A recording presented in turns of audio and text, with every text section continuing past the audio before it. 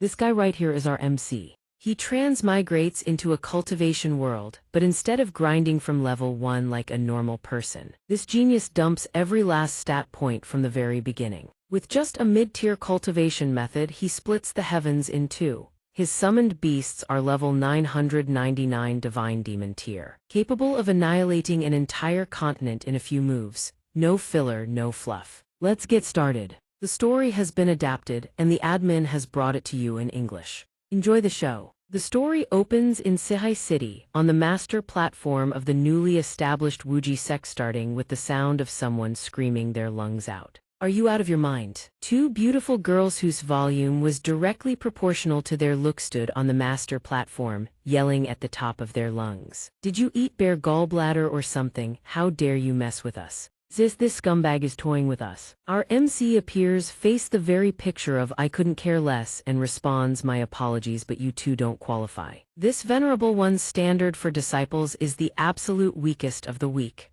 Green-haired one, your words don't please my ears. And you won't stop running your mouth. Bullshit, we sisters are already at the 3rd tier of the martial realm and we're not good enough for your rundown-ass sect. You're looking for a genius. Why does the green-haired loudmouth get axed while the purple-haired one gets recruited? Besides, we've only been martial disciples for 3 days. Why are you throwing us onto the master platform already? If you want to kick us out, do you really need to put on this whole circus? When plain insults didn't cut it, the two switched to creative profanity. Peanuts and century eggs with salt and pepper cashews crumbling down the sun of a biscuit. The passersby couldn't help but stop and gossip. He obviously can't find anyone. No wonder this sect only has one person left. Yang Ning takes the full verbal barrage to the face, utterly helpless. I still have. What can I even do about it? Fail to meet the standard, and you get expelled from the sect. That's this venerable one's rule. Before becoming sect master, this venerable one was the strongest person in the entire world. Quite the resume, huh? Would I stoop so low as to use my own name to deceive you?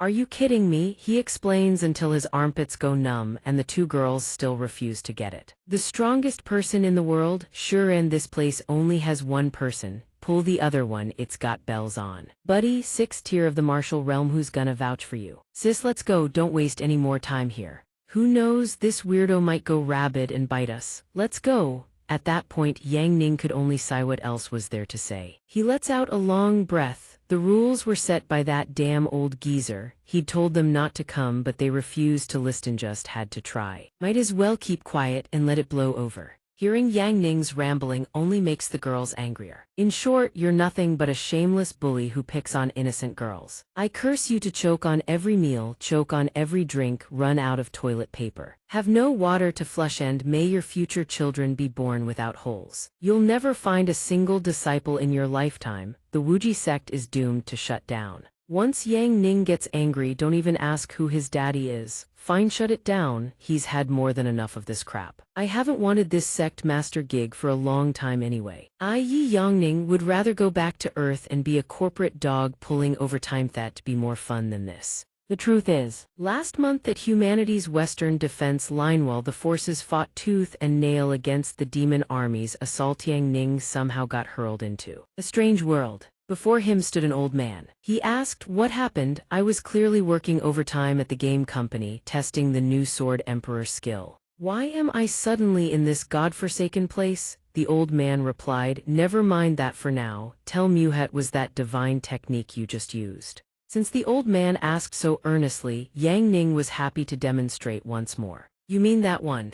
It's nothing special, really. A streak of light slashes across the space where the two stand. Yang Ning unleashes the Sword Emperor skill upon the ground. The mid-tier skill, sword breaking heaven and earth, level 100, splits the road clean in two. A dozen earths would have been cleaved in half as well. Space itself seems to freeze. The old man's eyes go wide as he stares at the unforgettable spectacle before him. The legends had foretold it. Somyeon would fall from the heavens. Not some divine immortal, just a weirdo. Just a gentle reminder. To the north, a demon army is also on the attack. Yang Ning, possessing both skill and tankiness, reassures them without hesitation, no worries, number 3's got it handled. To the north, a 3-headed, 2-legged demon sorcerer performs a high-level summoning technique. A single breath of fire sends the demon army scattering in every direction. The demons scream themselves hoarse, help, run for your lives. The old man watches the scene, utterly terrified. This number 3 of your susit less.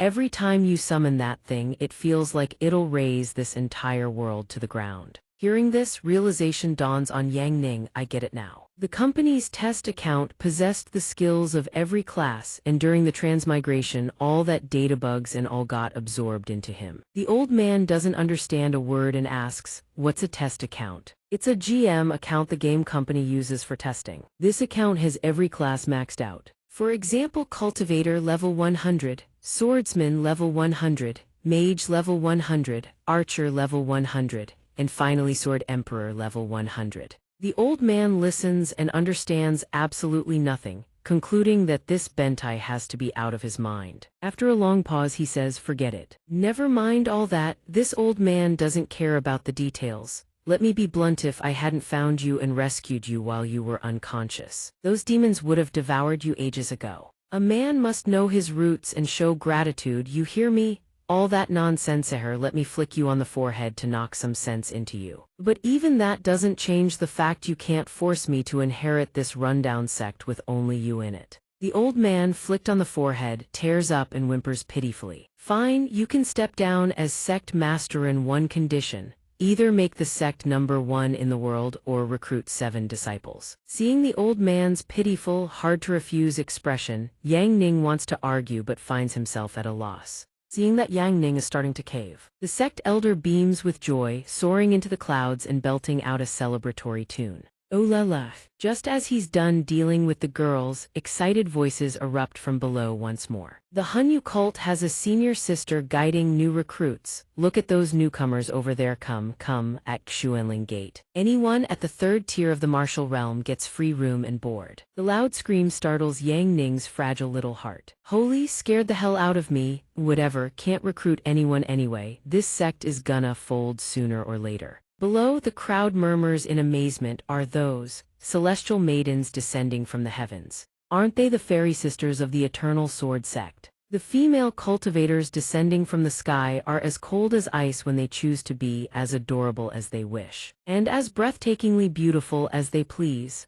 Every member of the Eternal Sword sect possesses extraordinary talent. Luo Zhu in particular is known as the Divine Sword Maiden, and yether they are. Luo Zhu takes the lead, marching the entire group straight into Yang Ning's sect. 3 months ago, a star suddenly plummeted from the sky and struck the peak of Mount Eternal Sword directly, reducing the entire mountain to rubble. The sect master vanished without a trace, leaving them with nowhere to go. They've been wandering ever since. Word had already spread that they were looking for a sect to take them in. And here they are, swallowing their pride and coming to a place like this. Yang Ning frowns, puzzled. Mount Eternal Sword. Wasn't that the mountain shaped like a giant sword? Oh right, I remember now. When I first arrived in this world, I was testing the Stellar Fall skill in the high-level zone of the Dark Mage class. And it hit that exact mountain.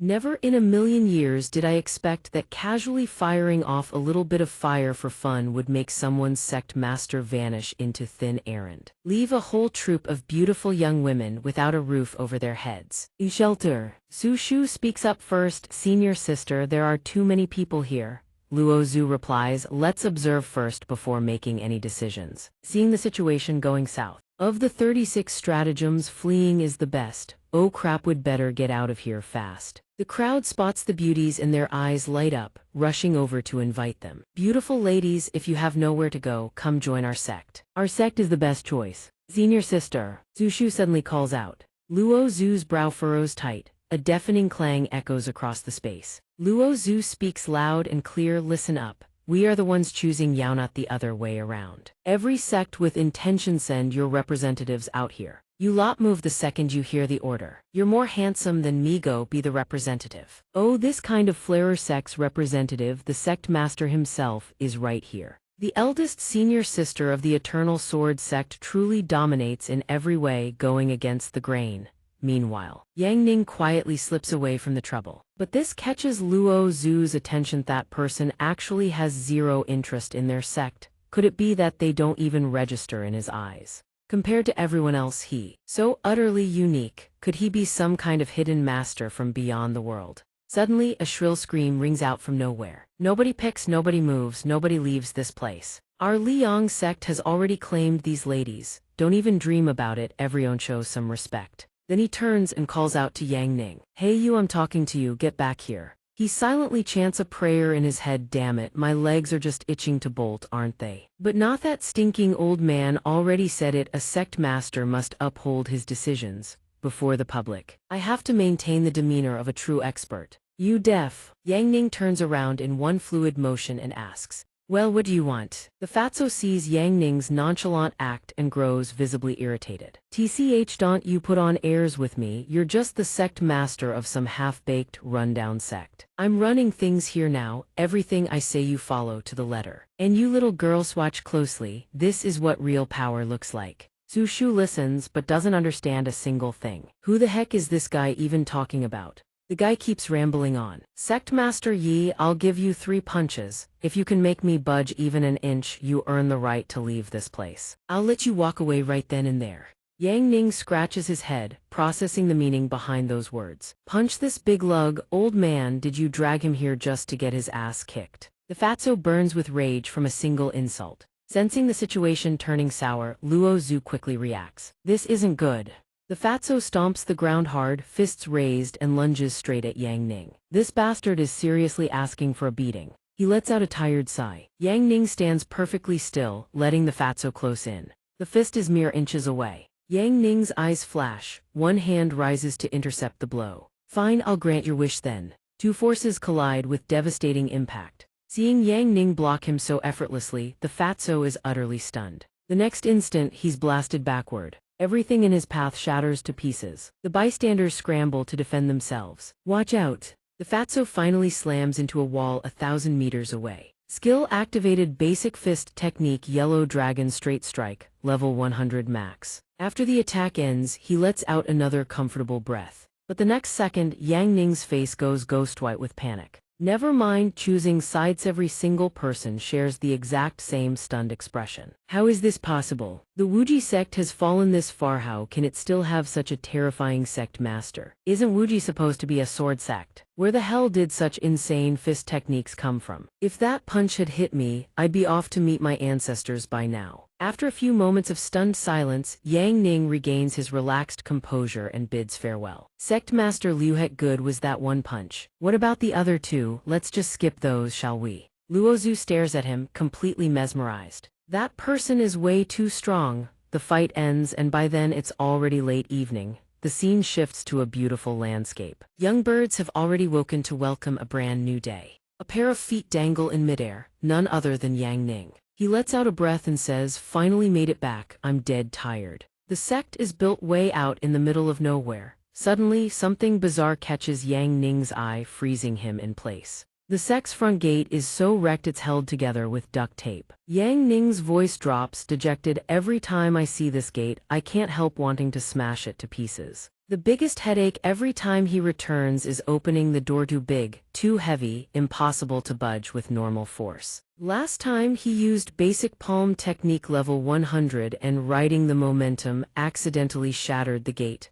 Got scolded half to death by the old man. Now returning to the sect means climbing the wall like a thief. Being alone in such a huge place gets a little lonely. The street is cold and empty. As he passes through a desolate alley, a sudden sound makes him snap to attention. Yang Ning frowns with irritation. She's pulling her stunts again. Time to deal with this. He arrives at the demon ceiling hall and throws the door open without hesitation. A creature with a sickly green body pipes up, kept in here way too long today. Everyone be careful, with a temper like that looks like no new disciples again today. He suddenly stops in his tracks at a certain spot, standing before an iron cage. He speaks into it, save your energy. Your crying act doesn't fool anyone around here, I'm the only human here. The high-profile prisoner inside eats like royalty and dresses in luxury, yet still causes trouble. A voice full of grievance echoes from within the cell. I don't want food, I just want to go outside for a walk. The pitiful Bai Fei, caged like an animal, speaks up with desperation. Being locked up here is so boring. Yang Ning hears her out and responds without a shred of sympathy. Then think about how many people you've hurt. That's exactly why you're locked up in here. She speaks up to defend herself. I've been good, I've been repenting. You can't even afford to feed yourself right now, how about just letting me go? After a bit of back and forth, Yang Ning naturally refuses her request. No can do, I promise the old man absolutely no letting you escape. Hearing this harsh truth, Bai Fei is left speechless. Yang Ning casually tosses the freshly heated food into his mouth and warns, stop thinking about breaking out every day. It's a rough world out there, aren't the free snacks good enough for you? Bai Fei refuses to back down. I'm worth more than snacks, just let me go and I'll marry you. Yang Ning sits down, grimacing. You think I'm an idiot, Bai Fei? I'm not that easy to fool. Bai Fei's voice grows more and more aggrieved. You big dummy, I'm being dead serious. Let's run away together. We'll have so many kids. I've already picked out names for our eldest, or if you let me go, within 3 years I'll turn you into a first-rate expert. Yang Ning isn't fooled for a second. He calmly sits down and retorts, bring out every trick you've got. The nine-tailed fox empress who once destroyed an entire dynasty don't even dream of wreaking havoc on the mortal world again. Just stay put here for me. He gazes at Bai Fei in her cage and warns, for life. The instant those words leave his mouth, an explosion erupts from within. Smoke and dust swirl as the silhouette of a young girl with flowing white hair slowly materializes. Her bewitching voice rings out, foolish human, how laughable. The old man saved your life once and now you'd bind yourself for eternity. Yang Ning walks away, leaving behind a single reply, you're wrong. I agreed to inherit this sect not only because he saved me but because I respected his path. He spent his entire life with a burning determination to revive this sect. I honored his courage and his perseverance. So when I arrived in this world with nothing but empty hands, I decided to carry on his legacy to make this sect stand between heaven and earth once more. Bai Fei lets out a soft snort, acting all cool in front of little Almi. So you won't release me, huh? Boom, another burst of sound, and she reverts back to her small, adorable form from moments ago. She pouts and slams her tiny hand against the ground. If you won't let me go, this precious one can break free on her own, and when that happens you are dead meat. At the crack of dawn, rays of light spill across his face, forcing Yang Ning awake. He mutters with exhaustion, morning already. Still so sleepy, weather this nice, perfect for going right back to sleep. Back to sleep it is. A strange voice suddenly rings out from beyond the window. Looking like this, how is the wuxia sect ever supposed to rise again? He jolts upright, scanning for the source of the voice. A black bird perched on a branch outside the window is staring right at him, mocking with that sorry bird brain look of yours. The wuxia sect is doomed to be ruined in your hands sooner or later. Yang Ning sits up sluggishly and answers. If I don't sleep in, you think this sect can be revived. Besides, you're just a bird I picked up off the road. Unknown origin, sketchy background, stop minding other people's business. The bird lifts its beak like it's some big shot. Fine, from now on I'm done managing this rundown sect's books, the ancestral bylaws, the sect regulations, you handle all of it yourself. Today I officially resign as sect housekeeper. As if struck at a nerve, he instantly reverts to his groveling mode to butter it up. I was wrong, O great divine bird who knows all the gossip under heaven. Good that you know you're wrong. Rememberers is a transactional relationship. I manage your affairs for 3 years, you help me fulfill one wish. He keeps up his flattering tone, showering it with praises. The bird on the branch grows impatient and urges, then get off your ass and go meet the guests. Yang Ning blinks, genuinely surprised.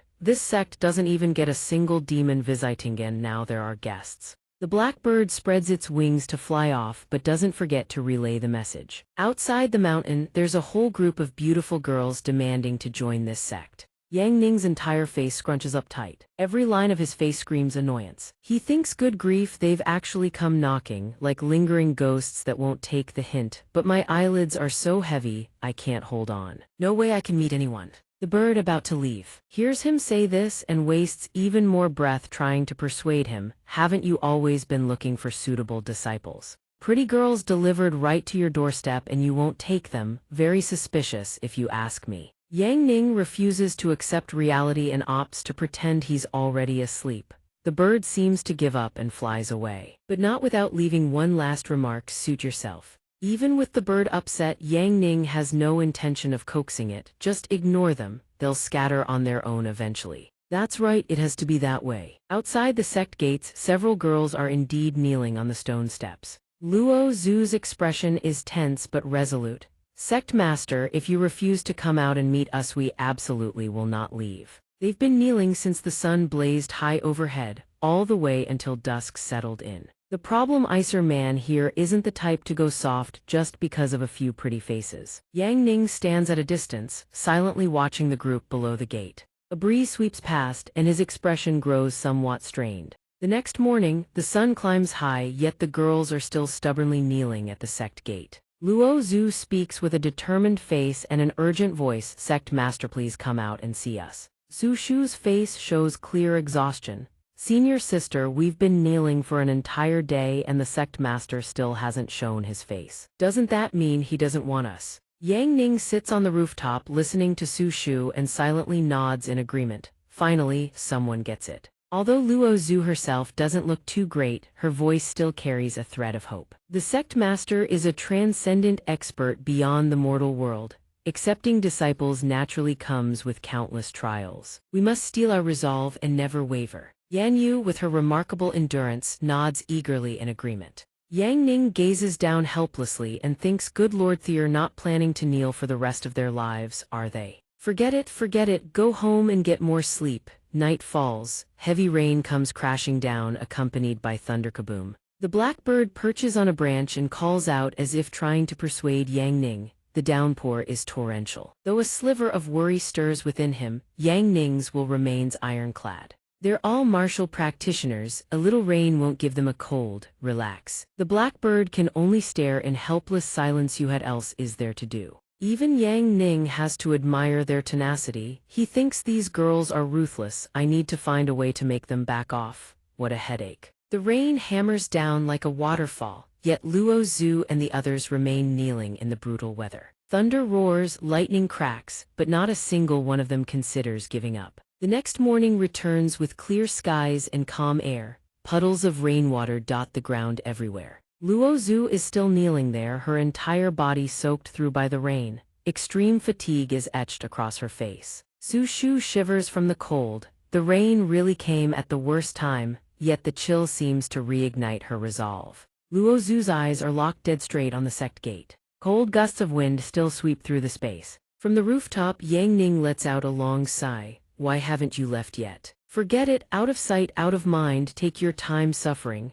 About to turn away, Yang Ning suddenly senses something wrong. It's not just Yang Ning, Luo Zhu also feels something is off. Below the steps, a bone-chilling dark aura begins to manifest. Yang Ning's face tenses with vigilance. He silently assesses such immense killing intent. Suddenly, Luo Zhu speaks to her junior sisters, let's go. This rundown sect has too many problems, I'm done trying. Her junior sisters are stunned by her words. Senior sister, a terrifying figure, steps out from behind them, his voice cold as steel. I've finally found you. Su Shu sees the man's silhouette and can't hide her shock. The white-haired junior sister nearby screams in terror. He's here. Lei Lei can barely contain her panic. What do we do? This devil just won't leave us alone. While everyone is paralyzed with fear, Luo Zhu is already on her feet, sword drawn. So it's finally come to this. Let me handle him. The man regards her display with visible satisfaction. Very good. Before the sect gate, the gentle glow of dawn brings a fragile sense of peace yet beneath it. The atmosphere is stretched taut as a bowstring. The stranger radiates overwhelming killing intent, his eyes dripping with menace. So the remnants of the Eternal Sword sect have taken refuge in the Wuji sect. This rundown sect isn't afraid of me wiping them off the face of the earth.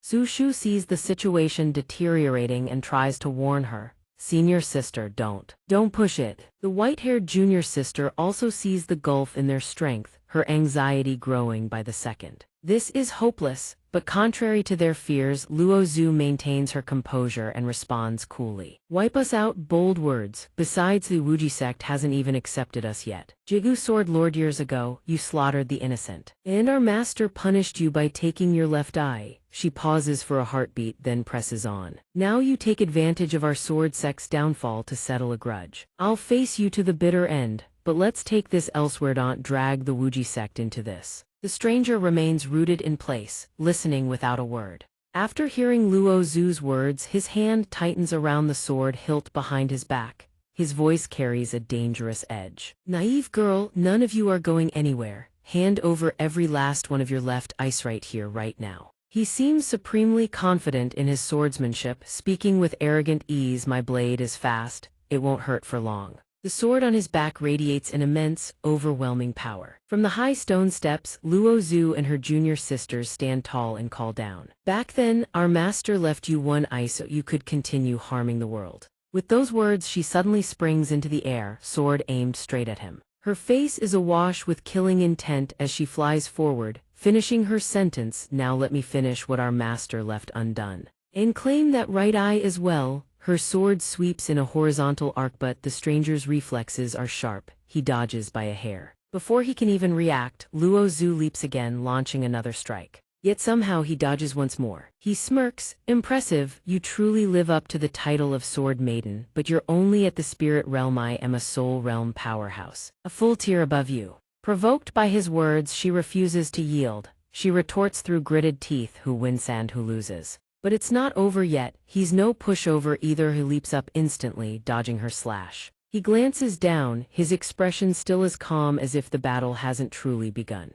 She springs upward, aiming to strike him midair. Luo Zhu slashes downward. He raises his sword to block. The clash of steel echoes through the air. Despite the tension of combat, the stranger still carries a trace of amusement on his face. Down below, the junior disciples clutch their swords tightly, gazing upward with hope in their eyes. A girl grips her sword and whispers a quiet cheer, "Senior sister." Luo Zhu lets out a fierce battle cry and brings her blade down with everything she has. This time he's sent flying backward, skidding several zhang away. Luo Zhu furrows her brows slightly and lets out a cold snort. The sword in her hand now crackles with fierce arcs of lightning. She tightens her grip on the hilt and unleashes a thunderous roar. Only now does a flash of surprise cross the stranger's face. He realizes the full force behind her attack. He leaps up, narrowly dodging the devastating slash. A single sword strike tears across the space, felling the distant forest as if cleaved by a divine axe. Trees lose their balance and crash down.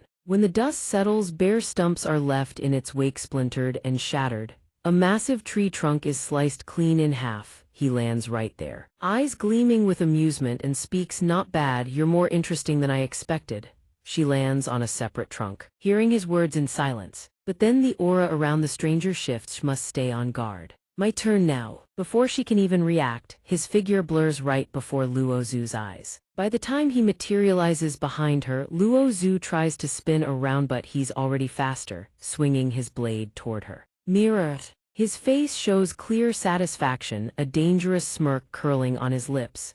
He delivers another devastating blow to her back. Luo Zhu can't hold back the pain. A scream tears from her throat. Her face drains of color, her eyes wide with horror. Below, the junior disciples cry out in panic. Senior sister, Luo Zhu, battered by the assault, clutches her shoulder and hastily descends to the ground. Despite the severity of her injuries, she has no intention of giving up. She pushes on. Her shoulder and arm are covered in wounds, trembling violently like a leaf in a storm. As Luo Zhu slowly makes her way down the stone steps, a voice suddenly rings out from behind. "Senior sister." Everyone, overcome with worry for Luo Zhu, has chased after her to this spot. "Senior sister, are you all right?" But Luo Zhu doesn't want to burden them. She shouts out, "Don't come any closer. What did I tell you all before? When we encounter this person, I go first and hold him off. You run immediately. So why are you all still standing there? Get out of here now." Su Shu and the others, caught off guard by Luo Zhu's fierce reaction, stand frozen like statues.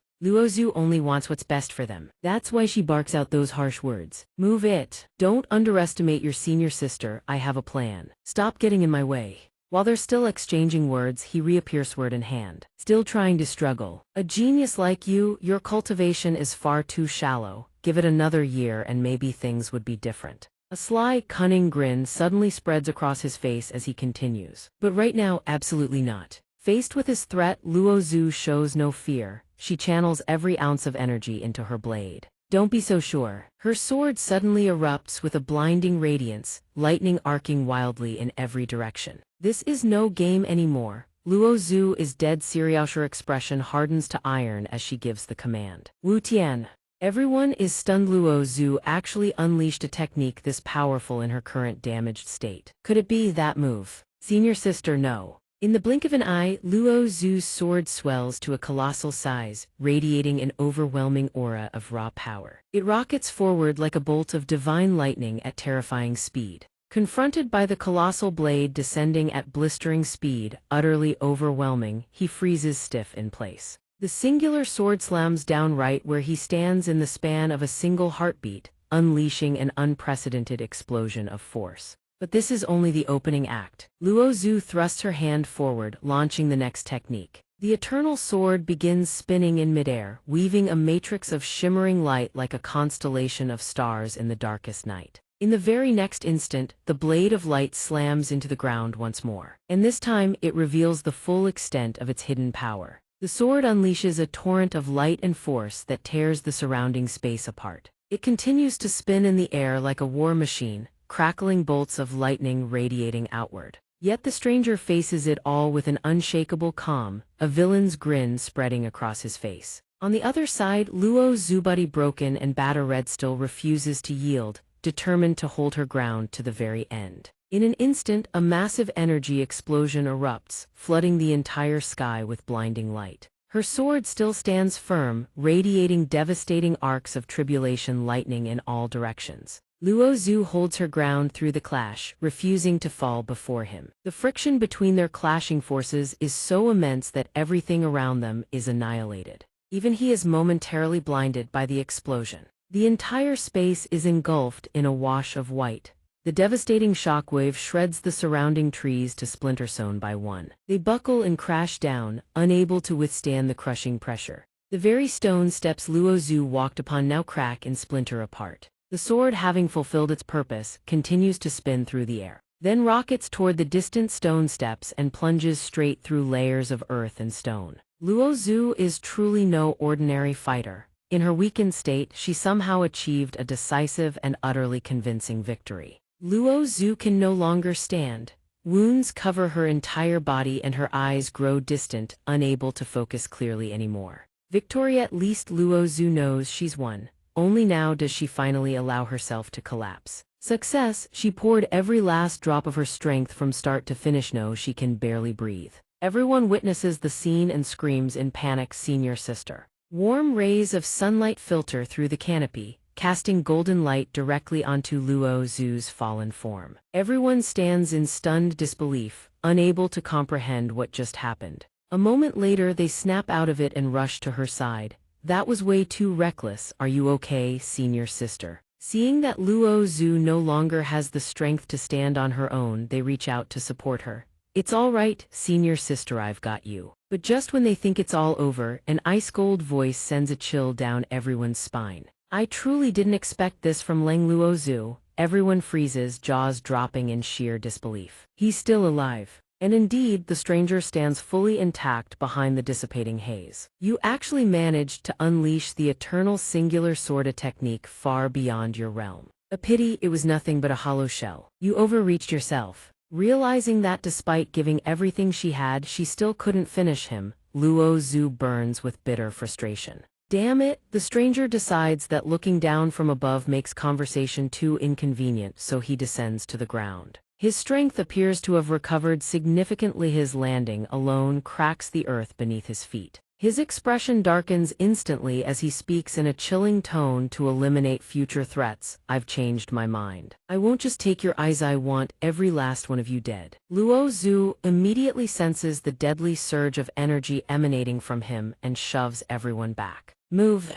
This isn't over, now is when it truly begins. With his resolve to annihilate them set, he launches his technique. The game begins, shuriken sharp as crescent moons fly from his hands at supersonic speed. And of course Luo Zhu takes the full brunt of the attack. She throws herself in front of the others, shielding them with her own body. The stranger has no intention of sparing Luo Zhu. He seizes the moment while she can't resist and charges forward, sword raised. But the others can't just stand by and watch him run rampant. They draw their weapons and prepare to protect their senior sister. Despite the dire situation she found herself in, she still refused to let them get dragged into it. This senior sister doesn't need you juniors to protect her just yet. Move aside. No sooner had the words left her lips than Luo Zhu surged forward, confronting him head-on. Though her body was already at its limit to guarantee everyone's safety, she staked her life in a desperate stand against him. Utterly confident in his own power, he grinned with savage delight. no one under heaven has ever caught my sword barehanded. It seems you've gone mad. I'll cleave through both your arms and your body." Not wanting anyone dragged into this battle, Luo Zhu charged forward and shouted her command. "Run, all of you, run." Her blood-soaked hands were now mere inches from that razor-sharp blade. In a sudden flash, a blinding burst of light erupted as the sword swung forward. Whoosh. He glared ahead, seething with fury, unable to touch even a single strand of Luo Zhu's hair. Even she was stunned, unable to comprehend what had just happened. Yang Ning had appeared just in time to save Luo Zhu. She caught it all in a single glance. She whipped around instantly to see who her savior was, and it was none other than Yang Ning. His eyes burned with cold fury at the thought of someone daring to lay a hand on Luo Zhu. A heartbeat later, while Luo Zhu was still frozen in shock, Yang Ning pulled her toward him, shielding her from the enemy's assault. Everyone's jaws hit the floor. They never imagined he would show up here. The sect master, before his sudden appearance, the attacker's expression soured instantly. "Some ragged sect master dares to meddle in my affairs, seems you're tired of living." With his ice-cold composure, Yang Ning fired back without missing a beat.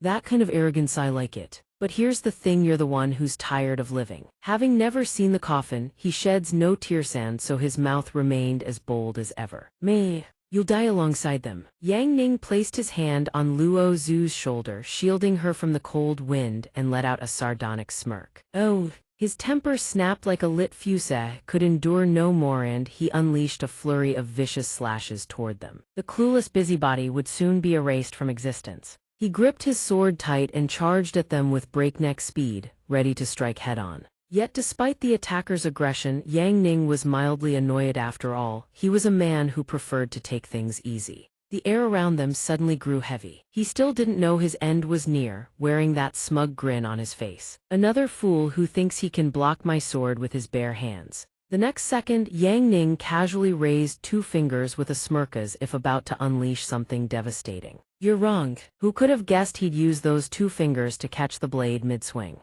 Before this absolute madness, the attacker's soul nearly left his body, couldn't believe his own eyes. His face instantly tightened like a taut bowstring. With the power of a supreme being, this young man could shatter his sword with laughable ease. Skill: basic martial technique, barehand blade catch. 2 fingers are more than enough to deal with you. In the blink of an eye, the attacker's sword shattered into 1,000 pieces. Kaboom. Before this sight, his eyes widened in sheer, unbridled disbelief. But he still hadn't given up and launched another attack. "This is my strongest sword, rot in hell." Without a word, Yang Ning's expression turned cold. He extended his hand into the air and summoned Luo Zhu's sword, which had been lying on the ground. Basic martial realm cultivator Yang Ning gripped the sword tightly for a one-on-one showdown to the bitter end. Moments later, a crescent-shaped slash came hurtling from the attacker's position. Swish. Skill: Duan Shui, sever the current. Yang Ning refused to be outdone. He swung his sword in retaliation. One moment the attacker was charging in with overwhelming force. Next, he froze dead in his tracks. His face darkened, and blood sprayed across the sky in a violent splash. In that instant, he had taken Yang Ning's killing blow beyond all salvation. The fate of a braggart who knew not the vastness of heaven and earth was to be cleaved in two beneath Yang Ning's devastating sword strike. A gentle breeze swept through his hair. Yang Ning wore a deeply satisfied smile, having just sent that man straight to the king of hell. Everyone stood stunned, utterly speechless that he had felled the enemy in a single beat. Moments later, Yang Ning descended softly from the air to the ground. He planted Luo Zhu's sword into the earth, as though completing a noble mission. Yang Ning walked toward Luo Zhu and gently helped her to her feet, but Luo Zhu's gaze remained glued to his silhouette. Having saved Luo Zhu's life, Yang Ning turned to leave without waiting for a single word of thanks. Everyone rushed over to her side. Senior sister-in-law, now did Luo Zhu truly have her eyes opened? So this world really does have someone who has mastered both fist and sword arts to the absolute pinnacle. Being a man of righteousness, Yang Ning simply turned and walked away, but before he got far, a voice called out from behind him, "We owe the sect master our lives. Please take us in. We swear to devote ourselves fully to restoring the Wuji sect to its former glory. We beg you, sect master, please accept us." Before their earnest plea, Yang Ning decided to offer them a glimmer of hope. "Since your resolve is this firm and you seem to have at least some understanding of our sect's situation, then I'll give you a 3-day trial as disciples. If you fail the trial and can't earn your place, then don't linger here any longer." Upon receiving Yang Ning's approval, Luo Zhu was filled with determination, resolved to pour every ounce of her heart and soul into it. "We thank the sect master, we will perform excellently, or will earn our place." The others' eyes lit up like festival lanterns. Their hearts overflowed with pure joy. "The sect master is willing to take us in, this is wonderful." Suddenly, Yang Ning raised his hand and issued a command. "Ling Luozu, come here." Before this unexpected demand, everyone was bewildered while she stared at him in confusion. After a moment, Luo Zhu regained her composure and slowly stepped up the stairs to the platform. She expected something serious from Yang Ning, but he merely extended his hand to her great surprise. A dutiful master, Yang Ning didn't just save her life, but also healed her wounds. Skill Basic Wood Sage Minor Healing Technique LVL 100 Max. A soothing green aura enveloped Luo Zhu's body, and in the blink of an eye, every wound on her vanished without a trace. Luo Zhu's complexion had turned rosy and vibrant once more. Before this spectacle, everyone couldn't help but marvel at his many talents. "Sect master, what kind of technique is this?" Senior sister was so gravely injured yet she's healed in an instant. "Is the sect master a divine physician?" Lu Qing, standing nearby, also fixed her gaze steadily on the two of them. She suddenly furrowed her brow slightly and thought to herself, "Sect master Yi." Luo Zhu looked herself over moments later, equally astonished by the disappearance of every wound on her body. "Healing this fast, it's truly unbelievable. Even the old scar on my wrist has vanished." While everyone saw this as nothing short of miraculous, Yang Ning didn't think so. "Good grief, a minor healing technique, and they're making this much fuss. These maxed out low-level skills are seriously broken." Grateful for Yang Ning saving her life and healing her wounds, Luo Zhu bowed deeply to express her gratitude. "I thank Master for saving my life." Yang Ning noticed it was getting late and, wasting no time on formalities, said, "Get up, follow me back to the sect." Seeing that they finally had a place to call home, everyone beamed with overwhelming joy. From ear to ear. Yes, under Yang Ning's protection, they set out and followed him back to the sect. Before long they arrived at Yang Ning's sect, a place secluded from the bustling mortal world. Everyone looked up and gazed around, unable to suppress their astonishment. "The gate is this massive. How are we supposed to open these?" Naturally, Yang Ning didn't bother with brute force. He raised his hand and channeled a wave of qi energy toward the gate. The formation instantly recognized his unique spiritual signature. And just like that, the enormous gate swung wide open with a single touch of his hand. The moment the gate opened, a tremendous gust of wind blasted outward, slamming into all of them. Yang Ning turned around and ordered, "Get inside, now." The massive gate slowly yawned open, revealing a long path stretching into the distance, waiting for them ahead. The instant everyone stepped inside, their jaws dropped. A paradise of immortal scenery hung suspended in the Ira Serene. Boundless realm unfolded right before their eyes. The next morning, the sun revealed itself after a long slumber, casting its warm rays down upon everything below. Though the new day had only just begun with the dawn's arrival, Yang Ning had already been sitting on the rooftop for quite some time, yawning as he muttered to himself, "Why the hell did I wake up so early?" Suddenly, it flew over to him and brought something to his attention. "Let me show you just how hard those girls have been working. Only someone with no conscience would want to kick them out." Meanwhile, Yang Ning was still yawning wide, not yet fully awake, and asked back, "Really?" Seeing how utterly indifferent he was, it decided to show him directly. "Look, Luo Zhu has been training there all night. Looks like she fell asleep. This girl really is a sword maniac, just like the rumors say." Witnessing Luo Zhu's dedication and diligence, Yang Ning couldn't help but feel a twinge of admiration. She's insane.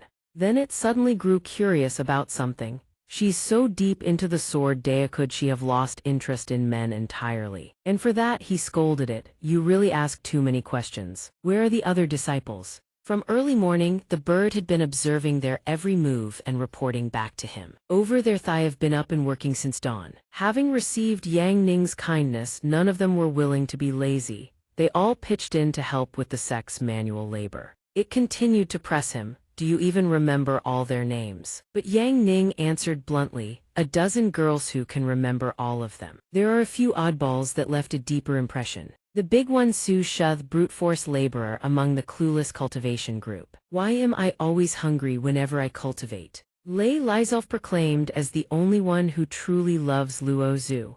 "I absolutely won't let anyone touch my senior sister." Yan Youth little kitchen girl, Sect Master, can I tidy up your room for you? Men can't even take care of themselves after all. Flower Maiden, she type androphobia.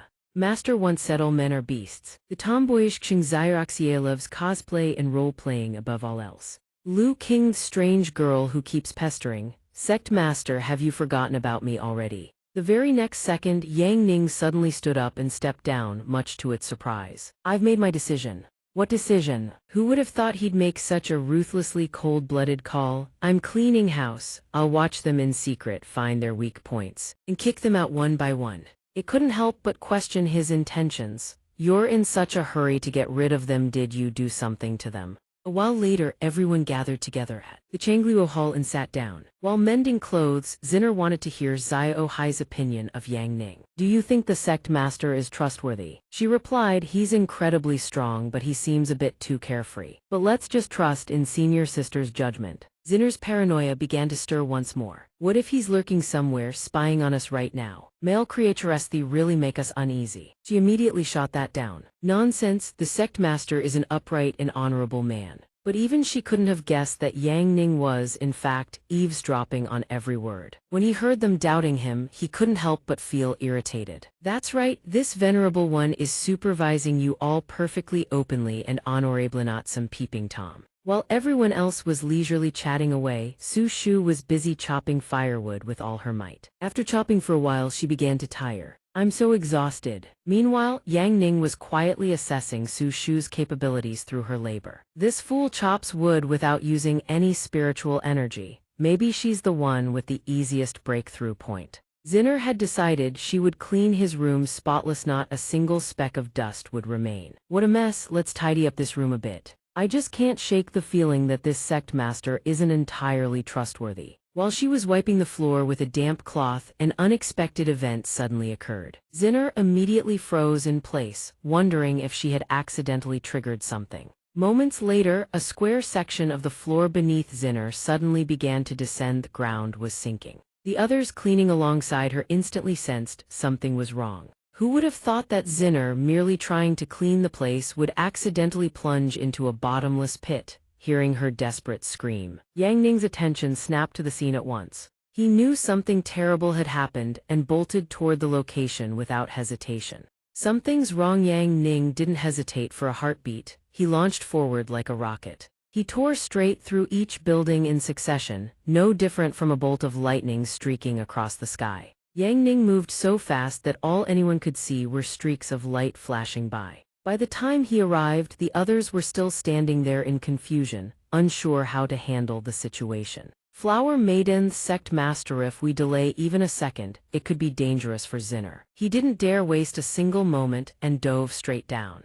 A voice echoed through the darkness. Don't be afraid, the Sect Master is here, you'll be fine. Meanwhile, Zinner was still in free fall down the deep shaft with no way to stop herself, screaming for help at the top of her lungs. While Zinner flailed like a stranded worm, Yang Ning was plunging downward at godlike speed to rescue her. To save time, Yang Ning ricocheted between the two walls of the shaft, gaining momentum with each bounce to propel himself faster. In the blink of an eye, Yang Ning had closed the distance and reached Zinner's position. He quickly extended both arms and caught her in a firm embrace. She was safe. No had arrived just in time. Yang Ning truly always played the hero, rescuing the damsel, appearing precisely at the moment these girls needed him most. The underground chamber wasn't pitch black. Small oil lamps were affixed along the walls on both sides, casting a faint glow. Zinner still hadn't recovered from the shock. Her entire body trembled like a leaf. It's all right now, miss. The moment Yang Ning finished speaking, she immediately corrected him, then stammered. I wasn't scared.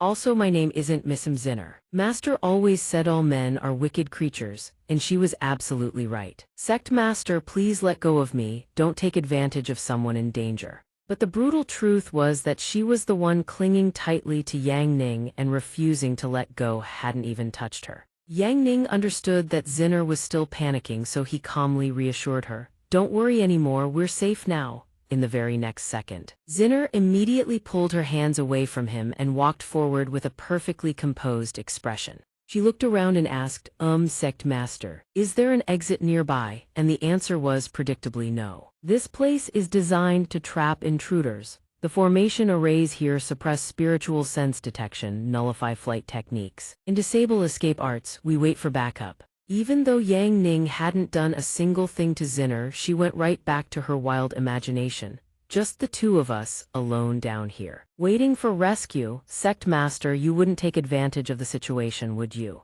You're overthinking it. In a desolate place like this with not a soul in sight, a little paranoia is only natural. But just like any other girl, Zinner is absolutely terrified the moment she sees the rodent. She immediately leaps onto Yang Ning and clings to him like superglue 502 adhesive style. Despite being the one who initiated this whole situation herself, Zinner somehow continues to blame him. Sect Master, how can you take advantage of the situation like that? Facing Zinner's blatant false accusation, Yang Ning is so furious he can't even form words. Isn't it clearly you? Instead of waiting peacefully, the two of them break into a full-blown verbal sparring match. I'm just a disciple, not the sect master's slave. Don't push it, who's really pushing it here? Fine, the mouse is gone, you can get down now. Zinner's face still clearly shows traces of lingering horror. Mice are what I'm most terrified of. Yang Ning doesn't care much about her excuse and immediately urges her along. Let's go, we can't just stay here forever. Let's try to find a way out. But apparently, Zinner refuses to cooperate. I want to wait here for reinforcements. Going into the dark with a man too dangerous. Since Zinner is so dead set on staying, Yang Ning doesn't waste his breath and simply turns to leave. But Zinner is all bark and no bite. In truth, she's a scaredy cat through and through. The moment she's left alone, panic overtakes her.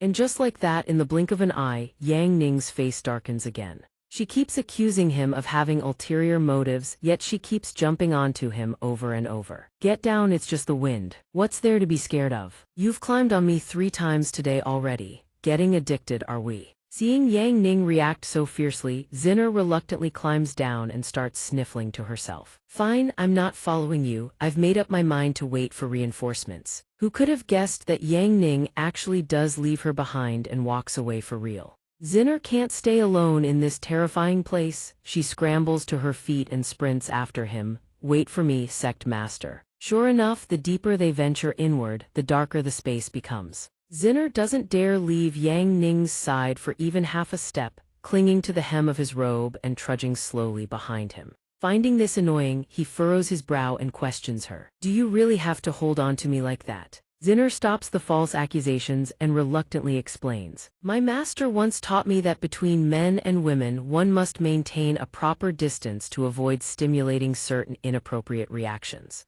Seeing Zinner guard against men to this extent, Yang Ning can't help but feel his head throb. But who could have guessed that after walking for a while, up ahead, a narrow path appears before them. There's an exit. However, what lies ahead is no flat open space. Instead, countless tall wooden stakes jut upward from below. The eerie, desolate scene stretching before them leaves Zinner utterly stunned. Where is this place? Zinner stands beside him, eyes wide with disbelief, and lets out a sigh of exasperation. So many pillars jumping across all of them would exhaust you to death. Yang Ning listens and calmly explains, that's not the important part. What matters is the Kongaming Formation Array. The legendary terror formation with tens of thousands of nodes. Step on one wrong pillar and the entire thing collapses in an instant. Now standing right at the entrance of the cave on the other side, Yang Ning glances at her and says coolly, I didn't expect you to have some knowledge after all. Hearing this, Zinner murmurs softly, I've always been fond of formation arrays.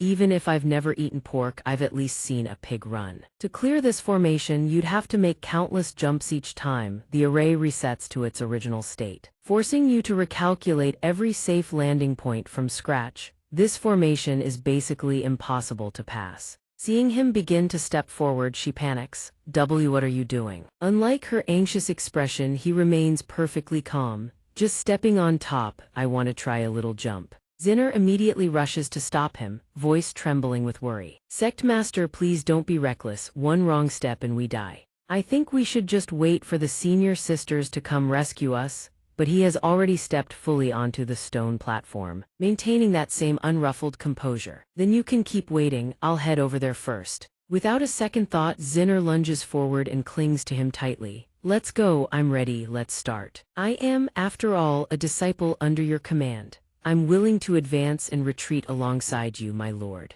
Yang Ning can only fall silent, utterly helpless against her clingy behavior. Yang Ning lets out a soft sigh, gazing helplessly at the girl clinging tightly to him. You really are a coward, also you're squeezing way too hard. She blushes but still doesn't let go. Her lips press together, not uttering another word. Yang Ning coils his legs and launches himself into the air, warning her to hold on tight. The leap is so powerful that only a streaking blur cuts through the darkness, making Zinner scream in terror. With a single jump, he soars past an entire row of stone pillars. Just as he's about to land on a nearby pillar, he warns, "Don't you dare move." The moment they touch down, she blurts out, "Sect Master, could you maybe use one arm to hold me properly?" He replies with a low growl, "If I step on the wrong spot, that's when we have a problem." Hearing this, she's absolutely stunned. In just a fraction of a second, he's already landed on the soul safe node.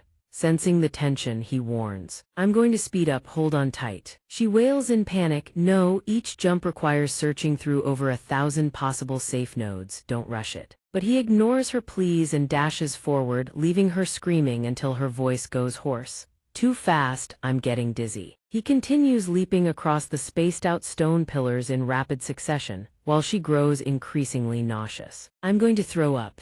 No matter how tightly she clings to him, nothing can slow down that unbelievable speed. Before long, the two of them reach the other side of the cavern. Yang Ning lands gently on the ground. Before them yawns a deep, pitch-black cave entrance. He raises a hand to shield his eyes from the light and surveys the surroundings, forgetting to even remind her. "Hey, we made it." Hearing this, she slowly lifts her head, her voice laced with half-belief, half-disbelief. "We're here, that's impossible. The books say this formation requires tens of millions of calculations for every single step. So how did you get through so fast?" Yang Ning lets out a soft snort and replies, "I calculated everything." He answers patiently, "Because before every jump I already worked out all the subsequent variations." She can't believe it and can only stammer, This has to be some kind of joke, right?" Yang Ning responds flatly, "Who's joking? The functions of this formation array, I've got them all maxed out. A formation at this level, just activate the function and it's solved. You get down first. In any case, until I've confirmed it's safe, I'm not leaving my own turf." She seems to notice something and turns her head. Right in front of them stands a massive stone door engraved with a yin-yang symbol. She climbs down from him, her eyes locked onto the enormous door without blinking. What else could possibly be unsafe now? There's only one door ahead. It looks strangely familiar, as if she's seen it somewhere before. She suddenly gasps, "This door, it looks so familiar." Contrary to her initial impression, the door is so massive that the two of them look like specks of dust standing before it. Yang Ning wastes no time introducing it. "This is the Duanlong Demon Imprisoning Formation." She immediately recognizes it.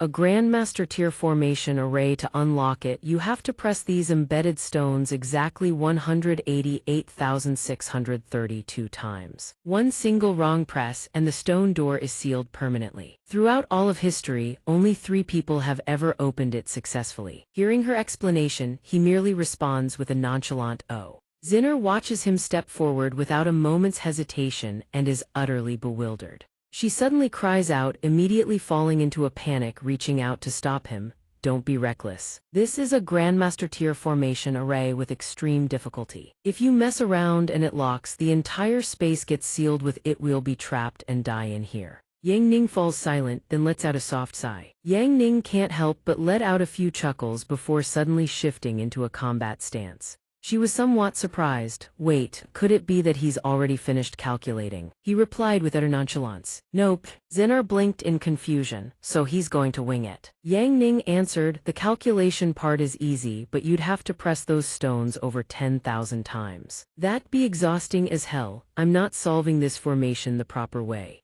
Her voice carried a hint of disappointment. "You couldn't actually solve the formation at all, could you? This formation looks like only a genius could crack it. But apart from using your brain, there's another way to break a formation." He stopped talking and raised his fist toward the stone door. His fist began to move toward the gate. Outside, the senior sisters were still trying to find a way to rescue them. A junior sister asked anxiously, "Senior sister, if we start digging here, how long will it take to get them out?" Luo Zhu answered flatly, "Stop talking nonsense. Even if we have to dig up the entire Wuji sect, we will get them out. suddenly. A deafening explosion erupted from underground. An object burst upward from within, leaving everyone frozen in shock. Through the billowing dust was a massive hole where the once solid wall had stood. Yang Ning appeared there, strolling out as casually as if nothing had happened. "He's out." Zinner stood behind him, struck speechless with shock. Breaking a formation like that Thai's man is absolutely terrifying. He calmly reminded them, "Next time when you're cleaning up, pay attention to safety."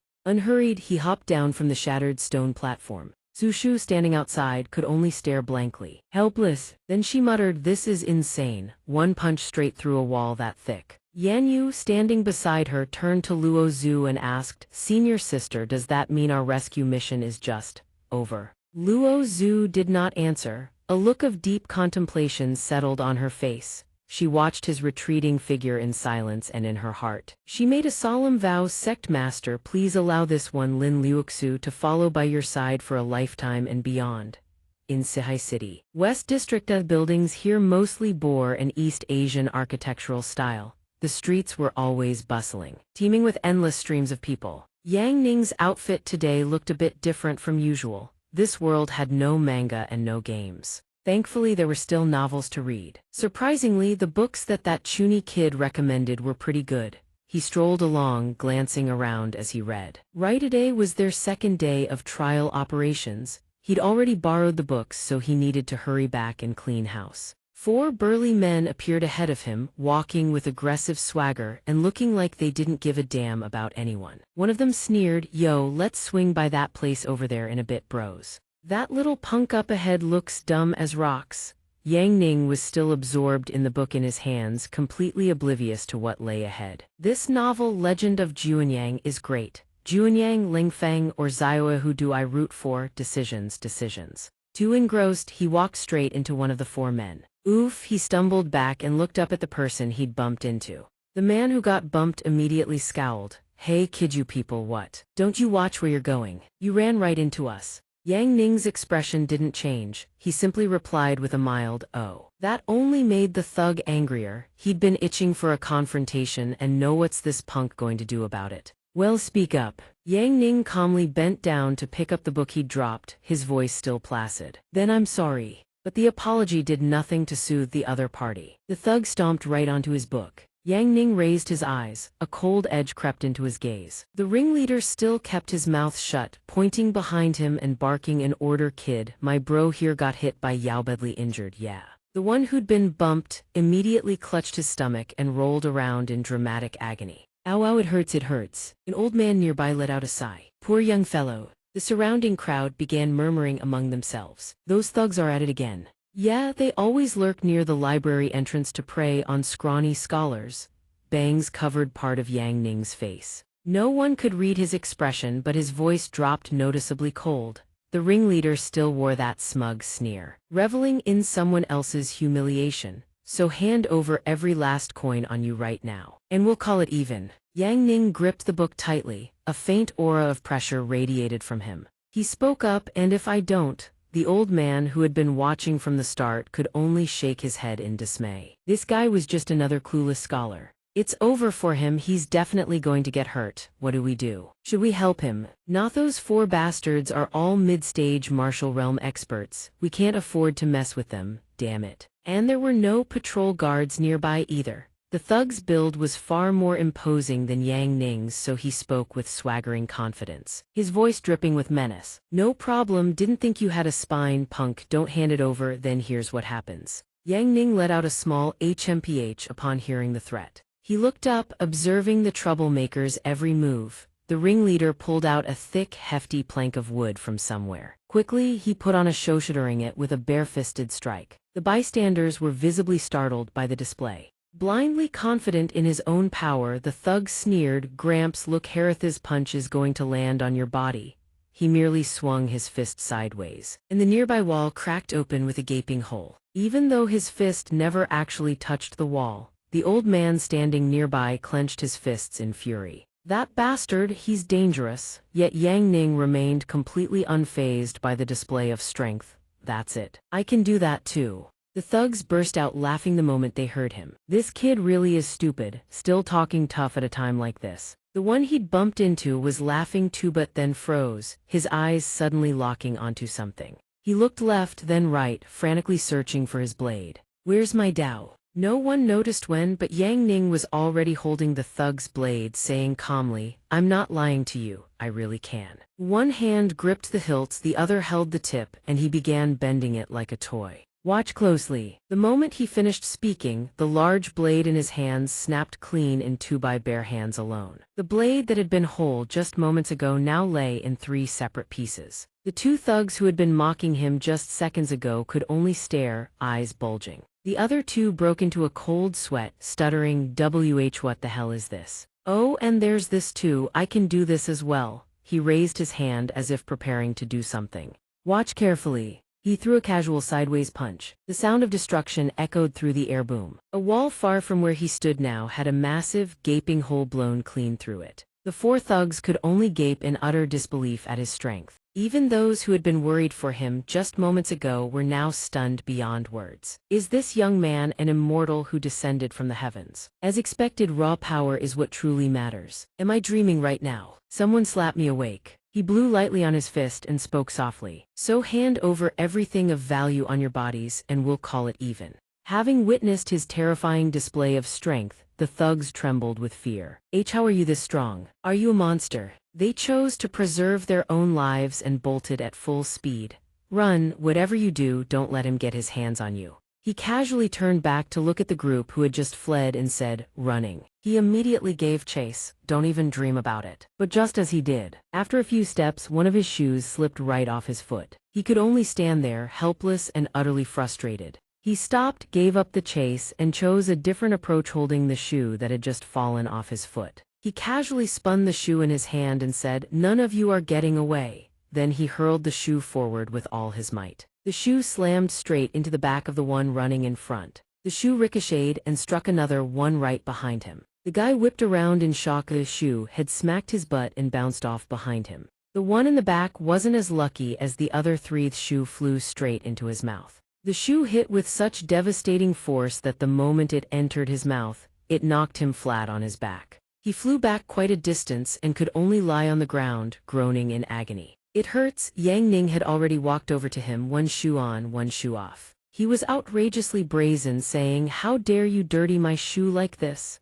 The guy knelt on the ground, trembling. "Please spare my life, hero. We'll give you everything we have." Yang Ning still seemed furious as he raised his fist. "Not enough, you still owe me one more punch." The guy trembled as if struck by lightning. Yang Ning just silently glanced at him. The wretch had already fainted from sheer terror. "What useless trash. Fine then. Let's see what valuables you've got on you to compensate my traumatized heart." The bystanders who had been watching couldn't help but exclaim, "I never expected this young man, looking so refined and scholarly, to be this powerful. I never thought these four thugs would finally get what's coming to them today." The little girl standing nearby also let out a sigh of admiration. The little girl ran over with a bright smile. "I'll help you pick up your books, big brother. Let's see what kind of book gave you that kind of strength." Yang Ning casually sat down and picked up a money pouch. These guys are usually big spenders, but of course there's only a handful of loose coins inside. "Fine, I'll take these 2 sabers and the coins. Consider it a discount for you lot."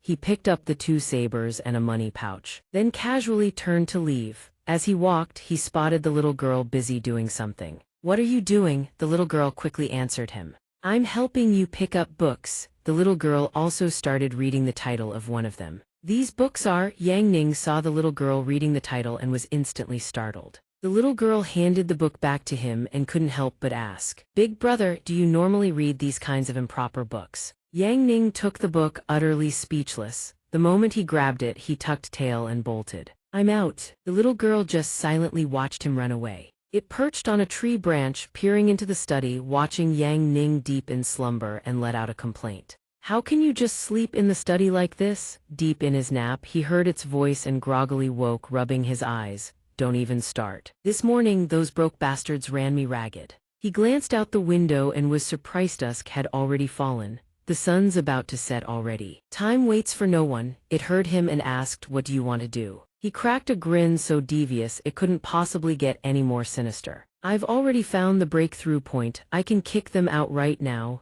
it could only sigh helplessly at his deviousness. Your face right now really looks like those scheming villains. Yang, the evening sunlight gently bathed the dark crimson roof tiles. He stood behind a tree, observing all the activity happening over there. Zushu appeared to be chopping firewood, which was counting. 407. It stood on a tree branch watching her. Her mind is very pure, her personality knows no deceit. He replied casually, who cares about that? The key point is she chops firewood without ever using internal energy. Her martial realm cultivation can't be above the 6th stage. That same smile again. A smile scheming many things, none of them good. I'll go take her pulse once I catch the lie. Every last one of them is getting kicked out. This venerable one will not be deceived. It could only manage 7 parts helpless, 3 parts resigned at his sinister tone.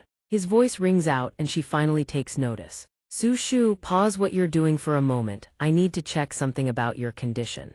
Sect master. Sir. He abruptly seizes her wrist. For no apparent reason, a shimmering pink glow suddenly radiates around them both. He closes his eyes to sense her martial realm, dead serious, yet she blushes furiously and murmurs, this is my first time holding hands with a man. The line hits him like a brick, leaving him speechless. Meanwhile, the others start staring. Sect master, what are they doing? I have no idea. Sensing the growing attention, he starts to sweat. It looks like they're doing something shady. Crap, too many eyes, we need to move. No hesitation, he yanks her along and takes off. Her mind, meanwhile, goes into overdrive. Could this be like one of those romance novel scenes? The domineering sect master forces the reluctant girl away. Just thinking about it makes her face burn even hotter. She lets herself be dragged along, completely helpless. They reach a secluded spot. Sect master, sir, what? Zushu starts to call out, but he says nothing. He just raises a finger and makes a silencing gesture. He grabs her hand again and her thoughts spiral. So this is what people talk about, stopped me from talking, so is he going to kiss me? Isn't this way too fast? She forces herself to breathe steadily, trying to calm down. So do I have to kiss him? But she quickly shakes her head, rejecting the idea. No way too soon. Meanwhile, his expression darkens as he seems to sense something. Her spiritual energy keeps gathering and dispersing. There's a bottleneck issue, but her realm has already reached the threshold of the late stage.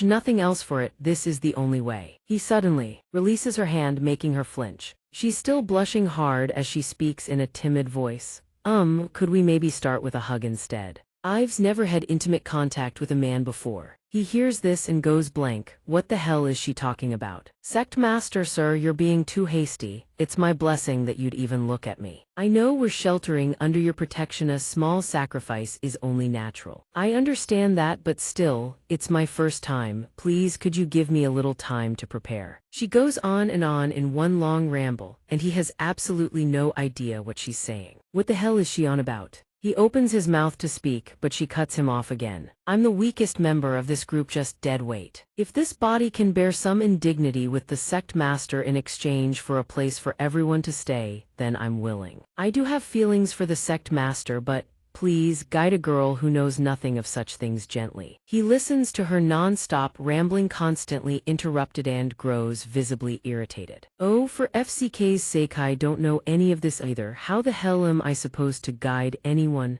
And she's still all bashful about it. Sect master, sir, about serving Yao, could you give me a few days to prepare? Luo Zhu suddenly appears behind her, making Su Shu jump out of her skin. What nonsense are you spouting? The sect master is absolutely not that kind of person. Hearing Luo Zhu say that, Su Shu tilts her head in genuine confusion. But sect master, sir, didn't you want me to trade my body so everyone could stay? Yang Ning finally understands what Su Shu has been going on about this entire time. So that's what they think of me. Yan Yu is young, but she quickly steps in to apologize on Su Shu's behalf. Sect master, sir, Su Shu doesn't understand and has gotten the wrong idea. If a trade is truly needed, then I'm more suitable. I'll volunteer myself. While Su Shu is still lost in confusion, Yang Ning cuts straight to the point.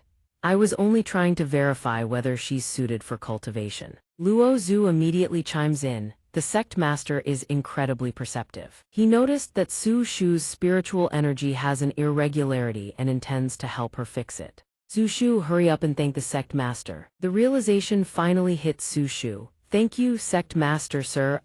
So we don't need to hold hands anymore. Yang Ning can only stand there in dead silence, utterly speechless. No need for now, we'll deal with it when there's a chance to become official disciples. Tomorrow, all of you prepare to face the entrance trial. Luo Zhu looked surprised, while Yan Yu was visibly thrilled. She quickly spoke up. Yes, she answered enthusiastically. In the underground cell, Yang Ning leaned against the wall, urging the person inside to eat faster. Hurry up and eat, the new arrivals are waiting to wash the dishes.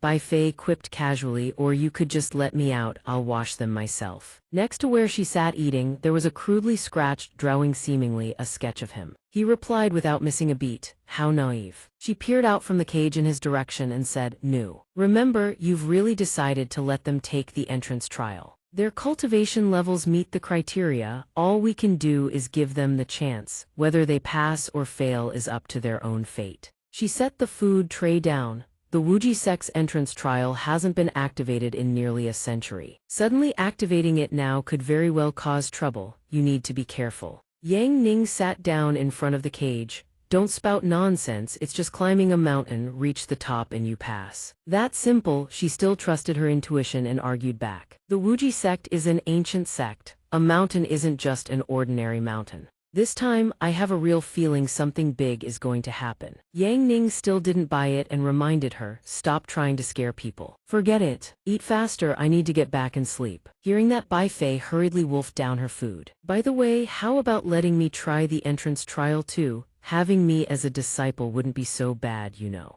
He remained perfectly calm before her temptation. Don't switch up your escape tactics. If I let a former demon empress like you out, the world would be in chaos. I'm ever so well behaved. I'd absolutely never corrupt your female disciples. At most, I'd just teach them how to be women. She finished eating and let out a burp. Because she ate so fast, grains of rice still clung to the corner of her mouth. Looks like today you ran into a girl who can't read the room. Honestly, women who can't drive shouldn't be jerking the wheel around. Ever since you explained the meaning of flying a plane to me, I've been reminded that I haven't flown in ages. Mid-sentence, she suddenly stopped, could no longer see him standing outside. Where'd you go? Gone. Wasn't he supposed to come collect the dishes? Bai Fei stood atop a protruding rock, clenched her fist, and declared with a huff, this prison will never hold me, I will break free. At the crack of dawn, the day of the Wuji Sect's entrance trial had arrived. The mountain they would climb was Xiao Ling Mountain, a small peak nestled within the Wuji Spiritual Peaks core vein, right behind the sect's rear mountain. The sect master pulled an all-nighter, so he won't be presiding today. He says you just need to climb the mountain yourselves. She perched on a tree branch and pointed her wing forward. Use your own strength, reach the summit, and you qualify to join the sect. The others were somewhat surprised to hear the trial was just mountain climbing. Mountain climbing, that's it. Who doesn't know how to climb a mountain? Is the Wuji sect seriously testing us on just this? Zushu also grumbled about her sect master. The sect master is a martial cultivator and yet he stays up all night, no discipline whatsoever. Yan Yu quickly came to his defense. You see, yesterday. It's not what you think. Yesterday I happened to spot the sect master. In the dead of night, he was carrying a lantern toward the cliff on the mountain. You have to understand this place borders the wasteland where demons roam freely. The sect master must have been on night watch, keeping demons from breaching into the human realm. Luo Zhu, standing nearby, quickly echoed her praise. A night watchman, a hero guarding the human world against the demons. The sect master really is like that. 70% of this world has already been overrun by demons. The wasteland expands with each passing day, fortunately. There are heroes like the Night Watchman holding the line for humanity.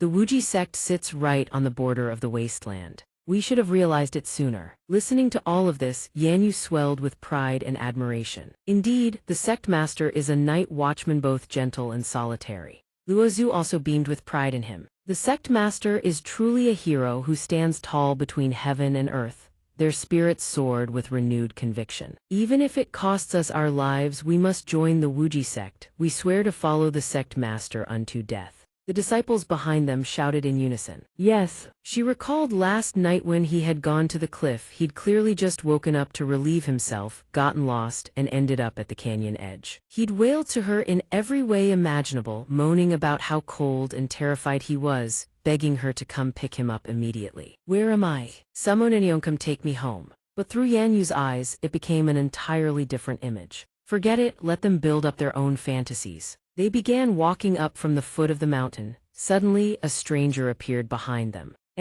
Everyone wait up, I'm here for the entrance trial too. In the forest, as the group of female disciples pressed forward, a strange figure suddenly emerged from the shadows. Who's there? A female disciple turned around and asked. The girl beside her also turned to look puzzled. Where did this extra person come from? Another female disciple asked, turning back. Following the question, everyone turned around. Your outfit is really bizarre, one girl remarked, sizing him up. Yang Ning wore a cloak that shrouded him from head to toe. Hearing the female disciple's questions, he stammered, Bai Fei blew this trial way out of proportion, it's far too dangerous. I have to come along to ensure everyone's safety. A person should be upright and forthright, take off your hood. Luo Zhu stepped forward from the group of disciples. Recognizing that it was him, she gave a few deliberate coughs. Seeing Yang Ning was about to be exposed, the black bird perched on a branch quickly interjected. She is the sect master's close little sister, but she's terribly shy and afraid of strangers. Please be understanding, everyone. Yang Ning heard what it said, his face the very picture of exasperation. You damn bird, who are you calling a woman? You wretched creature, I'll settle the score with you later. He silently held a grudge. The disciples, hearing the black bird's explanation, offered awkward smiles. If this big sister is that shy, she'll never land a boyfriend. Su Shu said, who needs something called a boyfriend anyway? Yang Ning retorted but quickly corrected himself. What I mean is she's still young, she doesn't want to think about that sort of thing right now. Yan Yu had somehow gotten close without anyone noticing. He tilted his head upward to look at her. I think your figure is really tall and elegant, tall and graceful. Yang Ning could only smile awkwardly. Really? She just happens to have long legs, that's all. The black bird on the tree saw that if it didn't intervene, Yang Ning's cover would be blown for good. Alright, enough chit-chat, let's get moving. The group ventured deeper into the forest, stopping at the edge of a cliff. They surveyed the mountain and felt that, aside from being tall, there was nothing unusual about it. Someone said, but Luo Zhu didn't lower her guard. Don't underestimate it. There's something off about this mountain, I'll take point. Stay close behind me and be careful. Zhu Shu, standing behind, also obeyed. Yes. As soon as the words left their lips, those figures vanished into the air, including the disguised Yang Ning. The black bird flying behind glanced at the group and thought, these young women, their physical constitution and their character are both quite excellent. Yang Ning, you've really struck gold with this bunch. The group soared straight toward the mountain peak, with Luo Zhu leading the way. At the rear, the male protagonist flew behind Yan Yu when Su Shu let out a sigh. That sigh caught Yan Yu's attention. HMPH. Yan Yu slowed down and turned her head. Su Shu, is something bothering you? Yang Ning drew closer and overheard their conversation, then froze. I was thinking about this entrance trial, I should just give up. Su Shu looked away. Don't be silly, the sect master may look strict, but he's a good person. Yan Yu tried to comfort her. Neither of them had any idea that the protagonist of the story was flying right behind them. I'm no good person at all, such naive girls. Despite Yan Yu's words of comfort, Su Shu didn't feel any better. It's me who has the problem, my body was never suited for cultivation. Once everyone has a place to settle, I'll leave with peace of mind. But Yan Yu refused to give up. The sect master will help you, she insisted. Seeing Yan Yu's stubbornness, Su Shu forced a stiff smile. I'm thinking of heading down the mountain and finding manual labor, something that actually suits me. This sect is dirt poor, the sect master has it rough too. Yang Ning, listening from behind, was so moved he could have cried a river. Finally, someone who understands me. Dusk gradually fell over the massive mountain range. The three figures rested briefly before flying onward. Let's catch up to the others first. Wind howled between the mountain ridges. All of them leaped upward together. The group finally reached the mountain peak. The female disciples walked forward and gazed at the towering mountains still looming ahead. Amid the majestic craggy landscape, Luo Zhu stood on a rocky outcrop, staring intently at the cliff face. A gust of wind swept past, sending her white cloak billowing. The female disciples began chattering excitedly. Why did everyone stop here? One of them asked. This cliff shouldn't be too hard to jump over, she said, but another disciple immediately shot down her claim. This cliff is strange. The moment you try to jump across, a powerful gale appears out of nowhere. Yan Yu, standing nearby with her hands on her hips, noted that only senior sister Ling had managed to cross. Everyone else who tried had failed. However, Yan Yu quickly noticed something odd and scratched her head. There's wind. Wind blowing at a cliff face is perfectly normal. Hearing this, a glimmer of hope flickered in Luo Zhu's heart. Try again, everyone. She spoke, and the disciples behind her obeyed without question. Yes, senior sister, we'll give it our all. As soon as the words left their mouths, two figures wrapped themselves in protective chi and shot straight toward the cliff face ahead. Everything seemed perfectly normal until the two reached the middle of the chasm.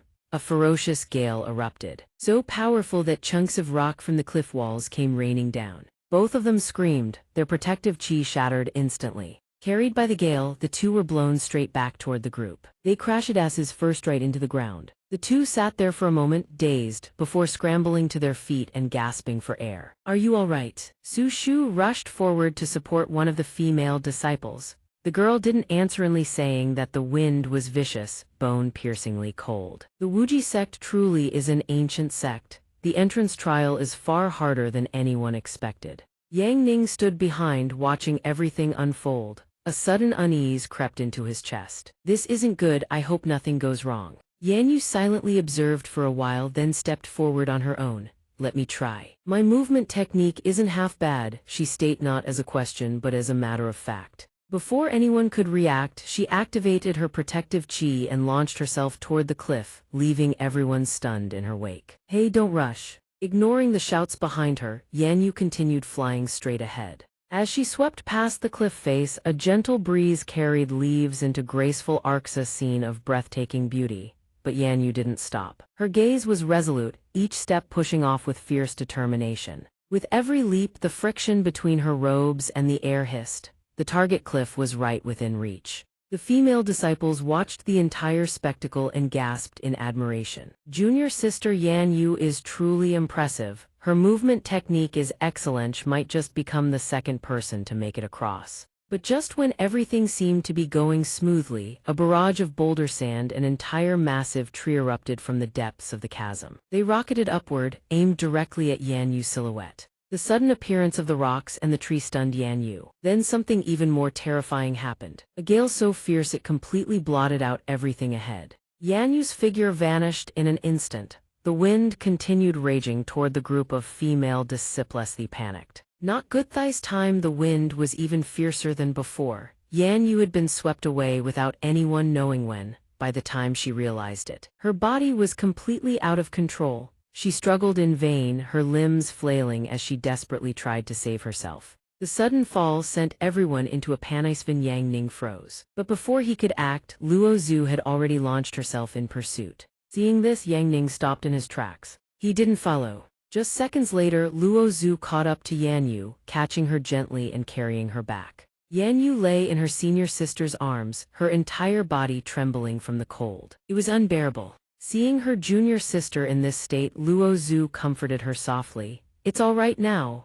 But watching even Yan Yu fail to make it across, the other disciples grew even more disheartened and anxious. This cliff is too dangerous, we can't possibly make it across. Senior sister, what do we do? After a moment of deliberation, the female disciples finally reached a decision. Senior sister, don't worry about us anymore. Please go ahead, we'll figure something out on our own. But hearing this, Luo Zhu couldn't help but flare up. Quiet, all of you, stop talking nonsense, I have a plan. From what I've observed, this gale has an enormous amount of resistance. Her eyes gleamed with deep contemplation, her expression utterly serious as she assessed the situation. Don't even mention the 6th stage of the martial realm. If you haven't stepped into the spirit realm, you can't break through it. Since I can't help all of you instantly raise your cultivation to suppress this gale, then I'll just have to cut the wind itself. Su Shu was still processing her words, bewildered. How do you cut wind? When Luo Zhu had already shot straight toward the cliff face, leaving her juniors in shock.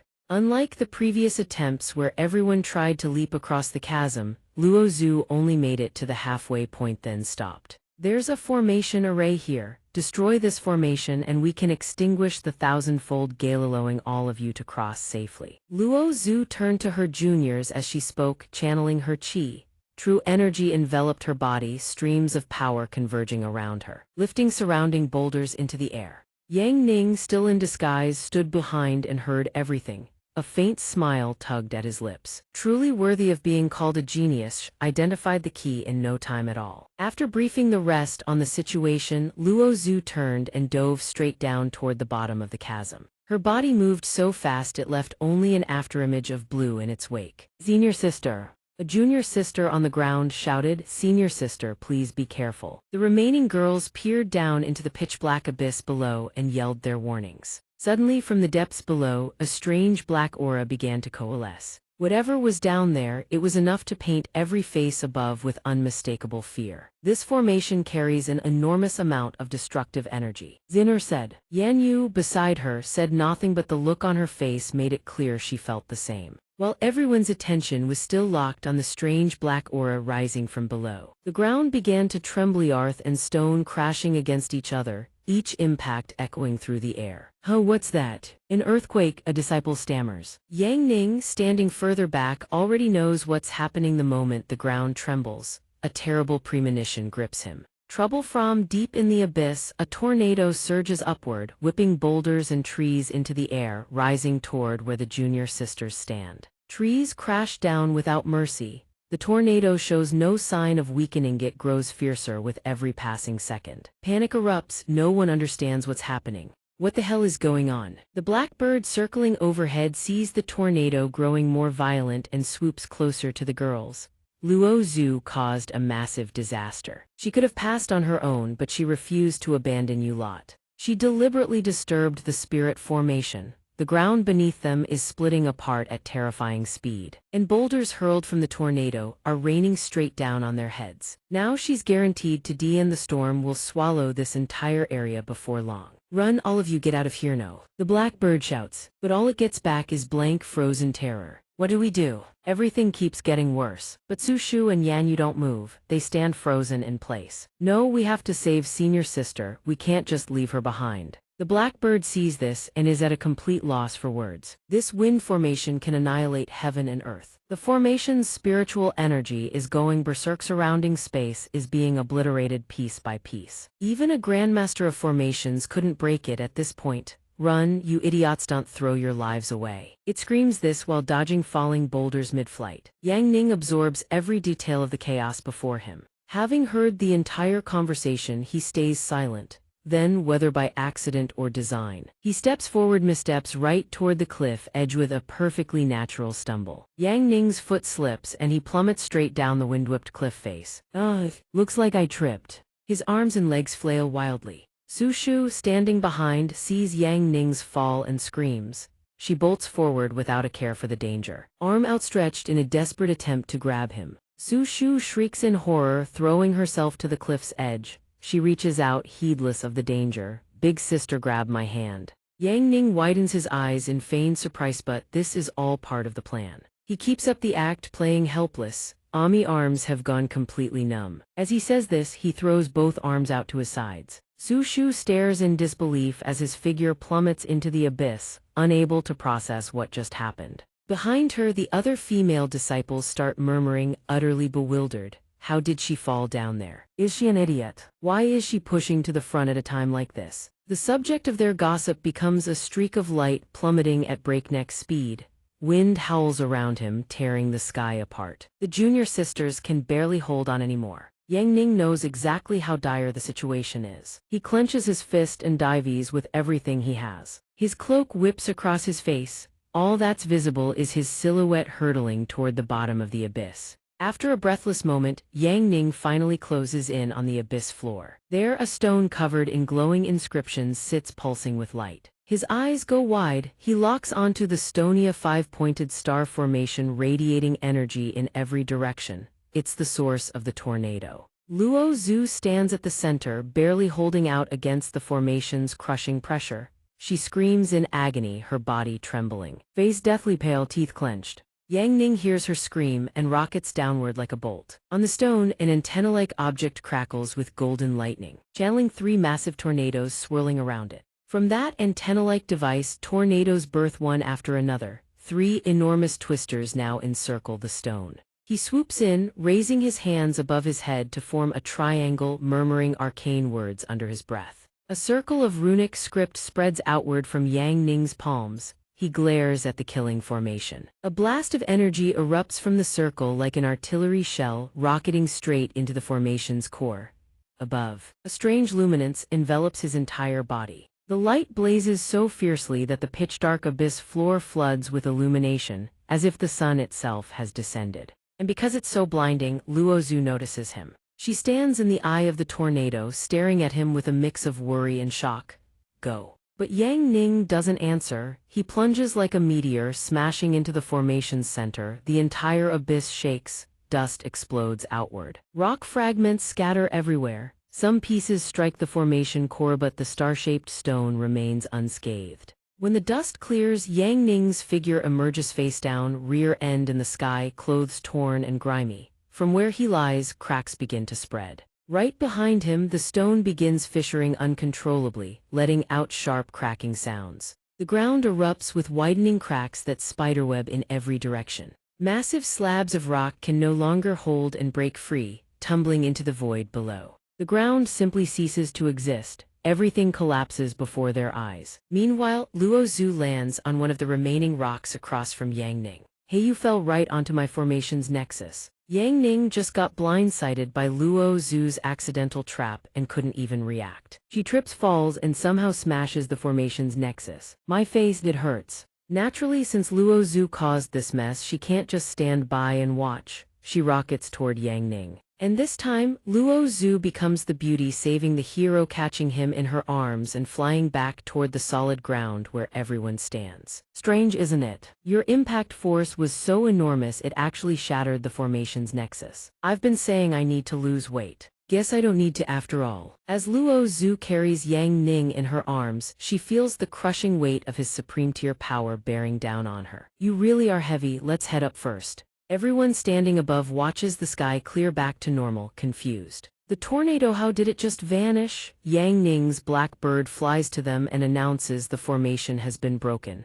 Everyone is stunned. Nobody expected things to end this quickly. The Shanggu Grand Formation wasn't it supposed to be unbreakable, even for a grandmaster of formations? How was it broken just like that? Weird, this formation was far more powerful than anything in the sect. Yan Yu doesn't overthink it. She's certain this must be the sect masters will protecting them. To repay the sect masters' kindness, I must do something special tonight when we return. A moment later, Luo Zhu and Yang Ning land safely on the ground. It's senior sister. Everyone rushes over, showering her with praise and admiration. Senior sister, you're incredible. Not only did you break the grand formation, you even rescued big sister. But in the next second, Luo Zhu explains, it wasn't me, big sister here accidentally struck the formation's nexus, causing the grand formation to collapse. Everyone asks curiously, the formation's nexus was shattered that easily. Can you not say that? I don't know anything about this stuff. After I hit it, my head just started aching. And then it flew over and made the announcement.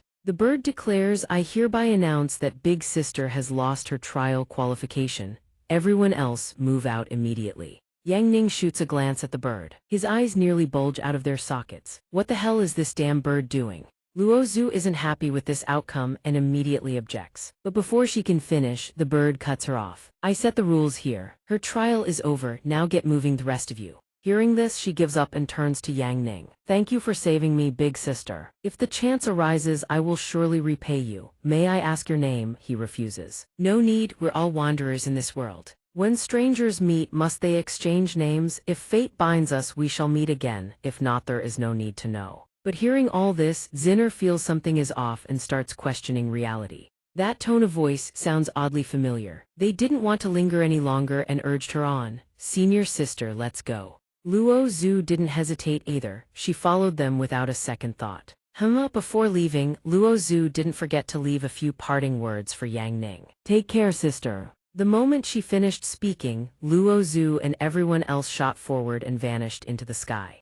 But little did Luo Zhu know that senior sister was actually Yang Ning in disguise. Not bad acting for a senior sister. And so, after a performance worthy of Hollywood, he pulled down his hood. You still dare say you weren't acting? What if you'd been found out and they mistook me for a pervert? It thought it had done nothing wrong. Mistaken for what? You're already the master of a sect. Participating in their trial was wrong to begin with. You need to leave. Yang Ning then revealed something to it. Bai Fei warned me something big went down. I came to handle it. Now I need to go too. It then casually perched right on top of his head, triggering his annoyed mode. Luo Zhu shouldn't have acted so emotionally, forcing open the formation array, being too sentimental. it'll cost her. The moment it finished speaking, Yang Ning sized it up like always. Got it, you nosy little bird. Warm rays of sunlight poured down from above, painting a scene of majestic, poetic mountains bathed in tranquility. A gentle breeze swept along the path as Luo Zhu and the other disciples made their way forward. Everyone pressed on without stopping, moving steadily ahead. This mountain didn't look that tall, who knew it'd take a whole day to climb.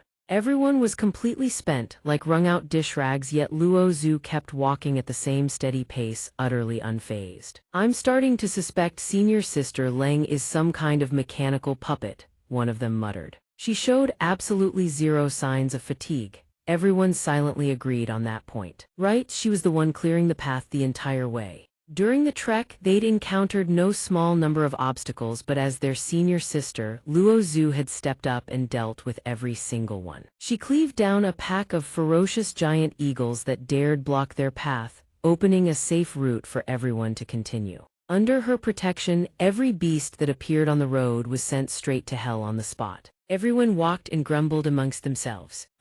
Isn't this entrance trial way too easy? What do you mean?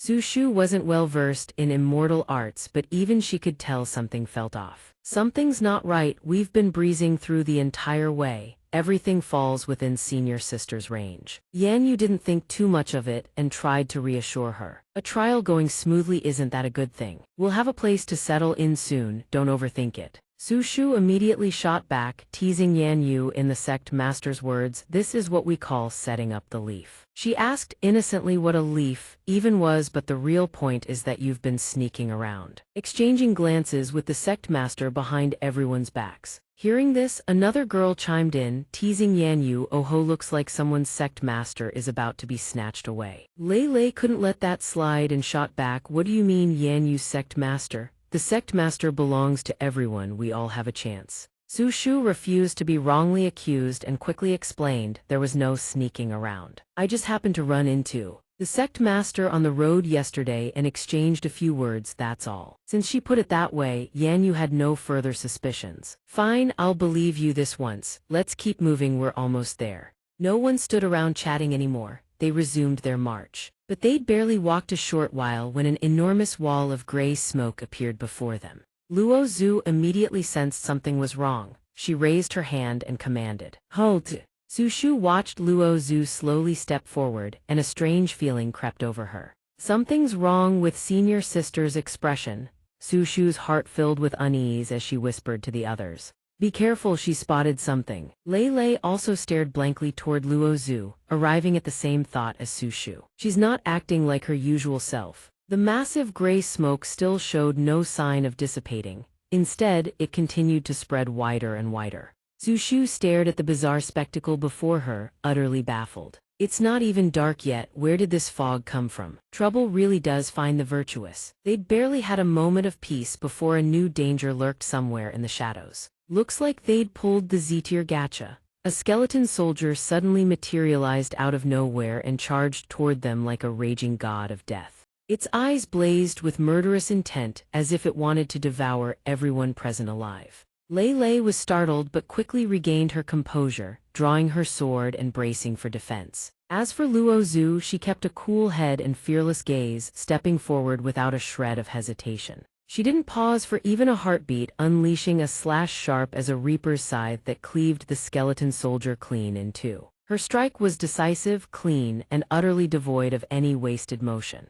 Su Shu, seeing the immediate threat eliminated, finally let out a breath of relief. Those skull soldiers were all bark and no bite, not particularly strong. Senior sister is incredible, but her expression is still terrifyingly serious. However, Luo Zhu's taut, string-tight expression was entirely justified. Because she knew that behind the wall of bone and smoke countless more dangers still lurked. Everyone, full defensive formation. Prepare for a fierce battle. The moment she finished speaking, another skeleton soldier shot straight toward them, ready to attack. Not just one but many. This might be an entire skeleton soldier army lying in ambush along their path. Luo Zhu's expression darkened, her voice turned stern. Everyone grip your swords tight. They were now completely surrounded. Looking east to west, skeleton soldiers were closing in from every direction. They looked savage, like starving tigers ready to pounce and tear them to shreds. Despite being encircled on all sides, they resolved to fight to the bitter end.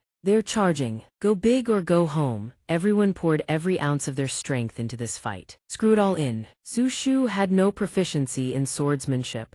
The moment she entered the fray, a skeleton soldier swatted the blade clean out of her hand. Su Shu's face froze in bewilderment. She didn't understand what had just happened and couldn't react in time. The skeleton soldier naturally seized the opening as she lost her rhythm and lunged forward. But it hadn't even laid a bony finger on Su Shu before its skull was severed in a single strike. Luo Zhu had instantly thrown herself in front of Su Shu, shielding her at all costs. Fall back. From within the bone smoke, skeleton soldiers surged in a relentless wave. She suddenly felt the sheer weight of numbers bearing down on her. Luo Zhu couldn't handle them all alone. She needed everyone's cooperation and support. We can't stay here, push forward with me. Meanwhile, Yang Ning's bird perched on a branch, watching everything unfold. No, that's impossible. This many skeleton soldiers, this isn't an entrance trial, this is the invader annihilation tier. We're screwed. It's all that bastard Yi Yangning's fault. He shattered the primordial grand array and triggered the invader annihilation mechanism. This will be endless. They need to break through now. I made a huge mistake. I shouldn't have driven Yi Yangning away. Going down the mountain for help is too late now. By the time Yi Yangning arrives, they'll have died several times over. Not good move, senior sister. Everyone was still struggling against the swarm of skeleton soldiers, numerous as ants. Atop the mountain, in stark contrast to the picturesque, serene scenery, Luo Zhu and her fellow disciples were fighting through a tribulation. They now faced an entire skeleton soldier legion. The undead horde was pushing them back inch by inch toward the cliff's edge. These skeleton soldiers look like they've been buffed with extra power. They definitely won't be easy to deal with. On top of the buff, their numbers are completely overwhelming. This is going to be a real headache for everyone. Luo Zhu starts growing anxious. What do we do? We're finished. Facing the sea of skulls shrouded in mist, Luo Zhu does what she always does, steps forward to keep everyone else safe. Everyone fall back behind me. Our senior sister stands with Yao, advance and retreat together. Everyone, we fight, give it everything we've got. The skeleton soldiers charge straight ahead without a shred of hesitation, hot-blooded as molten fury. None of their swordsmanship can compare to Luo Zhu's, but they are a team and they will stand beside her no matter what. Yanyu may have the frame of a twigbitite as a cheese stick, but her operating system runs on pure battle frenzy. She charges forward to join the fray. Each of them grips their sword tight, swinging clean, razor-sharp arcs at the skeleton soldiers like slicing through fruit. The skeleton soldiers surge forward all at once, creating a scene of utterly overwhelming chaos. Luo Zhu is dead set on guaranteeing everyone's absolute safety, even if it means staying behind to buy them time. None of you are allowed to die. I'll hold the sea of skulls, climb down the cliff and keep living. But Yanyu can't bear to leave her side and refuses to abandon her, vowing to stand and fight together. Your junior sister also wants to stay with you and hold the line against the sea of skulls. Lu Qing also refuses to go along with Luo Zhu's plan, insisting they live and die together. No, senior sister, if we go together. Zinner is just as united with the rest. She won't let anyone be left behind. If we go together. If we fight, every kill counts. And so, after a moment of fierce resolve, every single one of them stays together, determined to fight side by side until the very last second. Suddenly, in that razor-thin moment of tension, the jade pendant Yang Ning gave Zinner begins to glow. She looks down at it, unable to hide her surprise at its blazing reaction. Then, before Zinner can even process what's happening, the jade pendant slips from her hand and falls to the ground. The skeleton soldiers freeze in place the moment they see the glowing pendant on the ground, frozen solid, glued to the spot. It radiates a brilliant blue light, laced with crackling bolts of lightning. The jade pendant accumulates enough energy, then releases it all at once. An earth-shattering explosion of blinding white light fills the entire space. Luo Zhu stands frozen for a full 5 seconds, staring blankly at the scene before her. No one can explain what just happened. In the blink of an eye, the entire situation has been flipped on its head. What the even? I have no idea.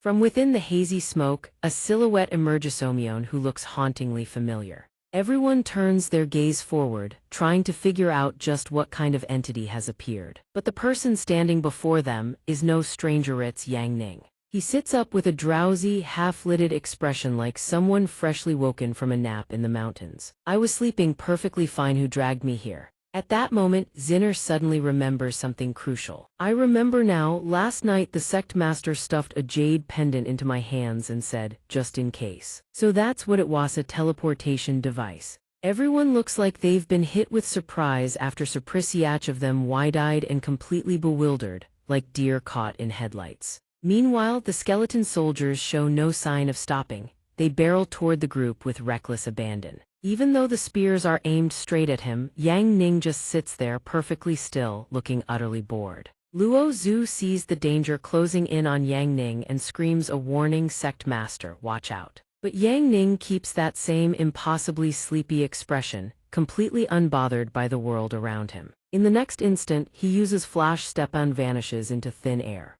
The skeleton soldiers are left with nothing but question marks as their spears pierce the spot where he just sat to hit empty air. Where is he? Yang Ning looks this unfazed because these little runts don't even come close to his level. Your biggest weakness as undead creatures, your movements are far too slow. No one notices when, but Yang Ning is already perched casually on a nearby rock. He stands with his arms crossed, looking perfectly relaxed, and tosses out a line dripping with nonchalance, "But sure, I'll play with you all for a bit." In the desolate expanse, dry, rattling roars echo through the gloom.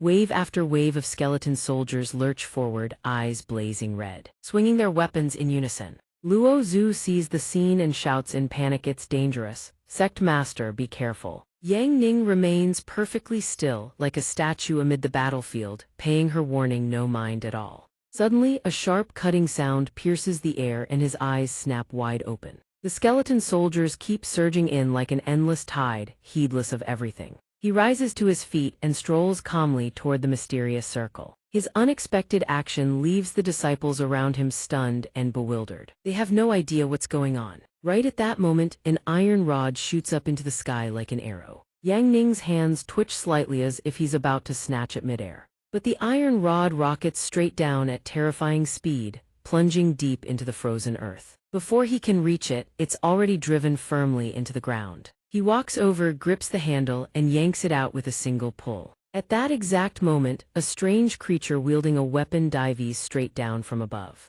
Yang Ning speaks coldly, "So there are still new ones coming." The creature lets out a mad shriek and lunges at him, its killing intent billowing. The clanging of weapons rings out. Yang Ning spins the iron rod in his hand, generating a vortex of raw power that slams straight into the creature diving from the sky. The entire horde of skeleton soldiers grinds to a halt, their blood-red eyes flickering with something unmistakably close to shock. Yang Ning keeps spinning the rod, the power ramping higher and higher. Then he sweeps it in one devastating horizontal arc, sending every skeleton soldier in the vicinity flying. Every last one of them is cleaved clean in half. A thick plume of gray smoke rises up, obscuring everyone's view. Yang Ning stands motionless in the raging wind. From the other side, a disciple screams, "It's over, senior sister, the skulls over there are attacking." Yang Ning hears it, his expression shifts for just an instant, and he tightens his grip on the rod, killing intent blazing in his eyes. He launches into battle, immediately every strike rings out like thunder.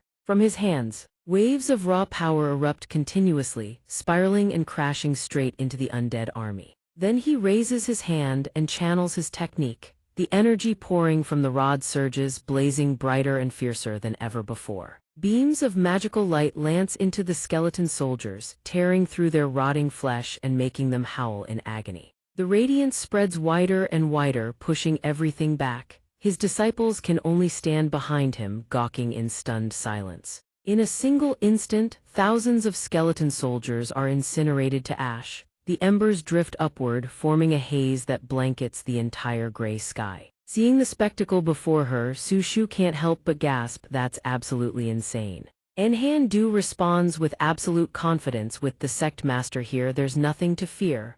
Luo Zhu hears this, but her eyes remain filled with worry. This isn't good. The skeleton soldiers are still increasing in number. They're preparing a full-scale assault. Everyone support the sect master with everything you've got. The moment her words fall, from every direction, north, south, east, west, countless skeleton soldiers and bizarre creatures rain down from the sky. They swarm in a churning black flood, blotting out the heavens. But facing this, Yang Ning doesn't flinch. He simply smiles a calm, utterly triumphant smile. Then he rises slowly into the air, positioning himself directly in front of the raging wave of skeleton soldiers. He brings four fingers together, and a strange ethereal light takes shape. The glow intensifies moment by moment, radiating an ever-growing surge of power. A sphere of light forms and it keeps expanding. Yang Ning channels every ounce of strength and hurls the sphere high into the sky. It erupts with blinding brilliance, searing the entire space white. In a distant field, a farmer is planting rice. He looks up and sighs, "Ugh, what a day." Then, instinctively glancing at the sky, his eyes go wide with sheer terror. What the hell is that? Did the sun just fall? Yang Ning's sphere of light plummets toward the earth, drawing closer with every passing second. Directly beneath the radiant halo, he activates the novice priest skill, then immediately unleashes his ultimate technique, Divine Light Guiding Path. Level 100, the holy light sweeps across the huddled mass of skeleton soldiers below, incinerating every rotting corpse in its path. They don't even have time to flee. They can only let out one final, agonized shriek before rapidly crumbling into dust. The last of the skeleton soldiers are defeated. A sea of fire erupts from the sphere of light, engulfing the entire land and sending billowing columns of gray smoke rolling across the horizon. The scene before them is both majestic and devastating. Charred rubble litters the ground. Fragments of stone still smoldering as they clatter down in an unending cascade of clicks and clacks. In the end, every last one lies still and motionless, as if the entire skeleton army had bowed its head in surrender at the foot of his bed. The battle is over. A gentle breeze sweeps through, brushing past him and his disciples, carrying with it a rare sense of calm in the wake of the storm. Sushu speaks up, her voice thick with disbelief. "Am I dreaming right now?" Just like that, it's over. Everyone takes turns voicing their shock. Did that sea of skeletons really exist? How is this mountaintop suddenly so empty? Another disciple answers, "The sect master's radiance can purify anything after all. Man, that was so cool." Meanwhile, Yang Ning slowly walks to the edge of the cliff, his gaze sweeping across heaven and earth, lost in deep contemplation for a long while. Behind him, Luo Zhu kneels and speaks earnestly. "Thank you, sect master, for rescuing us. We consider this trial a failure on our part." Hearing her words, his tone is warm yet resolute. "The fact that you endured to this point in the face of such catastrophe. This venerable one respects both your spirit and your strength. Standing before mortal peril, willing to lay down your lives to protect your comrades, that is exactly the character I seek in a disciple. This venerable one hereby declares, from this day forward, you are all members of the Wuji sect. Should anyone come looking for trouble, this venerable one will protect you to the very end." Luo Zhu freezes for a long moment, then bows together with her teammates. "Thank you, master." He lets out a soft laugh, his gaze gentle. "You all did well. You've earned your rest. Take a breather and then I'll lead you onward." At this, everyone's faces light up. "Yes, master." They all rise to their feet in unison, their eyes turning toward the distant horizon. The twilight settles over them as everyone takes the chance to rest, preparing for the journey ahead. Suddenly, a bird swoops down and alights on a branch. It speaks up, "Sneaking me over here, what do you want?" Hearing this, Yang Ning immediately asks, "Tell me, how many of them do you think are worthy of being my true disciples?" The bird snorts, its voice dripping with sarcasm. "Before, you were picking them apart every chance you got. Now you're already scheming to recruit the best ones as true disciples." Yang Ning lets out a sigh. His expression is utterly drained. "Making this sect the greatest under heaven is no easy task. If I can find all 7 true disciples, hopefully I can get my carefree, laid-back life back as soon as possible." Hearing this, the bird teases him again. "Isn't every single day of yours already a life of lounging around doing nothing?" The true disciple trial for the Wuji sect is literally heaven tribulation level difficulty. Probably only Luo Zhu could pass it. Yang Ning agrees with the assessment. One person is still a good start. What matters is that the sect's grand enterprise finally has someone to carry it forward. The bird tilts its head and looks down at him. "So how are you planning to arrange things?" Hearing the question, Yang Ning strokes his chin in thought before speaking slowly. depends on what they're good at. The obedient ones can cook and do laundry. The ones with strong bodies can give massages. The ones with great figures can be dancers. The eloquent ones can tell jokes to keep me entertained. Before he even finishes, the bird flies into a rage and swoops over to kick him square in the head. What are you, some kind of tyrant? They came here to cultivate, not to be your personal handmaidens. Yang Ning rubs his head defensively. Taking good care of the sect master is also a form of training. You really have no sense of humor. I'll train them into masters of every class. Magical girls, sword immortals, on Myoji. The bird falls silent for a moment, then furrows its brow. Wait, are they all kneeling? Yang Ning startles. He reflexively turns to look in the same direction as the bird. Every single disciple is kneeling on the ground. Luo Zhu steps forward, her voice calm and steady.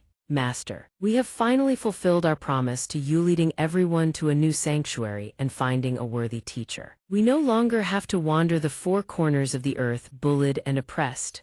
Her words make Yang Ning think to himself, wow, she really knows how to make it sound good. But then she continues, which means the next step is to build up our strength so we can avenge you, master. At those words, Yang Ning freezes stiff as if struck by lightning, blood nearly spewing from his mouth. Su Shu cuts in hastily, her voice bewildered.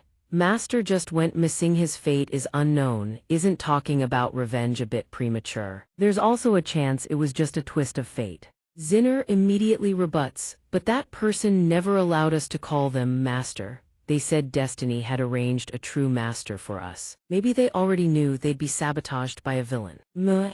Lei Lei chimes in from the side. If we ever find that scoundrel, I'll beat him within an inch of his life. Amid the heated discussion, Yang Ning can only stand there frozen, his face like carved stone, utterly helpless. Yan Yu turns and whispers to Luo Zhu, we finally have a place to call home, senior sister. Now you can finally sleep peacefully and have sweet dreams. Luo Zhu smiles, gently patting her head, silly girl. The next morning, at the sect's main gate, the sound of ding ding ding rings out continuously, stirring the entire place into a frenzy. A disciple looks around and asks, has senior sister still not arrived? Yan Yu frowns and murmurs, she's never been late before. She turns her head and thinks, could it be that before she can finish? A figure comes hurtling in like the wind. It's none other than Luo Zhu. Even as she runs, her mind races, oh no, I'm late. I had that dream again. Those frantic words keep echoing inside her head on loop. Run, run faster, don't stop, and whatever you do, don't look back. You must escape, you absolutely must not turn around. Her expression hardens, strained as if she's trying to bury something unbearably painful. She thinks to herself, it's all in the past now, I've grown stronger. Zhu Shu spots her and exclaims in surprise. Yan Yu shouts, senior sister. Luo Zhu stands there panting, head bowed. Sorry I'm late. Everyone hurries to reassure her, it's fine. Master still hasn't arrived yet. Yan Yu steps closer and asks softly, senior sister, did you have that dream again? Luo Zhu waves her hand dismissively. No, I didn't. Children shouldn't be so nosy. Come on, let's go inside. They all file in together. Finding the place completely empty, they voice their confusion. That's strange, Yui, hasn't master shown up yet? Right at that moment, a loud voice rings out from a distance. The sect master has urgent matters to attend to, you don't need to wait. The bird lands before them. Having delivered the message, it takes off again, leaving behind a group of disciples chattering in bewilderment. The very first day, and master already stands us up. Seeing her teammates react, Su Shu also chimes in. This is really something else. Hearing this, the bird announces that the meeting will be rescheduled for another day. The sect master has instructed Luo Zhu to draft a book outlining the sect's development plan. Su Shu thinks to herself, being a sect master really is the easiest job in the world. Luo Zhu nods. I understand. First, we should repair the sect gate. As for everyone's training regimen, I'll get it all sorted out. The bird then asks, does anyone else have questions? Yan Yu pipes up immediately. I want to ask, is the sect master off on a date with some mysterious woman? The place he's heading probably has plenty of women too. The bird says this with a bashful little cough. The answer makes every single face go dark. Luo Zhu is at a complete loss for words and can only smile awkwardly. The bird doesn't let them continue, its voice turns stern. Luo Zhu, do you realize what you did wrong? Hearing the question, she startles and asks back. HMPH, the bird flaps its wings indignantly and growls. I told you not to give the sect master pocket money. And yet you secretly slipped him some anyway. He's a man who goes rotten the moment he has cash in his pockets. She blushes and stammers in response to the bird's accusation. But I have no way of refusing anything the sect master asks of me. In a certain location, a series of clack clack clack sounds rings out, as though objects are being struck against one another. From inside a prison cell, a loud voice echoes. So that Yang Ning is heading off to that kind of place again today. Bai Fei mutters under her breath, furiously scribbling graffiti all over the walls, cursing nonstop. He leaves a peerless beauty like me locked up here without a second glance, then goes off to that place to chase skirts. Men are nothing but swine. Finally, she can't hold back and screams at the top of her lungs. Being cooped up here is so boring I could die. Yang Ning, you scoundrel, get back here and talk to me already. In a land of breathtaking natural beauty, tucked behind a range of majestic mountains with a verdant river winding through it lies a place called Sihai City, inside a certain tavern. Sanjiang Tavern welcomes our honored guests. Another jug of wine. Yang Ning is far from sober. He speaks while tossing a gold bar toward the owner. Boss, 3 skewers of chicken wings, 5 lamb skewers, a grilled squid, and a steamed tube fish. The 2 chefs nearby exchange a sigh of amazement. Sect Master Yi was so impressive yesterday and now he's ordering even more food. Where did he suddenly get all this money? 2 customers sitting behind them overhear and begin whispering to each other. That broke freeloader has owed money for 3 months eating and drinking on credit the whole time. Did he find himself some rich lady or something? Hearing the slander about himself, he immediately shouts in rebuttal, this venerable one has never relied on a woman. Pure as a snow lotus on the mountain. The woman snaps back, fine then, ye Zulian, from now on don't even dream of borrowing a single coin from us. Brother Gu rises unsteadily, still gripping 2 jars of wine and slurs, don't take it to heart. Friends should help each other in times of need. A little money to befriend a powerhouse like me is a bargain. Another girl, chewing her food with a grimace, grumbles, who'd want to be friends with a scoundrel like you?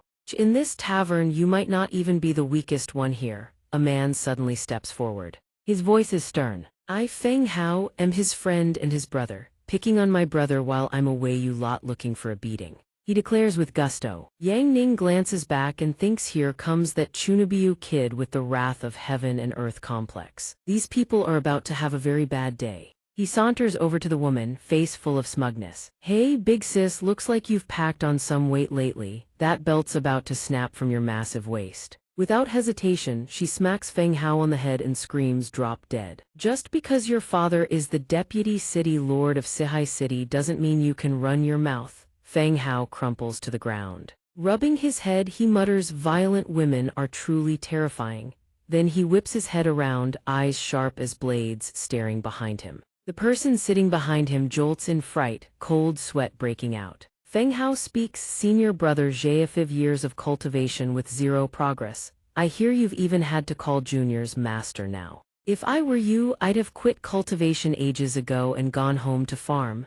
His words hit the man surnamed Zhao right where it hurts. He goes rigid, completely paralyzed, unable to respond. Then Feng Hao strolls over to a woman and says, Miss, still single. Surely you're not going to grow old all alone, are you? His taunting clearly irritates the woman. Having teased everyone, he turns to Yi Yongning, brother, same as usual, me treat. Too bad that bookworm didn't show up today. He replies, my bad. Thanks, man. The girl from before grips her knife in frustration, that's so unfair. Why do you never pick on him? He turns back and retorts, what would you know? Brother Yi and I share the same passion, we are both die-hard fans of the Junyang Chronicles. He turns to ask him, gentle Zio, you is the best, right? He doesn't answer, just smirks to himself. In his head, what does a kid like you understand? Obviously it's the sexy, fiery Junyang who's the real showstopper. Feng Hao turns back to the boss, too bad that bookworm has a thing for the cold, long-legged Ling Feng. 0 taste whatsoever. Boss, pack mine to go and put Brother Yi's tab on my bill too. The boss cheerfully replies, no problem, throw in an extra jar of wine for Brother Yi. Jiaking hears those words and smiles with complete satisfaction. The person beside him says, you really have it rough, Brother Yi. He replies, you have no idea, managing disciples is exhausting. The moment I step away, they're all completely helpless. While eating, the chopsticks in his hand suddenly snap with a crack, he freezes. A flicker of worry crosses his face. He stares at the broken chopsticks and thinks not good an omen, which disciple is in trouble. Inside the inner sect, gentle rays of sunlight filter through the gaps between leaves, painting a poetic scene across the ground. Within, Yi Yangning's disciples crowd around Luo Zhu, chattering nonstop. The northern midsection has sustained 70% damage. And worst of all, the south hall has a massive crater. Lu Qing speaks, voice steady, the pathways have too many points of damage. We haven't been able to survey everything yet.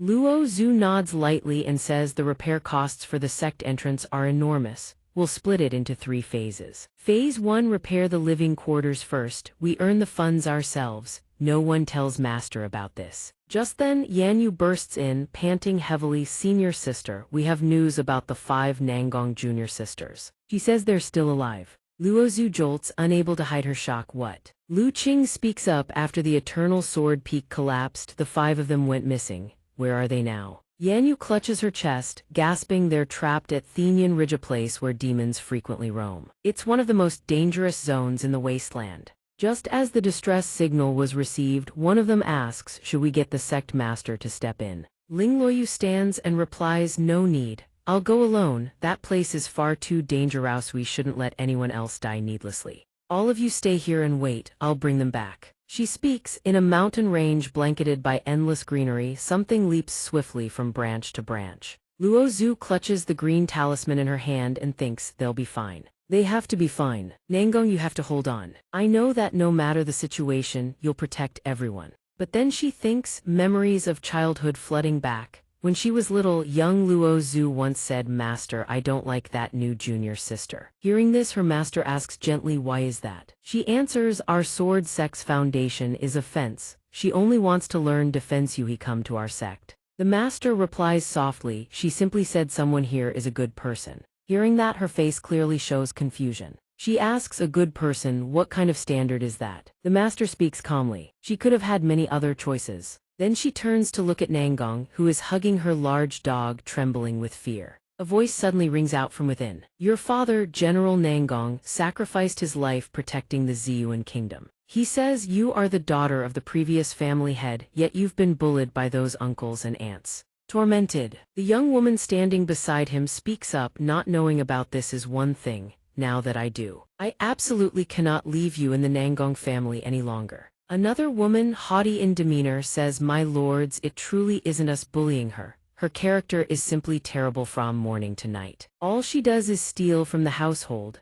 Punishing her is just keeping her from going down the wrong path. Hearing this, the man whips around, eyes sharp as blades, and roars, shut your mouth, you're still spewing slander. You won't even let her eat her fill. Sneaks into the kitchen to grab food, and you call that wrong.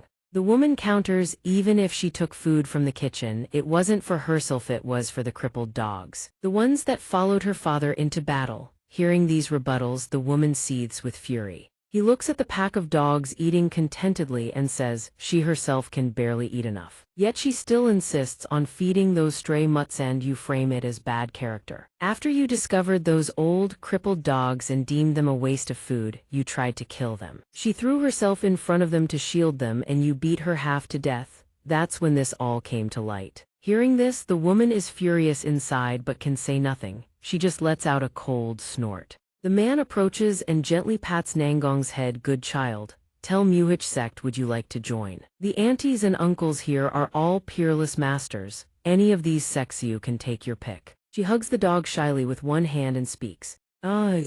She points at the young woman standing behind the man and says, I want to join this big sister sect. Seeing this, the young woman hesitates. Oh, I don't really mind. The man turns and asks why. She quickly answers his question. Because she's a good person. I saw her feeding Dawong and the others. The young woman adds, a month ago, I passed through here and saw these crippled dogs looking so pitiful. I casually gave them a little food. That hardly makes me a good person. Little one, I hear you want to become a protector. My sect focuses on offense. You need to think this through carefully. Hearing this, her eyes well up with tears and she says in a soft voice, Big sis is a good person. She'll help me become a protector. The man says, this little one keeps saying that the person her father loved most was a protector of the nation. She may not have the power to protect the whole world, but she hopes to become a protector, even if she can only shield one person. That would be enough. Since she's chosen you, please take her in. As for the dogs, I'll take care of them.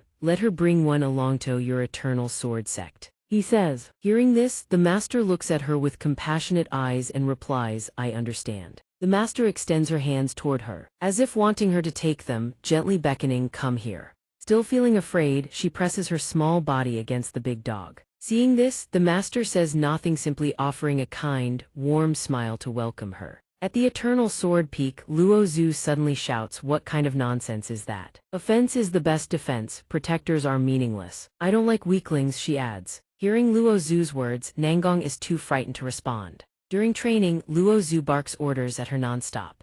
Guard left, she swings her sword everywhere, sending grass and debris flying across the ground. Nangong raises her shield fearfully, barely blocking Luo Zhu's attacks. You must predict the direction of my next attack. Hearing that, Nam Quan grips her shield with trembling hands and answers, yes. On a day of white clouds and golden sunlight, a gentle breeze drifts through. Nam Quan sits before a grave, sobbing uncontrollably. Seeing this, Luo Zhu walks over. She asks softly, did your dog die? Nam Quan sniffs through her tears, sob, De Huang is gone. Seeing this, she can only stand there in silence, saying nothing more to avoid reopening Nam Quan's wounds. Sensing the situation isn't getting any better, she kneels down and comforts her. It's okay. Now that he's gone, you can keep protecting me instead. Just think of me as De Huang, protect me the same way. Overcome with emotion, Nam Quan can barely speak, struggling to get 2 words out. Senior sister, a few days pass. Nam Quan and Luo Zhu continue training diligently.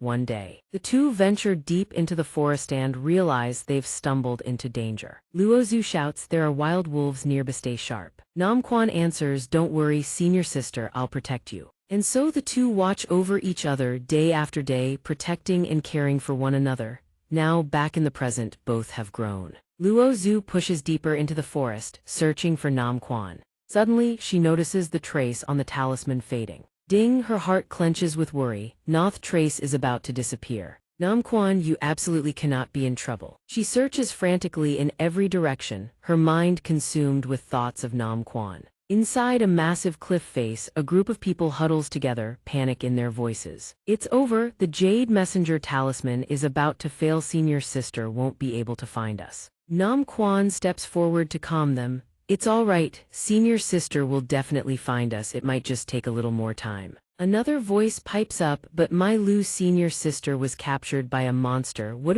do? We have to save her, she can't hold on much longer. Hearing this, Nam Quan speaks up shyly, then let me go save my Lu senior sister. But someone immediately objects, no way Nam Quan. You barely have any attack power. She responds firmly, a rescue doesn't require attack power, I'm agile, I'll bring her back alive. Everyone stay here, if things go south scatter and run. With that she leaps off the cliff edge below. The others call out after her in desperation, junior sister. They watch her disappear, then begin murmuring among themselves, I can't figure her out, Nam Quan is so frail. Yet she managed to become an outstanding support. Senior sister once said she compensates for her lack of physical strength with pure awareness. I just hope Nam Quan can pull off a miracle. Rescuing my Lu from inside the stone golem's den, that's incredibly dangerous. Nam Quan lands on a boulder, letting out a breath. She looks exhausted. She strains to climb an even taller rock. Upon reaching the top, she blurts out, that's way too high. Her small frame holds steady against the gusting wind. She murmurs, my Lu senior sister, where are you? She peers below and spots something, her eyes widen. Found her. A girl is slumped weakly against a cluster of enormous boulders. Her entire body trembles partly from the cold, partly from sheer terror. Nam Quan calls out gently, my Lu senior sister, don't be afraid. She leaps across the boulders and drops to the ground. Each of her footsteps echoes against the stone, clack, clack, clack. She tiptoes toward my Lu and thinks to herself, heavens on my side. The monster isn't here. She approaches and calls out, senior sister, are you okay? My Lu opens her mouth weakly to answer, Nam Quan, junior sis, but before she can finish, Nam Quan cuts in loudly, we need to move now. Suddenly, the boulders around them begin to quake. Fear grips both of them instantly. She drapes my Lu's arm over her shoulder and breaks into a desperate run. The surrounding boulders crack apart into fragments, yet they don't fall. Instead, they swirl and fuse together, forming a massive stone golem. She drags my Lu behind a large boulder for cover. her mind races. This is bad. We now. The golem's enormous hands are crushing boulders one by one as it searches.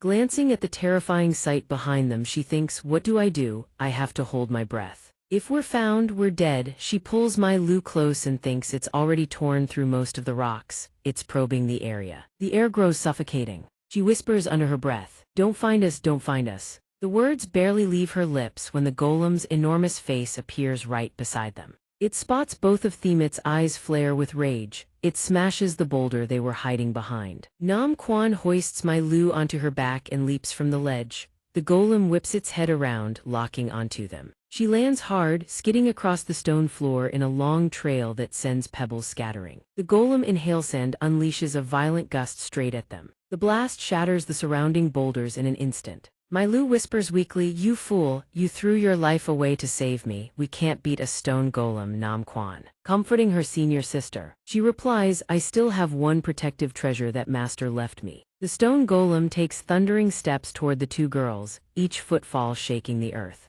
Nam Quan adds, this protective talisman can blind it temporarily. Hopefully it works. She steps in front of my Lu and hurls the talisman. The talisman flies toward the golem. It notices and stops in surprise. In a flash, a blinding light engulfs its vision. It can't see a thing. It clutches its face and roars in helpless fury. Does Nam Quan seize the chance to escape? She says it can't see anymore. No run. The loss of its vision sends the stone golem into a blind rage. It swings its arm and smashes the stone floor beneath them to pieces. The ground heaves. She screams in panic. This is it. Thousands of rock shards barrel toward her. Suddenly, a massive boulder slams straight into her gut. The impact rips a gasp from her throat as blood spurts from her mouth. Despite the searing pain, Nam Quan forces herself to chant. Spirit shield activate. A translucent barrier materializes, shielding both of them. She says, I'll hold the spirit shield, keep retreating. The golem still can't see. It thrashes even harder, turning the entire area into a maelstrom of shattered rock. Seeing her sister's condition, she asks, are you okay? My Lu answers in a faint voice, I'm fine. Suddenly, the golem finds a massive boulder. Without hesitation, it hurls it straight at the two girls. Though its vision is still impaired, the boulder crashes down, mercifully missing, its aim thrown off by its blinded eyes. Nam Quan braces the shield against the falling debris and grits her teeth. If we push through this stretch, we'll make it outside. My Lu's senior sister, you have to hold on. The chaos closes in around them, pushing them deeper into peril. She thinks, just a little further. Just a little more and we're out. A sudden rustle erupts from the treetops above. Luo Zhu streaks in like a bolt of lightning from above. She thinks frantically, Nam Quan, hold on, little sister. Nam Quan, drenched in sweat and exhaustion, tells herself, just a little more. We can make it out. A boulder hurtles toward them with tremendous force. It slams into the shield with a piercing metallic screech. She absorbs the blow. A breath of relief escapes her lips. But my Lu's condition is worsening. Her face twists in visible agony. Suddenly, a voice rings out from afar. Junior sister. Three girls leap down from a rocky staircase, calling out, Junior sister, are you all right? Nam Quan stares at them in shock. Why did you come? Didn't I tell you to stay put? From high above, an enormous boulder plummets toward them, a death sentence for both her and my Lu. It's the one the stone golem hurled to cut off their escape. The boulder is so massive it blots out every ray of light. The other girls see it and scream, Junior sister, look out. Nam Quan reads the situation instantly. She shoves my Lu toward the others and yells, take her and go, I'll hold it off. She turns to face the colossal boulder hurtling toward her, eyes blazing with resolve. She channels every last ounce of her strength and raises the shield to meet the boulder head-on. The boulder collides with the iron shield. A deafening, ear-splitting crash rings out. She fights to protect herself, thinking, Nangong Tong, don't be scared, you can hold on. Suddenly, someone steps in front of her and speaks. Step back. One of her senior sisters sees this and screams, her face twisted in panic and worry. The junior sister only hears a boom, and a single hand now holds up the massive boulder. Nangong Tong stares wide-eyed at the person before her. Confused, she asks, Who are you? Yang Ning smirks and replies, call me master.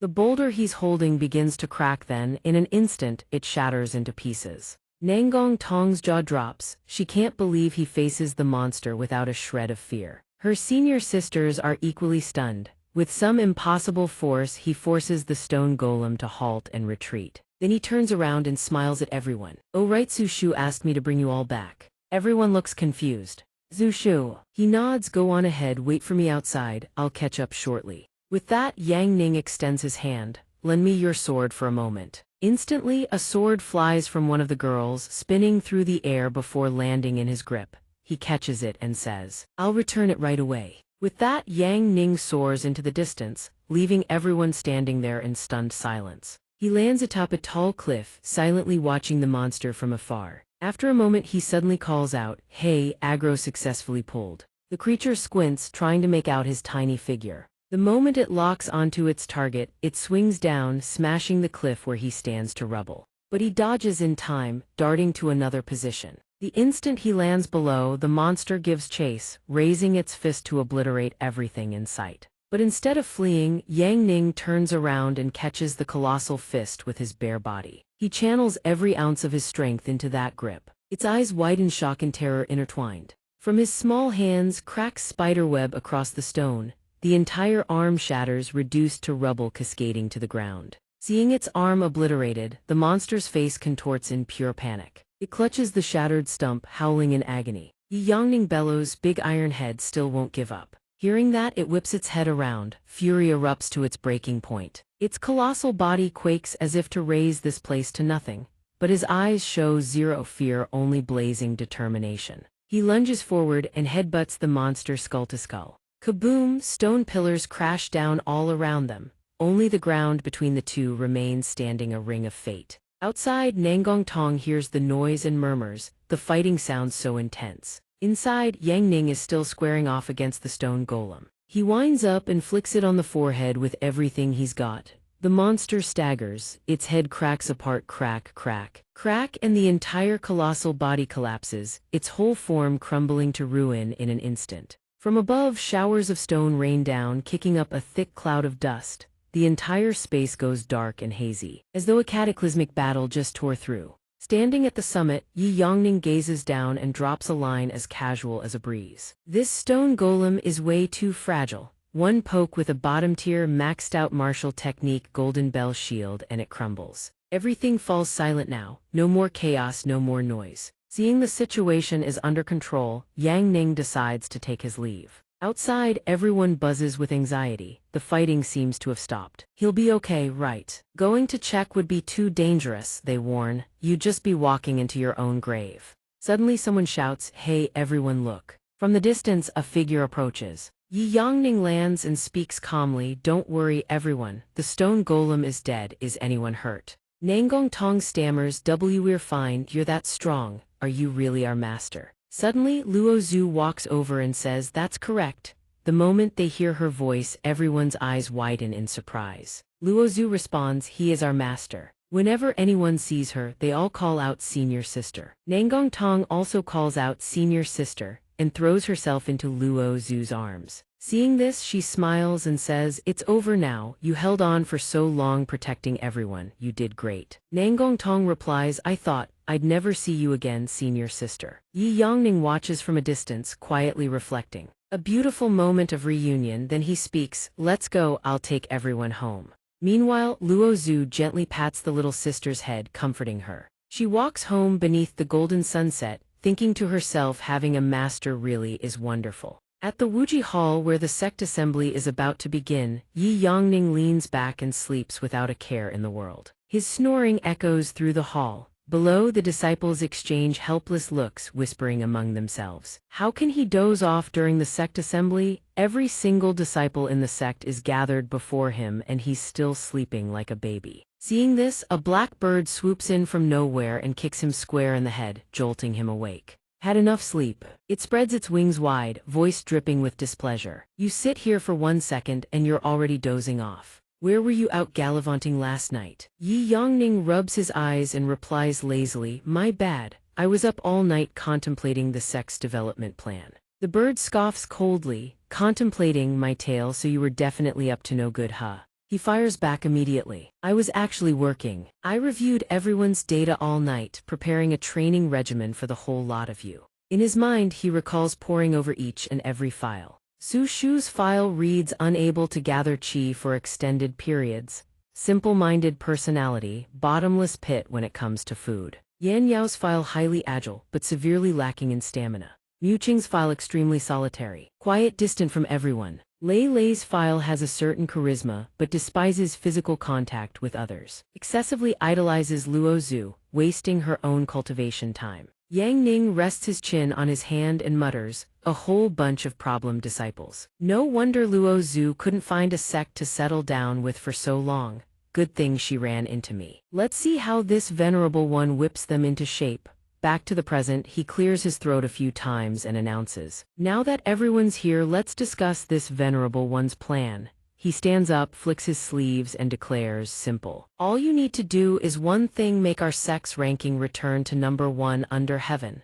Everyone freezes in disbelief. Su Shu yells, number 1 under heaven. He coughs, okay, maybe that's a bit of a stretch, let me simplify. Within half a year, 7 of you must pass the true disciple trial. Zinner blurts out, how is that even possible? The entrance exam for this sect was already insane. The true disciple trial has to be literal hell difficulty. Luo Zhu also speaks up. For the Wuji sect, true disciples are absolutely critical. Our sect's historical records state that once 7 disciples pass the true disciple trial, the sect master receives a special privilege and the sect's treasure vault activates. Only with those treasures does the sect have even a glimmer of hope to become the greatest sect under heaven. Images of the locked treasures flash through their minds. The light of the sect. Su Shu squints suspiciously. I bet once those treasures are unlocked, Master will use that privilege to grab them all and bolt. Yang Ning immediately retorts, nonsense, this venerable one is a man of principle. The true disciple trial is vital to our sect.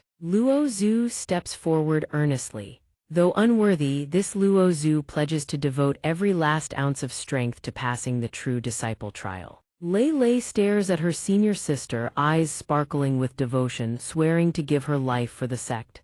Then she shouts, senior sister, I'm willing to, if I die protecting you during the trial and pass away in your arms. Hey, that's pretty romantic. Suddenly, every disciple shouts in unison. Though unworthy, we disciples pledge to devote every ounce of our strength to passing the true disciple trial. Yi Yongning nods with satisfaction. Excellent. I shall deploy my God-tier training plan, forging an all-class female disciple squad. The bird cuts him off. I haven't seen you think of a single way to actually train them. He pretends not to hear and changes the subject. I hear repairs for the sect gate require a lot of money. I've decided to head down the mountain and find work to earn some cash. Can't have everyone suffering too much. He shouts angrily, don't change the subject. Su Shu says suspiciously, you're not going to cause some huge mess, are you? Even though the sect urgently needs a huge sum for repairs, can you really earn that much? Yan Yu laughs, whether we earn it or not doesn't matter. Master's overwhelming confidence is truly mesmerizing. He says as he walks, I'm heading out to work. When I get back, I'll immediately announce who the first female disciple of the super god plan is. The disciples shout in unison, farewell, sect master. He waves goodbye over his shoulder. In the sect's prison, Bai Fei calls out from inside, why has it been you bringing me meals lately? Where's Yang Ning? Luo Zhu replies flatly, Master has gone down the mountain to work. She hears this and slumps. Men who say they're going to work are always lying. He's definitely out chasing girls. You people are still way too naive. Luo Zhu asks with innocent confusion, really? Bai Fei doodles as she replies, seems like you really care about Yang Ning. Hearing this, Luo Zhu flushes. I'm a disciple concerned about her master, that's all. Bai Fei then continues in a teasing tone. I was about to say I could teach you seduction arts, the kind that easily wins over the heart of Yang Ning. Hearing this sly fox's smooth talk, Luo Zhu's heart stirs. Really? But I've already decided to dedicate my life to the way of the sword, don't even think about it. And another thing, if you use seduction arts on master, I will never forgive you. Seeing this, Bai Fei jumps back 3 steps in fear. What are you going to do? I was just joking. If I really had something like that, Yang Ning would have been mine ages ago. It wouldn't be your turn. Hearing this, she sheathes her sword. Good. Then she turns and leaves without a backward glance. Only then does Bai Fei let out a sigh of relief. A jealous woman is truly terrifying, but honestly, now that you're competing with me for Yang Ning, it suddenly feels exciting. A map appears at the demon-slaying guild. People stream in and out in a constant flow. Yang Ning stands with his arms crossed. Looking every bit the big shot, this must be the place. The tavern owner said this is where you can take demon hunting quests for money. Places where you can get rich with your fists aren't common. But the people certainly are inside, it's packed and rowdy. He stares at a large board densely packed with postings. So many quests. The girl nearby spots Yang Ning and waves him over. Hello there. Young sir, I'm Xiao Miao, your receptionist at the Demon Slaying Guild. Feel free to ask me anything. Hearing this, Yang Ning steps forward. Just tell me straight, how do I take the highest paying demon hunt? She's taken aback. Oh, you're a cultivator here for the first time. He gives an awkward laugh. Oh, you caught me. Seeing this, Xiao Miao says, sorry, but the highest paying quests are all hell difficulty demon hunts. Way too dangerous for newcomers. You'll have to start with rank 0 quests, bottom tier ones over there. Two men behind him burst into mocking laughter. A fresh face who just walked in wants the highest bounty. You don't know the heights of heaven or the depths of earth. The top bounty is for a great demon lord. Even the strongest cultivator in Sehai City wouldn't dare take it. Is this kid stupid or just insane? No. Ignoring them, he speaks up. Thanks, I'll take a look. Xiao Miao replies, don't mention it. The man from earlier glances over with a sneer. Greedy newcomers like him always end up dead. Over at the quest board, Xiao Miao says, you've been hesitating for a while. Are you worried these rank 0 quests are too hard? Don't be afraid, just take that first brave step and you'll find low-level demons aren't scary at all. The board lists 10 ferocious demon fangs 15 copper, 15 demon wolf horns 20 copper, 2 phantom soul fragments 25 copper, 1 evil bull tail 30 copper. Xiao Miao continues, every newcomer grows little by little. Everyone feels uneasy at first, just be a little braver. And one day you too can become a top-tier hunter on the demon-slaying rankings. Hearing that, Yang Ning replies, I'm standing here specifically because the rewards for these rank 0 quests are too low. They're a waste of my precious time. The man from earlier speaks up. Vda. Rank 1 quests on the board include eliminate 10 blood bats around Spirit Mountain 10 silver. Wipe out the corpse-eating fish swarm at Mao River 10 silver. Search for the lost ancestral jade pendant silver. Eliminate the snake swarm at Corpse Clothes Valley silver. Slay the demon appearing at Lee Village silver. Seeing this, Yang Ning is intrigued. The rewards for rank 1 quests are actually decent. What conditions do I need to meet to unlock them? Xiao Miao casually throws cold water on his hopes. Complete 500 rank 0 quests. Yang Ning is discouraged. The demon hunting quests here basically give newcomers 0 chance to make money. I'll go check out other places in the city. Just as he turns to leave, he suddenly spots a familiar face. Yang Ning squints. From afar, Zhaoxi waves excitedly. Sect Master Yi, what a coincidence, you've finally come to the Demon Slaying Guild. I've been waiting for you. Yang Ning asks, who are you, as if he can't believe it. Zhaoxi replies angrily, we drink together every day and you've already forgotten me. Only then does Yang Ning exclaim with joy, oh, I remember now, you're the outer disciple from ages ago, senior brother Zhaoxi, right? He continues helplessly, of course you remember that, so are you heading out? Yang Ning replies dejectedly, newcomers can only take rank 0 quests, the rewards are way too low. I can only leave. Seeing this, Zhaoxi slings an arm over his shoulder with a suggestion.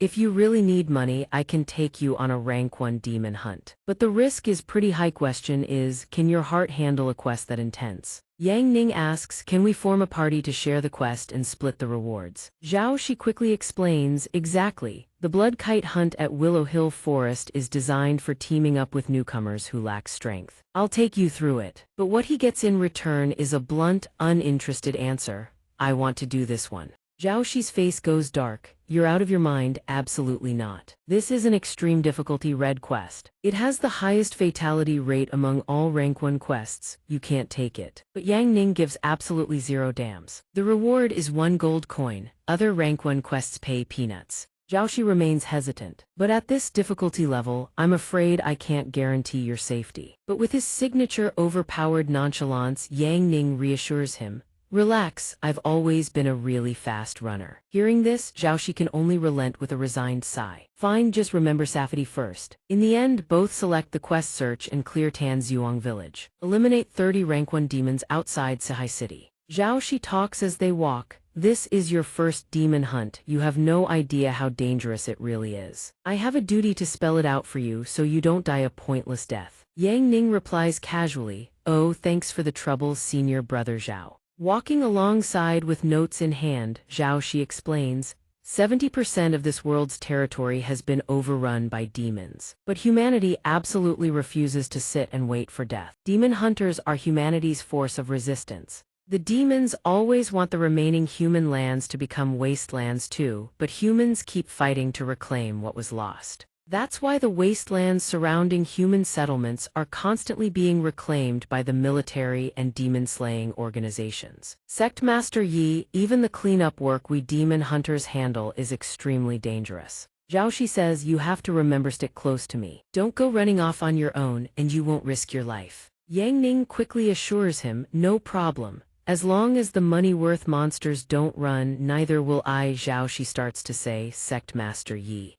But before he can finish, Yang Ning cuts him off with a grin. Come on, let's go. At Tanzhuang village, the wind howls. People mill about as a sentry bellows, danger zone, non-hunters keep out. Yang Ning and Zhao Shi then approach the perimeter. Zhao Shi looks around warily. I don't know why, but I keep feeling like something about this village isn't right. Yang Ning replies casually, is that so? Zhao Shi quickly adds, I've heard that quite a few demon hunters have died suddenly in this village. Even so, Yang Ning remains perfectly calm. This quest is simple enough, kill 30 demons, then we leave. Hearing him say that, Zhao Shi responds with great displeasure, Sect Master, you can't underestimate an extreme difficulty quest. If it were simple, they wouldn't have opened it to a large number of hunters simultaneously. Right after, Zhao Shi stares blankly. The whole point of a group quest is for everyone to band together when a powerful demon shows up. So, why did you bring a shovel? Hoisting the iron shovel over his shoulder, Yang Ning says casually, I saw you all had weapons, I forgot mine. So I grabbed this iron shovel as a stand-in. After hearing this, Zhao Shi mutters to himself in bewilderment. Og, I really shouldn't have brought this clueless guy to such a dangerous place.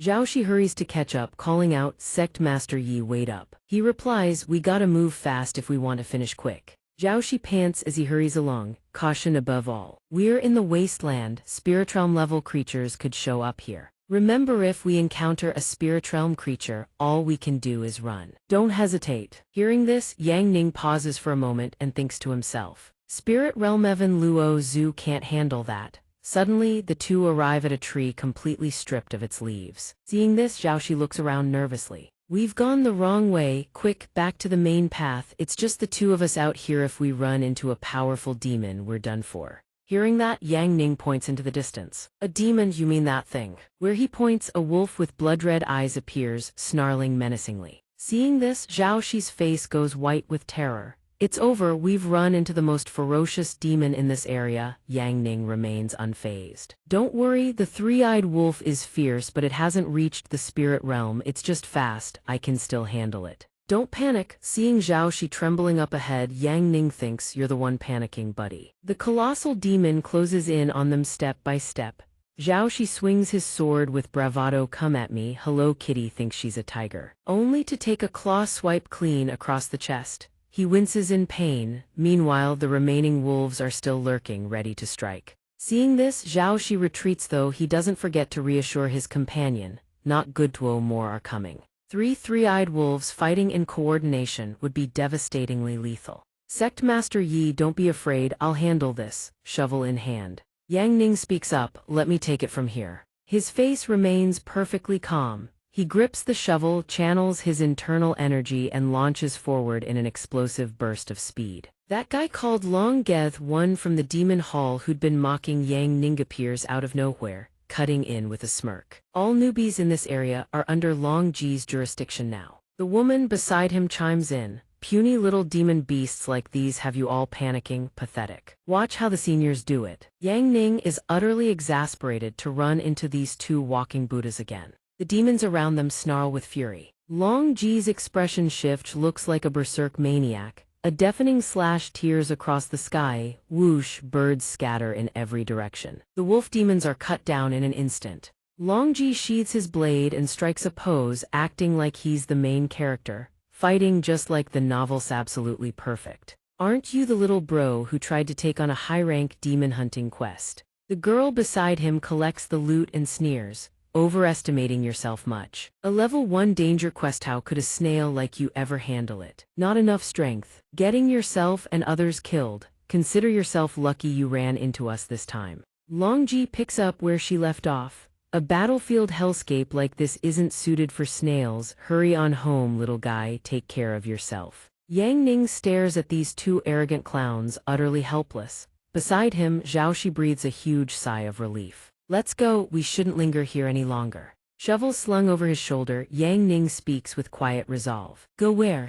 We're already here, might as well finish the quest, come on. But Zhaoxi is frozen with confusion and terror. No, this place is way too dangerous, wait for me. Sometime later, at a new location, Zhaoxi scans the surroundings and panics. No good, the fog's too thick, there have to be monsters everywhere. Let's get out of here. No, Sect Master Yang Ning has stopped cold as if sensing something. More wolves emerge from the mist. Zhaoxi finally registers the situation and screams. It's over, a demon is charging, but Zhaoxi just stands there like a deer in headlights. Then, in one clean motion, the creature's head is severed from its body. Our Yang Ning has struck. Zhaoxi is so stunned his jaw hangs open. He stammers, Sect Master Yi Yu, but Yang Ning quickly cuts him off.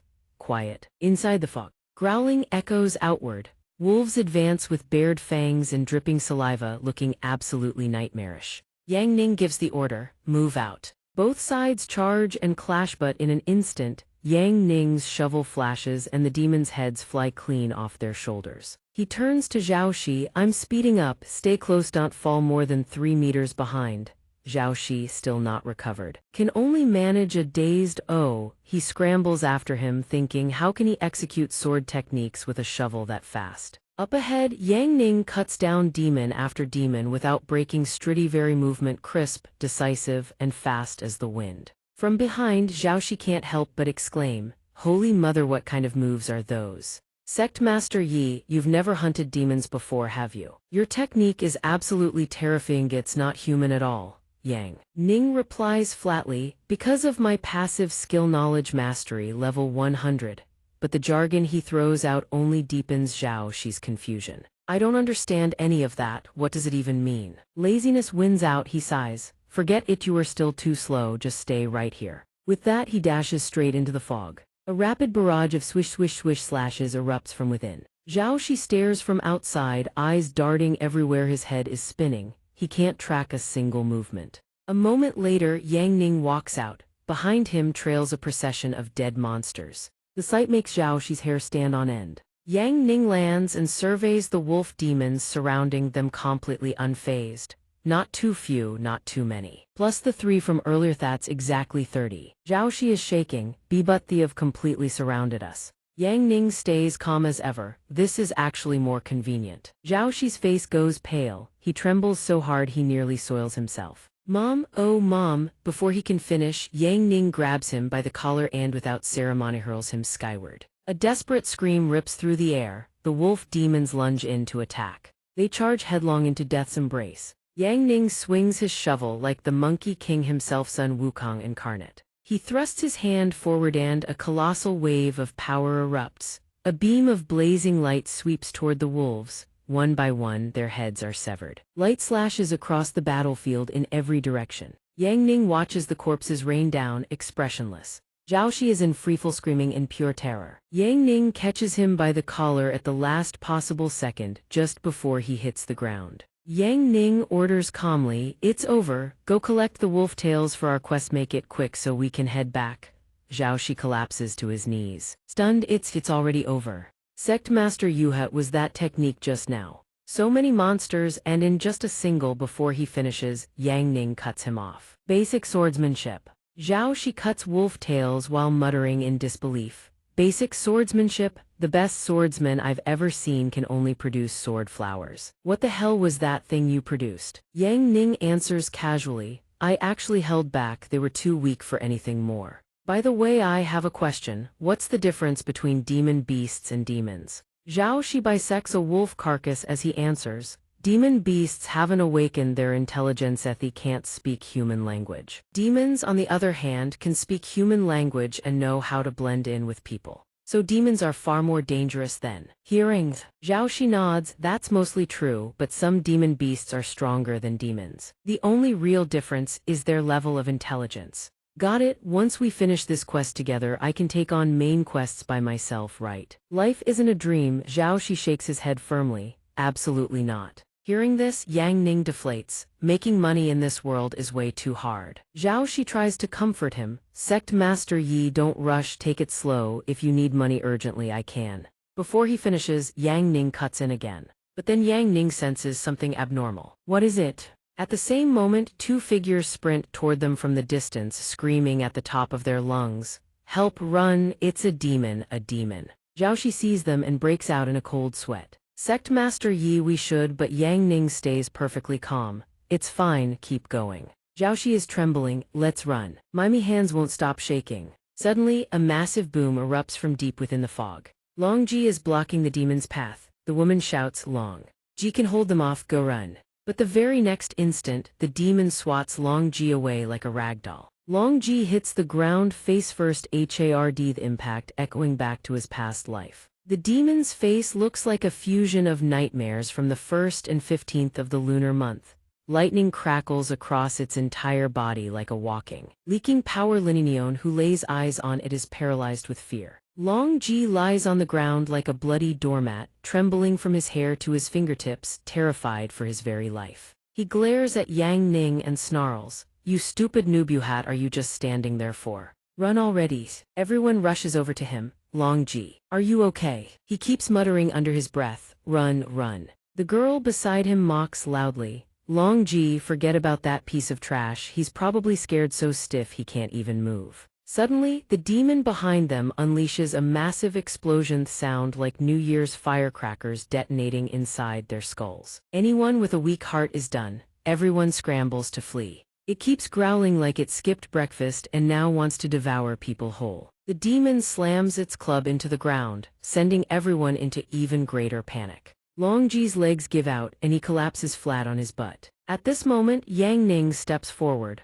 The man sees this and struggles to speak. Newbie, how can you still hear what that thing is saying? He doesn't bother to reply, just tilts his head up and stares at the demon about to attack. Its massive weapon closes in on him. Seeing the situation, Yang Ning raises a hand to block. Clang, the demon's weapon goes flying. Every single onlooker freezes solid, rooted to the spot. Right after, Yang Ning speaks as if bestowing a favor, plain and simple. Geez, out of courtesy, since you told this newbie to run, I'll help you out this once. The demon watches its weapon vanish into thin air. Its face goes blank like a player who just got scammed in a trade before fury takes over, and it roars in rage. It flies into a tantrum and charges. Yang Ning doesn't flinch, he meets it head-on with bare hands. Power surges through his fists, building and building thin. A single punch tears clean through the demon's body. The onlooker's jaws hit the floor. Even the raging demon freezes solid, its torso punched clean through. A gaping hole as if hit by a point-blank cannonball.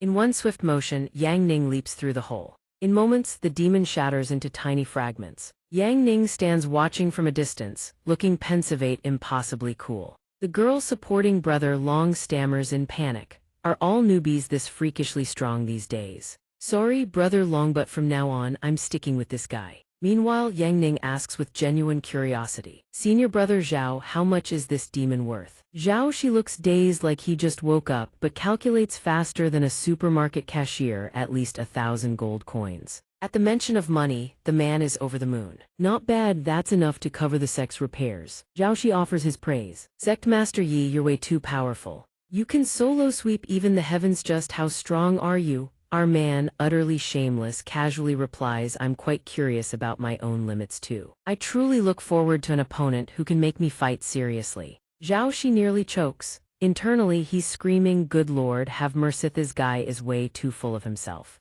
Let's head back, my treat for drinks tonight. Come to think of it, I haven't seen that bookworm in ages. Wonder if we'll run into him today. At the mention of food and drink, Zhao Shi, a man whose life philosophy is eat to live to eat, perks up as if he just struck gold. By evening, the streets are lit with lanterns. Inside the restaurant, only a handful of patrons remain, among them Yang Ning and Zhao Shi. Zhaoxi tipsy slurs, it's quite late already. Maybe sect master you should head back early.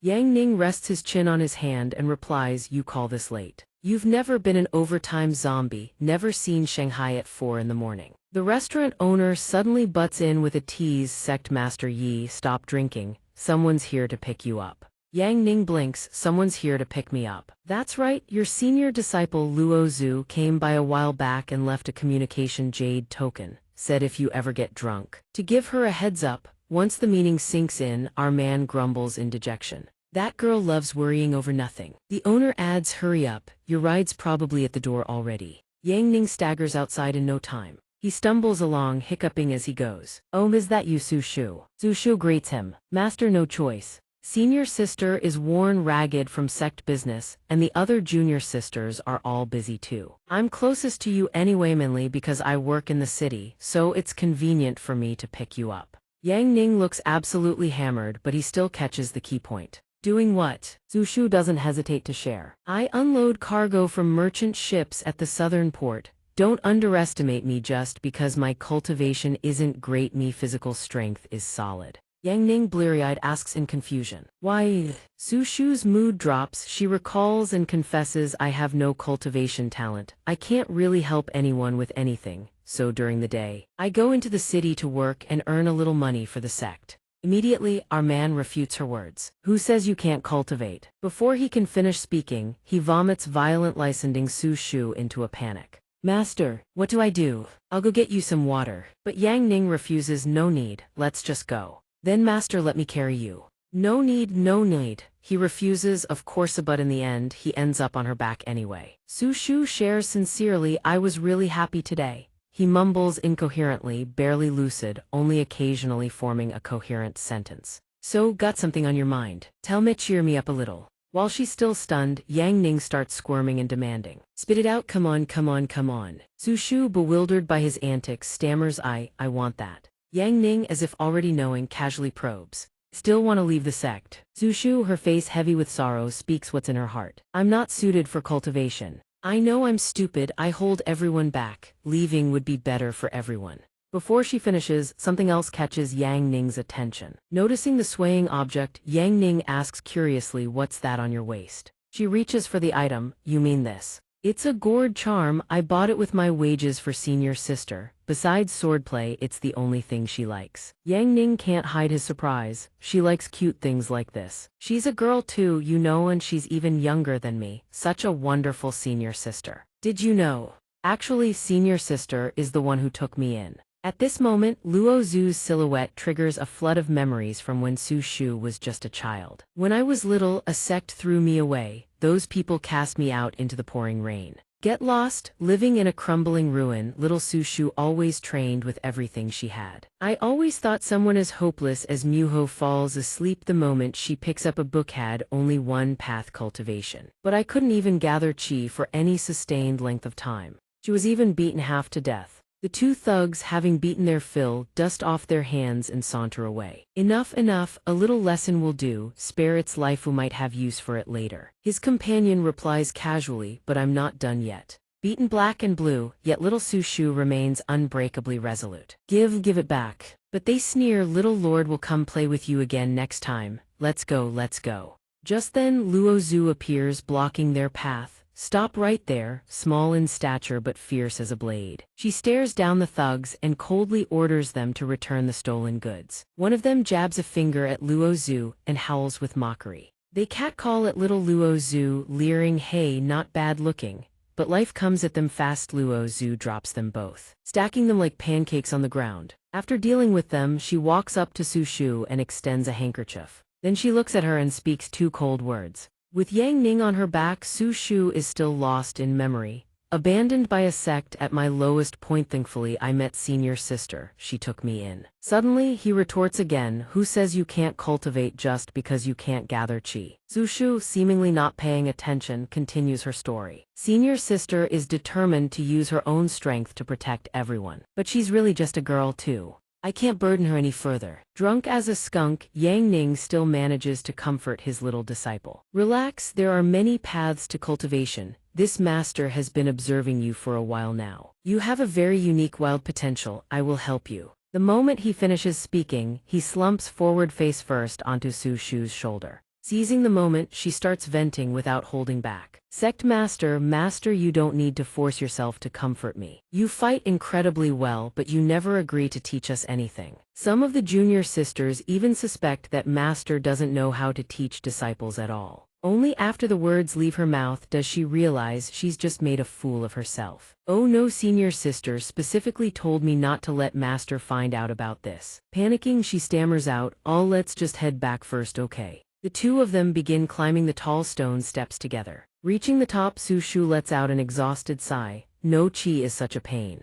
After working all day, her strength is nearly spent, but the moment she turns her head, she freezes in place. Gazing at the night scenery below, Su Shu can't help but murmur, it's beautiful. Right at that moment, Yang Ning opens his eyes and mumbles. The starry sky is truly beautiful, startling Su Shu before he dozes right back off into a drunken stupor. Then I don't want to go back, I want to stay here and watch the stars. Su Shu can't help but feel worried. But Master, you'll catch a cold sleeping out here while drunk. But Yang Ning has already settled down on the spot, casually reassuring her, it's fine.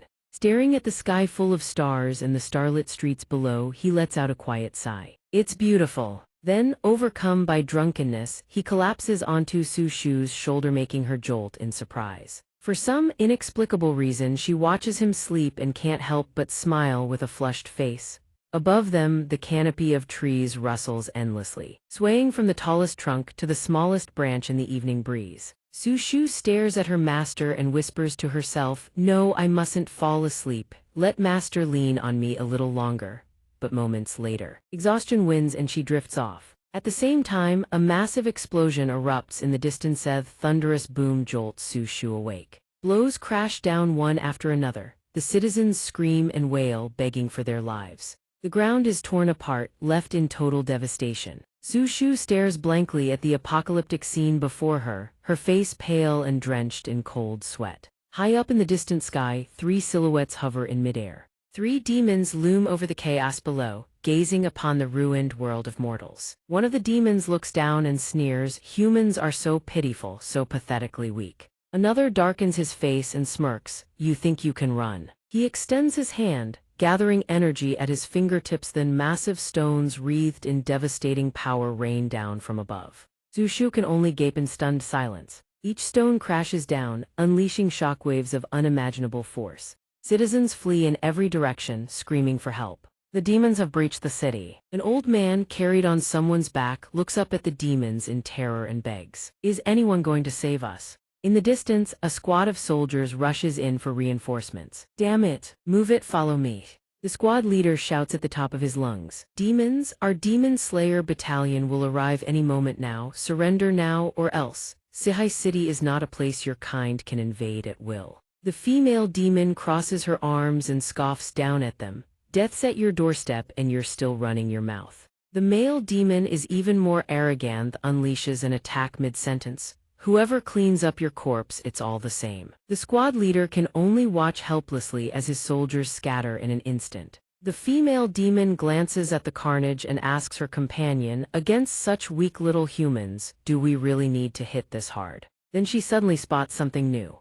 Over there, whoa, people who saw us arrive and still haven't run. The man is dead drunk, the woman is frozen stiff, I want to have a little fun with them. Su Shu's sharp instincts immediately pick up on the enemy's attention. The male demon warns, don't. You're wasting too much time. The female demon waves him off. Yeah, I know. The other male demon lets out a sinister laugh. These two are really unlucky, running into a sicko like you. The female demon's face twists into a dark, gleeful grin. Then she hurls a massive fireball straight down.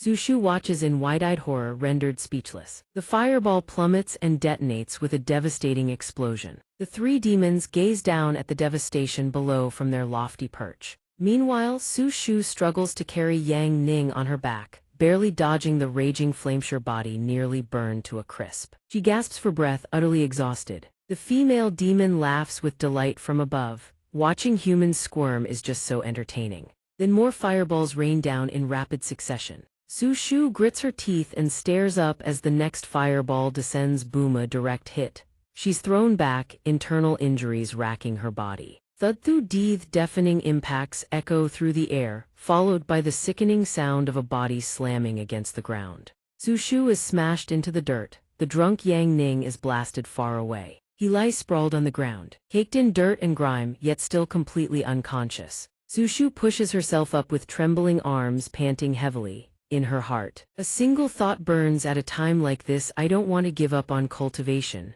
not one bit. Because in this world, only the strong have the right to survive, but how unfortunate I can't cultivate at all. The male demon points down and orders, "Had enough fun. Finish her off." The female demon lets out a long sigh. Sigh, all right then. Sorry about this, but you're going to die. Multiple fireballs streak down at blinding speed. Su Shu hears the roar and watches the orbs of light descend. Her mouth falls open in shock. Then she leaps to her feet, cursing herself. Master, it's my fault for being too weak, but at the very least you have to live. A sky-splitting explosion erupts.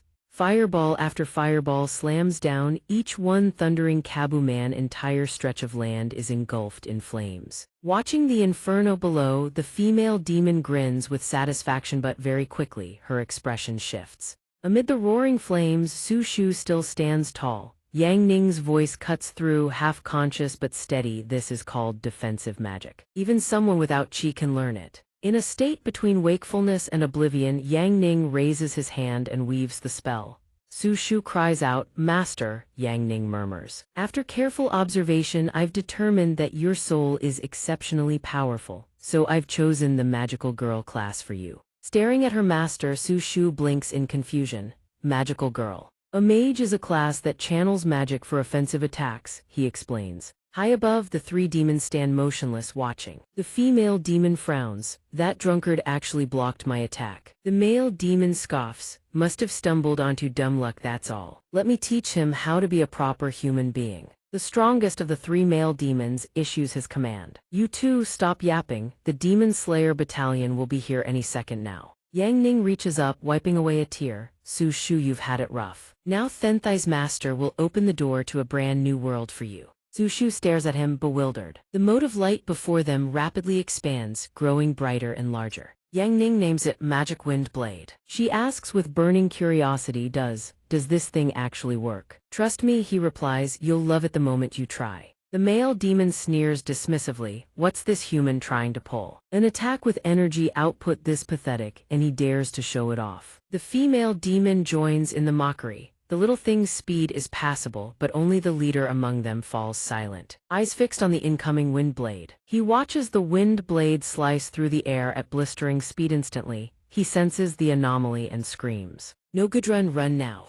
The green-haired demon glances over, his expression twisting into one of sheer disbelief. Yang Ning stands below and snaps his fingers with a sharp click. In that instant, the wind blade's power surges to its absolute maximum, rocketing straight toward the cluster of demons. The demons barely have time to register horror before they're cleaved in half. Even the quickest reactor can't escape. The wind blade catches up and tears through his body, leaving a gaping wound. The male demon's eyes widen with stunned disbelief. Then the blade splits into three smaller blades, converging together. Boom. Three small blades fuse into one massive wind blade. Su Shu sees the scene unfold and her jaw drops, eyes wide with utter disbelief. The demons are cut down in an instant, crashing to the ground one after another with a swish. Watching the chunks of rock rain from the sky, Su Shu is stunned. This is the power of magic, yet it's this powerful, and Yang Ning still corrects her. That was only beginner-level magic. Of course, when your master uses it, the effects get amplified. Su Shu hears this and fires back immediately. Beginner level. "Master, I want to become a magic girl. The path of the magic girl THAT is my destiny." Yang Ning approves. Sure. Below the ruins, a few civilians emerge, bewildered. What was that explosion in the sky just now? Where are the demons? Soldiers crane their necks skyward, firing off question after question. How is this even possible? The demons vanished in the blink of an eye. The civilians stare up at the clear blue sky, utterly baffled. They're gone, all gone. Could it be? An immortal took pity on us and intervened. The immortal they speak of is right now swaying, dizzy and tipsy, then simply collapses face first onto the road. Su Shu, sharp-eyed and quick-handed, rushes to catch him. Master, did using that power just now drain your life force? Yang Ning almost laughs but manages to reply, life force drain from beginner-level magic, I'm just wasted drunk. My whole body's turned to jelly. Hearing that answer, Su Shu can only stare at him with an exasperated look. Fine, Master, I'll carry you back again. Yang Ning refuses, no, really, there's no need. But in the end, she carries him anyway. As she walks, she murmurs softly, Master's already fast asleep again. Then Su Shu lets a gentle, warm smile spread across her face. Meanwhile, deep within a dark, sinister demon lair, Quang Mo, the war demon, sits in brooding silence when a smaller demon swoops in to report. My lord, the 3 generals who infiltrated Sihai City yesterday to gather intelligence, all 3 have been killed. Quang Mo jolts with shock and roars, impossible. I specifically orchestrated a scheme to lure the strongest exorcists out of the city. How could anyone have wiped out all 3 of them? The subordinate demon breaks into a cold sweat and relays, I'm not certain either, my lord. The intel reports that a mysterious young man was the one who struck them down. Hearing this, Quang Mo growls stubbornly, I refuse to believe there's a young human that powerful. Find that human thief hiding in Sihai City, now. The subordinate demon obeys instantly, voice crisp with obedience. Understood, the one who stole our clan's secret, no one in this demon world can protect him. Quang Mo issues a critical order, find that thief. You will bring the secret back at all costs. That secret is the decisive factor it determines whether demons or humans survive. The subordinate thunders with unmistakable resolve. Meanwhile, at the Sectin, the council chamber, loud snoring echoes through the room. Yang Ning is sprawled across a chair, sleeping with drool dangling from his nose. Suddenly, something smacks him in the face. He groggily lifts his head, squinting ahead in confusion. His eyes slowly focus, recognizes those eyes. The bird butler stares at him with the eyes of death itself. You're finally awake. Yang Ning snaps, fully awake, sits bolt upright, rubs his head and mutters, why the hell am I sleeping here? Did that Su Shu girl just dump me here or something? The bird butler replies flatly, you drank yourself half to death, started crying about wanting to go to work, ran here, and clamped onto the chair leg, wouldn't let go no matter how hard anyone pulled. Yang Ning stares in disbelief. I was that enthusiastic about work. The bird butler nods, that's right. Luo Zhu has been standing outside the door this entire time, waiting for you. Yang Ning asks, she's been standing outside all this time. The bird butler responds, yes. Hearing this, Yang Ning immediately calls for Luo Zhu to come in. She steps inside with measured, graceful steps. Upon entering, Luo Zhu kneels and speaks. This disciple thanks Master for agreeing to teach Su Shu how to cultivate. From today onward, she will follow Master's guidance on the path to becoming a magic girl. Though this disciple does not know what magic truly is, if it is Master who teaches it, it must surely be extraordinary. Yang Ning thinks in bewilderment, magic girl, little Su Shu, what the hell did I say while drunk? Luo Zhu continues with her head bowed. Su Shu, due to her special constitution, has always wanted to abandon cultivation and make a living in the secular world. As her senior sister, I was powerless to help. Meeting you, Master, has been a true blessing.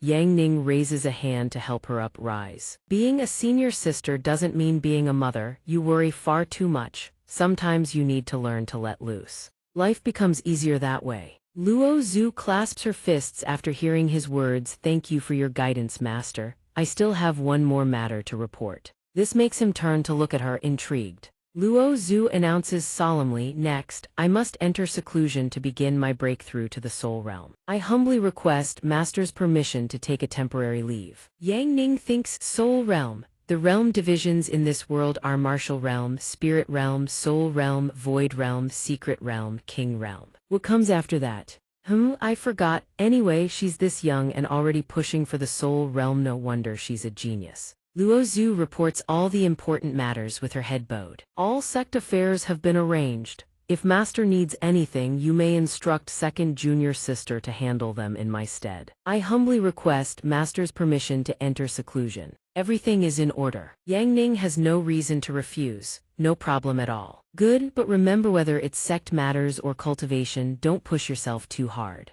Is there anything else you wish to say to your master? Luo Zhu clasped her fists. Thank you for your concern, Master. There is nothing else. Yet after she says this, her face flushes a deep red. she realizes that entering seclusion means not seeing Master for quite some time. And the thought leaves her, strangely unsettled. She quickly catches herself. She's lost her composure. What am I even saying? She stammers, and this disciple takes her leave. Watching Luo Zhu's retreating figure, Yang Ning replies softly. Stepping outside into the clear blue sky, she whispers to herself, what is happening to me? I've dedicated my entire life to the sword. I cannot allow myself to waver so easily. Right at that moment, Lei Lei approaches and calls out senior sister. Luo Zhu composes herself and gives a slight nod in greeting. Lei Lei fires off a single question that strikes right at Luo Zhu's weak spot. Senior sister, you haven't developed feelings for Master that would shake your devotion to the sword, have you? Luo Zhu whips around, face burning red. Don't talk nonsense. Lei Lei remains dead serious. Senior sister, you are the only person I have ever admired.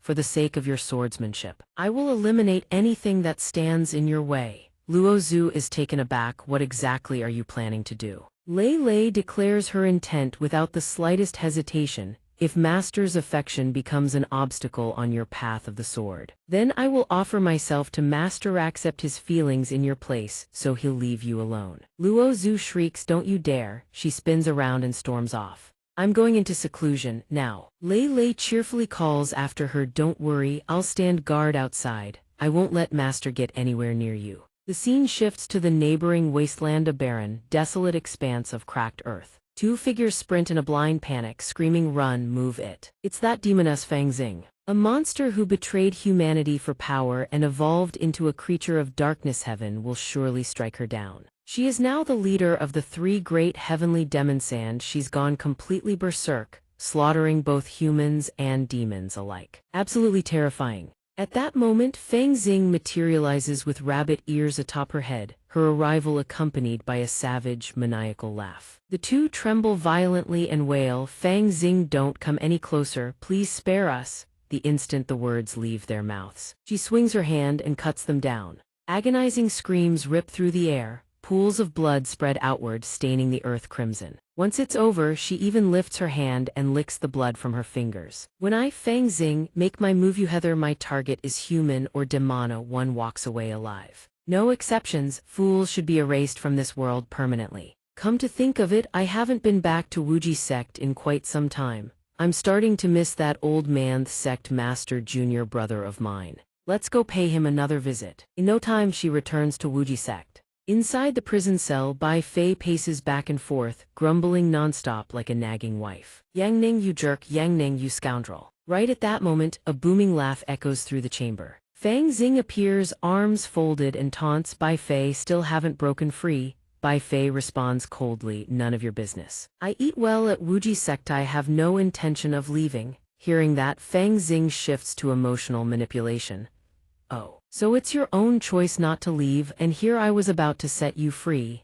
Bai Fei's attitude flickers for an instant. Really? But then she flips just as fast. Granny told Minion who abandons the Wuji Sect and forsakes their humanity in pursuit of power can never be trusted. I won't fall for it. Feng Xing leans against the cell bars, continuing to dangle the bait. Bai Fei, don't be so hasty, hear my terms first. All I ask is that you spend 1 year seducing the emperor of the Beihuang kingdom in the northern Extremingenier, that nation under my control. Do that, and I set you free right now. Bai Fei turns her back, unmoved. Refused, this kind of scheme holds zero interest for me. Feng Xing presses on, haven't you always wanted to break free and take your revenge? If you're chained here for the rest of your life, how will you ever get that revenge? The moment revenge is mentioned, a subtle tremor passes through Bai Fei. Feng Xing, sensing the opening, pushes further. You could topple an entire dynasty, plunge the world into chaos, and still not outdo your true enemy. How about this? Complete the mission for me and I'll throw my full support behind your vendetta. Deal. Bai Fei is lured further and further in. A dark expression crosses her face as she speaks. You really are. Yang Ning's thunderous shout cuts her off. Feng Xing, you traitor to the Wuji Sect, who gave you permission to come back and seduce Bai Fei? An instant deathly silence follows. The furious Yang Ning glares at her, and for a brief moment the demoness actually flinches.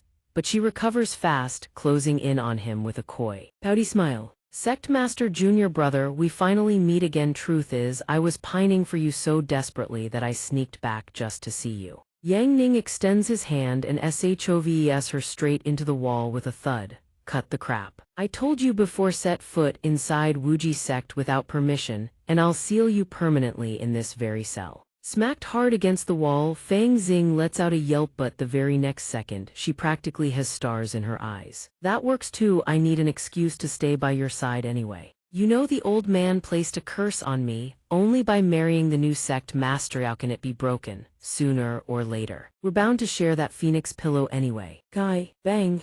Yang Ning recoils in sheer terror, face flushed. Stop spouting nonsense in here, come outside with me first. But Fang Xing remains unbearably coquettish. I can't beat you, sure, but that doesn't mean I'll obey you either. While the two of them are at it, Bai Fei erupts in fury. Enough, you damn fox spirit, get your hands off him. Yang Ning's face burns red with a mix of embarrassment and rage. Move it, I'm taking you outside. Fang Xing whines, hey no, let go of me. Bai Fei watches with a clenched jaw as Yang Ning, teeth gritted, throws Fang Xing over his shoulder and marches out. Bai Fei shouts after them, Yang Ning, whatever you do, don't let that fox spirit woman anywhere near you, she's obviously trying to seduce you. Fang Xing, still draped over his shoulder, turns and sticks out her tongue in a mocking taunt.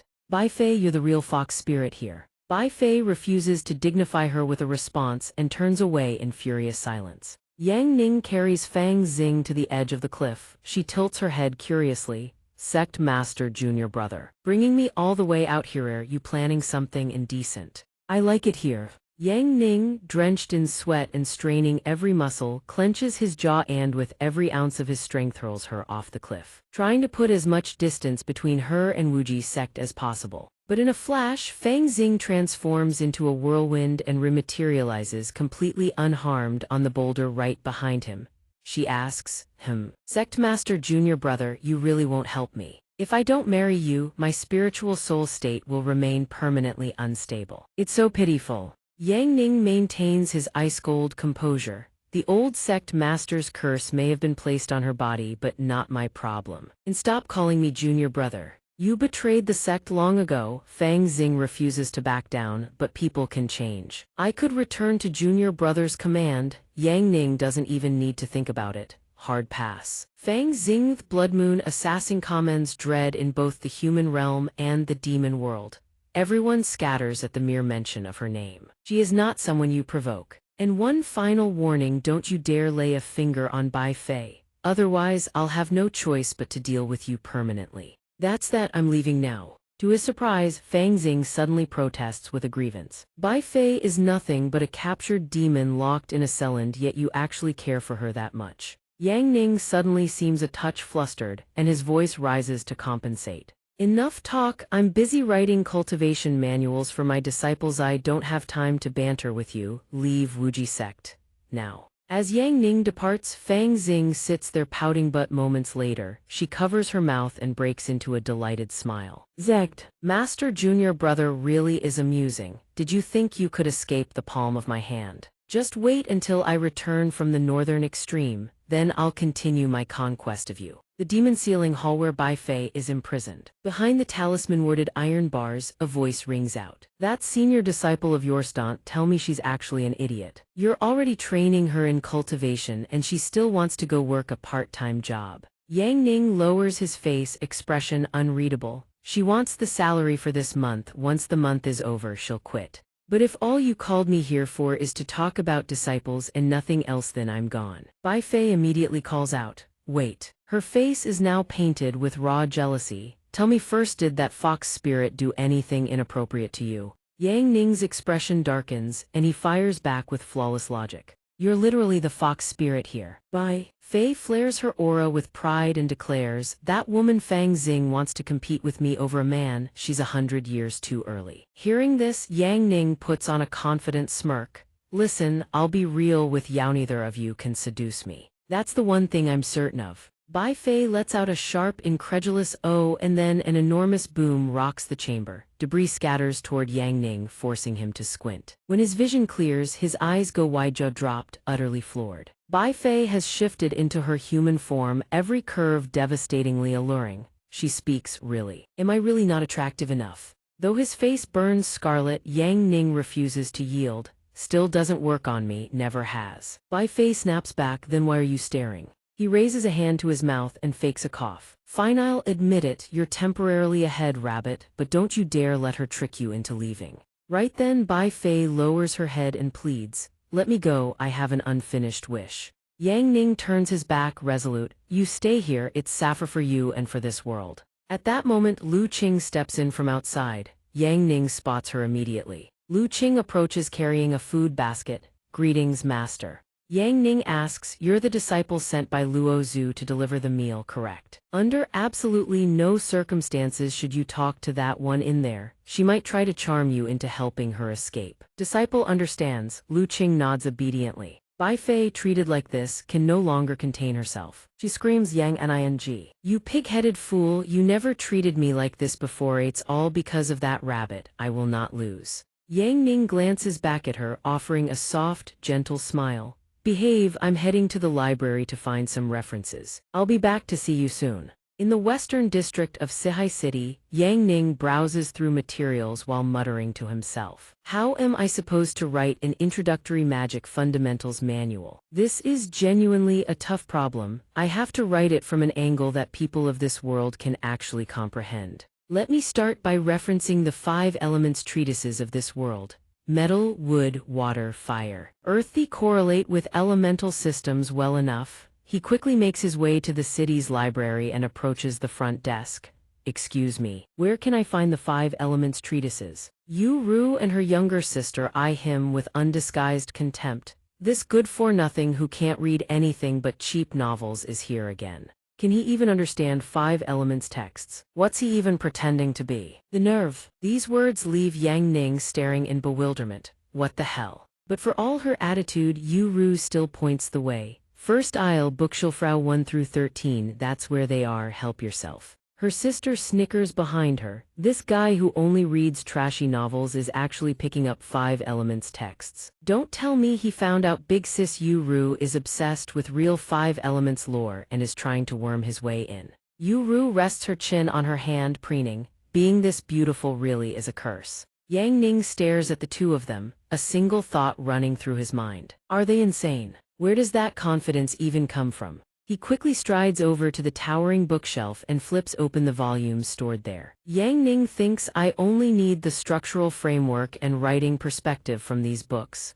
The actual content doesn't need a close read. The passive skill 5 elements specialization is already max level. Looking at this stuff is like reading elementary school textbooks. Boring. The angle on this one is decent, but it's way too simple. In the distance, Yuru whispered with her sister. He's clearly not reading seriously, is absolutely faking it, just trying to cause a scene. Just to get senior sister's attention. What a waste of effort. How could a childish, over-the-top man like that ever catch senior sister's eye? Senior sister's type is the young hero archetype, like that unknown hero who reportedly soloed 3 great demons in the sky the other day. A young hero like that, how could I ever be worthy? I can only admire from afar in secret. Sigh, the ones who simp for me are always worthless trash. Yang Ning thought helplessly, 2 lunatics. A blank clean book appeared on the table. Yang Ning picked up a pen and started writing while muttering to himself, can't take the reference books out, so I'll just start here. Yuru's sister watched him and judged.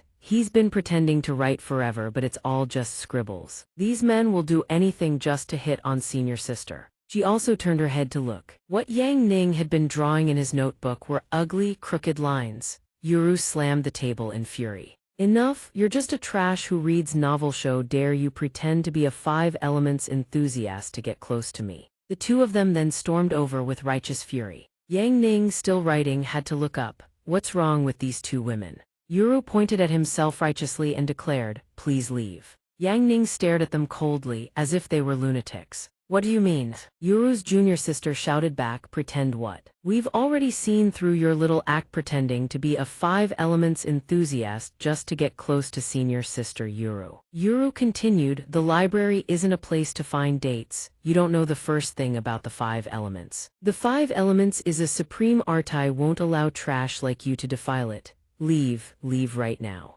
Perhaps you can still keep a tiny illusion about me. At this point, do you still want to pretend you understand the 5 elements and linger here? I want to expose the truth that you know nothing about the 5 elements. Pick any book from those stacks beside you. Everyone around, pay attention to this exchange. What's going on?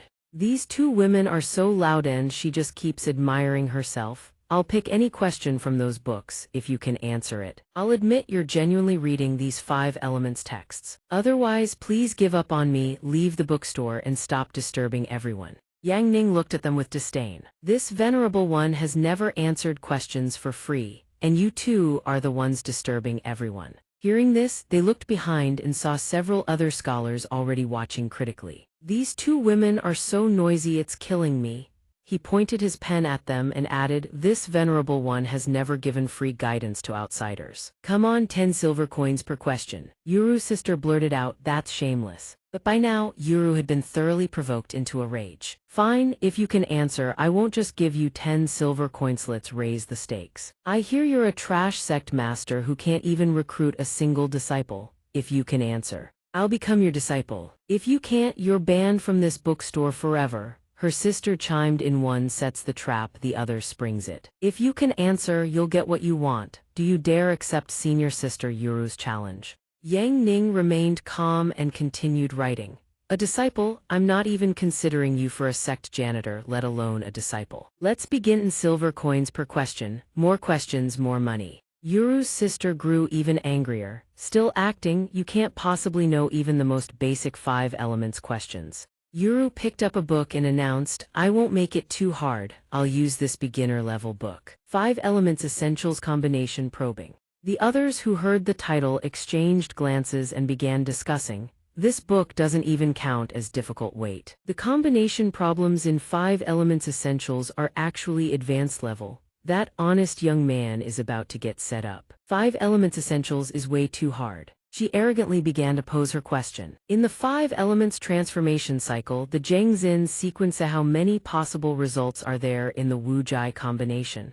Speak. She finished asking and smirked maliciously. How prepare to be humiliated. Yang Ning finally looked up slightly. Yuru's sister was also grinning slyly. Come on, say it. Yang Ning didn't waste words, just 236. Hearing this, the two women burst into stifled laughter, then broke into uncontrollable fits, startling Yang Ning beside them. He glared at them and demanded, is there something wrong with you two? Yuru raised the book in her hand and sneered, just as expected. No real knowledge, all pretense, exposed in one shot. Look carefully. 72 types, you idiot, she jabbed at the page twice. Yang Ning shot back indignantly, look again carefully, you fool, you got the question wrong. The original text says K letter 1EF5 you misread it as K letter 1EF7. K letter 1EF7 belongs to earth, K letter 1EF5 belongs to fire. The results are completely different. Among the crowd of onlookers, one person spoke up, this young man is truly no ordinary person. The Zhengzin Mao K letter 1EF5 combination is indeed 36. Yuru's face went pale as she stammered, I misread the character, little sister. She called over the duty officer. 5 Elements Hall of Qingyun Sect happened to have a representative here. Yang Ning tallied up and called for the silver coins to be paid. In the distance, several young women were also gossiping amongst themselves. That guy really did come to study the 5 elements. Those two women were just overacting, full of themselves. He actually does look kind of handsome. I wonder if he has a girlfriend. Yuru blushed with embarrassment but refused to back down. You just got lucky on one question, I want another one. He knew the money-making opportunity had arrived and raised the price. For this next round, it goes up to 20 silver coins, no haggling. The two women exchanged glances and silently strategized through eye contact. What if we pick the hardest possible question for him? Fine, let's see how smug he acts after this. Her sister understood and turned to go. These books are all too easy. I'll go get one that's a bit more advanced. Yang Ning answered casually, sure. She climbed up the ladder, fumbling around for the advanced edition, then exclaimed, found it. In her hand was a book with a long, difficult title. Yuru praised her, holding the book. Well done. Yang Ning protested again, Miss, this book has already gone beyond pure 5 elements theory. It involves formation arrays. Yuru's sister's face darkened as she threatened, if you can't do it, just admit defeat. Why so many excuses? Being stubborn will only make senior sister Yuru despise you more. Yang Ning continued drawing and said calmly, what I mean is, the parts beyond pure five elements theory require extra answers that costs more. Yuru snapped, you're just dodging the question, fine. 30 silver coins for this one, come on then. Combine it with the previous question, make it 40 up front. If I can't answer, I'll return everything. He held out his money pouch. Yuru slammed hers down furiously. Shameless, fine, you're not getting it anyway, take it. Yang Ning replied, thank you, we can begin now. She opened the book and began reading the question with a scheming expression. Listen carefully. This is a complex formation array passed down for over 1,000 years. Nearly everyone knows of it. This array uses Xin and Gui as the array eyes, with Bing, Wu, Zheng, and Jia as the array gates.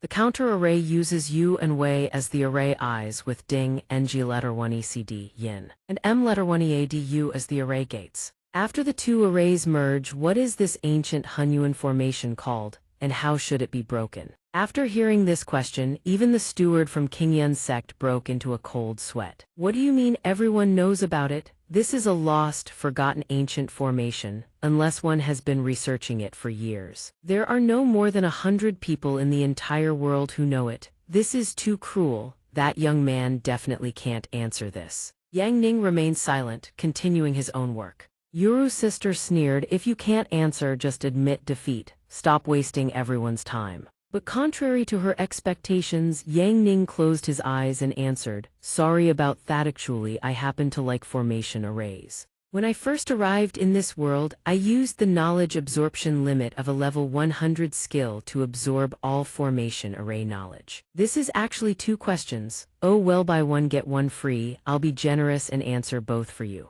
This array uses Yin heavenly stems and Yin earthly branches as the array eyes, and Yang heavenly stems and Yang earthly branches as the array gates. After the array eyes of metal water and metal earth merge, they form a lethal array based on mutual generation and mutual restriction. In all of recorded history, only 7 of this type of formation have existed and only 3 have been documented. For a library of this level, naturally only one would be available for reference. So the answer should be crystal clear. This formation is called the ancient yin-yang soul-sealing death formation. The moment he finished speaking, the book in her hand dropped with a thud. The 2 sisters stared at him, faces dark, eyes wide. The younger sister asked had he gotten it wrong. The steward of Qingyun Sect pondered it, and realized he was actually right. The person beside him exclaimed, how is that possible? He actually answered it correctly. Yu Ru hadn't given up, and continued making things difficult for him. Then solve it yourself, I don't believe you can crack it. Someone turned to the steward and asked, this man was formidable, sure, but could he actually solve it? The steward's face darkened, sweat beading his forehead. No solution exists. I've studied this formation for many years and consulted many array masters far stronger than myself. Not a single one could solve it. That little girl's mind was truly cunning. She'd chosen an unsolvable problem to trap this young master. Yang Ning turned to Yu Ru and replied, no solution. She heard his answer and squealed with glee, knew it, you couldn't solve it. But at that moment, Yang Ning pushed his chair back and said, let me finish first. When I say it has no solution, I mean for ordinary people like you. For me, this formation has 7 flaws. As for ways to break it, there are at least 4.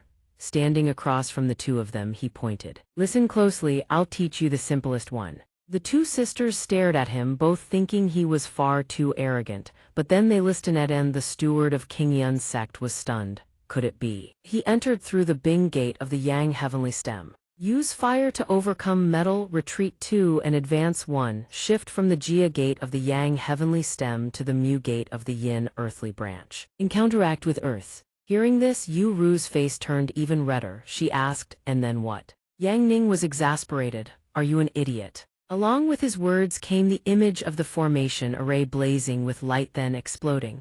The result, both core nodes destroyed. The entire formation collapsed. What and then could there possibly be? The younger sister stammered, he actually answered it. Yu Ru replied with a dark face, I don't know either, there's no answer in the book. Hearing her older sister say that, the younger girl clasped her hands together and began muttering silent prayers over and over. Could he have been bluffing? She glanced behind her, silently pleading with the steward of Qingyun Sect. Please just say he was talking nonsense. The steward's expression darkened. At that moment the steward quickly rushed off. He hurried around the table and headed straight for Yang Ning, making the girl's heart leap with hope. Yes, the great steward can't stand it anymore. He's going to deal with this lying fraud. Yang Ning watched in silence as the man drew closer and closer. The steward's face was stern and fierce. Yang Ning turned to look at him, stammering, what are you doing? The younger sister huffed smugly. But then steward dropped to his knees, leaving Yang Ning's jaw on the floor. Then the man clasped his fists and loudly pleaded, Master, please accept me as your disciple. This act stunned everyone present. The steward declared, the great master is not only a grandmaster of the 5 elements arts, but also a formation array grandmaster. This yin-yang ancient soul-sealing formation, I've studied it for 10 years and never found a single solution. He was practically sobbing. His display utterly theatrical. Today, Master revealed the breakthrough. It has enlightened me. Mind is suddenly crystal clear. I beg the great Master to take pity on my obsession with the 5 elements and grant me a chance to seek your tutelage, to calm my heart and learn the way. Yang Ning scratched his cheek, sweating. This isn't really appropriate. You're a member of King Yun's sect. You can't just defect. Besides, you're quite advanced in years. Me being your master wouldn't make sense. Please stand up. The younger sister was now panicking, her voice trembling. He actually got it right. Oh my God, wasn't he just some good-for-nothing who came here every day to read novels? I'm going insane. Is actually a dual-craft grandmaster. We've offended someone we absolutely shouldn't have. Yang Ning turned back to the 2 girls and asked, anything else you'd like to say? At this point, Ru slammed her knees to the ground and cried out, I was blind. I misunderstood the great master. I am guilty. I admit defeat. I'm willing to become the master's disciple and serve at his side. Please give me a chance to atone, and I'm still very young. However, Yang Ning showed no mercy. Sorry, your cultivation realm and aptitude are both far too lacking. As my disciple, you're not worthy. Ru received this answer, her face flushed, completely stunned. It was the first time she'd been humiliated like this. She couldn't hold back, tears streamed down her face. Not worthy. Yang Ning took his book and walked outside. The bustling streets were alive with cheerful chatter. A merchant called out from within, fruits, fresh fruits, give me that needliake. He quickly passed through an incredibly crowded area. Oh, it's Fairyxing. Fairyxing is so beautiful. She's appeared again. Fairyxing truly deserves her title as the #1 dancer of Ziyuan Kingdom, absolutely mesmerizing. Someone shouted loudly, brothers, everyone show your appreciation. Yang Ning couldn't help but sigh. What a crowd. Forget it, no point going this way. Su Shu's magic class has definitely ditched again. At that moment, Fairyxing, also known as xianxia, oxidized while thinking to herself, no choice. Senior sister said reviving the wuxia sect requires more funds. What else could I do but come down the mountain and dance? Money comes fast this way. I can only keep dancing. If only master knew how to make money, I could just stay home and relax. Behind Xiaoxi as she danced, a Guqin player sat. Her hair flowed and fluttered with the wind. Yang Ning walked along, still watching, muttering, #1 dancer, sounds interesting. But the crowd's too packed, can't even get close. What a pity. The surging crowd behind him continued to press forward, completely captivated. Xiaoxi's delicate hands moved in graceful arcs, her whole body swaying with the melody.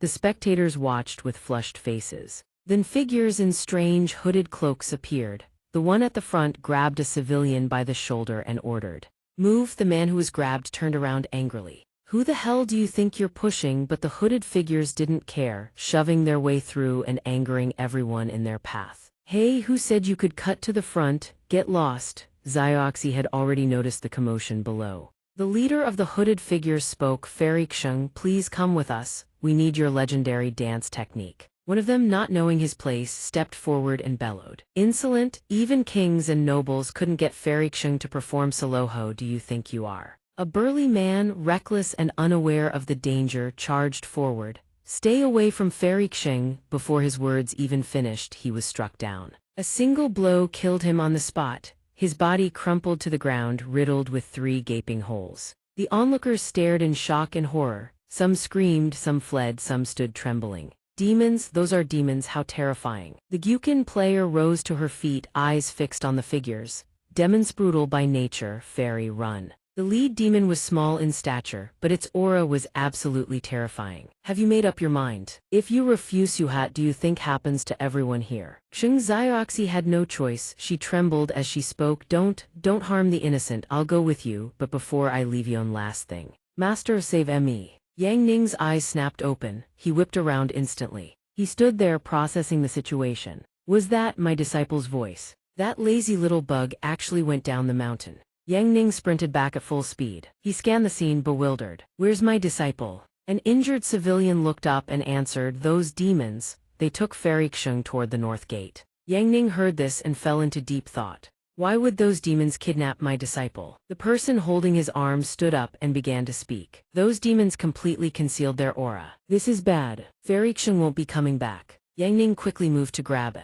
Yukin to calm the crowd. Rest assured, my disciple, even to the ends of the earth I will find you. The scene shifts to a rocky mountain range. The demons carried xianxia and fled through the terrain. Behind them, civilians armed with weapons gave chase, shouting, you demons, put Fairy Xing down right now. The demons came to a sudden halt. The Grand Priest Gecko glares at the crowd and snarls, fools, do you have a death wish? A fearless citizen shouts back, you've infiltrated Zai Hai City and kidnapped our people. You demons have some nerve, return the people you've captured. No. The Grand Priest Gecko hears this and laughs as if he's heard the greatest joke. You're not the Demon Extermination Corps, yet you dare pursue us. You lot are the truly audacious ones. Third brother, kill them all. The demon called Third Brother grabs his cloak, tears it off and leaps down with a gleeful cackle. Leave it to me. Got it. Third Brother moves at blinding speed. The citizens below can only crane their necks upward in terror. In an instant, one person is dragged away so fast they can only scream, what is that? Help. Moments later, Third Brother laughs maniacally as he continues snatching people one after another. He flicks out his long tongue and licks a citizen's face. The Grand Priest Gecko snaps, rein in your disgusting habits, just kill them. Third Brother extends his grotesquely long tongue in agreement. No problem. 1 second to finish theme, and at that exact moment, the sound of a guzheng rings out from Yang Ning. The Grand Priest Gecko, hypersensitive to sound, jolts in surprise. He whips around and roars, who are you? Yang Ning sits atop a distant cliff, offering a lazy compliment. Not bad. You finally noticed me, return my disciple. I might consider giving you a chance to live. The Grand Priest Gecko takes one look at him and bursts into contemptuous laughter. So you're the trash sect master who's all bark and no bite one everyone's been talking about. You're offering us a way out? How generous. What a pity, I have no intention of letting anyone leave here alive. Third Brother, clean up the field first, then we'll deal with this fool. At the command, Third Brother splits into afterimages and lunges at the people. Below, screams fill the air without end. The citizens turn and flee in blind panic. Run, someone save us. Without warning, Yang Ning extends his hand and strikes a single chord. The sound wave crashes into the demon sand, into the humans as well. Everything's spinning. I'm gonna be sick. This guy's playing is unbearable. My soul feels like it's about to leave my body. One person realized, wait, that's not just noise. He's playing a soul separation melody with a disorientation effect. Who the hell is this young musician? The Grand Priest Gecko sees his own men staggering and shouts, Second brother, fourth brother, snap out of it. There's something wrong with this one. Third brother, kill him. Second brother, back up. Third brother. Second brother obeys instantly, ripping off his cloak and charging forward. He rockets straight toward Yang Ning's perch, opens his mouth wide and begins charging energy to the limit.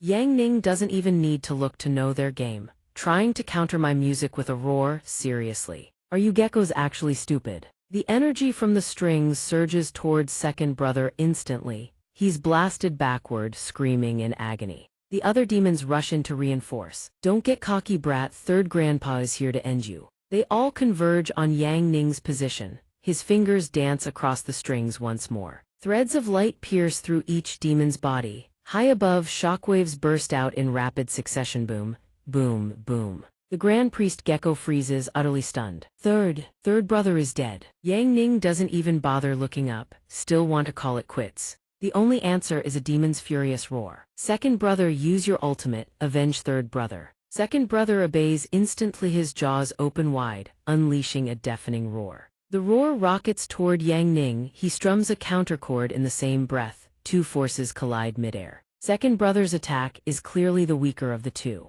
The sound energy from Yang Ning's strings quickly overwhelms the roar. Second brother's own attack backfires, screams in agony as it tears through him. The surrounding terrain is obliterated, swallowed by a thick veil of white smoke. Smoke billows upward from a crater so deep its bottom is invisible. The pursuing citizens stare in utter disbelief. Oh me's that thing in his hands, a guzheng or a cannon. The fairy's master just struck, and now I'm more certain than ever that she descended from the heavens. Yang Ning asks, calm as ever, "Hey, dead yet?" The Grand Priest Gecko is now thoroughly enraged. "You stinking brat, you've been played." The fourth demon tears off his cloak and bursts into laughter. The Grand Priest Gecko declares, "Fourth brother is the true killing blow." Fourth brother leaps up with murderous intent. Die. The citizens watching grow terrified. It's over. Musicians are weakest in close combat. But when fourth brother swings his claw, Yang Ning doesn't even flinch. He simply raises his fist and punches back. This single punch carries force rivaling the demon's own.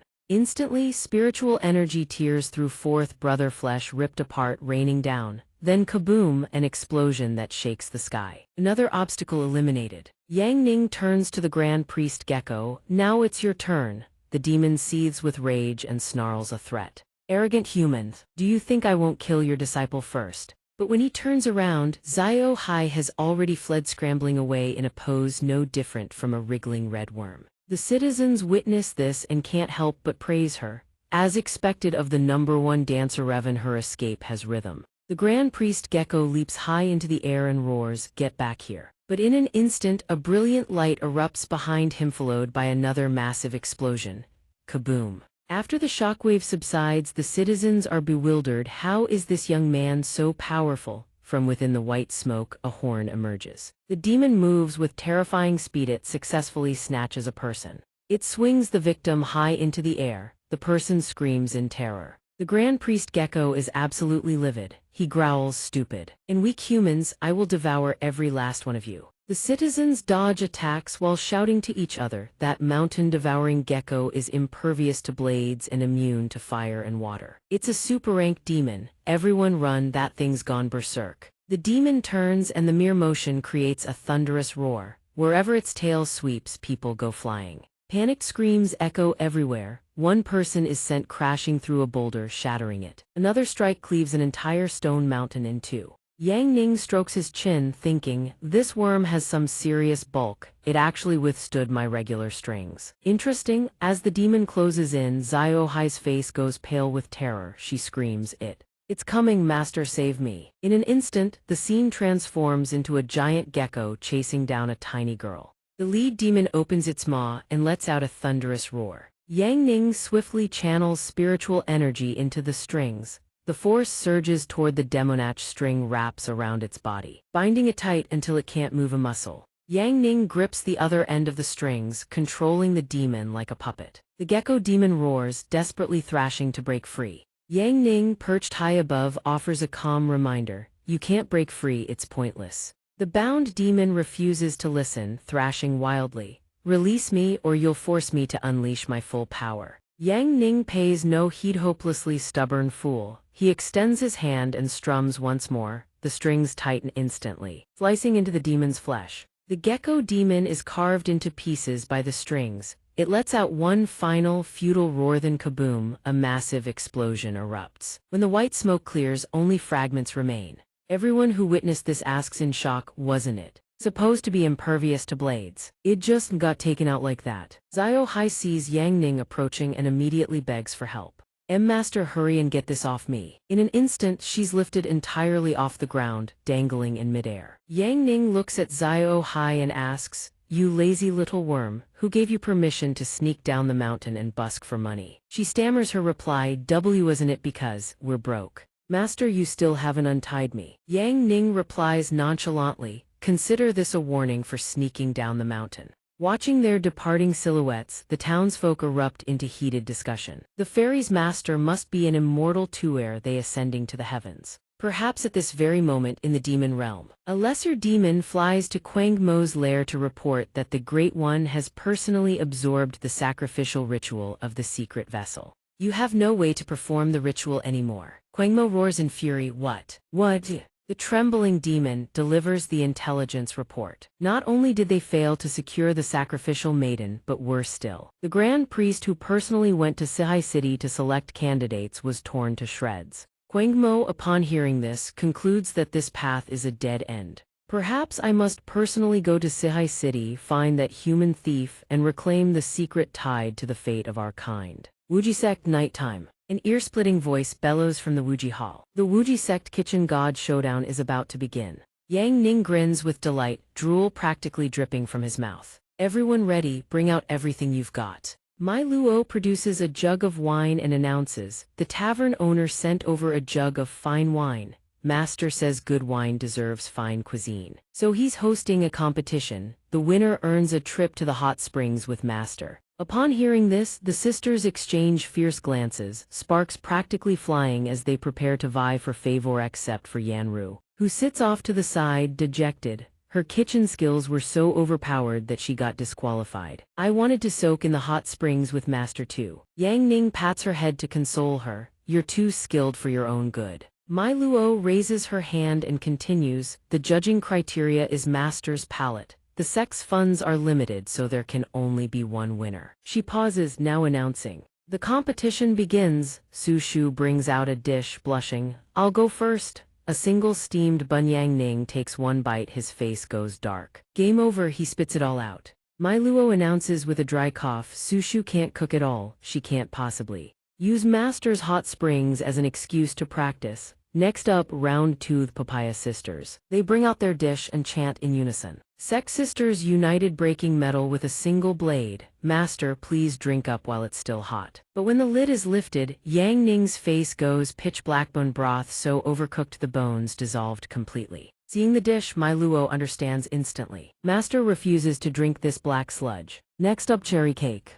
Yang Ning's eyes light up, drooling with excitement. Finally, some real food. The one who made it is Shield Maiden Nanggong Dong. She speaks shyly, I made this pastry myself. I wonder if it suits Master's taste. Yang Ning finishes eating and gives a thumbs up. Not bad, this standard would be a top-rated shop back on Earth. The gluttonous Su Shu watches enviously, drooling. She snatches a chicken leg and takes a bite. Yang Ning continues his review. Lu Qing's roast chicken isn't bad either, crispy on the outside, tender on the inside with an earthy aroma.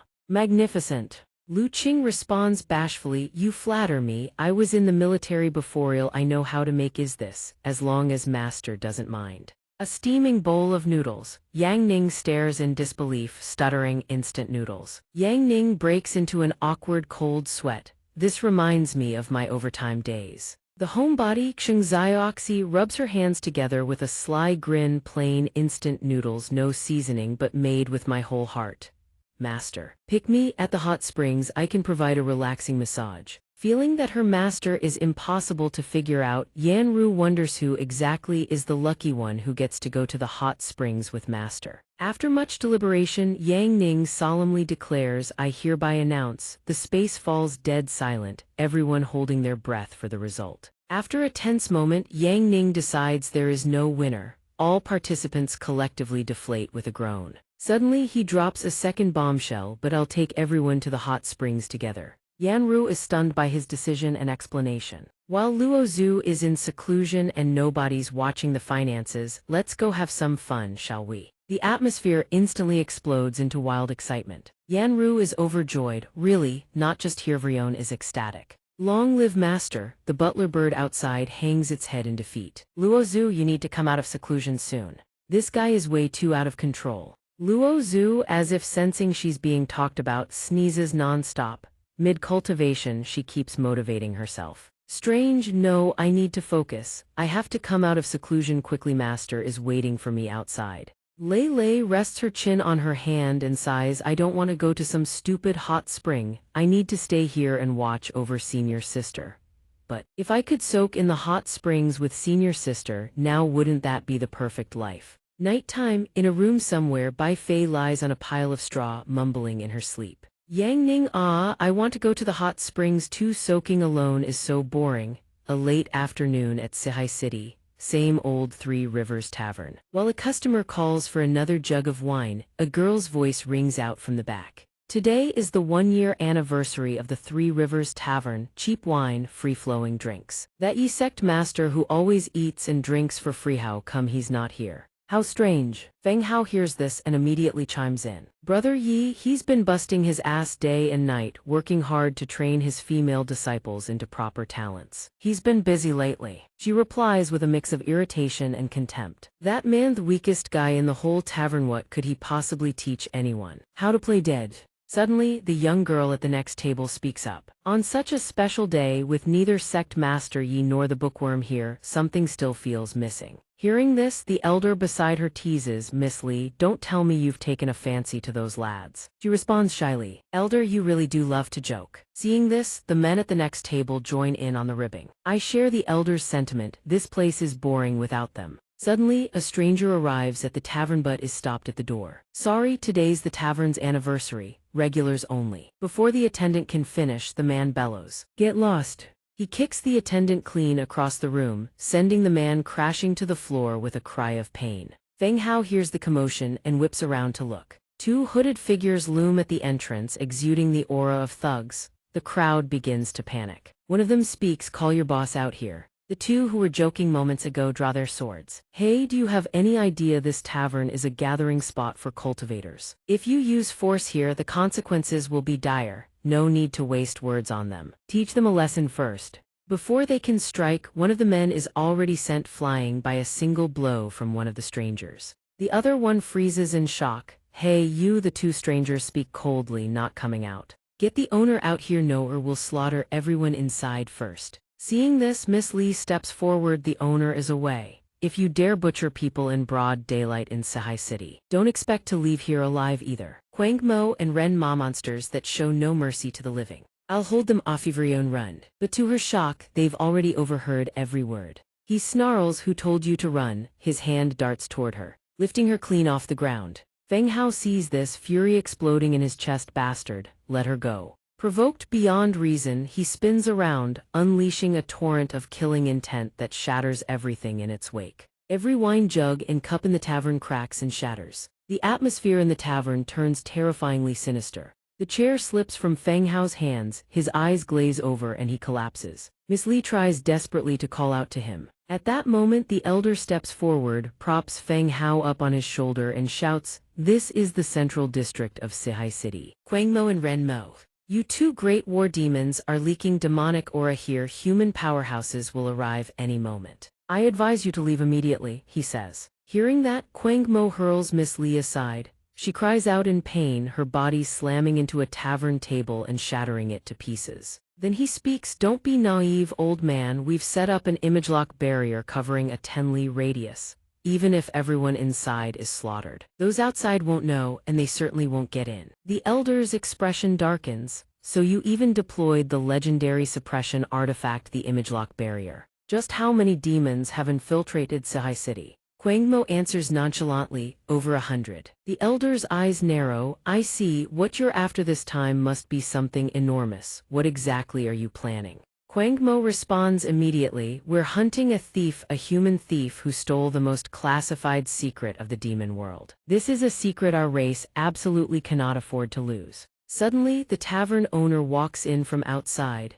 Humanity has already been pushed to the brink by your kind. This secret is humanity's only hope of striking back. You can search all you want, and even if you kill me, I will never hand it over. Ren Mo tilts her head. What if I kill all of them first? The tavern owner stands firm. Even that won't work. This concerns the survival of all mankind, even at the cost of their lives. I will protect this secret to the bitter end, he declares. Ren Mo grips her mirror blade and smirks. Then come. A violent aura erupts from her body. Quang Mo also unleashes his full power. His raw strength shocks everyone present. He roars, Come on. At this moment, the battle between Ren Mo and the tavern owner is about to ignite. Without warning, a blinding flash of light tears across the air. Both Ren Mo and the tavern owner charge at each other like moths to a flame. The sheer force of their collision blankets the entire area, sending bystanders fleeing in terror. The village chief screams, Run, get out of here now. A colossal wave of energy explodes outward. The tavern is obliterated.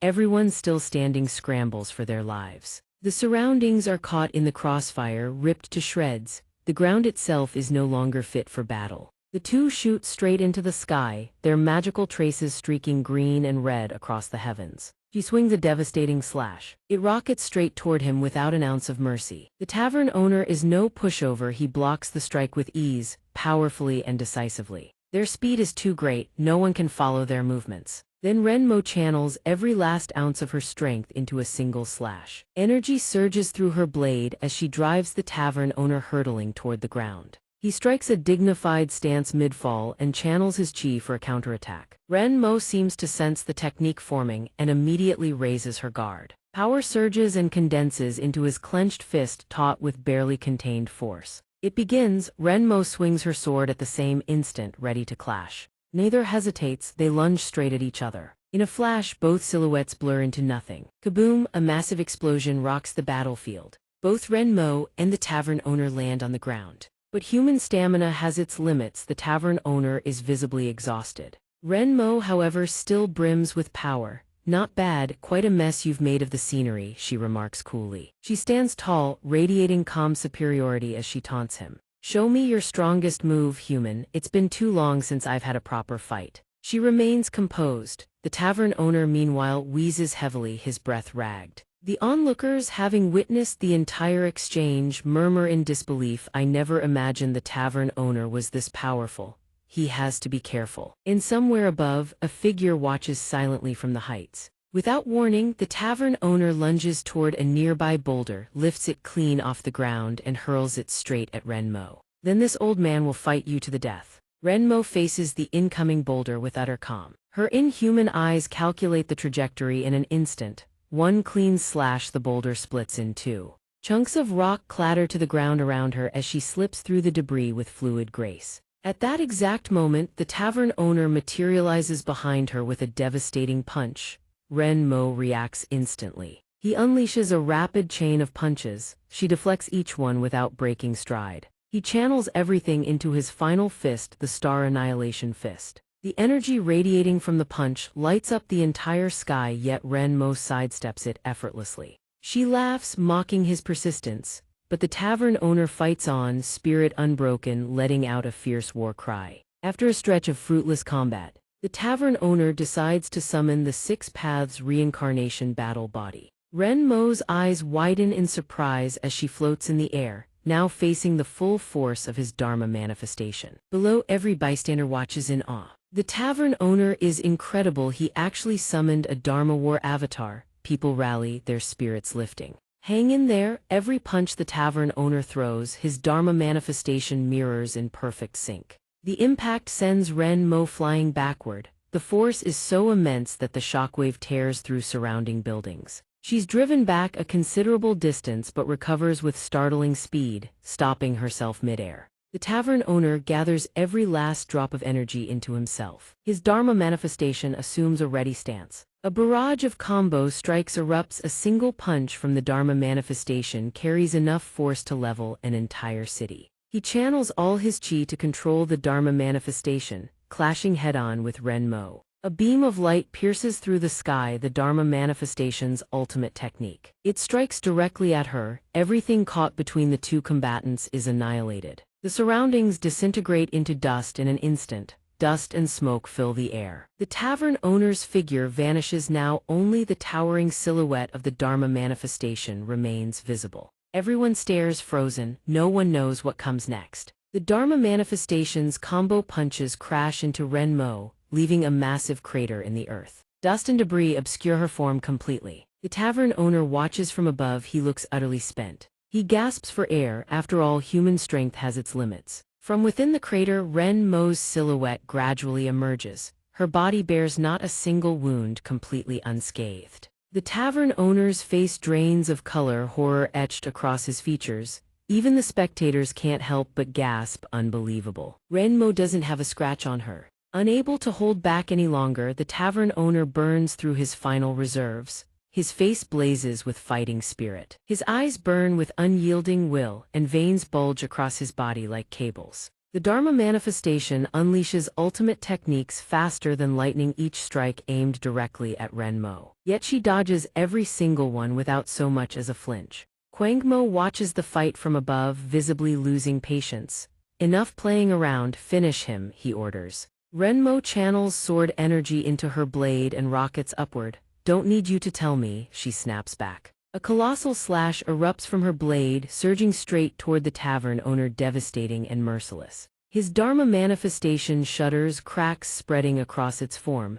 It begins to dissolve, breaking apart. The tavern owner is caught in the backlash. Blood erupts from his throat, his consciousness dims, his vision blurs. His body gives out, the Dharma manifestation dissolves into nothingness, and he plummets toward the ground. His body crashes into the earth, shattering the ground on impact. The velocity is so great that trails of dust spiral in his wake. He has no strength left to resist. The tavern owner lies motionless on the broken earth, utterly spent. The onlookers watch him with sorrow and pity. Renmo swoops in like a gust of wind and plants her foot squarely on his chest. The human body really is pathetically fragile. And yet you dare defy us, kill the rest of them, then drag this one back with us. I have 10,000 ways to make him spill the secret. Everyone who hears this recoils in terror. What did they just say? Not good. These two are about to go on a killing spree. Renmo and War Demon smirked, satisfied with their carnage. The battle had reduced the surroundings to rubble. Then, out of nowhere, a massive, heavy table crashed down from the sky. It slammed into the ground with a deafening thud, drawing every eye in the area. Even Renmo and War Demon couldn't help but look. Suddenly, a voice rang out, "Boss, got any booze today?" The tavern owner lay there, battered and covered in wounds. "We're closed today, get lost." His presence alone electrified the atmosphere. "Oh, it's him, the weakest guy around. What are you doing here causing a scene?" It was Yang Ning. He looked completely nonchalant, even half asleep. Everyone looked down on him, but the two demons sensed something different. Wait, this person bears the mark of the shadow barrier on his body. He just came in from outside the shadow barrier. You've got to be kidding me. How can a human possibly break through our high-level barrier? While the two were arguing, Yang Ning cut in. You mean that black dome thing? Just tore it open. Renmo and War Demon couldn't believe their ears. What? How could a barrier forged from our extraordinary demonic power be shattered by a mere mortal? He turned to the tavern owner. Boss, let me tell you, if I can't get a drink today, I'm not going anywhere. As long as I show up to drink, this tavern of yours stays open for business. I don't have any money. You're the only person in all of Sihai City who's kept me fed and drunk for this long. So whoever tries to mess with your business, I'll eliminate them. Renmo erupted furiously. This human must have slipped through by sheer dumb luck. War Demon cut in. What about the soldiers stationed along the route? Why didn't they send out any warning signals? He must have been so pathetically weak that the soldiers didn't even register his presence. Missed one. Yang Ning smirked with contempt. They really didn't notice me because dead men have no senses. The soldiers he mentioned were now lying scattered outside the barrier, every last one sent to their graves.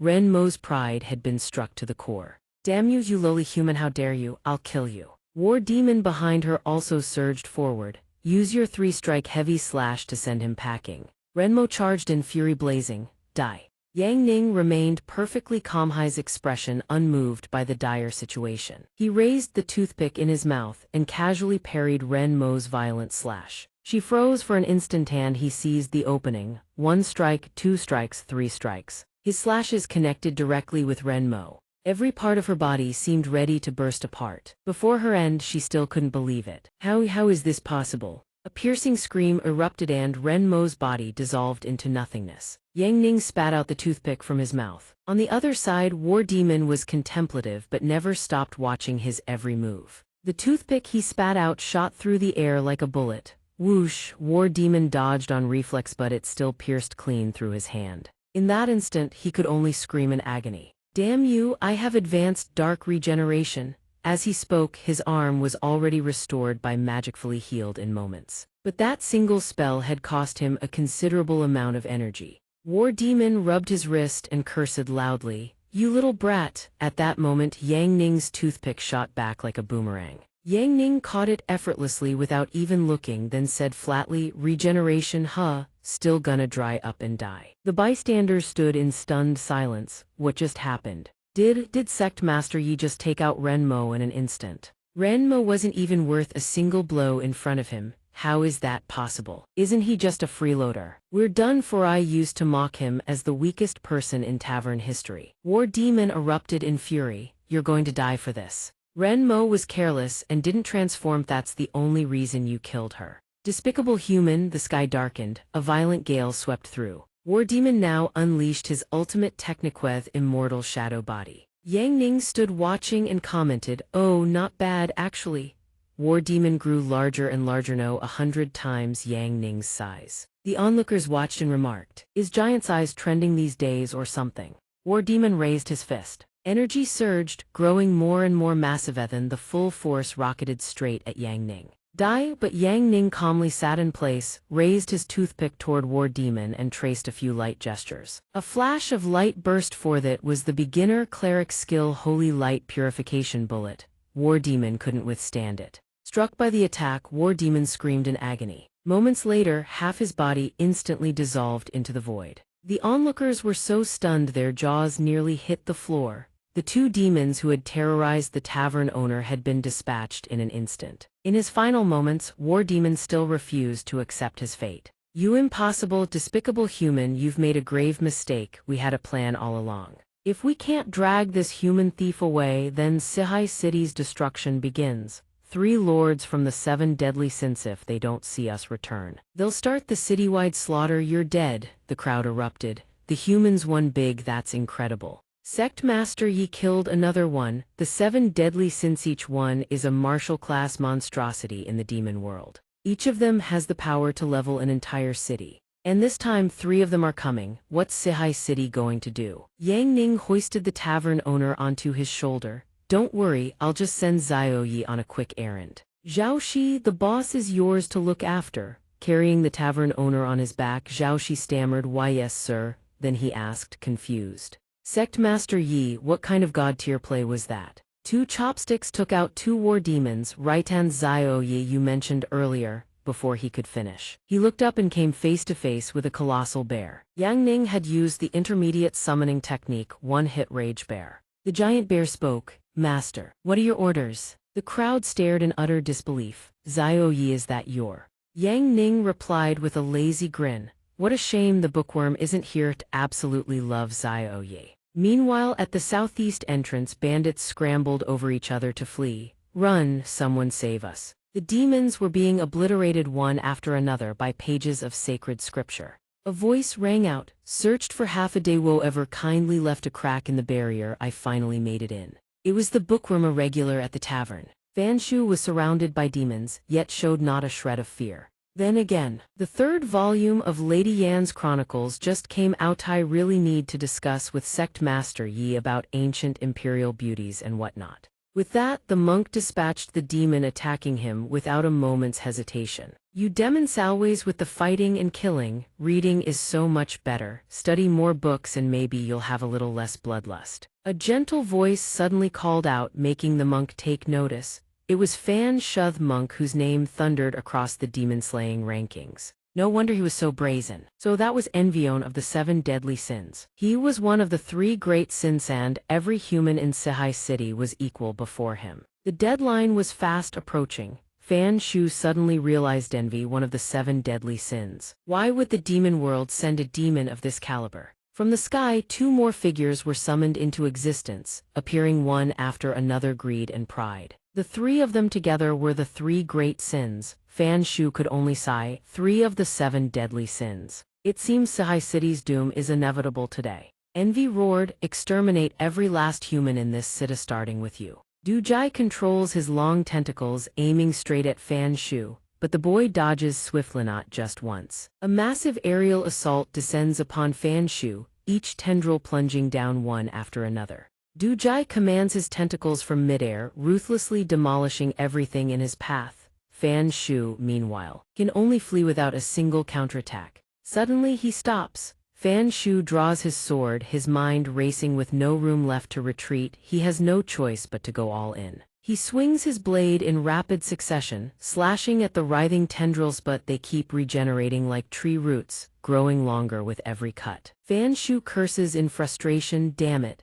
Every single blow rattles my entire body to the bone." Dujai suddenly commands, "Bind him." The tentacles cease their assault. They plunge into the earth like roots and begin encircling Fan Shu across a wide perimeter. They coil around his wrists, squeezing so tightly that blood seeps from the skin. Only now does the grim realization sink in, he's finished. Dujai watches everything from above, his expression utterly calm. Boy, not even a giant can escape this old man's bindings. Before you die, let me broaden your horizons. A massive demonic vortex materializes, hurtling straight toward Fan Shu at terrifying speed. In his mind there is only one thought: it's over. Suddenly a voice rings out. Using my ultimate skill to wipe out the Armadont panic, bookworm, leave the rest of the fighting to me. Xiaoyi is here. It charges forward, slamming head-on into the magic vortex. An explosion erupts, dust and debris blot out the sky. Xiaoyi succeeds. Dujai, Tanlan and Aoman are caught completely off guard. Even Fan Shu can't help but marvel. A bear shattered a massive demonic vortex. Xiaoyi lets out a thunderous roar after that devastating strike. The tentacles binding Fan Shu gradually loosen their grip. He stares at Xiaoyi, wondering, this bear shattered the fabric of space with a single punch. I wonder which supreme expert raised this spirit beast. Dujai watches his prized ability crumble to dust and erupts in fury. My killing whiskers cultivated for 100 years, unforgivable, you stinking bear beast, surrender your life. His tentacles rapidly extend once more, surging toward Xiaoyi at blistering speed. Xiaoyi remains utterly unfazed. It even taunts them openly, bring it on, then braces itself to receive the blow. Xiaoyi snatches a tentacle mid-lunge. Dujai freezes in shock.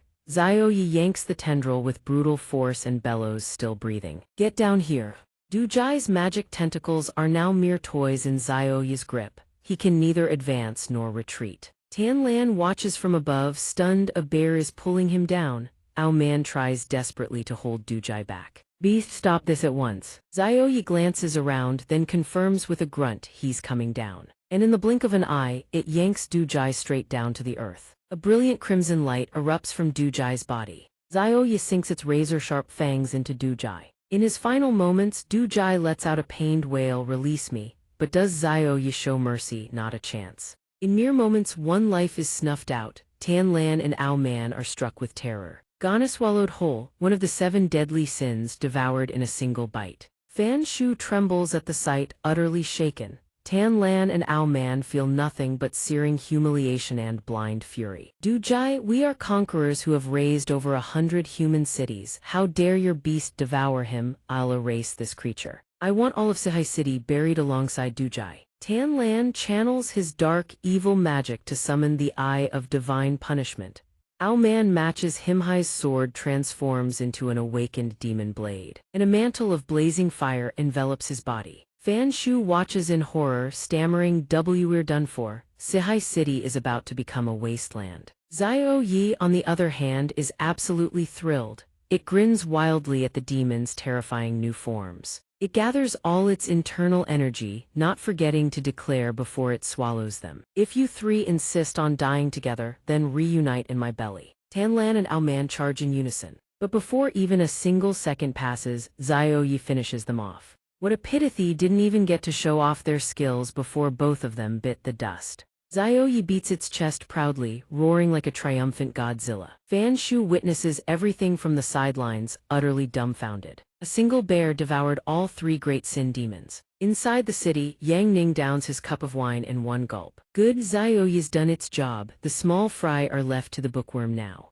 With his belly full and his wine finished, he rises to his feet and bids farewell. Suddenly he remembers, my disciples are still waiting for me. I'll head back first today. The tavern owner calls out with gratitude, Sect Master Yi, thank you for intervening at humanity's most critical hour. Thank you. A young woman chimes in, the weakest mana. Wait, Sect Master Yi, you're far too incredible. The woman beside her adds without pause, Sect Master Yi. Thank you, next time my treat I'll drink with you until we can't stand. An old man sighs with deep emotion, you are the great hero who saved all of Sihai City. Yang Ning responds with noble grace, why the thanks? Don't forget, if anyone should be grateful, it's me. When I had nothing, arriving in this strange world, you all took care of me. See you later. His silhouette gradually fades into the distance. The tavern owner whispers softly, Sect Master Yi, actually that secret of mine is hidden in a place called Wang Family Village. When there's a chance, I'll tell you. From above the heavily damaged city, a small green-haired demon speaks, all 3 great sins,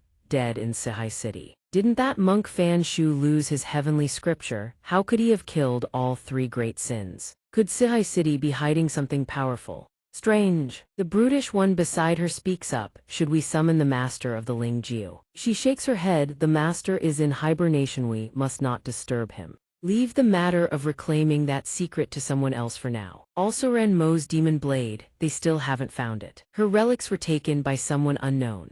Forget about it, let's return to Yan City first. According to the master's arrangements, we will tear open a breach in humanity's defenses there. The brutish one can only nod and reply. Also, the master has always wanted to subdue the creature behind Wuji Sect's back mountain, but it's never been dealt with. Is that wise? The green-haired demon smirks. That thing is incredibly savage. The domain it inhabits is equally deadly. Humans who set foot there die without exception. Let's return to Yan City first. Sihai City until we meet again. Meanwhile, back at the sect, Yan Yu and Guan Niang are assisting with daily affairs. Yan Yu speaks up. I'm so jealous that Su Shu gets personal instruction from Master. When will it be my turn? Guan Niang hears this and responds, didn't you always hate cultivation training? Yan Yu explains earnestly, personal instruction means lots of alone time toja, which means I can ask about some girl's heart matters. Mu Guan Xiang, you want that too, right? Guan Niang realizes she's been mistaken again and sighs helplessly. Mu Guan Xiang is my older sister. Yan Yu goes back to work but doesn't forget to add, sorry, forgot your Mu Guan Xiang's little sister. But neither of you sisters should be trying to monopolize Master's attention. Guan Niang responds bluntly, Master isn't your personal property, you have no right to hog him. She refuses to yield an inch. Yan Yu fires back, first come, first served, you'd better stay away from Master later. Under the warm sun with birds chirping merrily, Yang Ning is deep in slumber when he's suddenly shaken awake. Master, wake up, we're almost there. What the? He was dragged off somewhere by his own disciples while he slept. He bolts upright in a panic. Didn't I drink too much and pass out in the study? How did I end up here? Are you lot trying to sell your master off into the deep mountains as someone's live-in son-in-law? Yan Yu turns to face him, answering enthusiastically. It's not convenient for women to travel alone. It was the great elder who told us to bring Master along. We're heading to the back mountain where demons gather to reclaim a spirit field. That way, the sect's food supply problem will be solved entirely. Please, Master, stand guard for us. Hearing this, Yang Ning flops back down in defeat. No problem, let me sleep a bit more. Wake me when we get there. Mei Lu suddenly speaks up, her tone direct and unyielding. Master, as the head of a sect, your conduct really shouldn't be so casual. After all, your every word and action influences the entire sect. Please stop being so whimsically laid back. Yang Ning looks at her curiously. This prim and proper female disciplethes must be Mei Lu. She was captured by the scholar that time, wasn't she? She responds, Master, you saved me. Senior sister has acknowledged Master as well, so I naturally won't be of two minds. But I hope to still see a virtue in Master that can make people submit wholeheartedly. The moment she finishes speaking, someone chimes in, Master, Mei Lu is a bit rigid, just ignore her. You shouldn't bother arguing. Rest assured, this sovereign excels at winning people over with virtue. It seems they have arrived. The forest ahead is utterly gloomy and suffocating.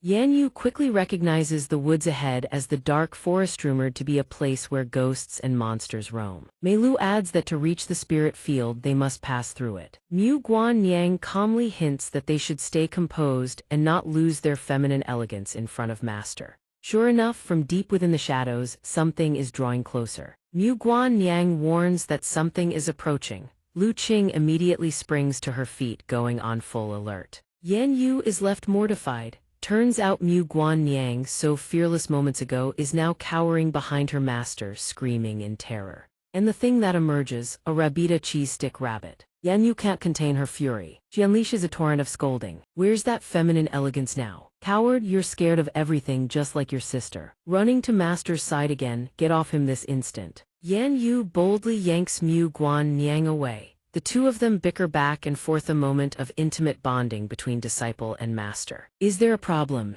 Cowardice isn't your weapon to get close to Master. Next time you're scared, come running into my arms instead. Yang Ning suddenly leaps off the cart. He lands with effortless cool. The forest makes the cart impossible to navigate. Let's go on foot from here. The disciples immediately erupt in excitement. Master, be careful. By all accounts, this place is especially sinister. He remains unfazed. Sinister, you say? Now that's something to look forward to. Finally, they step inside. The atmosphere is oppressively gloomy. A rustling wind whispers past the gnarled branches. Suddenly, Mu Guanniang speaks up. This place feels like demons could appear at any moment. Yan Yu immediately warns Mu Guanniang, don't you dare use demons as an excuse to cling to Master again. Mu Guanniang scoffs arrogantly, HMPH. My mind is resolute, I'm not afraid of any demons. Without warning, something's arrival shatters the forest's silence, sending everything into chaos. Mu Guanniang lets out a blood-curdling scream. She frantically leaps onto Yang Ning, curling up against him in sheer terror. Truly a face-slapping moment delivered in record time. Yang Ning is rendered utterly speechless. Yan Yu's fury erupts. Yan Yu hurriedly pries Mu Guanniang off him, not forgetting to scold her, what do you think you're doing? Let go, but Mu Guanniang stubbornly clings on and replies, I'm protecting Master. Mei Lu and Lu Qing watch from the side, looking utterly helpless. After a prolonged tug-of-war, Mu Guanniang finally lets go of Yang Ning. Yan Yu shoots her a threatening glare. Yang Ning speaks up to smooth things over, it's fine, let's keep moving. And so the five of them continue on their way. Along the path, more and more strange signs appear. Mu Guanniang trembles with fear at the sight of them. Yan Yu, well aware of her true intentions, immediately pulls her master back. What do you think you're doing? Mu Guanniang can only make excuses. I want to protect Master. Mei Lu senses something wrong up ahead, something is very wrong. Lu Qing hears this and immediately draws her sword ready to defend. It could be wolves. In the distance, hundreds of glowing eyes stare in their direction. One disciple speaks, Master, there's nothing here, he replies him. This place is rather interesting. Lu Qing continues to scan the surroundings with razor-sharp vigilance. Yang Ning doesn't even need to look. Lu Qing, don't turn around, keep walking straight ahead. She answers without hesitation, yes, Master. They press on along the path. After a while, Yan Yu and Mu Guanniang grow confused.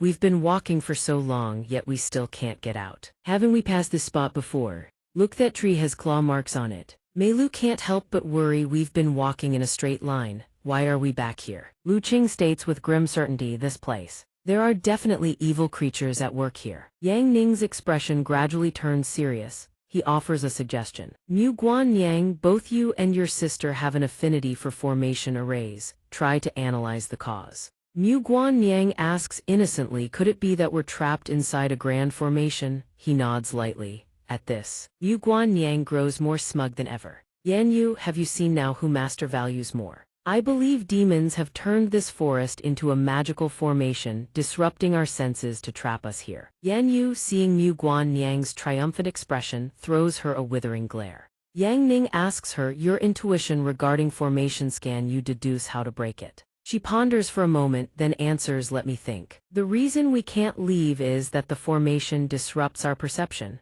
As long as we don't let external illusions confuse us, there's a chance of escape. Yan Yu listens beside her but still doesn't understand. What do you mean? She explains, use the simplest method for people, face 4 directions and sprint straight ahead. No matter what illusions appear, don't stop. Keep going forward, at least one person will find the true path out. Yang Ning nods in agreement after hearing the plan worth a try. The 5 of them each take a position. Yang Ning sits in the center, the other 4 prepare to set off. He shouts, begin. In an instant, something streaks past like the wind. Mu Guanniang darts forward. Yan Yu is no exception. Lu Qing charges ahead with blazing momentum while Mei Lu appears more composed. The farther she runs, the more Mu Guanniang's excitement builds. Almost there, they'll find the exit any moment now. Each of them pushes forward at full speed. But when they arrive, all 4 stumble back in shock. They've ended up right back at the starting point. All 4 of them stare at each other in disbelief. Mei Lu is bewildered, what is going on?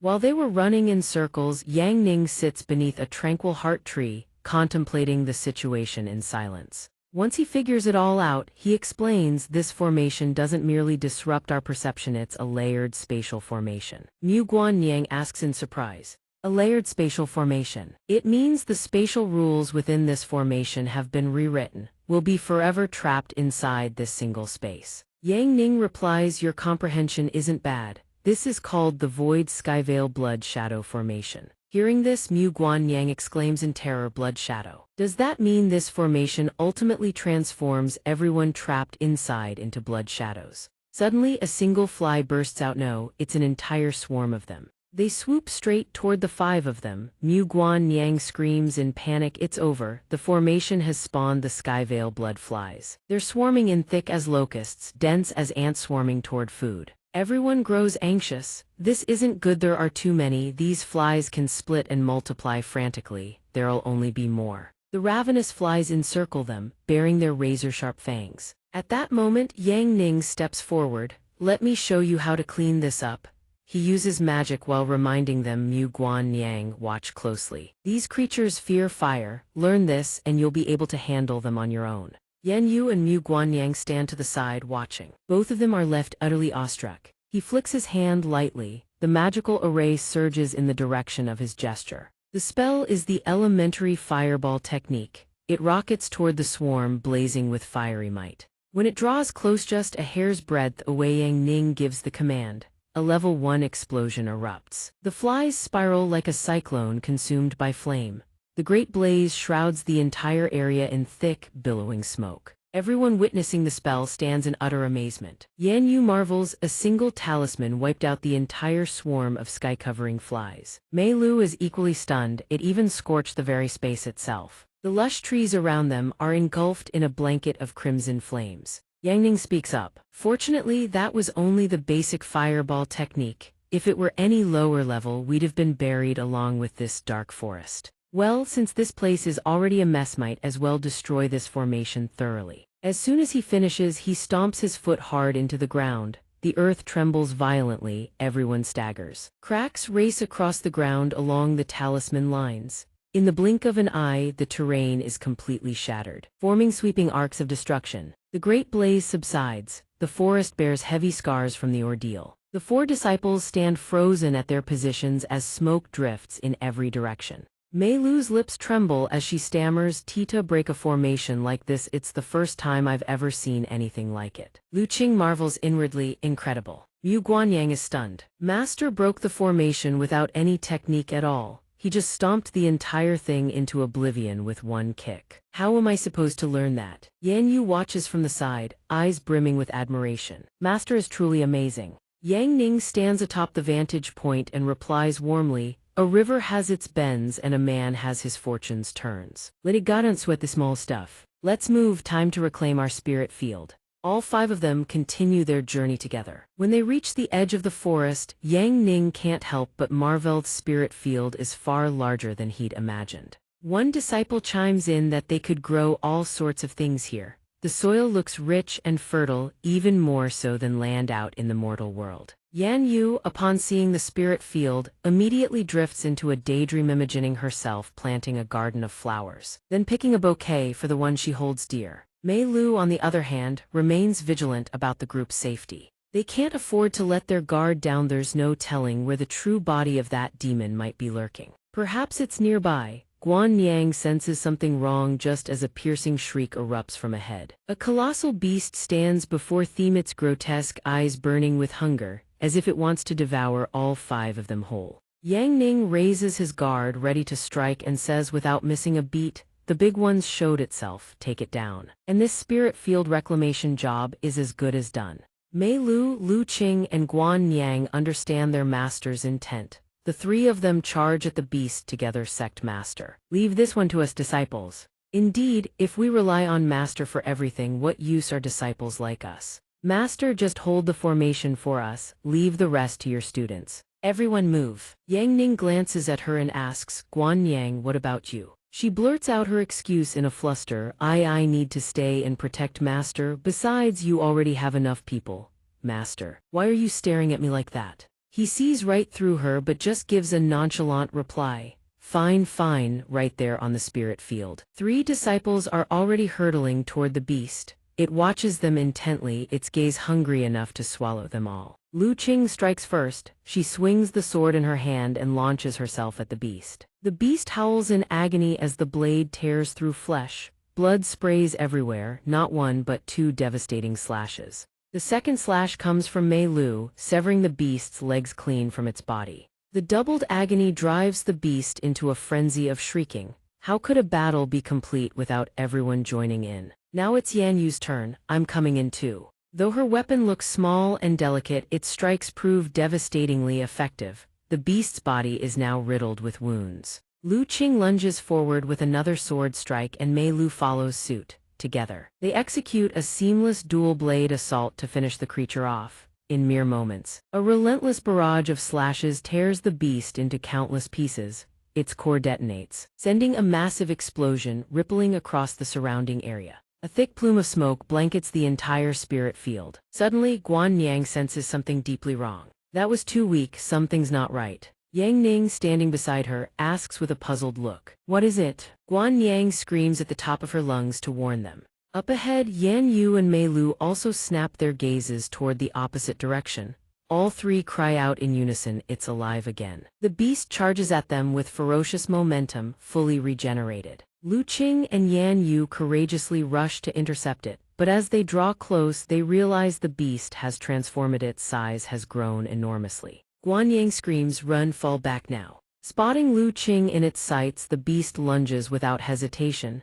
Its swipe sends her hurtling through the air. Lu Qing thinks to herself, it's far faster now, no choice but to go all out. With that, she rockets forward like a bolt of lightning, charging straight at the beast, ready to strike. But Guan Yang's scream echoes from behind. Lu Qing glances to her flank. Looming behind her is the silhouette of its massive claw. The beast swats her out of midair once more, sending Lu Qing into a free fall. Witnessing the scene, Yang Ning's eyes widen in shock. Everyone screams Lu Qing. Yan Yu, consumed by rage, hurls her spear at the beast and roars, get out of the way. Before the spear even reaches its target, the beast unleashes a sonic wave straight at her. The devastating shockwave slams into Yan Yu's body, racking her with unbearable pain. She coughs up a mouthful of blood. The spears from moments ago are now seized and controlled by the beast's ultrasonic pulse. Mei Lu watches, her heart wrenching. Yan Yu. A spear suddenly lifts into the air on its own. It rockets forward, but a hand gently seizes the weapon mid-flight and declares, come sword. Both Mei Lu and Yan Yu face the brink of life and death as the ferocious beast prepares to pounce on the two of them. Yang Ning can no longer sit idle, he decides to act. He surges toward them like a bolt of lightning. Guan Yang panics, it's over. At this distance, can Master even make it in time? With the situation hanging by a thread, Mei Lu desperately grabs Yan Yu and bolts. Behind them, the beast pursues with blazing, unstoppable momentum. Lu Qing throws herself in front and screams, go, I'll hold it off. The beast's vicious claws are right in her face, barely a breath away. Blood sprays everywhere. Both Guan Yang and Mei Lu freeze in horror. Lu Qing, but thankfully Yang Ning is faster. He slashes the beast in a single devastating strike. Mei Lu and Lu Qing stare in shock. Turns out Lu Qing was already safe, sheltered within Yang Ning's protective barrier. The blood that sprayed moments ago belonged to the beast. His eyes blaze with murderous intent as he gazes up at the creature. You dare touch my disciples, you are courting death. The moment his words fall, a wave of black mist begins to engulf the beast. It reaches out with its claws, still trying to attack, but as the dark mist wraps completely around it, the beast's body instantly disintegrates into the air, leaving behind only a wisp of white smoke. The sky clears, the clouds drift on white and serene. Seeing that Yang Ning has obliterated the beast, Mei Lu is so overjoyed that tears stream down her face. She chokes out through her sobs, thank goodness for Master. Lu Qing, covered head to toe in wounds, recalls the raw power she just witnessed and can't help but shudder. That was terrifying. The monster continuously evolves on its own. Suddenly, Guan Yang, standing on the far bank, screams a warning, Jevrion, look ahead. It's grown even larger. Lu Qing and Mei Lu whip their heads around to look at her in shock. And sure enough, the beast they thought had been destroyed has returned bigger and more monstrous than before. Both of them gape, utterly speechless. A moment of tense silence falls between the two sides. Yang Ning hadn't expected this beast to be so interesting. A faint, intrigued smile plays at his lips as he gazes at it. Let's play. With that, he kicks off the ground and hurtles forward. Wherever he passes, the beasts explode into oblivion. Guan Yang spots two more beasts charging in and screams a warning, Master. Watch out, two more behind you. Alerted, he instantly glances over his shoulder. The situation is dire. On ahead, two closing in from behind. The beast gapes its massive maw and lunges, trying to swallow him whole. Yang Ning raises his hand. Sword chi erupts instantly. With 2 casual flicks of his blade, the chi slices the beast cleanly into quarters. Yang Ning remarks calmly, "One down." The second one from behind is already upon him. Naturally, Yang Ning shows no mercy. He sneers dismissively, "The second one's far too slow." Just before its jaws snap shut on him, he leaps high into the air, evading completely. From above, he hurls down a thunderous punch. The blow is so devastating that the beast's eyes bulge grotesquely from its skull. Noticing the last one holding back, Yang Ning surges toward it. The last one don't even think about running. He flickers and appears right in front of it in an instant. The beast jolts in sheer terror.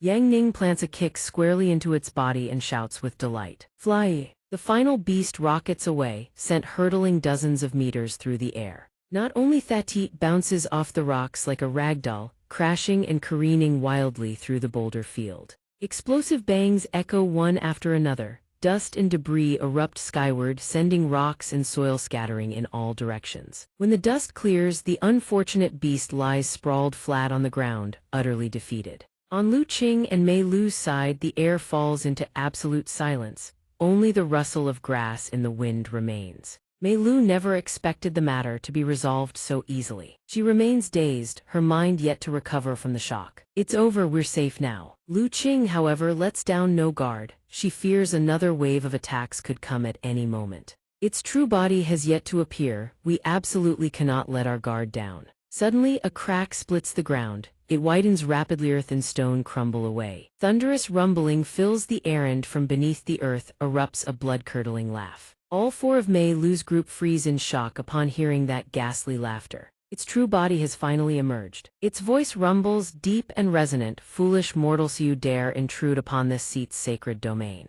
It tears its maw open and a plume of white smoke billows out. Shitian roars, "This seat shall ensure you die without a grave." The oppressive aura radiating from it freezes Lu Qing in place. She cannot move a single muscle, her body trembling with fear. Kaio Xiang's face drains of all color as well. "This is bad. That's a Shitian hound, a demonic corpse that mutated after death, the kind from the deepest, most forbidden realms. The most terrifying kind there is." Terrified that Yang Ning would be killed, they shout out in desperation, "Master, we don't want the spirit field anymore, please just run." The power of its true body is on an entirely different level from the spirit form. Shitian hears this and snarls with fury, "Run, it's too late for that." It tears its jaws wide, gathering a massive surge of energy. All of Yaosketer to the winds for this seat. Once its demonic power reaches its peak, it unleashes a beam of devastating force enough to rend heaven and obliterate earth. The blast rockets straight toward Yang Ning. He grips his sword and murmurs lightly, "Triple flash, triple shadow."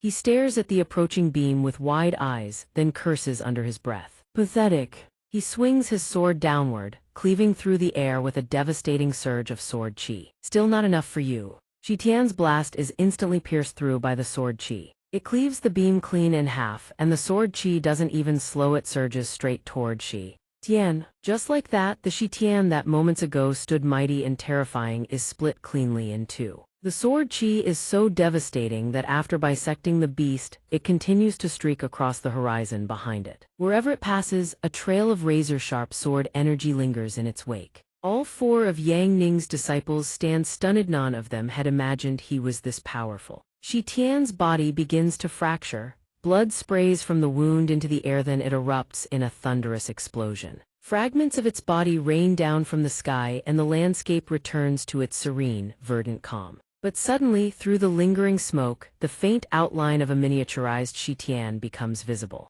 It darts its eyes around frantically. Spotting no sign of Yang Ning, it slinks out of the smoke, ready to bolt. That freak is way too monstrous. As long as the Green Mountains remain, there will always be firewood. I'm getting out of here first. But at that moment, a talisman flutters toward it from Yang Ning's hand. Shi Tian's soul nearly leaves its body in terror. "No, don't destroy me." Before it can flee, the talisman latches firmly onto its form. Just like that, Shi Tian is sealed within the talisman. Yang Ning holds the talisman in hand and reassures it, "Relax. I'm not destroying you, I'm giving you a chance at rebirth." Then he turns and walks toward his disciples. "This avatar is yours now." Kaio Xiang gazes at the talisman with naked curiosity. "How do I even use this talisman?" Yang Ning doesn't want to reveal the method just yet. He tells her don't worry about it for now, once you become a yin-yang master you'll understand naturally, keep it safe.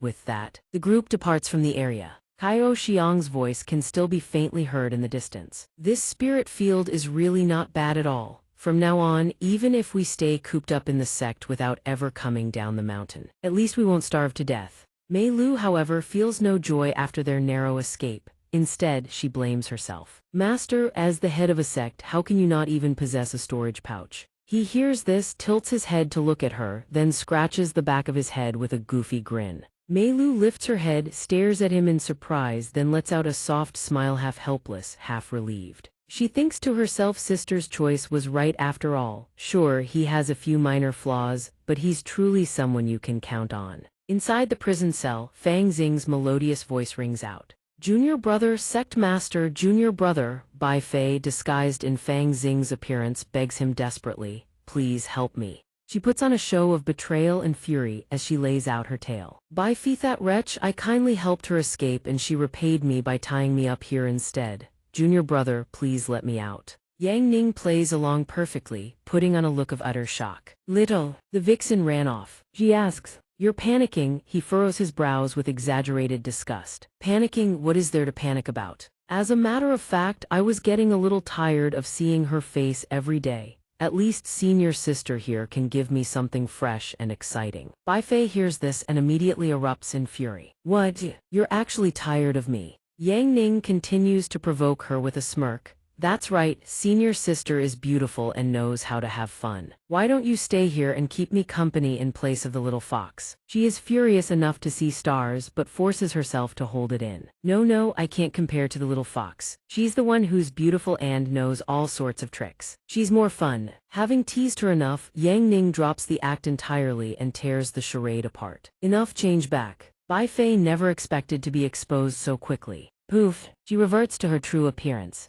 Yang Ning smiles and offers a suggestion. Your transformation technique you turn into anyone. Why don't you transform into Yan Niang from the tale of Yan Niang? I've been dying to meet her. Bai Fei sees this guy's lecherous side flare up again and screams in rage, you damn scoundrel. Am I not fragrant enough for you in real life? Obsessed with fictional girls every single day, you are sick in the head. Seeing her this furious, he decides not to push further and turns to leave. I need to finish the final section of the magic volume. I'm done playing with you. Back in the Sect study room, his body splattered with ink, he stretches his arms wide with a weary yawn. Done. Writing cultivation techniques is way too exhausting. Thank goodness for the passive skill that streamlines compilation. He leans back, muttering as he tidies up. I want to drink wine and watch the Tale of Yan Niang Volume 4. A small bird perched on a branch watches this scene, utterly helpless. It complains. The little kitchen girl Yan Ru has also been secretly reading the Tale of Yan Niang. The entire Sect's culture has been led astray by one man. But at this point, Yang Ning is far too drowsy to hear a single word the bird says. What are you saying? Too sleepy? Can't hear clearly, let me nap a bit longer. The small bird pays no heed and chatters on by itself, even as he drifts off to sleep. There is one matter. Thought World is about to hold the Great Sect Tournament, an event that will determine whether their sect can reclaim its position as the #1 in the world.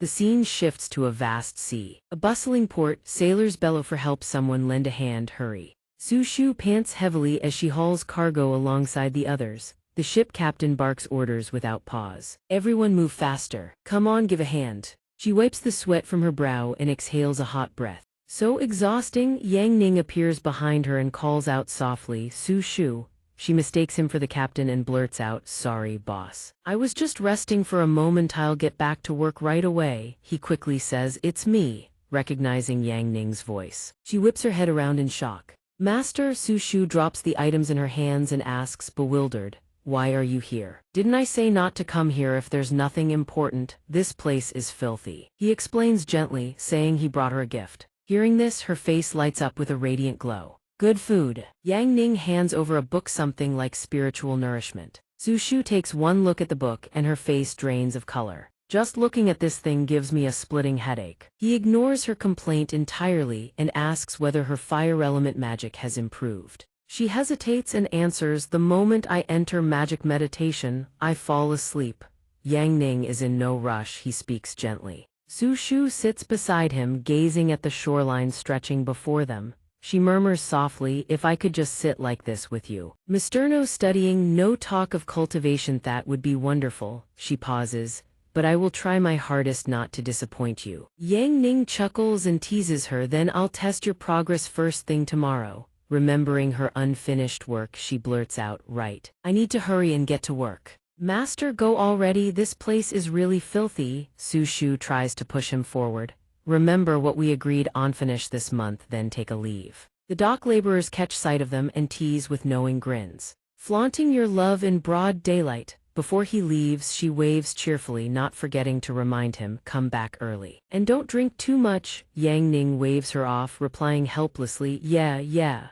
But the scene before her makes the smile vanish from her lips. A group of people sweeps past Yang Ning. The girl at the front spots Su Shu and sneers, "Isn't that the trash, Su Shu? This fool is still in Sehai City." Hearing someone insult her, Yang Ning's face darkens. He turns to glare at them. Zhang Sheng curls his lips into a mocking sneer. "Junior sister Su, long time no see." Su Shu never expected to run into them here. Zhang Sheng and his lackeys stride forward, standing face to face with Su Shu. One by one, they begin hurling insults without an ounce of mercy. After this idiot got expelled from Lingyun's sect, did she really find another sect willing to take her in? This fool is truly beyond help. A cultivator reduced to hard labor at the docks, she brings shame to her entire sect. The girl laughs with relish, mocking her. "I heard this jinx has already hopped between two sects since Lingyun's sect kicked her out. This fool is nothing but a fraud." Zhang Sheng chimes in from the side, backing her up. "Drive this stray mud away from Lingyun."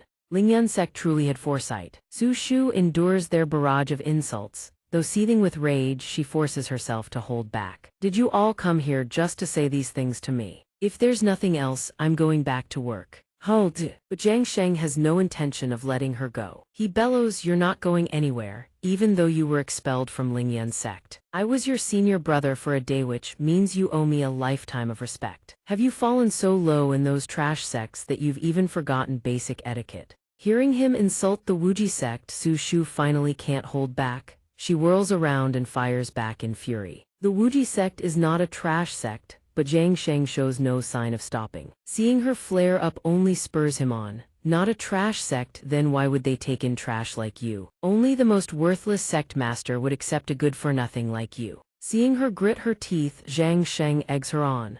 "Does this fool actually dare raise a hand against a genius like me?" His insults toward Yang Ning are no different from poking at the reverse scales on Su Shu's chest. She snarls through clenched teeth, "You can say whatever you want about me, but I will never allow you to insult my master." She raises her fist and charges at him. He is not trash, but Zhang Sheng sidesteps her effortlessly. He doesn't forget to twist the knife. "Anyone who raised a disciple like you probably isn't even worth a pig." He seizes Su Shu's wrist in a vice grip, raises his hand high, and channels his strength to deliver a slap. "Allow me to teach you some manners on behalf of that useless master of yours." His palm rockets toward her face. A dull heavy thwack rings out. Su Shu knows she cannot escape. She squeezes her eyes shut, bracing for the impact. But something happens that freezes every single one of them in place. Yang Ning's robes flutter in the sea breeze. His voice thunders, "Release her." The entire group stares at him with shock and disbelief. He rests his hand lightly on Zhang Sheng's brawny arm.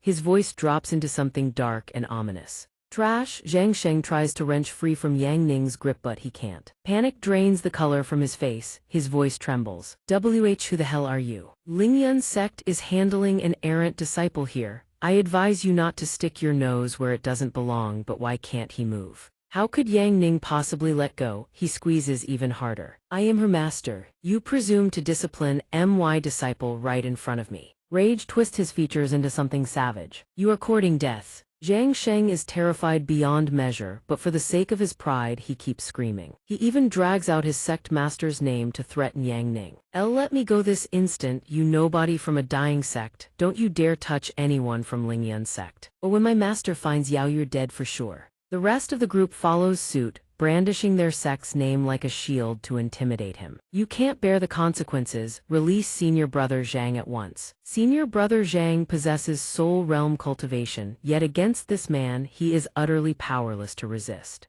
Su Shu doesn't want to bring Yang Ning any trouble. Though unwilling, she forces herself to say, "Master, forget it, let him go." Yang Ning loosens his grip. Letting go isn't the issue, fine, he releases him. But Zhang Sheng assumes that's the end of it, that he's already been scared enough. Before he can finish speaking, Yang Ning's fist crashes into his face, knocking teeth clean out. After that single punch, Yang Ning hurls him aside, his voice carrying the hardness of forged steel.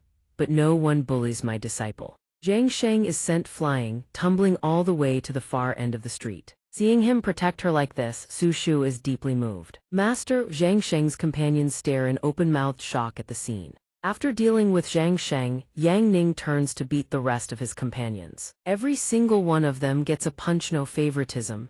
Aiding and abetting earns extra punishment. Then he reaches the only girl in the group. He stops. Seeing him pause, she sneers and delivers the most cliched line imaginable. "You dare hit me, do you have any idea who I am?" Slap, he sends her spinning through the air with a single backhand. Yang Ning's expression is ice cold as he speaks. "You have eyes but fail to see Mount Tai, don't think that just because you're a woman. I won't lay a finger on you." The beaten group howls in agony, screaming that this is unforgivable. When has Zhang Sheng ever suffered such humiliation? He mutters under his breath, "I will kill you." His trembling hand snatches up a nearby sword. "I will kill you," he lunges, blade raised to strike Yang Ning from behind. Su Shu barely gets the words out, "Master, watch out," before Yang Ning has already struck him down in a single blow. The sheer speed of it leaves her frozen. What just happened?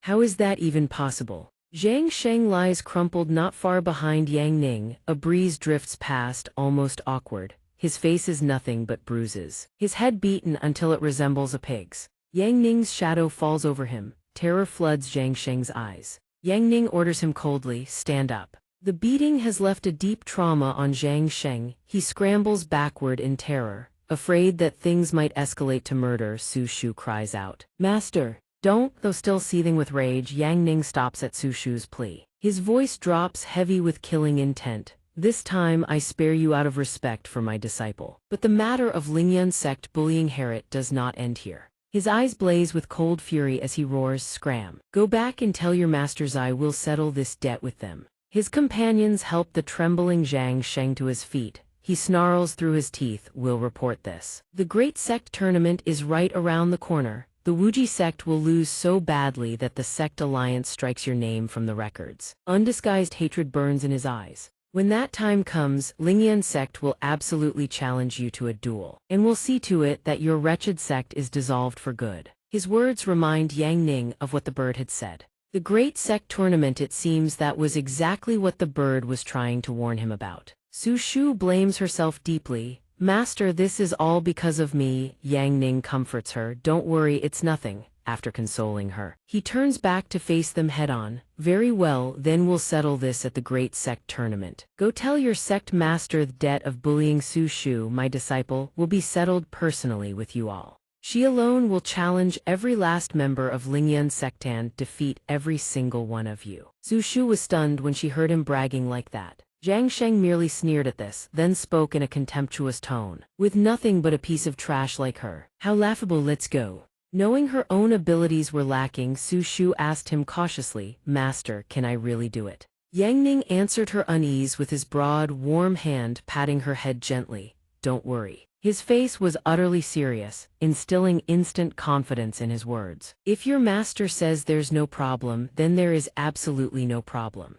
In a wide clearing deep within the forest, Su Shu's voice rang out, "Master, I really can't do it. I can't cast this fireball." Her entire body, having circulated her energy for so long, was beginning to tire. She begged Yang Ning maybe she should just go back to laboring. Taking leave would dock a huge chunk of her wages. But Yang Ning was resolute. He refused to let her rest. "The Great Sect tournament starts in 3 months. You need to become strong enough to knock down everyone who's ever bullied you." After cultivating for so long without the slightest progress, Su Shu felt utterly dejected and wanted to give up. Master, I quit. Even though Su Shu didn't want to tolerate those ill-natured disciples, Yang Ning, who had heard them insult her, could not stand it. Her humiliation was no different from a slap to his face. You can let it slide. But when my disciple is bullied, the debt must absolutely be repaid. He had absolute faith in her abilities. He urged her to keep training, to continue the magic curriculum, at least cast one out. Seeing him so stubborn, she could only sigh, groan, and clutch her head in frustration. If special training didn't mean spending more time with Master, I definitely wouldn't be here. Yang Ning looked at her baffled. Noticing his puzzled gaze, Su Shu furrowed her brow, forced herself to keep circulating her energy, and explained, all the junior sisters say. The chances of a disciple marrying our master are very high, so who would be the one to marry him? It has to be the one who spends the most time with Master. Hearing her flawlessly logical deduction, he said helplessly, You're not stupid at times like these, are you? Still circulating her energy, she added, Actually, among the disciples, one of us will marry Master. Eldest senior sister already made private arrangements for me, before she went into secluded cultivation. She told me to keep an eye on him, don't let him drink too much. That's clearly her handing Master over to me. The thought of marrying Yang Ning made Su Shu break into a blissful smile she couldn't suppress. I know I'm not worthy of Master yet, but I'll keep working hard. He was utterly speechless. Yang Ning turned away, helplessly urging her on. Let's just focus on getting the fireball out first. Su Shu desperately wanted to, but she always felt something was holding her back. But no matter how hard I try, I can't concentrate those fire element particles. Seeing her discouraged again, he quickly reassured her, Your soul power is very strong, just follow the method I taught you before. While the two were busy talking, Linya walked over. Isn't this the notorious playboy Sect Master Yi? Hearing someone call him, he turned his head in surprise. Linya led Yanzai over, so you actually know how to teach a disciple. But upon seeing her, he asked with an indifferent expression, and who might this big sister be? Su Shu took one look at her red outfit and getup, and blurted out a naive answer. Being compared to a Hanand outright called a hen at that sent Linya into a white-hot rage. I am Linya, sect master of the Hunyuan sect right next to the Wuji sect. You've even come running to our territory to train. And you have the gall to ask who I am. Upon hearing this, Su Shu instantly recalled information about them. The Hunyuan sect seems to be just like Orsad, declining ancient sect. Linya was absolutely fuming. Who's anything like you people? This time at the Great Sect Tournament, our Hunyuan sect will rise again because I found a genius disciple who cultivates flame element techniques. When Yanzai's name was invoked, he looked at them with unmistakable pride. Hearing that he also practiced fire element arts, Yang Ning beamed with joy and exclaimed, Fire element, what a coincidence. My disciple is also a genius in fire element magic.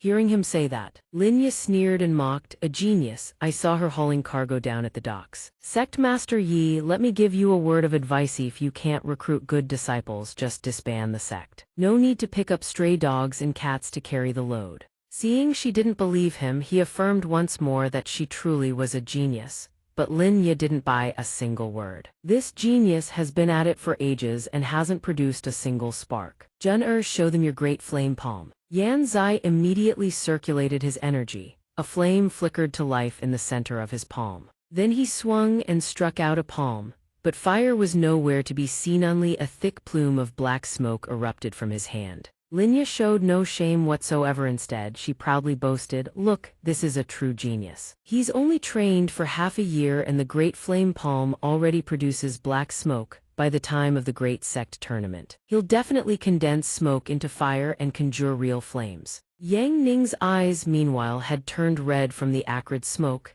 He clamped his nose shut, waved the fumes away, and still didn't forget to snark. This is the great flame palm, that's shocking, being snarked at. Linya fired right back, calling him useless. What do you know? You're the very definition of a trash master, knows nothing, just like that worthless disciple of yours. Hearing her insult him, hot blood surged through Su Shu. Her round eyes narrowed dangerously as she glared at Linya in warning, Hold your tongue. Do not insult my master. The mere mention of Yang Ning being slandered unleashed something within her. The fireball she couldn't cast all this time now blazed to life in her palm. And not only that, heat burned even fiercer than Yan's eyes. You can call me trash all you want, but my master is absolutely not trash. Su Shu's jaw clenched as she glared at Linya through gritted teeth. He knows how to teach his disciples. When Lin Ye and Yan Zai saw the blazing fireball in her palm, their souls nearly fled their bodies. Yang Ning was overjoyed at the sight. His voice brimmed with pride as he showed off. Cast fire she hasn't even trained for 10 days. Impressive, right?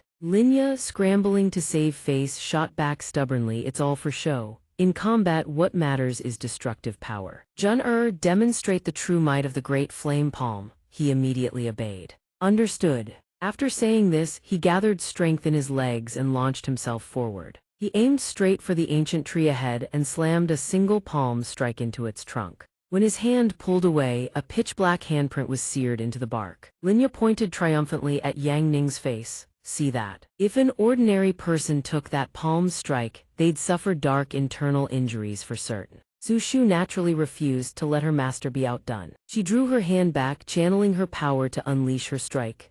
Master, I can fight too. She hurled the fireball forward. It sailed past the tree Yan Zai was standing beside and slammed into the trunk behind it. Lin Ye burst into delighted laughter. She can't even aim straight and she wants to hurt someone. But the fireball shot toward the trunk like an arrow, the instant it struck. The tree trunk exploded, the upper half toppling backward with a thunderous crash. The sight left Lin Ye and Yan Zai utterly stunned, their eyes bulging. Yang Ning swelled with pride. My disciple truly is a super genius, but Su Shu was far from satisfied, had missed her mark. Missed, I can't let master lose face. She conjured even more fireballs, determined to try again. Come on, she unleashed a relentless barrage of fireballs. Their combined might was so devastating it obliterated the entire area. By now Lin Ye couldn't even speak. Her face went rigid, with Yan Zai at the center. Everything around him had been swallowed by a sea of fire. The scene froze him solid with terror. Su Shu's overwhelming power had frightened him so badly he nearly lost control of himself.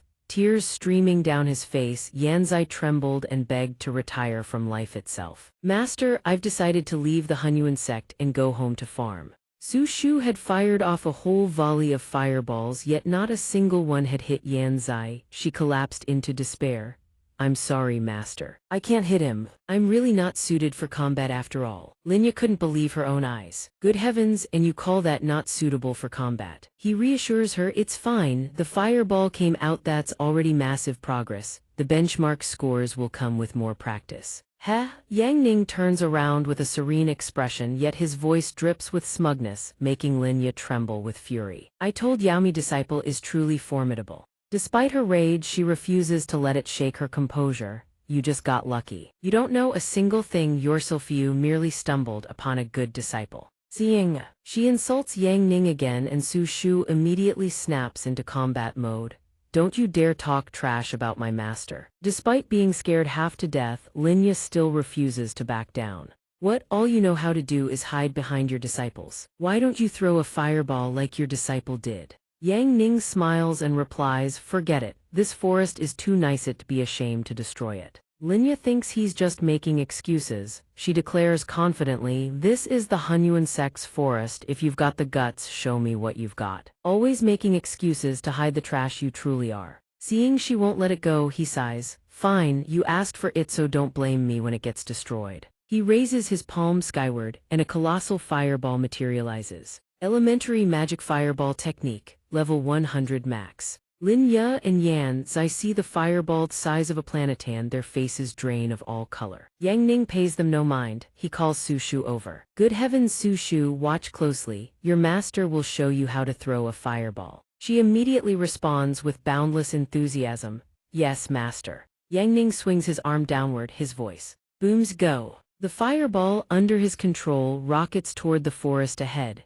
It slams into the ground and tears through the earth. Dense waves of spiritual energy radiate from the sphere, then the energy begins to expand outward on the verge of detonation. Instantly, every tree in the vicinity is blasted to splinters. Just like that, nearly half the forest is consumed by an inferno. Just before the fireball annihilates them all, Yang Ning swiftly scoops up Su Shu with one arm and grabs Lin Ye with the other, soaring into the sky. He gazes at the devastation below and lets out a long, exasperated sigh. I told you this kind of place isn't suitable for fireball techniques. She stares at the sea of fire below and bursts into tears. Oh my sect, how could this happen? Yan Zai is so terrified he's screaming for his mother. Mommy, I want to go home.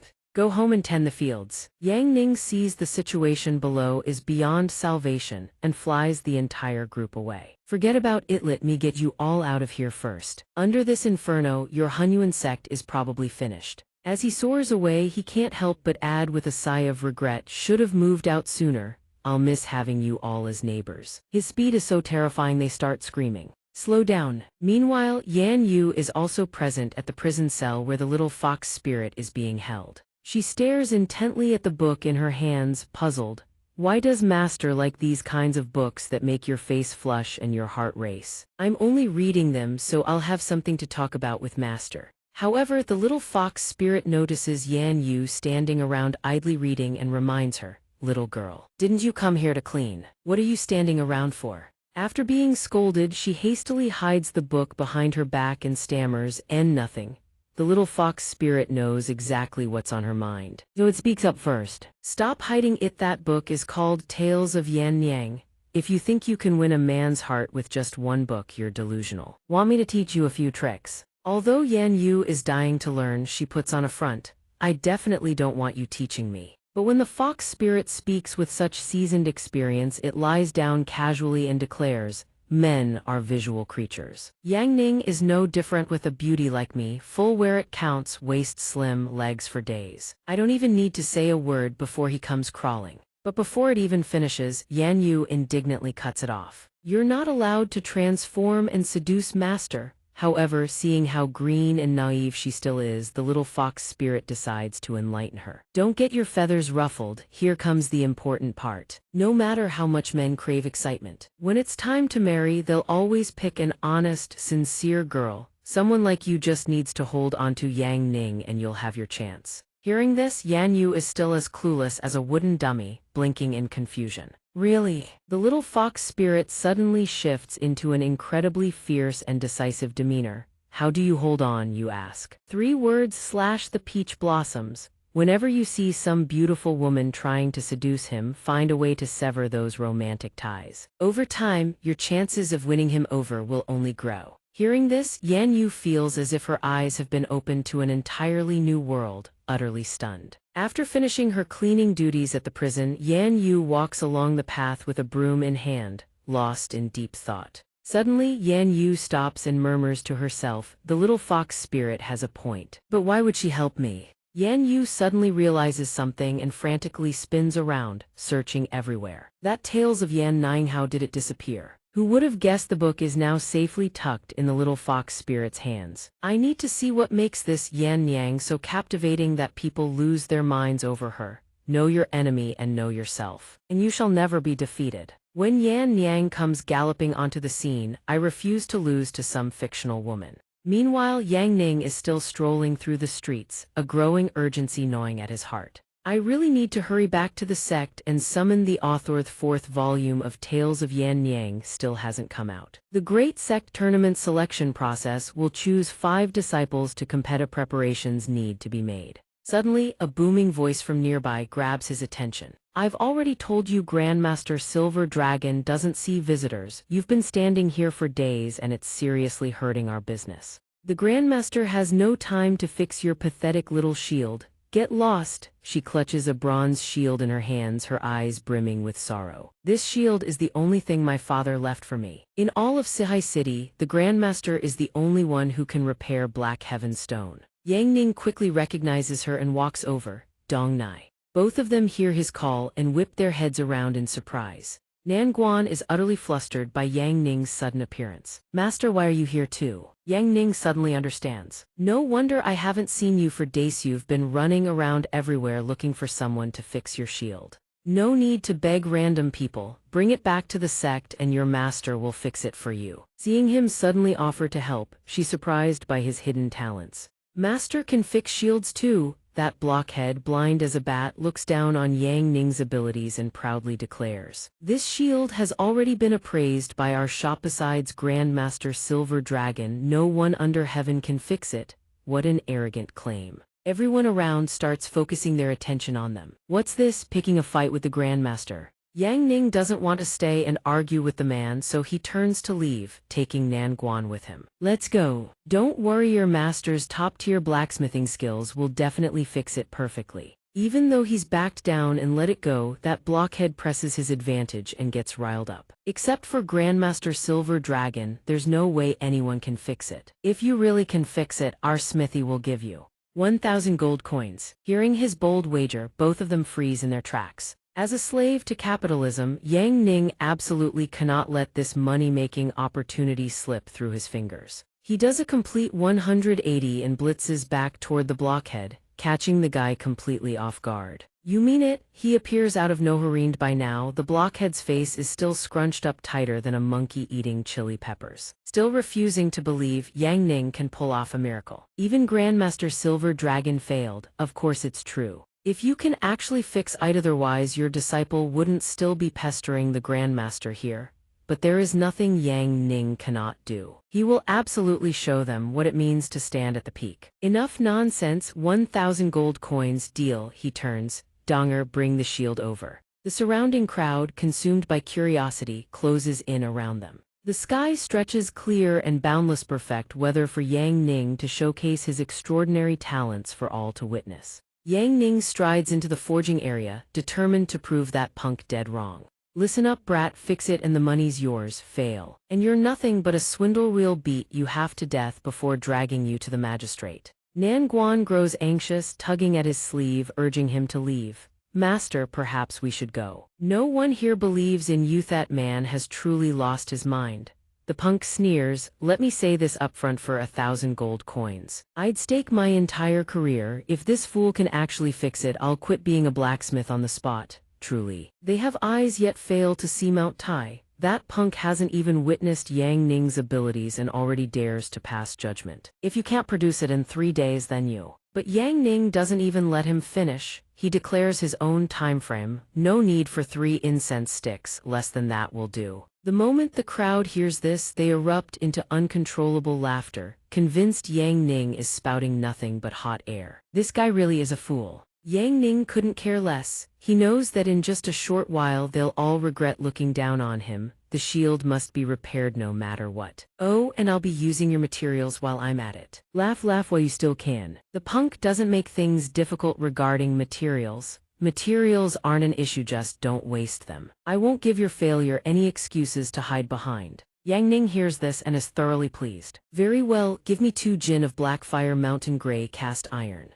The punk still secretly looks down on him. Though the result remains unseen, this clueless outsider dares to choose the most inferior material of all. After all, even Grandmaster Silver Dragon failed to repair it using Cold Flood Dragon Crystal. Yang Ning examines the frost-covered shield and draws his conclusion. Just as I suspected, this shield was tampered with before it was handed to you for inspection. Sloppy workmanship, the handiwork of that gold-silver flower, wouldn't you say? Hearing this, the punk flies into a rage. You are not permitted to insult Grandmaster Silver Dragon. With eyes that have seen through the mortal world itself, nothing can escape Yang Ning's notice. First, frost-slaying flood dragon essence, a material of the highest grade. Who in your shop even knows how to work with it? Second, the Xianxia 9 intoxicating jade blend technique. In all of Sihai City, only he knows it correct. Though Yang Ning's words strike dead center, the punk stubbornly denies it. You're making things up.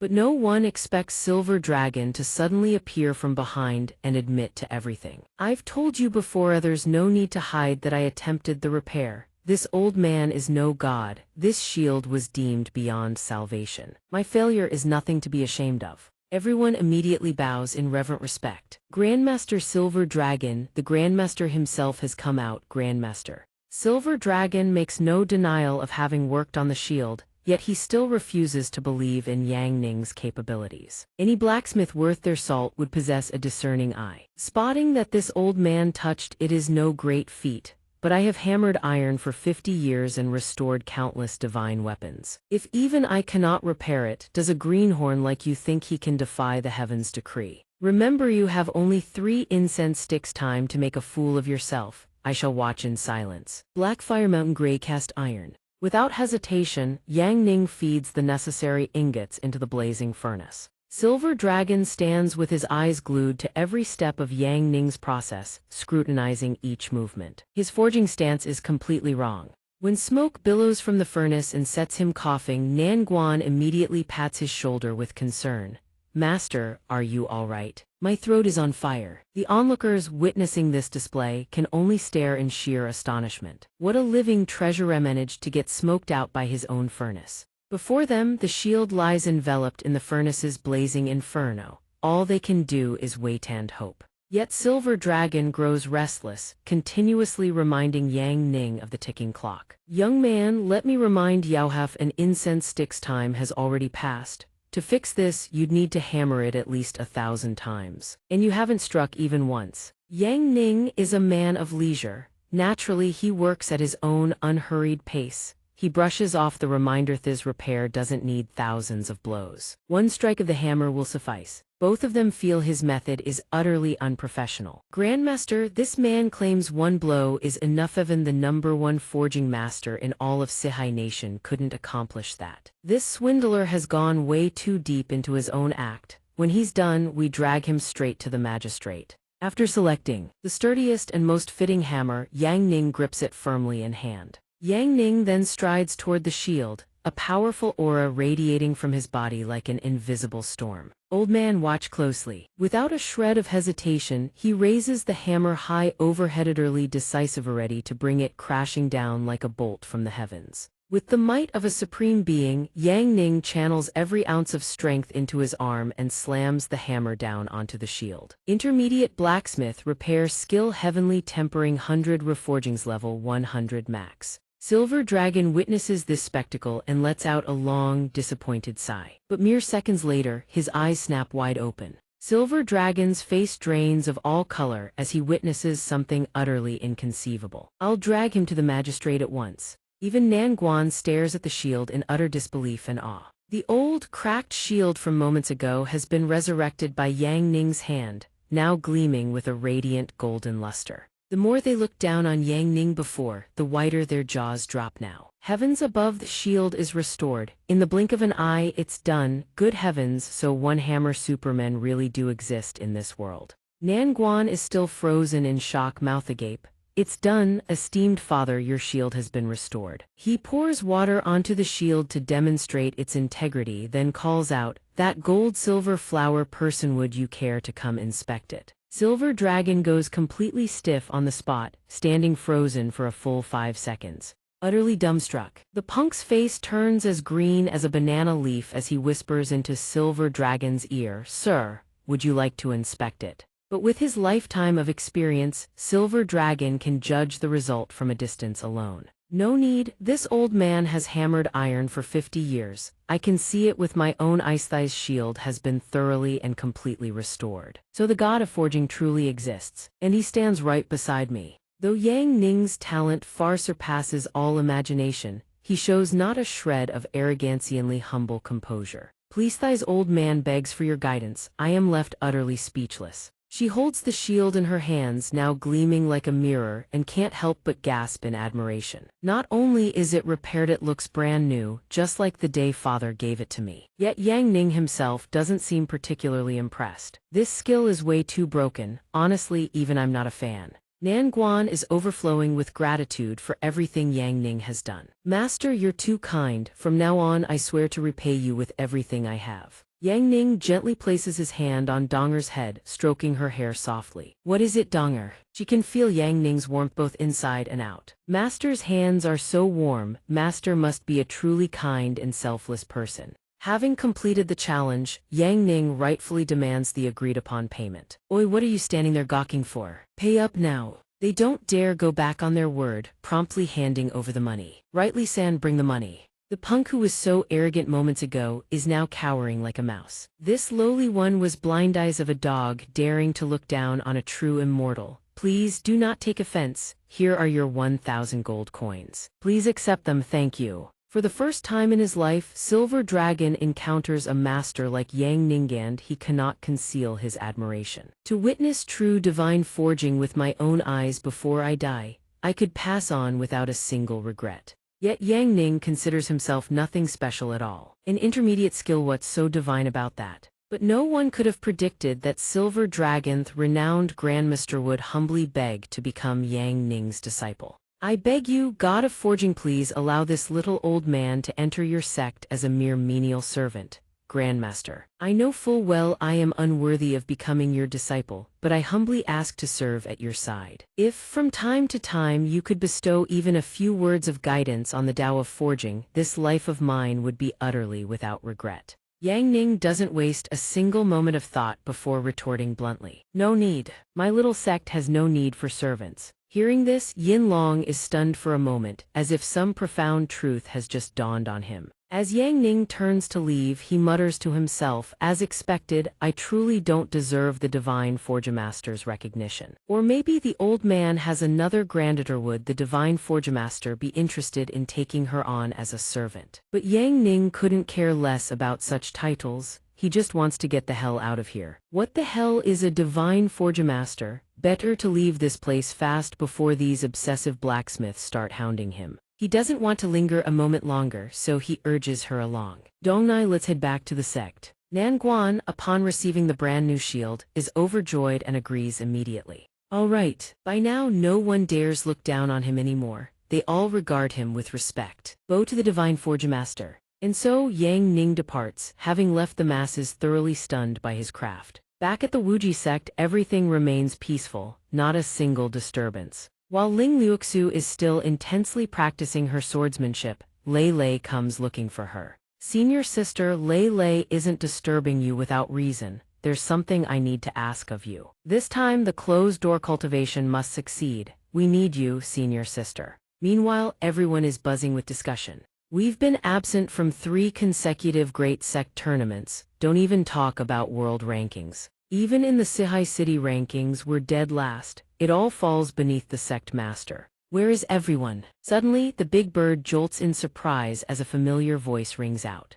While the outside world buzzes with chatter, Yang Ning is leisurely feeding his dog. Come on, eat up. But the big bird can't stand Yang Ning's negligence. It squares up to him and barks, get back to your seat and do your job. You don't act like a sect master at all. And so, under the big bird's relentless pressure, Yang Ning is forced back into his seat. This sect has missed 3 consecutive Great Sect tournaments. This time let's just play around with them a little. From what I hear, the prize money is quite generous. Below, I announce the 6 selected disciples. Excluding Ling Luoxu, who is already chosen, the remaining 5 are. Everyone falls silent. Not a word spoken, standing at attention to hear Yang Ning's decision. When the first name leaves his lips, Nanguan is somewhat startled. Nanggongdong. The remaining names are called out one by one. Mulinger Zhuangding drafted. Who would have thought that someone like Su Shu, who barely understands swordsmanship, would also be called? Since Yang Ning has already entrusted this to her, Su Shu has no room to refuse. Though I still haven't mastered that magic thing, I'll do my best. When Yan Yu hears her own name, she is also slightly startled. Yan Yu, now I announce the final member, Lu Qing. Everyone immediately erupts into discussion at this decision. Junior sister Lu was the last to join us, yet she's the last one selected too. She's truly fortunate. Honored by the selection, she is determined to give her absolute all. Disciple Lu Qing swears she will not fail master's expectations. The more he looks at her, the more a sense of familiarity washes over him. I keep feeling like I've seen Lu Qing somewhere before. Lu Qing doesn't let Yang Ning wonder for long and explains, before I joined the Wuji sect, I actually had a brief encounter with master. At the time, I was in such a wretched state. It's only natural master wouldn't recognize me. Hearing this, Yang Ning suddenly remembers. He slaps the table. I finally remember you were from 3 months ago. Lu Qing immediately confirms. Yes, it was me 3 months ago. At that time, the sky is pitch black, and waves surge as if to swallow everything whole. Bei Fan stands calmly atop a boulder, gazing down at the raging waters below. The sea is dark somber. Too many corpses. The human armies and the demons clash year after year on the Western Front. Casualties are countless mountains of bones, seas of blood. This place is incredibly dangerous. If this old man hadn't picked you up, you'd have been devoured before you even regained consciousness. Yang Ning is deeply grateful, but he has no desire to take on any position. Thank you for saving me, but I have no interest in being some sect master. But Bei Fan turns a deaf ear to those words. What did you say? I can't hear you clearly. Getting old, the one downside of age. Helpless, Yang Ning can only say, old fox, since I owe you a life, I'll figure out a way to repay you. But in Bei Fan's heart, the decision is already made. Yang Ning is the chosen one. Don't overthink it, just help me revive the Wuji sect. Looks like it's about to rain again. Lightning flashes and a thunderbolt crashes straight down from the heavens, shattering the trees to splinters. The surroundings become utterly devastated. Freezing rain pours down in relentless torrents. It's raining. Am I not dead yet? At least being thrown Harith quarters of the common soldiers isn't too bad.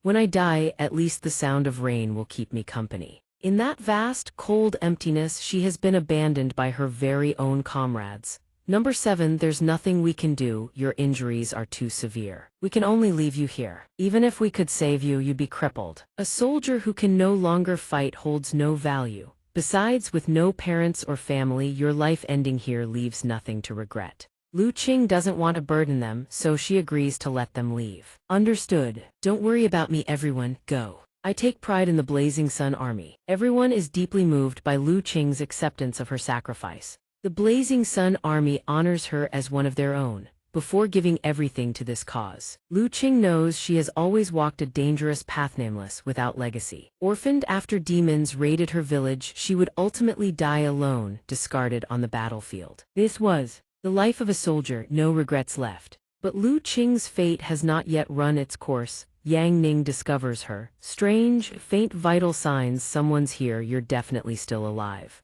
Guided by his instincts, he searches relentlessly through the bodies scattered across the ground. After a moment, Yang Ning finally finds Lu Qing. Hearing someone call out to her, she slowly opens her eyes. She had thought darkness would claim her forever, yet in that instant, she sees the light of hope shining right before her. Are you all right? Yang Ning can't bear to leave Lu Qing alone in this godforsaken place, so he hoists her onto his back. Yet she still wants him to put her down. Put me down, I'm useless now, just leave me. Yang Ning knows Lu Qing has lost the will to live, but he decides to keep her by his side. I picked you up, that makes you mine. Useless or not, that's for me to decide.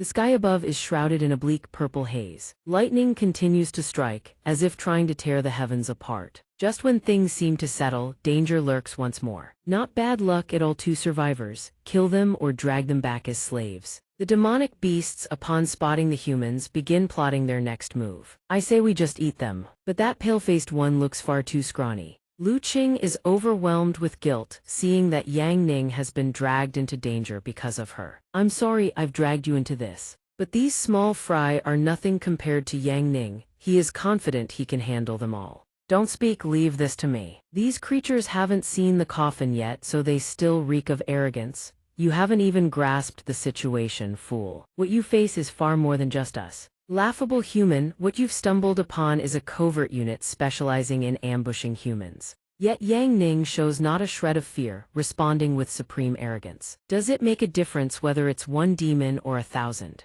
That demon has eyes yet fails to see MT. Tai foolishly standing its ground and challenging him. Humans are truly laughable, death looms and still you run your mouth. Yang Ning wastes no more breath on them, he simply raises a hand skyward. Before this gesture, they can't help but be puzzled. Are you raising your hand to surrender? Humans are always useless when it matters most. But how could things possibly be that simple? A shockwave laced with arcs of lightning erupts immediately after. The shockwaves blaze across the entire sky, forming pillars of light that shoot straight upward. They never expected Yang Ning to be this reckless. The demon begins to tremble with dread, issuing orders without delay. Something's off about this brat, don't let him strike first, finish him now. The demons immediately obey, surging forward in unison to overwhelm and kill Yang Ning. Yet he doesn't flinch or falter. Calmly, he raises his hand and conjures a beam of light. Lightning. Above them now looms an enormous, pitch-black storm cloud hurling bolts of thunder straight at the enemy. They are far too green. Faced with such overwhelming force, they can't even resist. These stand frozen, rooted to the spot. The lightning bolts grow ever more devastating, forming a killing matrix that leaves the demons no escape. A single wave of Yang Ning's hand is enough to bend the very heavens to his will. The ground shatters into ruin. Every demon that had been so fierce moments ago now burns down to the bone, each as wretched as they were arrogant. An energy explosion erupts right before the two of them. Thick smoke and dust rapidly blanket the entire space in the wake of this overwhelming assault. As the gray haze slowly dissipates, the figures of the two still stand tall and unmoved. Yang Ning has truly wiped out the entire demon legion single-handedly. Not a single shadow of a demon remains around them. Seeing that a single move had sent them all to their graves, he finds it insufficiently stimulating, gutturally boring. A pile of trash, they couldn't even withstand basic lightning arts. But it doesn't end there. A voice suddenly booms from afar. Despicable human, you dare use lightning arts to ambush us. This king was born immune to lightning and has devoured countless lightning warriors of the human army. Wait one breath and I'll start eating you limb from limb. Naturally, Yang Ning doesn't regard this creature as a worthy opponent. Should I let Xiaoyi handle this fool or? Without a word, the demon's eyes blaze crimson with murderous intent. It unfurls its powerful wings and charges straight at them. While Lu Qing's face drips with cold sweat, Yang Ning remains utterly composed. Let little three teach you a lesson. A flash of light streaks across the sky, forcing even the demon to look up. From high above, a pillar of light suddenly materializes against the crimson sky. Moments later, the demon feels an impossibly heavy pressure crushing down upon it. The sky-rending beast appears in an instant, a mountain of rock forming beneath its feet as it slams down, flattening the demon like a shrimp. Immediately after, the boulders that form the mountain are cleaved clean in half. Everything collapses downward. The rock structures shatter completely. The sky-rending beast descends after completing its mission, spreading its massive wings wide to shield itself from the falling boulders. Without Yang Ning needing to lift a finger, the sky-rending beast has acted in his stead, shattering bone and pulverizing flesh. Yang Ning feels he went a bit overboard. His pet size is far too large, truly troublesome. He really can't summon it casually. With the sky-rending beast gone, they shouldn't linger in this dangerous place.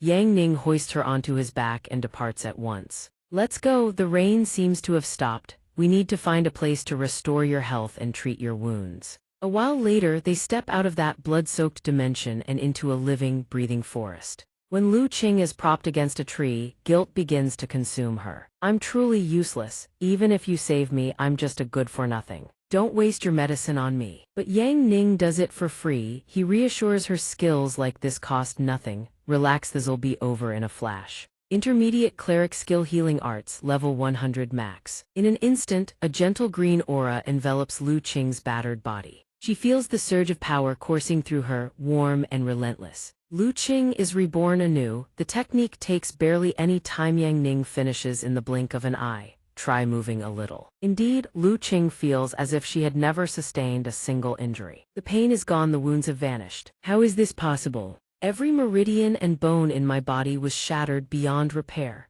I can never repay the life-saving grace of Lord Seven. She declares, from this day forward you are my master. But Yang Ning doesn't gloat. He remains utterly humble. It's just a small skill, nothing to it. Actually, repaying me is really quite simple. Overwhelmed with gratitude for Yang Ning's salvation, Lu Qing resolves to pledge her loyalty to him from this day forward. She awaits his command. Through mountains of blades and seas of fire, 10,000 deaths I would not turn back. Without hesitation, he states his demand. Prepare yourself, you will inherit a sect on my behalf. Lu Qing doesn't fully understand, but she agrees without question. I don't quite understand what this entails, but I will do everything in my power to fulfill my master's command. Yang Ning doesn't want her to feel uncomfortable. No need to call me master. Wait here, I'll be right back. Half an hour Latterman proposes, but heaven disposes. Lu Qing is actually rejected. The old fox won't accept anyone else, so do you have any plans of your own? She has no choice but to follow his orders.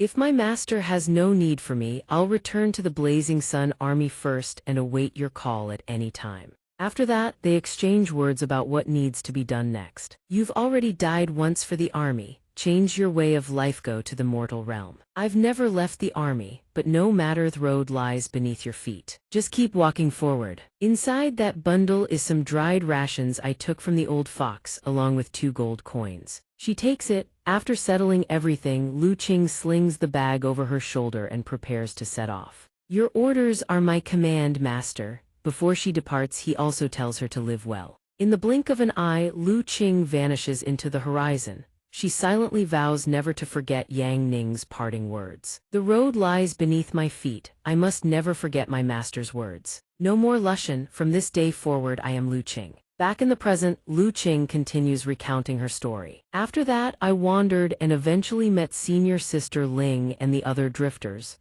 The atmosphere sinks into silence. All eyes are now fixed on her. Senior sister said I was a wanderer too, so she let me join. That's how I reunited with my master. Hearing this, Yang Ning thinks the world is truly small. Just call me master then, what an unexpected fata truly destined. Master, this must be the will of heaven. Yang Ning sets the reunion aside and gets down to business. Let's get to the main matter now that everyone's here. The first thing this master wants to announce is this: among the 5 of you, 2 will be chosen to leave Sihai City with me tomorrow to train. Hearing this, Yan Yu clenches her resolve, a romantic journey with master, that will definitely be me. Lu Qing, too, has no intention of letting this once-in-a-millennium opportunity slip away. Training under Master Thiz is the chance to become stronger. Nam Quan, however, couldn't help but feel a twinge of suspicion and wariness. With demons rampaging across the land, Zio Hai showed little enthusiasm for this venture into the unknown.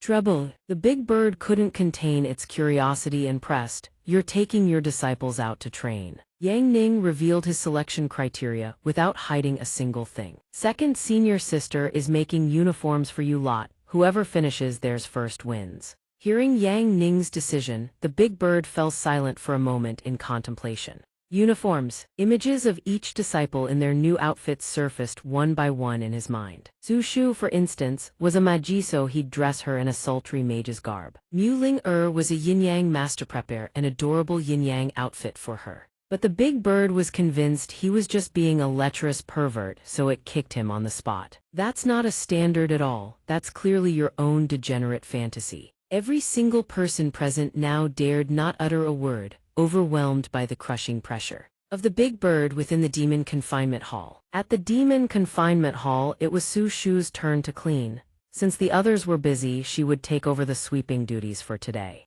Unlike Yan Yu, who was easily distracted by books, Su Shu cleaned with unwavering focus. Growing bored, the little fox struck up a conversation the moment it spotted Su Shu. "Big sister, is this your first time here? Your face is unfamiliar." After that, she let out a sigh and explained why she was here. "Second senior sister needed help, so I'm filling in for a bit. Mainly that magic handbook reading, it gives me a splitting headache. Master had to go on a long trip and he keeps making me catch up on my studies. Hiding up here feels a bit safer." The very next second, the little fox hatched another scheme, putting on a pitiful act. "My head hurts so much. Big sister, could you please help me out just a little?" But Su Shu was no easy mark. She refused flatly. "No can do," eldest senior sister warned Mesh is dangerous. Despite Su Shu's rejection, the little fox still felt absolutely no shame. "I feel so awful, I can't breathe. Big sister, just peel off one talisman for meth, that's all I ask." But Su Shu merely tossed a heap of indifference its way and continued sweeping in silence.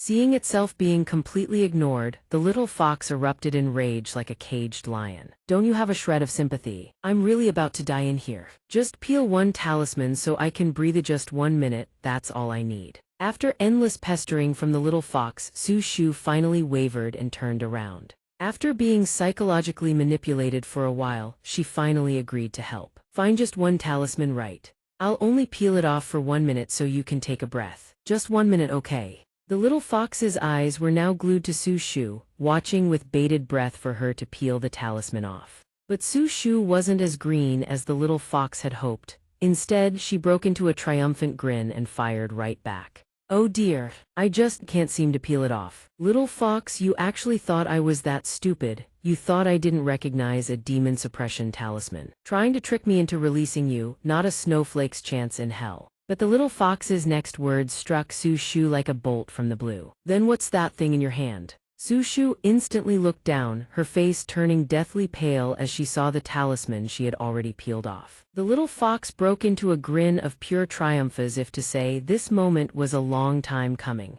Seizing the chance to escape, it bolted away while Su Shu stood frozen in shock. Thanks to Su Shu's momentary carelessness, the little fox had regained its freedom. It raised its head skyward and burst into uncontrollable laughter. "I've waited far too long for this day. From this moment on, blood shall flow like rivers for 100 miles in every direction." But just as the little fox was reveling in its impending rampage, Yang Ning unexpectedly slapped the talisman right back onto the iron bars. Reality, it seemed, was nothing like a dream. In the blink of an eye, the little fox shrank right back to its tiny, helpless form. And just like that, it experienced the most crushing false hope. Freedom had been within its very grasp, only to turn out to be impossibly far away. The one who ensured the little fox would continue spending its days in confinement was none other than Yang Ning, with him personally intervening. Its escape was well and truly sealed. Now Thendo, continue your little performance. The little fox still couldn't believe this absurd turn of events. How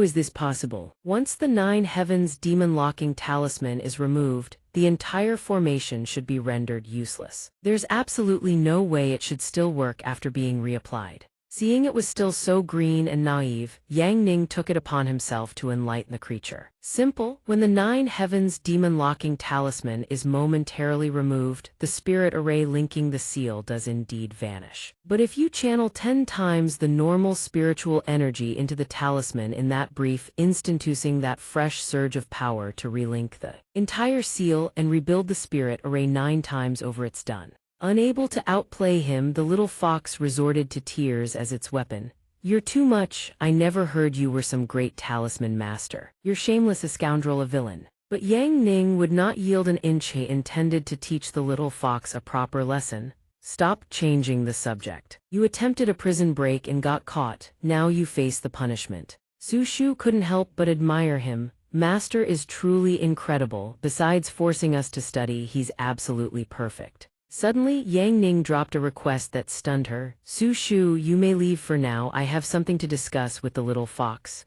Oh, and tomorrow I'll be checking your homework. You must have the first 10 chapters of the magic handbook memorized by heart. She responded with a gloomy face and quietly withdrew. Yes, master. Once they were alone, the two of them locked eyes, glaring at each other like bullets. This punishment I'll have you. This little one offers her body in compensation. Please spare me. Yang Ning actually sat there for quite a long while, keeping watch over the little fox. Enough nonsense. I'm warning you, this is the last time. If there's a next time, I'll throw you down to the deepest level and be done with it. So mean, this one knows she was wrong. Yang Ning casually picked up a piece of cake while making his demand. To atone for your crimes being the 9-tailed demon empress, and I'll reveal some of this world's secrets to me. Seeing him making such brazen demands, the little fox flew into a rage. What do you want to know? Yang Ning didn't know everything. There were mysteries he still needed answers to. Why do people in this world say the wall is the most dangerous place? Drawing on her vast experience, the little fox explained that the wall was the last line of defense for the human world. This world originally belonged to mankind. 30,000 years ago, the demons suddenly appeared upon this world on a massive scale. The world fell into ruin, and humanity faced imminent extinction. Called to arms by mankind's peerless powerhouses, every human warrior united and fought back. The mightiest demon lords were driven back to the central lands where they had first emerged in the world. The human nations joined forces to construct an enormous wall, linking them all together. This colossal wall formed a tremendous demon sealing array, binding the most powerful demon lords within it for all eternity. The wall was completed, but the human world paid a devastating price. Nearly all those peerless experts perished, and 90% of the demon sealing army was annihilated. Yang Ning quickly grasped how everything around him functioned. The mission of the surviving demon sealing army is to eternally garrison and patrol, safeguarding that wall. As long as the wall stands, the great demon lords trapped within can never set foot in the human world. The little fox did not deny this, but she offered a slight correction. Not wrong, but though the wall was completed, it can only bind the great demon lords within. The demons scattered beyond the wall breed in a frenzy. Their numbers swell enormously, steadily devouring the human world, which has already lost its vital essence. Still brimming with curiosity, Yang Ning continued to press for answers. Here's a question: the demons outside the wall presumably want to destroy it and free the ancient demon lords locked within, correct? Why haven't they done so? Based on what it knew, it began listing out the reasons one by one. First, the demon sealing army guarding it was immensely powerful. Second, the wall's grand killing formation possessed a natural suppressive effect against demons. The demons did not dare recklessly intrude. Suddenly, its gaze drifted toward the distant horizon. Third, an image of a massive crater surrounded by countless cracks surfaced, unbidden in its mind. The little fox's eyes once again became resolute. Third, the wall and the demon-sealing army were actually one unified entity. Together, they could unleash a force of terrifying magnitude. Yang Ning couldn't contain his curiosity and pressed further, genuinely wanting to go take a look at this wall. Unfortunately, this time he had to head to Yan's city. It was far too distant from the central world. Any other valuable information? But the little fox was no longer willing to give him information for free. It proposed bashfully if he wanted more knowledge. He'd have to come and conquer it. That could unlock far more secrets. Having grasped the essential information, Yang Ning didn't linger any longer. I'm leaving now. While I'm away from the sect, you'd better behave. Today's stunt had better not happen again. But before he could leave, the little fox couldn't help but utter one last thing. Yi Yang, this is actually the last time we'll ever see each other. Deep into the night at Wuji Sect, darkness had swallowed the entire sky. Yet from afar, a hulking figure could still be seen swaying Su Shu, stumbling her way forward. No one knew what Su Shu had encountered, but she staggered down the path with a wobbly gait, her face still drowsy as though she hadn't fully woken from sleep. Suddenly, she came to a complete stop before the prison. The prison door swung open on its own, as if some unseen force had willed it. Su Shu drifted inside in a trance, as though being compelled by an invisible hand. The one orchestrating all of this was none other than the little fox. The moment Su Shu arrived, it pointed a single finger. At that instant, Su Shu's eyes snapped open, jolted awake from her stupor. But clutched in Su Shu's hand at that very moment was the little fox's sealing talisman. The talisman had been removed by Su Shu herself while she was in her sleepwalking state. No longer restrained, the little fox released its powerful aura outward in full. Its face brimmed with elation at its newfound freedom. The little fox reverted to the form of a mature woman brimming with formidable power, seizing the moment while Su Shu wasn't paying attention. It had used her as a means to escape this place. Lucky for me, I seized the moment the talisman was removed to place a final mind enchantment on your body. Now I can finally leave. You can go back to sleep. From start to finish, Su Shu was none the wiser. She simply sank back into slumber at the little fox's command. Its sudden disappearance would surely alert Yang Ning, so it created a duplicate body to take its place, a miniature fox as a substitute. Brought into existence in an instant. The little fox was extremely meticulous, even timing its escape for when Yang Ning was absent. Not a single flaw in its plan. It seized the opportunity that Yi Yang would descend the mountain tomorrow for his trial, and would not come to inspect again. No one would ever discover my prison break. By the time he returns, I'll be 10,000 miles away. But just as it was reveling in its triumph, a silhouette inside the cell caught its isomion utterly unexpected. Who's there? It is this old woman. The little fox didn't rush to leave. It lingered briefly before Longling, who simply asked in a gentle voice, "You wish to leave now?" The little fox quickly confirmed, "Yes, my unfinished wish compels me, I must go." She also foresaw that the days ahead for the little fox would not be easy. A cycle of vengeance, endlessly repeating. When would it ever end? Your enemy is far too powerful. Even so, you will never regret choosing this path. My vengeance, I will have it no matter what. Even if it costs me everything. You truly are a fool through and through. Grandmother, shall I release you? Longling merely ran her fingers across the surface of the chin and declined.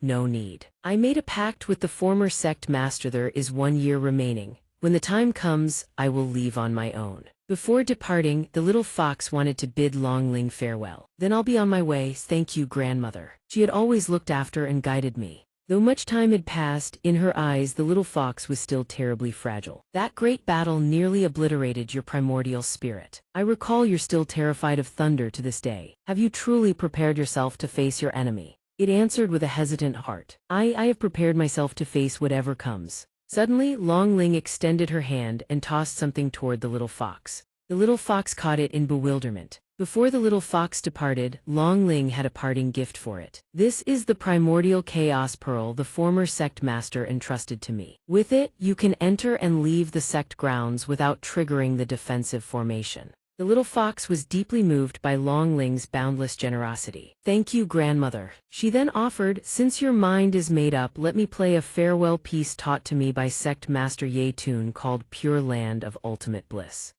But upon hearing this, the little fox's expression froze as though it had turned to stone. That really won't be necessary. Once Long Ling's mind was made up, no one could change it. Her hand rose into the air and then a melody of terrifying power erupted forth, transforming the place into something resembling a living hell. Every demonic beast imprisoned in the dungeon was jolted awake by this ear-splitting, torturous performance. Not again, stop Lady Long. Play one more note and I'll kill myself right here. Other people play music for money, you play music to slaughter demons. In that moment, the little fox wished more than anything for Yang Ning to appear. Yang, get here fast. Farewell grandmother, take care. Long Ling only played a short piece to send it off before stopping. This silly child must not be able to bear the parting. She ran off so quickly. But since the mood has struck, let me play a few more pieces. And so, in the silent darkness of night, the prison transformed into a spiritual torture chamber, its music tormenting every demonic beast within.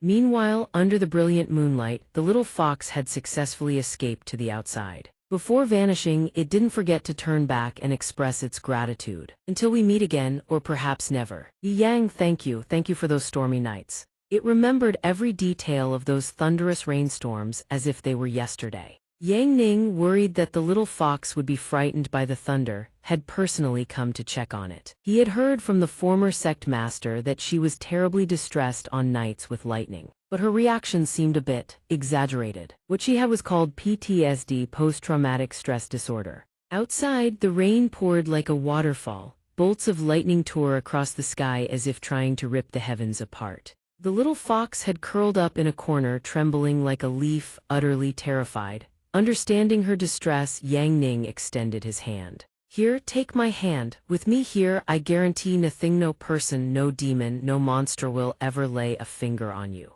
But the thunder outside grew louder and louder, and the little fox couldn't hold out any longer. She grabbed his hand. Yang Ning's gesture comforted the little fox. With him there was nothing to fear. The little fox recalled those brief days of receiving Yang Ning's tender care and couldn't help but feel deeply moved. Thank you. You gave me the gentlest years of my life and the safest rainy season I've ever known. Knowing that perhaps in this lifetime we shall never meet again.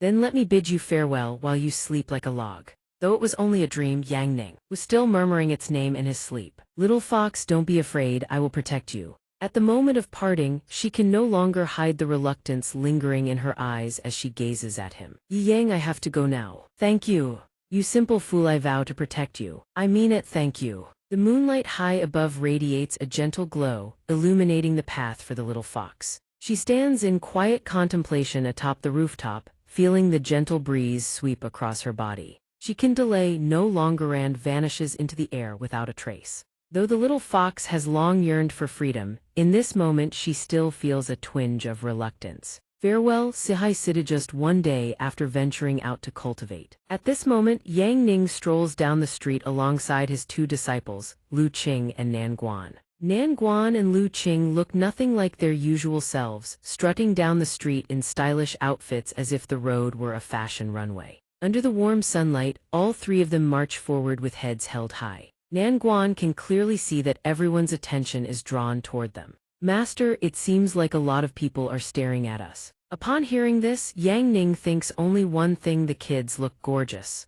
Although the maid outfit looks nothing like what Lu Qing usually wears. She seems quite pleased with it. I really love this outfit called a maid costume. It represents my wholehearted devotion to serving my master. Seeing her slip up, Yang Ning gently corrects her, call me master. Yes, master. Suddenly, Nan Guan remembers a critically important issue. The prize money from the arena fights was all handed over to the sect. Do we even have enough travel funds to get to Flame City? The three of them just stand there speechless. I forgot about that. Of course, they can't swagger around without money, so Nan Guan makes a suggestion. I have a little saved up. I could perform on the street for coins. Yang Ning, with his typical street hustler confidence, reassures her. Don't worry, once we reach the relay station, someone will bring us money. Nan Guan never expected things would be that easy. There's really something that good. And all they have to do now is keep moving forward. The mysterious benefactor awaits ahead. Not long after, all three of them arrive at the relay station. The moment they arrive, Feng Hao rushes out to greet them with a beaming smile.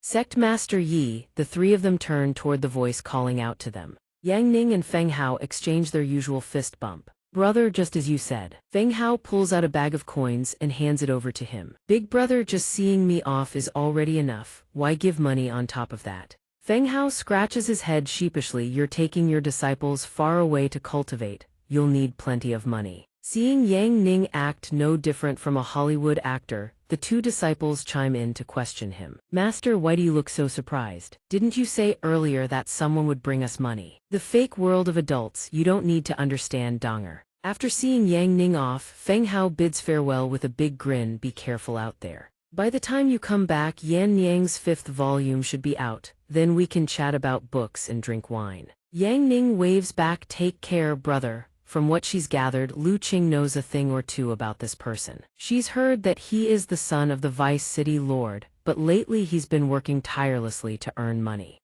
Nan Guan has also heard plenty about Feng Hao. Su Shu once said all of his money was swindled by their master. The guy seems naive and easy to fool. Afraid they'd misunderstand, Yang Ning explains your master never swindled him. Anyway, we've arrived, let's set out. But Nan Guan doesn't find any of this natural, so she presses the question. Master, then why does he support you so desperately? Yang Ning decides to keep that story to himself. A story between men, I won't tell you lot. Memories suddenly flood Yang Ning's mind like a slow-motion film reel from 3 months ago. Back then, Yang Ning sits quietly in a corner watching the crowd pass by, gazing at the unfamiliar surroundings. A wave of nostalgia surges through his heart, desperately misses Earth. Suddenly, Feng Hao approaches him, his purpose simply to check in. Brother, I've seen you sitting here sighing for days. Need any help? Though Yang Ning deeply appreciates the gesture, he knows full well Feng Hao can't help him. You can't help? If I told you to dimension hop back to Earth with no family to be found anywhere, you'd sigh the same way.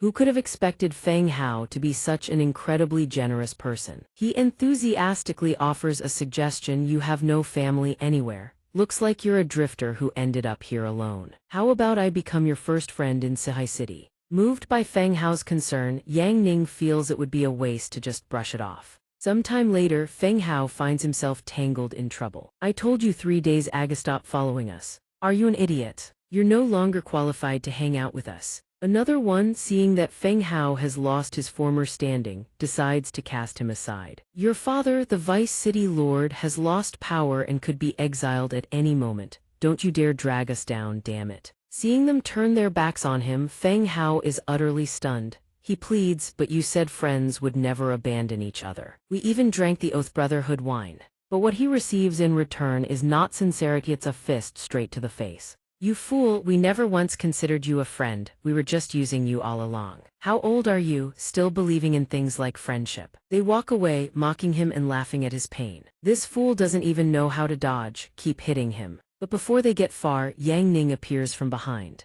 What are you guys playing? Mind if I join in? They immediately whip around to see who just spoke. Even Feng Hao is stunned to see the person he met just days ago standing right here. Furious at being interrupted, the thugs snarl, piss off, can't you see we're dealing with this trash? Yang Ning's face darkens. Oh, so it's a beating, huh? But you're doing it all wrong. The thug hears this and doesn't have a clue what Yang Ning means. They still have no idea danger is upon them. As for Yang Ning has itching for a fight. Let me teach you lot how to actually fight. First, the thug charges without knowing his own limits, throwing a reckless punch die. Who could have guessed? Yang Ning dodges with lightning ease. Your strikes must be fast. By the time he speaks, the thug hasn't even realized what just happened.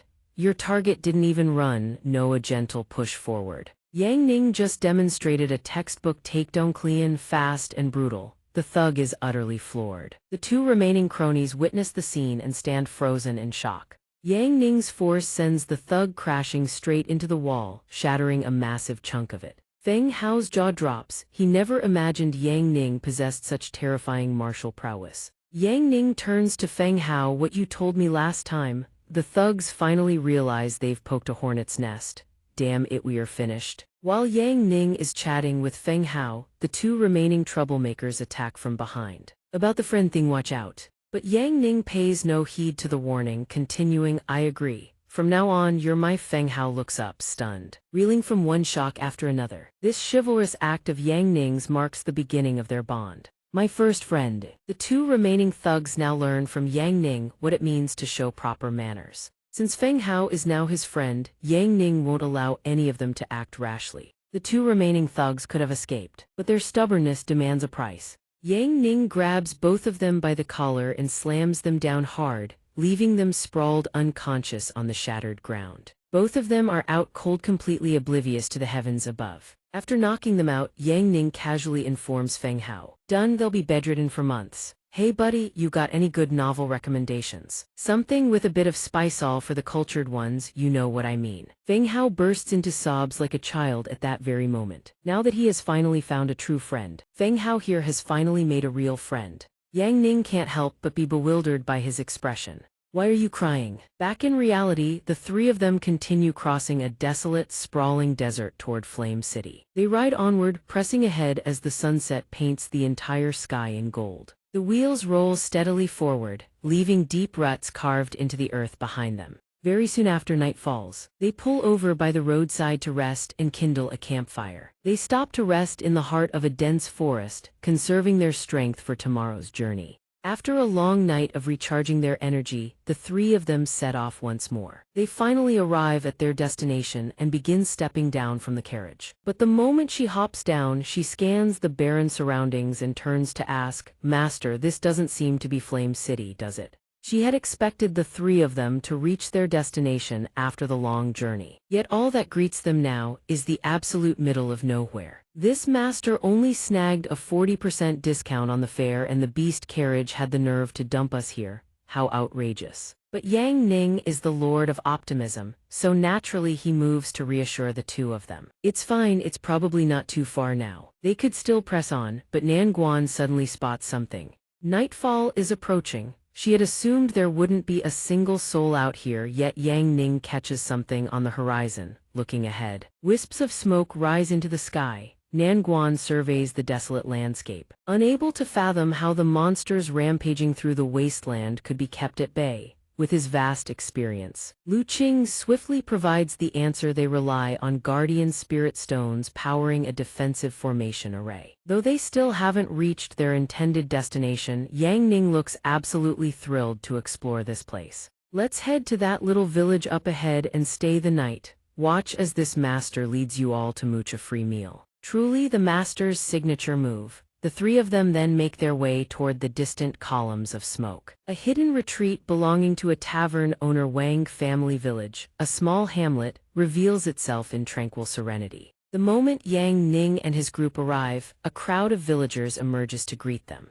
"Welcome, great masters, you've finally arrived. Recently, the monsters surrounding the village have surged in number. Thank the heavens you came in time." Hearing that title, Yang Ning can't help but be puzzled. "Great masters," the village chief then explains, "of course, the world-renowned masters of the demon-slaying sword sect. You've journeyed all this way, it must have been grueling. Please partake in some food and drink first, and then we shall discuss the demon slaying." Although he still has no idea what they're talking about, he agrees to lend them a hand. "Don't know any demon-slaying great masters, but no problem. Fill my stomach first and I'll work for you all." A man standing behind the village chief begins muttering in disbelief about him. "This guy looks pathetically weak. A mountain dog could probably take on three of him, couldn't it? No way he's a great master." Before Yang Ning can even respond, Nan Guan jumps in to defend him. "My master is incredibly strong. He can go toe-to-toe with all sorts of monsters." Yet one of them still thinks she's bluffing. "Stop defending this pretty boy already. If he so much as laid eyes on a monster, he'd be too scared to even run." Yang Ning truly realizes that nothing in this world is served on a silver platter. Freeloading a meal is harder than he thought. Suddenly, the village chief sheds his earlier warmth and turns hostile. "If you're of no value, then get the hell out of our village." Everyone else grips their weapons tight, threatening to throw them out.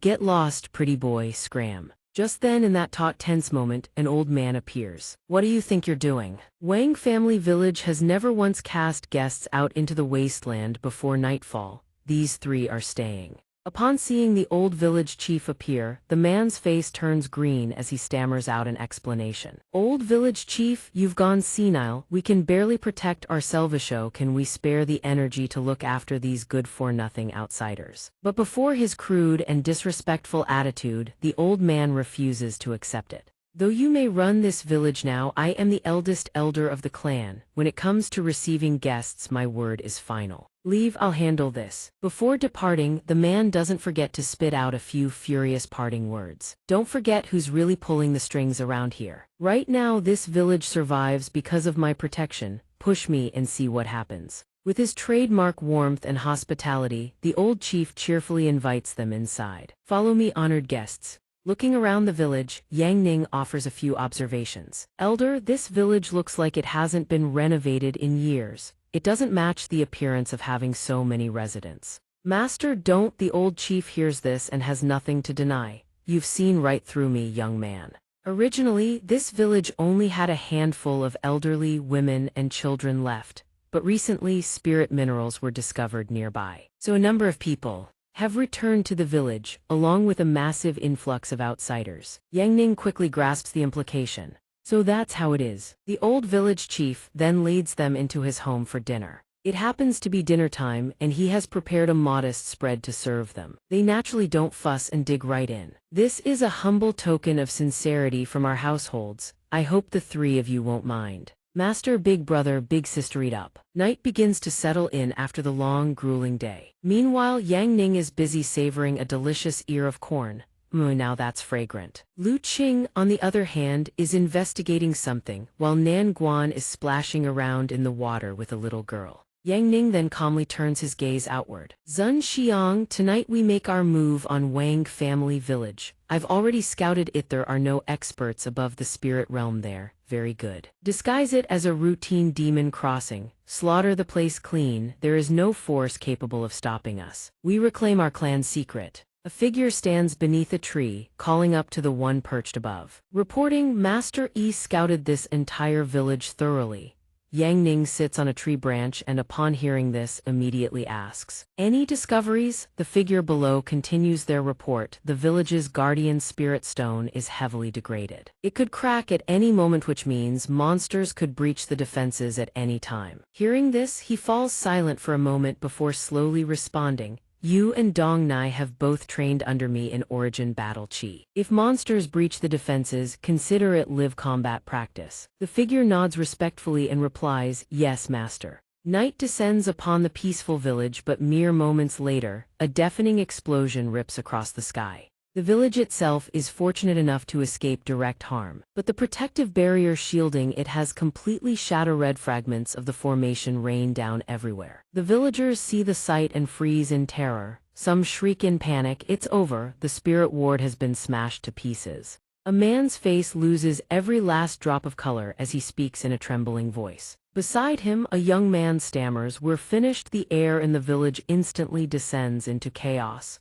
Staying here means certain death. Run for your lives. Those old, sick, and infirm, leave them to fend for themselves. They had no business taking in those worthless outsiders. Dead serves them right. A flurry of accusations erupts. The villagers reach a unanimous consensus and begin to evacuate en masse. Leave your things, don't grab anything. The village chief can only sigh as he watches the crowd trickle out, group by group. He says, "They've all gone, it's just us now. Everyone head to the ancestral hall and hide. I pray the ancestors will protect us." A little girl speaks up anxiously. "Village chief, let me go find those three, big brother and big sister, so we can hide together." Hearing this, the old folks in the group can only sigh quietly. They've probably already run, haven't they? The village chief thinks the same, but it's just as well no point blaming them. They're young, they shouldn't have to stay here and wait for death. Everyone heads to the ancestral hall. A procession of nothing but the elderly and children files into a weathered, time-worn building. Upon arrival, the door hangs wide open, startling the village chief. Strange, why is the door already open? He boldly stepped inside, only to find not demons but Yang Ning and his two disciples. "It's you lot, what are you all doing here? What are you doing?" The trio turned around and recognized the village chief. Speaking in hushed tones, they addressed him. Yang Ning no longer concealed his purpose. "I had intended to repair the spirit talisman," he said plainly, "but I discovered it has been completely destroyed. Does the village have any blue spirit stones?" His question leaves the chief and every villager present wide-eyed and slack-jawed, seeing their stunned reaction. Yang Ning feels a twinge of awkwardness. "I'll forge one myself." A young boy's eyes light up with excitement. "Big brother, you can actually make one." That kind of blue spirit stone will have plenty in storage. He ruffles the boy's head with a grin. Got it, you lot wait here, I'll be right back. He strides off toward the village without a backward glance, though he does raise a hand in a lazy wave. Everyone stands frozen, watching his figure vanish into the distance.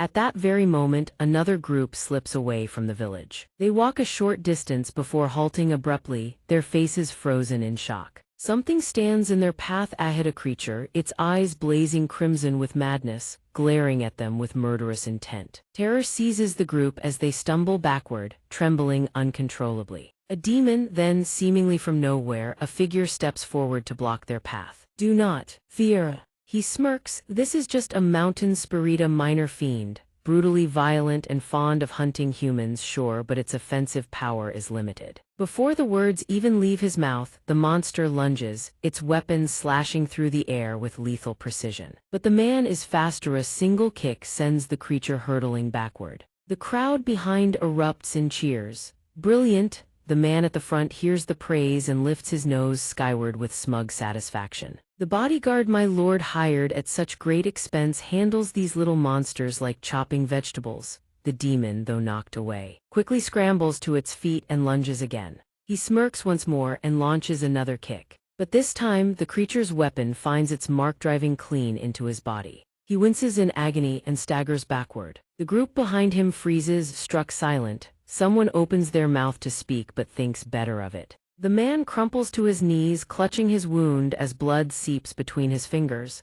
His legs shake violently, sweat streaming down his face. The demon, realizing its strike drew blood, throws its head back in a cackle of sadistic glee. Through gritted teeth, the man hisses. This little beast may be weak, but it's vicious beyond measure. I underestimated it. Don't give it another opening. The crowd behind, numerous but utterly useless, scurries away like startled rats. It's over for us, there's no chance left. Their words leave him bewildered. High upon the cliff face, an entire demon army has silently materialized, each one wielding weapons identical to the first creatures. The tiny, helpless humans can only stare upward, sinking into despair. The demons glare down at them, every face brimming with murderous intent. Without a word, the monsters surge downward. The crowd is petrified, too terrified to move a single step. Blood-curdling screams erupt without end. Not a single soul is spared by the demon horde as they scramble toward the village. As if, the village chief stands at the entrance of the ancestral hall, gazing into the distance.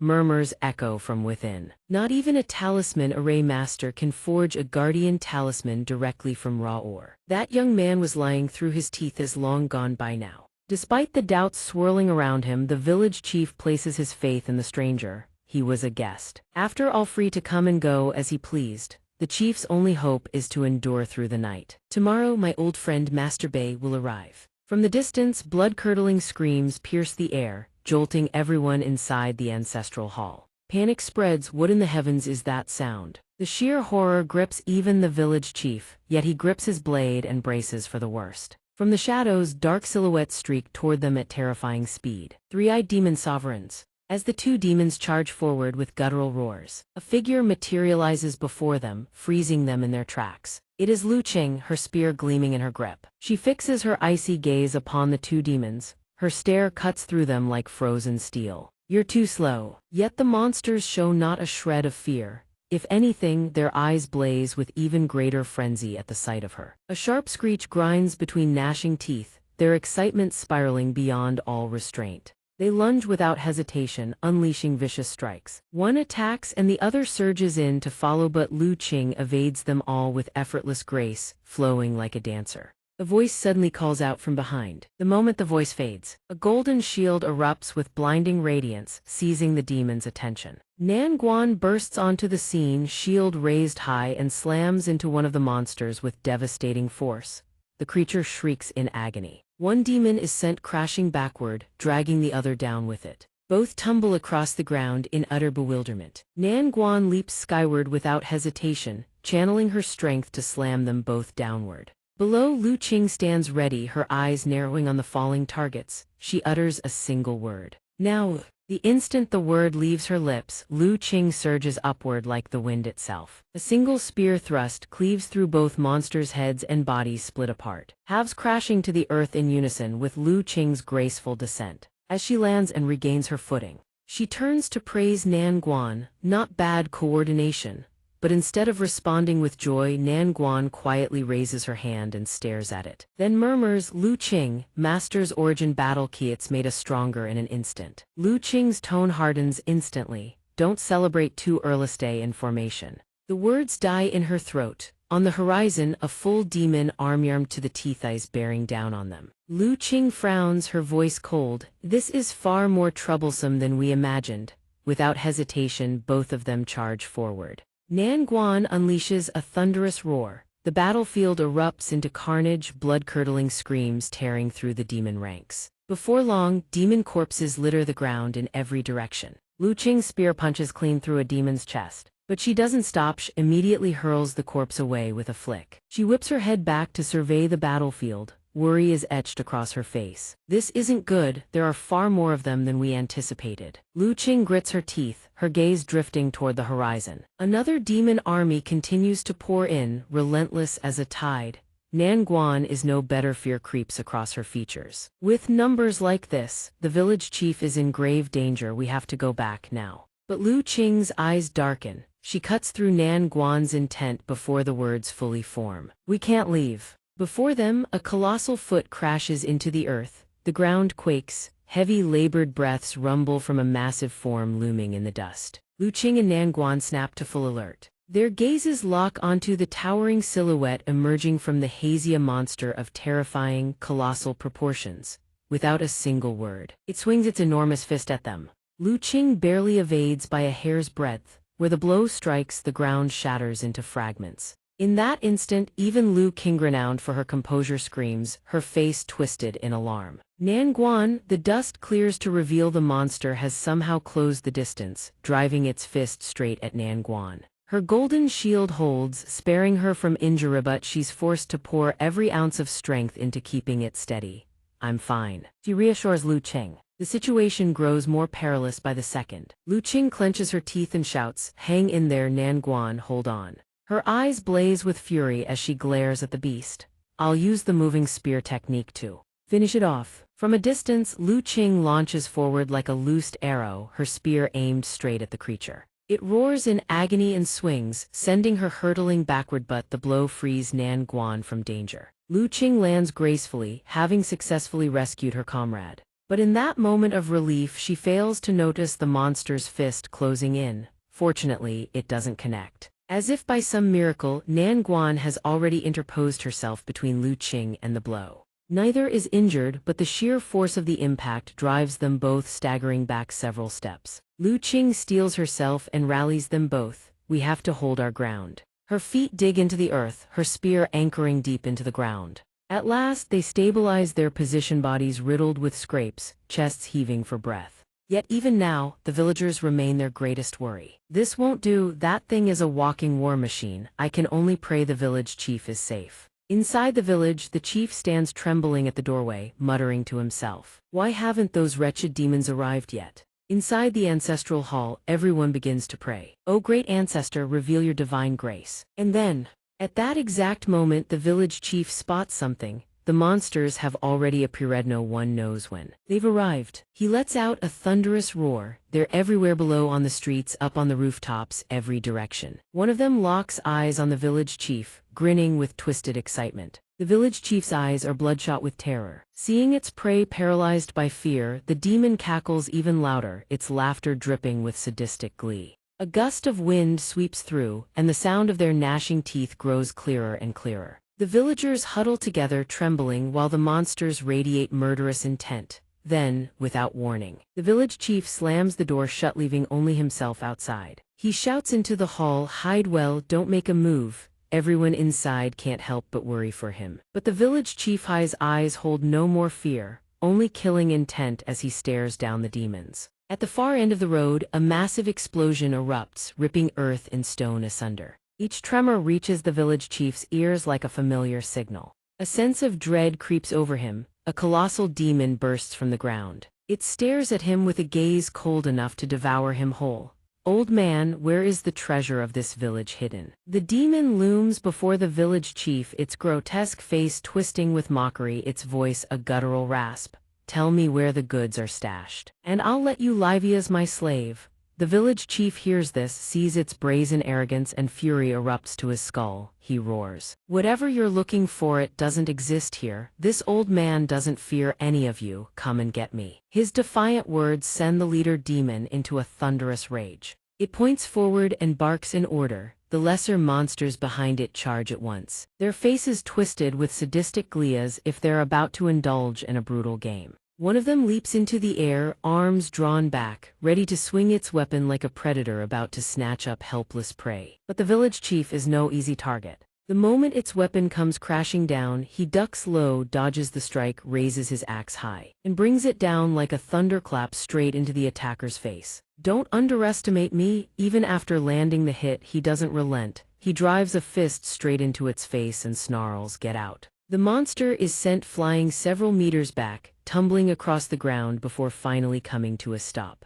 Though its minion is wounded, the massive leader demon merely smirks with contempt. Humans truly love to struggle in vain. On the village chief's side, the weight of age clearly bears down on his body. After only a few exchanges, he's already gasping for breath. His armor is torn to shreds, yet he grips his war axe tight, as if it were etched into the very earth. As long as this axe remains in my hands, I will protect this village. I will protect the human world. The massive demon hears this and bursts into a sinister laugh. Relying on that little axe, suddenly, the ground beneath its feet trembles and fractures, cracks spreading outward like a spider's web. The village chief watches the phenomenon, bewildered. A lesser demon erupts from the earth below, cackling wildly, eyes locked straight on him. He sees it's far too close. All he can feel is horror can do nothing. It lunges straight at the village chief. Before he can react, it has already latched onto his axe. The village chief's only weapon gone. Two more demons behind seize the opening and pounce forward to attack. As they lunge, they don't forget their trademark laughter.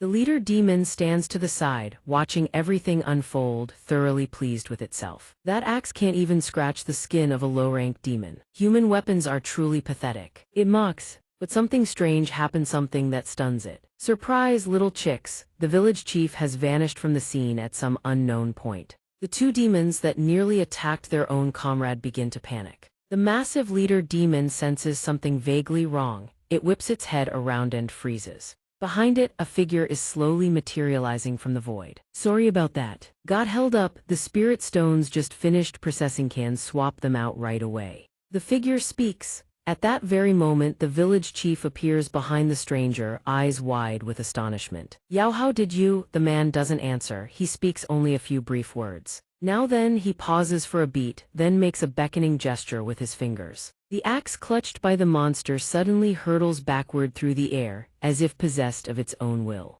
It lands cleanly in the hand of the newcomer. And that person is none other than Yang Ning. His face is cold as ice, his eyes blazing with killing intent. Even as he strides forward, he doesn't forget to throw a few barbs. Let them taste the true destructive power of this axe first. The monster bursts out laughing. Destructive power, you got lucky ambushing the weakest of the weak. This broken axe, the fist on its hand begins to glow with heat, is utterly useless against M, but before it can finish the sentence, Yang Ning has already appeared before it in a miraculous blur, axe swinging down in a single devastating arc. The demon panics, catching a streak of golden light tearing through the iris speed far beyond what the naked eye can follow. It can only choke out the end of its unfinished words, useless. Before its body is cleaved in two, a heaven-rending, earth-destroying slash splits it apart.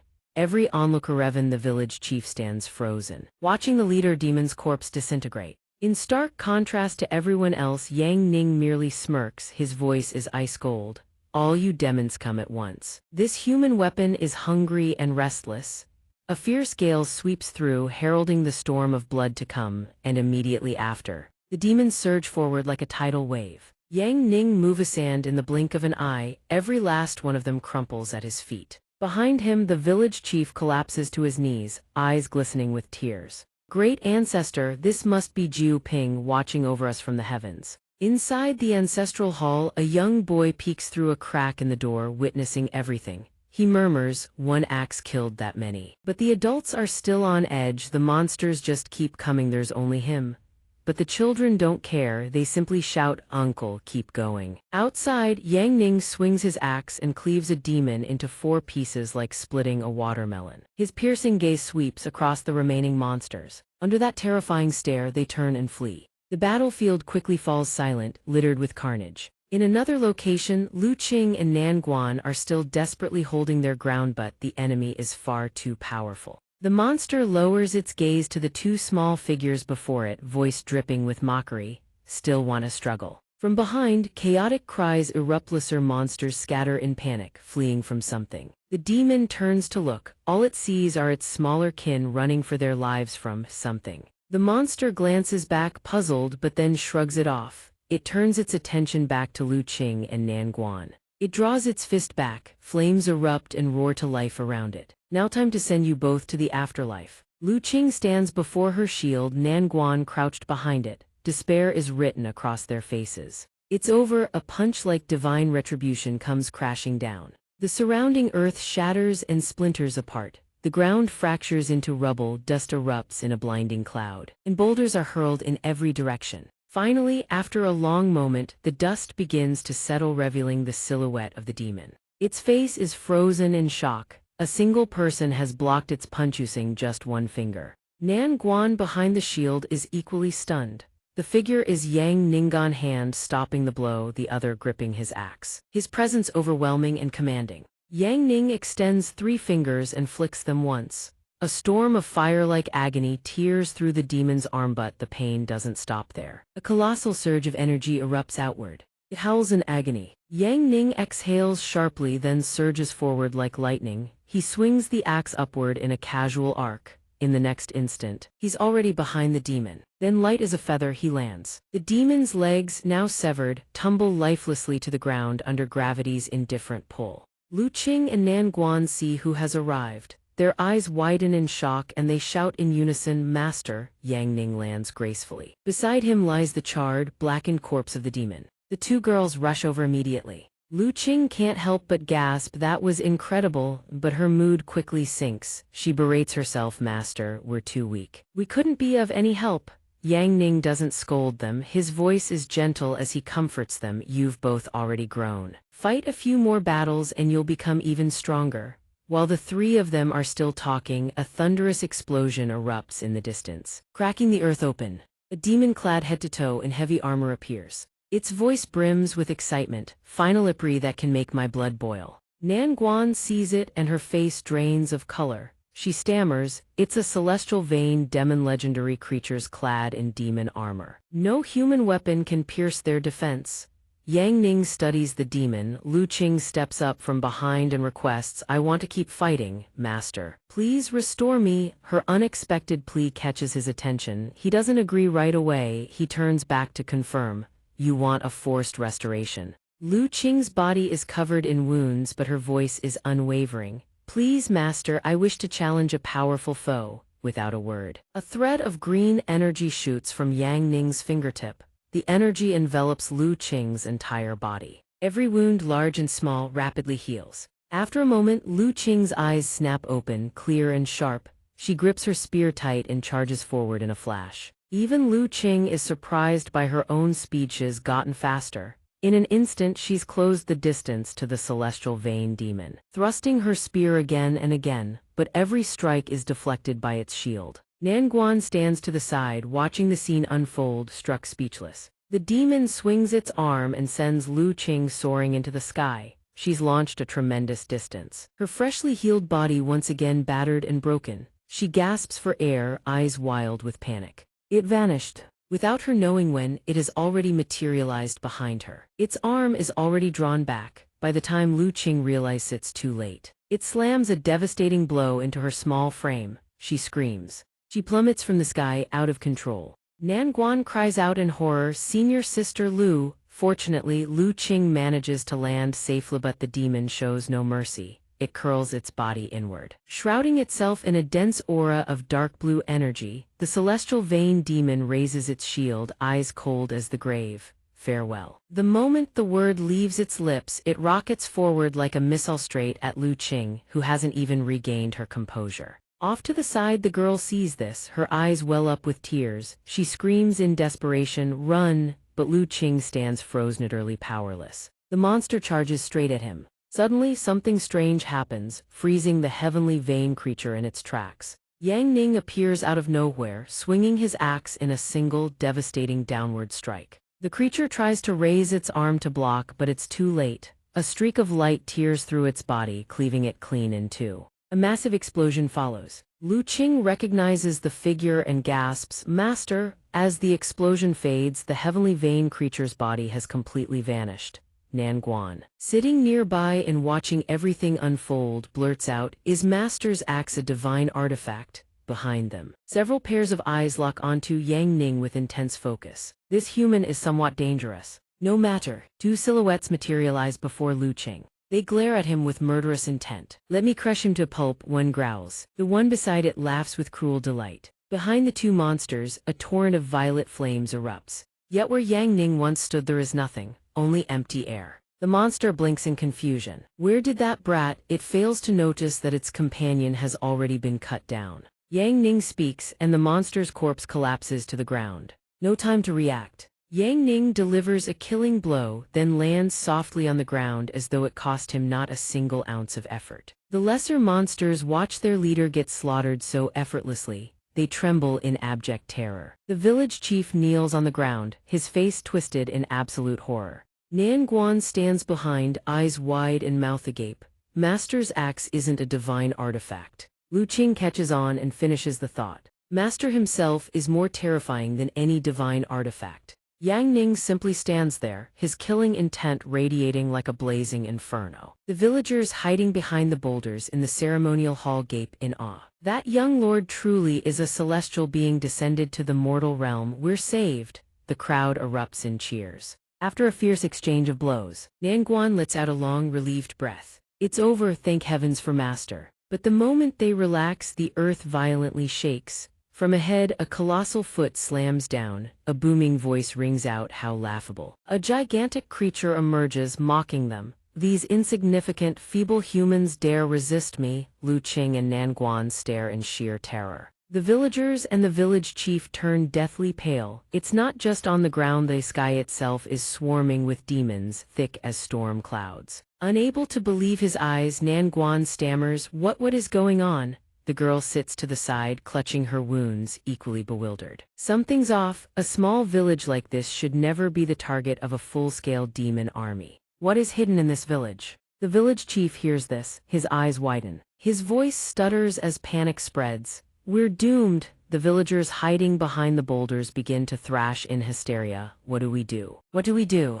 They're going to devour us whole. Yang Ning surveys the army before him. His expression grows solemn. "Plenty of small fry," he mutters, yet he shows no fear. He raises his hand skyward and a radiant beam of light erupts from his palm. Time to let the little third stretch his legs. Elemental three-headed dragon summon. The instant those words leave his mouth, a colossal three-headed dragon materializes. Every single witness stands frozen in disbelief. As the blazing heaven beast appears, a brilliant pillar of light descends from the heavens, bathing its enormous body in radiance. At the same moment, Yang Ning's silhouette is wreathed in flames as he slowly ascends into the sky. The monsters below stare slack-jawed, struck completely speechless. Seeing their distraction, Yang Ning's eyes turn ice cold, brimming with killing intent. He gives one command, "Clear a path." The blazing heaven beast immediately heeds its master's will. It unhinges its jaws and unleashes a torrent of raging fire. Not one head, all three spit searing flames at the seven monsters simultaneously. A sea of fire crashes down, sweeping them away. Shrill, agonizing screams tear through the air. Trapped in the middle of an inferno, they cannot withstand the heat. They cannot fight back. They turn to flee, but how can one outrun heavenly fire? The blazing heaven beast continues to breathe fire, pursuing relentlessly. Wherever they run, the flames follow. In mere moments, a spiraling vortex of fire is born, engulfing and annihilating everything in its path. The flames show no mercy, growing fiercer with each passing second. Yang Ning floats in midair, arms folded, watching the carnage below with a look of quiet satisfaction. As expected of the little third, He remains perfectly calm though those behind him are anything but. The villagers gawk, their minds utterly blank, unable to produce a single word. Nanguan stands beside them clutching his shield, his expression frozen in stunned disbelief. Seeing their reactions, Yang Ning begins to feel a twinge of unease. I might have gone a bit overboard. While the inferno still rages, a series of savage, guttural roars echo from the distance. Several dark silhouettes emerge from beyond. Their crimson wings blaze vividly against the black canvas of the sky. Gradually, their full forms come into view, ferocious colossal demon lions, not one but three arriving at once. Behind the boulders, the villagers cower. The children stare, eyes wide with primal horror. Colossal demon lions, a single one of them, is enough to raise an entire village to ash. The village chief trembles violently, his eyes red with despair. It's over, it's all over. A sphere of black-violet energy begins to coalesce before one of the colossal demon lion's maws. Without warning, it fires straight at the blazing heaven beast standing below. Only when the sphere is nearly upon it does the blazing heaven beast sense it, but it's too late. The sphere strikes the ground and detonates with catastrophic force. The explosion is so thunderous that even Nan Guan, standing far away, hears it with perfect clarity. She screams, "Little third." Her face overflows with terror and anguish. A moment later, the dust gradually clears. The blazing heaven beast still stands. It throws back its heads and roars with ragged sonic shockwave, sends rocks and debris scattering in every direction. Without hesitation, all three heads erupt in wild, untamed flame.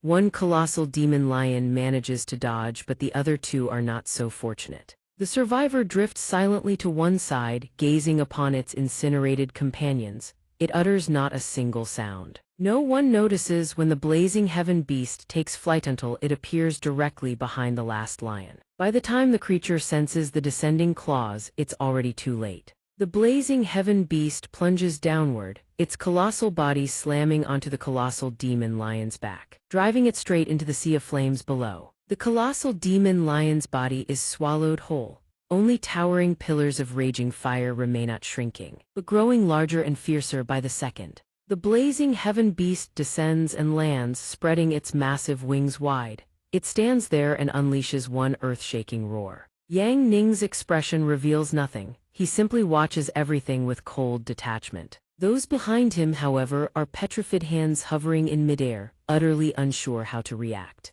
The village chief prostrates himself on the ground, his face a mask of utter disbelief. Lord Dragon God, after a moment as if waking from a dream, he cries out in overwhelming gratitude. Thank you for saving our lives, Lord Dragon God. Hearing this, Yang Ning blinks, momentarily stunned, a field of question marks floating above his head. Even so, he doesn't spoil the mood. He flashes a thumbs up and grins, just so long as you don't mind me scorching your plains to a crisp. The raging inferno finally, gradually fades to embers. The next morning, clear skies, calm clouds, a gentle breeze. On a deserted road, the figures of Yang Ning and his two disciples walk at a leisurely pace. Nan Guan trails behind, constantly glancing back with worry. I wonder if the old village chief and the others will run into any more danger. Lu Qing stops and turns to reassure her. A demon army of that scale breaching humanity's defense perimeter means it must have been in the works for a very long time. A crisis that severe won't repeat itself so soon.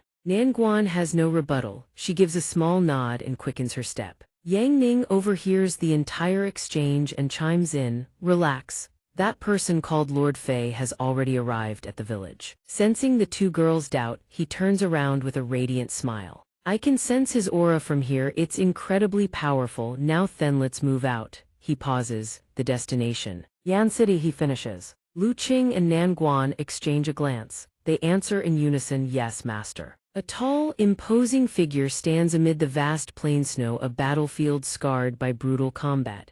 He occupies the center of the ravaged earth, where smoke and ash still drift lazily through the air. The man furrows his brow and asks once more, as if seeking confirmation. A youth had been guarding the village. That person was Bei Fan. He hailed from one of the 4 great sword sects and was an old friend of the village chief. The old man stared at the scene before him, his face etched with shock and disbelief. What kind of youth was this fearsome? In the sky, a colossal monster slowly descended. The moment it touched the ground, it dropped to one knee and reported deferentially to the two terrifying beings standing before it. Reporting to the two emissary lords, a demon legion tasked with assaulting Wang family village and retrieving that item was entirely annihilated in a sea of flames last night. The two monsters listened with cold indifference, seemingly unconcerned, until the truly shocking revelation: Evan, the three-eyed demon lord who commanded the army, had been burned to ashes. One of the two monsters tilted its head, its eyes filled with disbelief. What kind of joke is this? Our clan's greatest secret was hidden in Wang family village, meant to be devoured by the demon ancestral spirit. A clue that thousands of high-level demon beasts struggled to obtain. This ambush was sudden. The human world could not have been prepared.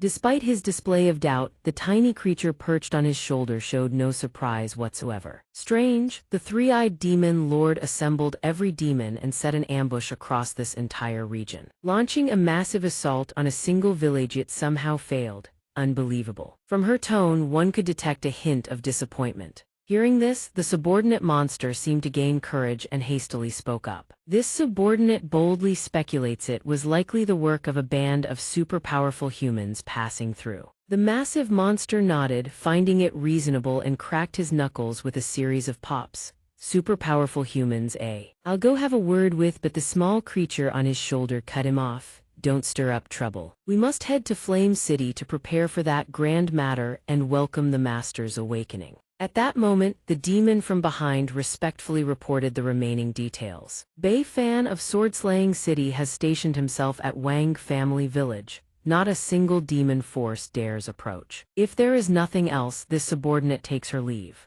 The one sitting on his shoulder finally took notice. A sinister gleam flashed in her eyes. You bring bad news to ruin my good mood. That warrants punishment. The monster's face drained of color the instant it heard those words. Overcome with sheer terror, it didn't dare linger for even a second. It spun around and fled, crying out repeatedly, "Mercy, my lord, mercy." But reality is never so kind. From behind, an enormous sphere of energy had already been hurled. The faster it ran, the faster the sphere closed in. When the blaze was nearly at its back, it turned its head, its eyes filling with sheer terror. It let out a scream as an earth-shattering explosion tore through the air. Its body was reduced to ashes. The massive monster turned away without a shred of remorse. The three-eyed demon lord is truly a good-for-nothing. Had the master let the two of us handle it, the secret would have been recovered long ago. Let us head to Flame City. The one perched on his shoulder also turned to gaze into the far distance, a provocative smile playing across her lips. Flame City, where all 8 directions converge, was sure to be very entertaining. At Flame City, distinguished by its magnificent and massive city gates, Yang Ning and his 2 disciples had finally arrived. He raised a hand to shield his eyes from the sun, surveying the surroundings. The journey had not been easy. After more than 2 days of travel, they had made it at last. Nan Quan also swept her gaze around and seeing the deserted streets. She couldn't help but exclaim, "There are so few people in this city. It's quite quiet." Lu Qing, walking beside her, explained. This place lies near the Storm Wastelands, an incredibly dangerous region where demon beasts appear in massive numbers. That's why the human population here is relatively small. Yang Ning, walking ahead, turned and asked, "You've been to this city before?" Lu Qing nodded lightly. "I came here once with the Liang army." After a pause, she continued, "Master, are we here to find someone?" He shook his head. "No, we're not looking for anyone. We're here to find the original monster arena." Upon hearing that, Lu Qing elaborated. The original monster arena is a place where humans and all manner of ferocious demon beasts fight each other to the death. Her words made Nan Quan's eyes widen beside her. Yang Ning turned around, a cunning gleam in his eyes, grinning like a mastermind hatching a devious plot. "That's right, it's the place I'm going to use to train you kids in the most terrifying way possible." Seeing fear flash across Nan Quan's face, Yang Ning burst out laughing.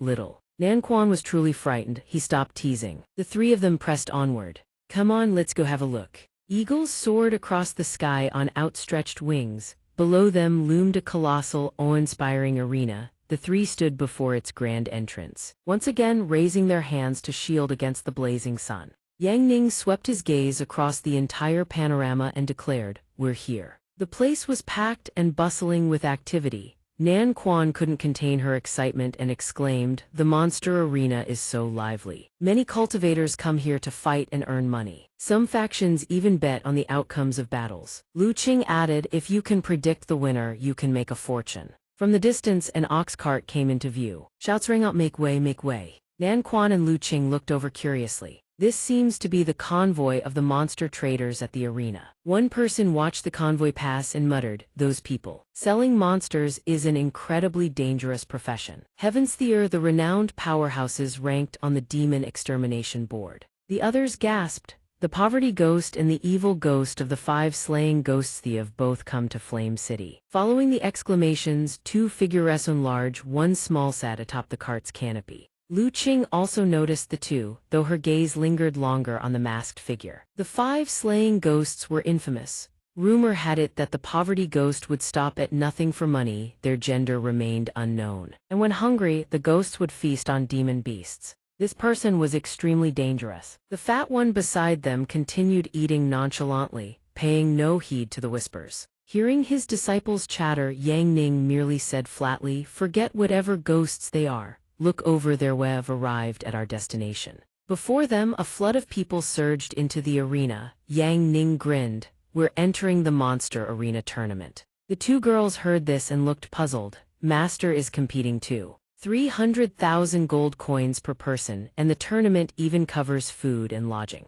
Yang Ning didn't answer, he simply closed his eyes and smiled faintly. The reason he was competing was that he had been away from the wuxia sect for quite some time now. He wondered had Bai Fei been behaving herself back at the sect. While Yang Ning mused, gazing at the crystal-clear pool before him in a distant land far to the east of the world, there existed a nation known as the Nation of 10,000 Forests, the sole haven for fox maidens in a world torn apart by war between demons and humans. The reason for this was that a fox maiden had once saved this nation's king. They were deemed not demons but pure spirits. Despite this official recognition, there were still a few reckless fools on the streets who would spot a fox maiden, mutter, "She's so adorable," and following old customs attempt to capture her, knock her unconscious, and drag her away. Little did they know that fox maiden had heard every word. In the blink of an eye, the fox spirit vanished. A heartbeat later, she materialized behind the 2 of them, a brick already in hand, her gaze cold as a blade's edge. The counterattack commenced. The 2 with ill intentions were stunned. Before they could react, a 3-person brawl erupted right in the middle of the street. After a fierce scuffle, the fox maiden emerged victorious. She stood tall and proud, still gripping the brick, looking down at the 2 battered men, stammering, "Don't kill us." She didn't bother responding. She crouched, reached for the pouches at their waists, and said in a low voice, "I want your money, not your lives." She claimed her spoils. She turned and walked away. That fox maiden was none other than Donghua, one of the 4 great bodyguards loyal to Bai Fei. By the roadside, 2 girls who had just walked past whispered to each other, "That bandit girl is robbing passers-by again. Aren't fox maidens supposed to seduce men? Keep it down, don't let her hear you." The girl beside her reminded her. At that moment, a blazing red figure streaked across the sky. Donghua's head snapped up instantly. That red figure was none other than Bai Fei. Donghua recognized who it was, and tears of joy welled up in her eyes. "Mistress, the mistress has returned." Without a moment's hesitation, Donghua circulated her qi, wrapping herself in a veil of azure light, and shot toward the red figure. She raced to meet her mistress. At the same time, at a small steamed bun stall, a little girl with fluffy fox ears and a tail was haggling. "Uncle, I don't have any money. Can I trade firewood for steamed buns?" The shop owner wasn't annoyed in the slightest, even his expression was warm and welcoming. "Of course you can, little cutie, would you like 1 or 2? As he spoke, he pointed at a sign beside him. It read, "Firewood for steamed buns, 10 jin per bun."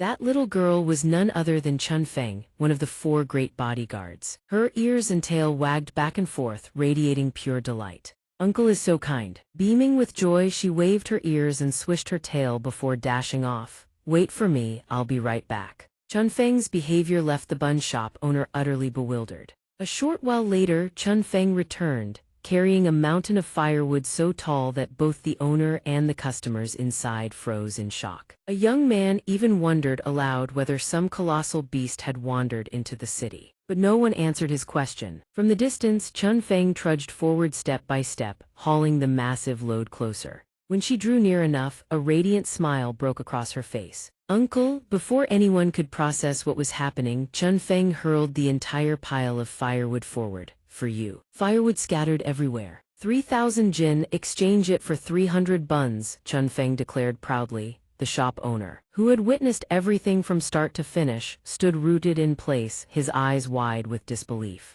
Without waiting for a response, she marched over and grabbed an enormous bag of buns, walking off as she spoke. "I'm taking these for now. The rest I'll come back tomorrow with another 5,000 jin of firewood." The bun shop owner collapsed to the ground, his face twisted in a grimace. "There's more coming." But when that blazing red figure appeared in the sky, Chun Feng froze mid-step. Just like Donghua. She was so stunned that the bag of buns slipped from her grasp and tumbled to the ground. Her disbelieving eyes locked onto the distant figure. Mistress." The moment she snapped back to her senses, Chun Feng took off scrambling as fast as her legs could carry her, overjoyed. The mistress has returned, leaving the poor, abandoned buns rolling on the ground behind her. In another place, within a serene tea-house pavilion nestled among picturesque scenery, several people sat drinking tea. "Young Master Li, I truly cannot drink anymore. Please have mercy on me." A coquettish feminine voice drifted through the air. The man called young Master Li merely let out a teasing laugh. "You little vixen," he turned to another. "General Zhang, the next flower appreciation banquet I'll definitely attend. Last time I truly wasn't feeling well." Seated in the pavilion was a man of imposing bearing. Behind him, an exquisitely alluring foxwoman leaned into his embrace. That woman was one of the 4 great bodyguards. "Xianxia, be good. If you don't come next time, I'll be truly furious." Another man coaxed sweetly, raising his cup toward her. "Miss Xianxia, this time you can't escape my wine." Xianxia accepted with a smile. "Prince Zhao. This time I certainly won't refuse." 2 maidservants stood to the side, watching with light chuckles. Xianxia truly lived up to her reputation as the most socially adept beauty of the myriad forest's kingdom. She could handle any kind of man. One could not help but admire her. The advantages a fox spirit possessed in this regard were truly unmatched. They praised her as the man raised his cup once more. "Come." Xianxia took the cup, but instead of drinking, she hurled it straight into the man's face. The action left everyone present with their eyes wide and jaws dropped. They couldn't believe what they were seeing. The 2 maidservants who had just been praising her now wore expressions of sheer horror. How could this be? The beautiful Xianxia had lost all propriety. She had always been gentle and alluring. She had suddenly bared her fangs. Xianxia tossed the cup aside, her face brimming with confidence. "Young master, if it weren't for that powerful father of yours backing you, a worthless fool like you, I wouldn't even spare you a single word." The man who was splashed sat there with his face drenched, eyes filled with shock. Xianxia didn't linger, she turned and walked away. "Young Master Li, General Zhang, let me lay my cards on the table. I am someone you could never hope to book for an appointment. Wake up." With that, Xianxia leaped onto the rooftop across from them.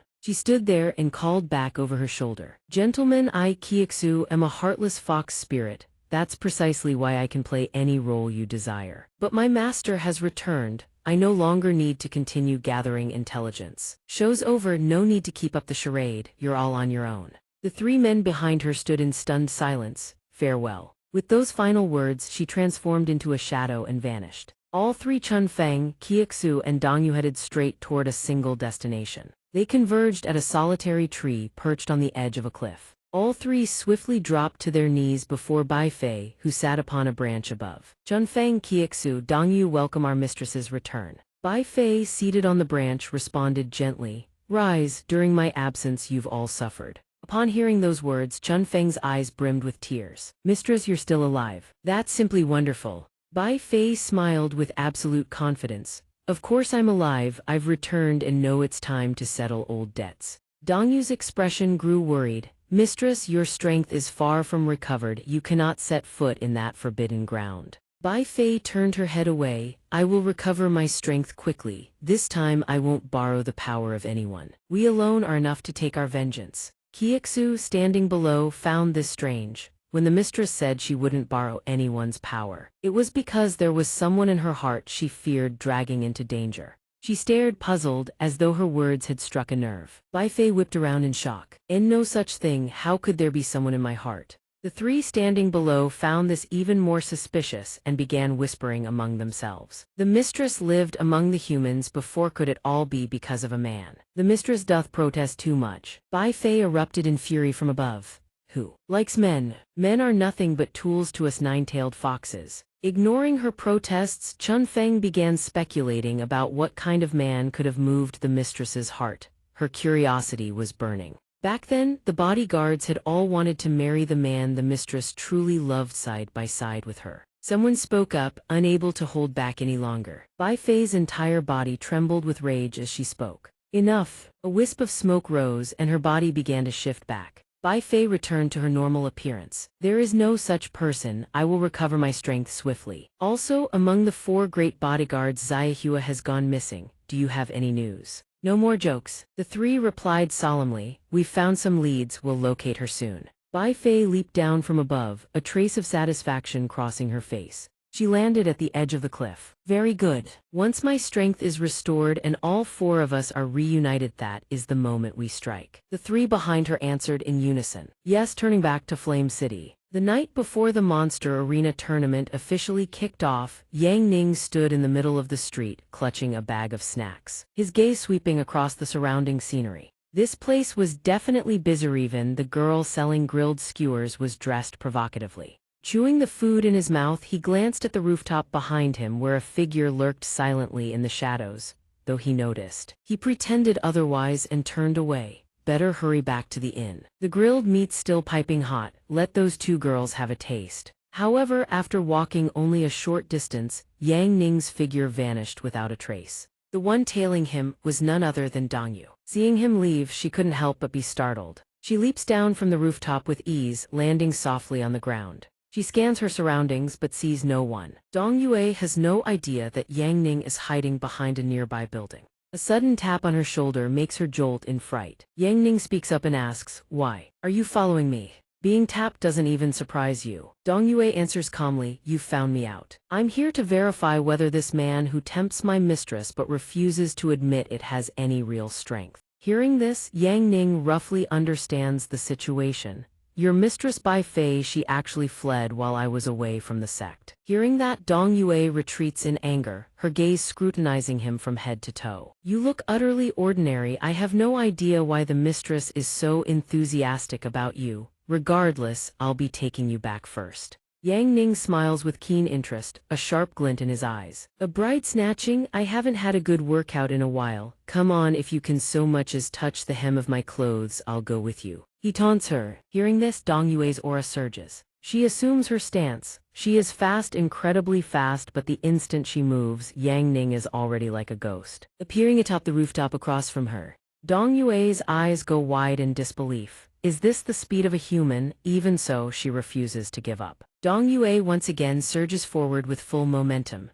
I will catch up to you. She dashes toward where Yang Ning stands, reaching out, muttering to herself that she's just a little short. But just as her fingers are about to graze him, Yang Ning once again rockets into the air, and as he flies forward, he doesn't forget to call back. Mingyue, when will you ever learn? His words ignite her fury. Neither of them notices a shadow lurking behind a nearby building. The figure dons a mask, watching the entire exchange from start to finish. Donghua and Yang Ning soar across the rooftops like birds in flight. One runs, the other chases. Yang Ning lands on a tree branch, pauses for a moment, then launches himself straight forward with renewed force. Donghua, trailing behind, is starting to lose steam. Stop running. She grits her teeth, summons her strength, and continues the pursuit. The two of them chase each other across a sprawling mountain range. Only when they reach the edge of a cliff does Yang Ning finally come to a halt. She arrives moments later, landing right behind him.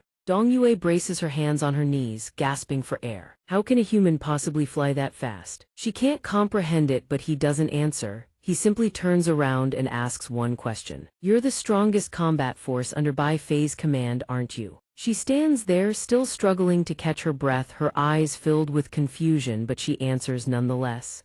I am the best fighter. Hearing her answer, he speaks in a calm tone to deny it. You're far too weak, you can't protect Bai Fei while her strength has yet to recover. Donghua doesn't quite understand. What do you mean? Yang Ning doesn't elaborate. Instead, he says, I could teach you a few tricks enough to handle multiple enemies. but she refuses. No need. I can handle them on my own. Seeing that he cannot sway Donghua, Yang Ning chooses a different approach, dropping a piece of information that startles her. Oh, while you were tailing me, you didn't notice someone else was tailing you. She freezes, suddenly at a loss for words. I won't force it. Yang Ning soars high into the air. Fine then, I'll watch from above. Yang Ning offers his proposal. I'll flush him out for you, but you take him down yourself. His words startled Donghua below. Without waiting for her reply, he opens his mouth and draws in a massive gulp of air, his cheeks puffing up like balloons. A moment later, he exhales a tremendous blast forward. The gust forms a raging gale, forcing Donghua to raise her hands to shield herself. The wind is so violent it tears surrounding trees straight from their roots. The two stalkers hiding behind a boulder witness the spectacle and jolt in shock. The rock shielding them is instantly blown away. Donghua spots them and murderous intent fills her eyes. This killing intent. The assassins of the puppet cult, they are enemies of our clan.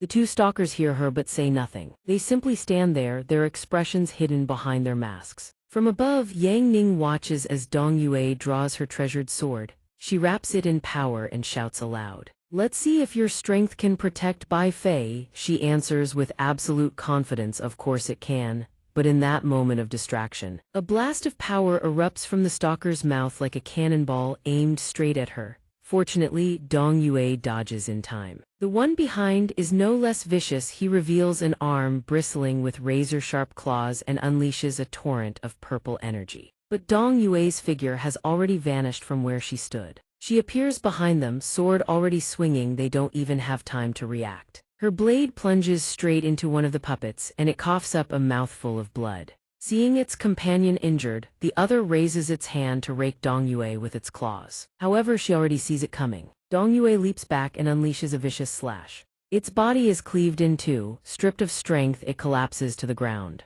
Yang Ning watches the entire exchange and finally nods. Not bad, but the battle has only just begun. Stay sharp. From the bisected corpse, energy erupts as they replicate into 4 new puppets. Yang Ning's voice turns grave with warning. Watch out for their attacks after they split. The puppet, after being cut in half, does not die. Its body splits into 2 new entities. One of them instantly springs up, opens its mouth, and fires a cannonball-like blast of energy straight at Donghua. But she is no ordinary fighter. With a light leap, she evades the attack. The ground where she stood a moment ago erupts in a violent explosion. She surveys her surroundings but spots no sign of the female puppet. She furrows her brow in confusion. It's vanished. But what she doesn't realize is that it has materialized right behind her back, sword already raised, ready to strike. It takes shape directly behind her. Its clawed hands are raised high, poised to cleave downward. Yet Donghua senses it just in time. She whips her head around and drives a kick straight into its arm.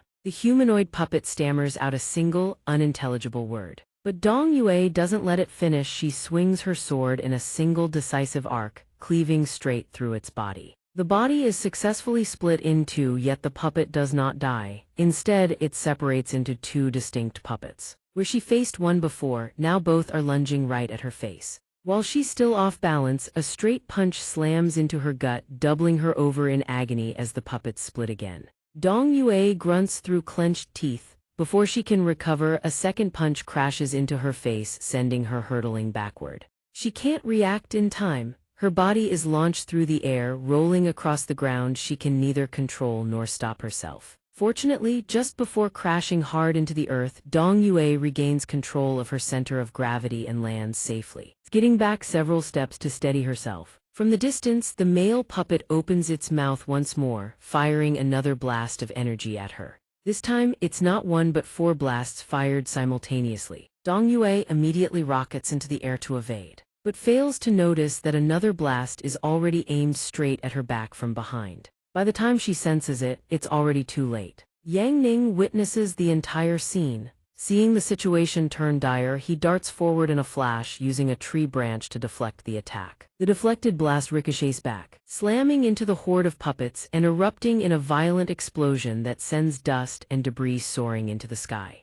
Yet neither of them realizes that another female puppet is silently closing in from behind. Before Donghua can even react, Yang Ning is 1 step faster. His hand clamps down on her shoulder, and both their figures instantly vanish from the spot. The follow-up strike hits nothing but air. Yang Ning carries her and lands on the ground, letting the torrent of energy slam into the earth behind them. After the two of them touch down, 6 puppets materialized in an instant, forming a circle that encircled the two. Yang Ning still held her around the waist, making Donghua blush crimson. He paid it no mind. His eyes swept the battlefield. Analyzing in a heartbeat was a speed-type swordsman. Evasion was her lifeline. The puppets showed no hesitation and charged once more. Yang Ning held her close, twisted his body, and vanished from the encirclement. Even mid-movement, he didn't forget to teach. Watch my footwork. 30% real, 70% feint. Everything is an illusion. Whether Donghua heard him was unclear. All one could see was her staring at him, face flushed scarlet, not looking away for a single second, as Yang Ning glided effortlessly forward. The puppets couldn't keep up. They could only stand there, seething with impotent rage. After a good while of chasing, Yang Ning finally stopped, given a moment to breathe. Donghua finally managed to voice her thoughts. You move so fast you're like a phantom. If I hadn't felt your hand, I'd have mistaken you for a ghost. Yang Ning didn't bother responding and continued his lecture. Next is defense. Its key isn't simply about speed. He paused for a beat before continuing. Seize the initiative from your enemy. A vine shot out from Yang Ning's sleeve. It lashed toward the puppet's head and he whipped it straight down with a vicious crack. The puppets behind continued their advance, firing energy blasts at the two of them in unison. But Yang Ning commanded the vine to intercept every single one, and he showed not the slightest strain or fatigue. Prediction is key. Donghua, cradled in Yang Ning's arms, watched in stunned silence, her eyes wide as saucers. The puppets, battered by the attacks, staggered backward despite themselves. A surge of energy erupted and wrapped around Yang Ning's entire body. He stared ahead with a serious expression. Finally, offense. Only by combining speed and power can every strike find its mark. The instant he finished speaking, a massive wave of energy exploded outward. A barrage of slashing attacks erupted from Yang Ning, but this time he didn't stand still. He turned and took off. A chain of small explosions erupted where the puppets stood. What were once jagged silhouettes transformed into rings of fire hanging in the air. As the dust cleared, the shattered puppet remains tumbled to the ground. Yang Ning and Donghua stood nearby watching. He asked, "Did you memorize that fight?" She responded dejectedly, "Memorizing is useless if I can't replicate it."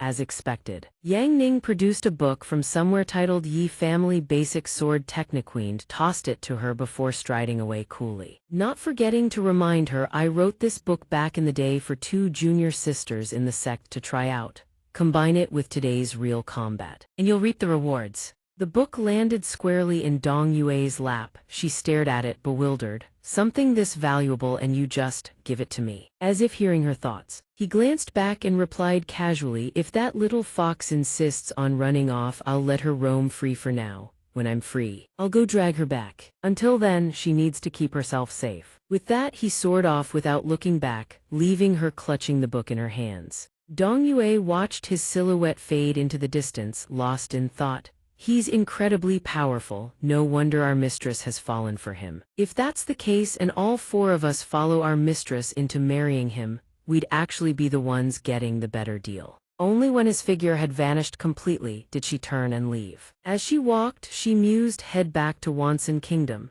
My only transmission talisman is used up, so now I can only walk the entire way." Fortunately, she could refine the sword manual on the road.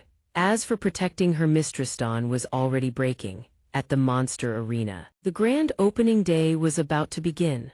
Crowds had gathered since early morning, each person wearing a numbered badge on their chest. Of course, Yang Ning and his disciples were no exception. He stood there surveying the scene. After scanning the surroundings, he remarked, "There are even more people here than at a ball game." Suddenly, from the center of the arena, 7 figures shot into the sky, instantly commanding every gaze in the Colosseum. The 7 figures soared upward and hung in a single line across the heavens. The contestants below erupted in shock. The master of this arena, blood elders here. The 6 blood guards flanking him were each master-level warriors who had slaughtered countless demons. Nanguan frowned, appraising their terrifying aura. The pressure radiating from those 6 was truly fearsome. One might expect Yang Ning to be indifferent, but he merely stuffed his hands into his pockets, his eyes gleaming with interest. "The truly formidable one is that old man. He's somewhat interesting. Blood Elder spoke in a booming voice. Everyone, thank you for your patience. This old man hereby declares the 9th Monster Arena Tournament is officially open. Life and death are fated, the strong reign supreme.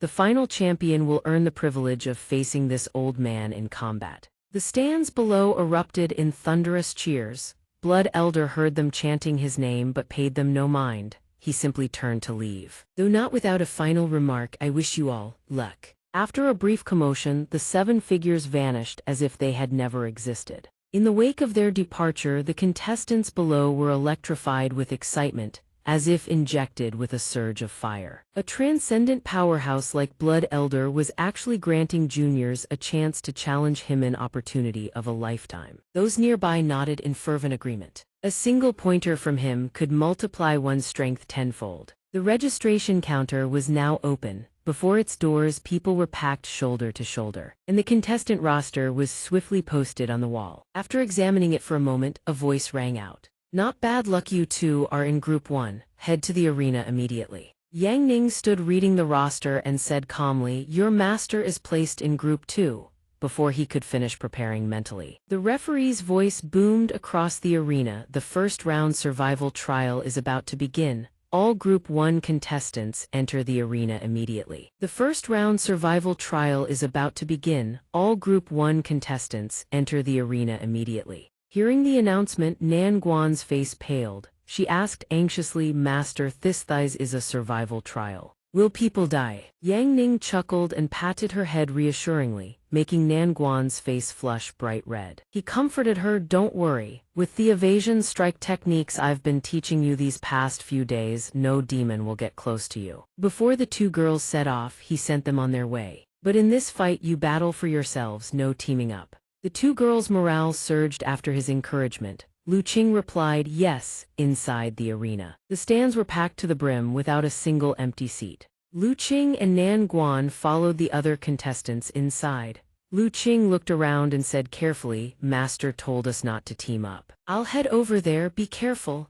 Nan Guan nodded in agreement. The referee then continued announcing the rules. The rules of the survival trial: once contestants enter the arena, they must endure waves of monster attacks and survive for 30 minutes to qualify for the next round.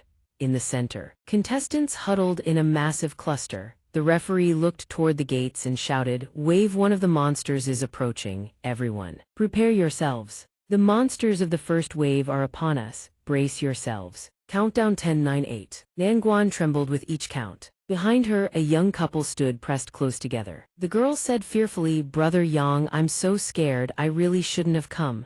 But the boy beside her quickly reassured her, don't be afraid. They're just low-level monsters. When the time comes, just hide behind me. I'll shield you from 1,000 demons and 10,000 fiends. Their display drew Nan Guan's attention. The girl, hearing his words, happily hugged him even tighter. Noticing Nan Guan's fear, the girl offered, Little sister, don't be nervous. Come stand with us, I'll have Brother Yang look after you too. But Nan Guan gently declined, oh, no need, 3, 2. With each countdown number, the gates slowly rose. At the final count, the last gate was fully raised. Countless figures surged out from within. A wolf-like beast burst forth and landed in the arena as an endless tide of monsters flooded out like a raging wave. The pack of direwolves appeared at the forefront. A thunderous roar shook the arena. The contestants on the field, witnessing their arrival, felt their hearts plummet in terror. It had begun. Shock and horror spread across every face as people staggered back several steps. What is this? The monsters this round are insane. One contestant asked, voice trembling. Direwolves possess immense strength, blinding speed, and ferocious tempers. Everyone be extremely careful. The moment they spot humans, they attack with savage fury.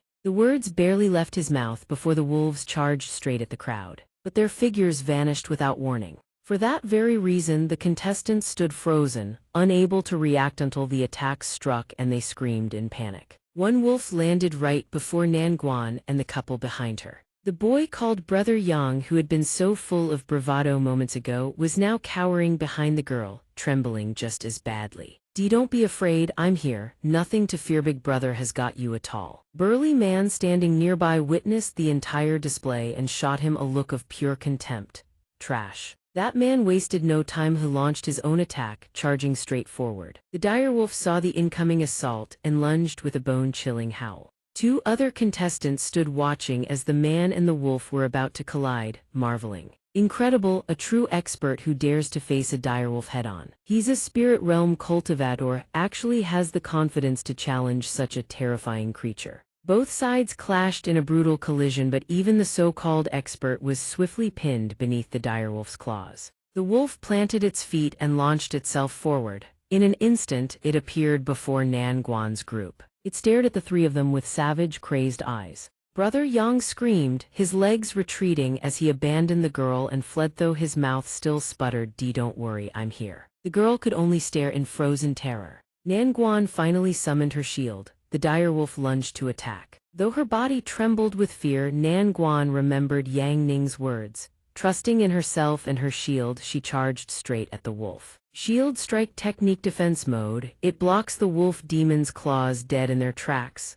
The moment its paw slams into the shield, the claw simply vanishes. Everyone standing nearby stares with bulging eyes. It hits the shield and the claws just shatter on their own. Nam Quan surges forward with the momentum, sending the wolf demon's body hurtling through the air. The wolf demon crashes to the ground. Blood spills across the earth. Its body shatters to pieces. Everyone stands frozen by the spectacle, then erupts into thunderous cheers. Good heavens, this girl is insane. A single defensive strike and the wolf demon is dead. Others begin questioning their very existence. Wind sweeps across the arena. Nam Quan's cloak flutters and snaps in the breeze. She stands there like a war goddess. She cannot believe what she just accomplished. After bringing down the wolf demon, Nam Quan's eyes glisten with unshed tears, her face burning with determination. The second form of the shield strike technique one master just taught her truly works. The contestants watching from the sidelines feel a surge of courage. One of them shouts, "Even this little girl dares to step up, we can fight too." But the moment those words leave his mouth, a wave of wolf demons charges straight at them, sending everyone stumbling back several steps in sheer terror. Screams of panic erupt one after another, far removed from the soaring bravery of moments ago. Now they turn tail and scatter, shrieking as they flee. They can't fight these things at all. Their lives hang by a thread. Behind them, the wolf demons pursue relentlessly. But just as a wolf demon lunges, a spear plunges straight into its maw, sending blood spraying in every direction. The spear's wielder is none other than Lu Qing. After finishing it off, she yanks her spear free and walks away, leaving the wolf demon to hemorrhage violently on the ground. The fleeing crowd skids to a halt, staring at her with utter bewilderment. Isn't this supposed to be a survival race? Why is she the one chasing down the monsters? And what kind of terrifying spear technique is that? I've never seen anything like it. Lu Qing hears the murmurs and replies calmly, "This is the spear movement technique. Master taught it to me." She speaks without even glancing at the two wolf demons charging at her in a frenzy. All creatures between heaven and earth have weak points. As she speaks, she drives her weapon into the wolf demon's abdomen, ending it in a single, clean thrust. She finds the mark. One spear pierces through, the other meets the same fate, a strike straight between its eyes. Lu Qing finishes cleanly and strides forward, leaving the two wolf demon corpses to thud lifelessly onto the ground. Across the vast arena floor, blood and the bodies of wolf demons and contestants lie scattered in disarray. The survivors look at each other, completely dazed. The wolves are all dead, killed by those two. All we did was cheer from the sidelines. On the viewing platform, two of the 7 organizers watch the two girls with undisguised surprise.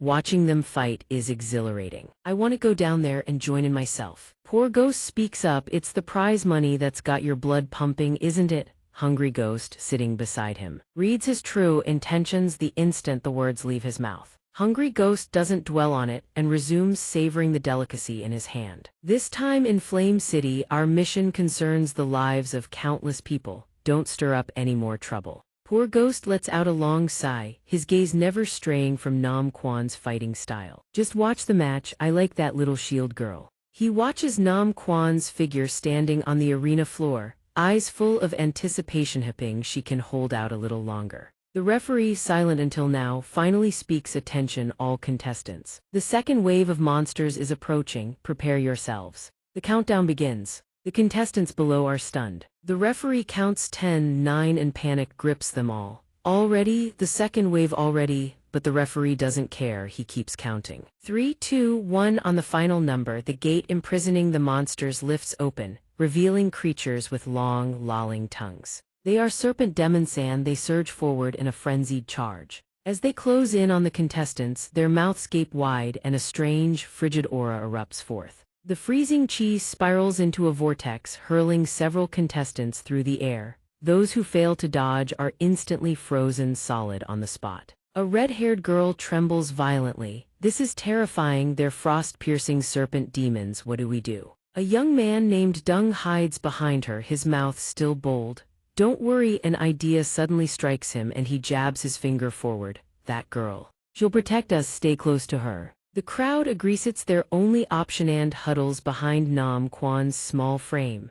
A serpent demon slithers close, launches into the air, and spews a blast of frigid chi. It quickly swirls into a small vortex, but Nam Quan raises her shield and blocks it cold. The people behind her gasp at the tremendous impact. Incredible, that shield can even block freezing chi. But there are too many swarming around. Evan, the red-haired girl, is being pushed back by the fierce winds. If this keeps up, we're finished. Let's go help her. Nam Quan hears everything and reassures them, no need. My shield strike technique still has another form shield strike counter. With that, Nam Quan thrusts her shield forward, sending the frigid chi blast ricocheting straight back. The reflected attack slams into the serpent demons, drawing a deafening shriek from their ranks. This time it is they who are frozen into ice statues. Solidified, they plummet to the ground and shatter into countless shards. The people behind her gape in total astonishment. Little sister. She's stronger than the monsters themselves. Above, the stands erupt into wild, frenzied cheers. Go shield maiden.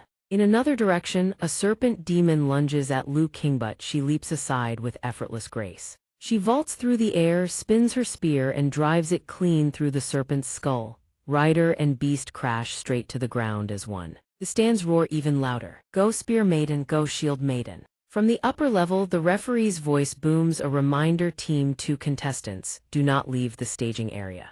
Team 2 contestants lean against the railing, chatting. Team 1 is so blessed, those two girls fight like war gods. Wonder which powerhouse trained them, must be nice to just coast to victory. We don't have that kind of luck, we've got a good-for-nothing dragging us down. Neither of them realizes that the very powerhouse they're wondering about is leaning against a nearby pillar, fast asleep. A while later, the referee makes another announcement. Time's up, contestants, the survival round has ended. No contestant has fallen, all have earned the right to advance. The contestants on the arena floor erupt in excitement. We leveled up. They cheer with unbridled joy. We're alive. Beside Lu Qing, the remaining serpent and wolf demons tremble, staring at her spear still embedded in one of their kin. Team 1 advancing contestants, please exit through the left gate. Team 1 advancing contestants, please exit through the left gate. The referee's announcement rings out. The crowd splits into two groups and heads through the gates, chatting excitedly as they go. Big sis, thank you for protecting us. If you ever need anything in the future, just say the word, I'll do it, no matter what. The red-haired girl offers cheerfully. Nam Quan hears this and turns around with a grin. You're quite pretty, you know, how about becoming my master's girlfriend? He's still single. Lu Qing stops dead in her tracks. The young man Dung waves it off. Nonsense, don't listen to her. As for any girl who's interested, I'll send her flying with one punch, but if your little sister doesn't mind, I have no obj. He is sent flying with a blood-curdling scream. Lu Qing stares at what just happened, utterly speechless. This idiot Nam Quan, things are only going to escalate from here. She steps forward and puts an arm around the red-haired girl's shoulder in consolation.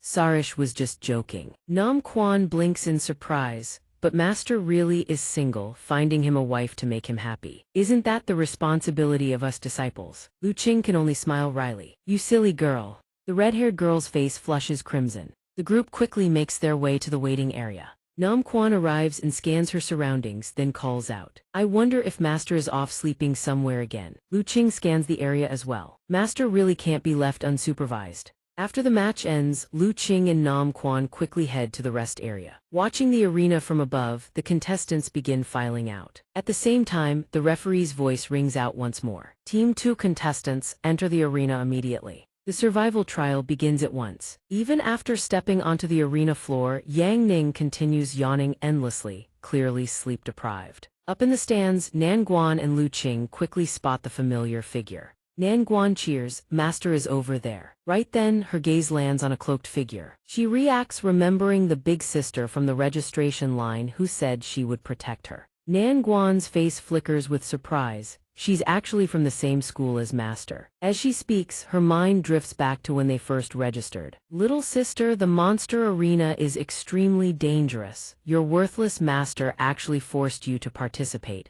If we end up in the same group, I'll protect you." Before those words, Nan Guan at the time could only nod helplessly. Suddenly, a thunderous roar of excitement erupts from the arena floor. It's the old hero is actually here. The two contestants shout, their gazes filled with admiration as they stare toward a certain direction. The commotion is so enormous that even Yang Ning takes notice. Hearing that title, a trace of bewilderment stirs in his heart. Old hero. In the distance, a dignified, imposing, middle-aged man appears. This is the guardian god of Flame City, Ma Wei. Seeing his confident, domineering aura, the contestants can't help but stir with excitement. Elder Ma is the guardian god of our Flame City. Why would he show up at the Monster Arena tournament? The person asks, then answers their own question. The old hero coming here surely has a deeper purpose. Another player chimes in. Last time, if it weren't for him single-handedly taking down the 3 great demon generals, all of Flame City would have fallen. After listening to the chatter for a while, Yang Ning finally pieces the story together. But the more he hears, the more baffled he becomes. How the hell did that old man become an old hero?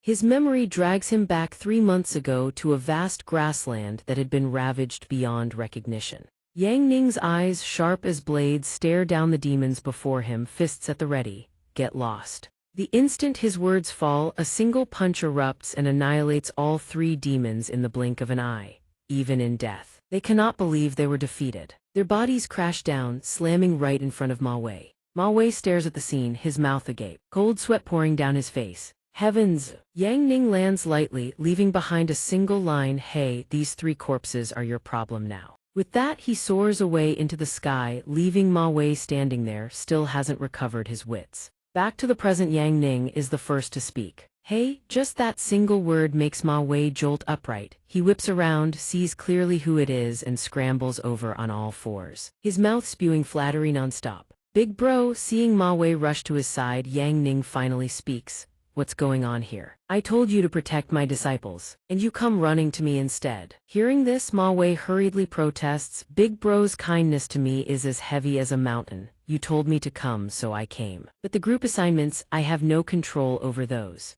Since the man put it that way, Yang Ning has no choice but to appear understanding. "Fine then, just protect me instead. I was up until midnight last night giving the little fox girl extra lessons. I want to catch some sleep." However, Ma Wei chuckles and declines, saying it wouldn't be quite appropriate, not bothering to expose the old man's true intentions. Yang Ning compromises, "Fine then, just sit down." Right at that moment, the referee's voice rings out. "All contestants, please note Wave 1 monsters are approaching. Prepare yourselves. Countdown begins." 10, 9, 8, with each number counted, a strange gust of wind sweeps through the arena. The contestants brace themselves as the countdown continues. 3, 2, 1, the gates slam open, revealing countless spider-bodied, scorpion-tailed monsters with razor-sharp purple-black stingers. They surge forth in a frenzy, ready to tear into the players. Their eyes gleam with madness as they stare at the contestants, nothing but easy prey. The cloaked girl immediately snaps into a combat stance at their appearance. "Everyone be careful. These scorpion fiends are incredibly fast, especially watch out for their tails." Another person adds, "They're both venomous and razor-sharp, don't let them touch you."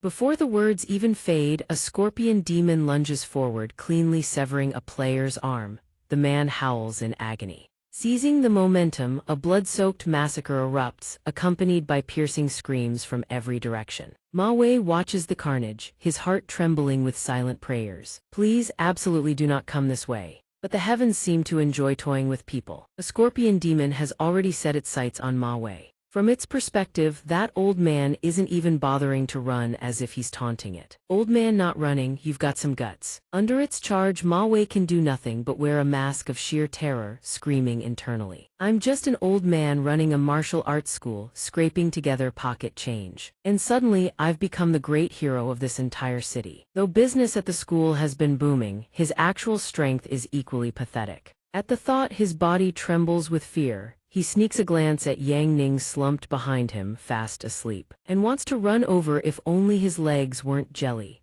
On the stands, the spectators begin to jeer, is that trash on the ground scared unconscious? The old hero truly lives up to his name. Protecting the weak is a hero's innate nature, never abandoning, never forsaking. What started as one scorpion surrounding them has now become four, encircling them in a ring with the two of them trapped at the center. Yang Ning, deep in slumber, suddenly jolts awake. His face darkens as he registers the strange sounds surrounding him. They've broken into the room again. That single thought successfully triggers a surge of energy so massive it's terrifying. An orange barrier of light erupts into existence, blocking everyone's line of sight. The scorpion demons trapped within the circle are slammed flat against the ground. Their faces begin to distort and warp. Basic skill, gravity defense level 100, force field. Their bodies explode into nothing, right before Ma Wei's astonished eyes. By the time it's all over, Ma Wei still hasn't recovered his wits. But the audience has already erupted into wild, frenzied cheers. The old hero is invincible. The old hero is incredible, truly worthy of being the old hero. But only Ma Wei knows the truth. He stares in shock at Yang Ning, still slumped over, fast asleep. Big Bro is terrifying even while deep asleep. Scary as it is, fate has cast me in this role. What choice do I have but to play it? Ma Wei plants his hands on his hips and bursts into hearty laughter. This old man, brimming with righteous chi, directly suppressed those wretched demons. The remaining contestants, witnessing everything, feel their fighting spirit ignite. They shout with fervor, the old hero is way too badass. I want to enroll at the Ma family martial arts school too. Everyone charge, let's give it everything we've got. After those rallying cries, a full-scale slaughter commences. She slashes one down, he smashes another, each demon shrieking in agony as it falls. Before long, every last monster has been eliminated. Before the contestants can even catch their breath, the referee's voice thunders out. Wave 2 monsters incoming. The gates swing open once more and countless bull-headed, human-bodied demons wielding colossal maces charge into the arena. Panic floods the contestants anew. These are bull demons, their strength is immense. Everyone be extremely careful. Regardless of the chaos erupting around him, Yang Ning continues sleeping soundly, unlike the scorpion demons. At least the bulls had circled around first. The bull demons, the instant they appear, charge straight at the contestants without a single word. The lead bull demon swings its massive mace and smashes it into the stone floor. The entire ground shatters, debris spraying in every direction. Fortunately, the cloaked girl rolls away just in time, escaping death by a hair's breadth. Standing to the side, her expression grim, she addresses everyone in a stern voice. These bull demons possess immense strength, avoid direct confrontation at all costs. Their movement speed is slow, just circle around them. Suddenly, a massive shadow looms over Ma Wei. A bull demon from seemingly nowhere charges in and blocks right in front of him. Ma Wei's entire body freezes solid, his face deathly pale. He quickly glances behind him and asks in a trembling voice, "Can I run?" He assumed Yang Ning had long since fallen asleep, yet by some miracle the man answers without missing a beat, "No running." Hearing that, Ma Wei feels as if struck by lightning. His face shifts from pale to ashen green, cold sweat streaming down in rivulets. But fate never grants anyone time to prepare. 2 more bull demons charge in. Witnessing the scene, Ma Wei's soul practically leaves his body. His legs give out and he topples backward. But in that very instant, a hand grabs his shoulder, holding him steady before he can hit the ground. Yang Ning dips his first 2 fingers and taps several acupoints on the old man's back. Instantly, a torrent of colossal power erupts within Ma Wei's body, startling even himself. But before he can even adapt, the bull demon's massive club comes crashing down. In a panic, Ma Wei raises his arms to block. On pure instinct, yet nothing goes according to plan. The demon's club snaps clean in two. Even Ma Wei himself can scarcely believe the terror of what he's just done. The spectators in the stands can't help but gasp in stunned awe. The remaining bull demon lets out a furious roar. It swings its club straight at his skull, but just like before, the weapon shatters in two. The surviving contestants gulp in unison, murmuring. The old hero is incredible, taking on the bull demon's hardened bodies with his bare fists. Old, yet still this sturdy. While the stands erupt in amazement, Ma Wei hasn't recovered. His mind has gone completely blank. Right at that moment, Yang Ning's voice echoes in his ear. I've reinforced your body with origin battle chi. It lasts 3 minutes. Drive them away and stop bothering me. Those words alone are like pouring fuel onto fire. Ma Wei grins from ear to ear. Then he charges straight at the monsters, howling with wild excitement. This old man is coming for you. His aged frame barrels straight into the herd of bull demons. He hurls punches and kicks, each strike tearing through the air like it wants to rip the atmosphere apart. His war cries echo across the arena like a madman who just escaped the asylum. The other contestants watch the spectacle, torn between laughing and crying. The old hero's moves are so fast, thy skills are just like the old days. Unfazed by the world, Ma Wei remains utterly lost in his punching frenzy. Then he throws his final blow. As the last punch lands, Ma Wei strikes a pose, desperately trying to look cool. But when he eagerly glances at the bull demons, not a single scratch on their bodies. Ma Wei's eyes go wide, cold sweat drenches him from head to toe. Obviously, his pathetic cat-scratch martial arts aren't even enough to tickle them. The two bull demons turn to stare at each other, utterly bewildered. The spectators munching on snacks in the stands also wonder what's the meaning behind that stunt. Why are those two brutes completely unharmed? Is this some kind of zero damage, maximum humiliation technique? It's like someone just doused us with a bucket of cold water. Ma Wei finally realizes something is off. He turns around like a clueless deer and asks, Big bro only reinforced my body, not my attack power. Yang Ning doesn't answer, he simply reminds him. Behind him, another bull demon appears out of nowhere, launching a heaven-shattering punch straight at his face.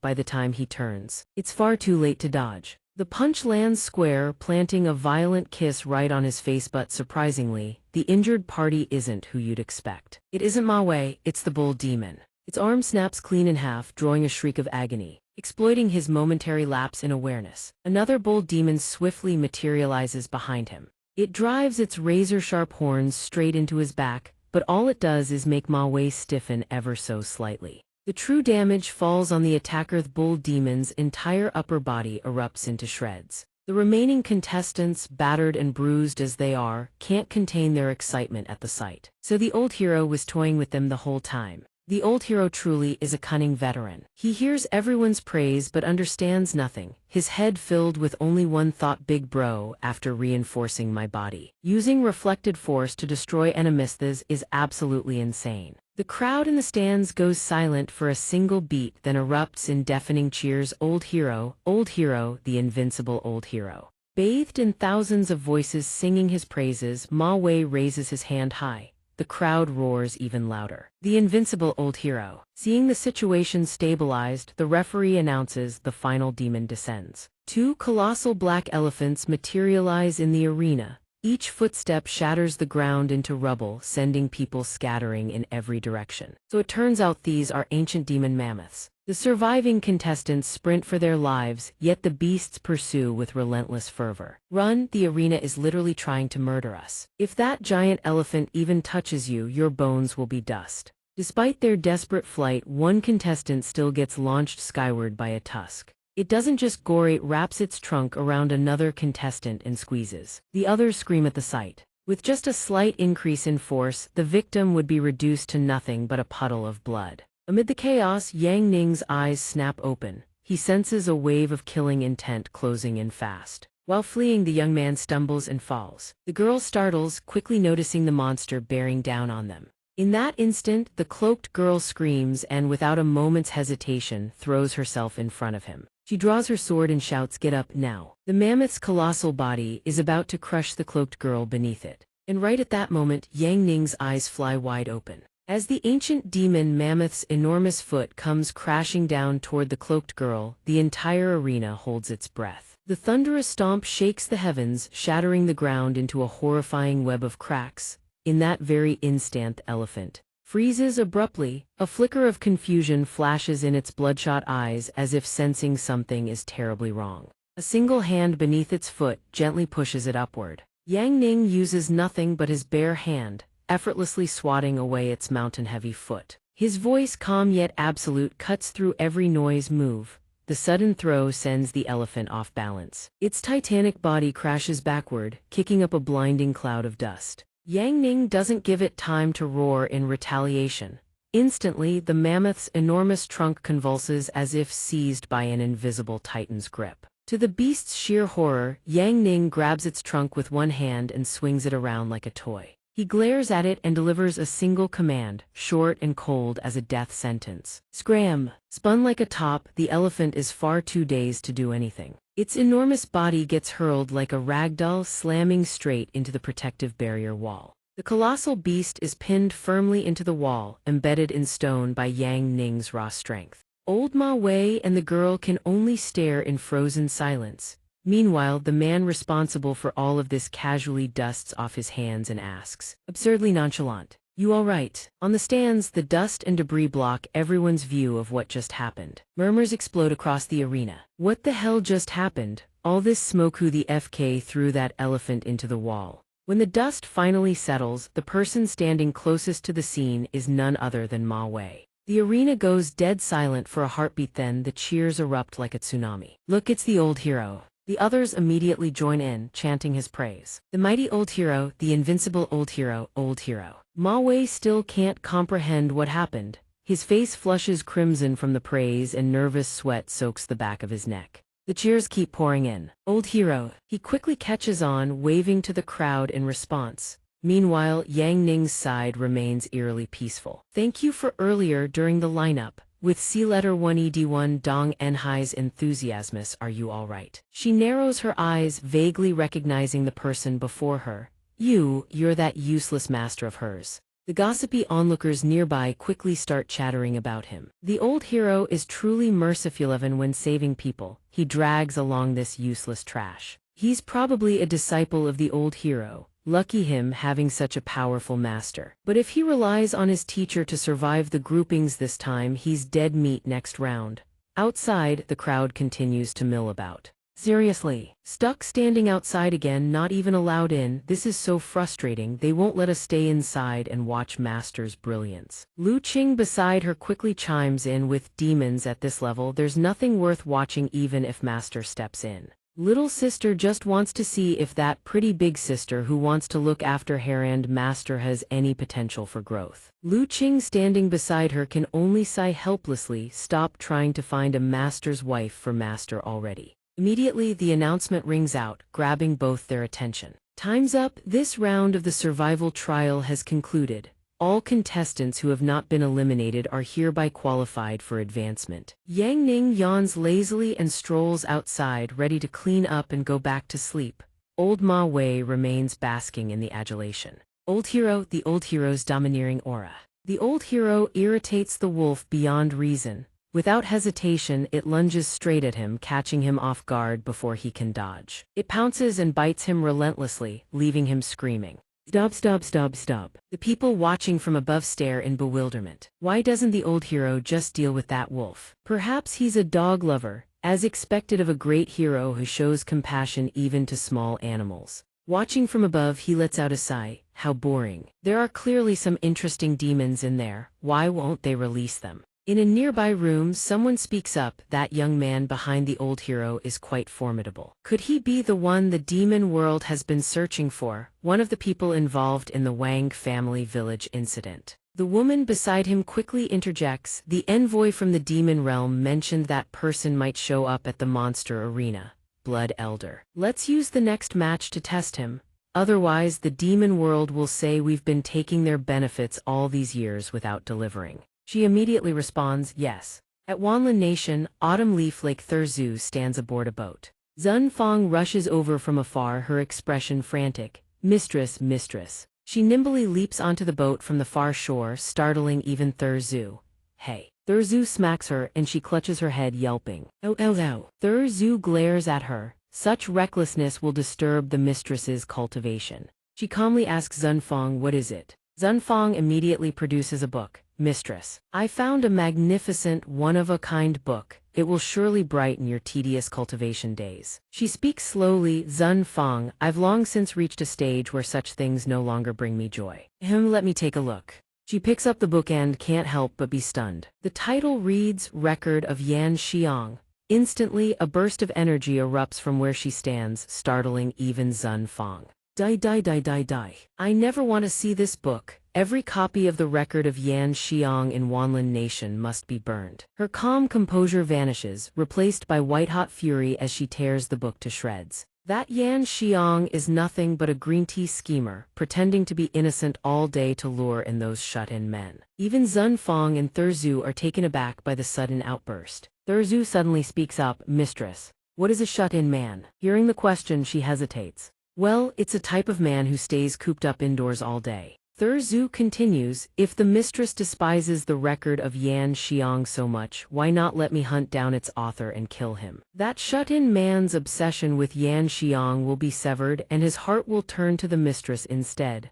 Autumn Leaf is left speechless, her face flushing crimson. I want to focus on my cultivation. I couldn't care less about anyone's feelings. I simply, purely dislike Yan Xiang. That's all. With that, she leaps away in a flash, leaving the two on the boat staring blankly. Thurzu speaks up. The mistress is so strange. To think a mere human man could make her lose her composure like this. Zun Fang beside her quickly adds, once Donghua returns, we'll find out what kind of man he is. After all, he could very well be my future husband. Back at the Monster Aranathe competition enters its second day. The announcer's voice echoes across the Coliseum. All second-round contestants, prepare yourselves. The matches begin now. Nan Guan, standing beside Yang Ning, lifts her gaze and whispers, Master, it's our turn today. The people nearby turn around and freeze. The goddess of commerce and the beast-taming goddess, they really are together. But their astonishment quickly erupts into chaos when they see Nan Guan and Lu Qing walking shoulder to shoulder with Yang Ning. Wait, that trash disciple of the old hero is that close to them. One man immediately steps forward, playing the hero rescuing a damsel. My two goddesses, is this trash bothering you? He nearly chokes on his own saliva. Lu Qing doesn't hesitate, pointing straight at him. We all belong to him, what are you even talking about? The man's eyes widen, his face turning beet red. The would-be hero freezes, his face draining of color as panic and bewilderment set in. The three of them stride inside without another word. Yang Ning strolls along, speaking casually. Our match is about to start, let's go leave those two behind to stew, definitely just in it for the money. A trash like him needs money to buy a good master and chase after goddesses. His companion sneers, don't worry, Tade's fights are one-on-one. No one can help him, he'll get booted for sure. The announcer's voice rings out again, all contestants on the floor. Proceed to your designated arenas for the individual advancement matches.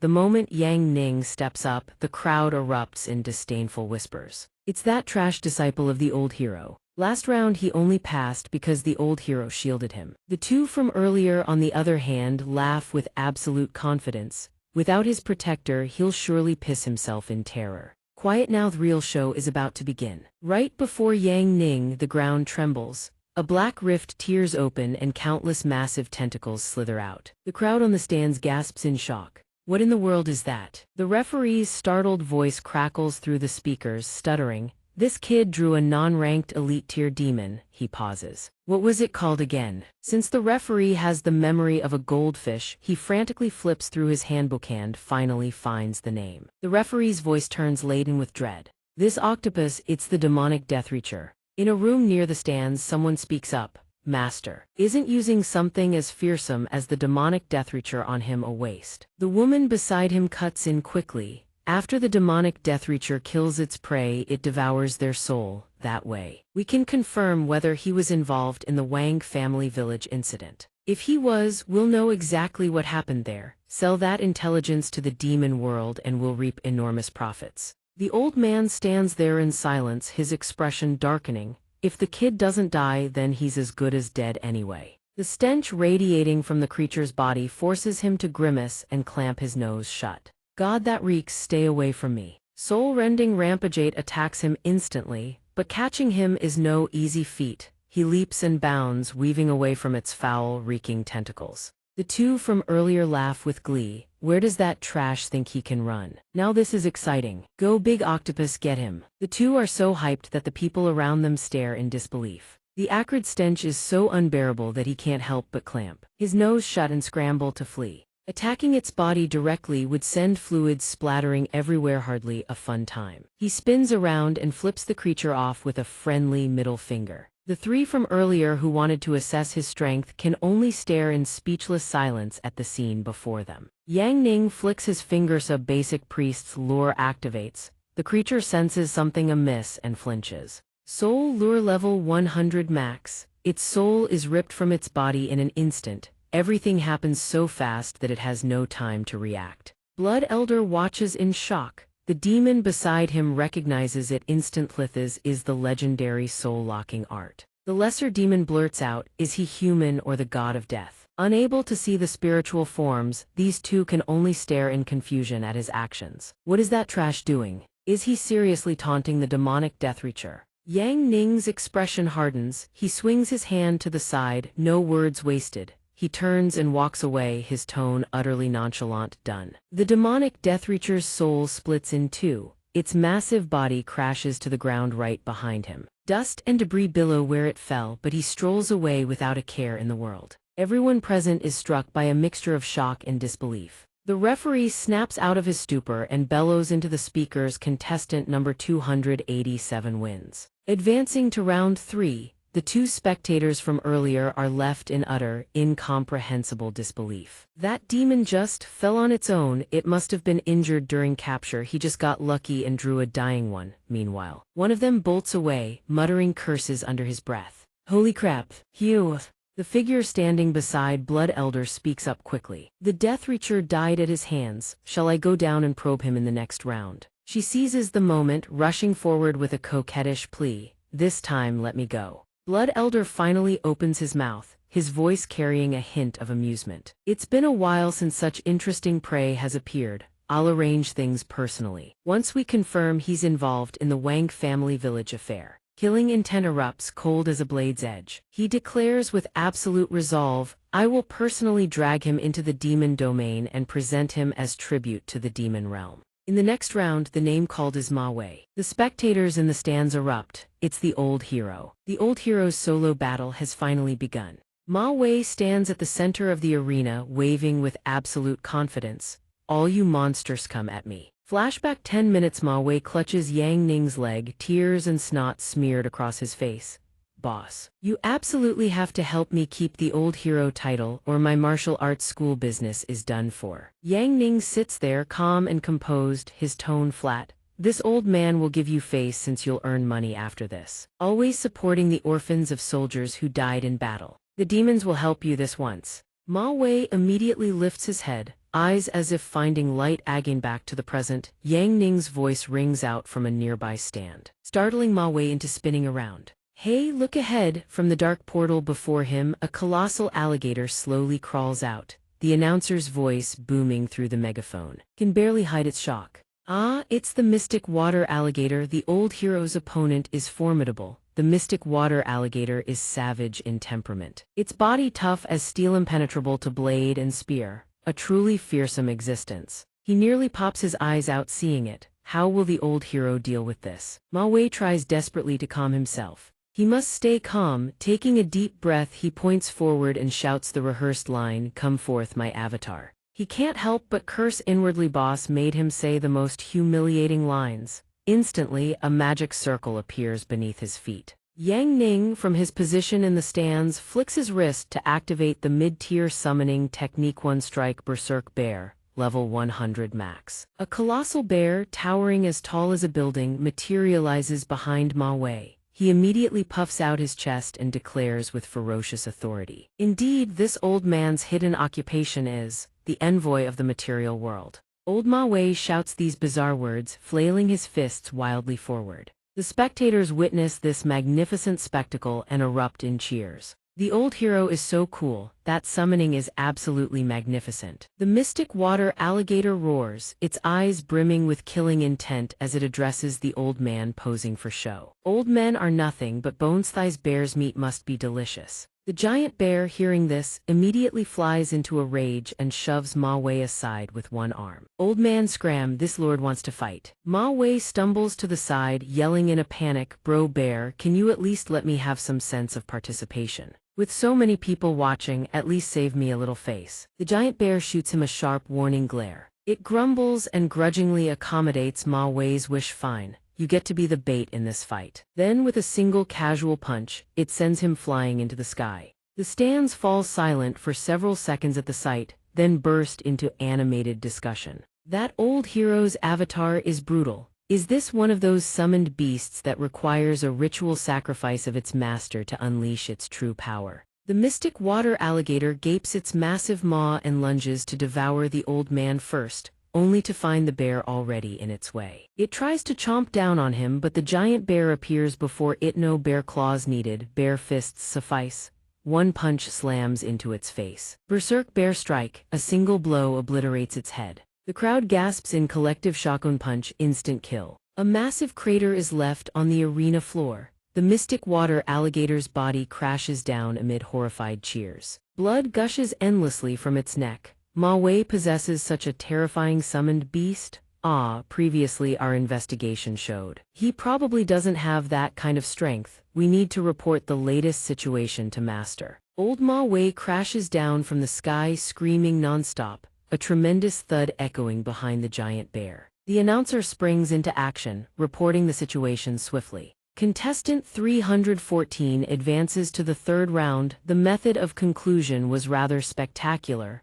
The stands quickly erupt over this effortless victory. Truly worthy of the old hero who deliberately lured the monster into attacking him, then seized the moment for his summoned beast to strike. The old hero and his summoned beast work together in perfect harmony. The old hero's strength is formidable and his acting is equally powerful. That blood-curdling scream was so convincing. The giant bear glances at the old man trembling on the ground and snorts coldly, "Old man. For the sake of my master, this lord helped you this once." Ma Wei barely manages to crawl back up, unable to form a complete sentence. "My back, someone help me up." Yo, the mystic water alligator side doesn't look much better either. It lies there twisted, crying out for help. Somion come save its back. On another front, Lu Qing has also finished his battle. Result Long Zai surrenders. Contestant 288 advances to the third round. Next up is Nan Guananother. Announcement rings out. Contestant 289 advances to the third round. She smirks triumphantly, watching the disciples breeze through the rounds. He observes with pride and praise. Not bad, not bad. Suddenly he lets out a massive sneeze. Yang Ning blinks in surprise. What's going on? Who's thinking about me? Cut to the Sect's library. A black bird squawks in panic, surrounded by a swarm of disciples.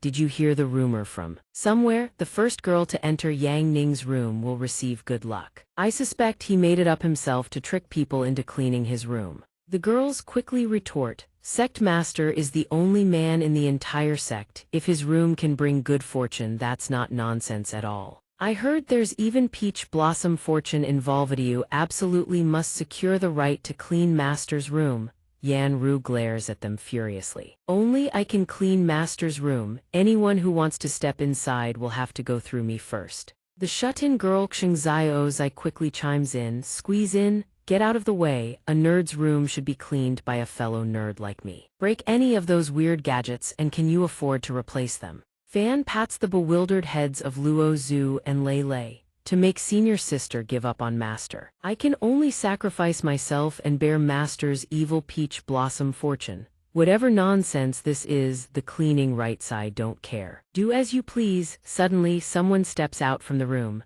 What's all this noise so early in the morning? The girls freeze in shock. Su Shu emerges looking half asleep. You all woke me up. Yan Ru turns to stone seeing her walk out. Yao, how did you get in there? Su Shu says nonchalantly, because senior sister has already decided to let me marry Master. So while Master's away, I came here to get used to the bed, so that after we're married, I won't have trouble sleeping. What the hell is going on here? Yan Ru erupts like a volcano, screaming, you're dead. Rat Su Shu, I'll kill you. Su Shu trembles in fear. Alive, I am Master's wife. Dead, I am Master's departed spouse. She stands there, terrified before these women. Yang Ning, hurry back, I can't handle these women anymore. The third day of the Monster Arena Top 16. The stands are packed to the brim, murmurs and chatter ceaseless. You think that good-for-nothing is going to die this time. His luck is about to run out. He's made it this far. If he can advance another round, I'll quit martial cultivation entirely. The two-person team rounds to resist the monsters continue. Next team, please enter the arena. Yang Ning lets out a bored sigh. The wait is too long. It finally irritates the nearby spectators enough to speak up. When he steps out, trash rains down from the stands above. It's that good-for-nothing again withdraw from the tournament, withdraw. But when Ma Wei steps out behind him, the attitude of those on the stands flips entirely. It's the hero again, the old hero is here. Ma Wei strides forward with booming confidence, face beaming as he addresses Yang Ning. Boss. Being in the same team as you to fight monsters this time, Thai's little old man's good fortune spans 3 lifetimes. A blessing others couldn't beg for. The eliminated contestants, seeing the two paired together, immediately howl in disbelief. Did he bribe the organizers or something? He gets to team up with the old hero. I'm losing all faith in a world where money can buy everything. Before the dark portal, Yang Ning smiles faintly, anticipation glimmering in his eyes. I wonder if they can give us some interesting demons. From the dark portal, a blood-red wing drenched in the stench of gore bursts forth. Killing intent floods the arena. Oh, Yang Ning merely utters a single syllable, showing the barest flicker of surprise. The announcer immediately introduces the beast that just appeared. It's the celestial blood rock. A ferocious predator that devours stifling horses as prey. The audience panics at the words. The announcer quickly reassures everyone, please don't worry. This grand demon has spatial restriction seals on its body and the spectator areas are protected by barriers. Everyone is safe. By now, Ma Wei's face has gone completely green. He turns to Yang Ning with a trembling voice. What's going on here? Isn't this the kind of monster they only release in the finals? We're finished. In stark contrast to Ma Wei's panic, Yang Ning's eyes light up, his voice brimming with excitement. Isn't this a good thing? Blood Elder and the others are still in that room, watching. Is Master going to kill them? Killing them is not Master's goal. Master wants to make them unleash the greatest fear possible before they die. Only then can the blood-soul control technique be activated. I was able to read their memoirs thanks to you. Fatty, now I'm going to send your soul into the scorching heaven blood rock's body so you can control it and make those two feel the terror of death. In the end, they'll fall into despair and become your soul puppets. He placed his hand on the chubby kid's head, turning the tables on enemies. That's my specialty. The kid's soul immediately left his body. As soon as he finished speaking, he hurled the soul toward it. The blood rock seemed to sense something flying toward it. Now, the scorching heaven blood rock's body was under the kid's control. The people above stared wide-eyed. It was a forbidden tier max-level summoning technique. The snakes immediately spat venom toward him. Scorching heaven blood rock, great toxic rain. He closed his eyes and dragged Ma Wei out of harm's way. The old man was hauled along, screaming nonstop. Both Yang Ning and Ma Wei managed to dodge the attack. From above, cheers erupted nonstop. The old hero truly fears no danger. Even in a mountain of blades and sea of flames, he moves with ease. At the critical moment, he didn't abandon that trash disciple. Truly, the old man's cool factor is off the charts. He's still in a state of panic, his legs wobbling as he stumbles around. Yang Ning calmly asked the old hero, what do we do next? Ma Wei was stunned upon hearing this. Big boss, please don't address me like that. You'll shave years off this old man's life. The one who wants to kill you isn't mates that bird. As soon as he finished speaking, the blood rock soared toward them with murderous intent. The snakes surged forward relentlessly. One dove down to attack, leaving a massive crater in the ground. Yang Ning calmly pulled Ma Wei aside, dodging the strike. Composed as ever, he suggested, how about we play catch with it? He then sealed Ma Wei's acupoints. Huh, boss, except for my hands, I can't move a single part of my body. His hands flapped frantically like a bird beating its wings. Yang Ning grabbed Ma Wei's immobilized legs exactly as planned. I'm using Origin Battle Chi to harden your body. Right now, you're the hostage, you're my weapon. Ma Wei's face went pale as death upon hearing this. Human weapon snakes kept charging forward. 3 snakes lunged at him with clear killing intent. A true rice-powered weapon. Yang Ning grabbed Ma Wei by the legs, spun him like a baseball bat and slammed him repeatedly into the snakes. Ma Wei had turned ghost white with terror. The others above screamed, get him. This unfilial disciple is using the old hero as a baseball bat. Suddenly, something flew into the private box on the spectator stands. In a single strike, the snake's head landed squarely in his hand. The chubby kid's body also began to recover. He's provoking us. The old hero used himself as a weapon to protect his trash, truly the actions of a man with heroic virtue. The invincible old hero, the mighty old hero, the dashing old hero. Ma Wei, tears brimming in his eyes, still waved his hand, desperately trying to look cool amid the roaring cheers. Damn it, I will make every last one of you feel true fear. Go wait for death. Mad barrage of sinking stars cannon, countless giant snakes surged forward like a storm of artillery fire. Yang Ning smiled faintly and said, "Bring it on." Ma Wei lay sprawled on the ground, crying without tears. "Boss, hurry up and finish it. I want to go home." The Blood Rock unleashed its mad barrage of sinking stars cannon. A terrifying torrent of power erupted from its body. Without hesitation, Yang Ning grabbed Ma Wei and hurled him skyward. The old man streaked through the sea of fire and dense barrage, then charged at blinding speed. A single slash cleaved the Blood Rock's body in two. The spectators witnessed the scene, and their hearts nearly leaped out of their chests. After bisecting it, the old man ricocheted back like a human pinball. Yang Ning reached out and caught him effortlessly, as if nothing had happened. The old hero landed, foaming at the mouth, eyes spinning in circles, yet still managed to strike a cool pose. The entire arena erupted into chaos. The old hero is foaming at the mouth as putting his life on the line for the performance. The strongest weapon in the mortal realm isn't easy to wield, the horned girl calmly assessed. The head wasn't destroyed, so there's still a chance. Though the body was bisected, the chubby kid's soul gritted his teeth, desperately forcing the body to heal. The Blood Rock's flesh and blood gradually reconnected. Sinew by sinew, bone by bone, it reassembled. After a while, it finally returned to its original form and let out a piercing screech. Is the Blood Rock immortal? We already cut it in half and it still can't be killed. This is going to be trouble. A talisman suddenly appeared, flashing to life. The talisman seemed to have awakened something dormant deep within it. Exotic rock awakening, flames erupted around it, engulfing its entire body. Blood flames of scorching heaven, a ring of fire radiated outward from its body, sweeping toward the spectator stands. The audience scrambled to dodge. Just as it was about to reach them, everyone was shielded by a protective barrier. The temperature climbed steadily from the intensity of its flames.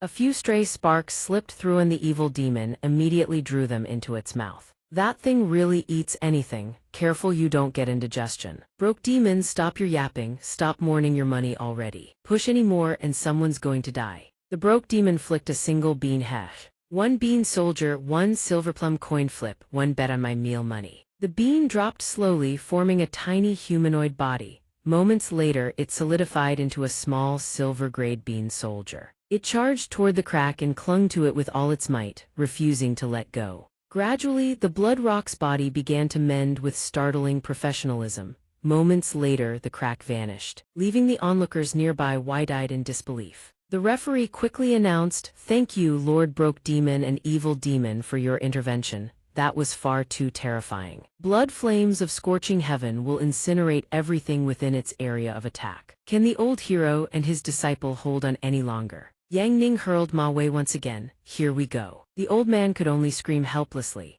Before he knew it, he was already face to face with the Blood Rock. The kid controlling it sneered with contempt. "Overreaching fool, in moments you'll be burned to ashes." Ma Wei, standing before the Blood Rock, was already drenched in a waterfall of sweat. Yang Ning raised one hand toward the sky. Ma Wei mimicked his gesture exactly. Basic puppet technique, the kid launched his attack. "Come, the moment you touch me, your soul will be scattered to the winds." The instant he finished speaking, a fist crashed into his skull, synchronized direct fist, level 100 max. The old man's punch had struck the Blood Rock's headbutt at the same time. The blow connected with the kid's soul trapped inside. A single punch from the old man sent its head flying. On the other side, the kid suddenly coughed up a mouthful of blood, startling the horned girl beside him. The spectators in the stands were all stunned by the sight. Even the evil demon couldn't hide its astonishment. In the end, the chubby kid's headless body severed from its soul collapsed to the ground with a heavy thud, blood gushing endlessly from his neck. On the arena floor, the Blood Rock crashes down, its crimson blood staining the entire stage.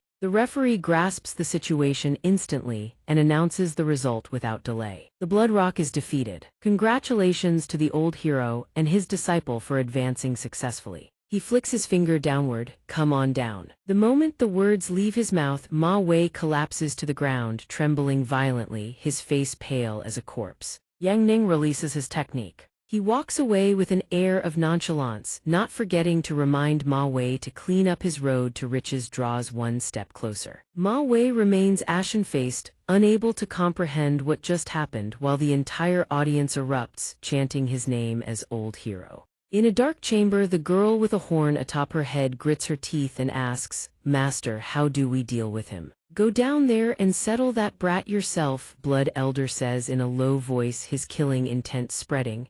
The Blood Rock proved no match for him. "The arena has its rules, but this arena is my world. No matter how powerful he is, he's nothing more than a chess piece. He cannot escape my control. Let us wait and watch the fate I've arranged for this piece unfold." In the Tiantian Kingdom atop Songji Mountain, Bai Fei sits cross-legged inside her cultivation chamber. Outside, Chunfeng and Qiuxu stand guard in silence. Suddenly, a strange aura sweeps in, snapping her eyes open. From beyond the bridge, a figure approaches slowly. The demonic aura radiating from her is so intense that its power can be felt clearly even from a distance. Chunfeng and Qiuxu stare in shock. That demonic aura, it's overwhelmingly powerful. Chunfeng immediately reveals her terrifying nature. She lets out several roars and begs, "Don't come any closer." A soft laugh rings out as Fang Xing draws nearer, her gentle gaze laced with mockery. "Relying on just two little foxes, can you really stop me?" Hearing this, both of them burn with fury and dread. Wherever Fang Xing treads, neither humans nor demons are left alive. "My lady, go now, leave this to us. Get out." She lets out a thunderous roar. Bai Fei maintains her composure and speaks calmly. "It's fine, let her through. At worst, I'll lose a single tail more than enough to destroy her."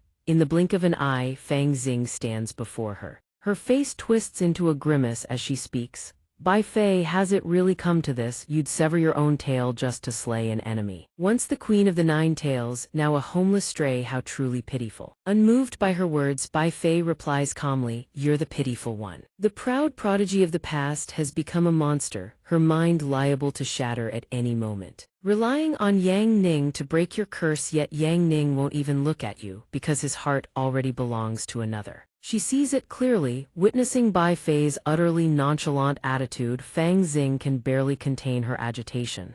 "Sect. Who even is this so-called junior martial brother of yours?" "Hard to say." Bai Fei refuses to remain seated on the ground. She gathers momentum and leaps to her feet. She lands on the railing, a delighted smile spreading across her face. "Do you really need to ask? We've even kissed already. Every time you see him, all you get is teased, don't you?" Struck at the heart, Fang Xing's fury ignites, her voice growing louder by the second. "Bai Fei, cut the nonsense. If there truly were something between you two, you wouldn't have been able to leave the Wuji sect." Bai Fei merely lets out a light, foolish laugh. "The man you can only dream of, I can barely dodge fast enough. These clingy little boys, so tell me, what exactly are you here for?" Fang Xing answers impatiently. She had come to discuss a partnership, but the atmosphere is all wrong. "I'll come back another time." Before she goes, one piece of news, a matter of life and death regarding your sect's junior master. The moment Yang Ning's name is mentioned, Bai Fei's eyes flicker with a reaction she cannot hide. Fang Xing turns to leave, speaking as she walks. "The demon realm is about to unleash a catastrophe upon Scarlet City. No human will escape. This plan of the demon realm is but the first step toward utterly annihilating humanity's defensive line. Central Scarlet City will be reduced to a wasteland of death. Will your sect's junior master be caught in it? Truly worrying, handle it yourself." The instant she finishes speaking, she rockets into the sky and vanishes. Whatever Bai Fei is thinking, she too launches into the sky without hesitation, leaving the two girls with a single sentence, "I must go to Scarlet City." Bai Fei hasn't gone far before Qiuxu blocks her path, her gaze stern and questioning. "My lady wants to go save Yang Ning." Her face flushes crimson with embarrassment. "Nonsense, I'm heading to Scarlet City to find pills that can restore my strength. My lady has not recovered and Sect Master Yi's strength still surpasses yours. Going there won't make much difference. Better to advise Donghua to warn him to leave Scarlet City." A message arrives from above. The atmosphere grows grave.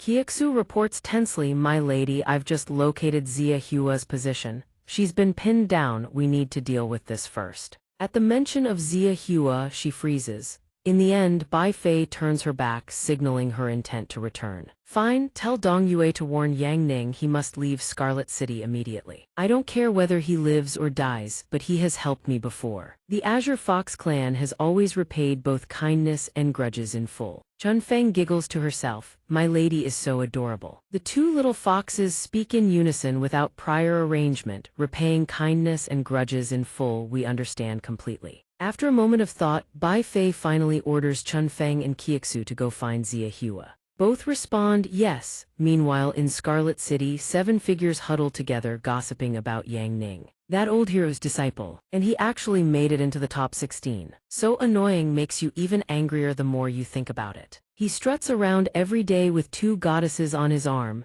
Just then he steps through the door and the group jolts in shock. "Boss, I'm back. Are the 40 lamb skewers, 20 chicken wings and 30 beef tendons ready yet?" The shop owner replies hastily, "Just a moment, almost done. Sorry for the wait." He recalls meeting Donghua earlier. "I see now. As for Bai Fei, don't worry, I'll handle it." "Bai Fei, huh?" One of the men eating nearby speaks up. "Speak of Cao Cao and he arrives, why are you even here?" He fires right back, not backing down one bit. "What are you staring at? Never seen a handsome man before." The men sitting there sneer. "Handsome men, sure, we've seen plenty, but we've never seen one disqualify himself. Hey, pretty boy trash during the Monster Arena tournament, contestants are strictly forbidden from leaving the training quarters at night. You left without authorization, that's an automatic disqualification. It's over, no good show to watch next round now." The man bursts into raucous laughter, each shrill note striking Yang Ning's face like a slap. He freezes. Once again, he steadies himself with silent encouragement. "No way." Without a second thought, he bolts outside. The shop owner panics and shouts after him, "Kid, your grilled meat." Back at the arena, 2 guards block his path. They bark in his face, "You left without permission, automatic disqualification." Clutching the skewers of grilled meat to his chest, he can only weep at this absurd twist of fate. "It's over, all my money was riding on me, everything's gone." The Monster Arena's day of reckoning arrives, such a pity. Duty calls, he can no longer watch the decisive battles. The Demon Realm's grand offensive is about to begin. The Blazing Sun Legion madly mobilizes its forces in Scarlet City. The moment the crisis erupts below, legions of soldiers stand in rigid formation. Poor Ghost speaks up, "Hundreds of thousands of humanity's granaries are stored in Scarlet City. This place must be held at all costs. If Scarlet City falls, it means the complete collapse of humanity's western defensive line." The demon annihilation has begun. He lets out a long sigh. "Today, I won't be able to cheer for Xianxia, or Shenyang for that matter." Evil Ghost stands above, gazing down from on high, and replies, "But all your money is bet on their master's team." Poor Ghost can only say in anguish, "I'm never trusting a man again." In the surveillance chamber, the elders have gathered to observe the match. One of them speaks with amused interest that Yang Ning violated the rules and got himself disqualified. Another raises a doubt, could it be he saw through the scheme? The outcome was already decided. Perhaps he chose to leave on his own terms. Blood Elder's expression darkens as he answers them. "It matters not, Xianxia and Shenyang are his disciples. As long as they remain here, Yang Ning cannot escape. This old man has his own arrangements. No one escapes this net. Look, there he is." The people around him are chattering and complaining about him as we speak. "This guy is truly shameless, forfeits on his own just to dodge a fight, and he even wanted to watch him get thrashed by monsters in the arena." The old hero has announced his withdrawal too. What magnanimity, giving the younger generation a chance. The referee wastes no time, and declares in a booming voice, "Today is the day of the monster duel. I am the host and referee of this preliminary clash. 4 participants enter the arena, and the ultimate victor shall earn the right to challenge the mightiest monster." The final battle format is rather unique. Now let us welcome our first duo, the Spear Goddess Lu Qing and the Shield Goddess Nangongdong. The crowd erupts without hesitation, chanting both their names, Shield Maiden, Spear Maiden. Yang Ning lets out a dark, dejected sigh from the sidelines and half-heartedly encourages his disciples. "Hang in there, all the money this master has lost you two need to claw it back with the prize money." The battle is about to begin. the referee's voice thunders once more. Welcome, everyone, to the battlefield of the Monster Duel Championship. Team 2 consists of the Xiao siblings Xiao Ling and Xiao Han. As you all know, they are descendants of the Xiao family, one of the 4 great noble houses of Ziyuan Kingdom. This is Xiao Han, a prodigy of the younger generation. Let us all look forward to their performance. And this young lady is Xiao Ling. The crowd gasps in unison. The Xiao family actually came to participate in this kind of deadly tournament. The referee doesn't keep them waiting and quickly lays out the rules. Now then, the rules of the duel. 3 teams shall engage in an all-out free-for-all. If the last team standing is the human team, 1 member shall be selected to challenge the final monster. The crowd instantly erupts into a frenzy. Wait, weren't there only 4 participants in the duel? There's a 3rd team. The 3rd team is non-human, the referee announces. Now releasing Team 3 into the arena, the first summoned creature is the ancient demon ape. The figure at the front lets out a cold snort. Blood Prince's lips curl into a terrifying grin as he speaks.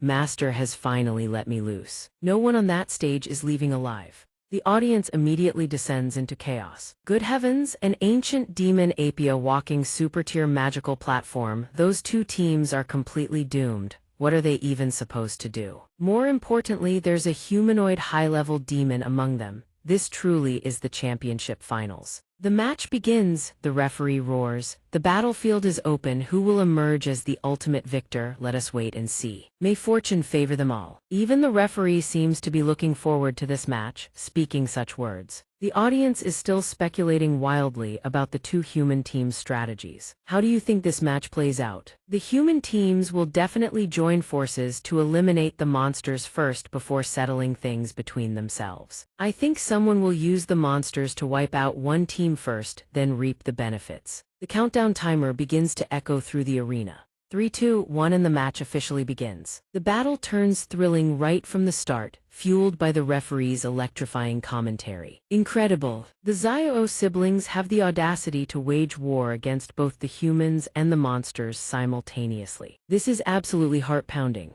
Xiao Ling launches her assault, but Nangong reacts with lightning speed, successfully blocking every single strike. As for Xiao Han, he sweeps his fan and conjures massive tornadoes. Even the referee is stunned by the siblings' display. His voice brims with excitement. You've got to be kidding me. These 2 siblings are overwhelmingly powerful, suppressing both teams at the same time. The Xiao family truly lives up to its name. 2 against 4, absolutely unbelievable. Although Nangong has successfully blocked the lethal strikes, Xiao Ling remains utterly composed as she charges toward her opponent. The referee describes the action in vivid detail. Xiao Ling suddenly accelerates. Nangong, you must be careful. She suddenly leaps backward, catching even Lu Qing off guard.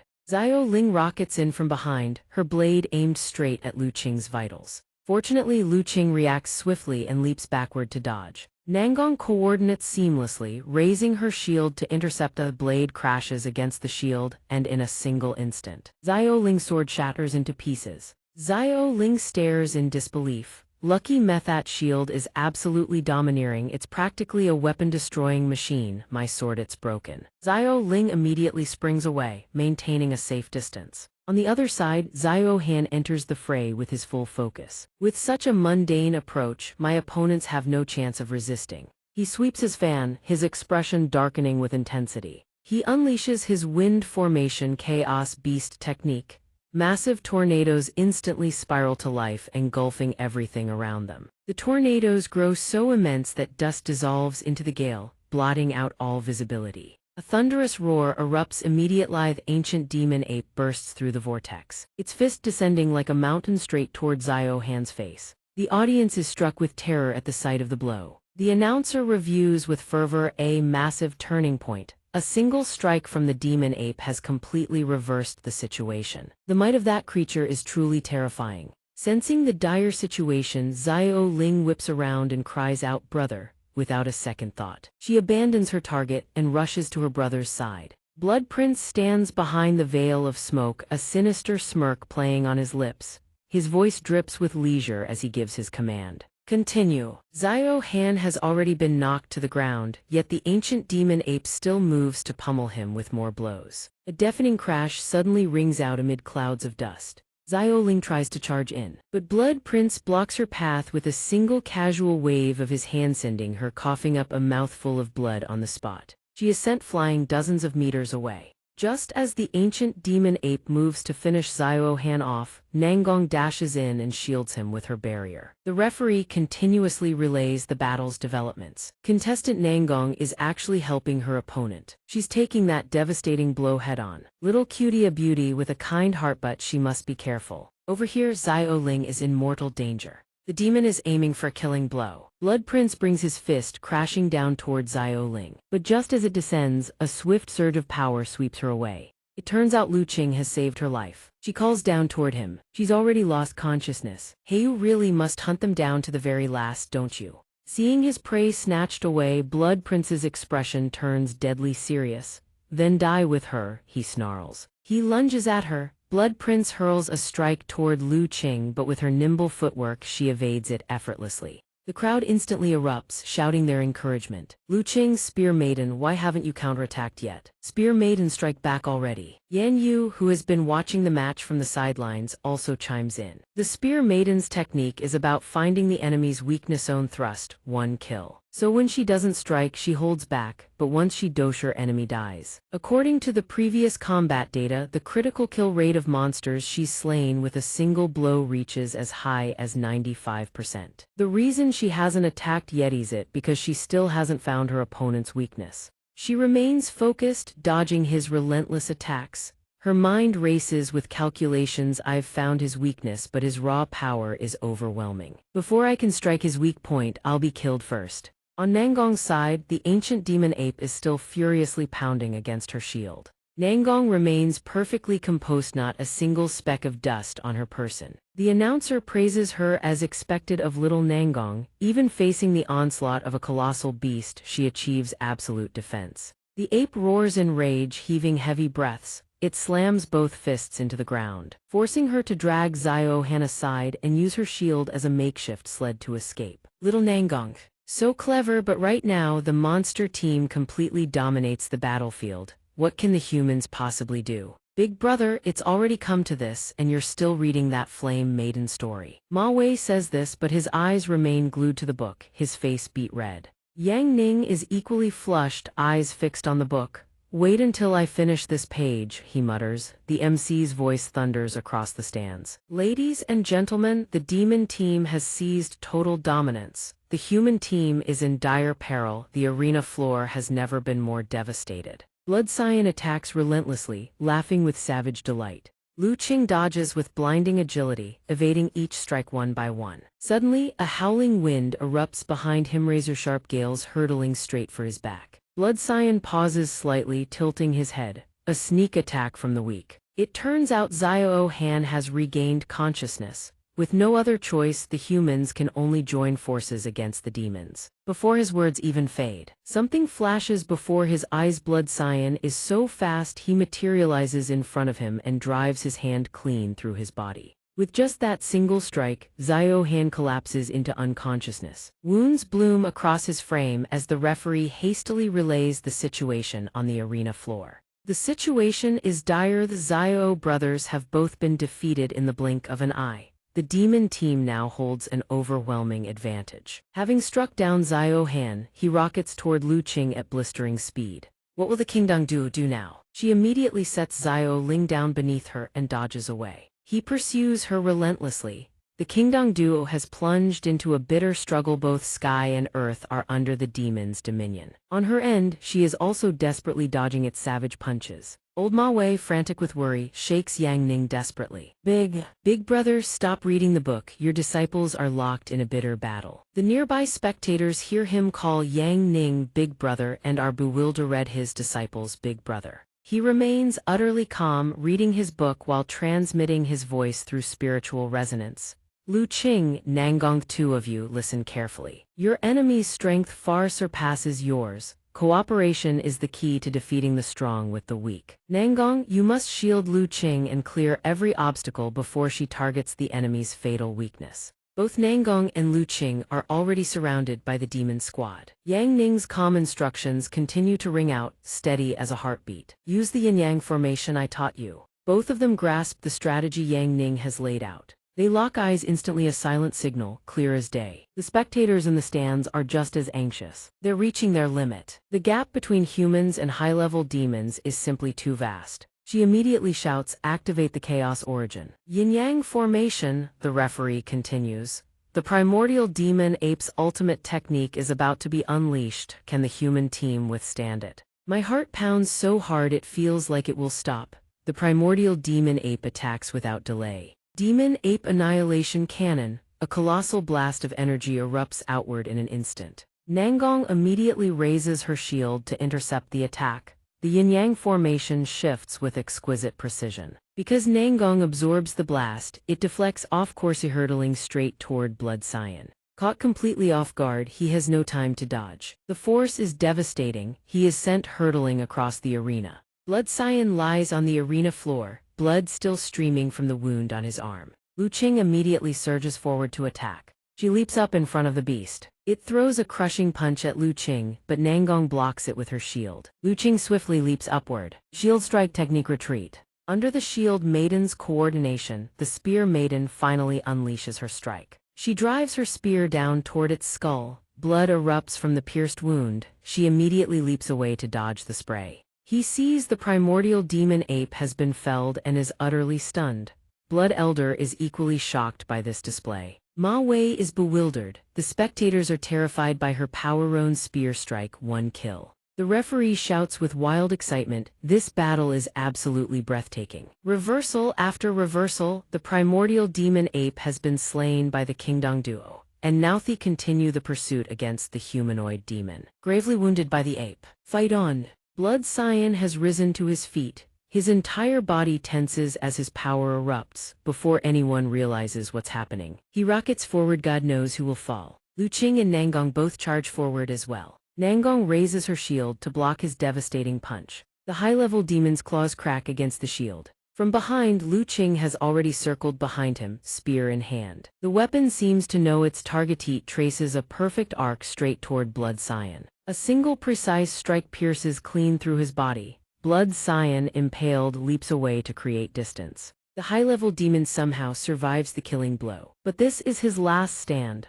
The spectators erupt into deafening cheers, chanting both their names. The arena roars with excitement for the spear maiden and shield maiden, but Yang Ning clutches his stomach and bolts outside. Ate too much barbecue, might as well find a quiet restroom and finish the last page of Flame Maiden Chronicles. Turns out the venue's restrooms are packed to the brim. He can only head outside to find one. The referee declares with fervor, "Humanity stands at its peak moment. Let us witness the final strike together." Nangong's shield slams hard enough to stagger him. Another blow crashes into his face.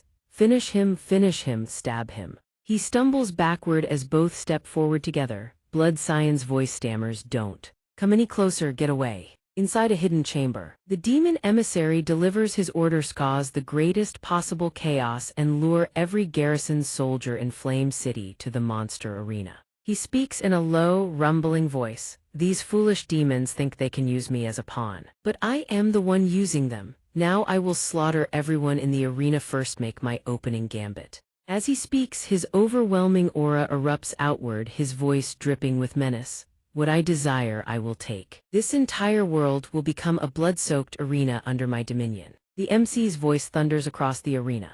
The high-level humanoid demon has been cornered by the spear-shield duo. The arena floor is scarred with gashes large and small. Blood Cyan unleashes a roar scream that tears through the void itself. He refused to accept this. Lu Qing rockets toward him instantly, spear in hand. One strike to kill, one strike to kill. Her spear tip is caught between someone's fingers. A single flick of the wrist sends Lu Qing hurtling backward. He seems stunned to see Blood Elder has intervened on his behalf. Witnessing such an intense battle within his heart, this old man itches for a fight. "I shall descend into the arena and toy with you myself." From this moment forward, the rules have changed. If you can make this old man bleed even a single drop of blood, you are the champions of this tournament. But if within the time it takes for an incense stick to burn, you cannot so much as scratch, Mivrion here dies. The spectators hear his terms and erupt into panic and terror. Has Blood Elder gone mad? Why would he do this? Blood Elder not only shields the Demonch intends to slaughter every last one of us, the referee's expression mirrors the spectator's disbelief. Is what I'm seeing even real? A small sphere of energy materializes in his palm. Secret technique blood prison barrier. She screams in terror, crying out for rescue. The arena has been sealed by Blood Elder. No reinforcements from outside can break through. Killing intent flickers through Blood Elder's eyes. They can certainly get in. But by the time the military arrives, you will all have become corpses. You should pray these two girls can create a miracle instead. Both Lu Qing and Nangong are panting heavily, exhaustion etched across their faces. They steel themselves with everything they have. His strength surpasses those other demons by far more than a margin. He waves his hand casually, attack rockets toward her. Nangong immediately raises her shield to block, but the overwhelming force still sends her flying. Blood Elder sees she can withstand a single blow and remarks, "Oh, more tenacious than I expected. Then how about this?"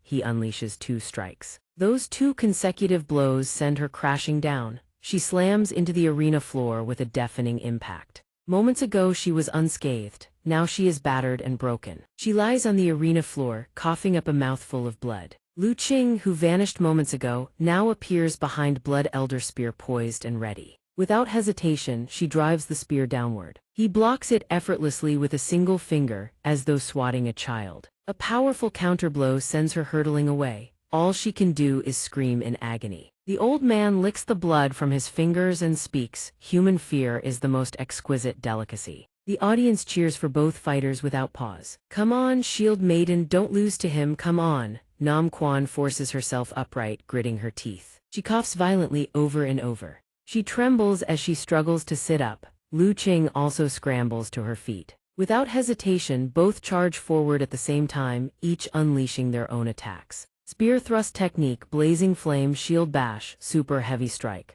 With one hand he catches the spear, with the other he strikes Nam Quan's shield. A single, casual blow sends both of them hurtling backward. The spear flips and impales its wielder's own body. Nam Quan gets launched through the air and crashes far away. The audience that was cheering for both of them now turns on them in an instant. No good, these 2 girls are way too weak. Let's get out of here. Staying means death sooner or later. Yeah, run. Maybe if we hide first, we can survive this. Old Ma Wei stays silent, his expression darkening. The referee, rather than fleeing, tries desperately to brief the panicking audience. Many spectators, terrified of the Blood Elder, scramble to flee in a blind panic. The match has devolved into this kind of chaos. Run! The Blood Elder strolls forward at a leisurely pace. Over already, that was completely unsatisfying. Nam Quan sits there still coughing without end. Forget it, come find me again in your next life if you dare challenge me. Shield girl, I'll send you on your way first. He pauses, something catches his eye. It's Ma Wei, he's standing right there, shielding Nam Quan with his body. The blood guard radiates killing intent. Ma Wei, you want to die. The old man stands firm against the Blood Elder. I'm here to stop you. Listen up, everyone, who can't just sit here waiting to die. We can't rely on 2 wounded girls to protect all of us. Things have come to this, only by uniting, fighting with everything we've got can any of us survive. Do you hear me? Do you understand? At those words, even those fleeing skid to a halt. The girl he once saved clenches her jaw, trembling but resolute. Immediately, several people leap down to join the old hero, live or die together. Protect the Shield Maiden, a horn erupts from the Blood Elder's forehead. Pathetic humans, I obtained demon blood long ago and evolved into a superior being. I am a god, how dare you resist me? Do you even comprehend that? A single wave of his hand sends everyone flying. Debris rains down in a relentless shower. Ma Wei and a handful of others somehow remain standing barely. The audience scrambles in terror. The old hero can't hold on. Is nobody going to stop this monster? Help! He senses danger instantly, a spear hurtling straight at him from behind. Before it can touch him, an invisible barrier blocks the strike cold. You think mere human spear techniques can wound me? The spear veers off and buries itself into the wall beside her. That display of power makes Lu Qing's blood run cold. I told you I'll kill her first, then you die. What's so hard to understand? This is my arena, my world, my rules. No, let me send you to your grave. The spectator seats explode apart from a single massive force. Everyone jolts at the deafening crash, all eyes snapping toward the source. The Blood Elder slowly turns. A book tumbles through the air and lands on the ground. from the massive breach in the arena wall. A mysterious silhouette steps through. The audience stares, jaws dropping in sheer disbelief. Oh my god. Wait, the person who came to save everyone, it's Him. Ma Wei's eyes well up the moment he sees Yang Ning, voice cracking between sobs, you ghost, I missed you so damn much. Yang Ning steps forward, eyes cold as forged steel. A powerful aura radiates from every inch of his body. The MC's voice crackles through the loudspeaker. Can contestant Yang Ning truly challenge the Blood Elder? Let us all pray for him. The audience erupts into chaos, everyone panicking, everyone talking at once. That trash-tier kid, what the hell is he doing here? Did he really just punch a hole through the arena wall? Witnessing the provocation firsthand, the Blood Elder finally speaks. Voice dripping with excitement, so you've finally arrived. Good, crushing a worthy opponent, that's what gets my blood pumping. The book that fell to the ground flies back into his hand in an instant. Yang Ning's face darkens. My book. That cost me good money, can't just let it go to waste. The Blood Elder smirks with amusement, but if you want to challenge me, let's see if you've earned the right. The moment his words fade, 5 of his disciples materialize simultaneously, every face twisted with menace. The gawkers who poke their heads out recoil in horror. The 6 great blood guards, every one of them is a monster. Even the weakest was a mutated blood demon. Going up against 5 of them with brute force alone, no chance. One of the Blood Elder's disciples steps forward, brimming with confidence. Wanna save your disciple? Get through me first. Yang Ning glances at him, contempt fills his eyes. You. The disciple roars, channeling every ounce of power into his arms and launching himself skyward, his mouth running just as hard. I'll send you to hell first, go wait for your disciple down there. His figure blurs forward at lightning speed, unleashing the star annihilation technique. Yang Ning raises one hand, a single, effortless thrust. His palm pierces clean through his opponent's body. Before the disciple's attack even reaches him, before the realization can set in, Yang Ning's hand has already punched through his torso. The disciple finally understands what just happened. His eyes go wide, staring straight at Yang Ning. The Blood Elder freezes in shock. The audience erupts. A blood guard shot by the trash-tier kid. The disciple collapses onto the arena floor. Yang Ning's voice cuts through the silence like a blade. Stop wasting my time. His words carry a killing intent so cold it freezes the air. Come at me, all of you.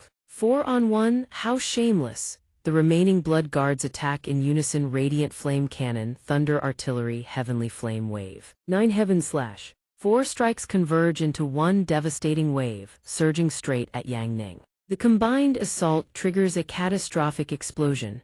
Dust and smoke billow upward, swallowing the entire arena. From the stands, that attack is horrifying. Done for, we're all done for. Ma Wei clenches his jaw, heart hammering, screaming internally, brother. Through the thick haze of dust, a figure emerges standing tall. Yang Ning stands perfectly still. He casually brushes dust from his sleeve. The MC gasps through the loudspeaker, ladies and gentlemen, legendary, where there's smoke, there's no harm. Principle has just manifested on contestant Yang Ning. That's all you've got. 4 words, every single one of them goes silent, frozen in shock. His voice rings out, cold as steel. Basic skill, copying technique, using your own moves against you. Flame strike, LVL 100. The explosion tears into the blood guard. The others get no reprieve either. The strikes find their marks, unavoidable. One of them gets slammed into the arena floor by the sheer force. Explosions thunder one after another, booming right in the Blood Elder's face. The audience is speechless. Nobody can believe that terrifying power came from Yang Ning.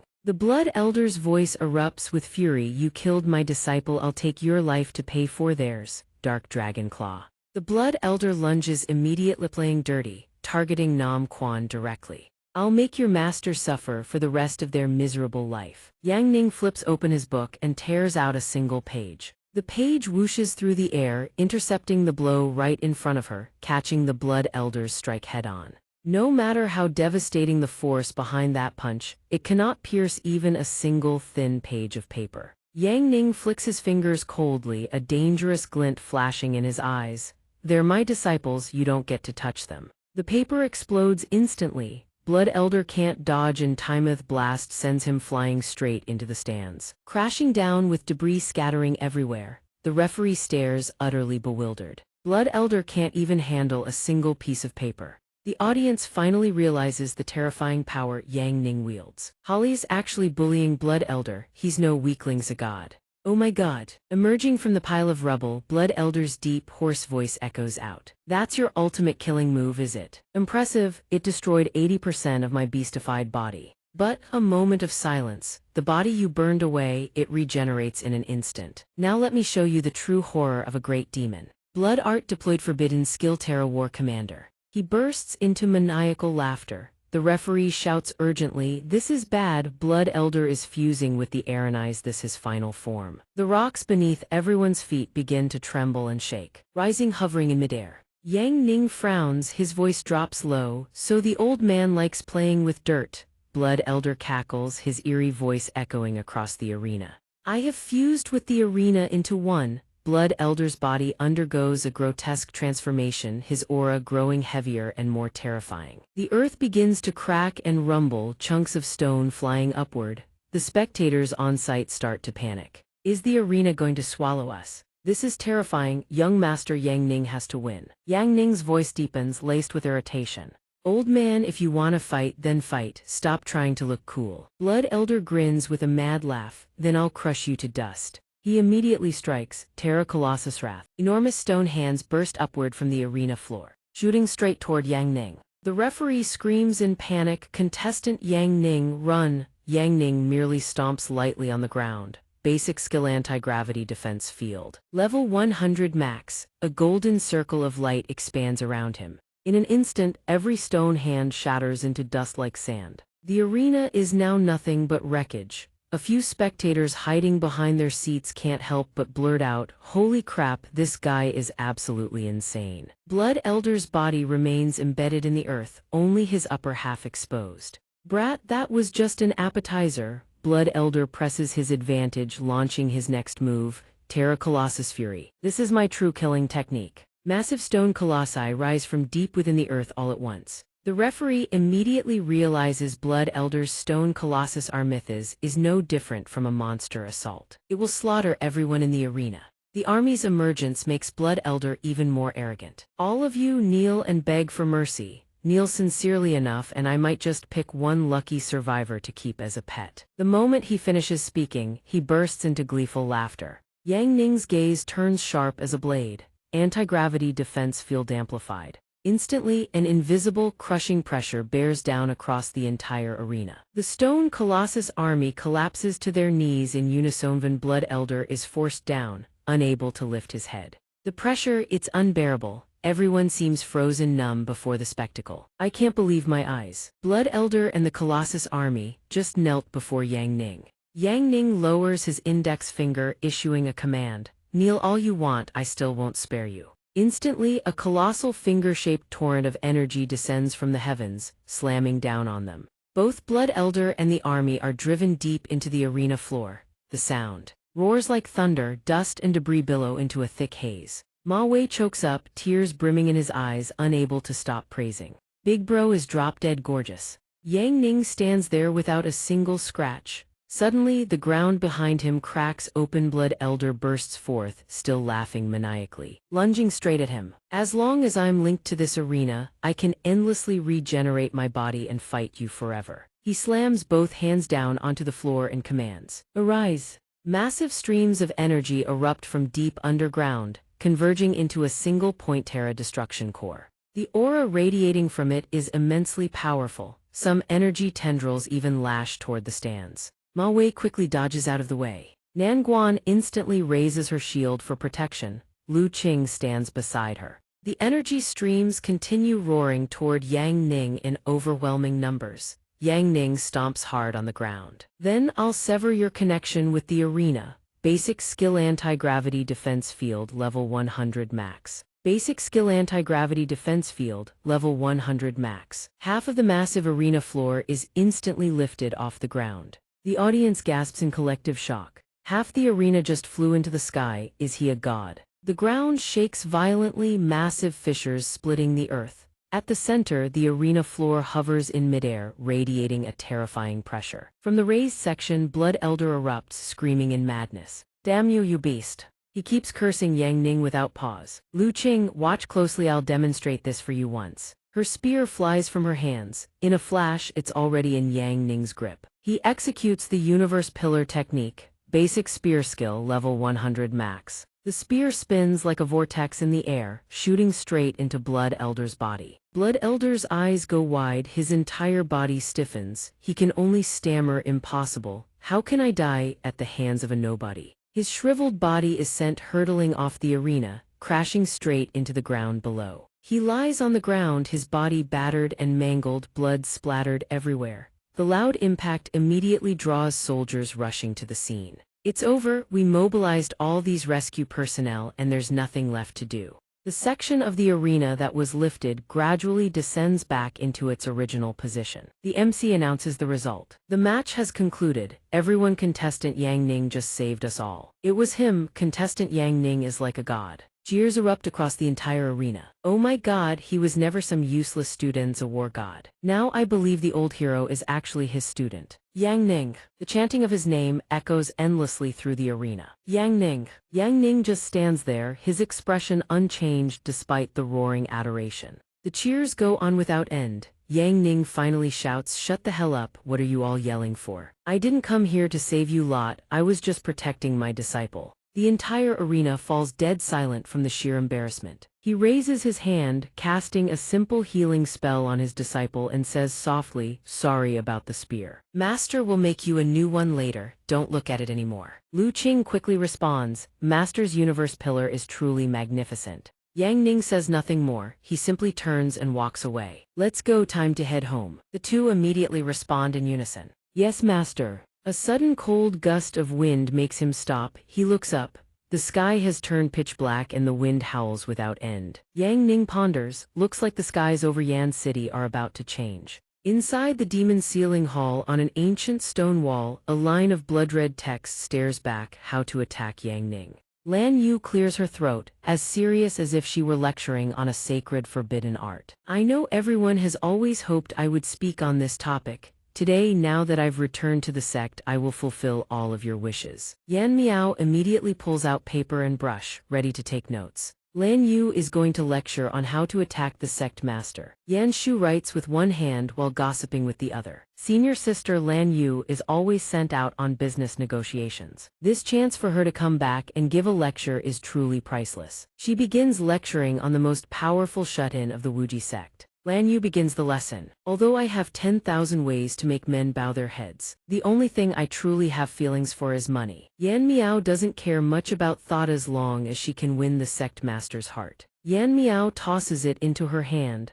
"I'll give you everything I've saved up over the past few years." Lan Yu shows a touch of courtesy. We're all family here, I'll give you a 50% discount." After a pause, Lan Yu adds, "The other half you can pay with labor. From now on, cleaning the demon hall is your responsibility." Guanyang and Mu Guaxiang cheerfully agree, "No problem at all." Lan Yu puts on a noble air before the girls. Before class officially begins, everyone tells her why they want to win him over. Yan Miao hugs her brush and paper, smiling as she speaks. "Our master is devastatingly handsome, whether he's shuffling around the sect in flip-flops or dozing off and snoring. He's effortlessly cool and domineering, makes your heart race." Lan Yu feels helpless, at a loss for words. "Total brain damage, you're next." Huan Yang steps forward, ponders for a while, then squeezes out a few words.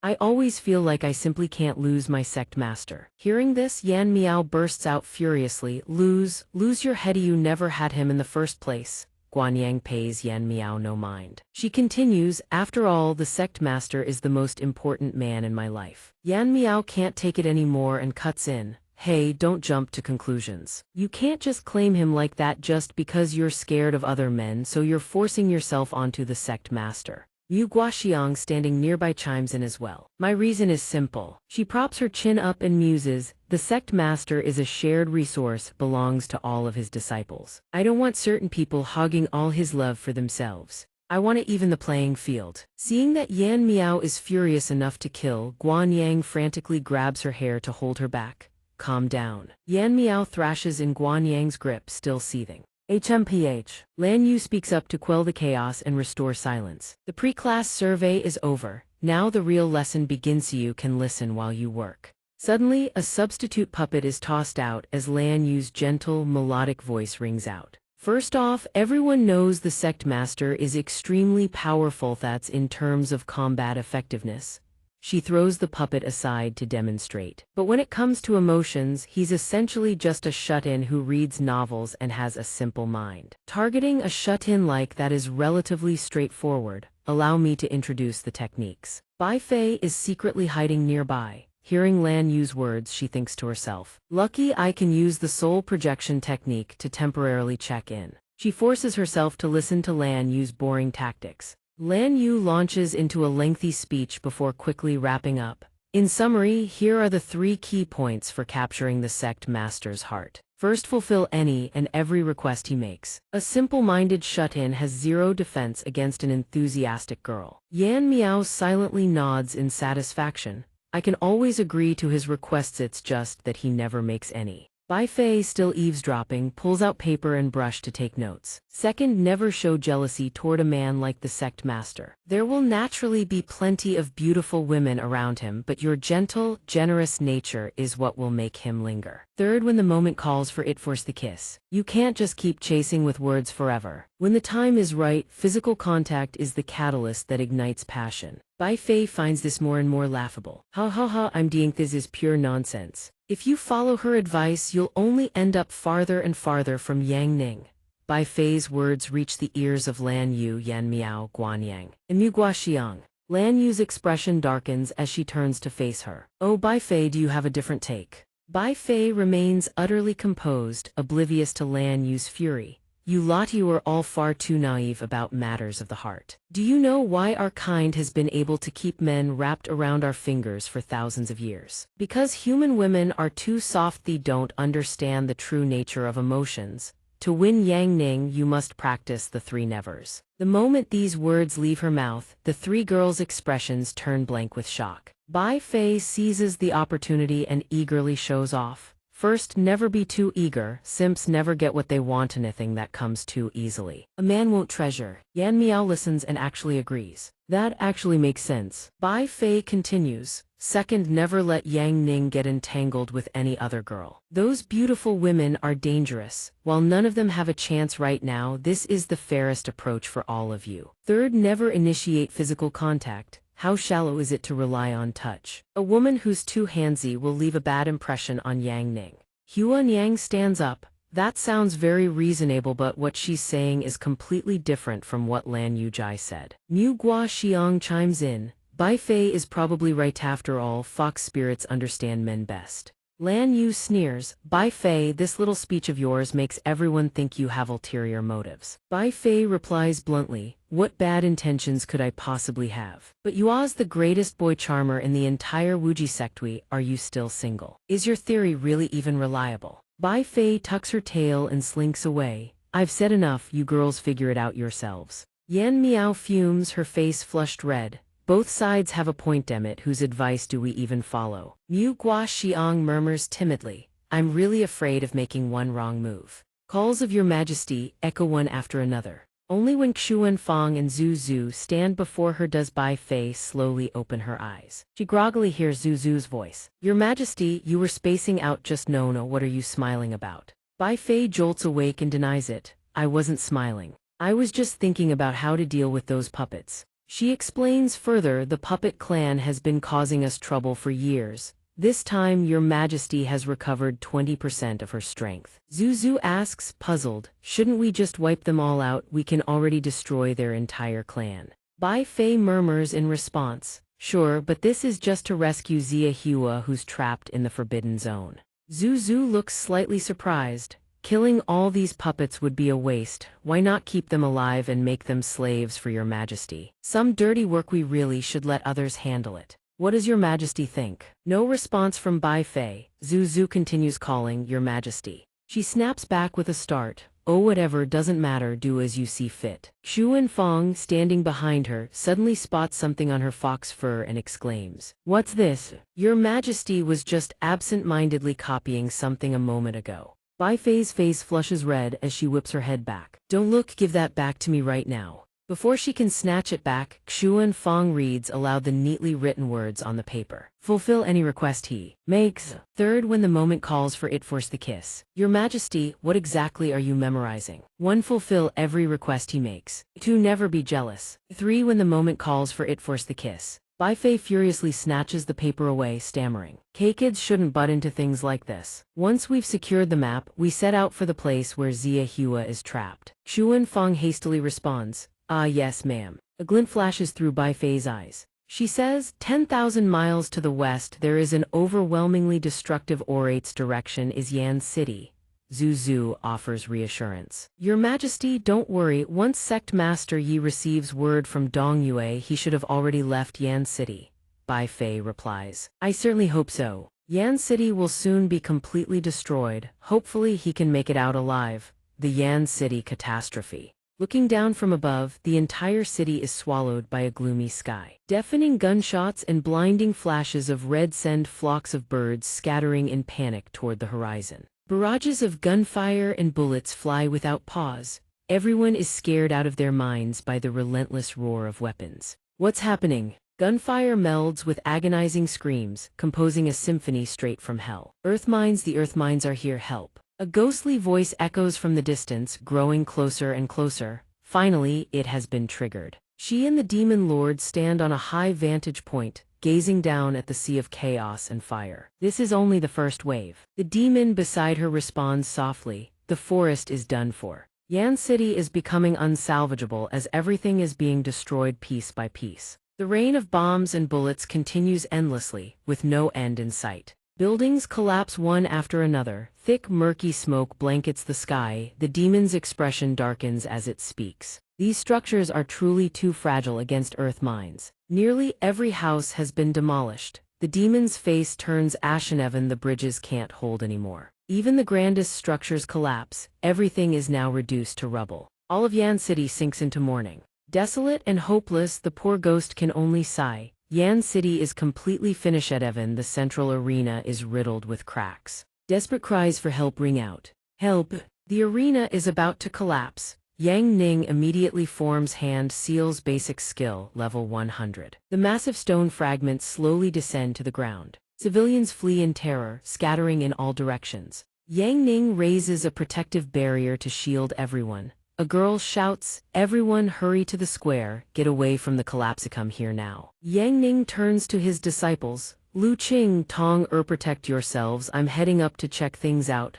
With that he vanishes into the sky. While soaring through the air, Yang Ning thinks to himself, those earth mines only lasted 45 seconds. But their destructive power is absolutely terrifying. He dives down toward another district in Yan City. In another area, a tall building teeters on the verge of collapse as people scream and flee. Ah, run, hurry. A little girl falls flat on the ground, crying out in pain. Her mother rushes over and clutches her child, ready to shield her with her own body. But to their shock, the building doesn't collapse, instead, it's lifted clean off the ground. The mother looks up, her face filled with astonishment as she discovers a strange young man hovering above. The girl is utterly stunned. The child points excitedly at Yang Ning and cheers, an immortal, mommy lookin' immortal. Meanwhile, in another area, a raging inferno blazes as people scatter for shelter, but the path ahead is completely cut off. Yang Ning hurls the enormous building downward. The onlookers stare in bewilderment. What's falling from the sky? After the building crashes down, the water freezes into a long sheet of ice. Yang Ning seizes the moment to create a bridge for everyone. He uses his skill to freeze the layer of water solid. Next, he uses his eyes to scan the surroundings. In an instant, the debris is leveled into a makeshift bridge structure. People run with their feet and chatter with their mouths, overwhelmed with relief. Thank you, immortal. At that moment, a girl appears in the sky, being carried off by a dragon. The girl screams from inside the dragon carriage, help! Yang Ning surges forward, grabs the dragon's tail and yanks hard. He speaks, this city is total chaos, even the flying beasts have gone out of control. He turns to survey the surroundings. We need to restore order immediately. The people inside the protective zone remain perfectly safe. Yang Ning brings the girl there and first releases the passengers from the dragon carriage. A familiar voice calls out, Master, Yang Ning is back. Yang Ning lands on the ground and issues urgent instructions. Lu Qing, Tong I've already sent people to investigate the source of these mysterious earth mines. These people are in your care. Lu Qing and Tong respond in unison. Understood. Yang Ning looks around, then whooshes into the sky. I'm going to keep rescuing people. Tong gazes upward, her eyes gleaming with admiration. Master is so cool. At Yan City's central granaria, massive, million-ton grain storagia raging inferno erupts without warning. People scream in panic. It's over. The tremors have triggered a fire. Yan City's central granary is burning. Get fire support here now. Yan City's granary is gone. Humanity's western defensive line is finished. The flames are like a nightmare devouring the entire granary. A fire brigade unit is trapped in the sea of fire. Squad 5, take a break. Over 10,000 tons of grain burning at onset. Blaze is too massive. We can't put it out. The exhausted soldiers slump in despair. We can't even get out ourselves. I'm not afraid. My wife and child, the scorching sun army, will take care of them. But squad commander cuts in. We can't give up. If we give up, what happens to humanity's western line? Right at that moment, another massive explosion erupts. Commander Squad 5 is blasted to the ground by the shockwave. The flames close in on where the soldiers are hiding. Tears of frustration stream down her face. I refuse to accept this. At that very moment, rain begins to fall. They look up and sigh. It's raining, but it won't help. A fire of this magnitude can't be extinguished even by a monsoon. The space warp thunder cracks with deafening force. Commander Squad 5 also looks up at the rain pouring down. High in the sky, a mysterious figure stands, gazing down at the devastation below. None other than Yang Ning. He activates his intermediate-level summoning skill, Dragon Calling Rainstorm, level 100. A colossal three-headed, six-armed dragon follows Yang Ning's command and unleashes a torrential downpour. Massive raindrops cascade like a waterfall, plunging straight into the inferno below. Moments later, the fire is successfully extinguished. The sky begins to clear, returning to calm. Commander Squad 5 catches sight of Yang Ning in the sky and gasps. She's filled with disbelief. Am I dreaming? The sea of fire extinguished just like that. The central granary is saved. Yang Ning leaps straight down to where Commander Squad 5 stands. He activates a minor healing technique, leaving everyone in awe. Squad 5, that immortal, doesn't just know how to put out fires, he can heal wounds too. This immortal truly knows everything. Yang Ning finally speaks. Your name is Squad 5. I once had a disciple called Squad 7. What a coincidence. Commander Squad 5 is startled. Squad 7. The image of Commander Squad 7 flashes through Squad 5's mind. She once said, this time heading to the front line I might not make it back. Squad 5 suddenly shouts, you're Squad 7's master. Is Squad 7 still alive? Yang Ning replies, she's alive, and so are you. After saying that, he leaps straight up into the sky and flies away. Squad 5's heart sinks with emotion. Squad 7's master is incredible. Yan City has been saved. In the central district of Yan City, the demon gazes at the devastated landscape and murmurs, perhaps heaven favors humanity. A freak superstorm swept in and extinguished all the fires caused by the earthquakes, but humanity's true crisis has only just begun. The demon realm has truly gone all out this time, awakening the primordial Tegu volcano that has slumbered beneath Yan City for millennia. To bring it to the surface, they didn't hesitate to trigger earthquakes. The formation array is activating the primordial volcano. Once it erupts, Yan City will be utterly annihilated. The central granary will cease to exist. Humanity's western line will fall. The poor ghost finally responds. This will be the true beginning of the demon realm's apocalypse. No matter the cost, we must destroy the activation formation and prevent the primordial volcano from erupting. Suddenly, a girl's voice rings out from behind. This is exactly what the Blazing Flame Army was born to do. The poor ghost turns and remarks. Legend has it that the 6th general of the Blazing Flame Army, cunning and steeped in demonic arts, is cold and devoid of emotion. Yet she's a woman. The 6th general speaks. Ghost, demon lord, poor ghost, how are the two honored lords doing? Humanity stands at the brink of extinction and the two lords have come to help. The Blazing Flame Army is deeply grateful. This time, the demon realm has deployed countless demon soldiers to guard the volcano on the verge of eruption. All it takes is one kaboom, the sky shatters, the earth crumbles, and the horn of humanity's doom sounds. Before that happens, we must extinguish the volcano at all costs. The pauper demon speaks, using his consciousness to scan the battlefield and assess the enemy situation. Wait, the general is number 6. Does the Blazing Sun Corps also have a number 5 and number 7 general? Number 6 replies, truth is, all of us numbered soldiers are orphans who survived the war against the demons. Number 5 was logistics. Number 7 was the frontline fighter died on the battlefield. The pauper devil continues. So General Number 6 wants to fight alongside her dead comrade to take Yan City. Number 6 admits without hesitation. That's right, I promised her I'd return to the core. Number 7 stares at the person before her, unable to hide her shock. How did you come back? Number 5 responds, I'm sorry, you were injured and I couldn't use my authority to keep you off the front lines. Number 6 encouraged mates, fine, just a minor wound. Number 6, you're clever, calm, meticulous in your planning, no matter what happens. You must remember, you were born to do great things. The Blazing Sun Corps needs people like you. Only then can humanity hope to defeat the demons. 10 days later, Number 5 led the troops into battle. A soldier reported, Commander. Number 7 suffered fatal wounds and was left behind on the battlefield. The fallen Number 7 speaks, her voice choked. This is where soldiers return to. The Blazing Sun feels honored that she was born to do great things. The so-called greater good always prioritizes the bigger picture, but what are comrades who grew up together worth in the end? In the end, I couldn't save anyone.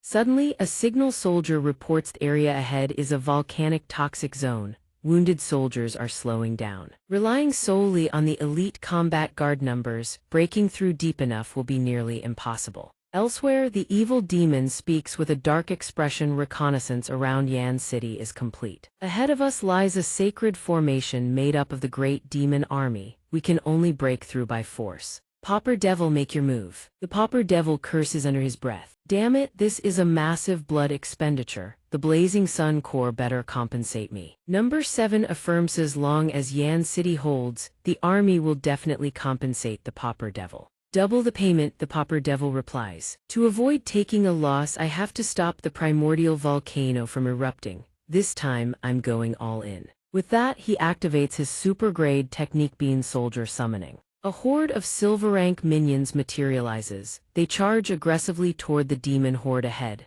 At the same time, 2 primordial demon flame beasts leap out and fire attacks at the tiny soldiers. The pauper devil is stunned. There are demon flames too. The evil demon is equally shocked. Looking up at the trouble descending from the sky, an entire battalion is thundering toward the 2 demons. These are the upper 3 sins of the 7 great sin demons. They roar excitedly. Let the games begin. Gluttony activates its technique lion heavy cannon. The earth shatters and explodes. A massive force slams into the ground. Rocks and debris splitting into a gaping crater. Lion. A reminder, Lion, calm down. This fight is a long one. Don't burn through all your power at once. In that instant, the small soldiers panic. They scatter, fleeing for their lives. Xiao Qiang also speaks up. Lion loves to make a spectacle. What an idiot. A single tornado from the lust demon sends the soldiers into a frenzy. Lion rages, you wretch, are you tired of living? How dare you steal my prey? Xiao Qiang taunts back, cut the chatter, old hag, even you I'll tear apart. The gluttony demon remains silent. Why are you arguing? Yan City has more than enough people for all of you to kill to your heart's content. Hold the pass and wait for the humans to come offer their lives. Number 7 observes the newcomers and explains they are the upper 3 sins of the demon abyss, among the 7 great sin demons. Compared to the lower 3 sins, they're not just a little more troublesome. The pauper devil speaks up again. The real trouble isn't even those 3. The upper 3 sins are terrifying, but compared to the origin sin, they're nothing but a grain of sand on a planet. Both Number 6 and the pauper devil are stunned. What? Atop the volcano's summit, a figure stands towering. It is the origin synth primeval of the 7 great sin demons. Everyone is shocked. The origin sin has arrived. Smoke begins to rise. Origin sin wrath is almost always in a dormant state. Because the moment he awakens marks an extinction-level event, he will annihilate everything in heaven and earth. He grips a massive warhammer in his hand, then brings it crashing down onto the ground. Apart from his terrifying wrath hammer, his physical body is monstrously colossal. According to intel, he was once besieged by an entire legion for 7 days and 7 nights, and not a single strand of his hair was ever cut. His two subordinates, simply by standing near him, receive a tenfold power boost, nearly reaching the level of the upper three sins. The pauper devil speaks up with monsters like these here. What are our odds of breaking through to the primordial volcano and stopping the eruption? The evil demon responds, the enemy is too strong. I can't even estimate the probability of reaching the volcano, let alone stopping it.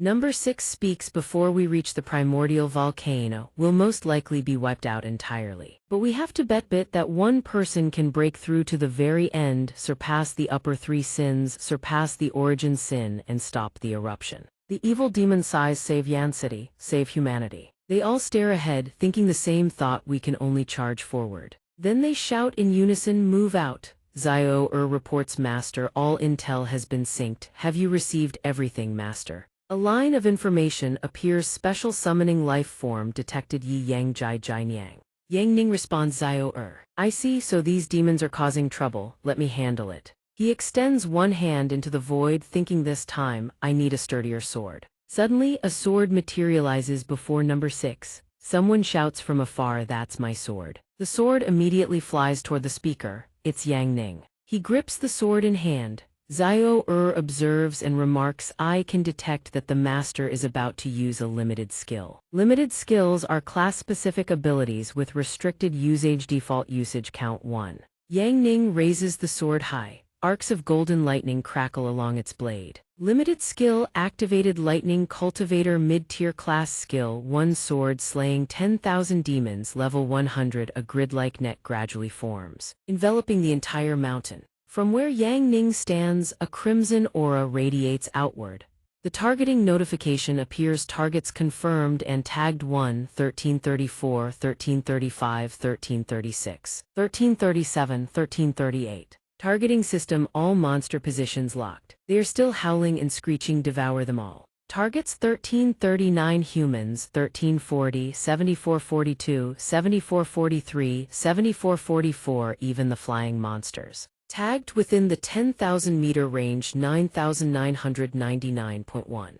The final 3 are confirmed by Yang Ning. His eyes flash with a crimson glow. Yang Ning swings his sword downward from above. The sword cleaves through the monster sand, cuts straight through the origin sin. Even the floating box hovering in midair is split cleanly in two. The one holding the warhammer inside the box is bisected as well. They plummet into the lava inside the volcano and dissolve into the magma. In the sky, number 6's group erupts in cheers, they are all dead. The battlefield falls deathly silent. The monsters, cleaved in two, tumble downward. The pauper devil asks, his face ashen, was that heavenly punishment? Number 6 also seems unable to believe what just happened. Am I dreaming? The general also speaks up in disbelief. The demon's entire body just split apart on its own. Number 6 suddenly exclaims, thank you, mysterious hero, heavenly punisher who slaughtered the demon horde and saved the world. The Blazing Sun Corps will never forget this. The soldiers below erupt in cheers, it must be a deity who intervened. Heaven blesses the Blazing Sun. Number 6's group chatters excitedly among themselves, fate is truly on humanity's side. Terrifying. That god unleashed a single strike and wiped out every last demon. The evil demon looks disgusted. You have to understand, among those demons was the origin sin, that monstrous abomination. Xiao suddenly asks, Master, next step, suppress the volcano eruption. Yang Ning responds casually, no need. Fire an MP-74 intercontinental missile at the volcano. Xiao emphasizes, Master, that would trigger the eruption ahead of schedule. And the explosion from a hybrid warhead is even more devastating than the volcanic eruption itself. He affirms, it's fine, let it blow, I have a plan. She obeys. Yes, Master. Yang Ning calls out loudly. Wu come over here. She replies, yes, Master, we have met before. You ordered me to provide you with a spatial coordinate. The attendant's eyes widen. I understand now, the spatial coordinate you need is 98621349. Yang Ning speaks up, you strike first. She responds loudly, yes. Then she launches the international MP-74 missile. The attendant's eyes bulge as he locks the targeting system onto the volcano's crater and announces his readings. The MP-74 international missile acquires its target lock and streaks straight into the crater. The soldiers stare in shock. What the hell is that? Magma erupts from the crater at that very moment. Number 6 gasps in alarm. It's over. The ancient volcano's energy has gone out of control. It's about to blow. Yang Ning activates his Techniquia basic spatial teleportation array level 100. The magma inside the volcano erupts with ever-increasing fury. The popper wonders aloud, did such an enormous formation suddenly appear? Out of nowhere. Number 6 trembles as she recognizes what it is. At that moment, Yang Ning speaks up to reassure everyone. Don't worry, I've already read the spatial destination coordinates of those demons. All the terrifying energy unleashed by the ancient volcano eruption will be transferred entirely through the formation I've set up. The erupting magma from the volcano is drawn into the array formation. At the demon abyss, a group of people tries to charge into the mountain, but a barrier blocks their path. One of them speaks, "My lord, the barrier of the demon abyss is too powerful. We simply cannot get in. Xianxia is trapped inside. The situation is dire. If we can't break through, she'll be in mortal danger." Then the woman looks up and sees a torrent of magma crashing down from the sky above. An endless deluge of magma pours down without mercy. The 9-chain ancient volcano erupts violently out of control. It plummets to the earth and detonates in a cataclysmic explosion. Smoke billows everywhere. The group trying to infiltrate the demon abyss stares in sheer terror. How terrifying the power of the 9-chain ancient volcano eruption. Half the demon abyss is destroyed. What the hell just happened? The woman standing in the center realizes something and thinks to herself, it's him. She speaks, perhaps even heaven is secretly helping us, granting us the chance to enter the demon abyss. Inside, the many-headed serpent, the lord of the demon abyss. The 9-headed demon lord curses in fury, "Damn it. Why did the ancient volcano of Dan City attack our demon abyss? Those wretched fools, you let the humans do as they please." She sees the opening and speaks, "The demon abyss lord has appeared. While he's distracted, let's sneak in and rescue Xianxia." They conceal themselves in the smoke and infiltrate the demon abyss. Dan City, the second day at dawn. The sky brightens once more. Lu Qing walks over and calls out, "Number 5, number 6, I have to follow my master home now." Number 6 looks at her, eyes filled with gratitude. "Lu Qing, thank you for bringing your master to Dan City this time. You saved the city and humanity's Western Front. No matter where you go, you must always remember. Liang is forever honored to call you one of our own. I'm glad, truly glad, that you found a place to call home." Lu Qing's eyes well up with tears. "I know, take care of yourselves." Then she turns and walks away with her companions. The man from the paupers group cries his eyes out and shouts after them, "Big bro, I'll love you forever." The pauper also calls out his farewell. "Butterfly god, take care on the road." Yang Ning waves goodbye to everyone. "Until we meet again, everyone. May we meet again in the Jianghu." Fallen Sun Wasteland. 12 months after the Battle of Dan City. The sun blazes over the desolate plain, explosions rip through the sky. Munitions streaking down from above before detonating across the barren earth, shockwaves echoing in every direction. Lan Yu screams in panic, "Master, we clearly took a contract to kill just one mountain demon. Why did you annihilate every single monster on the entire mountain? This is a money-losing deal." Yang Ning explains nonchalantly, "Searching for just one was too troublesome, so I carpet-bombed the whole area. It's only a basic fire rain technique anyway." She counters, "What you used isn't called fire rain, master, it's called meteor strike. Didn't that scene just now look exactly like when the Eternal Sword Gate was struck by that mysterious meteor?" Yang Ning murmurs with a puzzled expression, "How could it be? Back then I used a high-level skill." Lan Yu doesn't understand and turns to ask, "Wait, master, are you dodging the question?" "No, let's go. Didn't you take on several more demon-slaying jobs?" Lan Yu answers. This disciple is incredibly grateful. "Master, you've really matured a lot compared to before." Yang Ning pays no attention to her words, climbs onto the horse carriage and opens up Chronicles of Yan Yang to read. Lan Yu feels embarrassed. "Forget I said anything, let's pretend that never happened. Let's head out." She suddenly speaks up, "Master, I have a question I want to ask you." He answers coldly, "What?" Lan Yu blushes and asks, "Our demon-slaying journey is practically a man and a woman traveling alone together. If there's anything this disciple can do to make master happy, just say the word, I'll do anything you want." Yang Ning answers dismissively, "Stop bothering me while I'm reading Chronicles of Yan Yang. That would make me very happy." Hearing this, she furrows her brow at him, thinking to herself, "Damn it. Am I about to lose?" This time, I'm going head-to-head with that little brat. I will make master fall for me. My title as the ultimate boy charmer absolutely cannot be lost on his account, she speaks up.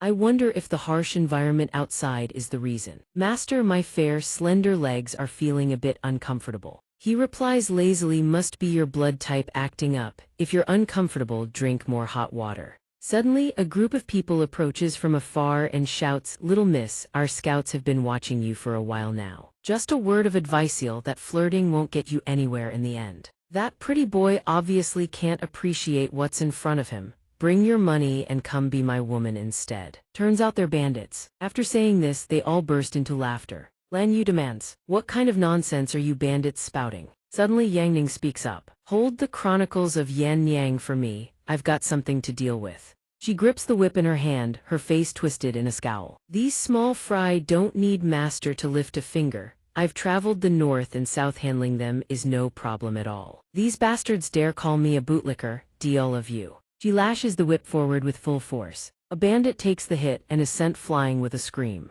The bandit leader laughs, this little lady's got some fire, now that's exciting. Lan Yu ignores his words and lashes the whip again, activating the 8 directions storm technique. He struck dead on and sent hurtling through the air, howling. She challenges, with this level of strength, you think you're worthy of being bandits on the fallen sun wasteland. Another, larger bandit shows a look of interest. A woman who underestimates her enemy pays the price, a devastating, brutal price. Lan Yu's face darkens, you're dead anyway, I'm too lazy to waste words on you. He grins and clenches his fist, kill me, he has already activated the blood kill transformation. Lan Yu gasps, you really are the fugitive on the blood kill bounty board, a mass murderer from M3 village. You were targeting me all along.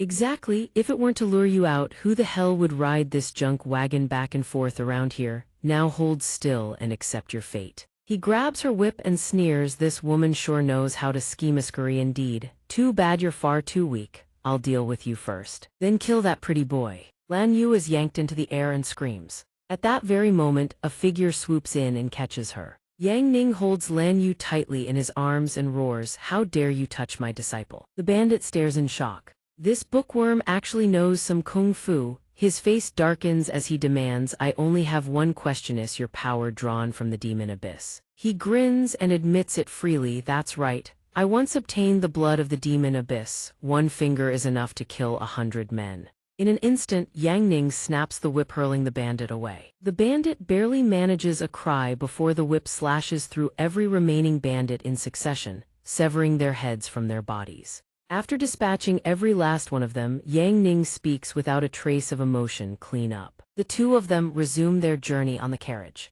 Lan Yu rambled on, Master, this time out, I noticed you always have me accept missions related to the demon abyss. Yet whenever you encounter someone connected to it, you strike brutally. Do you have some hidden agenda? He replied, you're overthinking it. Just a coincidence. She continued.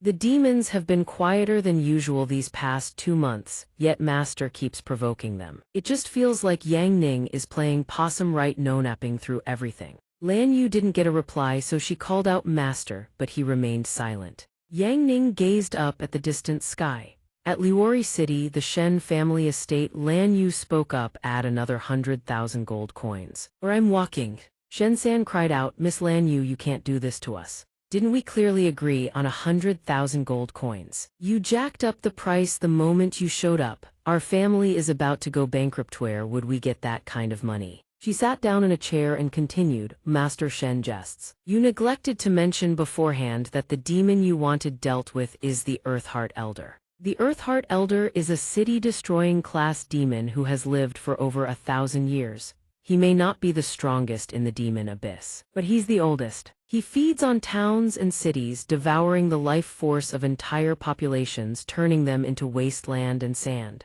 And you, sir, dare to cry poor over a mere 200,000 gold coins for dealing with a demon abyss creature of this caliber. My business has never been ambiguous. There are 2 reasons for the price hike. First, you concealed critical intel. You failed to disclose that the demon is the Earthheart Elder, which put us in serious danger. That warrants compensation. Second, your estate has a contract signed with the Shadow Council's Black Blade, a kill order with no leniency. Tomorrow is the handover deadline. If the Earthheart Elder isn't eliminated, what do you think your fate will be? Xianxia replied, trembling, even if I sell the land, I only have 150,000 gold coins. Lan Yu smiled. The dirty money you've raked in over the years isn't small, Master Shen. If you can't part with money, then part with your life instead. My time is extremely precious. If we're not fated to do business, perhaps we'll meet again in the next life. Hearing this, he scrambled over and clung to her legs, wailing, Miss Lan Yu, please don't go, I'll pay the 200,000 gold coins. He secretly thought, just as the legend Seisonion who negotiates with her ends up getting skinned alive.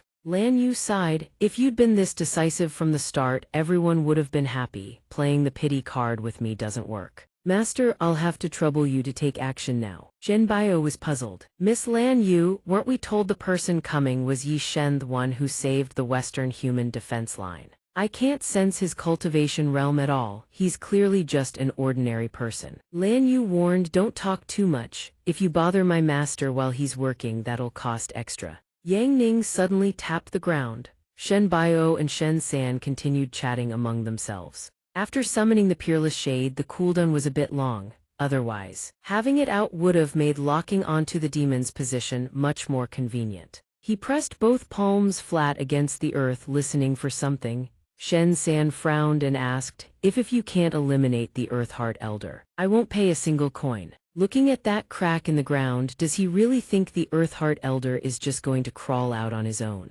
Shen Bio crossed his arms and replied. Suddenly, Yang Ning placed both hands on the ground and tore the earth wide open. Those watching from afar screamed in panic. The house was split clean in two. Shen Bio worriedly reminded, Master, my weapon is still on the other side. Lan Yu casually cut in, you're selling the land anyway. The house was going to be demolished sooner or later. We're just giving you a head start. No need to thank us. Yang Ning suddenly soared into the sky. The Earthheart Elder, seated deep within the earth, roared, you foolish mortal. How dare you disturb this sovereign's slumber? Do you know the consequences? Yang Ning asked with a casual smirk. What consequences? The demon glared up at him and snarled, I had originally planned to savor this city slowly. But since you've angered this sovereign, within 3 hours I will reduce this city to a wasteland. Let's start by sinking this district first. Shen San's face went white. He thought it's over. This piece of land is done for two. Yang Ning hovered in midair and asked Lan Yu, by procedure, can I strike now? She immediately replied, Master, please take out a packet of salt from your sleeve. Shen San stared in disbelief. You want to use salt to fight the Earthheart Elder? Shen Bio stood beside him, jaw hanging open. Yang Ning scratched his head. My disciple says that when I go out to slay demons, I can't perform anything too shocking for the world to see. So from time to time, I have to follow tradition like using salt to ward off evil. The Earthheart Elder rose to his feet and cursed, you insolent brat, you're humiliating this sovereign. Then hurled a massive boulder straight at him. Yang Ning didn't flinch, he stared straight at the boulder. The boulder instantly cracked open and shattered to pieces. Shen Bio's eyes went wide with shock. A single glance and an entire hill was gone. Lan Yu said with a smug tone, that's the psychokinesis ability. Master offered to teach me, but I prefer using a whip to beat people up. Yang Ning roared, demon retreat. The Earthheart Elder seated below saw Yang Ning charging straight at him. He slammed both hands into the ground, radiating 2 concentric rings of energy, then unleashed his technique Great Sky Shielding Barrier. Yang Ning casually snapped his fingers. Sparks rained down endlessly from the sky. It turned out he was using the Tang Sect's basic skill hidden weapon art, Obscure Blossom Storm level 100 max mastery. The fire-like projectiles pierced straight through the Earthheart Elder's body. The projectiles tore clean through him, leaving his eyes wide with sheer horror. A massive explosion erupted. Shen San exclaimed, salt can be used like that, my eyes are truly opened. Shen Bio looked awestruck. Is the Wuxia sect still recruiting? He wanted to become a disciple. After the Earthheart Elder was eliminated, Yang Ning turned to Lan Yu. Lan Yu, the demon-slaying quest is complete. I'm quite looking forward to the demon abyss's reaction. Let's head back to the Wuxia sect first. She happily replied, all right, Master Shen. Remember to transfer the gold coins into the Wuxia sect's treasury account within 3 days or face the consequences yourself. Shen San wept with emotion, seeing off Miss Lan Yu and Yi Shen. while Shen Bio couldn't stop asking questions. I wonder if the Wuji sect is still accepting servants. Four Seas City, City Lord's Manor, demon-slaying VIP chamber. Master Ju sat on a chair, drinking from a gourd, grumbling. Just how powerful is this demon that we need to assemble everyone before we can even go? Taoist Ren, ranked 28th on the demon-slaying rankings. Demon Hunter channeled his energy and said, "Quit complaining. Stop yapping, the bounty this time is as good as mine old Jin's taking it home." Demon Hunter, ranked 25th on the demon-slaying rankings.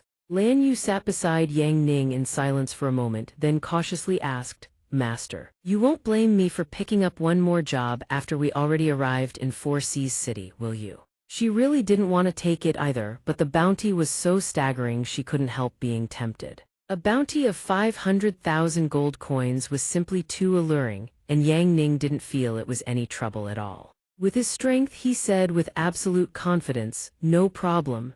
After all, Fan Sheng walked in from outside holding registration ticket number 19. Calling out Sect Master Yang Ning, "There's a regular at the Taverna Monk Disparate to see you." Seeing the monk charge at him, Yang Ning raised his leg and kicked him clear across the room, then walked out. Fan Sheng spotted the book in Yang Ning's hand and seemed to completely lose his mind. "Miss Yan! Miss Yan!" Yang Ning shoved him away while shouting, "Don't you dare touch my Miss Yan Volume 6. Fan Sheng, seeing he absolutely couldn't touch the book, turned to greet Lan Yu instead. "So stingy. Miss Lan Yu, it's been too long," but she didn't like this monk one bit. "Get lost, you bookworm who reads trashy romance novels all day long." The monk, rejected and dejected, whimpered, "Miss, aren't you the same?" Lan Yu immediately fired back with a double-barreled retort, "My master studies the 100 styles of human nature. Completely different from a bald fool who goes demon hunting only to lose his core magical treasure to a female demon." The monk still refused to give up his desire to read the book in Yang Ning's hands. "Miss Lan Yu is truly fierce. Sect Master Yi, how about I share some classified intel on this demon as an exchange? You and I swap and I get to read Miss Yan Volume 6. The demon we're dealing with this time is the City Lord's beloved daughter, or rather, a parasitic creature nesting inside the young lady's body. To save her, the City Lord has summoned high-level demon slayers from across the nation. As a result, a massive number of demon slayers have been killed. What's worse, what's most terrifying is that even after top-tier experts managed to purify her, 3 days later the demonic entity repossessed her body. Everyone said she was beyond saving, but the City Lord refused to give up, continuously increasing the bounty. But after hearing the monk out, Yang Ning just let out a flat "Oh." Lan Yu rested her chin on her hand, looking at the monk with an expression of complete disbelief. "Bookworm, do you actually have confidence in dealing with this demon?" Fan Sheng immediately explained, "How could I? I came purely for the 1 million gold coin bounty. I've already brought out Miss Yan Volume 6 and my schematic maps. I need the money." "On the contrary, Miss Lan Yu, what are you here for?" she replied with a radiant smile. "Money, of course, no other reason needed." 3 hours earlier, from within a house, a young girl came running out screaming, "I'm not a monster." She kept wailing and pleading, "I'm not a monster. Don't lock me up, someone please save me," but then she tripped over her own feet and slammed face first into the ground. 2 soldiers dragged her back inside, helplessly consoling her. "Miss, please accept it. At night, you are the monster. Let go of hope, thighs is how you'll spend the rest of your life." The townsfolk who heard the commotion all gathered around. Upon hearing the soldiers call her a monster, they began murmuring among themselves. "Monsters are terrifying. My daughter used to play with her. We absolutely cannot let her go near that girl anymore." This scene triggers a painful childhood memory for Lan Yu. "Don't play with that monster or it'll kill you." After the gang hurled stones at her, they drew swords. The purple-haired boy raised his blade to kill her, his voice dripping with malice. "I'll use my old man's sword to kill you, monster." Lan Yu resists out of sheer survival instinct. Strange, luminous markings bloom across her hands. She catches the blade barehanded and snaps it clean in two. The whole gang was so terrified they nearly shat themselves, scrambling to flee. Mo. Enster, don't play with the monster. Only Lan Yu remains. Standing in the pouring rain, she looks so small and wretched. And then, at last, someone saves her. That person gives her a pair of gloves. "I've heard that ever since you were little you kept moving from place to place, but no matter where you went, you were always bullied and pushed away. Starting today, the Eternal Sword Gate is your home. As long as you wear these gloves, you can seal away that uncontrollable power inside you. No one will bully you again.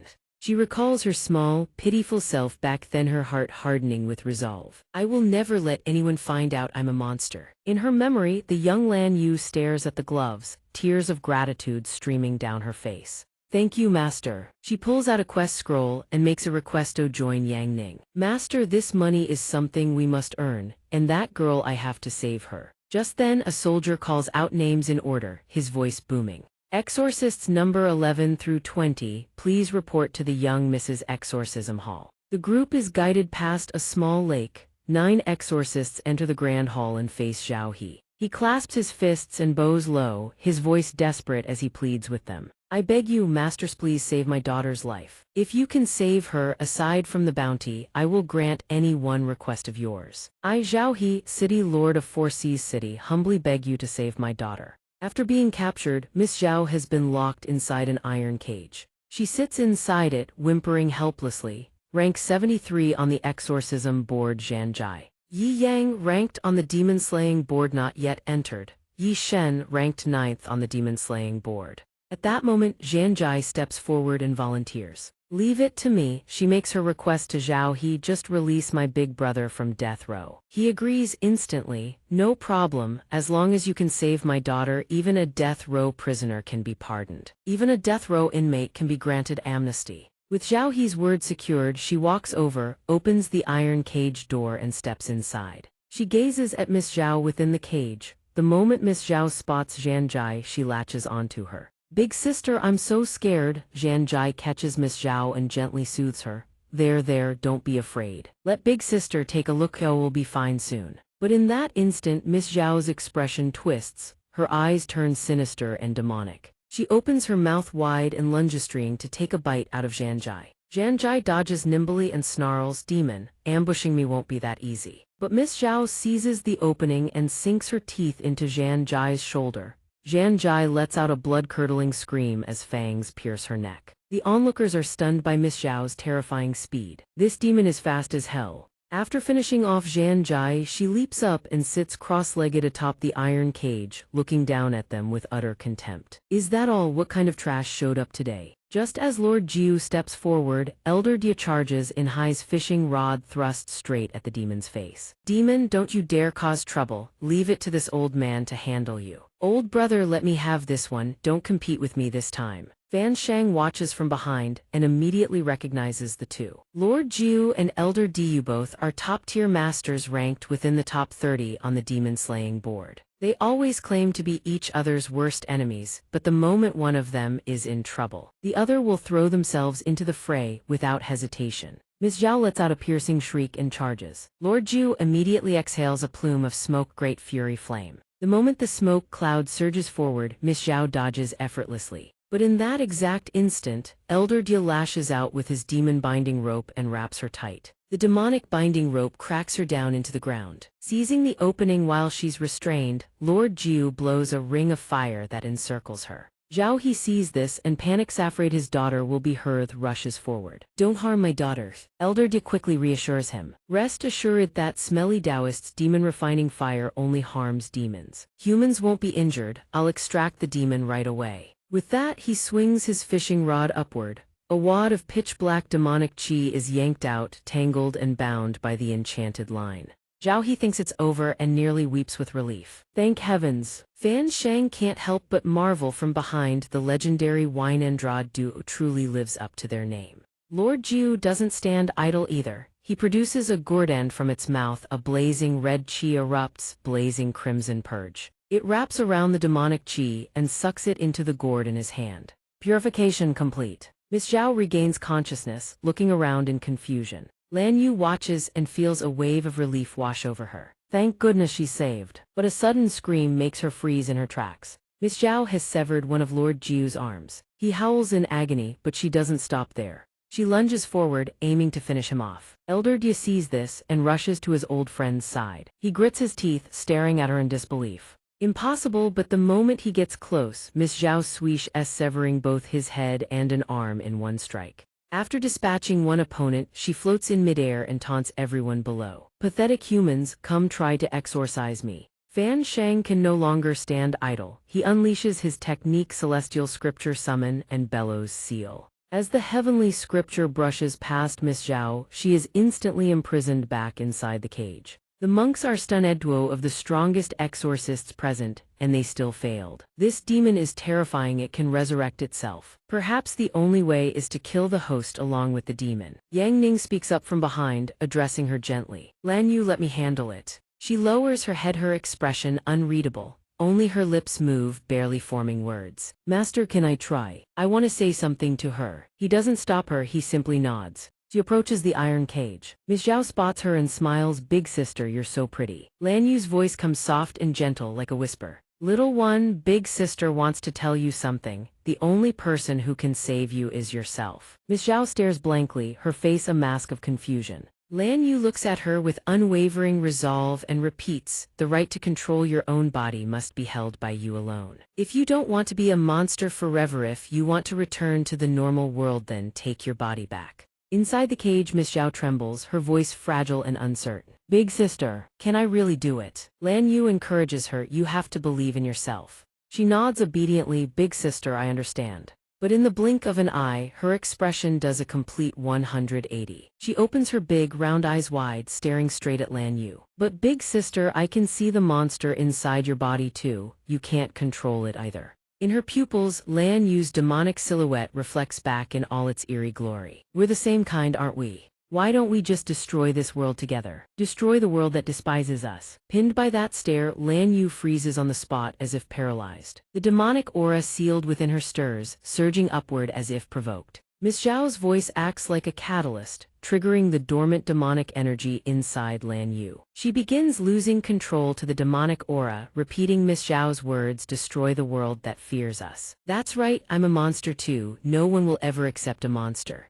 Just as she's about to lose her mind, Yang Ning's voice echoes in her ear. I will accept you, even if you're a monster, even if the entire world rejects you, I will protect you. Shielding you from this world's cruelty forever, that is my duty as your master. Those words snap her rationality back in an instant. The warmth of his voice soothes years of buried pain and sorrow. Lan Yu tears up and softly calls out, Master. She turns around, seeking confirmation, and asks again, you truly don't mind that I'm? Yang Ning wipes the tears from her face, then gently reaffirms, no matter how many identities you carry to me. You're just my stubborn disciple who likes to suffer in silence. Comforted by his words, she breaks into a blissful smile. Master, your disciple understands now. He steps forward, eyeing Miss Zhao inside the killing barrier. So you want to exorcise a demon, huh? That's simple, just use your fists. Zhao He hears this and immediately begs, please don't kill my daughter. He says coldly, killing her is useless, because the real demon. Before he finishes his sentence, he throws a straight punch square into Zhao He's face, knocking out 4 front teeth. The punch sends him flying as Yang Ning finishes his sentence. As you, Zhao He crashes into a pillar, shattering it to pieces. Without stopping, his body ragdolls straight into the wall, blowing it apart on impact. Everyone present gapes in stunned disbelief. Yang Ning holds his punching stance. Killing intent flashes in his eyes. Behind him, Lan Yu watches in shock as the demon instantly shifts into a different form, grotesque beyond recognition. Its ugliness exceeded only by its incoherent rambling. Truly, it never expected a human to see through its disguise. Fan Shu grinds his teeth in fury. So that's what it was. No wonder the purification kept failing and the episodes kept recurring. The real mastermind is Elder Zheas, been corrupting his own daughter all along.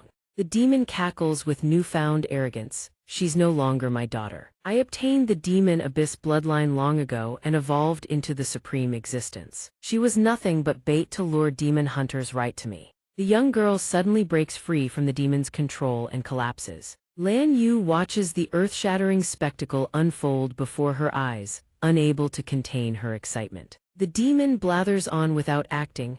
I'll admit, among you humans there are some clever ones. You actually figured out it was me. Yang Ning shows zero patience. You think a single basic demon appraisal scan identifies every living soul in this room? I only meant to appraise your daughter, but the range was too powerful. It scanned everyone. Exposed, the demon's face flushes crimson like a bashful maiden.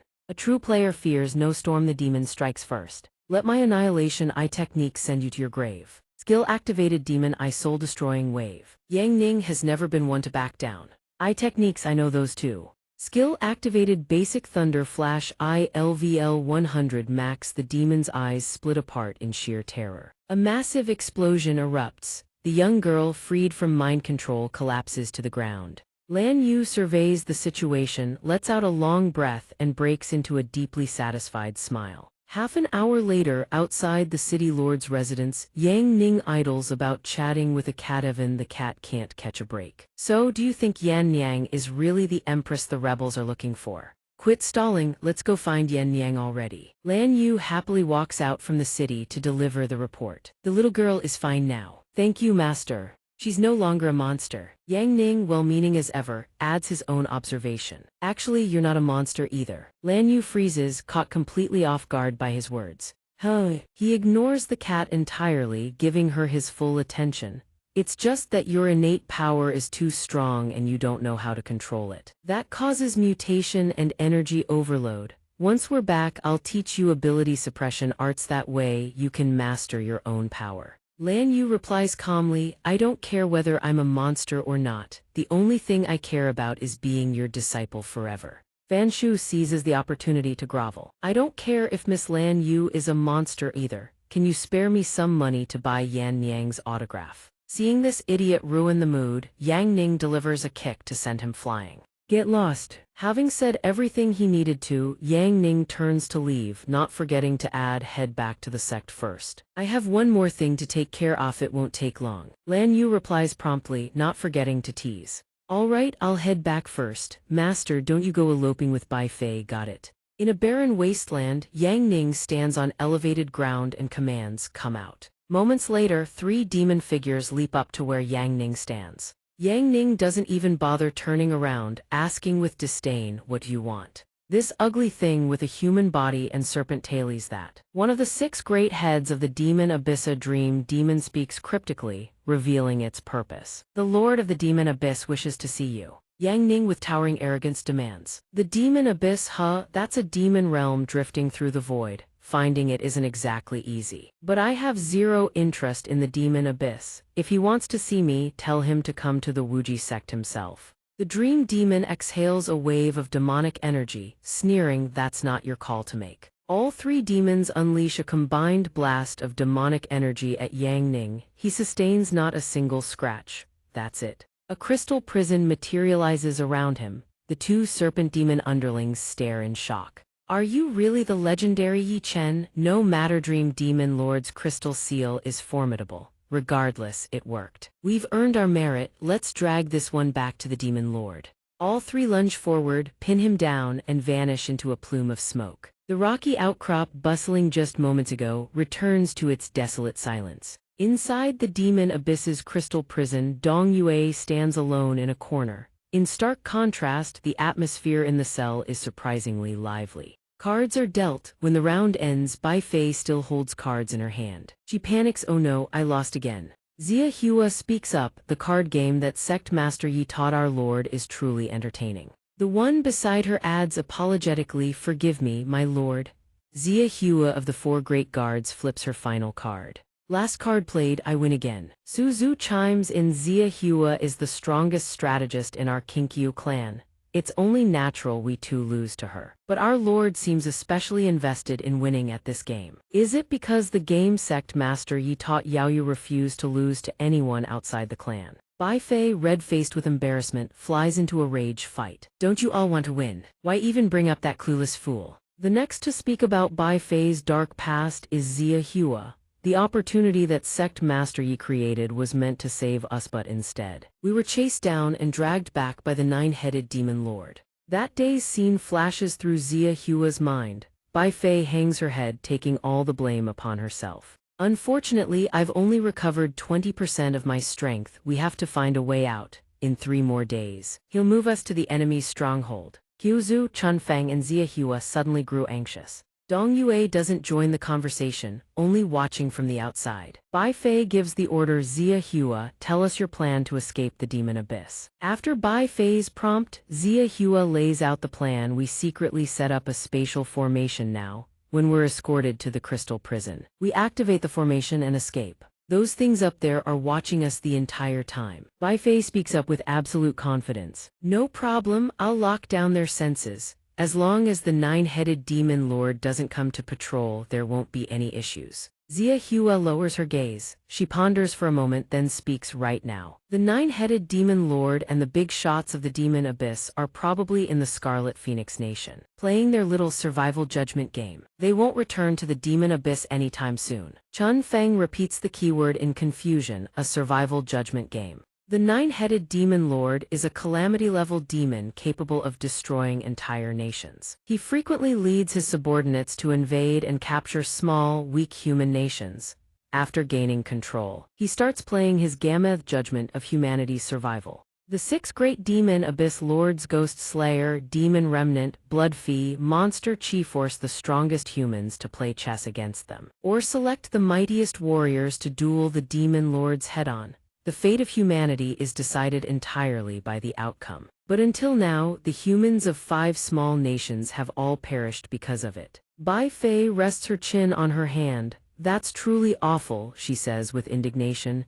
We can't delay, we need to set up the formation fast. We must find a way out and secure our chance to survive. Meanwhile, in the Demon Abyss's Great Hall, 2 demon minions have successfully escorted Yang Ning back. One demon stands guard, putting on a show of authority. Lord Xiao Meng's orders: the crystal prison can only be opened after the demon lord returns. Blood Fee is a demon who took up monkhood, but his heart is far from pure. The little monk wants to see what makes that human Yi Chen so special. Both demon guards scramble to block the path. You can't enter here. The 2 demons try to hold him back, but it's hardly worth mentioning. Gon's strike and they drop. Blood Fee's eyes turn sharp and cold. Yang Ning enters without a hitch. So were the legendary Yi Chen. I can't sense his realm at all. Original Sin really did die at his hands. Sure, Original Sin was the weakest of the 6 great demon abyss lords, but dying to someone like him is still bizarre. Original Sin's death is one thing, but all of this little monk's demon blood followers were slaughtered by him too. He cannot be allowed to live. The subordinate behind him panics and rushes forward. My lord, absolutely not. Wait for the demon abyss lord to return. Young Blood Fee, for all your burning passion, you must restrain yourself. The world is vicious, but fate is even crueler, he quickly explains. This little monk got a bit carried away. Yang Ning's ice mirror shatters. The entire space fills with thick, choking smoke. The protagonist doesn't die mid-episode. Yang Ning sits atop the ice crystal, seizing Blood Fee. Despite his provocative attitude, Blood Fee's actions betray his timidity as he murmurs, my Buddhist leaf bullets had no effect on him. Yang Ning shows no emotion as he produces a wanted notice. You're the one spreading demon abyss blood everywhere to create monsters, aren't you? Yang Ning confronts Blood Fee without a shred of courtesy. Your filthy work has corrupted countless humans. Blood Fee responds calmly, you flatter me, benefactor. This little monk was merely delivering them salvation. Truly I am merciful. Seeing Blood Fee keep up his holier-than-thou act, Yang Ning speaks up, exasperated, then allow me to deliver some salvation to you instead. Killing those blood monsters one by one is too tedious. I'll just deliver you straight to salvation. That'll cleanse this world nicely. In the next instant, Blood Fee can only stare in shock as the blow descends. Yang Ning fires the first shot. Blood Fee staggers as if an ex-lover just toyed with his heart. Everything unfolds in an instant like a fleeting mirage. Benefactor, you've grown too emotional. Allow this little monk to properly teach you the heavenly way. Before Blood Fee can even strike, Yang Ning cuts him off. I am the heavenly way. He raises his hand, casually unleashing a basic cultivator finger technique, leaf flying flower. Level 100 max. Blood Fee hasn't even attacked yet, and he's already trembling, screaming. No good retreat now, but how can they run? The flying fragments streak in, dishing out a few slashes to each demon. Just a few strikes and the demon minions ascend to heaven. Having had his fun, Yang Ning doesn't bother cleaning up the battlefield. He turns around as if nothing happened. Yang Ning sits down on Blood Fiend's exclusive throne. From afar, a Blood Fiend demon flies back to the lair. The moment it lands, it reports, Your Highness, we have returned. Xiao Meng responds calmly from its back. This round of the judgment game at the Scarlet Phoenix Nation was no fun at all. These humans are far too weak. The low-standard winged demons are already satisfied. Your subordinate was thrilled just being able to draw a blade and kill humans. Without bothering to respond, a demon jumps off its back to investigate. Monster Chief stares at the devastation before him, stunned. What the hell happened here? The nine-headed demon lord finally appears, his expression calm as ever. The demon who escorted Yang Ning back was still hiding, but now it starts screaming. Terrible news, Blood Fee has been killed by the human we brought to the demon abyss. This worthless subordinate begs your highness for punishment. The nine-headed demon lord hears this, immediately leaps down and strides inside with thunderous fury. Yang Ning sits in someone else's domain on someone else's throne like a king greeting a guest.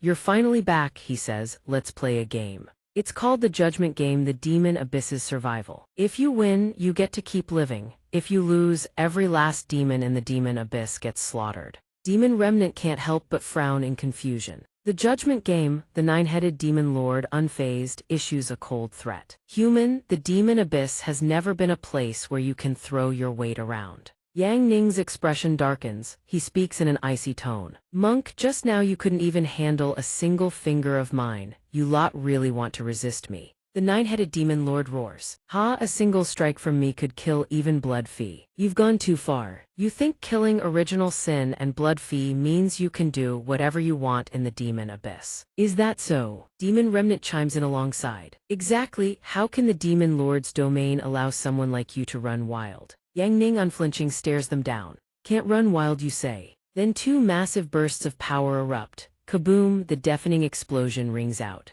The nine-headed demon lord is stunned speechless. Every last one of his subordinates stares in shock. Yang Ning's expression darkens as he warns, think carefully. Perhaps the master of the demon abyss can withstand my attacks, but every demon under your command certainly cannot. So the only path forward is to play by my rules. The demon lord trembles. But in front of his subordinates, he still has to salvage his image. If I act to kill him, all the creatures of the demon abyss might perish before I succeed. Demon Remnant, having lived long enough to play advisor, speaks up, Your Highness, things have come to this. For the sake of the demon abyss, we have no choice but to accept this game first. We will definitely win. Once he leaves the demon abyss, we'll find our chance to deal with him. When that time comes, we'll make sure he meets the most wretched end imaginable. In the end, the nine-headed demon lord makes his choice. Fine, I'll play this judgment game with you. Monster Chief and Ghost Slayer beside him wear expressions like street thugs sizing up a rival. Yang Ning encourages them casually, cheer up. You're winning yourselves a chance to survive right now. Now then, Zio Ba, come host this game. He raises his hand, casually casting a mid-level summoning spell. Zhang Yuji level 100 max a little fool materializes. Hello everyone. I'll be hosting this judgment game on behalf of my master. Little Ba loves playing exciting games like this the most. Listen carefully to the rules, every own because they determine whether you live or die. The game begins now, you're all going to love it. The rules are very simple. The Demon Abyss and my master will each send 5 fighters for one-on-one combat.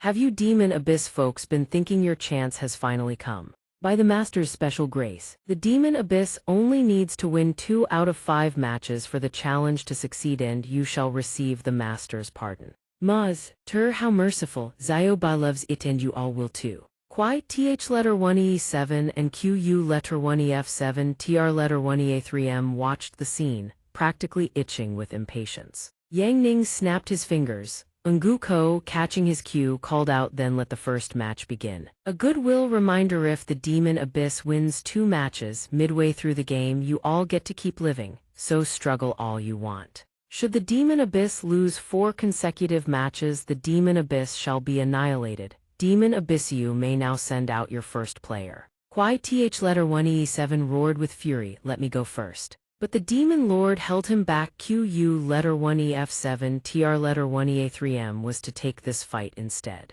Qu letter 1ef7 tr letter 1e3m obeyed and strode forward. Ngu Ko watched him take the field and commented with a hint of surprise, so this is the legendary #1 blade of the demon realm, renowned for his monstrous blade work. I hear you once single-handedly annihilated every sword saint among the humans. I'm quite looking forward to seeing you perform. Qu letter 1ef7 tr letter 1e3m spoke, puzzled. My opponent is that lazy human who can't even be bothered to speak, just a snap of his fingers, and instantly basic spirit summoning technique. Sacred relic activated, level 100 max has appeared. Tieru M letter 189NG looked on, filled with questions. Ma Tan answered that was NH letter 1EADM Ma's weapon when she died. Hadn't it vanished long ago? How did it end up in the hands of this human? NH letter 1EADM Ma appeared, bowing deeply.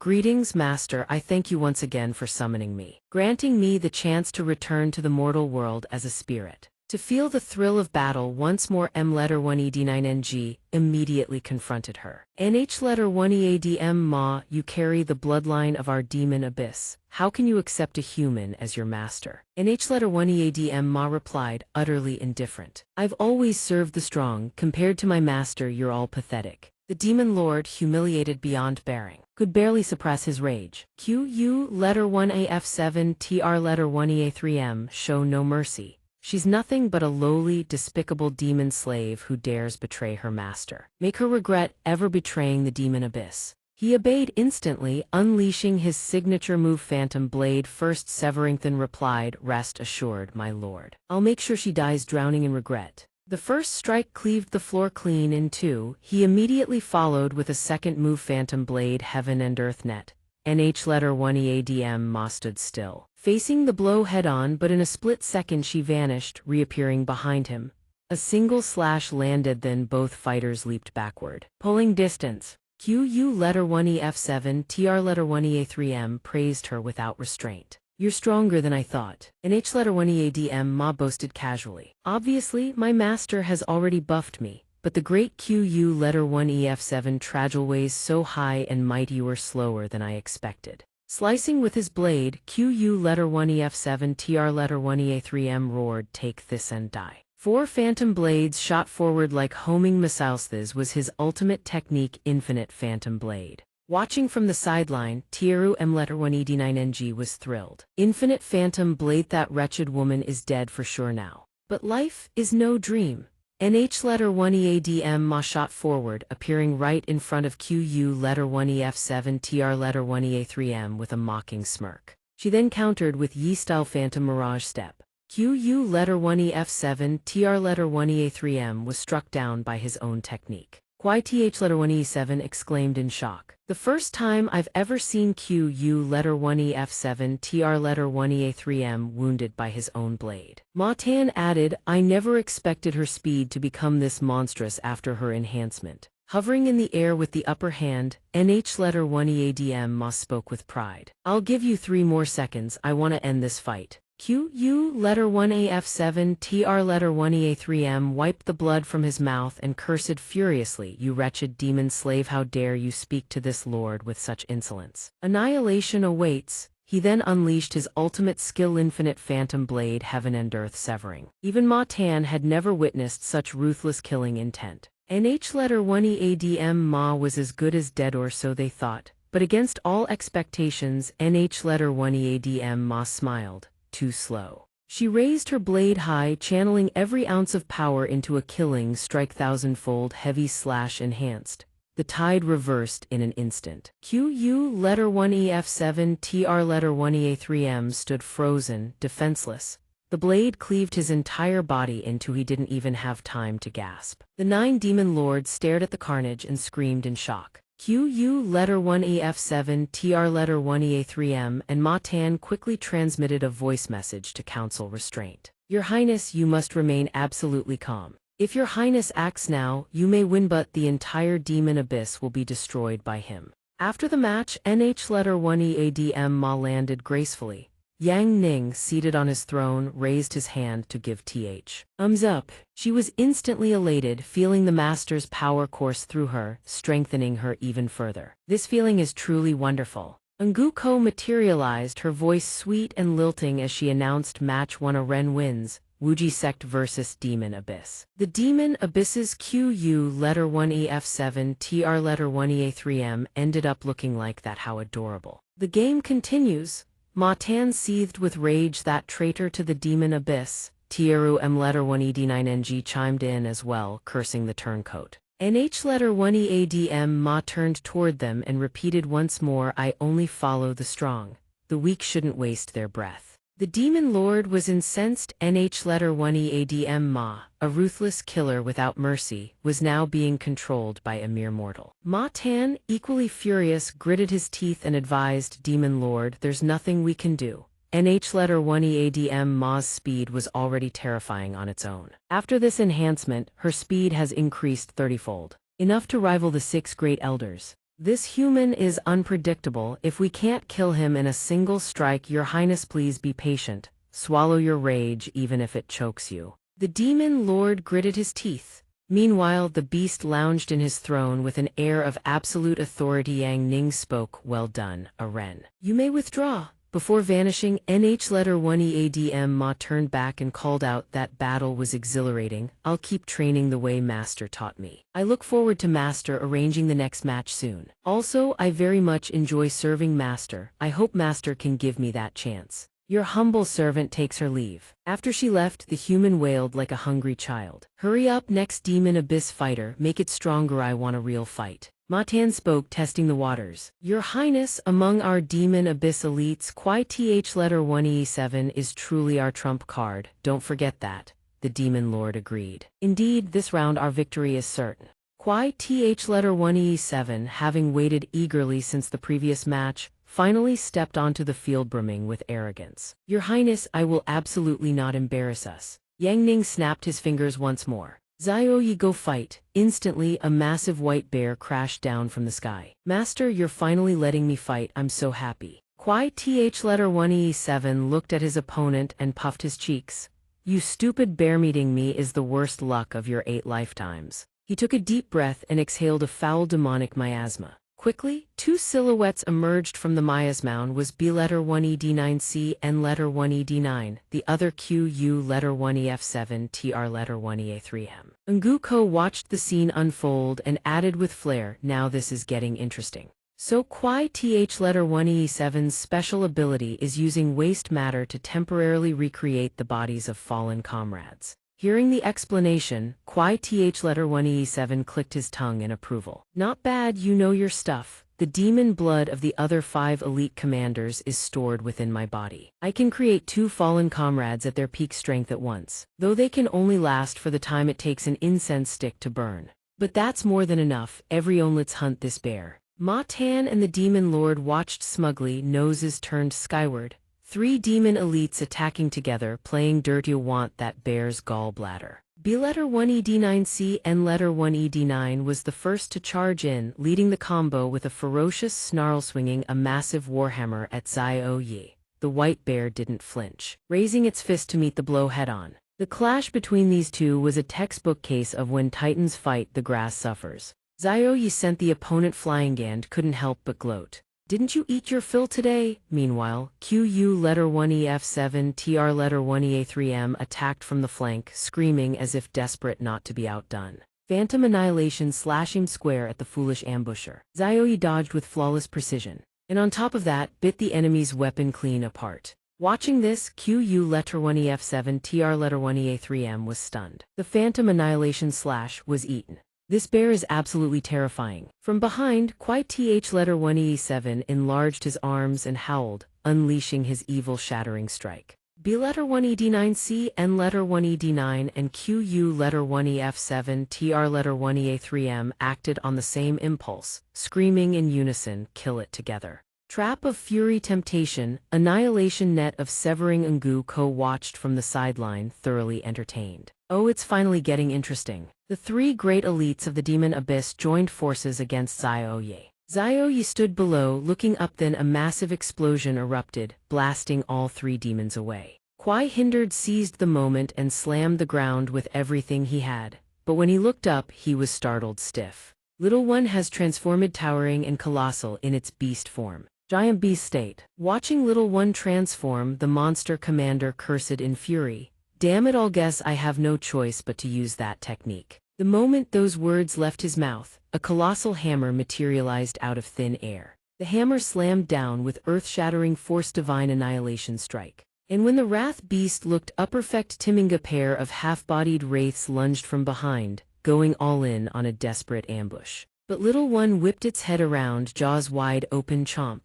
The creature was bisected in one bite. The monster commander tried to flee from beneath its colossal foot, screaming, "Someone save me," but even running, he still caught a kick that obliterated his entire body. The demon lord howled in rage at losing his fighters. Ma Tan was equally furious. "Damn it," Yang Ning, on the other hand, watched the whole thing with delight and clapped for Little One. After dealing with the demons, Little One turned back. Master is too kind with his praise. Being able to fight for Master is 3 lifetimes worth of good fortune for Little One. Tong stepped onto the stage at this point and cheerfully announced, "Round 2, I who always flatter Master declare that Little One wins." But what followed was venomous. Wuxia Sect versus Demon Abyss. Dear Demon Abyss folks, Little 8 is growing very disappointed in you. Right now I really want to kill all of you. Xiao Meng heard this and felt a chill run down her spine. "That's enough. Yang Ning doesn't bully the weak. I'll make the call myself and give you one chance. For round 3, I'll lower the difficulty. I'll send out a disciple who's still in training." Ma Tan, relying on his intelligence, was confident he had it all figured out. The disciples of Wuxia Sect, those girls originally from the Eternal Sword Gadeth, strongest among them was only at the spirit realm. They had only joined Wuxia Sect half a year ago. Sending one of them meant a guaranteed death sentence. The demon lord spoke up, his voice seething with anger. "Disrespect the demon abyss and you will pay the price." Yang Ning snapped his fingers again. The magical girl Chu Shu instantly appeared with a broom in hand. She looked around in bewilderment. "I was sweeping in the sect. Why did Master summon me here?" Yang Ning finally spoke. "First, tell your master, how do you like the new magical girl outfit I picked for you?" Chu Shu gave her honest opinion. "It's fine, very cool. What matters is that wearing it makes Master happy." Hearing the answer he wanted, he finally explained, "I summoned you here because you've trained long enough. It's time for real combat. Fight properly in this match, win, and your master will reward you." Chu Shu happily replied with a statement both ignorant and delusional. "Really? If I win, will Master marry me soon?" "My head's not that smart, you see. Lately I've been reading lots of books about maintaining a good mother-in-law and daughter-in-law relationship. But I'll forget all of it in a flash. Hopefully while I still remember this stuff, let's just get married, maintain the initial stability of marriage while we can." Yang Ning could only sigh helplessly. "Get out there first, show me the results of your special magical girl training." Chu Shu asked again. "Normally, married couples give each other a loving hug before a fight for encouragement. Can Master give me a hug?" From the other side, Xiao Meng stepped forward with a dark expression. Ma Tan was confident, ranked number 2 in courage. Surely no one in their right mind would challenge. Xiao Meng's victory was all but guaranteed. The opponent was only at the weakest martial realm. Besides, the snake demon's poison was tailor-made to counter humans. She was just a sweeping servant, dead for sure. The moment Xiao Meng stepped onto the field in her cat form, she spewed venom, flooding the arena with a sea of toxic mist. Chu Shu spun her broom at blinding speed and flames erupted from its bristles. "Now it's my turn." The serpent spirits watched in stunned silence. Xiao Meng stood there, drenched in sweat, utterly baffled. How can a mere servant girl's fire magic be this overpowered? In an instant, countless fireballs materialized across the sky. Grand Fireball Barrage Mode. Xiao Meng's soul nearly left her body at the sight. "Holy!" Chu Shu swung her broom and yelled. The fireballs detonated instantly, raining down like a storm. Xiao Meng shrieked like a pig being slaughtered, dodging left and right, but that venom-spewing mouth of hers just wouldn't quit. Damn it, Ma Tan was utterly useless from the sideline, old, loud, and worthless. That girl was truly ruthless and her calculations were razor-sharp, using flames to completely seal off Xiao Meng's movements. Yang Ning spoke with a calm tone, as if delivering an insult. "I'm asking, are you people actually stupid? This is just Chu Shu's avatar simulation master form, nothing more." Tong watched the match with excitement and praised, "Chu Shu is exactly as the legend says, absolutely the perfect magical girl with flawless evasion and target suppression." Chu Shu was over the moon at the praise. She spread her arms wide and cast a spell. "I'll just use a spell that doesn't need accuracy." Immediately after, blazing flame storm erupted.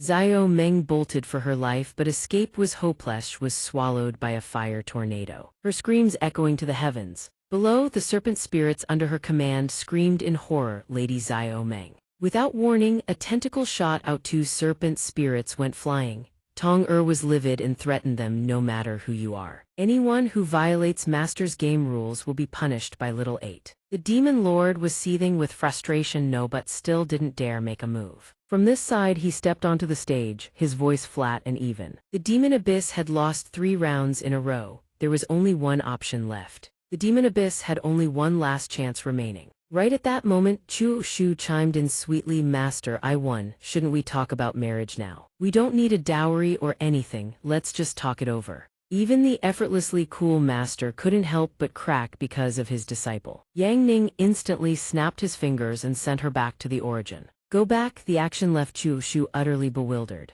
Donghua dropped the friendly act and flipped hostile, the final round to annihilate the demon abyss begins the countdown. The 9 demon beast lords stepped forward, brimming with unshakable confidence. As long as I exist, no one will ever destroy the demon abyss. Ma Tan groveled and flattered, "Your Majesty, please let these ignorant humans witness the true power of a nation-destroyer class being." The demon lord fixed his gaze on Yang Ning and growled, "After all these years, I've lost count of how many human nations I've destroyed. How many terrified faces I've seen. Do any of you humans dare face me one-on-one?"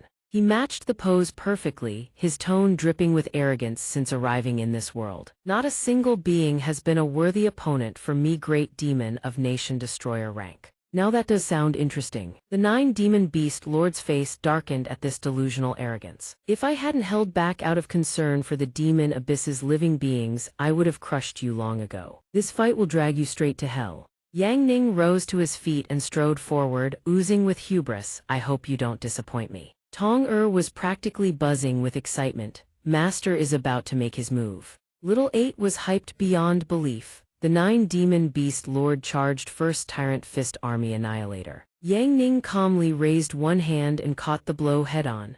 The fist rocketed toward him but he countered with effortless grace. The 9 demon beast lord unleashed his hair this time and praised, "Very good. A full power strike that can actually shake Mei were worth taking seriously." 9-headed bombardment, countless serpents surged toward where he stood. He blocked with one hand, his expression calm and analytical. "Not enough force, stronger, a bit more." The demon lord refused to back down, screaming as he unleashed destruction. The two clashed, sending shockwaves ripping across the entire demon abyss. A small mountain shattered from the sheer force of their energy. From the rubble 3 figures leaped out. Ma Tan in his black robes, Little 8. Yang Ning stood atop a boulder, his words dripping with disdain. "Is that the extent of your attacks? Can you at least make me feel something?" A seemingly effortless punch left the 9 demon beast lord with devastating internal injuries. He crashed down moments later, slamming into the ground with a spectacular explosion. Yang Ning hovered in the air and issued his demand, "Lord of the demon abyss, prove you still have value to keep fighting me."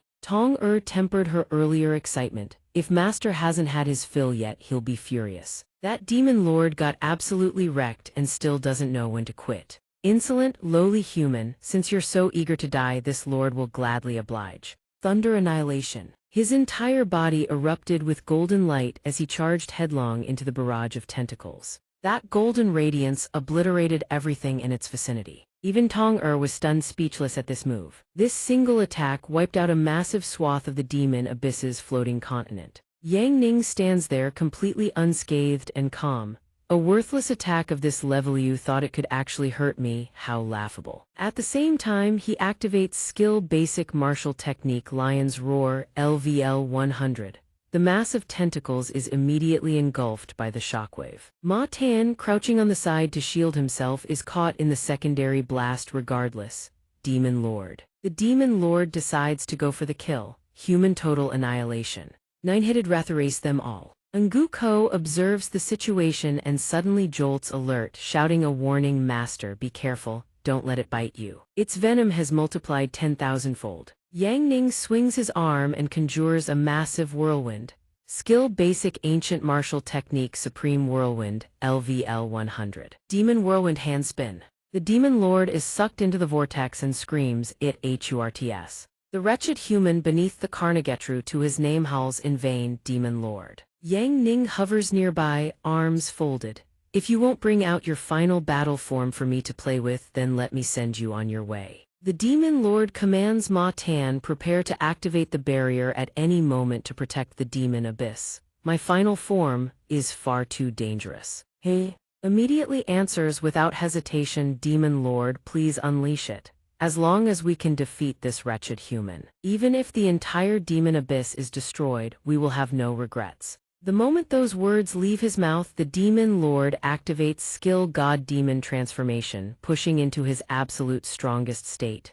A bizarre, ominous circle materializes across the sky. Yang Ning stands with arms crossed, waiting. Don't keep me waiting too long. A sky-splitting explosion tears through the air. Boom. The demon lord reappears at the epicenter, wreathed in arcs of black lightning. His body transforms grotesquely as he roars, "Humanites over. Nine-headed demon lord, god-demon judgment form, judgment space, open." With his declaration, a smaller circle inscribed with the words Supreme Judgment Force ignites in the sky. The demon lord is brimming with arrogance. Turn to ash, human. A spectacular cleaving blade descends from the heavens. The strike crashes straight into him, yet not a single scratch appears. Yang Ning casually raises one hand, catches the technique mid-descent, and shatters it effortlessly. The demon lord refuses to yield. He keeps slashing, but Yang Ning closes in, barehandedly crushing the judgment force itself. I still have one more ultimate, but before he can finish, Yang Ning is already upon him.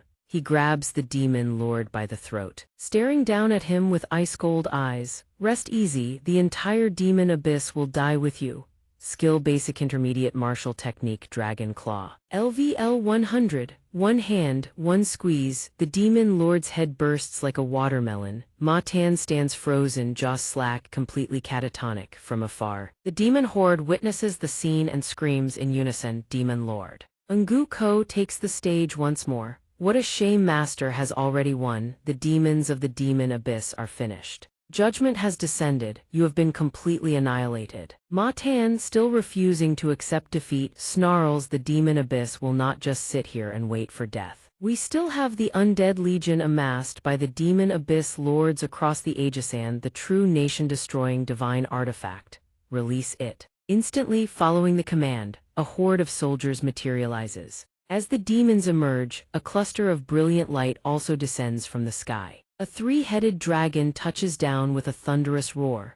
Zio-san, burn everything, the order is given. Zio-san rears all three heads and unleashes a triple torrent of flame. Ma Tan, already crippled and all bark, takes the full brunt of the first wave, screaming in agony. The freshly summoned demon army is roasted alive. High above, the demon abyss archer corps materializes in the sky. Zio swoops down and positions himself in front of Yang Ning. Master, I understand, leave this side to you. Standing in the middle of the archer formation, Zio spreads both arms wide and activates skill quantum unmanned drone swarm. Countless missiles rain down from above. Ngu Ko watches from the sideline, eyes sparkling with excitement. How fun, I want to play too. An endless barrage of missiles launches from Zio's form. In seconds, the demon archer corps is blown to smithereens. One stray missile rockets straight toward the demon abyss, smashing into the glass prison. Bai Fei, in the middle of playing cards, is startled by the explosion boom and leaps to her feet. She stares at the shattered iron door. The soul chains binding the nine-headed creature have vanished, so he dealt with it after all. Xianxia beams with joy. Finally, the sect master is here. Zunfeng calls out, "Master, go see him quickly." Bai Fei, addicted yet too proud to admit it, huffs, "Why should I go see that reckless fool who doesn't know his own limits?" Hearing this, Chunfeng immediately calls her out. "Ever since we left the Wuji sect, you've mentioned that man's name at least 1,000 times. Xianxia adds gently, "Master, please go. Perhaps this is the last time you two will ever meet in this lifetime." Bai Fei claps both hands over her ears, refusing flatly. "I won't go, I can't go. I know that the moment I see him, I'll become weak. I'll just want to stay by his side forever. I can't afford that, I still have a debt of vengeance to settle." Shu Zhu understands her feelings and speaks on her behalf. The truth is, Master is afraid of dragging sect master Yang Ning down. After all, our enemy is the sole ancient god remaining in this world. Originally, Master overturned the Great Chu dynasty and mobilized an army to slay a god. In the end, Great Chu was the one annihilated. Chunfeng nods in agreement. "That's right. Sect Master Yang Ning can destroy the demon abyss, yes, but against a true god, he stands no chance." Because of this, Bai Fei stubbornly cut all ties without a word. Let's go, I will use every means at my disposal to recover my strength. She transforms into a fox spirit and departs, deep in thought and willing to be tied to anyone. But the moment they leave, Yang Ning notices. Zio glances at him. Master, what are you looking at? Yang Ning's expression doesn't change. Nothing. The emotionless machine that is Zio exposes him without mercy just now. Master's heart rate frequency fluctuated. Yang Ning scowls, annoyed. Stop monitoring my heart rate, you lot keep playing with the demon abyss. When you're done, leave on your own. I'm heading back to the Wuji sect first. Zio Ba and Zio respond in unison, understood. Yang Ning glances at the three-headed dragon and reminds Zio-san, don't slack off. The scene shifts back to the Wuji sect prison. Yang Ning sits leaning against the wall, lost in thought. I still remember, the first time you met me, you laughed, asking why I had such a pained look on my face. Inside the prison cell sits a puppet she created. He gazes at it, his expression heavy sad, as if heartbroken. You teased me about everything when I first arrived in this world, just a worthless shut-in. The first time I came to the Wuji sect. You were finally there by my side. Now I'm giving you temporary leave, but one day I will come find you again. Just you wait. At Four Seas City, citizens line up in orderly rows, waiting for the grand release day of the Yan Yang illustrated book. Fan Shu sighs in disbelief. Who would have thought the poses in the Yan Yang illustrations would be this special? Yang Ning's drinking buddy, Feng Hea, who's managed to grow a bit of hair chimes, and even the pure-hearted Zio Yu had a breakthrough. What a shame Sect Master Yang Ning left for the Sect tournament. Bad timing. Suddenly, Zio Hai makes an appearance accompanied by the thunderous cheers of the crowd. It's xianxia, the continent's #1 dancer. Can't believe even she reads that kind of Yan Yang book. Zio Hai announces with a bright smile, I've been commissioned by the bookstore as the official promotional ambassador for Yan Yang. Everyone, please show your support. The crowd below erupts in wild enthusiasm. Supporting Yan Yang, and we love xianxia too. Support Yan Yang. Zio Hai spots familiar faces in the crowd and waves toward the bookworm and Zhang whom she hasn't seen in ages. Fan Shu stares at her, eyes wide. Isn't it strange, with Xianxi's status and prestige, why would she accept a promotion for this kind of risque book? She answers without the slightest hesitation. Because I'm getting paid for the gig. This promotion lets me get the Yan Yang book a whole month early. Who told my master to be obsessed with Yan Yang? A good disciple has to find every possible way to make her master happy. After the brief pleasantries, she gets straight to business. Everyone come buy Yan Yang, buy enough and you'll get my personal autograph. Hearing this, Fan Shu can't help but seethe with jealousy. How is that bastard sect master Yang Ning this lucky? He has a female disciple like that, and he's still obsessed with Yan Yang. There's seriously something wrong with him. Feng Hao suddenly recalls something. Wait, doesn't this sect tournament explicitly forbid sect masters from personally participating? Over at Lulan Forest, the trial grounds for the Eastern Yuan 15 Nation Alliance's Sect Tournamenta Luminous Circle materializes, opening a gateway into the competition zone. First round of the Sect tournament, squads from various sects must brave the demon-infested Lulan Forest, fight through the monster's territory, and successfully reach Lulan's illusory city to advance to the second round. Since sect masters are forbidden from entering the tournament, Yang Ning uses an alias and sneaks into a random squad, which is why he's currently hunched over a campfire, grilling scraps and grumbling. Joining this bottom-tier remnant sect squad, I haven't had a single decent meal in days. This is suffering.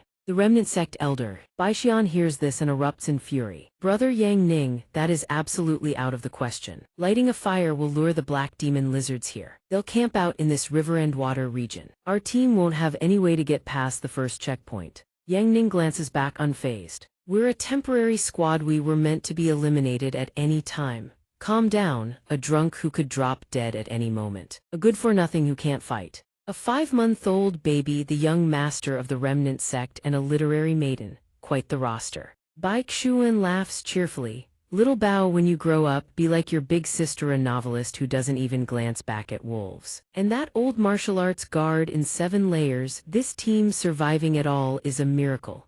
Bai Xian growls furiously, no matter what. The black demon lizard is a great demon-tier creature. Absolutely do not provoke it. The more you forbid me, the more rebellious I get. Comes the snarky reply. Then let's see what happens when we don't provoke it.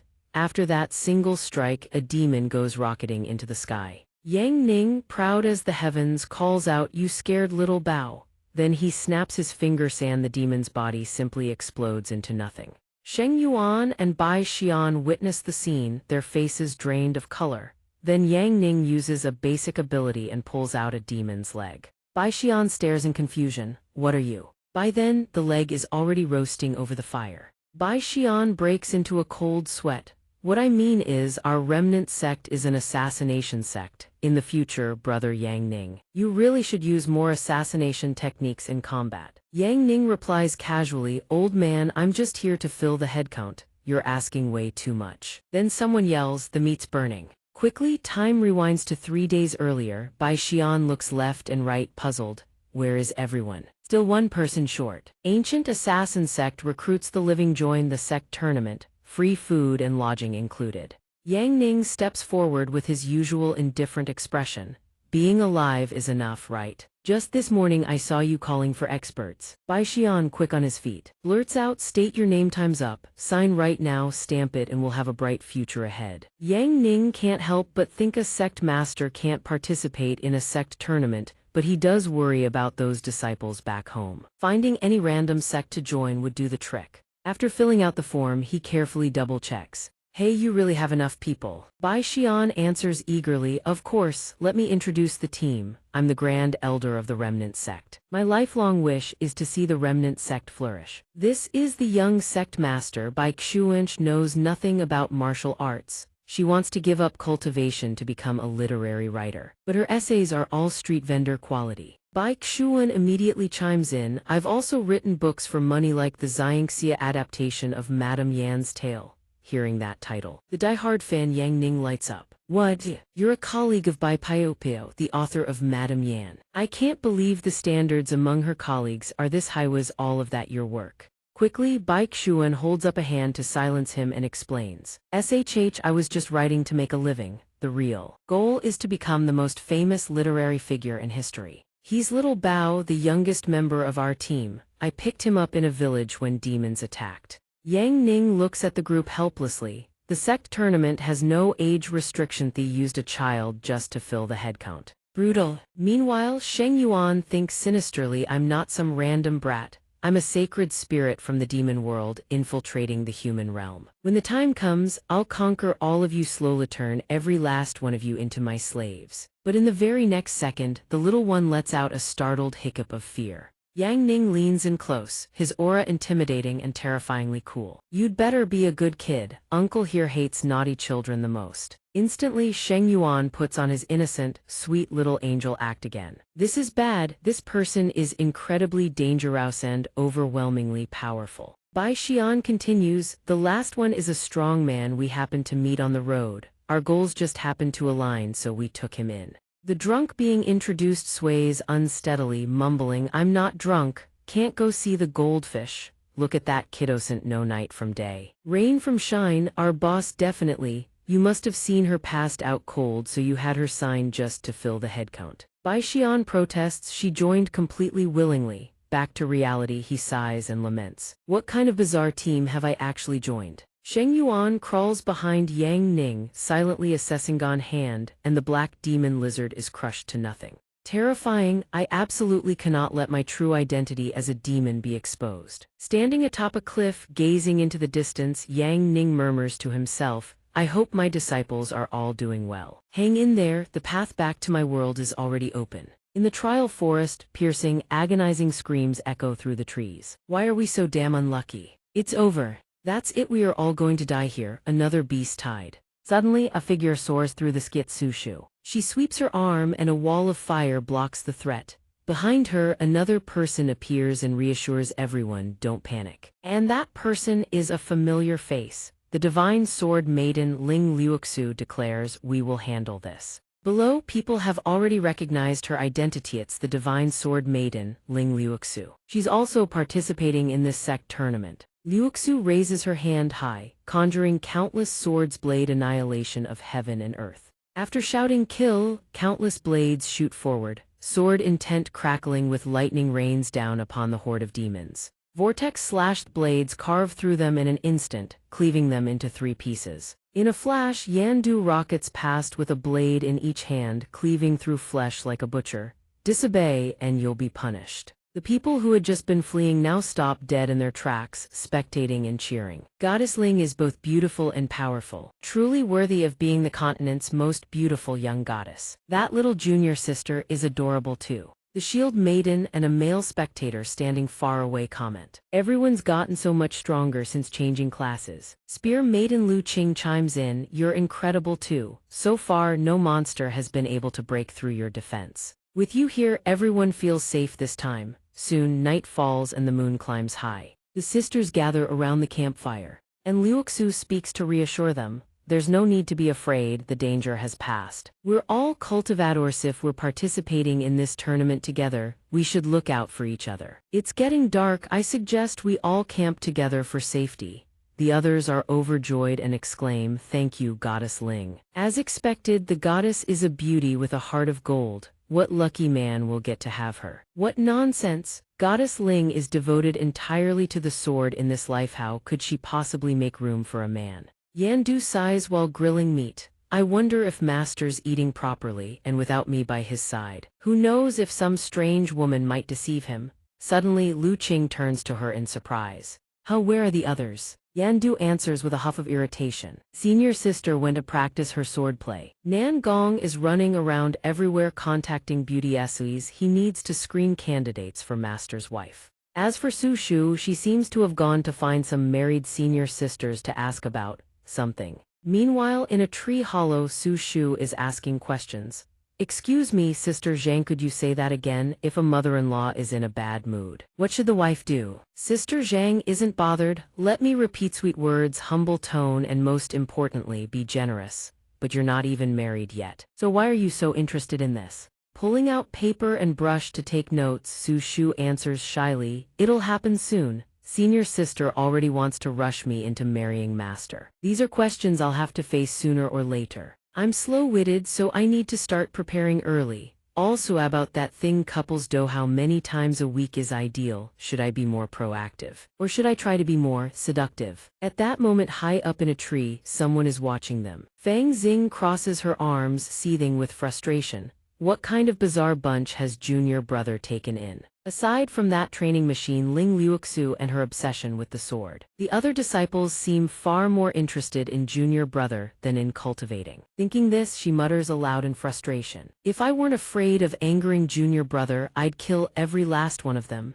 She soars away into the night. She thinks to herself, junior brother probably just grabbed whoever he could find. I'll go find him. But suddenly, Fang Xing's body malfunctions, again her condition flares up. Her soul state grows increasingly unstable, and the frequency of the eruptions keeps climbing. I must reach junior brother's side as soon as possible before I die for nothing at the very end. There is no way to control it. All she can do is replenish her energy. Quickly, Fang Xing finds her target. She lets out a wild, savage cackle before materializing mid-kill, her horrifying laughter punctuated by agonizing screams. Bodies crash to the ground as blood rains across the sky. Fang Xing declares these people were disguised demons who'd infiltrated the tournament. Consider yourselves unlucky. She pauses, then smirks. Much better now. When it's done, she reaches down and picks up a token from the ground. Studying the inscription on the jade pendant, she murmurs. A demon lord has come to this sect tournament too. Could his target be the same as Mineth Lulan treasury? The demon lord is making a move. Looks like there's something good in that gourd that even I didn't know about. Among the 12 demon lords, the 9-headed lord was taken care of by my junior brother. That thick book isn't even worthy of a pig's head.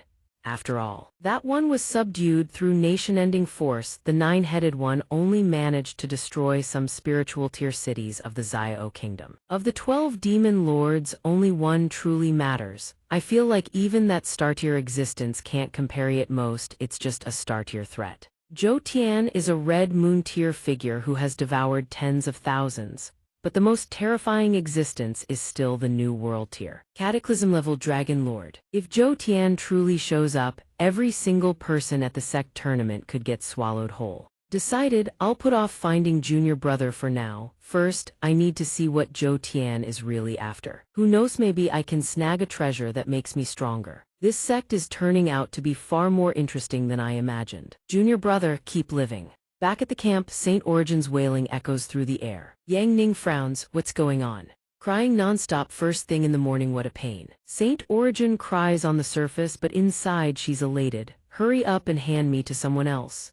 As long as I get away from this terrifying human, I can reunite with my people somewhere safe. The little one wails even louder, riding the momentum. Bai Xian bolts out the fastest. I'm too old for this, me weak nerves can't handle the sound of a child crying. Where did that literary woman Bai Xuan run off to? I have zero experience dealing with kids, forget it. Then let's just toss him up high. Kids on Earth seem to love this trick. Saint Origin's tiny face goes dark immediately. A bad premonition strikes. And lo and behold, Yang Ning flings her skyward with full force. Her sobs spiral into wailing corkscrews across the sky. Saint Origin's face turns ashen as she trembles. Why the hell did this human throw me so high? I'm so dizzy, I think I'm going to puke. This is absolutely terrifying. She plummets back down and slams into the earth, cracking the ground. The baby in his arms breaks into delighted laughter as if she just achieved something monumental. Workedge finally stopped crying. Saint Origin lands safely, trembling from head to toe. I survived. Could he have figured something out? Is this some kind of warning? I absolutely cannot make any sudden moves. The drunkard stumbles forward. Hand the little one over to me. Yang Ning scoffs. You, an alcoholic, know how to take care of a kid. Saint Origin sweats profusely. The drunkard shrugs nonchalantly. Hey, I'm a woman after all, I know how to make her stop crying. Just feed her a few sips of fine wine, guaranteed silence. Won't hand her over, then I'll just snatch her. She leaps up mine now and locks her legs around Yang Ning's neck, making him flush red. Whoosh, the drunkard's hair tumbles down. The woman sits straddled on top of the inexperienced pretty boy, clutching the gourd flask while her face burns crimson.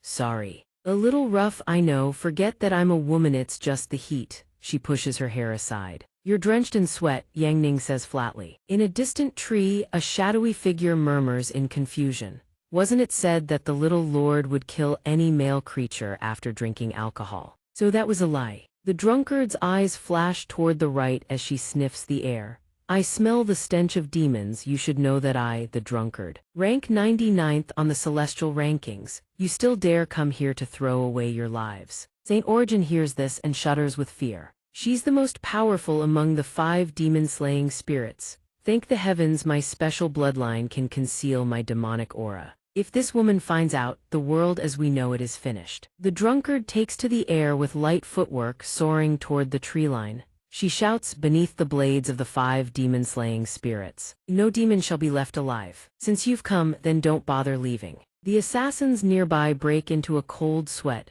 We received Saint Origin's rescue signal. Even if she's a heaven-ranked powerhouse, we can still pull this off. Looking all cool and intimidating, then suddenly the drunkard's face contorts, her eyes bulge, and she collapses to the ground, vomiting violently. Yang Ning and the others are left utterly speechless. The rescue-minded assassins surge forward with ambitious delusions. While the drunkard is incapacitated, now's our chance to snatch Saint Origin from this weakling's hands. Yang Ning senses something's off and draws his sword. So your real target is kidnapping this kid. Human traffickers, I despise them most of all. With godlike speed, he cleaves 2 demons in half with a single horizontal slash. Their comrades freeze in shock, then scatter onto the treetops. They huddle together, muttering in bewilderment. Saint Origin saw us come to rescue her, so why didn't she react at all? I get itches, definitely waiting for the critical moment to coordinate her attack with ours. Saint Origin has matured, she's not the same as before. Flipping out at every crisis. Saint Origin overhears their discussion and wants to scream.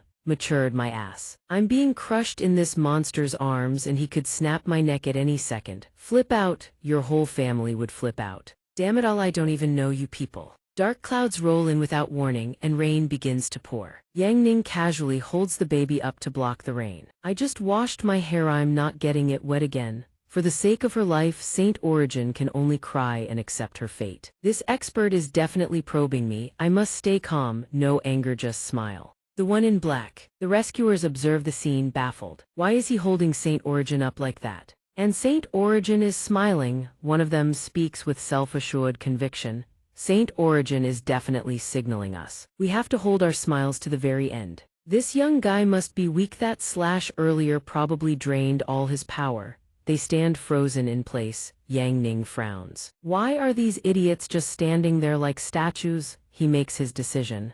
Little treasure, let's go deal with these human traffickers. The clueless assassins reach their verdict. He's weak. Take him out. Even with a child in one arm, Yang Ning moves at blinding speed, looking impossibly cool while doing it. Every tree he approaches, Sanyon standing on it, gets cut down. Soon the tree line echoes with horrific, blood-curdling screams. The fight ends. Mayan floats out gracefully. The drunkard sits on the ground, looking up with admiration. This Yang Ning guy is seriously cool. I'll drink with Yao. Drink till we're wasted. Drink till we drop. As he touches down on this side, a lone surviving demon trembles, watching him. Yang Ning catches the gaze. The three surviving demon rescuers turn tail instantly, screaming as they flee. That's a mad dog. Saint Origin, we're useless. We couldn't save you. We're going to call for backup right now. Only now does he notice the baby in his arms. You okay, little treasure? The baby immediately tenses up. He's definitely testing me, watching to see if I'll be heartbroken over my subordinates being killed, then putting on a pitiful act. Two tigers love to jump around. A good little rabbit picks carrots. Yang Ning's face turns purple. The first thing this kid ever learned to say is this. Saint Origin keeps up the act, jump around, pick carrots, hoping to make Mayan feel guilty. I knew I shouldn't have sung those cursed nursery rhymes from Earth. Under the tree, Bai Xian steps forward and speaks. A hero of youth. Thy's old man's eye was not mistaken. Our hopes for the tournament are bright now. Yang Ning immediately clarifies. I'm only joining the caravan to the ancient city of Lulan. Once we arrive, I won't lift a finger. Don't read too much into it. Meanwhile, the drunkard is on the other side, trying to force-feed wine to Saint Origin. I'm not letting anyone else drink the good stuff. Saint Origin squirms, telling herself over and over, patience. I cannot make any rash moves. Yang Ning speaks up. Actually, little treasure can already talk. Keep soothing her. Saint Origin's face is drenched in tears. But she keeps telling herself those three survivors got away this time. Rescue is definitely coming. I just need to keep up the act a little longer. Two tigers love to jump around. A good little rabbit eats carrots. Inside, she's seething. I was a saint hero in my past life. Must I endure this humiliation? Bai Xian stands beside them, clapping enthusiastically. Our little treasure has finally grown up. Mayan reads his novel while quietly wondering, should I chase after those three that escaped? Forget it, better to just read the novel that shut-in girl bought for me. A young servant's image appears, carrying a novel and flying off. This is what I specifically asked for Sea's City to fetch for me. The illustrated edition of Enchanting Fragrance really is more captivating. Deep in the forest, the surviving demons urge each other on. Keep running, don't stop. That young man with no visible cultivation level, he's absolutely terrifying. Suddenly, a figure appears in the distance. Fang Xing. Oh, how terrifying exactly. Is it scarier than me? The fleeing demons recognize her and cry out in unison. Great Demon Lord, what are you doing here? She's injured and she makes no effort to hide her intentions. That's right, I'm wounded. I need you all to sacrifice yourselves and become my medicine. The deer-like demon beside her continues, don't worry. It won't hurt one bit. Then the demon opens its maw and inhales all the lesser demons into its mouth. They scream in agony as every ounce of their power is drawn into the demon's forehead for Fang Xing to absorb. Your master Zhou Tian is the one who injured me. Absorbing you is only natural. But then, without warning, a devastating blast of power comes crashing down. Fang Xing, barely recovered, turns and bolts, glancing back over her shoulder. Again, the strike lands, sending her plummeting onto a small boulder. Zhou Tian led his group forward and spoke arrogantly. Fang Xing, come out, don't you owe us an explanation? You killed so many of my subordinates. In the vast sky, the Zhou family members looked like talking ants. Fang Xing, do you still not obey the Demon Lord's orders? Get out here. Your Highness, let me destroy this entire area. Standing below, looking up, Fang Xing cunningly retorted. Destroying this entire area would alert the organization's side. You disguised yourselves as humans to enter the competition. You wouldn't want that exposed, would you? So many of you bullying a helpless girl, you really have no class at all. Zhou Tian then raised his voice. His voice dripped with mockery. Oh, so there is a difference between humans and demons. So Feng Xing is just a helpless girl after all. Feng Xing replied without batting an eye. Your Highness Zhou Tian flatters me too much. With a Crimson Moon tier demon lord personally attending this competition, their deaths were unfortunate. But their lives are cheap and worthless to your Highness. Don't bother squabbling with me over such trifles. Zhou Bing beside him couldn't hold back and demanded, Feng Xing, you crazy woman, what exactly are you trying to do? Feng Xing simply maintained her mysterious, enigmatic demeanor. Actually, I'm even more curious about what your Highness Zhou Tian wants to do. Why don't I take a guess? The Dragon Lord's son, the Holy Sage, carries a portion of human bloodline. He's gone missing. The entire demon world is searching for him. Though the reward is generous, something like that for your Highness Zhou Tian is merely a side errand. You wouldn't have come here specifically for that, would you?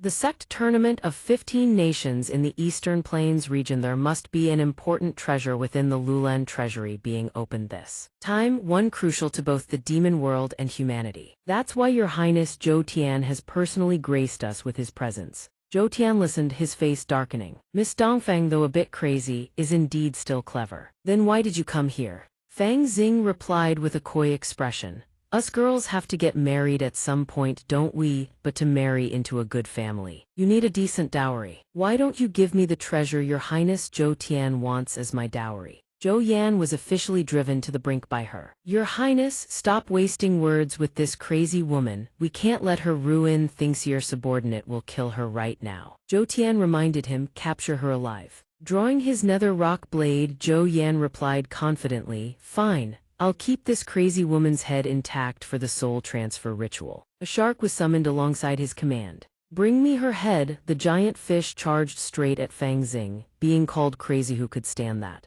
Feng Xing instantly raised her hand in retaliation. Who are you calling crazy? Now I'm upset. As punishment, I'll drag you all down to hell with me. Then came a massive explosion, kaboom, that blasted the entire area. Zhou Yan dodged out of the blast radius, grinding his teeth as he reported. She self-destructed. Zhou Tian remained much calmer. It's just her physical body exploding while the real her fled. Let her go. If I truly wanted to kill her, she'd be dead within 3 seconds. She's skilled at finding treasures. Let's use her as a tool to locate the Lulan treasury. If we can obtain that item, the plan to annihilate humanity will be executed within 3 years. The Dragon Lord will also submit to your Highness. Speaking of which, we received orders to rescue the Dragon Lord's holy sage son. But all the subordinates sent to rescue him are dead. Doesn't matter. Just go through the motions and call it done. The Dragon Lord has 108 children. Only 9 pure-blooded sons are considered noble. The rest he sometimes treats as food. Actually, I'd quite like to have a taste myself. Zhou Mu, silent until now, spoke up.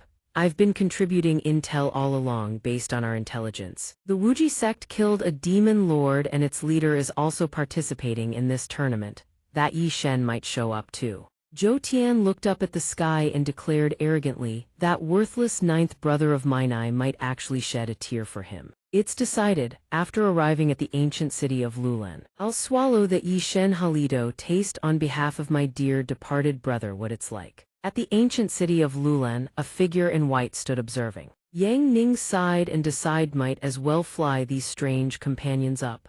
Consider it burning off some excess energy. Now let's find a good place to eat first. Bai Xian suddenly sprang to life from the clay figurine. So this is the legendary ancient city. I can already smell the fragrance of history. Yang Ning instantly said something that shattered his fantasy. Right now, Xiao Bao just wet himself over there. The drunkard on the other side is being chased for his life demit. Even the booze got robbed. Lifting the holy token above Bai Xian's head, he bowed with a deadpan expression.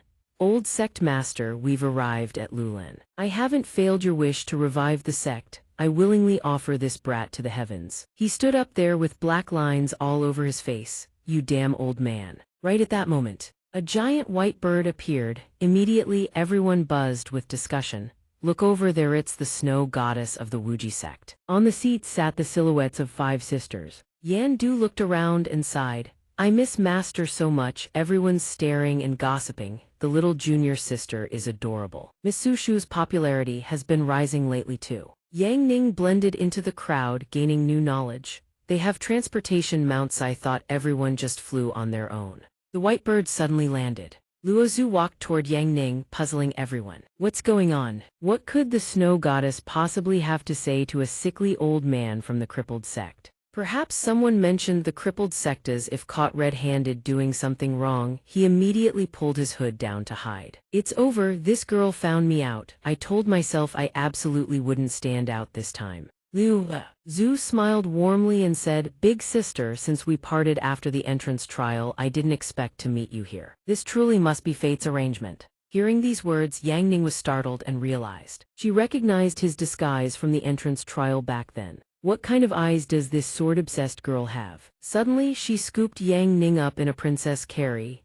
Big sister, let's walk and talk. The gawking men watching this scene were dumbfounded. The snow goddess actively princess carrying a man from the crippled sect. Oh heavens, she doesn't even glance at me. Is it because I'm not weak enough? As they flew, Luozu said, last time Big Sister saved me, I've always been grateful in my heart. Meeting Big Sister again feels like finding a kindred spirit. This time we absolutely must sleep together and talk for 3 days, 3 nights mind you. Yang Ning screamed in panic. Put me down, it's been half a year and you've gotten even stronger. She didn't even try to deny it. Indeed, rewinding time to 2 months ago, on a stormy rainy day, Luozu stood atop a cliff in deep contemplation. Someone walked up behind her. Luozu's face darkened. I told you, don't mind me, this is the 3rd time I've failed to break through to the soul realm. Let me clear my head in the rain. Once the rain stops, I'll go back on my own. However, Yang Ning disagreed. But you've been soaked for an entire day and night. The rain is only getting heavier. Luozu's grief had reached its peak and she stubbornly refused. Please forgive your disciple's stubbornness. The rain hasn't stopped. The disciple doesn't want to leave. Hearing this, he casually drew his sword. That's easy enough. Then he swung once across the sky. The heavens instantly split clean in two. Absolutely unreal. Seeing the weather change in the blink of an eye, Luozu sighed. I wonder when I'll ever have even 1/10,000th of Master's swordsmanship. Then Master said she needed to relax a bit and took her traveling. They visited many places, witnessed the ebb and flow of life. She even imagined scenes of watching the stars and the sea together with a princess. And that trip turned out to be incredibly effective by her account. Not long after returning from her travels, she had continuously broken through from spirit realm through several successive realms. Luozu began her breakthroughs from spirit realm to soul realm, then to void realm and on to secret realm. Returning to the present, Luozu asked again, Big sister, this time meeting you, I have a very big question. This isn't something I can discuss with my junior sisters in the sect. I can only turn to Big sister. Yang Ning repeated the same demand. Put me down first, then we'll talk. Landing on a rocky outcrop, she began to share her thoughts. I've always told myself me entire life is dedicated to the way of the sword, untouched by worldly desires with only the sword in my heart. But Master's silhouette always lingers in my heart. When I think of Master, I sometimes feel that Master is even hotter than the flame sword. I don't know anymore whether Master or the way of the sword is more important. Yang Ning heard these words and cursed under her breath.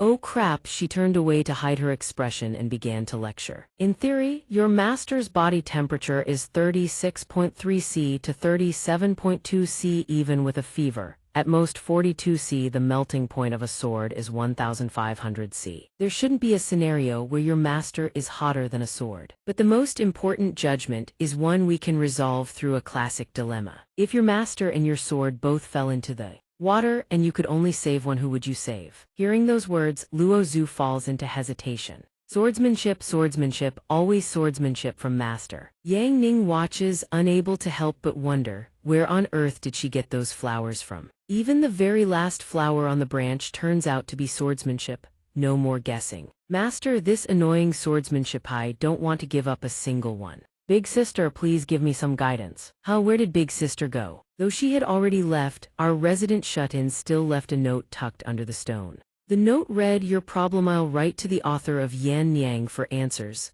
I've got things to take care of. The tournament is coming, hang in there. The first day of the Sect tournament is right around the corner. On the day of the martial examination, the MC introduces the lucky audience members selected from the 15 nations of Eastern Moon. Hello everyone, I'm your host Xiao Dao.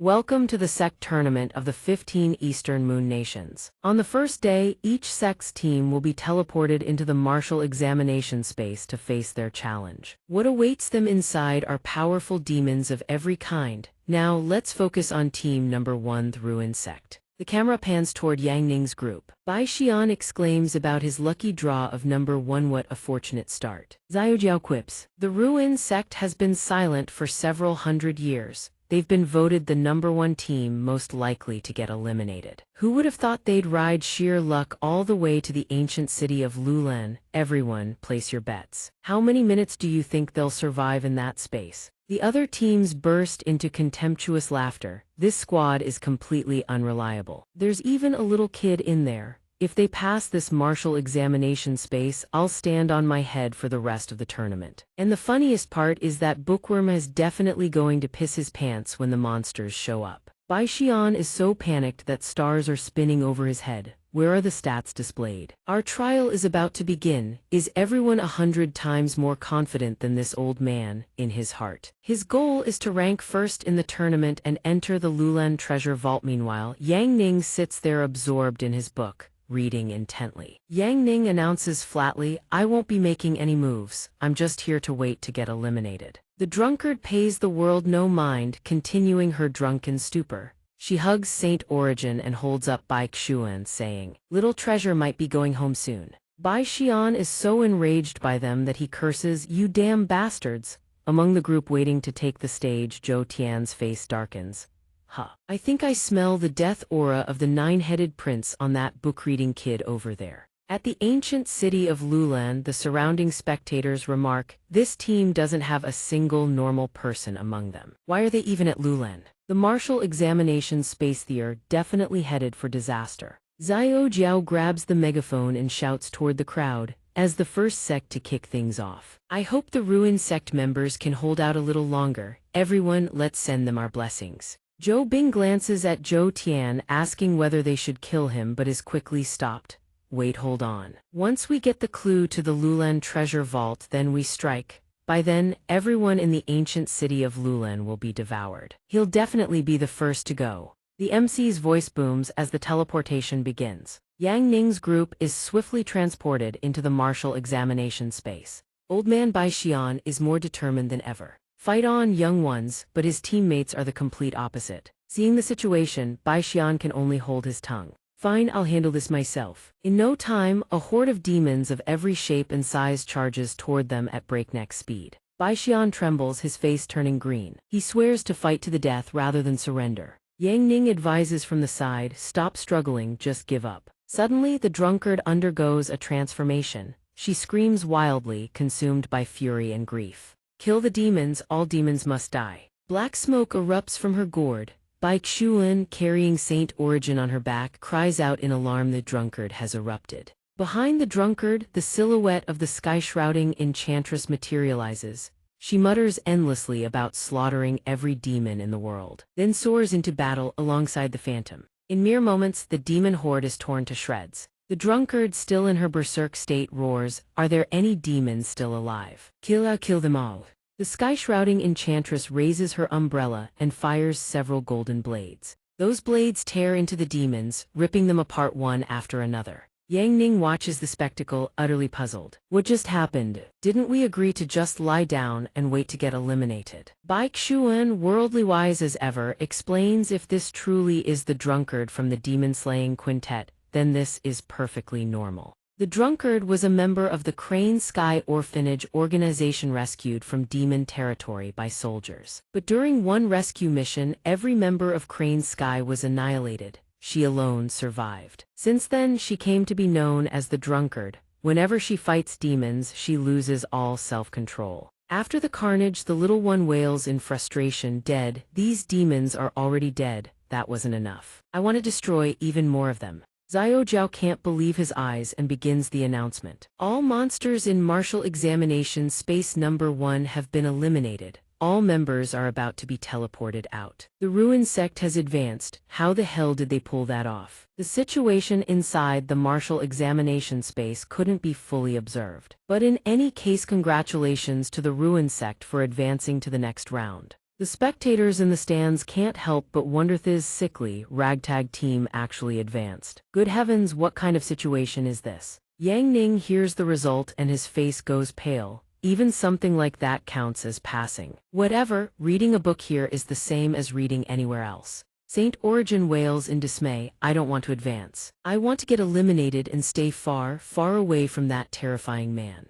Xiao Jiao strikes a love-struck pose, drooling as he announces, oh well, now let's turn our attention to the other teams entering the martial examination space. The most anticipated team this year is undoubtedly the Wuji Sect. After all, they have Goddess Lingsh is the dream of every male cultivator on the continent. Hearing about his own disciples, the shut-in finally tears his eyes away from Yan Niang. Luo Zhu and the others have already started. Inside the Wuji Sect's martial examination space, the four of them sit down to play cards. Guantong asks, is this really okay? Su Shu reassures her, just sit back and relax. With senior sister handling things, there's nothing to worry about. On the other side, Luo Zhu conjures countless sword shadows and commands, exterminate. The demon horde is impaled by 1,000 blades. Outside, Xiao Jiao cheers enthusiastically, hoping Goddess Ling can pull through. This year's Sect tournament, I believe everyone has been eagerly anticipating it. Especially the mightiest sword sect, Heavenly Sword Sect. Every one of them is a genius born for the blade. Inside the Heavenly Sword Sect's martial examination space, a disgruntled disciple complains, I just can't figure it out. Why did the sect master force us to participate in this pointless tournament? Yu Chen, the 9th-generation disciple of the Heavenly Sword Sect, speaks up in irritation. We of the Heavenly Sword Sect stand above the clouds. What's the point of squabbling with ants? Sword Princess Zhu Shan is equally arrogant. A bunch of filthy creatures who have never seen the wider world. Even someone like Luo Zhu gets worshipped as a goddess by them. What a joke, how utterly boring. Then sword after sword rains down, cleaving through the demons below. Outside the martial examination space, someone notices and asks in confusion, huh? What is that? Xiao Jiao's eyes go wide. That position is the Heavenly Sword Sect's trial space. Those terrifying sword beams actually shattered the space itself. The Heavenly Sword Sect truly lives up to its reputation. Let's look forward to the rest of the tournament. Right at that moment, the outer shell of one trial space suddenly cracks open, looking up at the darkened sky. Everyone erupts into discussion of the martial examination spaces has been blown apart. That group, that's not the Heavenly Sword Sect. Zhou Tian raises his hand, throws a single punch and scoffs dismissively. This trial space is pathetic. One punch and it blew up, how boring. Xiao Jiao, with his encyclopedic knowledge, introduces, those are the members of the Old Mountain Sect's team. They usually live deep in the mountains and have kept an extremely low profile. They haven't participated in the tournament for years. Truly unexpected that they've grown this powerful. In a corner, Fang Xing stands with arms crossed and realizes, so that's it, now I understand. Zhou Tian is actually a dog demon lord, Zhou Bing is a rabbit demon lord, Zhou Yan is a sheep, Zhou Mu is a rat. Zhou Tian has once again brought a demon lord. Spiritual level perception captures them. Thai are subordinates who came together to participate in this tournament. This is a demon lord squad. Ordinary humans simply cannot stand against them. At the Shantin Kingdom, Bai Fei sits at the core of the Tree of Life, absorbing its energy. Beside her, several foxes fire off attacks rapid fire, like machine guns blazing. If we drain every last drop of energy from this Tree of Life, the master should recover half of her strength. She speaks up, the sect tournament, this time did the master send a puppet to infiltrate it because of sect master Yi? Bai Fei continues her meditation without missing a beat. She hears every word and her face twists like a vexed monkey. Who would ever go out of their way for that clueless man? She snaps, hollering in fury. This sect tournament is directly linked to opening the Lulan treasure vault. Of course I made preparations early. It has absolutely nothing to do with that man. WHAP. The others flinch in unison, startled. Yes ma'am, Lulan ancient city. Several female puppets step forward, holding portrait sketches in hand. Yang Ning asks, did that man just come to talk to you? The old fruit vendor lady replies, he only came to buy fruit. The female puppets immediately launch into a smear campaign. He's my ex-boyfriend, a god-tier Ocean King level player.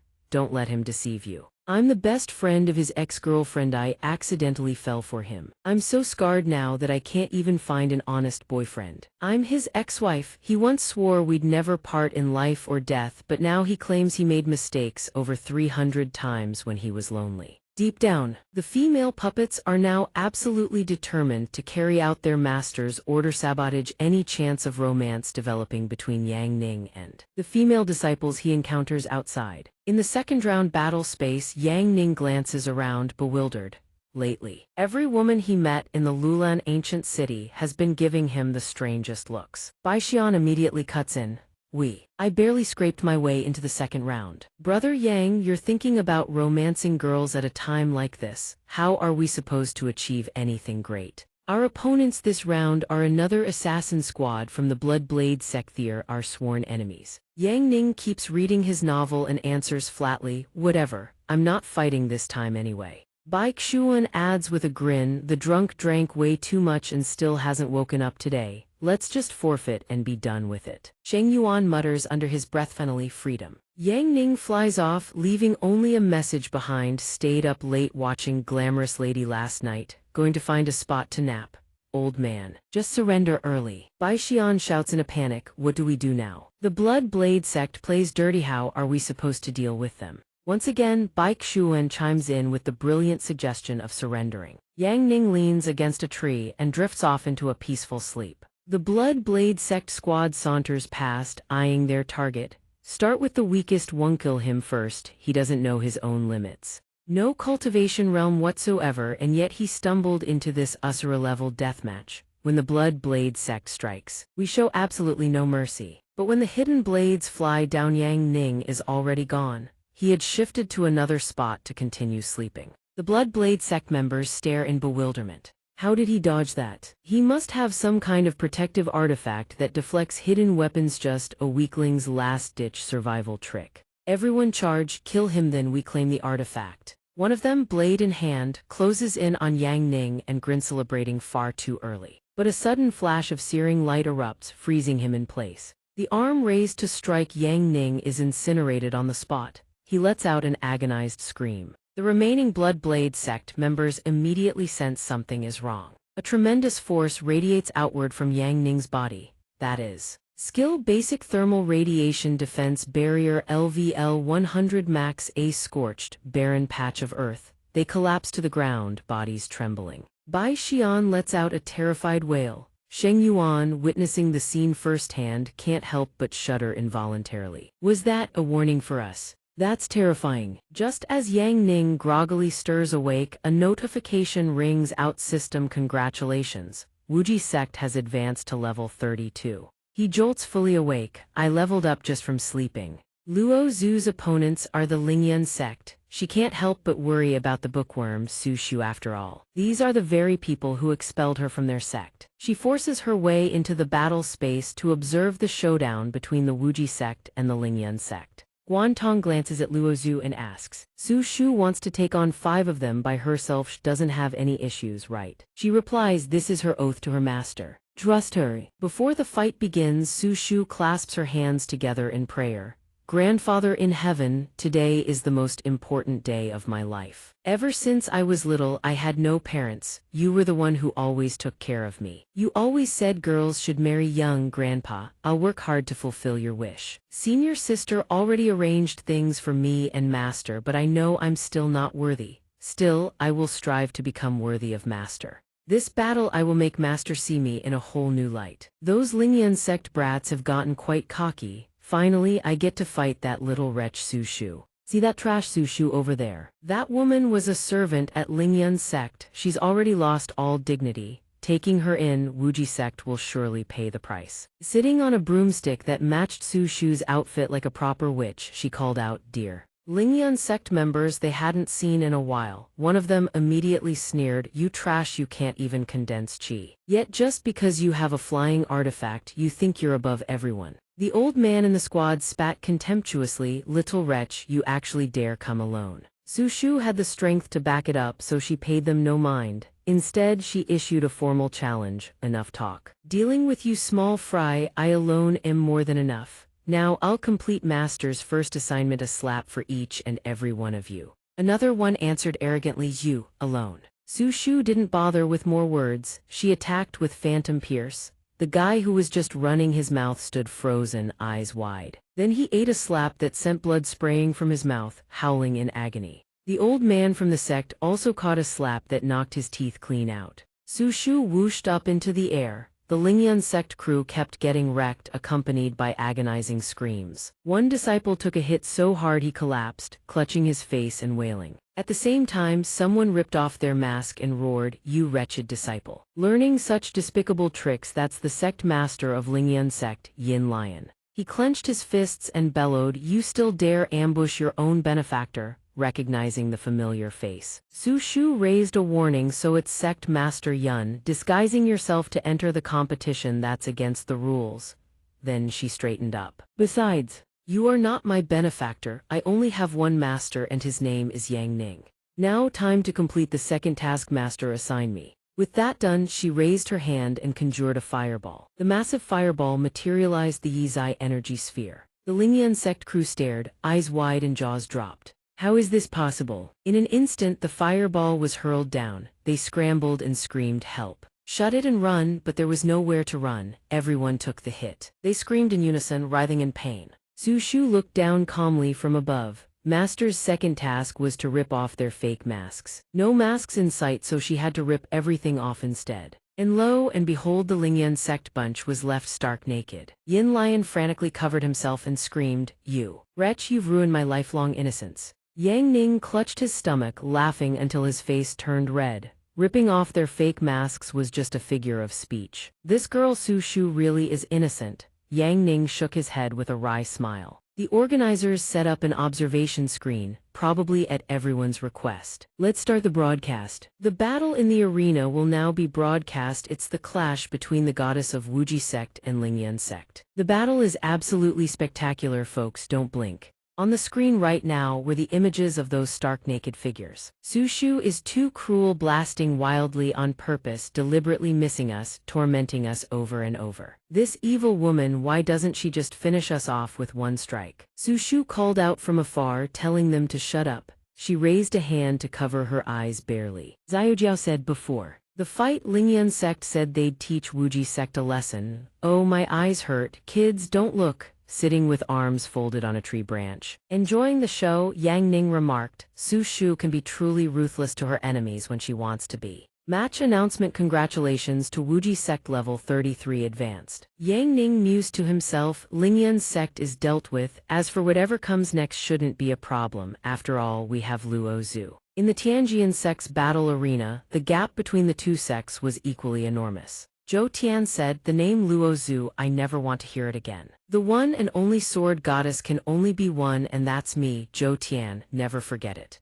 Yu Shen beside her spoke up to offer comfort. "Tianjian sect is supreme and peerless. Wuji sect is lowly and inferior, they must never be compared to us. Their crimes are unforgivable." The participants from the earlier match kept crying and pleading. Zhou Tian replied without emotion, "You're all wrong. The ones who deserved to die are already dead. As for the survivors, I've sealed their mouths with a silence curse. They'll never speak again." Hao Tian spoke up from the side, "Junior sister Zhou is too kind. Hopefully our next match puts us against the Wuji sect. When that happens, you handle that fake goddess Liuxu. I'll slaughter the rest of the Wuji sect myself." The scene shifts to Zhou Tian's team's battle space. Zhou Bing stared at the frozen figures before him and scoffed, "This boring-ass match, I'm done playing." Zhou Tian quickly stopped him. "Wait, what? Our next match might pit us against that bookworm from the ruined sect. When that happens, we can have all the fun we want." The tournament bracket appeared on the display: Xuanjian Gate vs Shadow Sect, Wuji Sect vs Dragon Claw Fortress, Lin Family vs Tang Clan.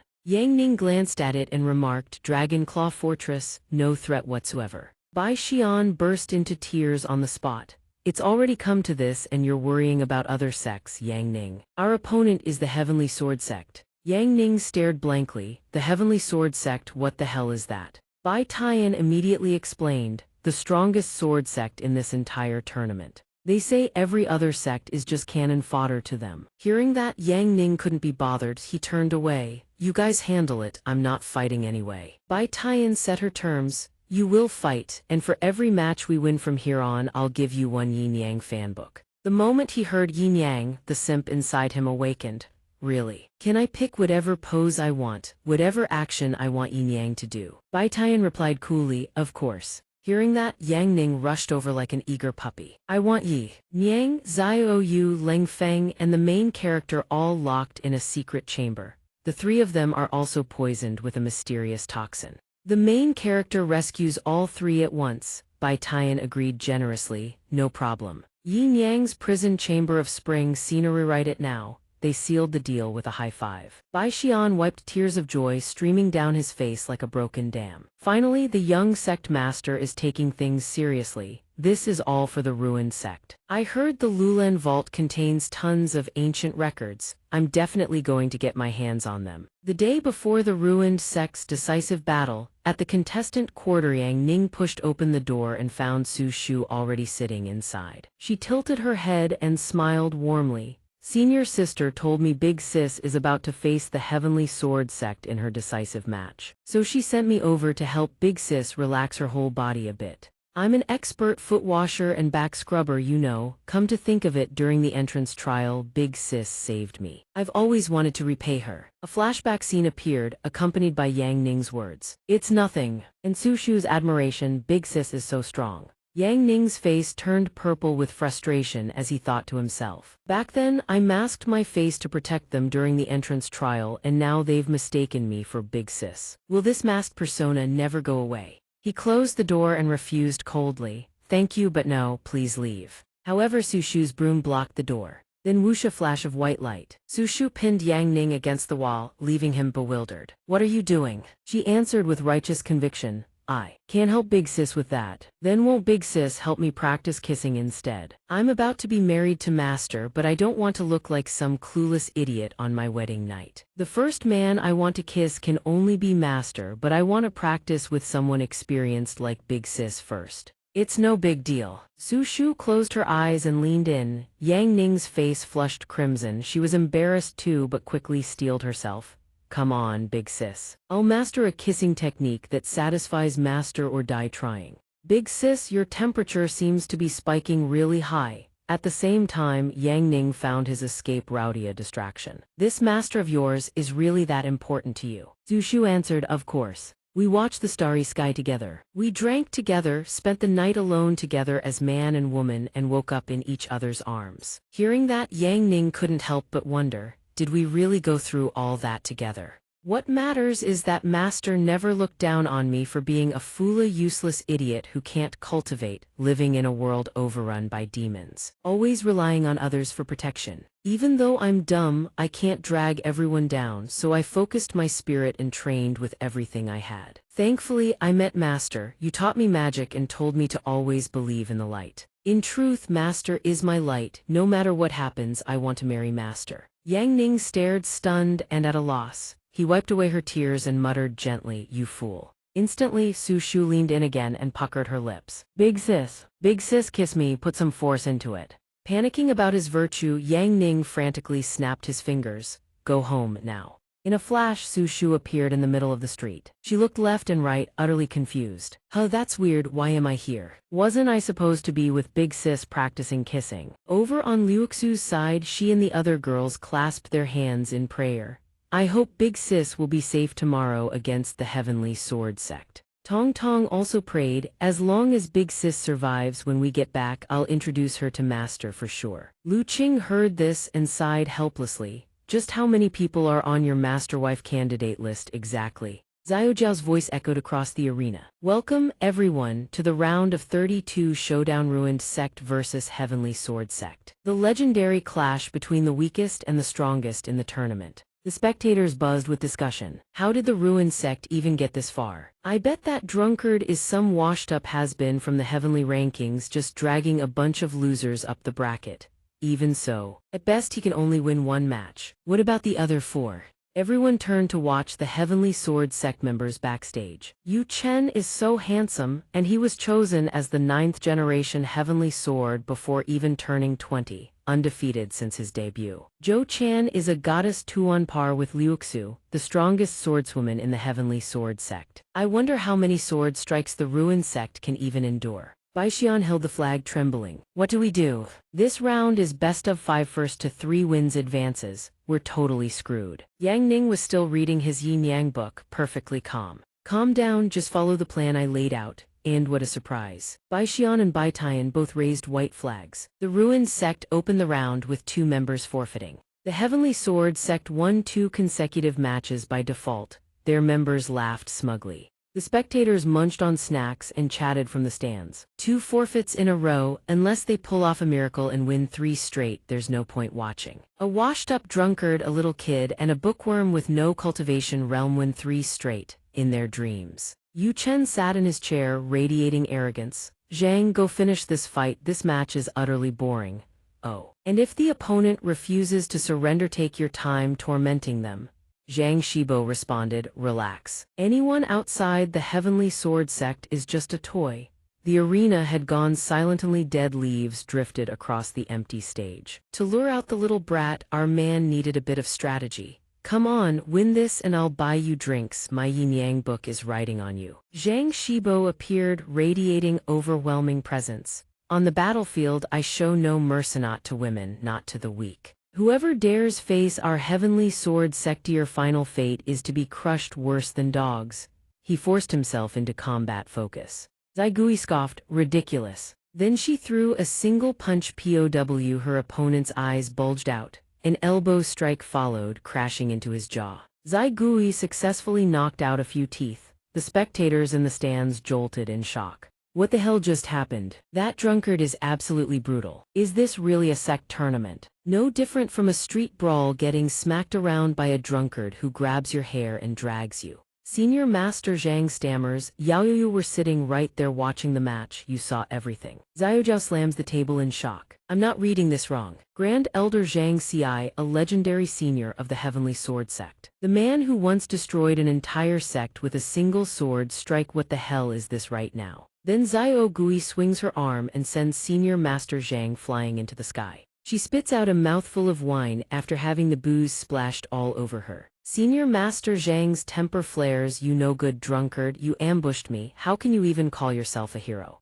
The drunkard stands below the stands, flicks a finger, and Senior Master Zhang's scream rings out again alongside a deafening explosion. Zhu Kaiyan and Yu Shen watch this scene unfold, unable to hide their shock. Zio Jiao speaks up with the question on everyone's mind, could this drunkard really be the drunkard from the heavenly rankings? Why did she suddenly join the remnant sect? Zhu Kaiyan furrows her brow, she never expected that drunkard to join the remnant sect. If I'd known, I would have had senior brother Lin deal with him first. Yu Shen's face darkens as she answers, that drunkard beat up Senior Master Zhang. I'll settle this debt with her later. Even if the other 2 surrender after this tournament is over, I will annihilate their entire sect.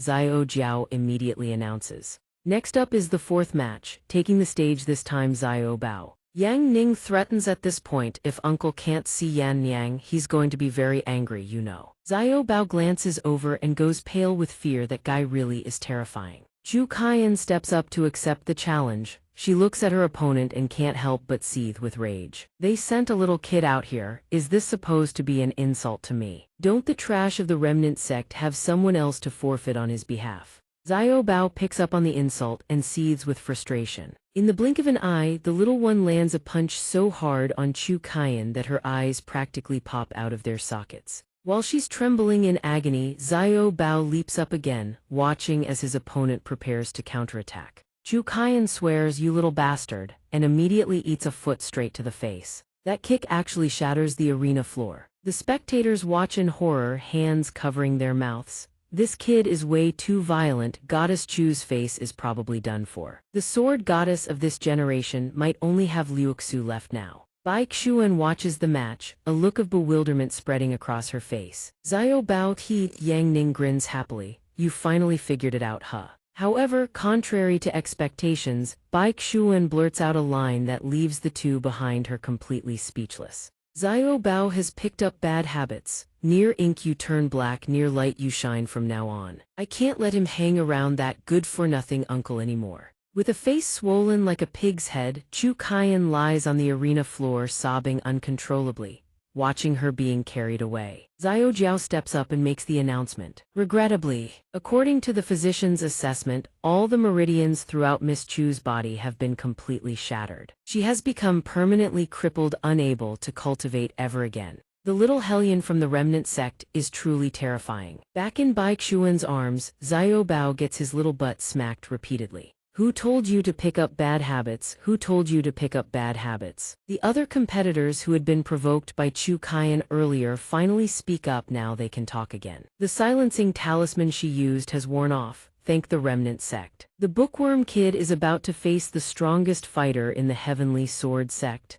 I hope he makes it out alive. Yu Shen has been successfully provoked by the remnant sect, Yu Ants. When the two step onto the arena, Xiao Jiao immediately picks up where she left off. The final showdown, the weakest sect versus the strongest sect. Above the stage, Yu Shen, who since her debut has never faced an opponent she couldn't fell with a single sword strike. I have to say, bookworm contestant, if the situation turns dire, please forfeit immediately to save your life. Yu Shen speaks from above, her voice dripping with menace. On this stage, can he even forfeit? Let me be clear starting now, all 5 of the remnant sect's members are pawns arranged on my board. You harmed my junior sister Chu, none of you shall ever be forgiven, not even in 10,000 lifetimes. However, our man acts as nonchalantly as if he's out taking a stroll. Let me finish this page first, then we'll talk.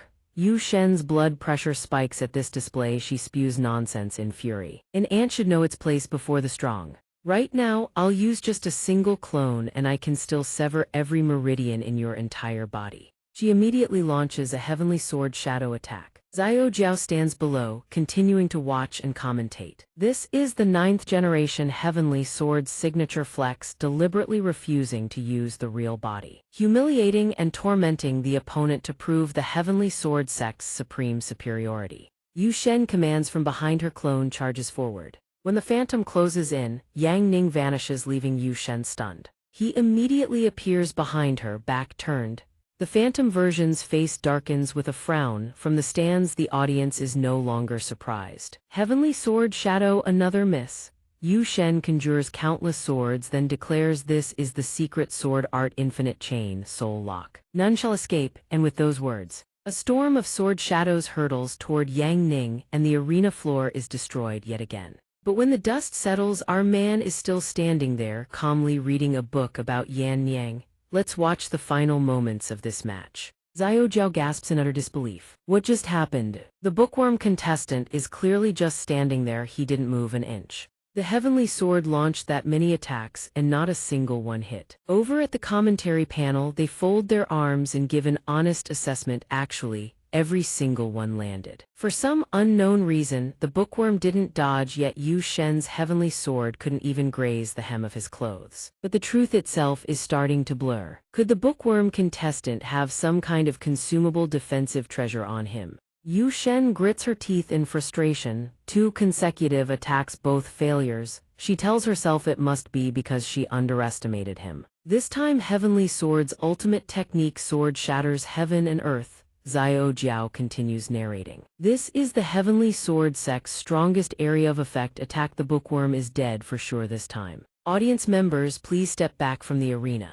A colossal wave of power crashes down across the entire stage. Yu Shen smirks with arrogance. Now are you still alive? Yan Yang appears before her, and Yang Ning asks with genuine curiosity, why didn't you use the heavenly sword saint body? My disciple has always wanted to study that particular technique of the heavenly sword sect. Here, let me clear the stage for you first. Then you can put on a show. With that said, he flicks a single finger and every phantom clone instantly detonates. The spectators watch, jaws dropping in disbelief. A single finger from the bookworm and every heavenly sword clone is blown to smithereens. Yu Shen lets out a sharp breath but remains haughty. You fool, are you actually giving me the chance to unleash the heavenly sword saint body? No one who has witnessed it has ever survived. Repent in hell. With her deep expertise, Xiao Jiao breaks it down for the audience. The Heavenly Sword Saint body. This is the Heavenly Sword Sect's forbidden art. It's a life-bound divine sword that summons the will of every past Heavenly Sword Master, fusing their power into one devastating attack. Wave after wave of overwhelming sword intent surges straight toward Yang Ning. Once the swords close in on the target, they merge with the divine sword suspended high above. Yu Shen stands triumphant amid her battered body. To die under the combined strike of every generation's heavenly sword, consider it the greatest honor of your miserable, ordinary life. Yang Ning looks bored. He lets out a lazy sigh. This sword is only fit for a chess piece. I'll just alter it a bit and give it to Liuxu. As for you. Yu Shen stares at the scene, stupefied. Yang Ning raises his knee once more. The demonstration is over. He drives a kick straight into his opponent's crotch. That family jewel is done for. Yu Shen's face contorts as she screams in agony. Every other man watching flinches in shared sympathy. Good Lord, even while clutching his jewels and being kicked through the air, Yu Shen still manages to curse through her teeth. In an instant, his entire body slams into a wall, triggering a massive explosion, then doesn't stop, punching straight through building after building. Finally, when he hits the ground, a massive crater forms. He lies there, his soul practically leaving his body. He rasps, "A genius of my generation dying at the hands of a bookworm like you. I refuse to accept this." Xiao Jiao surveys the scene and makes her announcement. This match was truly something spectacular. The weakest remnant sect crushes the Heavenly Sword Sect, and the final bookworm contestant uses a way none of us could have ever expected. And that's the match. Congratulations to the remnant sect on advancing. Top 16. Do all guys find Yan Yang that powerful? I've found the common ground between him and Yi Shen. Decide from now on. My first requirement for any blind date is checking if they've read Yan Nyang's stuff. If she's holding Yan Nyang's works, keep reading. But Yang Ning, just a lazy bum, not worth a damn. The next morning, Yang Ning lay in bed, utterly exhausted, yawning nonstop. After a long internal struggle, he finally sat up, still plagued by the same nagging question. Has Bai Xuan's companion novel been finished yet? A voice suddenly called out, pulling Yang Ning's attention. Stinky junior brother, don't tell me I'm not better than some Yan Yang. That little shut-in Yang Ning quickly made his bed, then moved on to tidy up Fang Xing's shelf area. Seeing that her man wasn't paying attention, she grew furious. Suddenly, a pair of long, slender legs appeared, giving Fang Xing a fright. A loud scream echoed through the room. Yang Ning scooped her up in his arms, sending her into a fit of delight. This annoying guy has finally succumbed to my boundless charms. I knew you'd eventually fall to my pomegranate skirt in the end. Her fantasy shattered the instant Yang Ning tossed her aside with a heartless remark. Get lost, clean up this pile of junk first, then I'll be satisfied. Alright, the room's clean now, let's head out. Today is Su Shu's round of 32 match. Not my thing, but I should go watch. From outside the window came Fang Xing's cursing. Damn it. When Yang Ning finished getting dressed, Fang Xing spoke up again. Junior brother, you're hurting me, you know. Yang Ning didn't care at all. He flicked her forehead and said, don't block my way. In pain but quickly regaining her balance, Fang Xing hurriedly called after him. Junior brother, the reason I came here this time is I need your help. Come with me to the Lulan treasury. I found it after great effort. Yang Ning, ever the picture of aloof composure, replied flatly, not interested.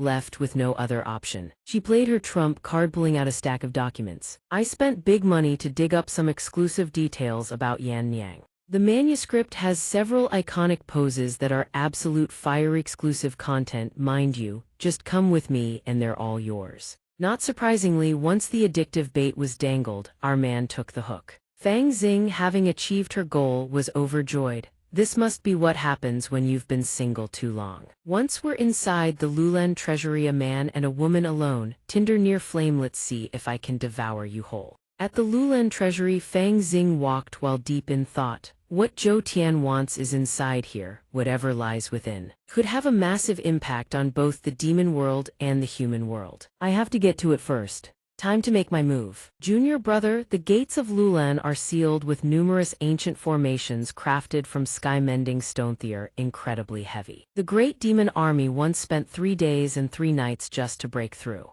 How about a bet? If I can crack it open within 1 watch period, junior brother, you have to give me a kiss. What do you say? Yang Ning couldn't be bothered. A single palm strike shattered the gate. Fang Xing nearly pissed herself. Yang Ning strode forward and called out, "Let's go." Though she failed to cop a feel, Fang Xing still remembered her goal. They were finally inside. Had to find what Zhou Tian was after and conveniently deal with junior brother while she was at it. If I pick the right door, having made up her mind, she turned to call for junior brother. Our man was reading Yan Niang while swinging his arm, countless rocks and debris scattering through the air. Watching this, Fang Xing seethed with frustration. Damn it, he did it again. No, I need to switch tactics. If brute force won't work, I'll go soft. I have to devour him inside this Lulan treasury, and if nothing else works, I'll use Yan Niang transformation. But then Fang Xing suddenly sensed something was wrong. Oh, that's strange. Wait, this is bad. I can't make a sound anymore. It's over. Something inside this treasury has swallowed me whole. Could it be the very thing Zhou Tian is searching for, controlling me right now? I have to stay calm. Where am I?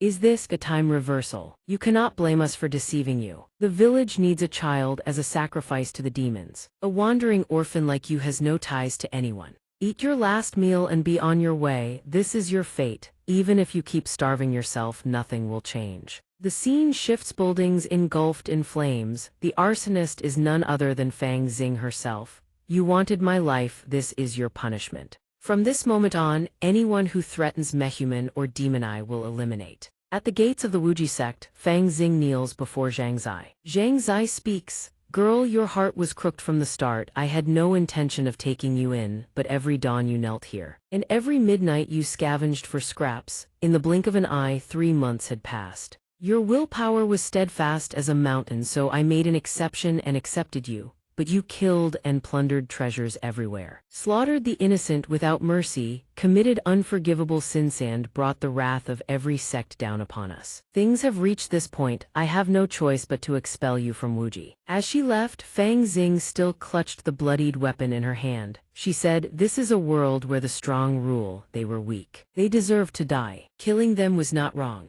Old man, I want to climb to the very top of the food chain and become the god who sets the rules. I won't just leave Wuji. I won't hesitate to cast aside my very humanity, because I want to reach where I need to go. I want to return to reality." Fang Xing, you have slaughtered countless beings in both the human and demon worlds, violating the heavenly law. The gods have imprisoned you in the 9 Abyss prison for 30,000 years. Do you show any remorse? Hearing this, she responded with bewilderment. 30,000 years, has that much time really passed? Have I arrived in the future? But what even is the heavenly law? It's nothing more than a game made up by those who wrote the rules. The other party, enraged by the provocation, exploded in fury. As long as I, Fang Xing, still draw one breath, sooner or later I will overthrow you and redefine the heavenly law itself. Call me stubborn. Call me beyond redemption, I don't care. Then let your divine soul be obliterated. Fang Xing showed no fear, she only taunted them further. Bring it on, I just can't accept it. I'm still too weak. I can only end here. Suddenly, a familiar voice echoed through the void. Hey, you idiot, and what exactly? I'm still standing right here waiting for you, you crazy woman. What the hell are you dawdling for? Only then did Fang Xing snap back to reality. Jun. Ire brother, quick, let's get out of here. This is a god's domain. That nosy void entity is butting into someone else's story. Too late, this is my world. Since you've entered, you shall face divine punishment together. Beyond redemption for all eternity. Yang Ning hurled a palm strike at the entity. What kind of garbage is this? Barely taking one hit and already on the brink of annihilation, the entity couldn't believe it. Immortal, shattering the unshatterable, glass fragments cascaded down from the entity. At the same moment, Fang Xing was freed from its control. Yang Ning certainly knew how to sweet-talk a girl. His voice was warm and gentle. The old sect master once said, "When you're scared or going crazy, just a gentle touch like this will make you feel more comfortable and calm down a little." How's that? Immersed in the sweetness, she was so happy she nearly cried. You. He kept asking gently, feeling any better. Fang Xing didn't speak, but inside she was screaming. Junior brother, he seems to have become something beyond both humans and demons now. All done. Yang Ning spoke. It's fine now, let's keep going deeper to deal with whatever that thing was that attacked your true body. Walking through the Lulan treasury, Fang Xing poured out her feelings. What we just faced was merely a consciousness fragment of that entity. It dragged me into a world of inner demons. Thank goodness junior brother saved me. Yang Ning's eyes sweep across the area. As the true body of a powerful life form, perhaps he could toy with it a little. Fang Xing sits ignored and helpless. It must be the reason Zhou Tian wants to reach the Lulan treasure vault. Perhaps I can grant the power that Zhou Tian has always dreamed of. This power must be obtained at all costs. Yang Ning urges them on. Let's go. Once we deal with this creature, Lu Zhu and the others' tournament should go smoothly.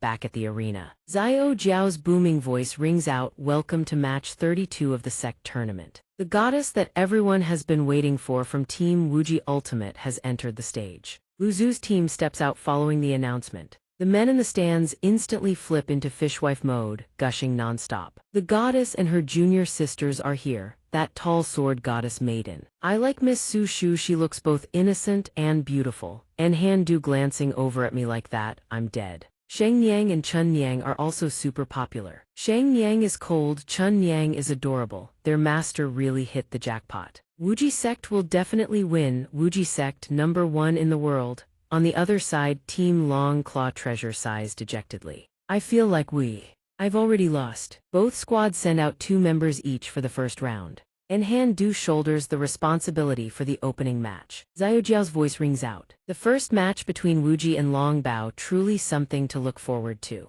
Before the match even begins, a bolt of lightning slams down onto the arena floor. The opponent from Team Long Claw Treasure screams bloody murder. And Han Du stands there with her jaw hanging open. Before the fight even starts, that guy's already gone to meet his ancestors. The rest of Team Long Claw Treasure panics. What's going on? Who is it? From above, it's the Chu family. Everyone, this match just changed opponents. Wuji Sect's opponents are now us. Chu Huo channels every ounce of power and plummets down. All of you die. Xiao Jiao is stunned but doesn't forget to narrate. How terrifying! The remaining 4 contestants of Team Long Claw Treasure were wiped out in a single strike. Truly worthless trash after all. The people in the stands flee in terror. Help!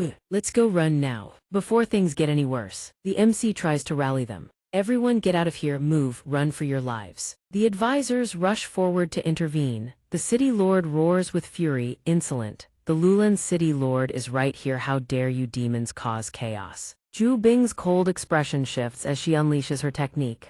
Freeze. A massive chunk of ice hurtles down and slams into the arena floor. The frozen person lets out a blood-curdling scream. Chu Mu rambles while attacking. Go ahead, run, nobody can leave the ancient city of Lulan anyway. If Chu Mu is annoying once, then Chu Bing is annoying 10 times over. The master obtained the spatial coordinates of the Lulan treasure vault by tracking Fang Xing, but cannot head there immediately. And killing all of Wuji Sect first is a mercy to you humans. Next up is Zhou Tian taking the stage. Shall we skip the warm-up and start the carnage right away? Yi Chen killed my precious little brother, so I'll slaughter his beloved disciple to settle the score. Zhu Huo continues. Zhu Huo receives his orders and grows even more savage. A torrent of power surges down from above. Guangdong jolts, eyes wide at the chaos unfolding. With razor-sharp reflexes, she successfully guards her chest using the Guardian Shield technique. Zhu Huo refuses to back down, unleashing a relentless barrage.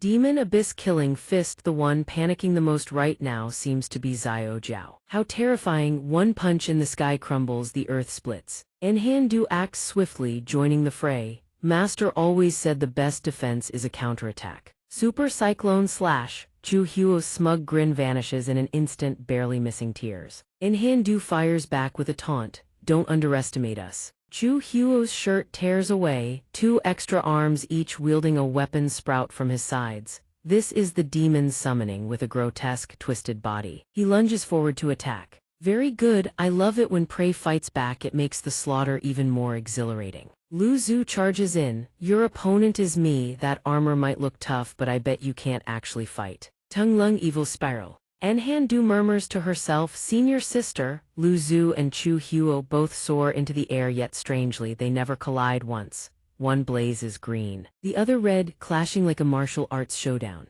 Chu Huo speaks up, you're even stronger than I imagined. Xiao Jiao below watches, bouncing with excitement. The goddess can actually hold her own against a demon lord. Go for it. Lu Zhu quickly breaks away and launches a new technique, Star/Sword, channeling massive power before following up with 10,000 swords. Converge. Countless razor-sharp sword tips rocket straight toward Chu Huo. Xiao Jiao watches with glee. The goddess's sword storm of heaven and earth, a torrent of blades crashes down in unison. A massive cloud of white smoke billows outward. Chu Huo's figure hasn't reappeared yet, but his voice already echoes through. Not bad, little brat, you actually managed to make my indestructible hell body bleed. Interesting, in an instant, every wound on Chu Huo's body heals completely. Enhandu gasps, instant recovery, Xiao Jiao trembles, the indestructible hell body, contestant Chu Tian the demon lord. Could each of them actually be powerful enough to destroy an entire nation's demon lord? As his body finishes regenerating, Chu Huo shamelessly taunts them. Little girls, is that all you've got? Lu Zhu turns and issues an order. Su Shu, your turn. She receives the command and takes her position, ready to deal with the one who doesn't know his limits. I'm going in. A massive fireball, the grand fireball technique, takes shape. Not exactly elegant, but the way Chu Huo bites his tongue certainly has flair. He finds it amusing. The moment the fireball Su Shu conjures locks onto him, Chu Huo's attack is blocked, but it costs a tremendous amount of energy. Despite the immense struggle, for some reason he bursts out laughing. Within the roaring flames, after a moment, he successfully shatters the fireball. Seeing the result, Chu Huo is immensely pleased with himself. Xiao Jiao comments in horror, the grand fireball was blown apart. The demon lord is truly terrifying. Next, Lu Qing surges forward. A single strike pierces cleanly through Chu Huo's skull, sending him to meet his ancestors. The guy doesn't react in time, managing only a pained scream. The crowd in the stands erupts. Shang Niang's ambush succeeded. Every time she strikes, she kills. In one hit, she never misses. Lu Qing doesn't hold back, pulling out the Meng Qing blade. But suddenly her face turns ashen. A devastating punch slams squarely into her stomach. The impact sends Lu Qing hurtling backward. Lu Zhu watches her with worry in her eyes. The blow is so devastating that Lu Qing smashes hard into the wall at the far end of the arena. Hairline cracks spiderweb across the surface. Lu Zhu rushes over to catch her junior sister. Over here, dark demonic energy coils around Chu Huo's body. He steps forward, slow and deliberate. That spear girl really did spot my weakness. But I've got 3 heads, you know, unless you can pierce through all of them. Now it's my turn. Lu Qing glares at him, straining with everything she has, and can only squeeze out one word. Damn it! Before Lu Qing's body can recover, Chu Huo continues his advance. Off to hell with all of you. The entire Wuji sect charges forward in unison. Yi family basic defensive formation. Lu Zhu is the one giving commands. Formation up, the squad instantly erects a protective barrier, bracing for Chu Huo's impact. He slams his fist into the shield's surface. Before the technique fully manifests, it's the demon abyss killing fist. He glances at the barrier, not a scratch. He clicks his tongue in frustration, unable to break through. Then he immediately resumes with the demon abyss killing fist, each strike heavier than the last. Screams ring out as earth and rocks blast skyward, accompanied by muffled explosions. Lu Zhu chants inside the protective barrier. This is what Master taught them. The basic defensive formation, leaf rest, can indeed withstand attacks from an ordinary demon lord tier opponent. Chu Tian watches the battle with rapt attention, evaluating every move. This formation is rather interesting. It can even block a demon lord level spiritual attack, but all things can be destroyed. Chu Tian channels his power to reinforce Chu Hua. In an instant, the protective barrier shatters completely. Chu Mu charges forward with gleeful excitement. Chu Tian savors this hunting game. Chu Mu has joined in. No, let's torment them to death together. Chu Hua below wipes the blood from his mouth, cursing under his breath, damned rat, this doesn't look good.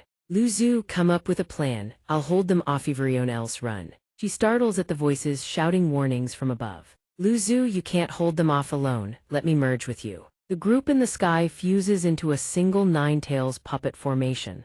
Bai Fei's face emerges. Lu Zhu is the first to notice and calls out, she's using a remote puppet technique to help us. Chu Mu eyes Bai Fei with amusement. Nine-tails, I advise you not to meddle in Lord Chu Tian's affairs. If I recall, you were sworn to protect that human. Bai Fei corrects him flatly, you remembered wrong, and besides, just because you say don't interfere, I'm supposed to listen. Then the master of the Nine-Tails clan would lose a lot of face, wouldn't she? I'm stepping in, they're under my protection. Chu Mu looks at her with contempt. You've only recovered half your strength. Forcing yourself into this will only make sure you never recover again ever. Bai Fei lashes out with her tailbind technique and throws the challenge back. Let's see which one of us never recovers again. In a flash, one of her tails pierces clean through Chu Mu's body, then she whips him into the ground with brutal force. Someone shouts a reminder. Even if her power hasn't recovered, she's still a nine-tailed fox of the highest caliber. Get serious. Chu Mu drags himself up against a boulder and replies, I know.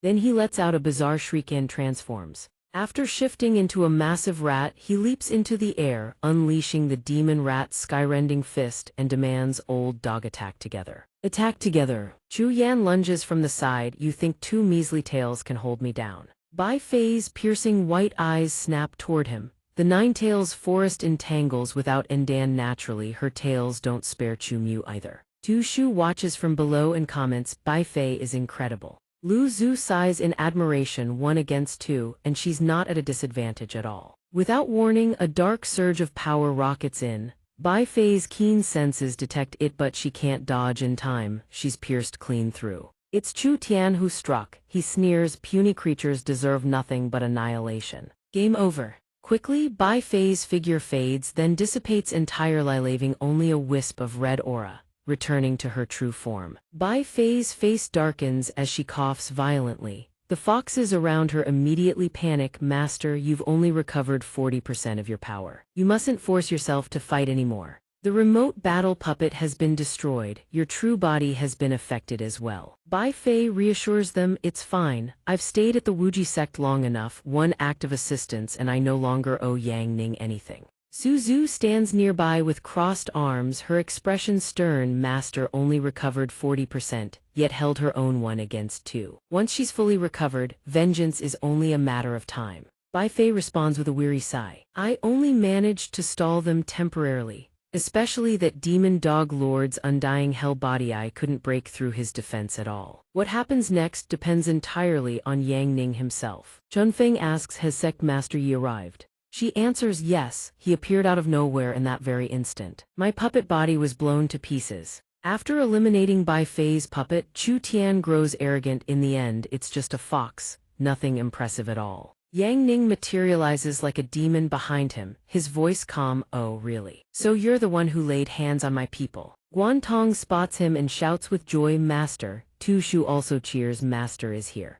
Chu Tian recognizes him and immediately grows serious. The legendary Yi Chen has finally arrived. Demon Dog Lord, switch to your true combat form and wipe him out now. Chu Yan hears the order, power surging through his veins. Copy that. Full firepower. Let me show you the punch I've perfected, fully unleashed. Undying fist, emergency descent. Yang Ning simply stands there, perfectly calm. Down below, Xiao Jiao shouts through a megaphone, Yi Chen, be careful. Chu Yan throws his punch upward. Yang Ning throws his punch downward, and it's hardly surprising when the protagonist smashes his opponent to pieces. His head flies clean off his neck, yet Chu Yan still can't help but wonder. How? The spectators gape in shock, all crying out, one-shot kill. Watching the fight, the Death Ghost comments, worthy of Yi Chen, ranked in the top 9 of the heavenly rankings. 1 punch and it's lights out. Next, Yang Ning pivots and strikes another demon beside Chu Tian.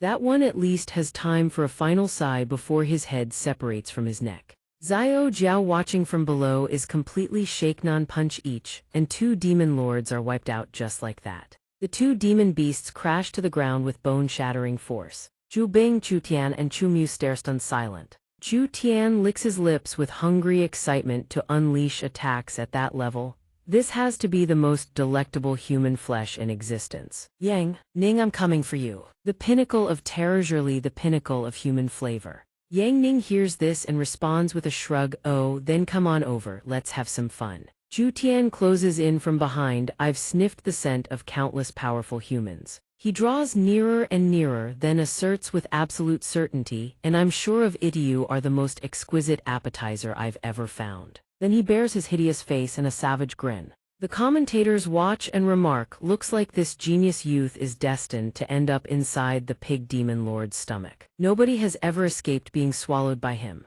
Suddenly, Chu Tian frees something, registers. Glancing back at Yang Ning from behind, he feels an overwhelming, suffocating pressure. Zhu Tian screams and blinks backward at top speed. He's trembling, too terrifying. Zhu Bing rushes forward with concern. My lord, why are you retreating? Zhu Tian's entire body is still shaking uncontrollably. Oh, I can't take it. Chu Mu sees this and speaks up. Chu Tian has devoured countless life forms. She is extremely sensitive to the power level of his targets. It seems the enemy is overwhelmingly strong, but he's no god, so why is Chu Tian shaking like this? Weaklings isn't just trembling, demon lords are supposed to know no fear, yet Chu Tian is completely losing it. Xiao Jiao below watches with eyes bulging out of his skull. What the hell is going on? A crimson moonrank demon lord scared stiff. The commentators also voice their bewilderment. Am I seeing this right? No mistake, Ha literally pissed himself from fear. Bai Xuan comments from below, that's a bit of an exaggeration. Xiaobao thinks tearfully. The uncle's terror, it's not just me who can feel it anymore. Yang Ning looks around, puzzled. Chu Mu appears behind Chu Bing and speaks. Lord Chu Tian is absurdly powerful but also extremely cautious. He only dares to fight battles he's certain to win. In truth, once he enters the god-demon transformation, he never loses to any human ver. Hearing this, Chu Bing makes her decision. Let's help him activate it, force him into the god-demon state. Then both shout in unison, slaughter everyone in Lulan ancient city. Chu Tian is quickly activated and lets out a thunderous roar. Waves of horrifying power converge upon him. Chu Tian reveals his true form, a colossal demon pig. After transforming, he declares with absolute confidence, now I'm at the invincible level. Earlier was my mistake, I was affected by his aura before even entering the god-demon transformation. Human, the me of now will not be shaken again. Standing at the pinnacle as a supreme predator, I shall punish you all, behold me ultimate form. Yang Ning responds without a flicker of emotion, sure. Come at me. Instantly, Chu Tian is driven into a frenzy. His power erupts across the entire arena so immense it shatters the stone floor.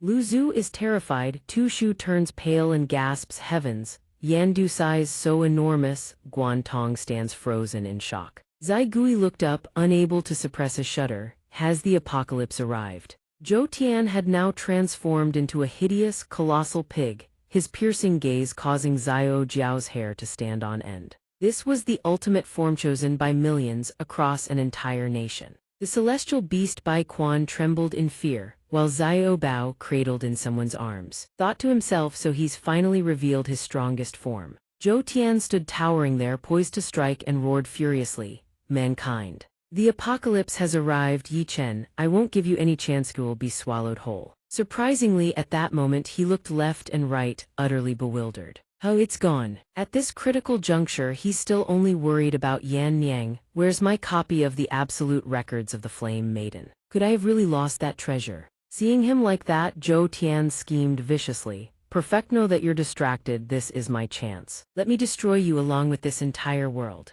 That power was called the devouring heaven dimensional vortex, and it kept growing larger by the second. Zhou Bing watched and couldn't help but exclaim, he's lost his mind to kill Yi Chen. He's already resorting to a forbidden demonic god technique that annihilates everything. You've got to be kidding, I'm not ready to die yet. Zhou Mu's side also realized the situation was catastrophic. We're finished, this move won't just level old city, none of us will escape either. Master, no, Xiao Jiao still fulfilled her duty to the end. It's over, the arena is crumbling. Is this formation safe? Guan Tong responded with confident reassurance. Don't worry, our formation's barrier can hold. However, that vortex was far more terrifying than anyone imagined. It's over, the ground can't hold. Then came the sky-shattering screams of the people. Help!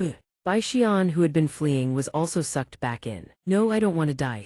Bai Quan kept muttering to herself. We're finished. The drunkard remained calm. This tribulation was fated for us all. Yang Ning, having lost his precious book, takes it out on whoever's nearby. Your pig head is too much, my treasure is gone and you're still causing a ruckus. Then an incredibly powerful palm strike descended mid-level true blade hand, level 100 max. After that strike, a burst of light erupted between Zhou Tian and the demon lord's vortex, splitting heaven and earth in two. The sky instantly returned to its original brightness. After delivering the blow, Yang Ning sighed. Finally, some peace and quiet. The people falling through the air witnessed this scene in utter shock. Holly just split the world in two, we're saved. But it looks like he destroyed the world too. At the same time, Xiao Jiao's voice rang out. After seeing a man like Yi Chen, how am I ever supposed to find a boyfriend? Xiao Bao was crying and pleading in his heart that was absolutely terrifying. Uncle, I'll be good from now on, please stop threatening me. At that moment, Yang Ning smacked his palm and exclaimed, I remember now, that book must have been thrown into the Lulen treasure vault. At the Lulen treasure vault, a demon's voice addressed Fang Xing, Rabbit Demonure, the one who woke me from my deep slumber, aren't you? She answered in terror, that's right, then muttered under her breath, F. She had planned to kill it while it was still sleeping, then absorb its power. She never expected it to wake up and come for her. What do I do now? Immediately, Fang Xing's two-faced act kicked in as she knelt and flattered, this world needs you, sovereign, to appear once more and restore order. A figure appeared and said, found it, the ancient demon, freshly awakened from deep slumber and still severely weakened. That's exactly what Zhou Tian wants to absorb. It's the rabbit demon lord. Chang Yue. She spoke up, you're pissing me off. The demon glanced at her and sneered, another rabbit. Though this sovereign is indeed quite weakened at the moment, how could I allow a weakling like you to look down on me? Chang Yue unleashed her power and declared arrogantly, I will kill you. However, before she could even strike, the ancient demon's claw was already upon her. In a single swipe, Chang Yue was torn apart. Her body was ripped in half, and the demons she had conjured were obliterated along with her. Looking at the ancient demon's terrifying power, Fang Xing thought, we're absolutely fed. A demon lord tier creature this terrifying, what am I supposed to do? The ancient demon stepped forward and spoke. After 10,000 years of slumber, this world has finally called me back to restore order. I will flatten heaven and earth. Then its foot landed squarely on Yang Ning's book. He appeared behind the ancient demon and uttered flatly, fool, you just stepped on my one and only copy of the Flame Maiden. Seeing a human, the ancient demon was delighted. Excellent, an author human to serve as nourishment for my recovery. But life isn't a fairy tale. The protagonist blessed by the author isn't something you can just devour. He snapped, you don't understand human speech. You stepped on my book. Get lost. That slap sent the ancient demon flying dozens of meters. It crashed to the ground, unconscious, or rather dead. Fang Xing stared in disbelief. One slap and it's dead. Yang Ning picked up his novel and carefully brushed off the dust. Thank goodness me Flame Maiden is safe. I might have used a little too much force just now. When a bit overboard, straight up used a signature move from a mid-level martial technique. But hey, it's just a demon lord. Not like I could have killed it or anything. Fang Xing gaped in shock beside him. Holy, that was an ancient demon. Sure, it just woke up and was severely weakened. But it's still an immortal rank creature. Having retrieved his treasure, he looked at her and said, I'm heading back now. Rabbit, wherever you go, whether you choose the path of light or demonstrate care of yourself. At that moment, Fang Xing blushed, puzzled. Why is my heart beating so fast? Calm down, the one I want is my junior brother, not his heart. Now the opportunity has arrived. The ancient demons remains for the legendary junior brother. The Dragon Lord consumed an ancient demon's corpse, that's why he was so invincible. Now I have an entire one. As long as I absorb it, my cultivation path from here on will be completely different. Thank you, senior. Brother, I will definitely repay you, in a way that makes us both very happy. Time flies like a dog sprinting across a field. The next day, Yang Ning sat in meditation, slept soundly. The people of Old City knelt to bid farewell, seeing off Yi Chen. Yi Chen, if you ever have time, please come back to our old city. Yi Chen, thank you for saving us. We are the surviving remnant of humanity after the pig demon lord's attack. Bai Quan smiled among the crowd and said, I've decided I'll write an epic poem about humanity's resistance against the demons. To inspire all of mankind to unite and fight back. Bai Xian continued. Whatever poem you write will probably end up being the last legend of Brother Yang. The drunkard, standing alone in one corner, called out. Yi Chen, farewell. Meanwhile, Xiao Bao was crying. I've decided I'm not going back to Dragon City. I want to live as a human, otherwise. Uncle won't forgive me. Above. Under the vast sky, white birds soared into the distance. Luo Zhu gazed far away and said, This Sect tournament was halted due to unforeseen circumstances, but we still managed to secure qualification for the World Tournament. Everyone, let's give it our all. We must not let Master down. Enhan Du gazed at Yang Ning and replied, That's right, especially Master's sleeping posture, truly as dazed as ever. I suggest we play rock, paper, scissors. The winner gets to sneak a kiss on Master. What do you say? Her words made Lu Qing and Guan Tong blush furiously. Su Shu, already fully prepared, asked excitedly, really, is that actually allowed? Luo Zhu exclaimed, outrageous. Hearing this, someone immediately offered a suggestion. Then let's exclude eldest senior sister. The four of us can just play among ourselves. However, Luo Zhu objected, no way, I'm in too. Then all of them played rock, paper, scissors at once. Almost everyone threw scissors except one person who threw rock. Su Shu jumped up in delight. Yes, the others looked dejected. Cheat, we all threw scissors and she threw rock. Looking toward her master, Su Shu grew bashful. Even though after marriage she could kiss Master all she wanted, right now it still felt a little daring. She's already right in front of him, yet she's still hesitating. Should we go through with this or just forget about it? Suddenly, the bird shakes from the impact, and everyone sees Tu Shu's lips pressed firmly against Yang Ning's. Yan Du screams in fury, Tu Shu, you damn bastard, I'll kill you. Liuxu turns to stone, tears streaming down her face.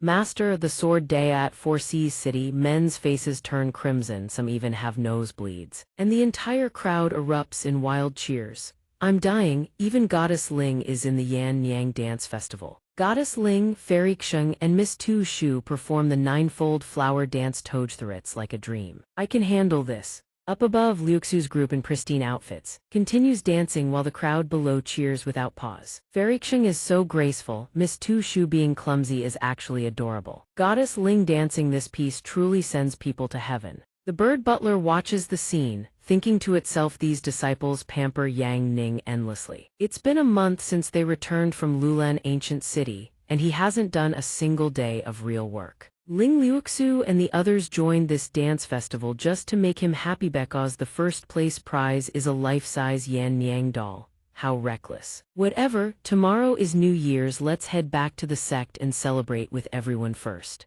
High in the sky, gentle breezes blowing. After a moment of thought, the bird butler flies away. Suddenly, a massive explosion erupts ahead, scaring the little butler out of its wits. The blast creates a towering pillar of smoke on the far side. Ouyang Lele hoists a massive cannon, looks at the giant training dummy and says, going this far for first place, a life-size Yan Yang doll, people have gone completely insane. Whatever, tomorrow is New Year's, let's head back to the sect and celebrate together. Master told me to switch to the artillery class or something. It's so violent that senior sister seems to have distanced herself from me. Yu Nyang the Onmyoji stands behind, puzzled. Was senior sister ever close to you? I don't know where Master caught so many monsters, it's absolutely terrifying. Over here, Gu Nyang keeps making rapid hand seals. Stop chatting, you two. I can't hold on much longer.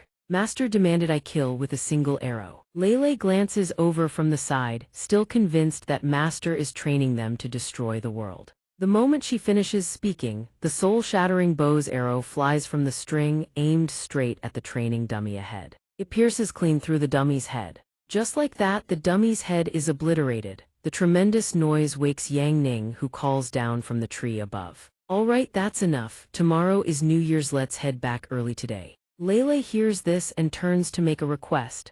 Master, tomorrow is New Year's, can I tell you my wish in advance? He's taken aback, this early. Lele immediately holds up a book in front of him, dead serious. Of course, my New Year's wish can only be fulfilled by Master. I hope Master stops leading senior sister astray and corrupting her sword heart. If Master ever feels lonely, you can come find me anytime. I'll definitely satisfy you. I've been studying this Heaven's 18 positions for a whole year after all. Yang Ning is stunned by her words. What kind of nonsense is this? But I like it. Come on, everyone's waiting for us to celebrate New Year's together. At the Tengyun shop in Four Seas City, colorful beads gleam atop a red cloth. A voice speaks up. All right, these are beast cores from our Wuji sect. 1,000,000, no problem at all. I truly have no idea where Miss Lan got so many. Seeing the merchant's satisfaction, Lan Yu smiles and reminds him, these are all the fruits of everyone's training. Junior sister, hey, hurry up and pay. The man nods repeatedly in agreement. Yes, yes, yes, but today Miss Lan is bargaining so straightforwardly, usually you'd skin us several layers deep. Hearing this, Lan Yu replies, tomorrow is New Year's. Nothing is more important than celebrating with Master. I've already given you plenty. Inside the main hall of the Wuji sect, the atmosphere is festive. People come and go, settling at tables for the feast. Yang Ning speaks up, everyone's here, let's start the feast. Before we eat, does anyone want to share their New Year's wish? Lan Yu smiles and replies, we all want to hear Master's wish first. Tu Shu, standing beside him, gently adds, Master's wish surely encompasses the whole world. Hearing this, Yang Ning speaks without hesitation, all right then. I hope next year the author of Chronicles of Yan Niang releases more chapters and stops taking so many breaks. The bird butler beside him sighs helplessly. Yan Du clasps her hands in prayer. My turn, my New Year's wish is to stay by Master's side forever. Seeing this, the others chime in one after another. I also hope to stay by Master's side forever. Lele and Liuxu also clasp their hands in silent prayer. Liuxu prays silently, please let me share a wedding night with Master soon. Meanwhile, Lele prays, may senior sister's sword path always run smooth. May Master see me as a worthy replacement for senior sister. Enveloped in that warmth, outside the sun begins to set. The moon slowly rises and fireworks bloom across the sky. Below, everyone is brimming with joy. Yan Du shouts, look, fireworks. New Year's is here. At the field camp, Pan Shu and two companions eat and chat. That bastard Sect Master Yebuties flock to him like clouds. While we're stuck here cold and alone. Too bad Sect Master Yi is stuck hanging out with his own disciples. The four heavenly kings assembling to watch Yan Niang Toj Thorand, we can only manage 3 out of 4. Drink up, night has fully fallen. Lights drift and float through the sky and scatter across the ground below. Fang Xing watches the fireworks and murmurs, junior brother. She prays silently, my wish is to become the next demon rabbit lord, and to have Yao somewhere far from here. Bai Fei sits among her subordinates and speaks, humans are so boring, actually enjoying something called fireworks. Flashback to 1 year ago, Yang Ning and Bai Fei stand on a rooftop, watching fireworks and talking. Since it's New Year's, I brought you out for some fresh air on purpose. I bet this time next year, it'll still be just the two of us sitting here watching fireworks. Bai Fei hears him and acts completely indifferent. HMPH, I couldn't care less. Watching fireworks with you, I only found you boring, so I'm merely watching out of pity. She says this, yet her cheeks flush red like a blossoming maiden. Then Bai Fei reaches out and tugs at the hem of his clothes. Deep in the forest, a massive foot stomps down, making the earth tremble. The dense forest groans as giants lumber forward one by one, wearing grotesque smiles. Beneath the tree roots, a man watches the scene in sheer terror. The giants in this forest are absolutely terrifying. Your Highness, I believe we've lost our way. The girl beside him snaps in fury. We've been trapped in this forest for days. Do you think I need you to tell me that? The speaker is Princess Chuoba of the De Ran Empire. The large, fierce-faced man walking behind speaks up. This cursed place is nothing like our great desert. Dead trees everywhere, damn it all. Where the hell is the Wuji sect? The man beside him glances over, perfectly calm. Remember this, our most important mission in coming to Four Seas City is to seek the Wuji sect's aid. The scarred man replies angrily, the Wuji sect once protected our De Ran Empire for thousands of years, but I've heard they've long since weakened. We haven't been in contact for over a decade. Will they really help us survive this crisis? Right then, Chuoba speaks up. The ancient demon army deep within the Great Desert is about to revive. A commander-rank ancient demon is about to descend, and the Great Desert's apocalypse is upon us.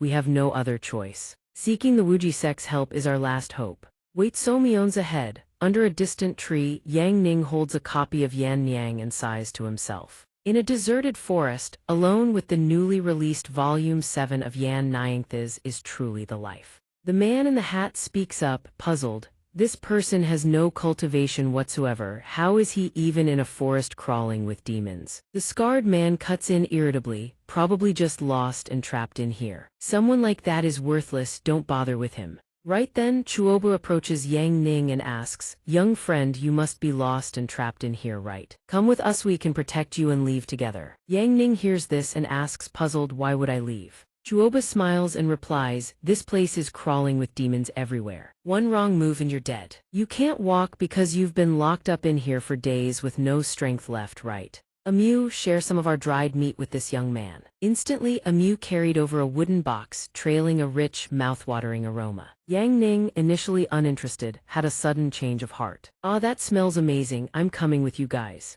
Deep in the forest, the group walked while chatting. Everyone, hold on just a bit longer, we're about to leave this forest and reach Four Seas City. Yang Ning walked and ate, then pointed to the side in confusion. Isn't 4C's city in that direction? Chuoba heard this and said, really? Let's try going that way. A Mew behind them asked doubtfully, can we really trust him? Princess Chuoba grew annoyed. Then go find someone else for me to trust. Scarface jumped in with contempt. I reckon he's just after our food. Besides, in this forest he's nothing but dead weightinly dragging us down. Suddenly, birds exploded from the canopy in panic. A massive crash rang out, startling the entire group. Stiff. Chuoba instantly yanked Yang Ning down. Hide now. Right on cue, a pack of fierce giants burst onto the scene. Everyone scrambled behind a massive boulder. Yang Ning, utterly lost, asked, what's going on? Chuoba kept watch and signaled, SHH, don't talk those cursed giants. They prowled the forest, searching. After a tense while, Chuoba exhaled in relief. They're gone. Before the relief could settle, a massive face with a sinister grin peeked in. Chuoba screamed, her face drained of all color. Yang Ning stood behind her, wide-eyed. Suddenly, the giant head froze, its eyes went wide. It stared directly at Yang Ning, then jolted in sheer terror. The giants immediately turned tail and fled, howling in panic. They ran without looking back. Yang Ning watched them go, helpless. After I killed their comrades, they still remember me, not entirely stupid, I suppose. A Mew behind him was stunned. They ran. Scarface beside him was equally shocked. They all just ran. Ba Dao continued, Uncle, could it be that they were full and only came to scare humans? Chuoba frowned. Obviously something had frightened them. What on earth could have scared creatures like that? Ignoring everyone around her, Yang Ning walked forward alone. Chuoba noticed and called out in alarm. Hey bookworm, don't just wander off. High above, flocks of birds flew away into the distance. Yang Ning stopped and pointed.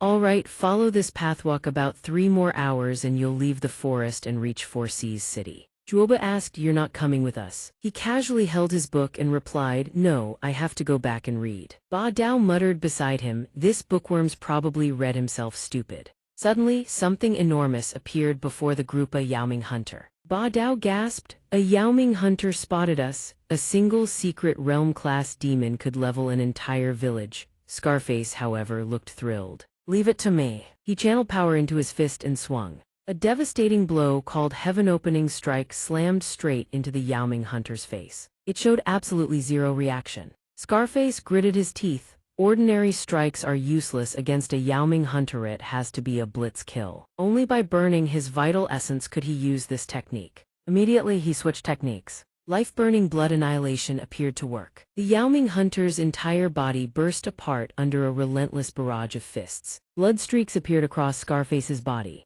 He muttered, it's over. Chuoba beamed with joy, we're saved. Ba Dao was equally excited. Thank goodness Uncle Shan unleashed his life force to take down that incredibly dangerous Yaoming hunter. Yang Ning, meanwhile, remained perfectly calm, cradling his beloved novel like it was his one true love. But before anyone could celebrate for long, thunderous footsteps erupted from behind. A whole horde of Yaoming hunters appeared at once. Chuoba immediately threw her arms out to shield Yang Ning, nearly 100 of them. Bookworm, stay right behind me. She raised her hand high. A massive vortex formed in the sky, a pillar of purple energy at its core. A LV-100 basic lightning array activated, and the power surged forward, crashing into the horde of Yaoming hunters. In mere seconds, all 100 Yaoming hunters were obliterated. Yang Ning floated high above. Chuoba craned her neck upward. Stunned, the bookworm was this strong all along. Scarface went green with fear and clasped his hands together. A divine being revealed, this lowly one was blind, please forgive me. After everything was settled, Yang Ning turned and flew away. As he went, he called out, remember the path I showed you, you must leave before dark. Chuoba watched him go, smiling softly with a hum. Meanwhile, at the Wuxia sect, a group stood chatting on the grounds. Though we've never met in person, we've received the Celestial Nation's supplies every year. We are truly grateful. If the Ran Nation ever needs anything, we will give our all. Master isn't here right now. I'll take everyone to meet senior sister first. Chuoba followed behind Yi Zhen, thinking the Wuxia sect may have declined, but their courtesy is still impeccable. The group passed by where the sisters were training. Scarface immediately took notice. The mighty Wuxia sect is down to just these frail female disciples now. Yi Zhen smiled and explained, not weak. Master has personally guided all of them. Scarface scoffed. Weak is weak, even an immortal couldn't teach them. They're like little children, on flick of my finger would kill them. Yandu's sharp ears caught every word from afar. She rushed over, pointing. Hey, big monk, let's have a match. Chuoba and the man were both startled. Scarface waved his hands frantically. No, no, Evan, holding back. One strike would kill you. Chuoba then said, why not give it a try, just don't go for a killing blow. She thought to herself, the Wuji sect has already declined. If we refuse even their sparring, they'll feel deeply humiliated. Hearing this, Scarface relented. Fine then. My strength is terrifying. Even if I hold back, a direct hit would still leave you gravely injured. Be careful. Yandu scoffed with disdain. You won't even touch me. Instantly, Scarface lunged, but with her agility, Yandu dodged cleanly. She leaped high, grinning smugly. Scarface was taken aback. Fast, I'll give you that, but dodging is all you can do. Eventually you won't escape. Before he even finished, Yandu had already drawn her weapon and shot straight at him. She circled him relentlessly, slashing away. Scarface was caught completely off guard. Shreds of fabric were sliced into the air.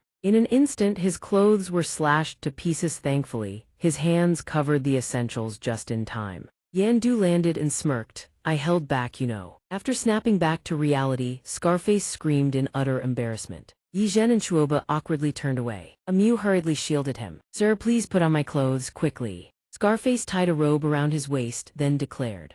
Speed is nothing but cheap tricks. True strength is what proves a real warrior. Watch this. This is what a true hero looks like. Only with power can you shatter heaven and earth. Lan Yu suddenly appeared in the sky above. With a single raised hand, she made massive stone statues float in midair. Scarface gawked in disbelief. She glanced down. I just wanted to go down the mountain and make some money. But Master made me practice my abilities instead. So boring. The words barely fade before the stone lions shatter into fragments in midair. The scarred man's eyes widen in shock, then his jaw clenches with rage. I won't accept defeat. Our great desert has even stronger expert zones who can summon flames. Tu Shu steps onto the stage without hesitation. There's really someone like that. The crowd below erupts in shock. The scarred man drops to his knees at the display of power. A saint who can summon the sun itself, please. Come with me to save the great desert. I'll serve you in any way you wish. Yi Zhen, standing behind, can only shake his head helplessly.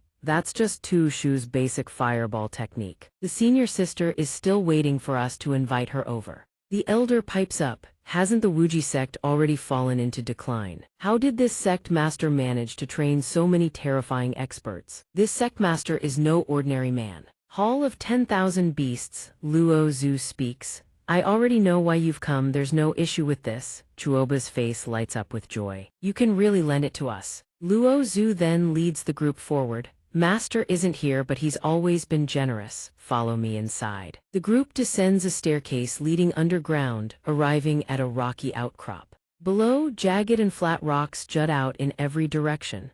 Chuoba surveys the scene, troubled. There isn't a single guardian beast in sight. Without the Wuji sect's beasts, what will become of the Great Desert? Is total annihilation the only answer? The great rock that protected the Great Desert for 10,000 years has grown too old to fight. They had hoped to borrow the Wuji sect's beasts. Luo Zhu explains the Great Desert faces a millennial calamity. The Wuji sect would normally step in to help, but Master isn't here. We can only act on our own to head for the Great Desert. Recently, Master has been refining artifacts. He crafted an incredibly powerful magic weapon. You can take it back first as a precaution. Chuoba agrees without hesitation. Very well, everyone gathers in the vast courtyard. Luo Zhu produces a mid-tier martial blade level 100, exquisitely crafted. Chuoba stares at it, bewildered. This is supposed to be the powerful magic weapon. What did you just say? Luo Zhu quickly explains. This blade was Master's first attempt at artifact forging, so he couldn't quite control it. Its destructive power is too immense and not suitable as an everyday weapon. It could easily harm innocent people. But during the Great Calamity it might prove useful. It can be used twice. The elder and the scarred man hear this and burst out in fury, taking turns to voice their outrage. Absurd, why are you handing us a kitchen knife to save our lives? Do you take us for country bumpkins who have never seen the world? Luo Zhu recalls the image of her master using that blade and his words. Damn, first time forging artifacts and I overdid it a little. This thing can't be used in everyday situations. After a moment of thought, Chuoba forces a smile. we appreciate the Wuji sect master's kindness. But the situation in the Great Desert grows worse by the day. We must head back first. Luo Zhu doesn't stop them, only offers a reminder. Travel safe. The group heads back into the deep forest, grumbling as they walk. This is bullying. We always bring gifts to the Wuji sect, and they give us this in return. If this kitchen knife actually works, I'll eat it whole. In the main hall, Yang Ning sits in his chair reading a book. His disciples stand below. He keeps reading Yan Niang's chronicles while blushing. If there's nothing else, let's end this meeting. Instantly, the butler bird swoops in and smacks him across the face. Didn't you summon everyone here to discuss the rescue mission for the Great Desert? Rubbing his cheek, Yang Ning snaps back to alertness. Almost forgot the Wuji Sect's sect token was lost by the old sect master in the Yan Nation. The world tournament in a year requires it too. Looks like a trip to the Great Desert is in order. Luo Zhu steps forward. This disciple wishes to go to the Yan Nation to provide aid and recover the sect token. Yang Ning approves. Then Luo Zhu head to the Great Desert alone. Consider it a training exercise.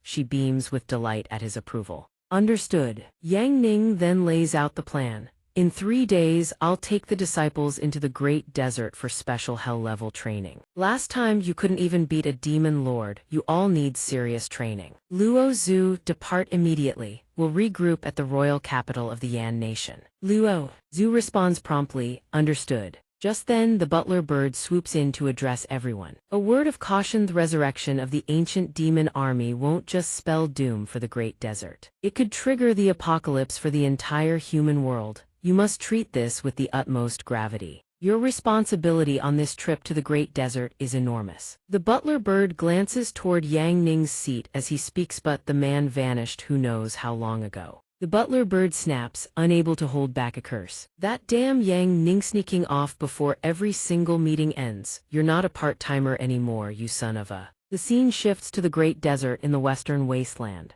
A massive convoy marches through, voices booming. The Great Desert trade caravan is on the move. No loitering. The caravan men shout their warning. 2 ordinary travelers on the road glance over and whisper to each other. What exactly is the background of this Wuji sect master? The vicious beast hound pulls the cart with perfect obedience, but inside, its heart overflows with resentment. I'm a heaven-rank city-destroying beast hound, and they're using me to pull a cart. This sect master is truly outrageous. Inside the carriage, Yang Ning praises the beast hound. Not bad at all, gotta say this ride is pretty stable even on the desert sand. Just then Tu Shu's sweet, coquettish voice comes from beside him. Master, try these chilled grapes. I process them with my ice magic specially treated. Chewing the cool, refreshing fruit in his mouth, Yang Ning sighs in contentment. Cold snacks in the summer heat, it really does remind me of Earth. The 2 men who witnessed everything seethe with displeasure. How absurd! What kind of background does the master of a small sect even have? Several beauties surrounding him, not looking like they're on urgent business at all, more like they're on vacation. I can't stand this anymore. Lei Lei and Yan Du appear before them, weapons drawn, menacing. What are you looking at? Anyone who dares approach our master uninvited will face the consequences. The 2 back off under the threat, but their resentment doesn't simply vanish. That guy has 0 cultivation whatsoever. He's just riding on Yi Chen's reputation to show off everywhere. His reputation was definitely built by Ling Luo Zhu on his behalf. Businessmen like us know these tricks better than anyone. Lan Yu appears out of nowhere, her voice cutting through. Gossiping behind my master's back are we. The Li family trading house has some nerve. Take a good look at this. This is the imperial token of the Yan Nation's emperor. Does the Li family trading house even have a business license in the Great Desert? Before that display of authority, the 2 men have no choice but to drop to their knees and beg. Our queen, please forgive us. Inside their heads they're screaming just as loud. Lan Yu, the queen of the business world, truly has the power to bankrupt anyone with her mere existence very second of every minute. Yang Ning, sitting in the carriage, speaks up to defuse the situation. Xiao Yu, let it go. We're traveling with the same caravan to the Yan Nation. Consider it fate. Spare them, don't ruin my reading mood. Lan Yu returns to his side, her demeanor instantly shifting to that of a smitten maiden. Yes, master, understood. Behind them 2 men watch and sneer. I just can't wrap my head around it. How can Queen Lan serve a skirt-chasing simp like that? That man is Bai Jian, the young master of the Five Dynasty trading house. Beside him is his attendant, who seethes with equal fury. The young master has to choose every word carefully when speaking to her, wouldn't dare offend her with a single misplaced word. Yet this Yang Ning orders the queen around as he pleases and she's happy about it. Bai Jian's face turns beet red with rage. A woman I can't even get close to and he orders her around, I'll deal with this bastard. I've already observed that Skirt Klinger sleeps alone at night. When the time comes, I'll drag him deep into the desert, use a few tricks, and make him cry like a baby. Then I'll force him to hand over land, use contract of servitude to me. The attendant immediately echoes with enthusiasm. The young master is truly brilliant. Bai Jian laughs even louder at the praise. Nightfall swiftly blankets the desert wastes. The group camps around a bonfire. Yandu grills food for him as she speaks. Master, have a late-night snack. If there's not enough, we can always roast this mutt too. Those words make the beast hound freeze in terror. Behind him, Tu Shu kneads his shoulders and asks, does Master feel comfortable? I've added wind magic to make the sensation even softer. Yang Ning eats while reading Yan Niang's chronicles and praises her. Not bad at all, the magic I taught you is finally being used this flexibly. Just then, Lan Yu appears. Master, your tent and bed are ready, your chamber pot has been cleaned too. Everything is prepared, Master can rest at any time. Hearing this, Yang Ning makes up his mind. Traveling through the great desert to keep pace is truly exhausting, I'll turn in first. The girls bow respectfully, we see Master off. Bai Jian hides behind a rock, his whole body trembling. Damn it, he's making the queen wash his chamber pot for him. I'm not just the young master of the Five Dynasty trading house, I'm also the chief disciple of the Devouring Moon Sect. You pretty boy of the wuxia sect, tonight I'll teach you a lesson you won't forget. In this cruel world, Zhuang has finally climbed to the very peak of the heavens. The camp is eerily quiet. Thanks to that silence, Bai Jian manages to wrap Yang Ning up like a cocoon and sneak him out of the tent. Slinging him over his shoulder, his face is lit with smug triumph. Got him. That pretty boy was easy to catch, just as I thought. But the joy barely flickers before it dies. Bai Jian suddenly realizes his back feels empty. Yang Ning is already standing on the ground. Who knows when he got down, his hand covering a long, lazy yawn. He asks, bro, dragging me out here in the dead of night, what exactly are you trying to do? Bai Jian stands frozen like a statue. Did he just miss again? That state doesn't last long. Bai Jian grits his teeth, pulls out a sheet of paper and speaks in a low, smug voice. Fine, then I've got something real nice here for you to sign. You've got so many female disciples, what's the harm in giving me one, Lan Yu, right? Yang Ning stares at him with his trademark dead fish eyes, utterly clueless. What the hell are you even talking about? Bai Jian snaps. Still got a mouth on you, we're in the middle of no anybody's coming to save your pretty boy ass. Without waiting for a reply, he raises his hand to strike. Looks like you need a taste of real pain before you understand what's going on. But his hand never touches the other man's clothes. A sharp crack rings out. A slap like divine punishment snaps Bai Jian's face sideways. His entire body tumbles across the ground. The contract catches the wind and vanishes into the moonlit night. After a long while, he finally pushes himself up with trembling arms.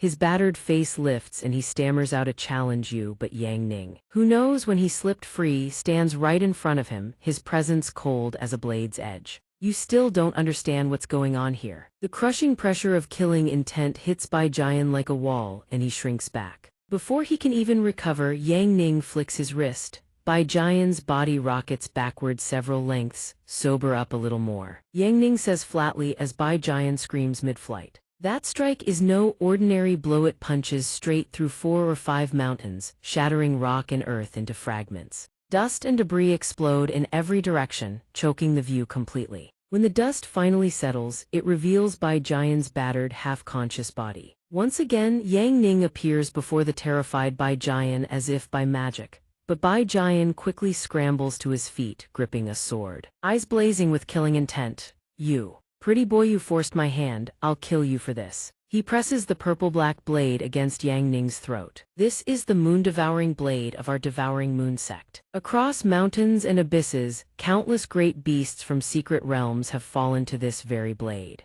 Yet Yang Ning still stares with those dead fish eyes. Yang Ning's expression doesn't change. he simply reaches out and pinches the tip of the blade between two fingers. A few gentle squeezes and the blade shatters into dozens of pieces, clattering to the ground. At the sight of his so-called treasured sword crumbling to nothing, Bai Jian goes numb, his face turning chalk white. Yang Ning holds up a blade fragment, his voice calm but chilling. You sure you want to resist? In that moment Bai Jian finally knows true fear. Bai Jian collapses to his knees, slamming his head against the ground again and again. Spare me, my lord, from this day forth. My life shall hold only 4 words: live and die for big bro. Yang Ning sees. Since he's already groveled to this point, Yang Ning doesn't bother pressing further. He casually produces another document. Then sign this slave contract. Carry it with you at all times. Looks like you've used this dirty trick to ruin quite a few people already. His battered face twists with panic. I'll sign it, big bro, I was wrong. The paper is set on the ground. He crawls over, trembling, and signs. Big bro, I was wrong. From now on, I'll definitely become an even worse person. On the surface he grovels and begs, but in his head the gears are already turning. Just endure for now. Once he gets back, he'll settle the score with Wuji Sect. When the time comes, he'll cripple the sect master of Wuji Sect and take all his disciples as concubines. With his plan set, he holds up the paper. Big bro, I've finished signing. Please check it. Very good.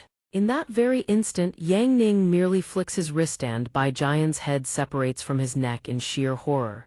Yang Ning's expression darkens, his voice dripping with menace. Once you sign that slave contract, your life belonged to me. The blood-stained paper flutters down beside the severed head. Yang Ning turns and walks away, his silhouette dashing beneath the moonlight. Taking a life now feels perfectly reasonable. Morning arrives swiftly. Yang Ning's group has already been up for a while, eating breakfast. Between bites, he offers praise. Lan Yu, breakfast today shows real improvement. But compared to Xiao Ru's cooking, you're still a bit behind. Lan Yu stands behind him holding a tray, her face tinged with disappointment.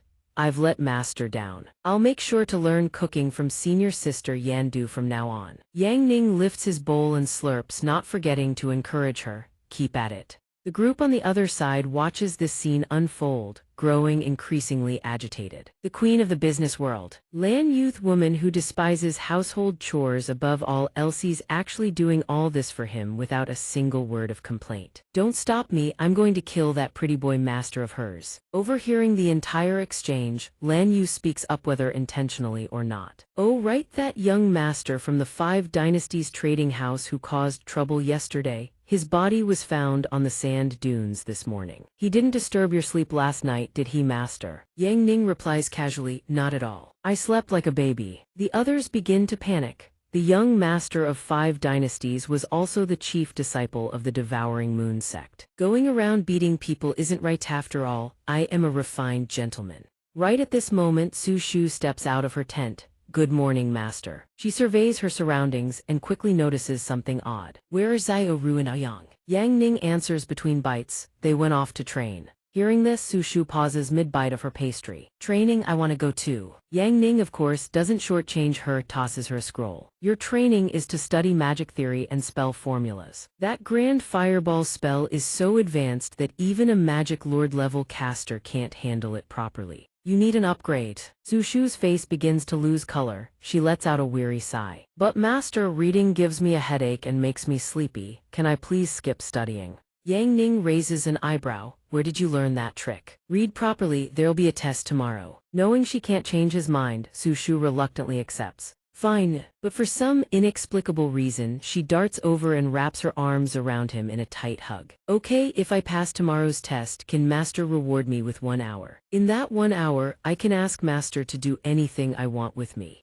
Unable to endure the situation, Yang Ning agrees in a panic. Fine, fine, fine. Get off me already, I said yes, just pass the test and it's yours. Having achieved her goal, Su Shu goes back to searching for answers. But where on earth did Aoyang and the others go? Lan Yu, watching from behind, has a vein throbbing on her forehead. She needs Xiao Ru Jr.'s sister Harith more she watches. The less she can hold back, Lan Yu steps forward, brimming with frustration. This is classified information. I can only tell you this much, master intends to travel to Ran country to quell the apocalypse. It concerns the survival of countless lives. So we must bring the major powers of the Great Desert to heal.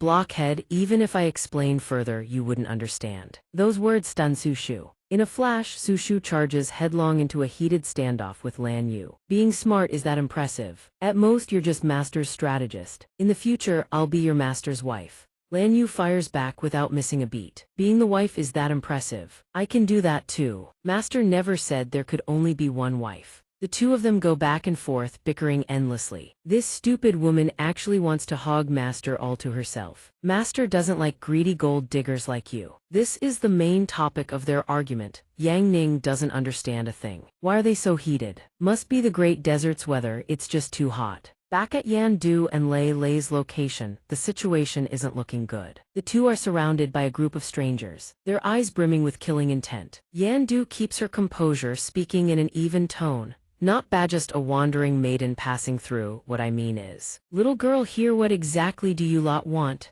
The group breaks into sinister laughter, their grins dripping with malice. Then your luck is absolute trash, you've stumbled right into bandit territory. Our boss loves nothing more than draining the fresh blood of humans like you. The corners of Yan Du's lips curl into a cold, thin arc. Not bad luck, you really are the desert demon bandits Master sent us to find. Her calm composure drives them into a furious roar. This stupid girl can still smile. Break every limb she's got, then drag her back. Before the words even leave his mouth, a streak of fire tears through the night, slicing clean through the speaker's body. After the strike, Yan Du straightens up, her gaze rippleless, thinking, these bandits really have made killing a habit. Strike fast, finish fast. Once this is done, I'll catch some goats and cook for Master. Master will definitely be pleased.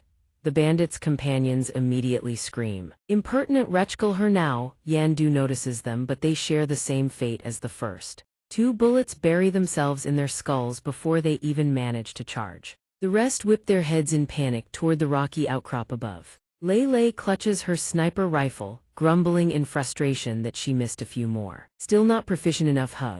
That said, she keeps pulling the trigger without pause. Each cold bullet tears through the wind. Yan Du watches her sister kick into full combat mode, a thrill curling at her lips. Time to pick up the pace. She launches forward in a flash of light, beelining for the distant fortress. In the blink of an eye, in human speed, her silhouette materializes right before the sentries. Exterminate, accept your death. Yan Du's eyes reek of danger. She says nothing, simply gazes and calmly takes their heads. Of course, it doesn't stop at slashes. Yan Du hurls the blade in her hand straight at them. Ouyang, your turn. Her blade shatters the fortress gate. As the gate crumbles, the creatures inside come flooding out. Witnessing the scene, Yan Du feels a twinge of worry. Ouyang, there are nearly 1,000 demons packed in this fortress. We're counting on you. Lei Lei, perched on the outcrop, responds to the signal, pulls an assault rifle out of thin air and opens fire. A blast of fire rockets straight into the fortress gate. Then flames begin erupting from every part of the gate. Built from stone, the fortress begins to crack apart and explode. The fortress erupts, boom, sending dust, dirt, and rubble flying everywhere. Yan Du and Lei Lei have already descended. No one noticed when. The two stand there watching the roaring flames, exchanging commentary. You really can't tell it all. Ouyang, is this berserk? Am not. I just don't like demons getting close to my body. Before they reach me, I destroy them, period. Understanding the reason, Yan Du plants her remaining blade into the ground, a confident smile spreading across her face. Either way, I hope we wrap this up fast. Can't let it interfere with cooking dinner for Master. Right then, Lei Lei spots something and raises her rifle. Looks like the target has appeared. From within the flames, countless towering silhouettes emerge, accompanied by a dangerous voice. So it's 2 little humans looking for trouble. The silhouette takes clearer form, a massive monster, its body bristling with spikes, a blue jade pendant hanging from its neck. Puny humans. What exactly are you looking for? Yan Du looks up at it, it's him. Lei Lei looks as well. We're looking for you. He wastes no more time and raises his staff. I'd say you're looking for death instead. With that, he slams his weapon straight down into the ground. But Yan Du and Lei Lei dodge in time. Lei Lei closes in, raising a handgun to bid him farewell. A single shot rings out, its head goes one way, its body the other. The necklace it was holding drops to the ground. Its body topples backward the instant it falls, while the necklace flies off, tumbling uncontrollably in some direction. Yan Du snatches it up. Ouyang, the Wind Tribe token Master needs is in our hands. Clean up. On cue, Aoyang hurls a barrage of grenades at the remaining monsters, blasting them into ash. Lei Lei doesn't bother looking, turning her head to ask Yan. Junior sister, I've always wanted to ask, do you really still dream of becoming the world's greatest chef? She doesn't answer immediately, letting out a sigh instead. It's finally over. She hugs her twin blades and turns to flash Lei Lei a bright smile. Of course, becoming the greatest chef, making dishes that bring joy to whoever eats them, will forever be my dream. That doesn't conflict with Master choosing me as an assassin. She hurries after Lei Lei, not forgetting to ask, what about you? Aoyang, you always said you just wanted to be an ordinary person, quietly protecting our eldest senior sister. Right now I'm just a normal girl who summons gunsweight. Why does it feel like Master has sent our lives in some really bizarre directions? Lei Lei furrows her brow, her voice heavy with worry. I wonder how senior sister is doing. She was sent alone to where the ancient demon army sleeps. On some rocky ledge, a group of children stand huddled together. A boy suddenly speaks up, are you scared? Ever since that demon dragged us here, it eats one person every day. The girl sitting beside him, her face bruised and batter-red, flashes a bright smile. I'm not scared, my idol is the goddess Luozu. I want to be brave like her. The boy beside her looks surprised. You mean Goddess Leng, the one who cultivated the way of the sword and swore to cut down every demon under heaven? The reason for this admiration, Luozu entered the Great Desert with her teacher at the age of 11. After her teacher slew the great demon and lost the ability to fight, it was she alone, the only person, one sword, who stood at the front. Drawing a line of life and death, anyone who crossed it would be killed. She held off over 100 demons for an entire day and night. Until the desert's reinforcements arrived, she alone had protected the people with her own strength. Since then, Luozu has been the guardian goddess in the hearts of every girl in the Great Desert. Right at that moment, a powerful gust of wind sweeps in. The boy quickly shields the girl with his own body. It's coming! A sharp chitinous leg enters the children's field of vision. Before its arrival, the girl has already moved to stand between it and the boy. Don't be afraid. The monster leers at the two children with a wicked grin. Yum yum, snack time again. Which little morsel gets to fill my teeth today? What just appeared is the guardian of the ancient demon grounds, the soul-devouring demon.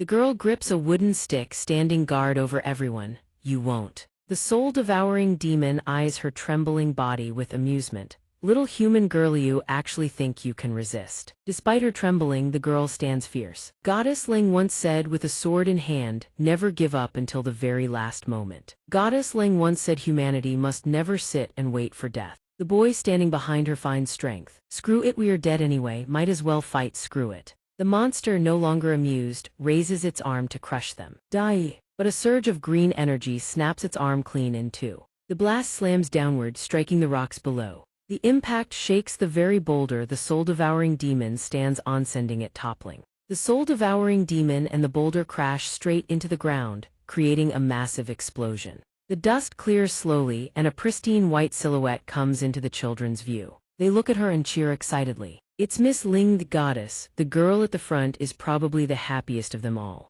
Miss Ling has returned to the Great Desert, but now is no time for Luozu to let her guard down. Her expression turns deadly serious as she stares down the soul-devouring demon. I act under my master's orders. I am here to purge the demons of the Great Desert. Soul-devouring demon, you are one of the 4 guardians of the sleeping ancient demon. Tell me where its lair is and I will grant you a swift death.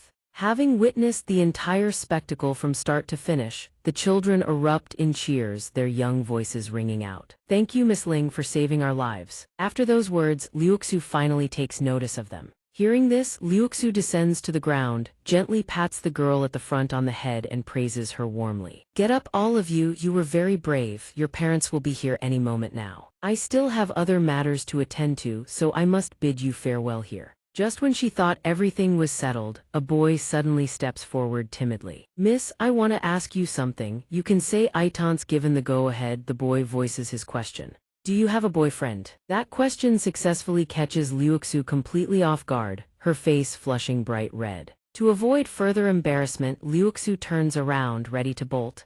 kids shouldn't be so nosy. The girl beside her chimes in helpfully, Miss Ling doesn't have a boyfriend, you know. She only has the sword Dao. With that, she takes off into the sky and vanishes. The boy waves off what just happened and shouts after her, "Goddess, you absolutely must find a boyfriend. The sword Dao can never bring happiness to a woman." The girl beside him hears his words, and her face twists in displeasure. "What nonsense are you spouting?" She even grabs his ear and twists it. "The sword Dao is way better than any man." Ow ow ow that hurts. Liuxu flies through the air, replaying the earlier scene in her mind. The sword Dao, Master has already taken Lan Yu and the others away. He's probably already entered the Great Desert. I need to find the sleeping grounds of the ancient demon army as fast as possible. Then hurry back to the capital of the Ron Kingdom and regroup with Master. I hope the junior sisters are taking good care of him. Turning back at the spot where Yang Ning's tent is pitched. Yan Du and Lei Lei have returned, but something has clearly happened that leaves Yan Du utterly incredulous. What the hell? Her face is frozen in shock. No way Su Shu actually passed the exam. Lan Yu isn't too pleased about it either, but she still answers fully. So that's why Master took her away from the merchant caravan just now. Who knows what the two of them went off to do? The more she hears, the more violently Yan Du's body trembles. Meanwhile, Lei Lei doesn't care about any of that and starts speculating. I wonder what kind of request Su Shu will make of Master. I heard that last time at the ancient city of Lulan Su Shu kissed Master. Could she be thinking of something like that again? At that thought, Yan Du's rage spirals out of control. No, I have to go find them. Ignoring her sister's outburst, Lei Lei continues her speculation. Master has always been a man of his word. He probably wouldn't refuse any request Su Shu makes. Chances are you won't be able to stop them. Those words successfully push the fury in Yan Du's heart to its absolute peak. If I can't stop them, then I'll join them. Confronted with that declaration, both Lei Lei and Lan Yu can only stand there helpless. Contrary to what the female disciples imagine, what Su Shu actually asked Yang Ning to do with her is visit a grave. She leads him to a solitary, weathered tombstone. Su Shu's voice carries a faint tremor of emotion. "Thank you, Master, for coming here with me to pay respects to grandfather." Yang Ning replies, "This is something I promised you. Within this 1 hour I can do anything you ask. Besides, you've already passed the exam anyway. You've been studying non-stop without sleep these past few days, haven't you?" Before his question, Su Shu answers with unwavering resolve, "I had to pass because only then could I bring Master here to meet grandfather." Yang Ning calls her a lovable idiot. With that, Su Shu suddenly kneels before the stone tablet, her voice dropping low. "Grandfather, you once said if I ever found someone I wanted to marry, I must bring them here for you to see, so you wouldn't worry anymore. A fool like me with no one left to rely on, living in this chaotic world."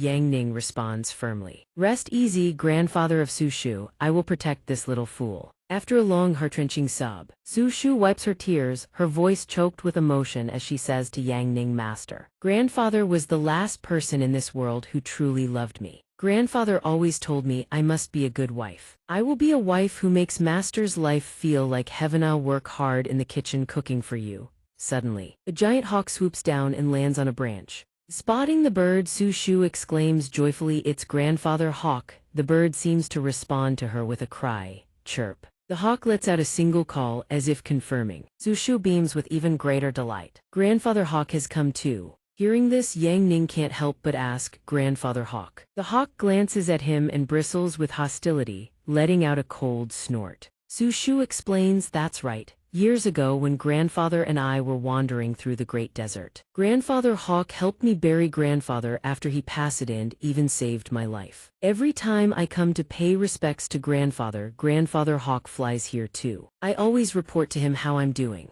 Grandfather Hawk, this is my future husband. I brought him here to meet you." Su Shu is about to step forward for introductions, but the hawk reacts violently, spreading its wings to shield Su Shu, glaring at Yang Ning with unmistakable warning. Yang Ning isn't fazed in the slightest and even praises the bird. The hawk grows angrier at his reaction. Su Shu hastily mediates, "Master isn't weak. He can protect me just like you can." Watching the two of them converse with seamless fluency, Yang Ning begins to question his own reality. He never imagined Su Shu could actually understand bird language. Suddenly, the conversation takes a tense turn. Su Shu objects firmly. No, absolutely not. Master isn't going to chase after some great desert hero certification. Even if Grandfather Hawk doesn't approve of our marriage, I will still marry Master. Right at that moment, Yang Ning steps forward and addresses the hawk, the great desert hero certification. Isn't that the fire tribe's trial from the nomadic clans of the Great Desert? The hawk gives a curt confirmation. Yang Ning continues, Lan Yu told me that to face the day of annihilation, we need to win the allegiance of the 4 great nomadic tribes. If I'm going to run into the fire tribe anyway, then I might as well have some fun with it. Participating won't cost me any extra time. Having persuaded the hawk, it turns and flies away.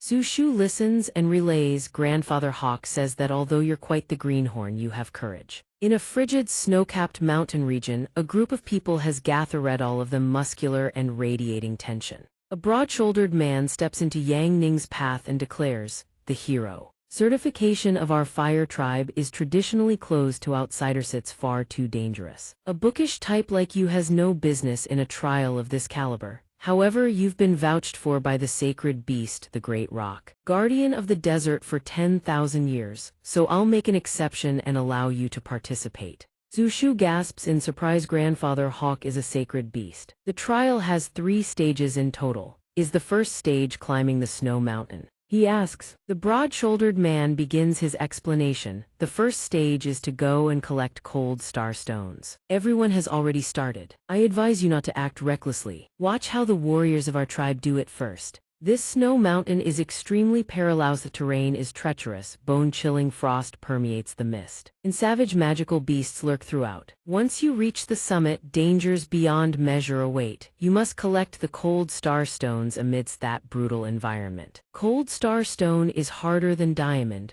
Without enduring several days and nights of effort, success is impossible. Young man, do you understand the dangers and hardships of the trial of this gate? He continued his attempt to persuade him. This old man advises you to give up while you can. You shouldn't throw your life away for an impossible goal. Yang Ning says nothing. He simply forms a fist and throws a casual punch downward. Starting from where his fist lands, the mountain begins to crumble. Small cracks spread across the entire peak, splitting it into massive chunks that crash to the ground. Even the summit itself topples and shatters. At this moment, the old man is so shocked his soul nearly leaves his body. Boulders weighing tens of tons crash into the snow as the crowd scatters in a panicked stampede. Yang Ning hoists the mountain peak overhead and speaks. This peak alone contains at least several tons of frozen steel. Is that enough? If it's not, I noticed those other peaks have some too. Shall I fetch a bit more? Hearing the word more, the old man panics and refuses. Stop, the main mountain of our tribe is already destroyed. If you take the surrounding peaks too, we'll have nowhere left to live. Su Shu beams with pride from behind. Master is so cool. The soldiers can only watch in silent awe. This scholarly-looking man is terrifying. The most fortified stronghold wouldn't survive a single punch from him. Truly the man the divine beast sent their way. One punch and a mountain is reduced to rubble. Having cleared the first gate, Yang Ning asks, what about the other 2 trials? Let's speed things up. My disciples are still waiting for me. At the riverbank, a monstrous beast lies slain. Yang Ning's voice rings out, already taken care of. You told me earlier that I didn't need to kill the king beast, just the demon beasts would do. The thick-bearded man's eyes go wide as he exclaims, good heavens, and Yang Ning just brushes off his hands and walks away just like that.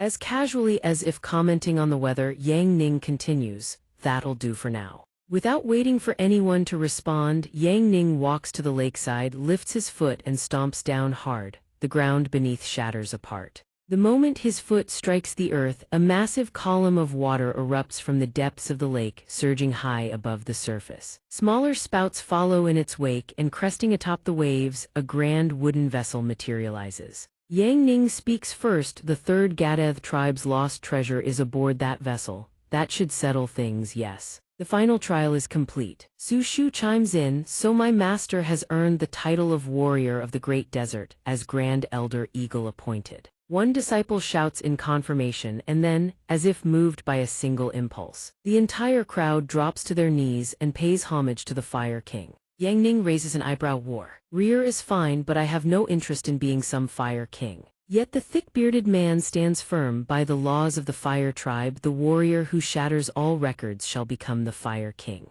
Yang Ning shoots into the sky and calls down before vanishing completely, turning his head to leave a parting offer: forget the Fire King title. However, I will have a matter that requires the Fire Tribe's strength in the future. In return, you may also ask for my aid. The crowd immediately pledges. Whatever you command, my lord. The Fire Tribe would not refuse, even if it meant leaping into a volcano. Yang Ning leaves them with one final remark: let's keep this as a transaction between equals. I'll tell you what I need when the time comes. For now, I'm off. Seeing him depart, the crowd bows deeply. Farewell, my lord. The thick-bearded man speaks with solemn gravity, the one the divine beast Great Peng sent us. His strength is truly at the level of a saint. For the Fire Tribe to forge a connection with a saint such as him, all of this is thanks to the grace of Great Peng. Great Peng has grown far too old. It has used countless avatars to shield the Great Desert, but the vast majority have already faded away. In his mind's eye, the old man sees the image of a colossal winged beast growing weaker by the day.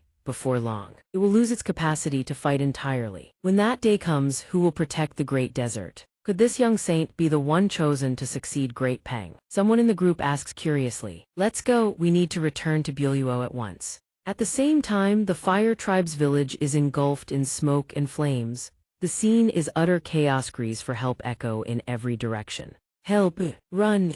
Standing out among the carnage is a man clad in dark armor. He strides up to a tribal elder and snarls. The Fire Tribe colludes with the demon beast Great Penga, crime punishable by the extermination of 9 clans, and yet you still dare resist. The tribe's people erupt in furious rebuttal. Great Peng has always protected humanity. It is the faith of the entire Great Desert. You are soldiers of the Ran Kingdom, yet you side with demons, betraying the nation and the imperial family. Before those scathing accusations, the armored man merely sneers. The imperial family, the Bada clan's only backing was the Wuji sect, and that sect has already crumbled. The dynasty needs to change. No, and all you trash must be purged. But it seems he is not the one to finish the young man off.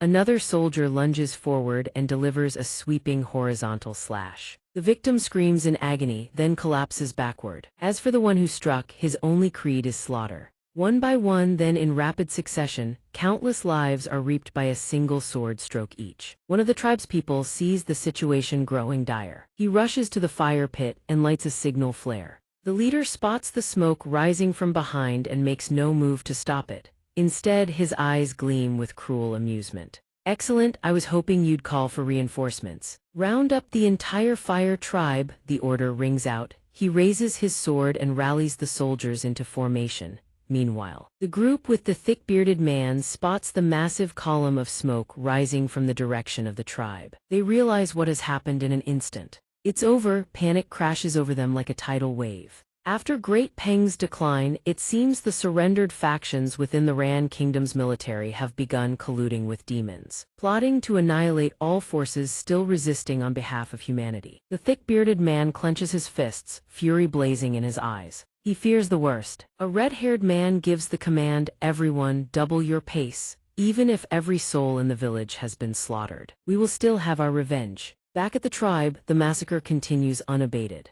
A woman clutches her child, trembling as she begs, please don't kill me, but her pleas fall on deaf ears. The armored soldier raises his blood-soaked sword, pointing it straight at her face. Help. He raises his blade to deliver the killing blow. Those who defy the demons have only one path: death. Suddenly, a figure plummets from the heavens, freezing him in his tracks. Yang Ning materializes without warning and drives a devastating kick straight into the soldier's spine. A follow-up punch crashes down, sending the sword arm flying. The soldier roars in fury, who dares? He doesn't even finish the sentence before the next strike arrives. Then, in his final moment of shock, a slash tears across his chest. His body splits into 4 pieces. The enemy is finished. Yang Ning's voice is cold as the void. Who gave you permission to raise your blades in the Fire Tribe? After dispatching the common soldiers, the entire army marches up behind him, demanding answers.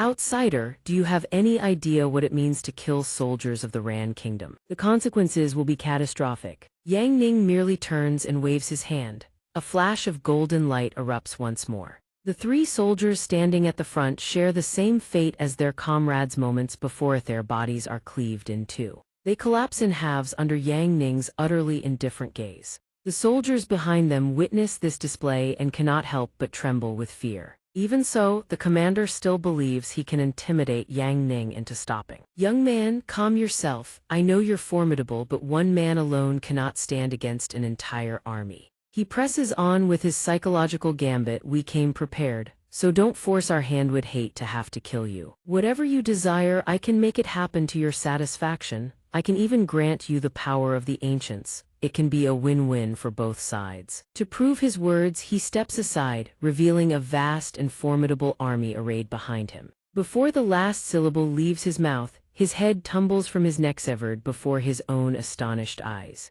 Yang Ning gazes at the corpse with utter disdain. So tedious, he simply had no choice but to send the man to meet the heavens. The soldiers watch their commander cut down with such ease, and dread seeps into their very bones. Seeing them rooted in place, Yang Ning for him bothers to deliver a lengthy speech. "My disciple received word from Great Peng that you colluded with demons to slaughter the Fire Tribe. This matter had nothing to do with me originally. But the Fire Tribe and I have a deal. Anyone who dares interfere with my business partners dies." With that, Yang Ning activates his killing intent. His eyes blaze with lethal focus as he surveys the assembled soldiers. Yet they know no fear. Their eyes burn red with rage over their fallen commander. "Everyone charge! No matter how powerful he is, he's only one man. He'll run out of stamina, eventually drown him in numbers." With that battle cry, they surge from every direction, encircling Yang Ning. But he stands motionless, unmoved, not even bothering to react until they close in to mere paces away. Only then does Yang Ning's expression darken as he unleashes a single, earth-shattering punch. The blow detonates with cataclysmic force, blasting every last soldier backward. But it doesn't end with a mere explosion. A torrent of annihilating energy erupts from the point of impact, reducing their bodies to nothing. Where the wave of destruction passes, the land becomes a barren, endless plain without a single stone or blade of grass remaining. Realizing the insurmountable gulf between themselves and Yang Ning, the survivors bolt instantly. "Monster, one punch killed 500 men. Run for your lives." Unfortunately for them, Yang Ning has already noticed. He turns without a word and flicks his wrist. The ground beneath their fleeing feet erupts into oblivion. As for the soldiers, Bodhisattva had been cleaved clean in two. Not until the dust settled could the tribespeople see clearly. Not a single soldier remained. They gasped in awe. This wandering hero had wiped out an entire army single-handedly. At that moment, Sushu appeared, riding atop her broomstick. "Master, did I arrive too late?" she asked, her question catching his attention right as the battle ended. She wasn't unfamiliar with that kind of answer, yet no matter how many times she heard it, Sushu still found herself utterly speechless. The survivors from the bearded man's group finally arrived, scrambling toward him in a panic. "Someone saved us." It was that young saint, recognizing who had rescued them. They immediately dropped to their knees and kowtowed. "We are forever grateful for the hero's mercy. For the rest of our lives, we shall never forget this debt. If the hero has any command, the Fire Tribe shall obey unto death." Seeing the people had returned, Yang Ning and Su Shu soared into the sky once more. "No need for thanks. I was merely ensuring the safety of our transaction." With that, he and Su Shu flew off. Once they reached a certain altitude, the two paused. With the great calamity approaching, the Ran kingdom has spiraled completely out of control. Each generation of the Wuji sect's sect master takes in an unnamed disciple from the Ran kingdom. The current king of Ran is an unnamed disciple of the former sect master, making us half-siblings of the same lineage. The two flew and talked, dealing with those bastards in Ran's army who had surrendered to the demons. In a way, it was a family matter of the Wuji sect. Sushu finally spoke up. "Master, what do we do next?" "Follow me." Meanwhile, at Eagle Mountain, Grandpa Eagle was bound by colossal chains, his body strained against the boulder beneath him, cracking it to pieces, his head thrashing violently as he struggled to break free of his bonds. The masters of those chains were the three great saint knights of the Ran kingdom. They stood upon the cliff's edge, their voices dripping with contempt. "Great Peng, do you acknowledge your crimes?" The left Saint Knight Massey was the one gripping the chains. His face brimmed with killing intent as he glared at the accused creature once said to have colluded with demons. You have betrayed humanity and 10,000 years of friendship. The right Saint Knight Bader stood beside him. Hearing those words, he couldn't help but smirk. The Grand Marshal of Ran's Western Expedition. The Saint Knight King Musashi is here, and you still refuse to bow your head and accept your punishment. The Grand Marshal of Ran's Western Expedition Musashi also spoke. Do not think escaping Eagle Mountain will spare you. At that very moment, a young monk appeared, gripping the chains tight, his voice erupting with fury. How dare you slander with such filthy lies? Great Peng has guarded the Great Desert for 30,000 years, slaying demons all the while. With that, Fan Shu yanked the chains toward himself, pulling hard. You bastards colluded with the demons yourselves, then pinned every crime on it. What's more, you didn't dare seek out its true body, only bullying its avatar. Luo Si saw someone halting his chain, but paid it little mind. And who might you be? Fan Shu's hands gripping the chains had begun to tremble slightly, yet his aura remained fierce and undaunted. A demon-slaying monk. I followed the stench of demon on your wretched bodies. I will not allow you scoundrels to slaughter the sacred Peng. Enraged by the insult, Luo Si dove down. Impudent wretch, but Fan Shu leaped up to meet him head-on.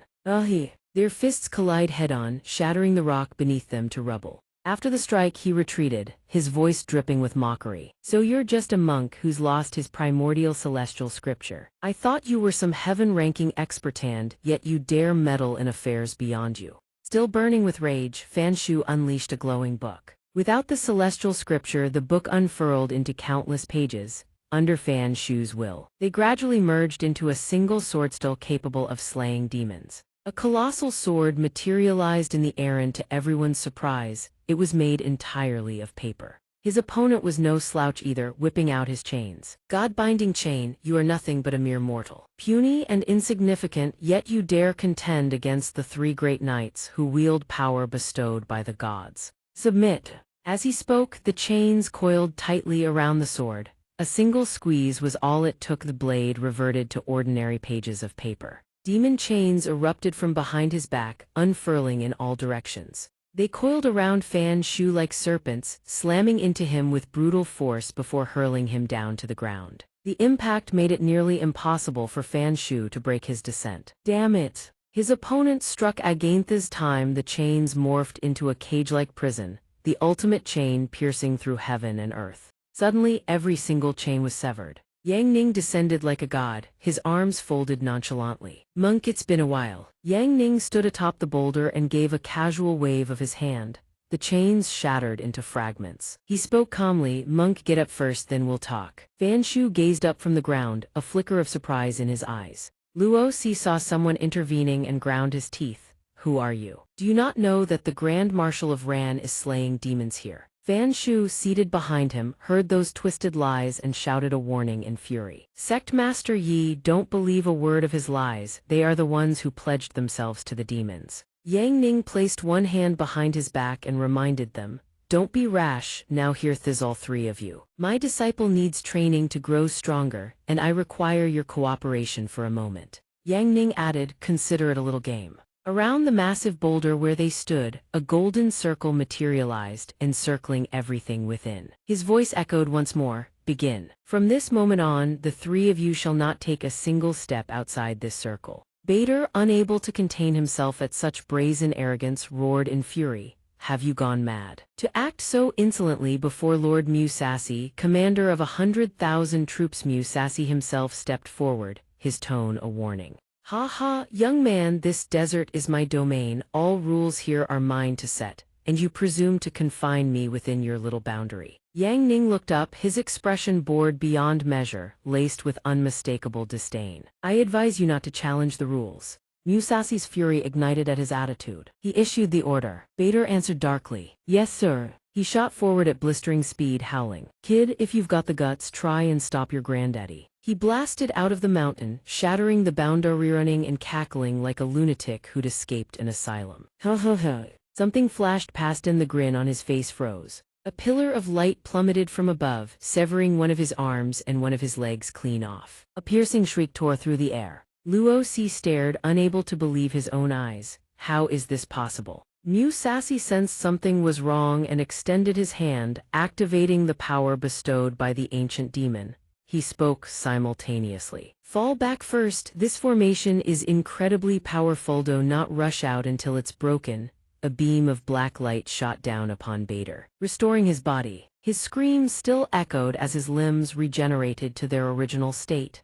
Bader barely managed a strained whisper, "I'm saved. Thank the heavens for the ancient demon's power." He looked up, drenched in cold sweat, not forgetting to curse the bastard responsible. Bader leaped onto the boulder using the momentum of the technique, standing beside Musashi. Fan Shu gasped in astonishment. Heavens, the circle that Sect Master Yi drew so casually is this overbearing. Sushu stood behind, cradling the great bird that had collapsed below. "Grandpa Eagle, it's all right now, I can protect you now." Yang Ning continued his explanation. "Now I'll explain the rules that follow. This is a game for training my disciple. All three of you are merely props. My disciple Sushu will enter this circle and accept your challenge. If you can defeat my disciple, then you three wretches who sold your souls to the demons and betrayed humanity may yet earn a chance to survive. The total time is 2 incense sticks. Every half incense stick, the circle will shrink by 1/4. Pay attention, Sushudo, you remember your rules." She answered, her eyes burning with hatred. "This disciple remembers, during the first incense stick I may only defend. It is only during the second that I may counterattack." Bader gnashed his teeth. "Only defend? You look down on the 3 great saint knights to such a degree." Luo Si merely watched in silence, neither speaking a word nor raising any objection. Musashi warned him, "Her master is a formation grandmaster. This little girl is far from simple. While she's in her defensive phase, kill her quickly." Sushu also began, her expression darkened as she raised 2 fingers, chanting aloud. A limitless defensive barrier erupted into placerunes resembling chains of text wrapped around her entire body. Bader wasted no time. He rocketed into the sky, summoning his holy master battle armor. His body blazed with radiant light as a sword materialized in his grip. He charged, raising the blade for a devastating strike. "Prepare to die." Behind him, the phantom of a ferocious tiger surged forth. He conjures a torrent of black power that surges toward the tiger as it roars ferociously. Sushu's defensive circle envelops her completely. His techniques do absolutely nothing to Sushu. She glances up, gesturing for him to continue. Bader stares in disbelief, seeing that his strike had no effect only enrages him further. "My tyrannical sword chi has dispersed again. It seems close combat is unavoidable now." Yang Ning watches from below, utterly speechless. Sushu has once again planted 50 layers of defensive magic on herself, a sheer abuse of her monstrous spiritual energy. How could the opponent possibly injure her? Even with 50 defensive spells already in place, Sushu still feels uneasy. She plants even more, muttering to herself that it's still not safe enough. "Let me think light shield of reflected walls, fire immunity through resistance. Did I forget the spatial trap? Forget it, let me layer one more round just to be sure." Being a mage is truly a pain in the neck. Seeing her chanting incantations, Bader charges in to attack. "While you're distracted, I'll send you straight to your grave." He roars Suzhou lightning star-shattering blade. Sushu glances up, a flicker of anger crossing her face as a devastating strike crashes down upon where she stands. Sushu looks at him and sneers, "You're finished. Every reactive magic chain has been triggered. You've set off all my spells." Sushu unleashes a barrage of spell names: Eternal Solar, Guardian Blazing, Retaliation, Solar Shield, Guidance, High Temperature, Force Field, True Inferno, Blaze, Flame, Vortex, Entanglement, Fire, Annihilation, Flame, Rebound, Chain, Fireball, Elasticity, Core of Infernal Flame. Bader's face turns ghastly pale, laced with creeping terror. A colossal explosion erupts, smoke and flame engulfing the surrounding area. Laxi and Musashi stare in utter disbelief. Bader's body has been scorched completely black, smoke still curling from his mouth as he collapses. His entire form disintegrates in an instant, leaving nothing but fragments of armor crashing to the ground. Eagle and Fan Shu watch with shock and a trace of fear. The monk murmurs, "A holy knight vaporized instantly by sheer heat." Sushu has no innate talent for cultivation, yet Yang Ning has trained her to such a terrifying degree. Yang Ning covers his face, exasperated. This fool charged straight into Sushu's absolute defensive space and launched an attack. That was nothing short of suicide. Sushu sits atop her broom, calling out impatiently to Laxi and Musashi. "Hey, you two big brothers over there, stop standing around gawking and come attack me already." She keeps urging them to rush in so she can leave. Master won't allow her to attack at this stage. Hurry up and strike so she can clock out early. I still have a broomstick riding class tonight, you know. Hearing her tone, Laxi seethes with fury. A sliver of fear lingers beneath. Damn it, she has absolutely no sense of boundaries. Sassy speaks up to caution him. Calm yourself, don't fall for her taunts and provocation. He has been utterly consumed by rage, his eyes burning with unbridled fury and malice. I will awaken the ancient demon heart within my body. When that happens, a single strike will annihilate her and every living creature within 1,000 miles. Sassy's killing intent erupts as his fury reaches its peak. He thinks to himself, I must awaken the ancient demon heart at maximum speed. Fan Shu clutches his wounds and mutters, a general commanding over 20,000 men, frightened by a single Su Shu. Something's off, they must have a killing move hidden up their sleeves. Up ahead, the monk Yang Ning points toward Su Shu and shouts, stop dawdling already, quit dragging your feet. Forget the rules, Su Shu, just attack them directly. Hearing this, she responds with gusto, Roger that, time to deal with those two holy knight big brothers. Sassy wastes no time. He barks the order, unleashing the full breadth of his cultivation base as he prepares for battle. Behind him, Laxi's face twists as he clenches his jaw. Understood. Su Shu swoops down and summons fire elemental energy. A fire spirit materializes before her. Laxi sees her summon nothing but a low-level spirit and erupts in fury. A low-grade fire spirit, is she trying to insult us?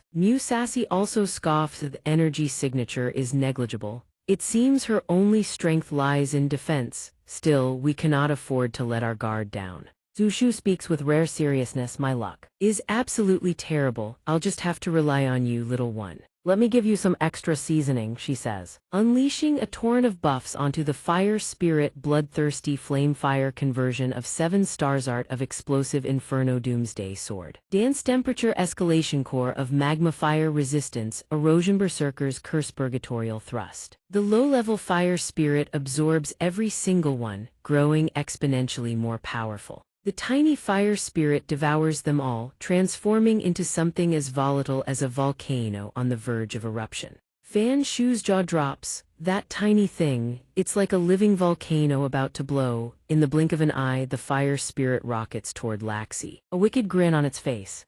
Sassy acts in haste, channeling the ancient demon's dark art into Laxi, ordering him to strike fast and end it quickly. Laxi's body absorbs the ancient demon's power, growing stronger. His eyes blaze with crimson light as dark threads of energy weave across his arms and chest. Both sides charge at each other. Laxi, empowered by the ancient demon on one side, the low-level fire spirit on the other. The fire spirit suddenly drops low, latching onto Laxi's leg, catching him completely off guard. The fire spirit's tiny hands clamp down on his leg like a vice. Laxi's mouth curls, but it's the fire spirit that grins back at him with malicious delight. He realizes something is terribly wrong, but it's already far too late. In an instant, a cataclysmic explosion tears through the area, obliterating everything in its blast radius. Sassy cannot believe his eyes. A strangled cry escapes his lips. Beneath the blast, earth and stone are torn asunder, carving a massive crater into the ground. Eagle and Fan Shu stare with wide eyes and gaping mouths, a chill of fear running down their spines. Yang Ning covers his face, utterly exasperated. The essence of magic lies in exquisite control, yet this girl Su Shu relies on brute spiritual power to blast everything to kingdom come every single time. She truly gives him a headache. Smoke billows in every direction. The massive boulder, scorched by the explosion, has been reduced to a tiny platform barely large enough for Sassy to stand on. Seeing both his disciples obliterated before his very eyes, his fury erupts without restraint. Sassy roars in rage, devouring the ancient demon's killing essence. A pair of jet-black wings burst from his back as he lets out a piercing, deafening shriek. The fire spirit charges forward without hesitation. Su Shu calls out in reminder, hey old man over there, the fight's still going, stop striking poses. He ignores her taunts, dismissing it as a trivial trick, and swats with a wave of dark energy. The fire spirit detonates midair. Sassy's expression darkens. In my demon wings state, I am the lord of this desert. A thing like this I can swat away at will, Su Shu sneers. Oh, really? Then keep trying. The number I've summoned is rather considerable. I'm afraid they won't be so easy to swat. She raises a finger. Dozens of low-level fire spirits materialize and rocket toward him in a blazing swarm. Sushu adds one final remark, everyone charge. The fire spirits are impaled one after another by the ancient demon's dark tendrils and detonate instantly. But there are simply 2 mana. The more he destroys, the more they swarm. Musashi grits his teeth in frustration. There are far too many of them. Suddenly, 4 fire spirits latch onto his boditwo on his legs, 2 on his arms, letting out eerie little chirps. At first it's just 4, then in a flash, hundreds more descend upon Musashi, engulfing him completely until nothing of him remains visible. The fire spirits converge, and the surrounding temperature begins to skyrocket. A colossal fireball takes shape, its radiance blazing across the entire mountaintop, then it detonates. Flames and smoke spiral into the sky in a hellish pillar. When the smoke clears, Musashi has vanished. All that remains are a few fragments of scorched armor scattered across the ground. Eagle and Fan Shu gape in stunned silence, shock after shock washing over them. The monk blurts out, "The 3 great holy knights of the Ran kingdom. All annihilated just like that." Yang Ning flies up to Su Shu. She immediately asks, "Master, can this special training session be considered a success?" He replies flatly, "A failure. I was hoping you would actually use your brain during combat." Su Shu protests, "It's definitely because they were too weak. They didn't push me hard enough to make me think." Fan Shu overhears and mutters under his breath, "Generals commanding tens of thousands reduced to training dummies for a master-disciple pair. And I'm supposed to be weaker than these TWO Chinese letter freaks." Hearing this, Yang Ning fires back immediately, "Monk, you're the abnormal one here. You don't like Yan Yang, but you're into Leng Feng. You masochistic freak." Fan Shu explodes, "Leng Feng is the one who gives you the thrill of conquest. Only a clueless shut-in otaku would waste his days poring over those erotic storybooks." Su Shu sits on her broom and mutters, "Here we go again. All right, they're at it again. Today's a total wash. I should go visit Grandpa instead." Suddenly, Yang Ning claps his hands and speaks with gravity, "Enough. The real matter at hand. Thigh's time. I've come to the great desert to prevent the resurrection of the ancient demon army, especially the ancient demon lord, who poses a dire threat to the safety of the entire world." The 2 men stand atop a high peak as the monk continues, "This time, the heaven ranking likely has quite a few experts coming to fight the ancient demons. Who knows, you might even encounter someone on the heaven ranking who matches your level." Yang Ning responds with casual indifference, "The owner of Yan Yang's shop still hasn't arrived. I believe he's a heaven ranking expert, isn't he? I've known him for quite some time already." The monk bursts out in frustration, "We're at a time like this, and that's where your attention lies." Yang Ning brushes off his words without a care. He turns his back, preparing to leave. "No more talking. I need to head back to the Ran kingdom." Hearing this, Fan Shu falls into contemplation. The Ran kingdom stands on the front line against the ancient demon army. "But I've heard there have been recent upheavals there. I can only pray this nation doesn't descend into chaos." Yang Ning raises his hand in farewell, his voice brimming with conviction. "Rest easy. The Ran kingdom is under the protection of the Wuji sect. No one can lay a finger on it. No matter who dares to stir up trouble, they will pay the price. Let us part ways here, Su Shu. Let's go." Su Shu hugs Eagle, her voice tinged with sadness. "Grandpa Eagle, I have to leave now." Eagle lets out a mournful cry. Suddenly she exclaims, "What? You want me and Master to get married soon?" Her voice carries across to where the 2 men stand. "I want that too, you know. I've already signed up for the accelerated Korseth Mature Woman's Guide to Taming Your Dense Wooden-Headed Boyfriend. By the early stage of the Emperor realm, I will definitely make Master mine." Face. Fan Shu freezes upon hearing this. The great Peng still responds in its bird voice, "Hey ha." Su Shu's next sentence causes everyone's souls to scatter in shock. "What? Enter the bridal chamber right away. Right there next to that mountain cave. Grandpa can even help keep the master for Yaoyu, just need to take the initiative and lie on top." This isn't bad at all, actually. Yang Ning also turns back in a daze, then immediately averts his gaze. "Let's go, Su Shu." She flies over as well and says, "You'd better rely on your own strength to win over the master." "Grandpa, I'm off now. I'll definitely bring you the good news of your granddaughter becoming a real woman." On a certain mountaintop, a lone figure stands silhouetted against the wind. "Lan Yu, long time no see." The figure greets her warmly. Master has taken Su Shu away for special training if you're looking for her. I'm afraid you've come at the wrong time. Lan Yu replies, my junior sister will be mine sooner or later, I'm very confident.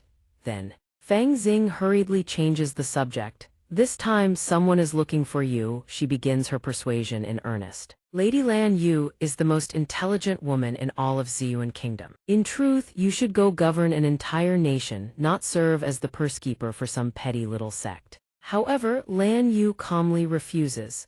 Last time when you sent me to hawk goods in the northern extreme, the matter of you pushing me into qi deviation, and your offer to co-govern Beihang Kingdom was rejected, and I refuse again. Fang Xing's eyes turned sharp as blades. It wasn't I who caused your qi deviation, you would have fallen into it sooner or later. Yang Ning comforted you by saying the demon marks on your hand were caused by energy that was too overwhelming.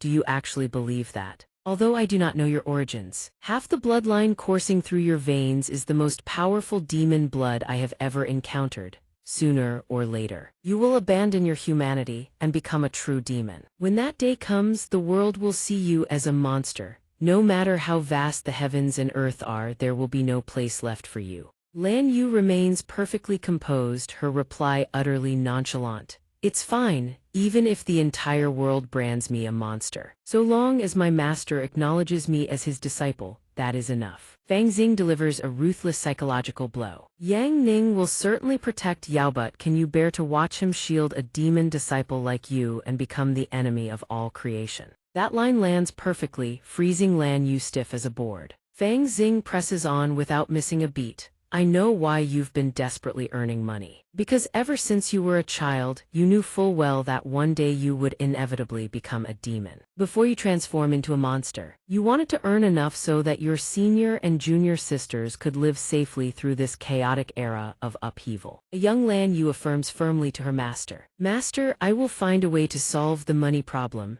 I will definitely not let anyone go hungry. Right now, Yang Ning protects them. You could leave this place. Your very existence will threaten their safety in the future. She puts forth her proposal. Cooperate with me, I will make you a true queen. We two queens shall govern Beihang Kingdom together. I handle the military, you handle the economy. First help me ascend to godhood, then you ascend after, and afterward, we both marry Yang Ning and serve him together. Unable to hold back any longer, Lan Yu leaps backward, shouting in fury, shut up. A green energy orb materializes in her palm, and Lan Yu fires it straight at Fang Xing, her voice trembling with rage. Fang Xing, stop wasting your breath trying to seduce me. I won't be a queen and I won't become some so-called god. All I need for the rest of my life is to be my master's wallet, that is enough. The attack surges forward, but Fang Xing simply tilts her body and sidesteps it with ease. She continues her persuasion without pause. Lan Yu, you are a smart woman. Your day of calamity is no more than 3 years away. I advise you to make your arrangements regarding Yang Ning soon.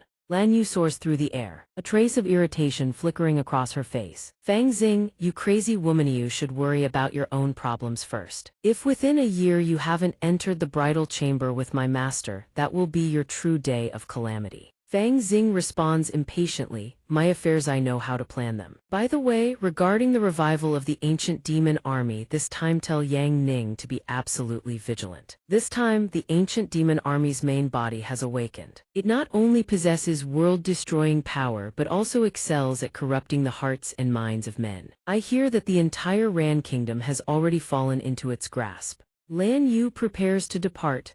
The chaos in Ran Kingdom or Wuji sect will naturally quell it. An outsider like you need not trouble yourself. I'm leaving now. Fang Xing waves from behind, her mouth not forgetting to tease. She sure left in a hurry. Send my regards to your junior brother for me, will you? In her heart, Lan Yu begins to ponder. The matter of her qi deviation still hasn't told her master. The future is so far away, she doesn't want him to worry about her. Right now, dealing with the chaos of Ran Kingdom and confronting the great calamity of the ancient Demonthat is what matters most. After flying for a while, Lan Yu returns to the tent. Yang Ning sees her return and asks, Lan Yu, where did you run off to? Lan Yu quickly finds an excuse. Master, I went to discuss some business matters. Hearing this, Yang Ning doesn't press further. Now that you're back, it's time we set off. Destination: the royal capital of Ran Kingdom. Quelling its chaos shall serve as your trial. Having said that, he rises and strides forward. The female disciples respond in crisp unison. At this moment, inside the imperial palace of Great Ran, 3 figures stand waiting outside the main hall.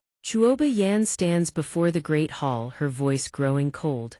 We've been back in the royal capital for 3 days now. Yet father still refuses to see me. Could it be because I failed to meet the sect master of Wuji sect? His in-name disciple, has he taken offense? The man beside her quickly offers comfort. Not at all, the king is simply burdened with affairs of state. The recent surge of demon activity has left him exhausted. Besides, didn't you bring back the token of the Wuji sect? At this mention, Chuoba draws out a cleaver, and all 3 of them simultaneously sigh in speechless resignation. Just then, a eunuch emerges from within the hall and announces, "Her Highness the Princess and the 2 envoys please enter the hall." The princess leads the way, striding in eagerly. "Father, I have returned." But what greets them inside is a scene of carnage, blood and corpses strewn everywhere. Upon seeing the ghastly devastation, all 3 freeze solid instantly. Chuoba screams in horror, "Father," beyond all expectation. It is not just the Kinjevan, the minor officials and eunuchs have all been slaughtered.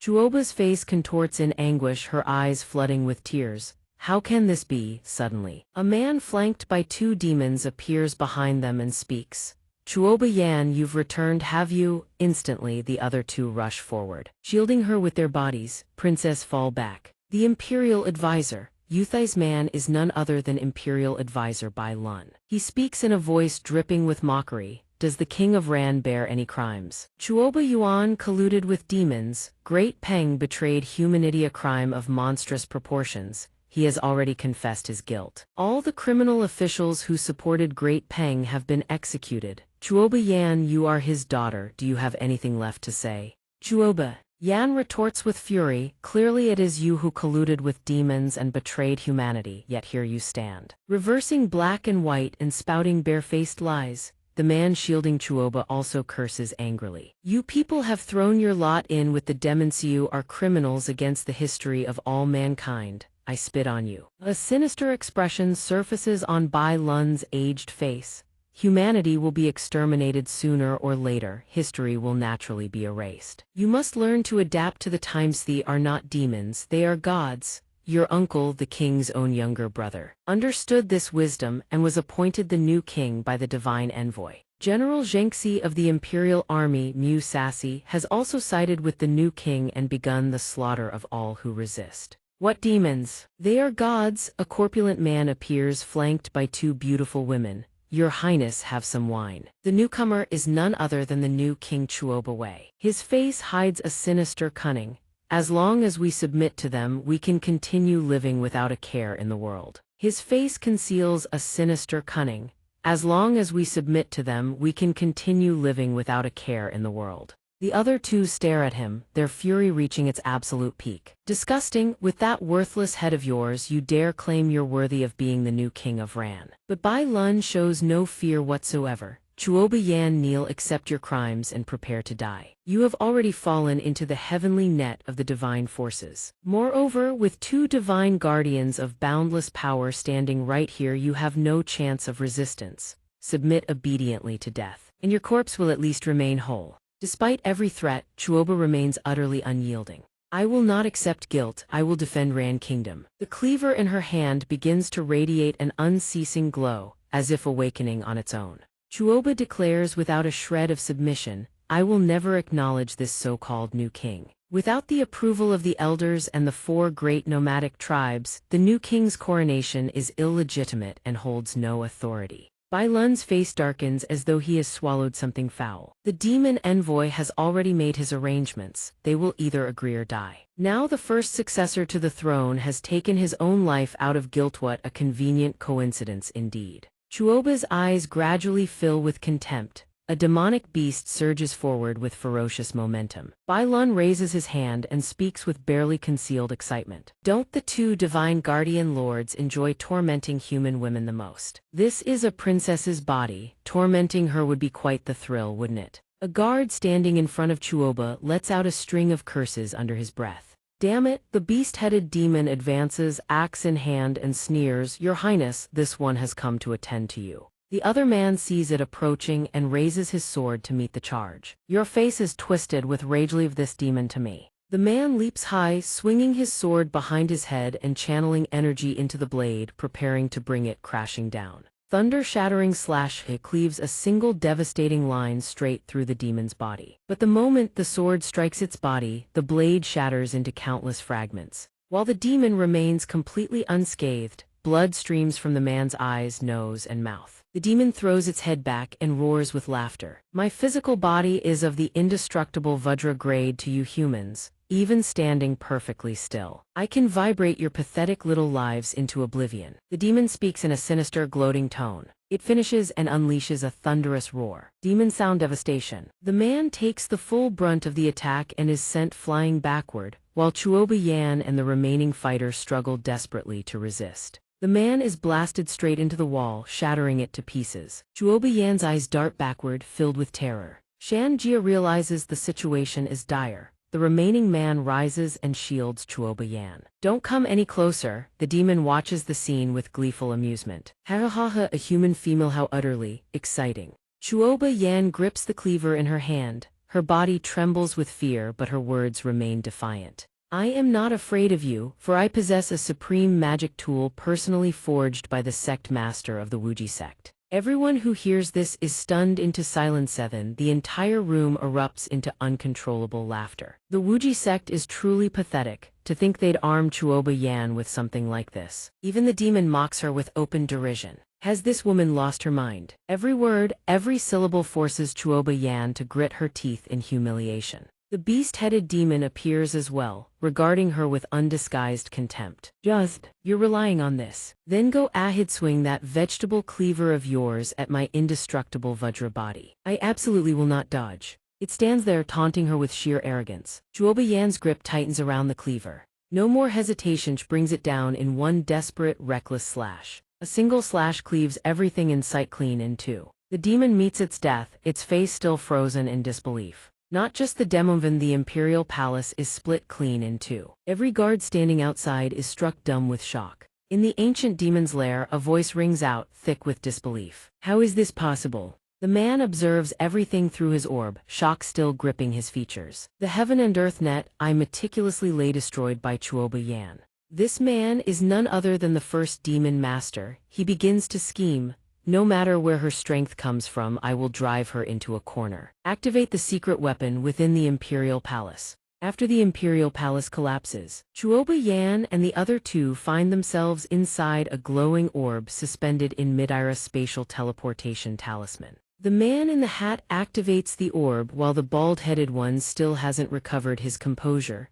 We survived again thanks to a vegetable cleaver. Chuoba Yan holds up the blade, they stare at it bewildered. Is this really just a vegetable cleaver? Back with the first demon master, he watches their reactions through the magic orb, then issues his command. Summon nation annihilating colossi. The moment he speaks, countless giants erupt from the earth below. Chuoba Yan and the other two stare wide-eyed at what emerges beneath them. 3 giants, 2 massive, 1 smaller, stand in a neat formation.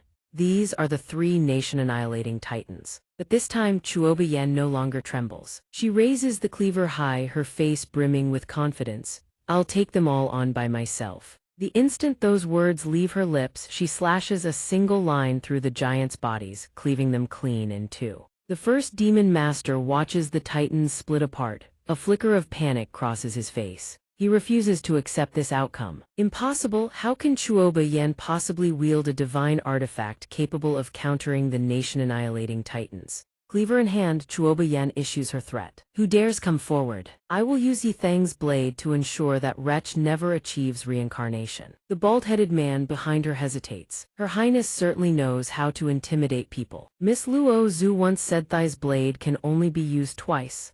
After that, she and the other two vanish. This is a warning to the demons and you treacherous human scum who betrayed us. We can return at any time. The soldiers below drop to their knees in terror. Spare us, we beg for mercy, we dare not resist again. Meanwhile, somewhere nearby, Chuoba Veem has fainted from sheer terror. The 2 girls look at him lying on the ground, their voices dripping with disdain. This human male truly is utterly useless. He is not worth the risk we took to teleport him out and save his worthless life. Back on the other side, the first demon master stares at his shattered orb, his eyes burning with unwilling fury. The chess game that the supreme sovereign spent nearly 100 years laying across the great desert absolutely cannot be undone by a single cleaver. Stroke. No, I must return to Ran capital personally. Before the sovereign emerges, I must bring everything under my control. At the royal capital of the Ran kingdom, Yang Ning appears alone before the city gates.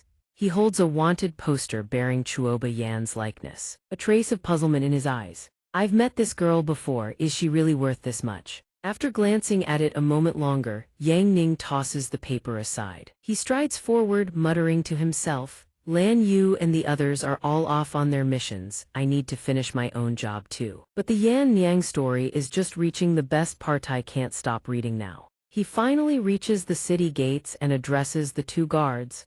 I am Sect Master Yang Ning of the Wuji Sect. I wish to see your Emperor Chuoba Xuan. The two guards hear this but say nothing. They exchange a glance, then finally speak. Follow us. But instead of leading him to the imperial palace, they escort Yang Ning straight to the dungeons of the Ran kingdom. He walks along, engrossed in his book, utterly oblivious to his surroundings, silently marveling as he reads. The Yan Niang arc this time really does unlock some surprising knowledge. He walks right into the prison without a second thought. By the time he realizes something is wrong, it is already too late. Why have we stopped walking? Have we arrived? The prison door slams shut behind him. A brute of a man growls, yeah, you've arrived. And now, you Yang Yue Huang brats better sit tight in this dungeon and accept your punishment. Faced with their brazen attitude, Yang Ning merely raises an eyebrow and walks himself deeper into the prison. Every prison's the same, he muses, settling in to finish his chapter. Suddenly, a massive silhouette looms from behind, accompanied by a menacing voice. Bookworm, no matter what brought you here from this second on, you need to understand one thing. I am the sky, I am the law. I am the king of this prison. Yang Ning pays those threats no mind whatsoever. Whoever you are, don't disturb me while I'm reading, whatever it is. Wait until I finish this chapter.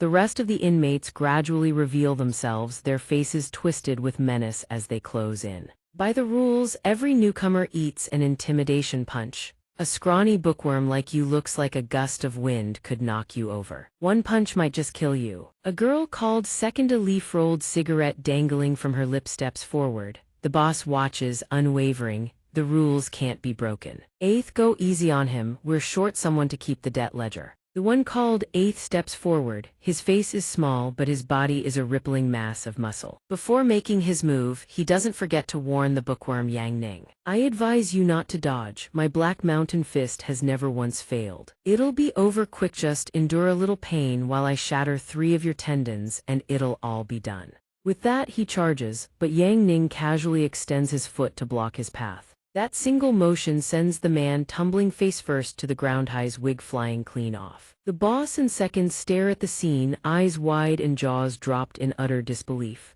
As for the man himself, he curls up and pats his face a few times. My leg went numb, just a little cramp. The boss questions his very existence. What kind of situation is this? As for Second, having watched the whole scene, her face inexplicably flushes red. That bookworm just casually sat on Eighth's leg. Readers truly are clever, he's so devious, and I like it. After the first man charges, the ones behind him shed all hesitation. Before absolute strength, a bookworm's little tricks mean nothing. Now I'll show you in this prison, fists are the only truth. Seeing that he still doesn't react, they grow even more brazen. Beat him until he understands how things work around here. But reality is never as sweet as dreams. Yang Ning dispatches them all in just a few lightning-fast moves. The boss and number 2 are once again forced to completely reevaluate Yang Ning. The other 3 are sent crashing into the wall, their bodies leaving imprints in the stone.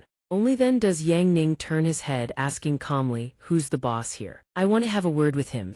The words stun everyone. Almost immediately, every person in the room points toward a towering brute standing in the center. Him. Yang Ning continues, according to prison rules, if you beat the current boss, you become the new one, is that right? The boss's eyes flash with killing intent. He is completely enraged. Stinking brat, at best you're nothing more than a martial arts expert. I am Great Bear, a warrior who has survived 100 battles. Between the two of us, the one who falls will certainly be you. The boss speaks with absolute conviction, yet his entire aura crumbles the instant Yang Ning's figure vanishes before his eyes. He stands there bewildered. He's gone. He ran. As expected, no one can stand before a true warrior. He sneers with contempt, but at that exact moment the others behind him are frantically gesturing, pointing upward, above him. Yet the boss only furrows his brow in confusion. As it turns out, Yang Ning hadn't fled at all. Through some miraculous means, he now stands directly atop the boss's head, casually reading a book. The sheer absurdity of it leaves the man paralyzed. Holding the book in one hand, Yang Ning declares that from this day forward, the prison has a new boss. Then, keeping one foot planted firmly on the man's skull, he swings his other leg and drives a kick straight into the boss's spine, a move the man never sees coming. A few effortless motions, that's all it takes. Just like that, the boss crashes face first into the dirt. Sitting atop the man's crumpled body while still reading, Yang Ning asks, "Do you agree?" With his face ground into the floor, the boss can only groan, "I agree, I submit. Even a warrior like me is no match for you. Starting today, you're my boss. Everyone hurry up and pay respects to your new boss." Though the boss has already submitted, the other prisoners begin weeping and begging. "Please no, we only have one boss." Seeing their reaction, Yang Ning concedes and offers a proposal. "It seems you lot are quite loyal to each other. Very well, since none of you are willing to submit to the demons, why not join the Ran Kingdom's military in Sky Prison? Just do one thing for me and I'll return your boss's position to him. I'll even throw in a grand gift." The two exchange glances and discuss amongst themselves. "Boss, whatever you need, just say the word. Amu will give his all, no doubt about it. But first, let us tell you why won't we submit to the demons. Sure, others may have surrendered, and small fry like us don't even know who to submit to in order to survive. But the demons only grow stronger every day. We refuse to serve someone who sits there fanning himself while being fed. Number 2 here is enthusiastically massaging your legs. Even if it's futile, there will always be humans who rise up and resist the demons. It is a declaration, a signal." As he speaks, Number 2 halts the motions of his hands, his face twisted with fury. "Humans will forever resist the encroaching darkness. But what use are small soldiers like us? Then, even sacrificing ourselves would at least send a message to the humans beyond the great desert that the human race has never once given up its resistance." Hearing this, Yang Ning slams the book in his hand down. He rises to his feet in one swift motion. At a time like this, for lowly soldiers to still dare resist the demons, that is truly rare. "You possess such spirit, of course you wouldn't truly submit to a temporary boss like me." He praises them. "Amu, this is for you." With that, Yang Ning tosses a command medallion to Great Bear. He catches it in his hands and examines it closely. Then his eyes go wide, his face contorting with shock. After a long moment, he finally finds his voice and shouts in disbelief, "The West Conquest General's command token. The token survives if the bearer lives, the token is lost if the bearer dies. The 3 great Saint Knights, they're dead. Benefactor, you've purged the scum from the military. After the 3 great Saint Knights betrayed humanity and surrendered to the demons, every soldier of Ran Kingdom has hated them with every fiber of their being. It is not only Great Bear who is shaken to his core, even his 2 subordinates question the very foundations of their reality." In the very next moment, every single one of them bursts into sobs. "We never dared hope that someone could avenge Ran Kingdom and wash the shame from our military. We swear loyalty to you for the rest of our lives." Witnessing this spectacle, Yang Ning can only sigh helplessly. "It wasn't me, it was my disciple Su Shu who eliminated them during her special training." Though he says this, their resolve only hardens. "We swear lifelong loyalty to both the benefactor and his disciple." Ignoring their fuss entirely, Yang Ning vanishes and reappears behind Great Bear. "No need to make such a grand show. I've been staying up reading these past few days and I'm truly exhausted. Let me catch a nap first, we'll talk later." With that, Yang Ning lies down, uses his arm as a pillow, and falls completely asleep. Great Bear pulls Number 2 aside and whispers, Look, it turns out the benefactor's disciple killed the 3 great saint knights, and that's why he ended up thrown into this prison. The benefactor has suffered greatly. He doesn't even have any true chi left. At least 9/10 of his martial cultivation has been crippled. No matter what, we swear to protect the benefactor with our lives inside this prison. Number 2, prepare yourself. Tend to the benefactor's every need in this prison. Fulfill every single request of his to the fullest. Number 2 nods without hesitation. Boss, I don't have experience, but I'll do my utmost to make the benefactor comfortable and satisfied. At that very moment, an earth-shaking disturbance echoes through the prison. A third divine emissary crawls along the iron bars, slowly revealing its grotesque form. Haha, leading it forward is a guard, the man hailing it with obsequious glee. Lord Divine Envoy, every human in this prison is your meal. There's no need to hold back. The creature laughs with delight at the offer. Humans truly are the finest delicacy. Once I've had my fill, I shall bestow upon you the power of the ancient demon, making you as strong as the 3 great knights. The guard, thoroughly pleased with himself, leads the creature to a cell door with a sinister grin. Lord Divine Envoy, please feast to your heart's content. I'm famished tonight. I intend to devour every last soul in this prison. The creature happily obliges. No problem at all. With those words, it unhinges its maw, and countless tentacles burst forth. They coil tightly around every human in the cell. They struggle, but to no avail. Then something utterly horrifying unfolds. Those caught in the tentacles slowly dissolve into pools of liquid. Someone help! From the other side of the prison, Great Bear witnesses the scene and erupts with fury. That demon is about to massacre everyone. Number 2, quickly hide the benefactor in the secret passage. Everyone else, cover number 2. Following the order, number 2 and another man rush to lift Yang Ning. They flip the bed and stow him beneath it. Quickly. The remaining 3 take position before the entrance, trembling with barely concealed fear. The emissary has already arrived at the main cell. It passes through the iron bars without the slightest difficulty. Eyeing the 3 men below, it is overcome with excitement. These soldiers have such rich blood essence, absolutely delectable. You little soldiers, you're hiding something tasty in there, aren't you? Before that question, Great Bear's expression hardens. He raises his fists, ready to strike. Monster, look over here. If you've got the guts, devour me first. He charges. The emissary's tentacles lash out and engulf Great Bear before he can even mount a defense. But in the very next instant, a barrier of light wraps around his body, and the tentacles instantly evaporate into nothingness. Once the tentacles vanish, the barrier dissipates along with them. Great Bear pants heavily, glancing back at Yang Ning being carried by number 2 behind him. His blood ignites in an instant. It's the benefactor. Has your true chi truly been restored?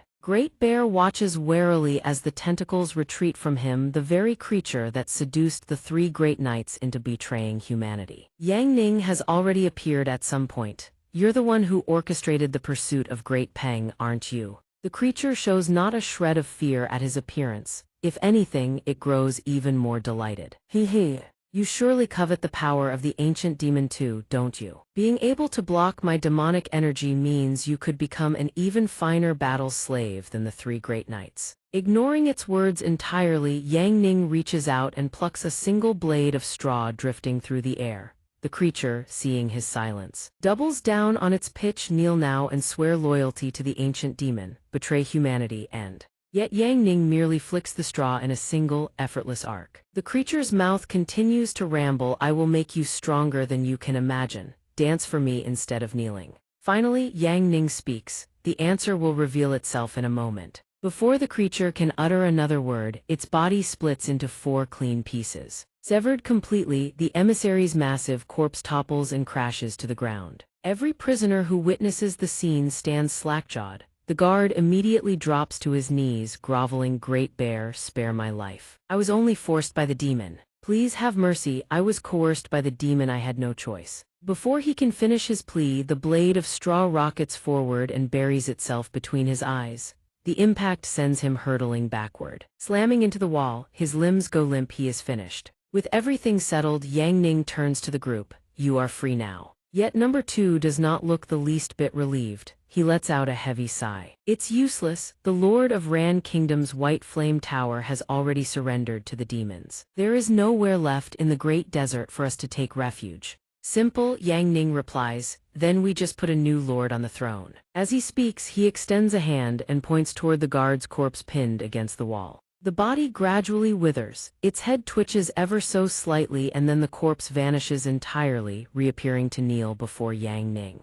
Instead of an ordinary person, he now transforms into a skeleton warrior level, mid-tier undead summoning. Gazing upon it, Yang Ning speaks, I once sighed, as long as you did one thing for me, the position of boss in the prison would be returned to you, and I would even bestow upon you a grand gift. At the mention of this, Fierce Bear jolts in surprise. Huh. Whatever the benefactor asks, Evan, if it means leaping into a sea of flames, I absolutely will not refuse. There is no need to give me anything. Fierce Bear declares, but I have my principles, a promise is a promise. Now bring this skeleton to the royal palace of the Ran Kingdom. Your mission is complete. After that, the rest, leave to it. It will drench the palace of Ran in blood. Kill the king. Before that command, the skeleton lets out a guttural growl. Giararar giararar.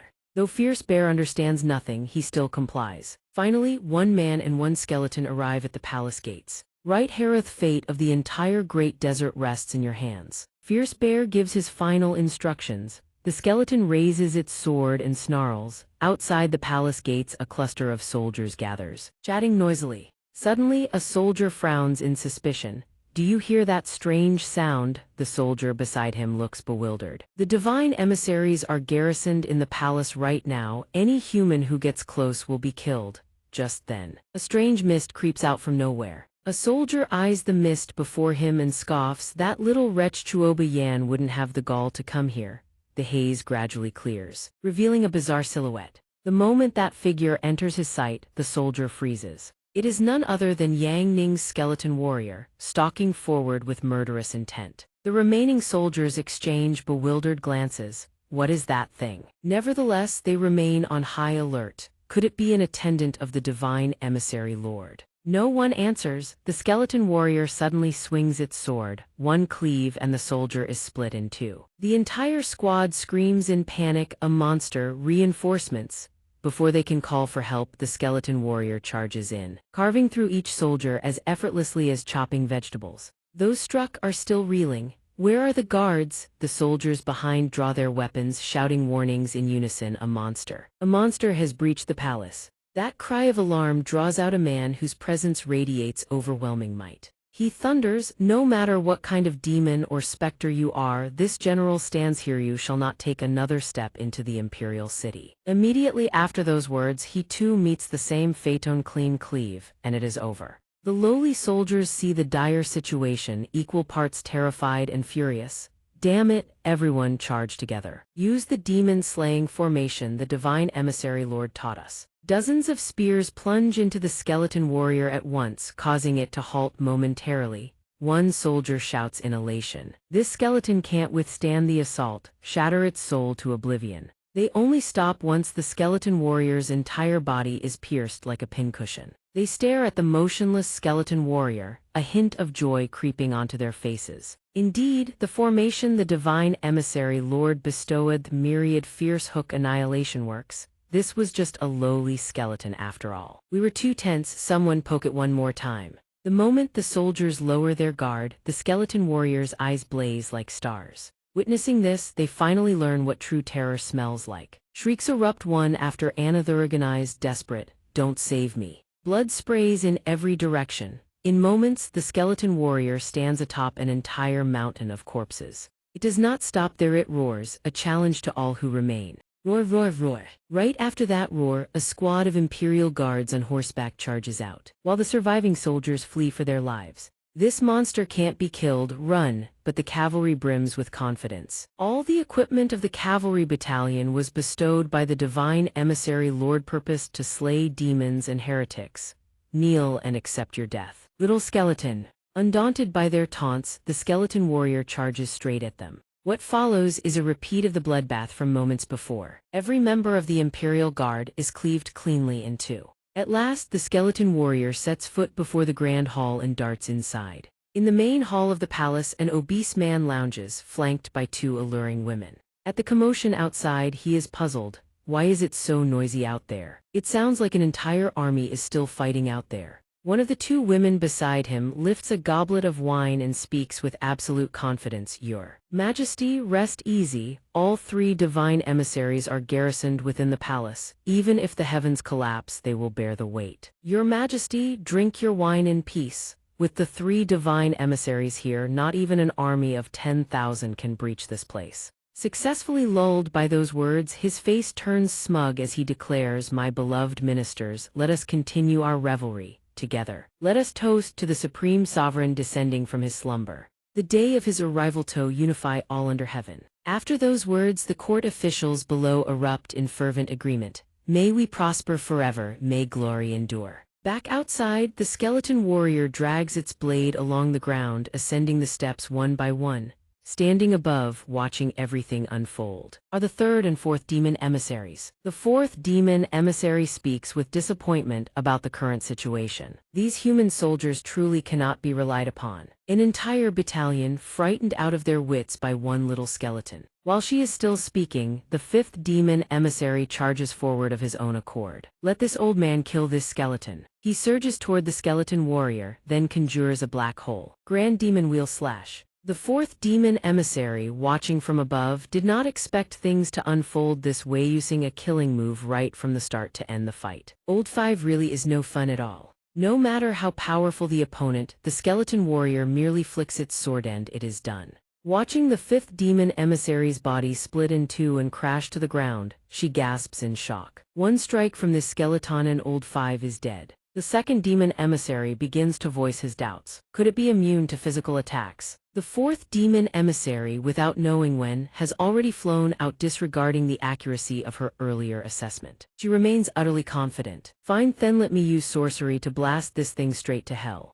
Countless eyes materialize and unleash a torrent of beams, engulfing the skeleton warrior. Seeing no response, the fourth demon emissary smirks in satisfaction. It's over. I really made a mountain out of a molehill. It's just a low-level undead after all. She says that, yet the second demon emissary suddenly screams in terror, "Watch out." The skeleton warrior emerges utterly unscathed and it is already lunging at her. One strike sends the fourth demon emissary back to dust. The skeleton warrior lands softly, as if nothing had happened. The second demon emissary is utterly shaken. These demon emissaris leaders over tens of thousands cannot even stop a single skeleton. Supreme Sovereign, forgive me, I must preserve my own life first. With that thought, he transforms into a streak of chi and flees. Finally, the skeleton warrior arrives before the entrance of the Grand Hall. It lets out a menacing roar. Outside the palace's Grand Hall, there is not a single soldier or demon emissary remaining. The skeleton warrior has no patience left. It vaults over the staircase and appears, towering before the assembled court officials.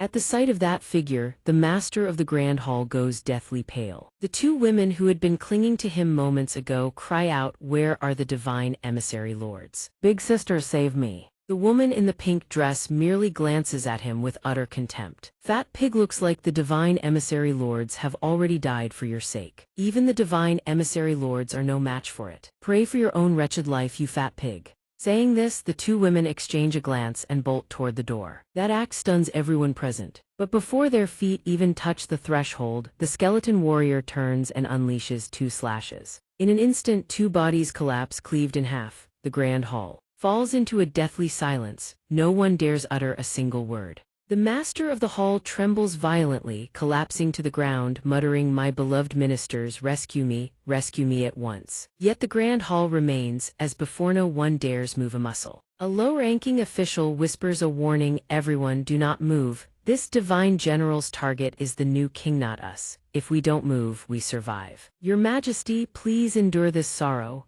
The skeleton warrior finally steps before the man who has gone white as a sheet. "Divine General, please spare me. As long as I live, the entire treasury of the Rand Kingdom is yours. Mountains of gold, mountains of silver, endless jewels and treasures, countless beautiful women." He desperately offers those lavish conditions. "I beg the skull warrior to spare my life." He collapses to his knees, kowtowing frantically, tears streaming down his face. "Please don't kill me, Divine General, spare me. I know I was wrong. I should never have sided with the demons. Please, give me 100 more chances." The skull warrior doesn't even deign to respond. A a single slash and the head rolls. Seeing the new king already dead, the court officials scramble to their knees, begging in unison. The new king is dead. Demo cannot go a single day without a ruler. They offer to enthrone the Skull Warrior as king, but the Skull Warrior doesn't even listen. Before stepping through the gates, it swings its sword once more. Every official in the hall drops in unison. Not a single one is spared. Immediately after, the sword in its other hand also transforms into a fully realized weapon, reducing every remaining official to a headless corpse. What's left is a slaughterhouse, countless bodies sprawled across the floor, blood pooling everywhere. The Skull Warrior turns and walks away without a shred of mercy. Meanwhile, in the great prison, Yang Ning sits peacefully inside a dilapidated cell, right beside the corpse of a demon emissary. After a moment, he finally lets out a sigh. This chapter's done watching. He tucks the book into his sleeve and muses, the other side should be finished by now, let's go. Lao Nh letter 1 ECB stares at him, bewildered. Go where? He stands up and explains to the Imperial Palace. The next ruler, Chuoba Yan, is a woman and you're a woman too. You shall serve as commander of the Imperial Guard to protect her. Lao Nh letter 1 ECB waves her hands frantically. I don't have the strength to protect anyone. He snaps his fingers. Instantly, countless cleavers rain down from the heavens, embedding themselves into the ground before everyone's astonished eyes. He turns his back and explains, those are vegetable cleavers from the first time I ever refined artifacts. The one Chuoba Yan has no expiration or degradation, but it can only be used 3 times. These cleavers have a few restrictions added. They can be used up to 999 times. Lao Nh letter 1 ECB picks up a cleaver, eyes full of doubt. Can this thing really protect the princess? Seeing everyone still hesitant, Yang Ning reassures them, no problem at all. Ordinary demons just slash away. Besides, these vegetable cleavers have already surpassed the usage limits I taught my in-name artifact refining disciples. Each cleaver delivers equivalent devastating power. The Imperial Palace will be stable and peaceful for a long, long time. Reassured, they grip the cleavers tight, eyes blazing with resolve. Very well, the Imperial Palace shall be taken over by our vegetable cleaver squad. Seeing them ready, Yang Ning turns and takes the lead. Let's go, Little Skull has finished cleaning up everything. Time for us to take over the Imperial Palace. At the Imperial Palace of the Great Ran Kingdom, a girl's shrill scream pierces the air. There's a pervert. His eyes are absolutely lecherous. The one being cursed mutters nonchalantly, hey there missy. Don't run. Lao Nh letter 1 ECB has somehow already donned a full suit of armor. She barks a reminder. Lao Bot, we are now the royal family's official troops. Stop staring at the palace maids' backsides and whistling. Lao Bot scratches his head sheepishly. Second sis, I didn't expect palace maids to be that hot. I'll behave from now on, I promise. She eyes him with open suspicion, clearly not believing a single word. Suddenly, a panicked guard sprints over to report, we've discovered a demon emissary hiding in the Phoenix Pavilion. Lao Bot and Lao Nh letter 1 ECB freeze mid-step. Phoenix Pavilion, Lao Nh letter 1 ECB's thoughts race. Her eyes fill with murderous killing intent. He must be planning to ambush the princess when she returns to the palace. Let's go deal with him. Near the Phoenix Pavilion, a figure soars through the air, laughing with unhinged madness. It turns out to be the second demon emissary. His entire body is wreathed in a shroud of deathly energy. His voice booms with overwhelming momentum. That Skull Warrior has already vanished. Even if you've discovered this divine emissary, what can you do about it? This old man shall now slaughter every last one of you. Having said that, he transforms into a torrent of raw power, whipping up a ferocious gale across the entire area. Yet the spectacle doesn't last. Lao Nh letter 1 ECB has already arrived, her eyes blazing in full killing mode. Her gaze brims with razor-sharp murderous aura. Wretched fiend, don't you dare act presumptuous, the vegetable cleaver squad of the Wuji sect is here. Before those words, the demon emissary pays them no heed. He laughs even more wildly. Lao Bot grips the cleaver with trembling hands, his face drained of color. This is a demon emissary. Can a vegetable cleaver really work? A bunch of rabble soldiers courting death. With that, he hurls a massive sphere of energy straight at the group. Before that devastating attack, Lao Bot's jaw drops open. Finally, he musters every ounce of courage and takes a wild, reckless slash. Don't come any closer. Astoundingly, those frantic, random slashes succeed in cleaving both the incoming attack and the emissary's body into countless pieces. Even as he falls, the emissary still cannot believe what has happened. This old man died without even understanding how. As soon as the words leave his lips, his body shatters into innumerable fragments. Watching the second demon emissary fall to a few wild cleaver swings, Lao Bot stares at the weapon in his hand with an expression that questions the very meaning of existence. Good heavens, the vegetable cleaver really is absurdly overpowered. After a long moment, he finally snaps back to his senses. At that very instant, countless girls swarm around Lao Bot, patting his shoulders and squealing, "You're so brave and passionate. The true hero of the Ran Kingdom, do you have a girlfriend yet? Didn't you just say his eyes were lecherous?" The annoying thing is, I actually like him.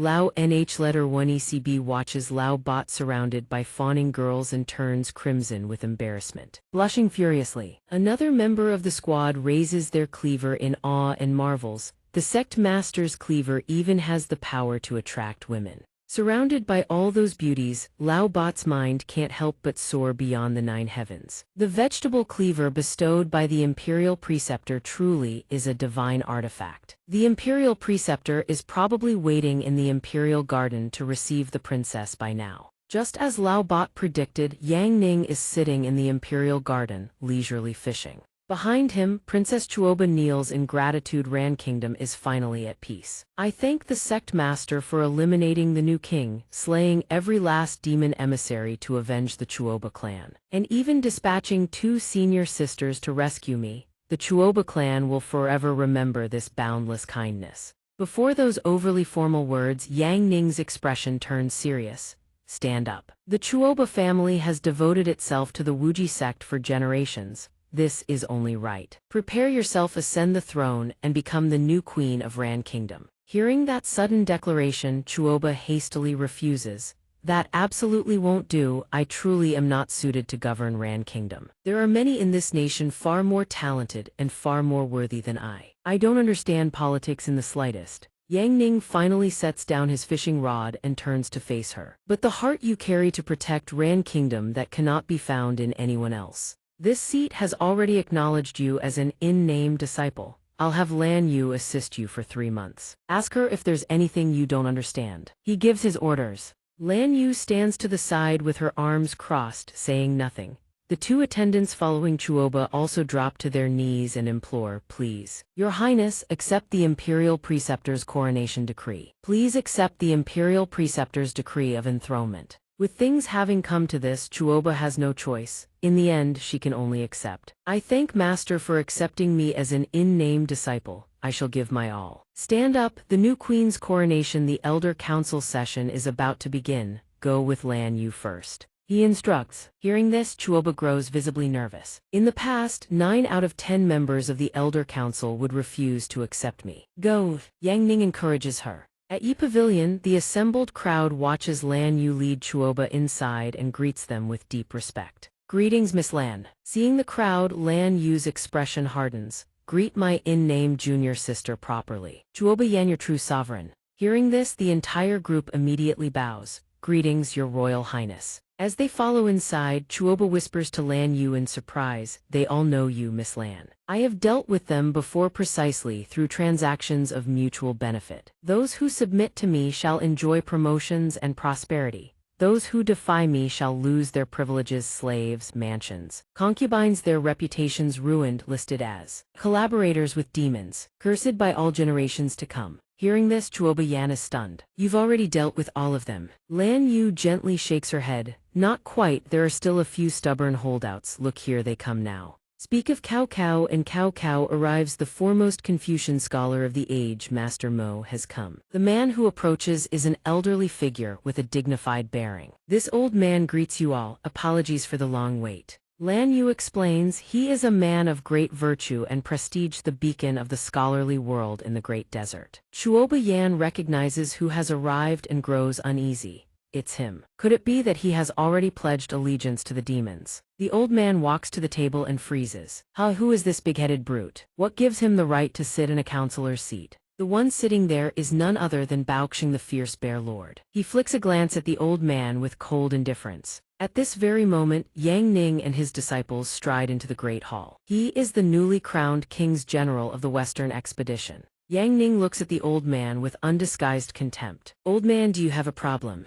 Staring at Yang Ning, veins pulse visibly on the old man's face. "So it's you." Lan Yu, seated behind, chimes in. Before the new king's coronation, the imperial preceptor stands as overseer. No one shall harbor any treacherous intentions. The others present immediately cry out in agreement, pledging to follow the imperial preceptor's lead. Faced with this situation, the old man can do nothing. Yang Ning walks to the head of the table. As he sits, he issues an order. "Lan Yu, no need to waste words on this old fossil. Those who arrived late shall be punished. Guards, remove those chairs." At his command, several soldiers step forward and haul the seats away. With that settled, the council finally begins. Yang Ning poses the first question. "The rest of you shall stand and listen. Regarding Chuoba Yan's coronation, let everyone state their position. Who approves, who agrees?" The moment his words fall, the old man thunders. "This old man is the first to object. Chuoba Yan is far too young, and she has never shown any talent for governance. Moreover, I already have a more suitable candidate for the Ran Kingdom's throne. For the sake of the Great Desert and the Ran Kingdom, I cannot agree," he argues fervently. Yang Ning merely waits for him to finish, then snaps his fingers and issues an order. "Oh, Yang Master Mohir must be tired.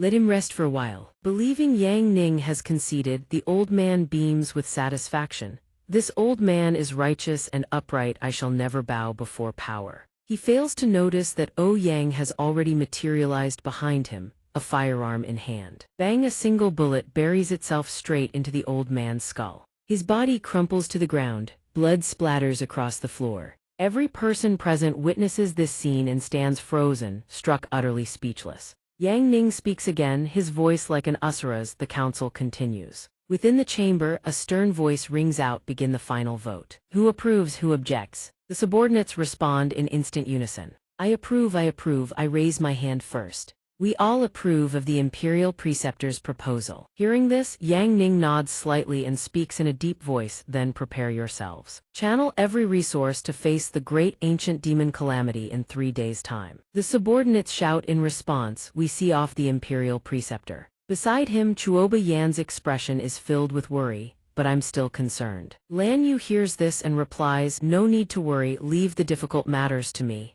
At the heavenly prison.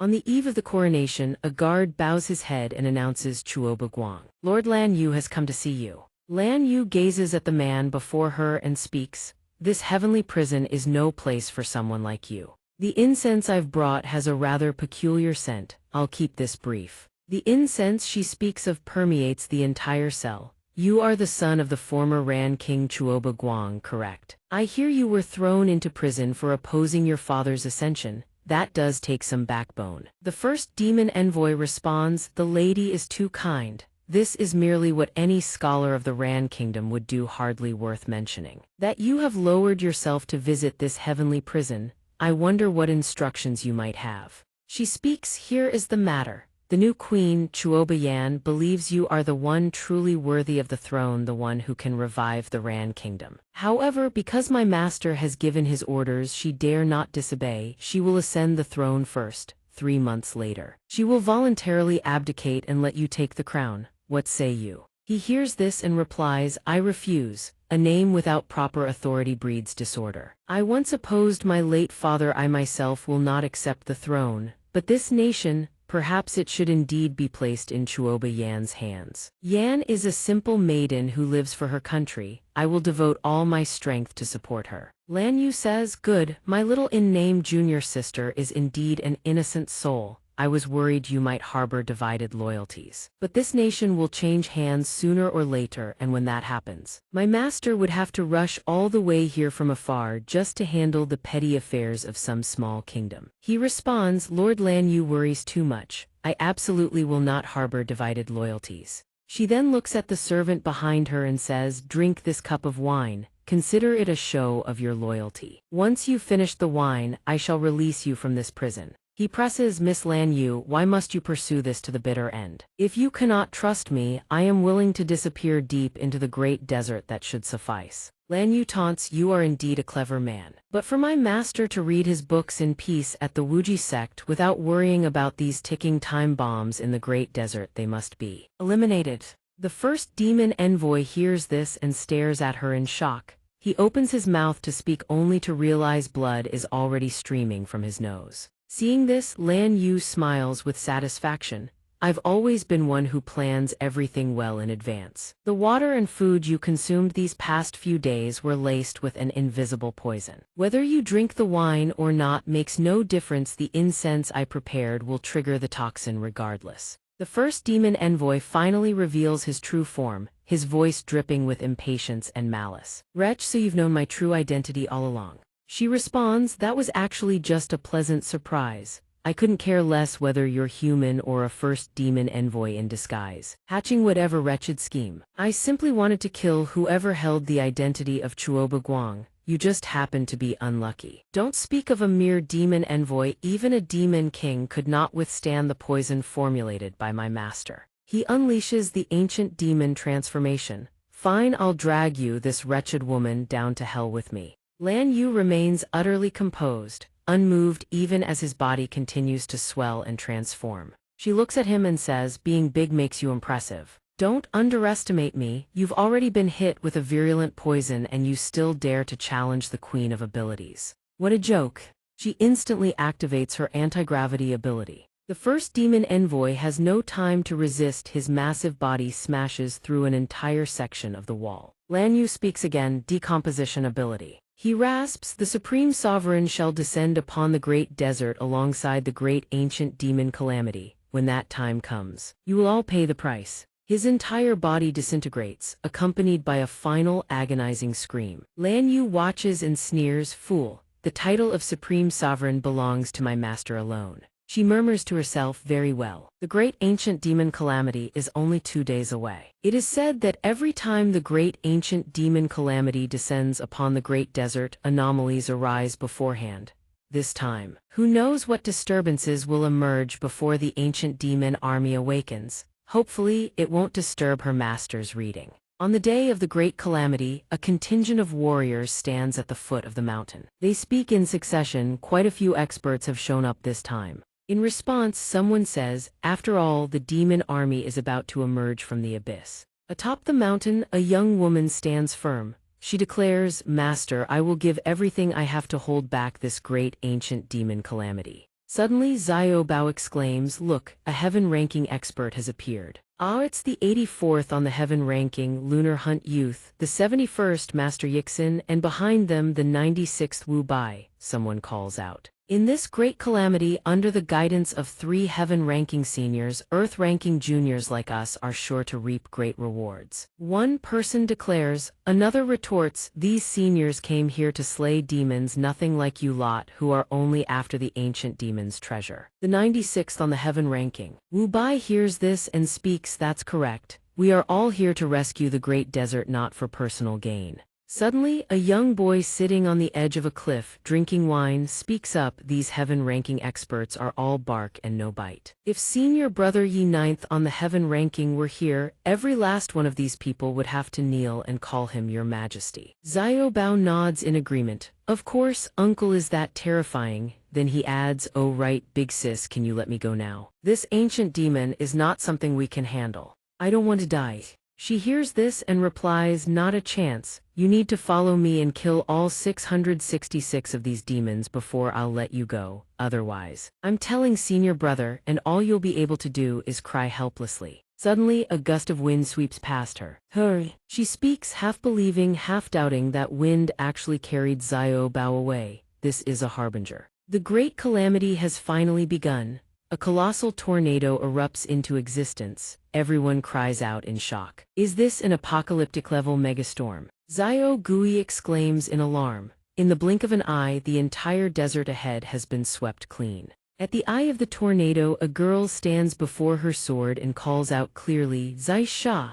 At that moment, someone in the crowd shouts, First Jun forces and block this sandstorm. The sandstorm rages, devouring everything in its path. Someone screams, "I can't breathe, it feels like the earth's crust is shifting." Xiao Bao sees this and shouts, "Even cultivators can't hold this storm back for long, we need to run." Xiao Gui responds, "There's nowhere left to run. The entire Great Desert will be completely obliterated within 3 incense sticks' time."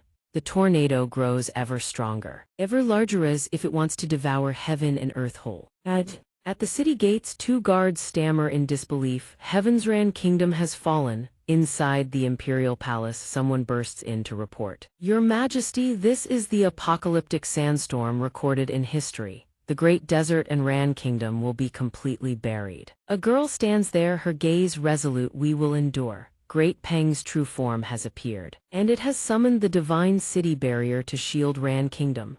With that, the Great Peng manifests and soars skyward, unfurling a massive barrier to protect the nation. It speaks in a deep, rumbling voice, "Ancient sand demon, don't you dare come any closer."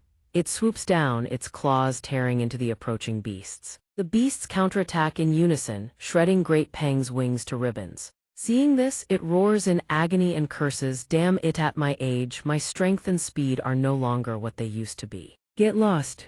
Inside a house, someone's voice rings out. "Report, Great Peng has been completely annihilated." Lan Yu sees the scene and comforts them, "Don't worry. I had Su Shu carry Master last night. I got wasted during your enthronement at the city summit." She stares and replies, "Master can even handle natural disasters." At that moment, atop the city wall, a girl desperately shakes Yang Ning awake. "Master, wake up, hurry." She shouts at the top of her lungs, "Master, snap out of your dream already." Great Peng screams in agony. The girl sees the protective barrier shattering and gasps, "The divine city barrier has been breached." Then she shouts to the bird, "Grandpa, fall back quickly, let Master handle this." Yang Ning, now stirring awake, mumbles, "I'm not drunk, I can still drink another glass. There's sand all over the wine." "Grandpa, come back quickly, you are my only family left. Don't you dare die on me." "Master, I will definitely hold back this sandstorm. Believe in me." The bird flies back and says, "This apocalyptic sandstorm will rage for 7 days and 7 nights. I hope you can truly stop it." Suddenly, a bizarre face materializes in the sky. Everyone murmurs in terror, "That's the sand demon's face." The apocalyptic sandstorm has entered its 2nd mutation phase. She sees this, looks toward Yang Ning and screams, "Master, hurry." She calls out frantically, "Where are you?" Then he mutters, "The wine is full of sand. The beauty I was holding in my arms turned into sand. Ruined a perfectly good dream." A bolt of lightning crackles from his palm. He waves his hand lazily and says, "The hell," an apocalyptic sandstorm. Then a colossal fireball erupts into existencia level 100 max, peak tier fury blast. It hurtles straight into the sandstorm, and he simply charges in right behind it. The fireball rolls out into the distance. Xiao Gui sees it and gasps in awe. That explosive energy is on another level. It actually forced the source of the sandstorm out. An ancient Buddha ear suddenly materializes. The fireball draws near and swallows it whole. Then it detonates in a cataclysmic explosion. Yizin sees this and exclaims, "A single fist to obliterate the apocalyptic sandstorm." Wu Bai and Lai Yue both cry out, "Heavens above." A girl witnesses this and thinks, "Master struck from 10,000 miles away and it was this terrifying." Everyone in the Great Desert also raises their voices. The Guardian Ling says, "Master is the new guardian deity of the Great Desert." The soldiers shout in unison, "Thank you, Iron Fist Emperor Master, for saving the Great Desert." Yang Ning sees this and smirks. Taking care of the sandstorm was just the beginning. What the hell even is this tribulation? He lies back down and says, "I need to go check this out for myself." She stands frozen and calls out, "Master." She sits atop the bird and says, "Grandpa says to thank Master for protecting the Great Desert in his stead. The betrothal gift is his blessing for our marriage. Master, rest well." He's taking us to the ancient demon battlefield. From below, 3 monstrous creatures rocket into the sky. They roar without end, kill, exterminate every last human. Everyone looks up and gasps. They've finally arrived. The first wave of ancient demons has appeared. Everyone be on guard. These aren't demon emissaries who merely borrowed the ancient demon's power. These are true, fully realized ancient demons. The earth-ranking cultivators immediately roar, "Strike first, take no chances. Everyone, concentrate your firepower on this one." the cultivators below look up at the three monsters and bellow. Quangkun treasure twin dragon flash. The three monsters are instantly bombarded by a relentless barrage. One of them speaks coldly. Destruction level 0.001. Everyone's faces drain of color. This is batter combined attacks have absolutely zero effect on the ancient demons. Wu Bai charges forward. Demons of this caliber should be left to us heaven-ranking cultivators to handle. He lets out a thunderous battle cry and unleashes his technique Azure Dragon Grand Sorrow Fist. A single punch shatters the monster into fragments of stone. Lai Yue immediately charges in with her own technique Moonbreaking Touch. Another monster is cleaved clean in two. Yizin steps forward speaking in a solemn tone. The remaining monster is gradually destroyed by an invisible force. He watches the monster's corpse dissolve and warns, "Fall back all of you, the real battle hasn't even begun." Below, everyone murmurs in awe. Incredibly as expected of a heaven-ranking powerhouse. Someone says, "The heaven ranking really is a realm I can never hope to reach in my lifetime." At this moment, atop the mountain, a girl sits in silence before her sword. Xiao Gui observes and mutters, "These fools. These things aren't ancient demons, they're just puppets the ancient demons sent out as fodder." The true ancient demon conscripts still haven't arrived. Suddenly, two bizarre entities rocket into the sky. A man immediately sounds the alarm. "Everyone, watch out, more are coming." Yizin senses it and remarks in awe, "What overwhelming killing intent." Those two entities are soldier rank ancient demons. They speak in deep, rumbling voices, "Who dared destroy our puppet tools?" The other growls, "Pay for it with your wretched lives." Wu Bai charges forward eagerly, finally a chance to fight real ancient demons. Now that's exhilarating. But the moment he makes contact, he screams in agony. They crush him in an instant. Everyone below is stunned. How is that possible?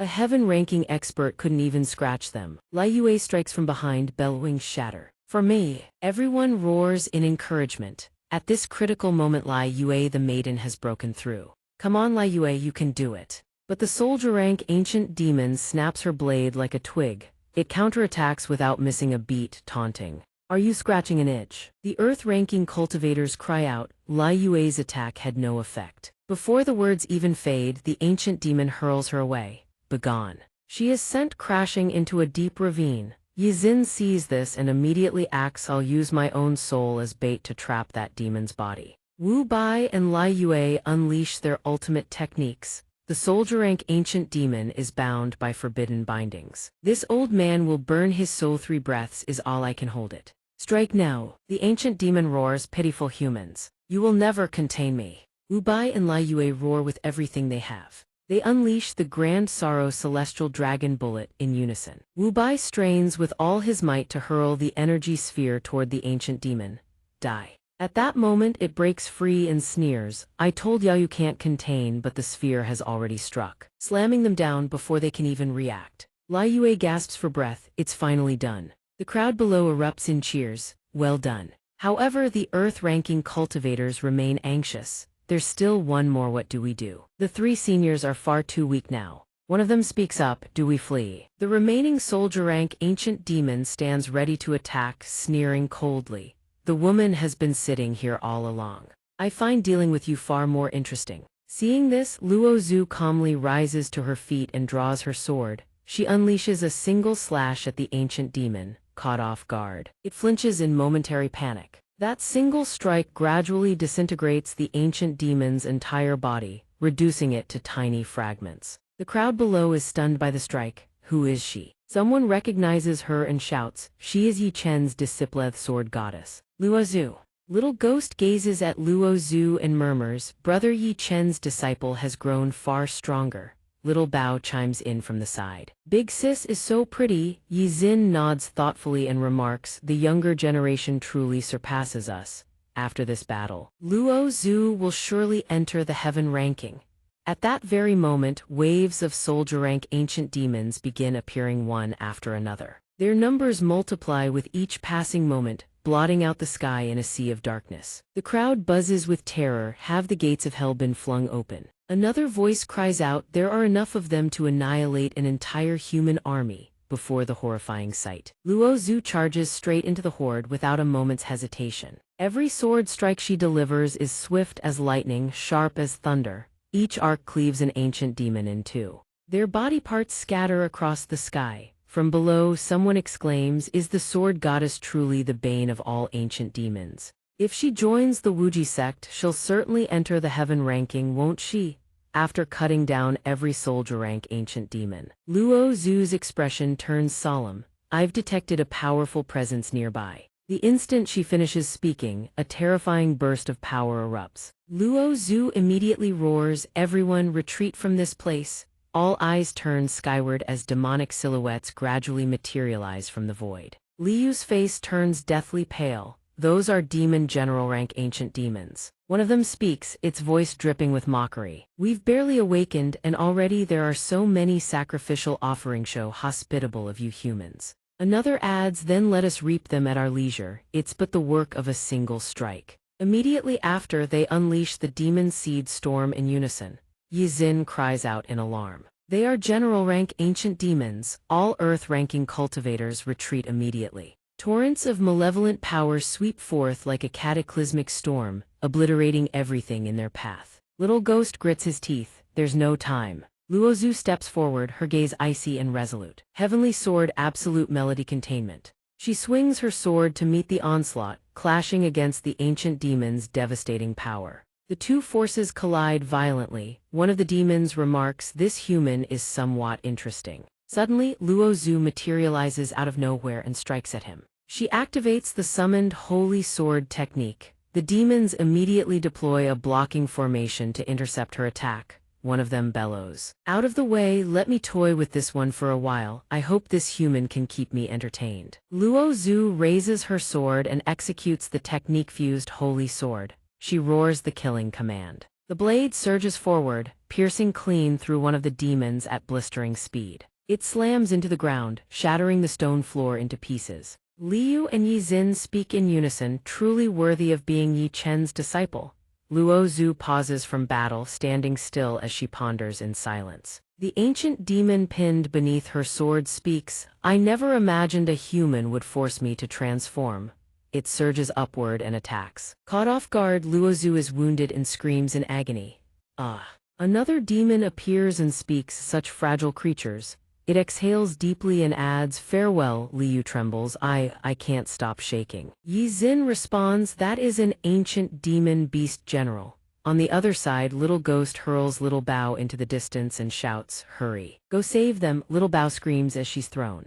Wu Bai also speaks up, "Together. Force it back together. Buy time for Luo Zhu to recover." Little Bao shouts, "Big sis, snap out of it. If Uncle finds out you're hurt, he'll be furious." Luo Zhu collapses onto the rocks. Little Ghost sees this and murmurs, "The goddess of slaughter has awakened." As he speaks, the spirit of a woman materializes behind her. Yi Xin finishes casting his summoning technique with frenzied beast and declares, "Protect the lass." A monstrous creature then erupts into existence. Liu leaps high into the air, bathed in moonlight, sword in hand, ready for battle. Wu Bai also declares, "Moonhorse / Great Compassion Fist of No Self." The three combine their power and cry out, but the ancient demon beast general speaks, "That paltry strength of yours is nothing to me." Scram! He continues, "The woman dares to resist." Mesh struck first. His face twists into something more monstrous than ever. "She must die." The demon general rank ancient demons observe and remark, "That one's gone into a killing frenzy again." Another adds, 50% of his mountain-shattering power could already level a battlefield. Now he's unleashing 100%. This human woman is truly pitiful. The ancient demon beast general launches its ice realm fist at Luo Zhu, but Yang Ning appears in the nick of time. It swings its fist toward him. Yang Ning simply raises a single finger to block. He activates the elementary ancient martial art spiritual rhinoceros single finger, level 100, and shoves the demon backward with overwhelming force. Gradually, the demon's entire body begins to dissolve. A golden radiance emanates from Yang Ning. The demon's body disintegrates completely, leaving only its eyes. How is this even possible? The demon general rank ancient demons witness this and are utterly horrified. Watching the scene unfold, Yang Ning muses, "How strange. This ancient demon couldn't even withstand a single finger of mine. Could it be my passive skill? Has the infinite sin body grown even stronger?" Yi Xin speaks up upon seeing this. "That is Yi Chen ranked 9th on the heaven ranking. Liu immediately responds. The top 10 of the heaven ranking truly are on the level of saviors. Yang Ning holds Luo Zhu in his arms and says, with a level like that before he finishes she already looks apologetic. He continues, next time handle it yourself. I scanned and found 100,000 demons lurking in the abyss. I'm heading down to play for a bit. She responds, Master, there are still 2 more in the sky, he says. Their auras are so weak I nearly forgot about them. The general rank ancient demons see this and cry out in disbelief. Why does such a powerful human exist? Has there been an error in the records? One of their companions snarls, forget it, let's join forces and kill him first. My ultimate technique requires time cover me. Before the words even leave its mouth, a horrifying wave of power descends without warning. It pierces straight through their bodies, leaving gaping holes of death. Their forms shatter into fragments, crumbling to the ground. Yang Ning watches calmly, his gaze sharp and cold as if calculating something. Liu is shaken. A single glance directly obliterated 2 general-rank ancient demons. Good heavens, Yi Xin continues in a low voice. This is the legendary death by glare. Whoever he looks at simply dies. How? From atop the high ground, Yang Ning speaks calmly. Luo Zhu, take everyone and leave this place. For ordinary cultivators like them, this place is far too dangerous. She replies, this disciple understands. The 3 beside her are stunned. Yi Xin stammers in bewilderment. Ordinary cultivators. A man nearby sighs with emotion. So in Yi Chen's eyes, even 3 heaven-ranking experts are no different from the rest of us. Yang Ning then turns to Little Ghost. Little Ghost, take little bow and leave as well. Head back to Ran capital. If the ancient demon army strikes there in the future, it may need protection. Little Ghost asks with concern, Brother Yi Chen, you're staying here alone to face the entire ancient demon army. He ponders for a moment, then says, no, waiting would be a waste of time. I'll go down there and find them myself. With that, Yang Ning leaps straight down into the abyss. The crowd erupts into frantic chatter. Is Yi Chen challenging the entire ancient demon army, alone? Liu remarks, Yi Chen is truly incredible. Yi Xin adds, his courage reminds this old man of his own youth. Then Luo Zhu speaks, everyone disperse at once, do not linger here any longer. The crowd below responds in unison, understood. Suddenly, Fang Xing descends from the sky. She lands softly and thinks to herself, I've finally reached the ancient battlefield of the supreme sovereign who has slumbered for 1,000 years. Last time, her junior brother gave her the corpse of a general-rank ancient demon, which made her far stronger. This time, if she stays by his side, she'll surely reap enormous gains. More importantly, on this ancient demon battlefield, it would be just the 2 of Thema, lone man and woman, together. She glances down below. Fang Xing dives downward, thinking, straw beside fire will eventually catch flame. This time I can't afford to hold back, I must seize him quickly. She peers inside and thinks, this is the first level of the ancient demon battlefield. Perhaps her martial brother hasn't gone far. She descends lightly to the ground, her expression suddenly shifting as though she has sensed something. From afar, Yang Ning's figure comes into view. Fang Xing grins and calls out, found you. She quickens her pace toward him, her heart whispering it's time to let go. Standing before him, she declares resolutely, cast aside all restraint. Martial brother, I've been struck by a lust poison. Do you have any way to help me dispel it? The moment she catches sight of the scene before her, her face flushes scarlet. He points to the 2 Bai Fei behind him and says, their virgin's urine can douse the flames of lust. Zunfeng watches her and speaks up to ask, why are her legs raised up like that, and spread so wide apart? Donghua chimes in, child, don't ask things you shouldn't be asking. Fang Xing hears this and shouts, weren't you supposed to be alone in the ancient demon battlefield? He replies, thinking of the Bai Fei, who immediately snapped to attention. I plan to use the ancient demon battlefield to train Donghua for a bit, summoning her through the book. Turns out those 2 were playing together at the time and got dragged here as well. Hearing this, Fang Xing says, you certainly know how to look after Bai Fei. Suddenly, Zunfeng picks up a piece of cloth and asks, why did she take this off just now? Fang Xing sees this and screams, put that filthy thing down this instant. Donghua speaks up bluntly, I'll be frank, Miss Dongfeng, I advise you to abandon any thought of seducing Sect Master Yi while you still can. You can't compare to my mistress. When she marries Sect Master Yi, the 4 of us guards come as part of the dowry. That's far more firepower. You're all alone and weak, you'll lose without question. Fang Xing retorts, Jiwei isn't even here, yet she sends you lot to steal my man. I refuse to accept defeat. She steps forward, caressing Yang Ning's face and says, "My hands are frozen stiff. Could you help me put this on?" A young man suddenly appears and declares, "Another wicked seductress here to steal the yang essence of male cultivators. Vixen, release that scholar, set your sights on me instead." That is Dun Nan, ranked 63rd on the Heaven ranking. Hidden Weapon Venerable, ranked 32nd on the Heaven ranking, also appears. He smacks the young man and scolds, "My precious boy, you still have a bright future ahead. How can you throw away your prospects over some temptress?" The young man persists, "Grandpa, you're already old, you don't need that sort of thing anymore. Vixen, aim for me instead." Fang Xing watches this and inwardly curses, "Disgusting old codger." Two strangers suddenly appear. One speaks, "That man has no cultivation realm whatsoever." Those two are Blade of Radiance, ranked 37th on the Heaven ranking, and Phoenix of Rising Clouds, ranked 38th. He remarks perhaps he's a beast tamer relying on 3 spirit beasts to fight. The girl beside him snorts, "HMPH. This beast taming profession is nothing but freeloading off your pets." A large group of people emerges. The Heaven ranking is divided into 5 tiers. Ranks 1 to 10 form the Black ranking 11 to 30, the Gold ranking 31 to 50, the Red ranking 51 to 70, the White ranking 71 to 100, the Gray ranking. Each tier represents a chasm-like gap in power. Fang Xing truly did not expect so many Red ranking experts to show up. The nephew of Tang Earth's siblings, of the Shen family. Now this is getting interesting. Seeing this, Hidden Weapon Venerable speaks, "Everyone here has come to face the ancient demon legion. Young friend Beast Tamer, we arrived late and didn't see anyone else, only you. If you travel with us, the ancient demon army's momentum is formidable. Relying on just those few spirit beasts of yours, I'm afraid you won't keep your own life." Hearing this, Yang Ning replies, "Sure. Happens to be I'm lost anyway, you lot lead the way."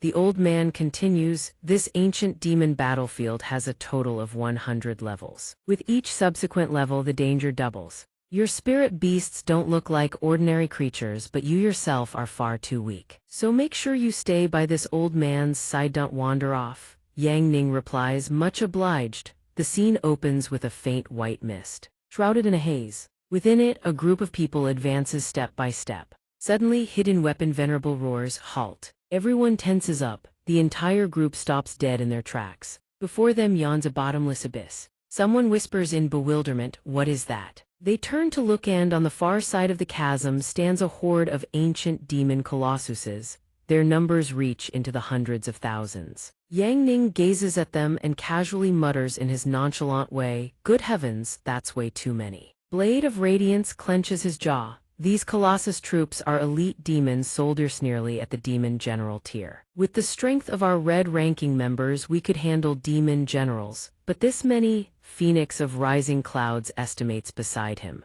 There have to be tens of thousands of them. Hidden Weapon Venerable continues solemnly, "If we engage them head-on, we'll be ground to dust. But this is truly strange. Haven't they left the abyss to invade the human world? Why are they garrisoned here? Why here?" Fang Xing folds her arms and explains with a frown, "Simple. The entrance to the abyss was destroyed. Every scouting party they sent out was eliminated. They've likely received orders to wait until the Supreme Sovereign finally revives." Hidden Weapon Venerable hears her words and nods in agreement. This ancient demon battlefield is indeed riddled with hidden dangers at every turn. While everyone is pondering a countermeasure, Dun Nan turns to chat with Yang Ning. "Big bro Beast Tamer, your rabbit spirit beast is really clever. I want one too." Yang Ning advises coolly, "I'd advise you to be careful. She kills without blinking." Phoenix of Rising Clouds asks anxiously, "What do we do?" This is only the first level, and we've already run into tens of thousands of ancient demon colossuses. Are we really supposed to stop here? We are scions of honored clans, destined to save the entire world. Hidden Weapon Venerable reassures her, "We haven't strayed too far from them. As long as we don't provoke them, we should be fine." The moment he finishes speaking, Zun Feng excitedly launches herself across to the other side. The entire group panics instantly, crying out, "Beast Tamer, why is your spirit beast running wild? Tie her down quickly, don't provoke the Colossus army." But Yang Ning remains utterly calm, reading his book and replying at his own pace. "You lot can't save the world right now anyway. So I'll train the little fox for a bit. Simultaneously, he telepathically instructs, remember no dodging, you can only face it head-on. Zun Feng charges straight at the Colossuses and shouts back, I'll do my best. Suddenly, a colossal foot descends before Zun Feng. The ancient demon Colossus slams its foot down, shattering the earth and rocks beneath into oblivion. Blade of Radiance covers his face helplessly. She's dead. Phoenix of Rising Clouds furiously berates him, beast tamer, useless as you are. Couldn't you at least keep such an adorable spirit beast from throwing away her life? Shameless. When the ancient demon lifts its foot, the ground below has caved into a crater. To everyone's shock, Zun Feng is still alive. She stands up, stretches casually, and waves her hand to dust off her clothes. My strength still isn't as great as its. On the other side, Phoenix of Rising Clouds gasps in disbelief. She's completely unharmed. Hidden Weapon Venerable is utterly stunned. Could this be the legendary fox demon with the immortal bloodline? Impervious to blades and spears, immune to fire and water. Once this little fox matures, she will be absolutely terrifying. The ancient demon unleashes a barrage of trunk strikes at Zun Feng, but she nimbly dodges each one. Sensing the situation turning dire, she quickly tattles. It's no use, Sect Master, I can't beat it. Yang Ning hears this and offers his solution. Then I'll make you a bit stronger. Phoenix of Rising Clouds scoffs from behind. Let's see what tricks this show-off beast tamer has up his sleeve. Without another word, Yang Ning channels his energy and issues an order. Donghua, you get in there too. She accepts the order instantly, then blinks to Zun Feng's side to assist. A golden magic circle materializes beneath their feet. Yang Ning snaps his fingers. A blue magic circle appears in the sky and a figure emerges from within. Yang Ning speaks and issues a command. Wine Ghost, let Xiao Bao go and step away. I placed a mark on Xiao Bao's hat, didn't expect it would drag you here too. Wine Ghost nods with a flushed face, then executes his technique. Beast Tamer activates Intermediate Awakening skill, level 100 max. Immediately, a pillar of fire erupts from the three of them, all three channeling their chi in unison.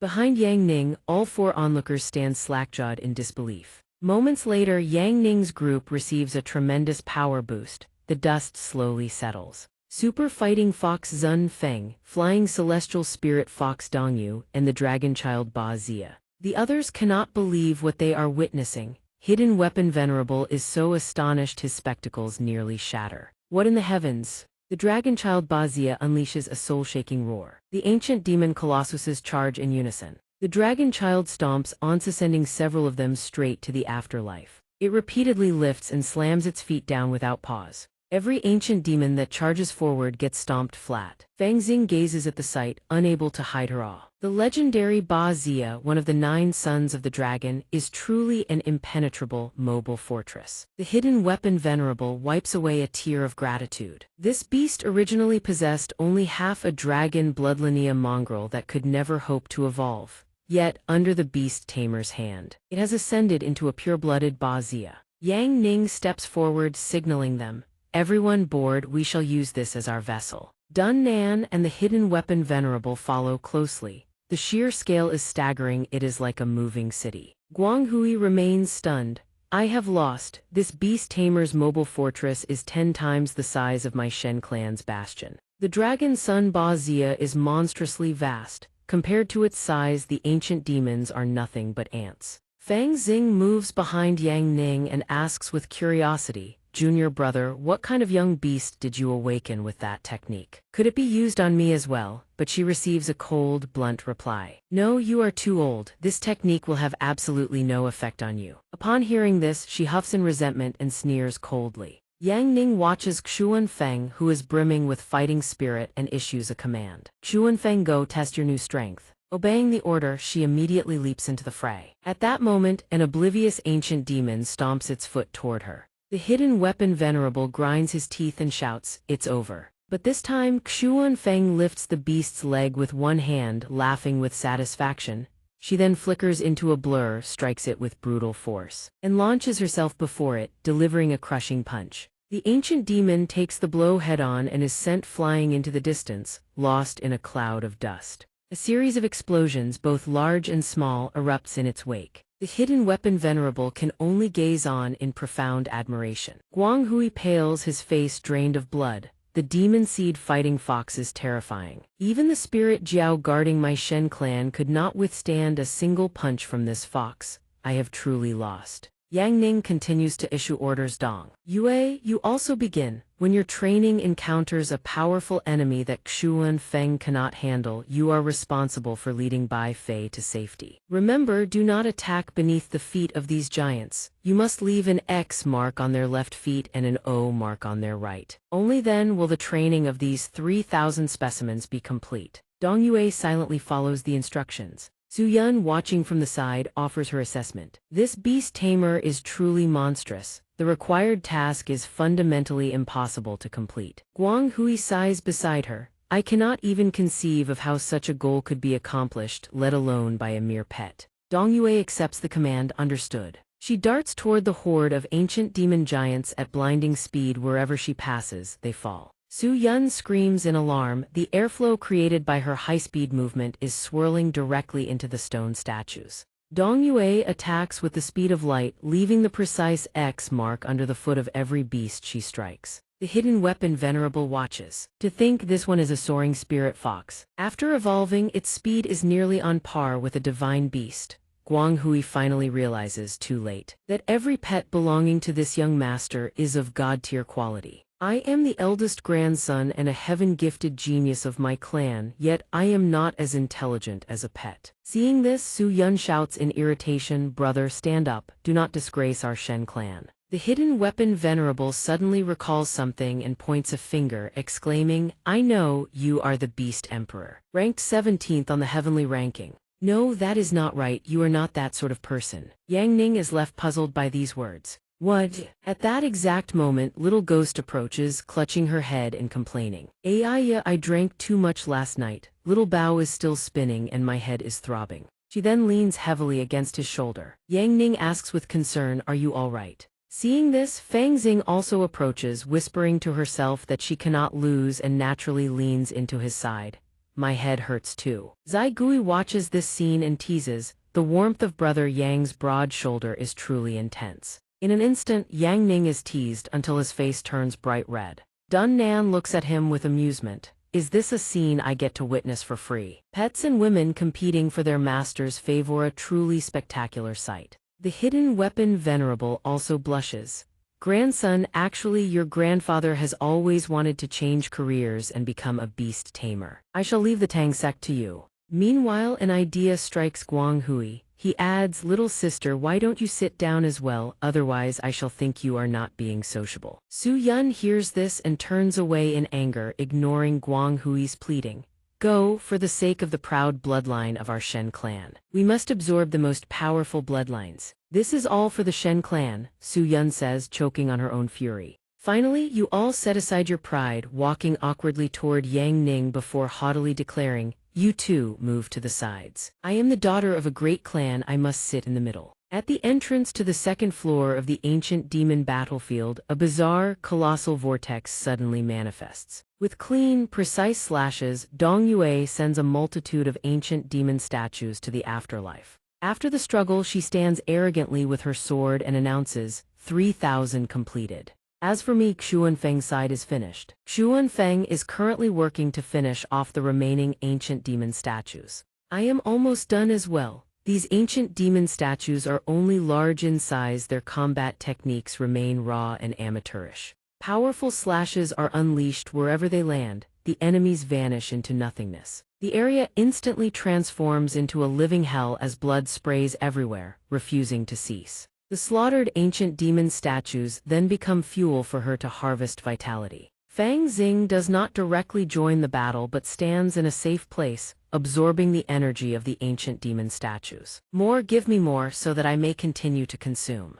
The hidden weapon Venerable witnesses this scene, thoroughly impressed. Using ancient demons to train and nourish pets. This beast tamer is truly terrifying, his future is boundless. We must protect him, he might well be the key to saving the human world in the coming. The future. Guang Hui agrees, one cannot deny it. He appears to be the savior of our future. Su Yun, the phoenix of the Shen clan, shows interest. You sat on him yesterday and were immediately thrown away. What a pity. This beast tamer is nothing but a man who relies on others, but I do like small animals, so I might consider him.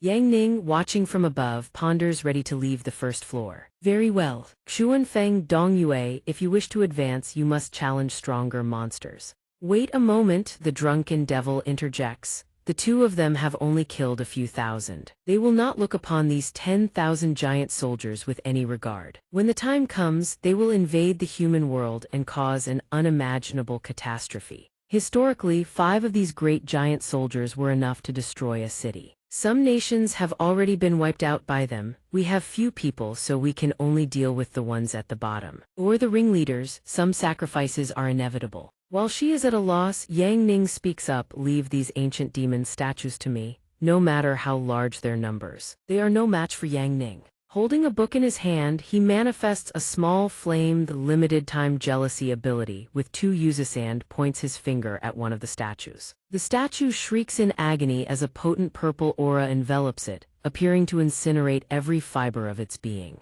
The surrounding statues stand in bewilderment, not understanding what happened before they suffer the same fate. Moments later, the purple aura erupts with increasing violence. The hidden weapon venerable is shocked. Is this a chain reaction attack? Burning one causes the others to burn as well. Yang Ning explains slowly, this is jealousy. These giants are like genetic life forms, they are being completely erased. This skill can accurately annihilate an entire species. Even if this species is scattered across the face of the earth, Guang Hui is stunned. This is truly a world-class race extinction artifact. Terrifying, this beast tamer is even more monstrous than his pets. In Ran City, the ancient demon statues are being crushed on a massive scale. At the royal palace, however, the scene is chaotic as everyone flees. Lan Yu feels a growing sense of unease. Hurry, the number of these giants is increasing. At the city gates, panic spreads due to the overwhelming number of ancient demon statues. We were clearly guarding the entrance to the ancient demon battlefield, and we saw Yi Chen go down there. Why have so many ancient demon statues suddenly appeared here?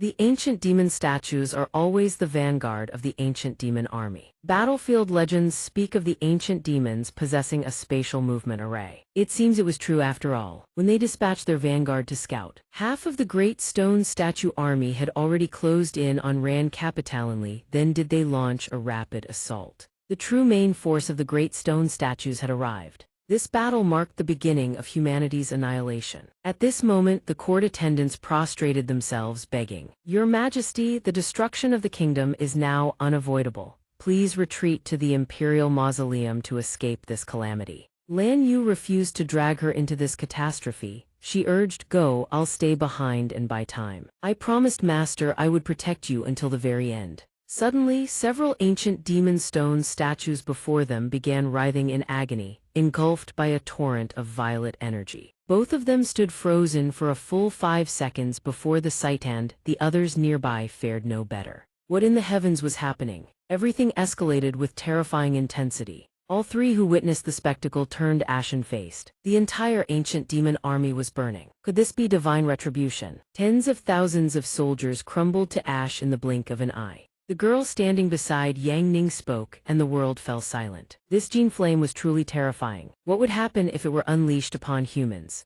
The overwhelming surge of energy pierced clean through the Earth's crust in an instant. Yang Ning answered calmly, "Humans who share the same bloodline would be wiped from existence in the blink of an eye." In that very moment, a look of awed admiration crossed her eyes. This divine technique could not only annihilate all living things, it could exterminate a man's entire bloodline to the 9th generation. Junior brother truly is the man I set my eyes on back at the Lord Tier Stone statue stronghold. At that moment, the Lord Tier ancient demon statue was seething with fury. On the 100th floor, 2 ancient demon stone statue sentinels stood guard outside, and before long, they too could not escape the gene flame's pursuit, for they bore the same bloodline. In moments, they collapsed to the ground, unable to endure a second longer. Tribal Chief Wang muttered under his breath, certain that the enemy clearly still. No one on the 100th floor understood what the hell was going on. How had the 2 stone statue sentinels been dealt with already? Dead is dead, just seize the Lord Tier 1 and be done with it. Any one of us could crush countless of them with a flick of the wrist. It's nothing more than a long-range killing technique. Finding the matter beneath further discussion, one of them stepped forward and declared, "Let us discuss the real matter at hand. After the Supreme Sovereign obliterates the human world, the entire eastern regions shall belong to me, ghost-devouring king. I will breed the last of humanity in the east as blood slaves." Upon hearing this, the other flew into an even greater rage and cursed, "Wretch, the Supreme Sovereign has no need for such rotting blood offerings. You dare provoke the eastern regions time and again. Do you truly think I won't kill you?" The two of them erupted into a fierce verbal sparring match. "Very well, before the Supreme Sovereign awakens, let us settle once and for all who is the true servant of the Sovereign." Seeing the situation stretched taut as a bowstring, the Spirit Maiden sisters stepped in to mediate. "Calm yourselves, let us speak rationally. We concede the Western Wu territories to you both for now." Though they grudgingly accepted, the two still exchanged looks that could kill. After all, the Supreme Sovereign had yet to awaken. "You've already started carving up territories. How will the human world be divided? Only the Sovereign himself can serve as arbiter." A moment later, the Supreme Demon Consort, the Old King, and the Insect King appeared.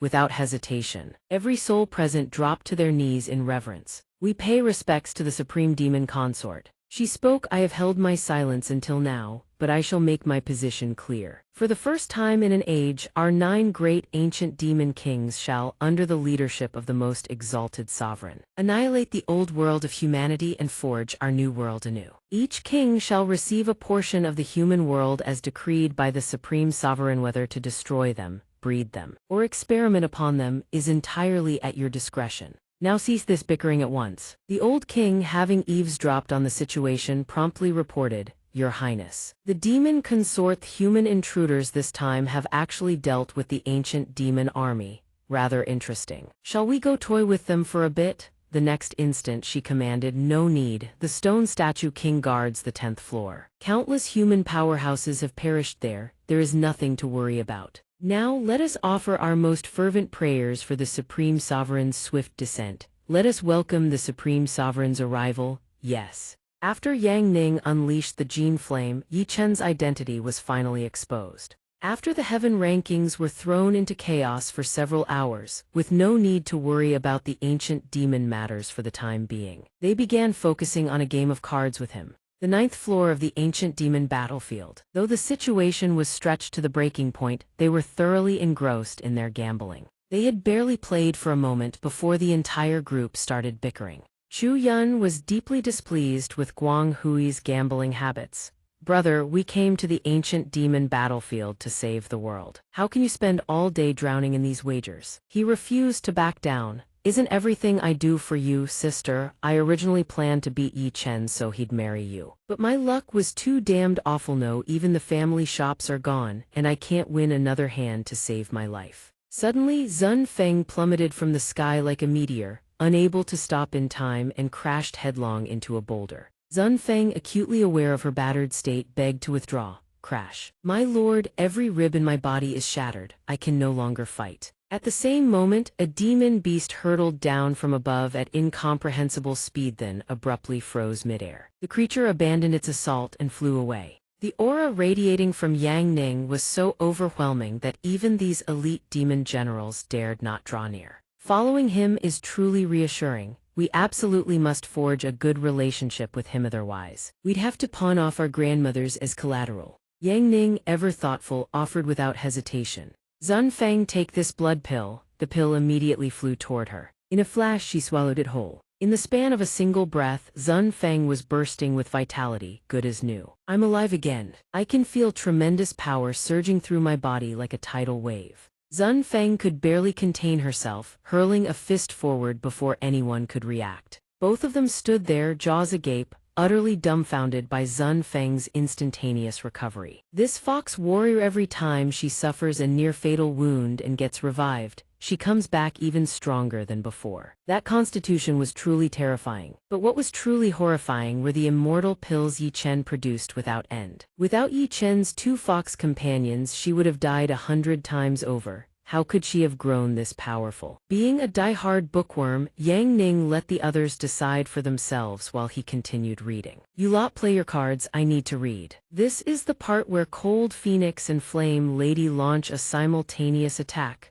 Nobody disturb Muhan, we get back, I need to buy the next volume. Suddenly, Xiao Bao halted in his tracks, leaving everyone bewildered. Why did Xiao Bao stop? At this juncture, the hidden weapons venerable was struck by a sudden wave of unease. The Dragon Prince's instincts could sense it. Imminent, overwhelming danger. The ancient demon battlefield, 10th floor. He halted before an enormous spatial rift. He spoke, this must be the legendary graveyard of all human powerhouses. Those who enter the 10th floor of the ancient demon battlefield can never leave. This is the god-demon forbidden zone. To this day not a single human has broken through to the 10th floor. We had best not act rashly. Without warning, a colossal hand reached out from within the mysterious vortex. In the next instant, everyone was dragged into the dimensional rift. The vortex erupted with a burst of radiant, otherworldly light. A space-time displacement had occurred. Xiao Bao and the others were about to be transported into an entirely new dimension. In the blink of an eye, they burst free from the vortex and hung suspended in the void. Dunan glanced left and right, bewildered. What the hell was that just now? Where are we? Everyone panicked, realizing they had been teleported into an entirely new dimension. Xiao Bao swiftly leapt off the cliff's edge and landed in the labyrinth below, the hidden weapons venerable, feigning composure while internally reeling at the thought of his own demise. Recalled the legendary human powerhouses who entered this place were doomed to perish within the final maze. Before they could finish, even more crushing words cut in, it's not just humans. Even colossal beasts that enter this floor can never leave. Xiao Bao had already plopped himself down at the base of the vast labyrinth. Dunan swiftly vaulted down to investigate. What is all this? These must be the remains of the supreme powerhouses from that ancient era. Even they could not escape their fate. Perhaps he fell into an eternal slumber beside his sword. The hidden weapons venerable, brimming with experience, swiftly warned, do not touch the corpses under any circumstances. The moment you do, they will crumble to dust. Fang Xing surveyed the surroundings and deduced, what the hell is this place? The hegemon sword sect master, the light-extinguishing corpse god monk, Long Valley venerable. The river-devouring Pharathes are all legendary supreme powerhouses whose names shook the world. This labyrinth was nothing less than a graveyard of powerhouses. Among them all, Yang Ning remained the most composed. He still had the mood to sit there giggling over his book. The Phoenix of Chu Yun suddenly realized that Yan Yang had squatted down again. That person over there is Big Brother, it's the ancestor. I've finally found the ancestor. General Shen Lang, the supreme commander of the Black Cavalry 30,000 years ago, slaughtered countless demons to protect humanity. In the end, he led his forces and vanished into the great desert. The hidden weapon venerable could not help but sigh with emotion upon hearing this. The Shen family had searched for him for 30,000 years. Throughout those 30 millennia, they faithfully inherited Shen Lang's will, protecting humanity and slaying every last demon. To think he was here all along. No wonder those two fools kept saying they would save the world. Our ancestor will surely bring us home. Yet at that moment, the voice of a mysterious entity suddenly echoed through the air. Foolish humans, you yourselves shall be imprisoned within this labyrinth. And you dare speak of carrying away the corpse of that old soldier. How utterly laughable. The hidden weapon venerable gazed ahead, his eyes brimming with vigilance. Who are you? The mysterious entity swiftly answered. I am the supreme will of this labyrinth world. I shall not mince words with you mere humans. You will never leave this place. No matter how you struggle, your bodies shall remain here for eternity, and your souls shall be trapped forever, never to find release. Yet upon hearing these words, the group remained calm and brimming with confidence. We absolutely will not fall. We are the guardians of humanity. The souls of this Black Cavalry battalion had been imprisoned here for 30,000 years. They had never forgotten their mission, ceaselessly searching for a way out throughout this labyrinth. Yet the mysterious entity responded with absolute certainty, never shall you free their souls. They will ultimately be absorbed into this world. Welcome, struggle all you wish. But their unyielding resolve would not permit them to surrender so easily. We will absolutely bring the general home. It is nothing more than a labyrinth. Don't even think of stopping us. I refuse to believe it. I will fly up and map out this labyrinth. We cannot just stand here and do nothing. Su Yun immediately soared into the air to get a better view. Yet the higher she flew, the taller the surrounding walls grew. Sensing something was wrong, Su Yun halted immediately. Impossible, the walls will rise infinitely. The hidden weapon Venerable refused to give up. He summoned a legion of spiders. Then we shall annihilate it. Thunder Spider's unlimited swarm. The tiny arachnids surged forward in a full-scale assault. Explosions of devastating power erupted one after another. The space was engulfed in white smoke and cracks splintered across the walls. But things were never that simple. The cracks gradually sealed themselves, healing as if nothing had ever happened. This labyrinth was alivened, it could regenerate itself. Dunnan suddenly had an idea. He would try the earth escape technique. Without hesitation, he dove straight into the ground. Like a massive worm burrowing through the earth, Dunnan tunneled forward, but before long, he hit an impenetrable barrier. The ground sealed shut behind him, trapping him completely. Grandpa, save me. Seeing his grandson trapped, the hidden weapon Venerable immediately summoned several tentacles to rescue him. My precious grandson, do not panic. Dragon coiling technique. The tentacles stretched out, reaching toward Dunnan to pull him free. But the mysterious entity had grown agitated. Grandfather and grandson united in Harthau touching, then perished together. The hidden weapon Venerable could not suppress his horror at the sight. Help, the walls are going to swallow us. Fang Xing spoke with unwavering certainty. This colossal labyrinth is constructed from hundreds of thousands of formation array spatial formations, temporal formations, arcane gate formations, spirit-absorbing formations, and matter-restructuring formations. Together, they ensure this labyrinth endlessly grows, repairs, and devours. The one who created this labyrinth is unquestionably the greatest formation genius in all of history. Hearing this, the mysterious entity was thoroughly impressed. While everyone faced the 7,749 tribulations, Yang Ning remained utterly absorbed in his book. Why did it get dark? I can't see anymore. Because a massive cube had blocked his view, this boss here didn't hesitate for even a second before obliterating it. With a single, effortless wave of his hand, the almighty Yang Ning shattered the cube to smithereens. The mysterious entity was deeply impressed by his overwhelming power. This mortal actually has some ability to resist. Excellent, this only fuels my killing intent further. Yet the only thing on Yang Ning's mind was his book. Can't even read in peace around here. Fang Xing breathed a sigh of relief. Junior brother has finally acted. A single punch is all it will take to pierce through this entire labyrinth. But someone immediately retorted, not even a punch, a single finger will suffice. Isn't this world composed of hundreds of thousands of formation arrays? Then let's just disintegrate every last one of them. Suddenly, a luminous seal materialized at the very center of the labyrinth. In an instant, the entire structure seemed to detonate and collapse, leaving every onlooker utterly stupefied. The entire labyrinth was crumbling apart. My maiden heart. Under Yang Ning's devastating assault, the entire labyrinth reduced itself to chunks of rubble. Block after block plummeted down like a massive deluge of hailstones. Just as expected, the moment our boss makes a move, it all returns to dust in the blink of an eye.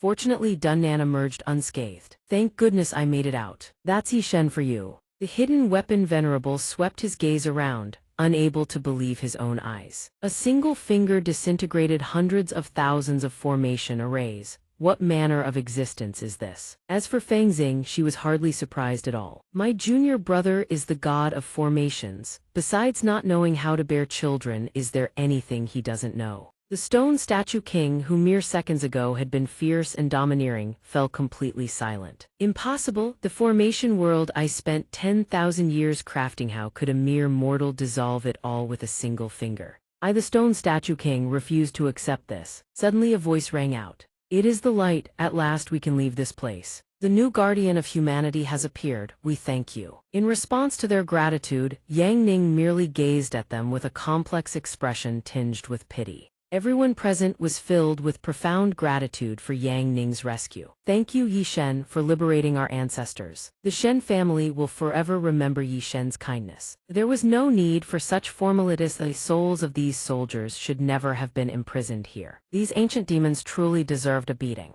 Now that Yan Niang's little act is done, let us proceed directly to the 100th floor and deal with them. Meanwhile, in another location, Bai Fei remained deeply absorbed in her cultivation. At the same time, Qiuzu and Ziahua were exchanging a few words among themselves. Did you receive the soul-transmitted message from Chun Feng on the ancient demon battlefield? You mean the one about all those women surrounding Sect Master Yi? What a pity our mistress has no interest in Sect Master Yi. The moment Qiuzu finished speaking, Bai Fei's ears suddenly perked up. I heard that little rabbit has been held in his arms multiple times, and that drunkard has been clinging to Sect Master Yi non-stop.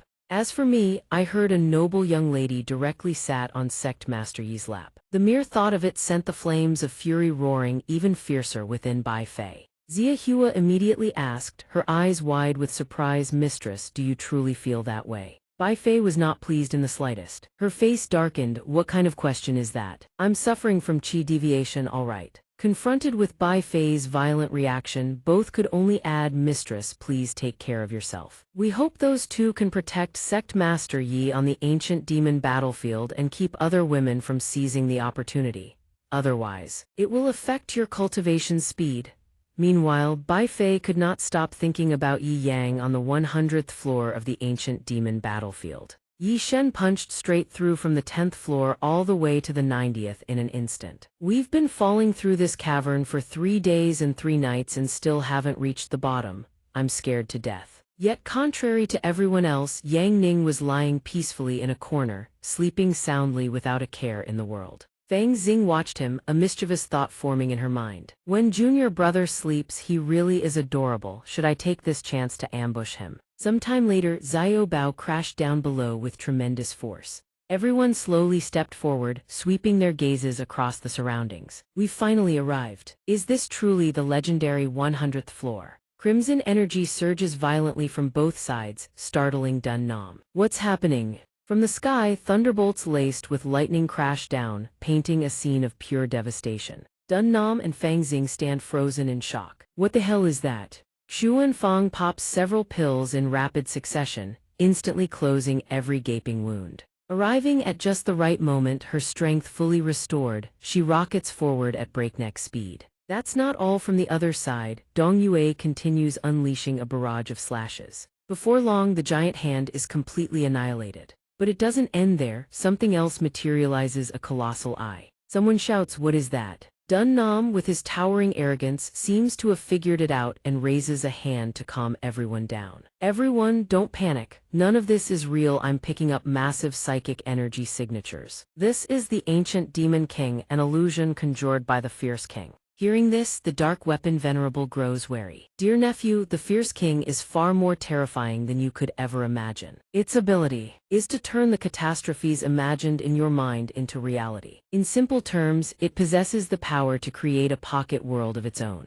Fang Xing, equipped with his profound knowledge, continues. The fierce king wields 2 types of abilities. The first creates an imaginary world layered over the real one, manifesting natural disasters and environments of catastrophic destruction. The second targets the enemy's soul directly, constructing a spiritual prison like a god locking its prey inside. Back in the Grand Labyrinth, the soul-imprisoning technique likely originated from the fierce king. One could even say that the ancient demon army's 10,000-year slumber was sustained entirely by the fierce king continuously harvesting human souls as fuel, which is what revived the entire legion. They had acquired some knowledge of this. Correct. Over the past 30,000 years, the human souls I've claimed include countless armies of humanity and exorcist cultivators alike. Whether they launched preemptive strikes against the ancient demon army or ventured into the human world to wreak havoc. I should actually thank you humans. You've provided us with the precious energy needed to resurrect our forces. Su Yun and Guang Hui shout in unison, fury blazing in their eyes. Shameless.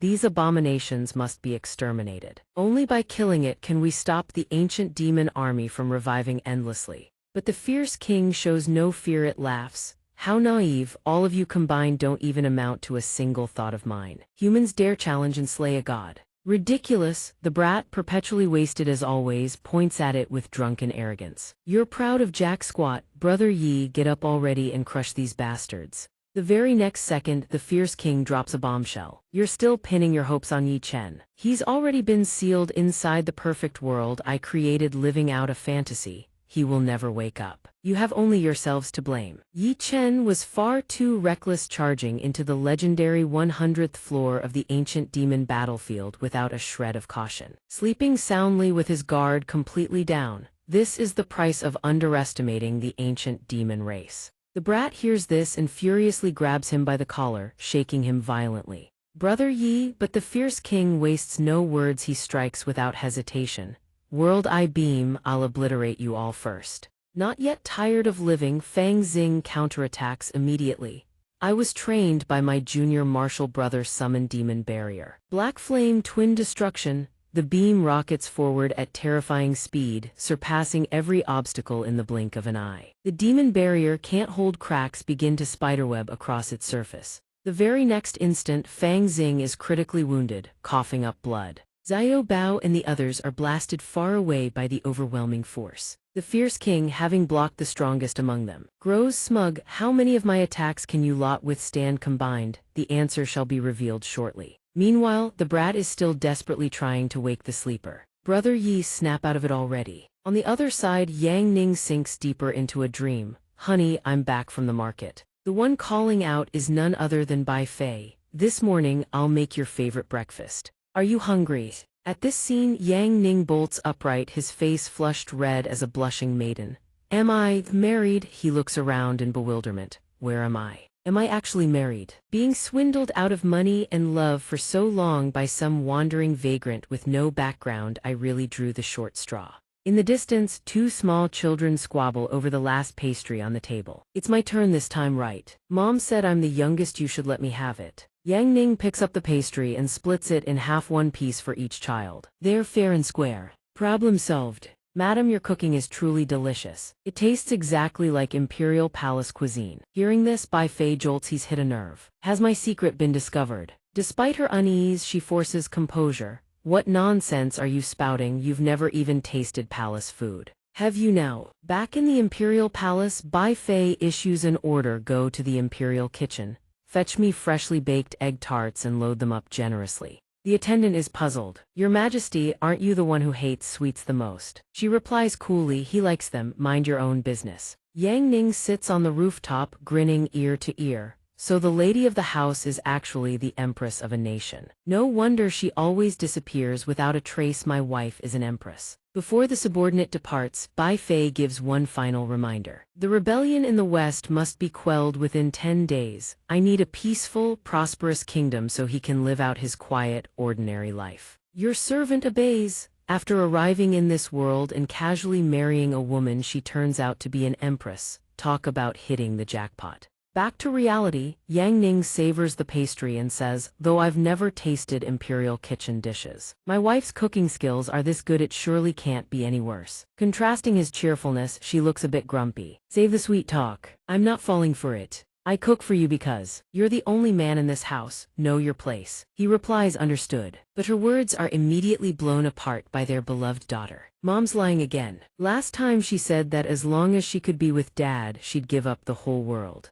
Seeing his little sister has blurted too much, the boy beside her quickly clamps a hand over her mouth. Mom never said that. Second treasure is talking nonsense. Mom, please don't throw us in the Imperial dungeon. With the two kids meddling, Bai Fei's nerves are stretched taut as a bowstring. You two little rascals, you're absolutely incorrigible. As punishment, I'll have a third child to split your inheritance. Did you hear that, dear husband? It's not that I just want a third kid to punish these two brats. Do you understand? Before her blushing face, Yang Ning waves casually. Understood, understood, I'll prepare myself tonight. Since he doesn't refuse, Bai Fei doesn't hesitate either. Then I'll go brew some tonic for you. You two go inside and wash your hands. The children respond in unison. Yes, ma'am. After everyone leaves, Yang Ning speaks up. You must have thought this world was so perfect that I'd surely drown in it, lose myself and forget everything. But if this really is a perfect world, then why isn't Yan Yang in it? I'm not happy. Get out here now. In that instant, the fierce king materializes. For the first time ever, someone has seen through the truth of the world I created and can even trigger divine thunder through sheer rage. Mortal, you have some skill, the fierce king sneers, but Yang Ning's expression hardens like cold steel. Fun's over. A fool like you dares call yourself the legendary source of catastrophe. the moment you intruded into my spiritual world. My passive skill so low already had you. I was merely curious what kind of world would you show me. You have disappointed me far too much. A miniature world of Lasso, the Savage King has finally revealed his true form. This is the world that I, the Savage King, created. How could I possibly let a mere human control the laws within it? I will obliterate this world and scatter your human souls to the winds. Yang Ning remains utterly unfazed, is heaven's chosen after all. He merely raises a single finger and in the blink of an eye, the Savage King shrinks into a laughably tiny creature. Yang Ning casually seizes him by the neck. Fool, I am the boss here, a single thought from me and you vanish like smoke. But Lan Yu wants me to ask you something first. A list. A piece of the Supreme Sovereign's network across the human world, laid out over tens of thousands of years, a register of human traitors who have secretly pledged allegiance to him. The Savage King retorts defiantly, the Supreme Sovereign's network spans millions of humans, every noble house, every powerful clan in existence. How could I possibly tell you? Go ahead and kill me as you please. If I reveal even a single word, then consider me defeated. Upon hearing this, Yang Ning's interest is piqued. Oh, then let me take you somewhere fun. Let's see just how many seconds that backbone and loyalty of yours can endure. Let's go. The Savage King roars in fury. Despicable human, what game are you playing? Suddenly Bai Fei appears behind him. Father of my child, you wish to leave. You would leave us behind. He steps forward and gently pats her head. Fool, we will meet again in the real world, I promise. Though sorrow fills her eyes, Bai Fei lets out a soft, quiet hum of acknowledgement. Elsewhere, the real Bai Fei in the true world senses everything that just transpired. She stands in contemplation, gazing into the distance. Will we truly meet in the real world? Xianxia watches her with a puzzled expression. What troubles you, my sovereign? Bai Fei answers, I feel as though I have just woken from an impossibly long dream, perhaps drawn by the immense laws of heaven and earth. In the spirit world, when Yang Ning struck, he planted a fragment of my divine consciousness within it as well. But it matters not, everything now lies under Yang Ning's control. A pity it ended so quickly. Xianxia presses further. Ended what? But Bai Fei has lost interest in answering. Enough chatter, tell Yang Ning not to contact me again. I have no desire to mingle with humans. Xianxia finally understands. So that is how it is, my sovereign is truly heartless. I wonder what Sect Master Yi would think. The Nether Prison. After Yi Yang's soul hunter vocation advances, only the imprisoned evil spirit dimension remains. The Savage King howls, release me. Swiftly Yang Ning touches down. The moment he enters the Nether Prison realm, every guard on duty bows in reverence. Welcome back, Warden. Meanwhile, the others are still struggling against the Savage King's true body. His relentless attacks threaten to reduce every last human to nothing. Hidden weapon. The Venerable cries out in sheer terror, I don't want to die. It's over, everything is finished. I'm still young, I haven't lived nearly enough, but just when all seems lost, the devastating energy blast from the Savage King suddenly freezes midair. The hidden weapon Venerable's terror transforms instantly into stunned disbelief. Every single one of the Savage King's attacks has been frozen in place. What in the world is going on? Everything has stopped. Wang Jing surmises hastily, the Savage King recklessly invaded my junior brother's spirit world and his own soul ended up sealed instead. Standing nearby, Guang Hui is dumbfounded. The Savage King is a deity capable of commanding tens of thousands of human souls simultaneously, and his own soul got sealed in return. The hidden weapon Venerable regains his composure and delivers his verdict. Look at this frozen world around us. It has been thoroughly and completely sealed. Moreover, his current predicament is likely far graver than any of us can imagine. Over on Chu Yun's side, heart-shaped bubbles float around her platform as she sighs wistfully. My DNA and maiden heart tremble for Yi Chen once more. The scene shifts without sentimentality to the Nether Prison. The space within is ink black, exuding an atmosphere of utter desolation and dread. The Savage King, still seething after Yang Ning's soul-shattering stunt, burns with bitter fury. All of my power has been sealed by that wretched Yi Chen. Curse it, all confined to this mortal form once again. Even reduced to the frailty of a mortal, I will never submit. As the most powerful intellect of the ancient demon clan, even if my divine form remains trapped in the spirit world, I will safeguard the Supreme Sovereign's classified roster and valiantly defend his supreme glory. first, I must escape, then I will report to the Supreme Sovereign how to deal with these despicable humans. With that, he picks his shackles, throws open the cell door, and boldly strides out, muttering to himself as he walks, I am far too weak right now. I absolutely cannot sustain a single injury or my soul will be shattered beyond repair. I must leave this cursed place at once.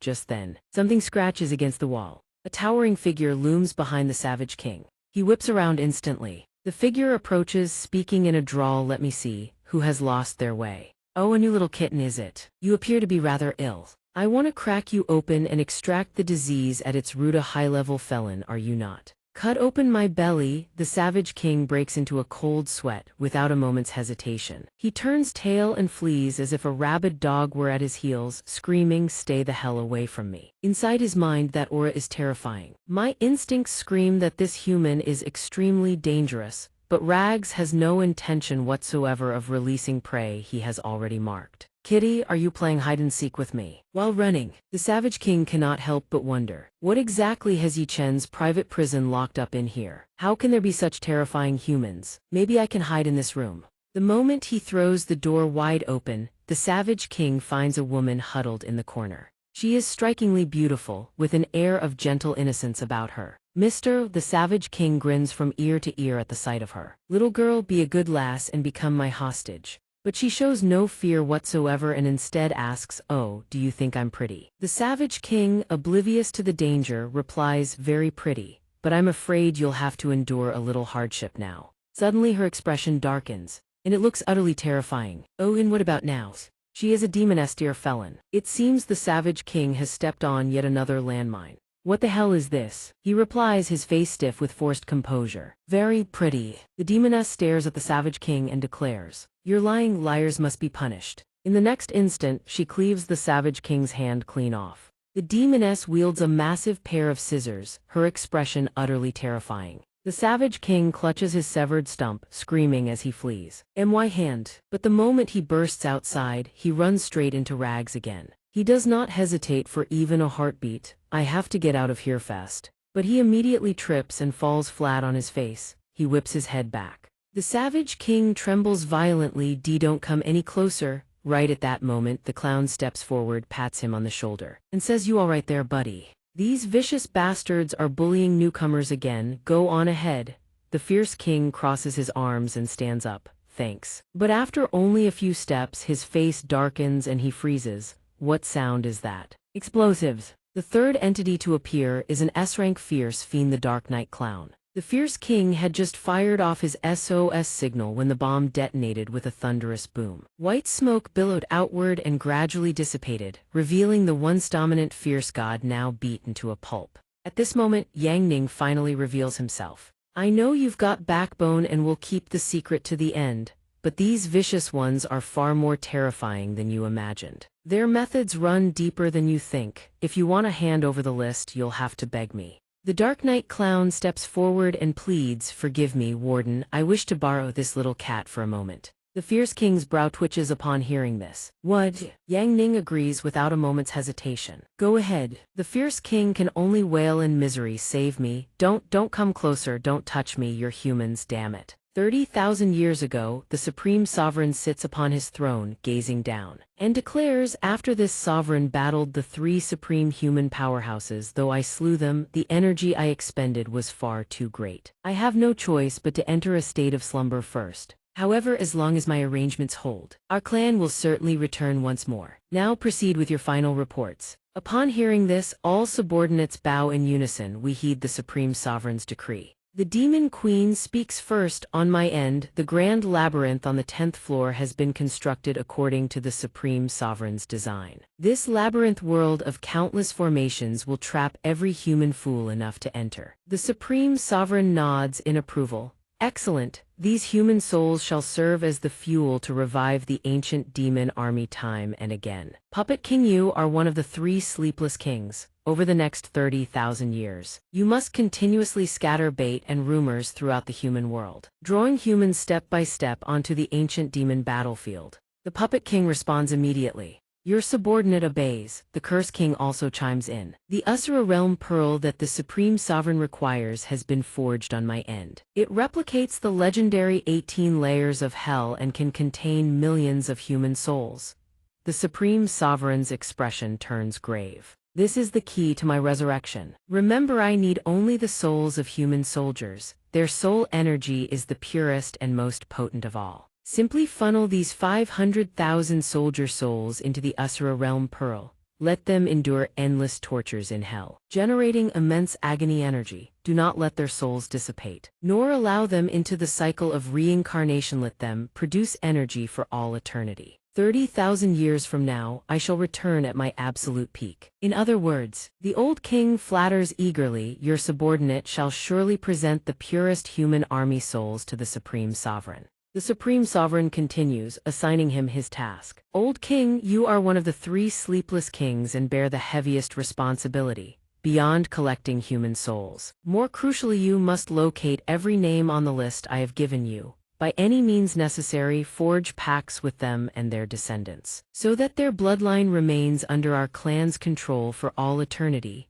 He accepts the order at once. Your subordinate obeys. I shall obtain every human on the list and nurture them, advancing them step by step through the human world. Your subordinate shall use ancient demon packs to implant ancient demon cells into their brains, allowing the cells to proliferate endlessly. When they reproduce, the cells will pass into the bodies of their descendants. Should anyone dare resist, a single thought from the Supreme Sovereign will trigger their ancient demon transformation, turning them into tools of our clan. Zuv. The Supreme Sovereign praises. Upon hearing this, excellent. 30,000 years from now, when we reconvene, the human world shall be destroyed and we shall build a new world. Having spoken, he turns and walks deeper inside. The demons speak in unison. We bid farewell to the Supreme Sovereign as he enters slumber. 30,000 years hence, we shall annihilate the human world together and establish a supreme new world.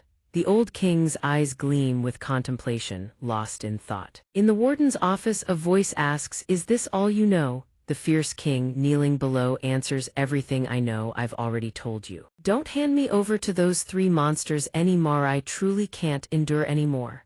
Yang Ning orders Old Mo, "The interrogation may conclude now." An S-rank fierce fiend, Moliya Dai, the most formidable dimensional entity of the dark plot, immediately responds, "As you command, my warden." The final step of the interrogation: hand over the list of human traitors. A book is then produced. The fierce king speaks earnestly. "This is the complete list." Yang Ning remains focused and says to Yan Niang, "Old Mo, review it for me first." He clamps a pipe between his teeth. He obeys the order. This list names countless humans from the most prestigious noble families. At the top sit rulers of nations, below them are sages and great Confucian scholars. From economy to military, culture to political power, this list has infiltrated every layer of the human world. The one who crafted this list understands the vulnerabilities and architecture of the human world with terrifying precision. If the ancient demons are resurrected, the entire human world will face grave peril. The fierce king, his face dark and utterly unafraid of death, sneers, "What a pity.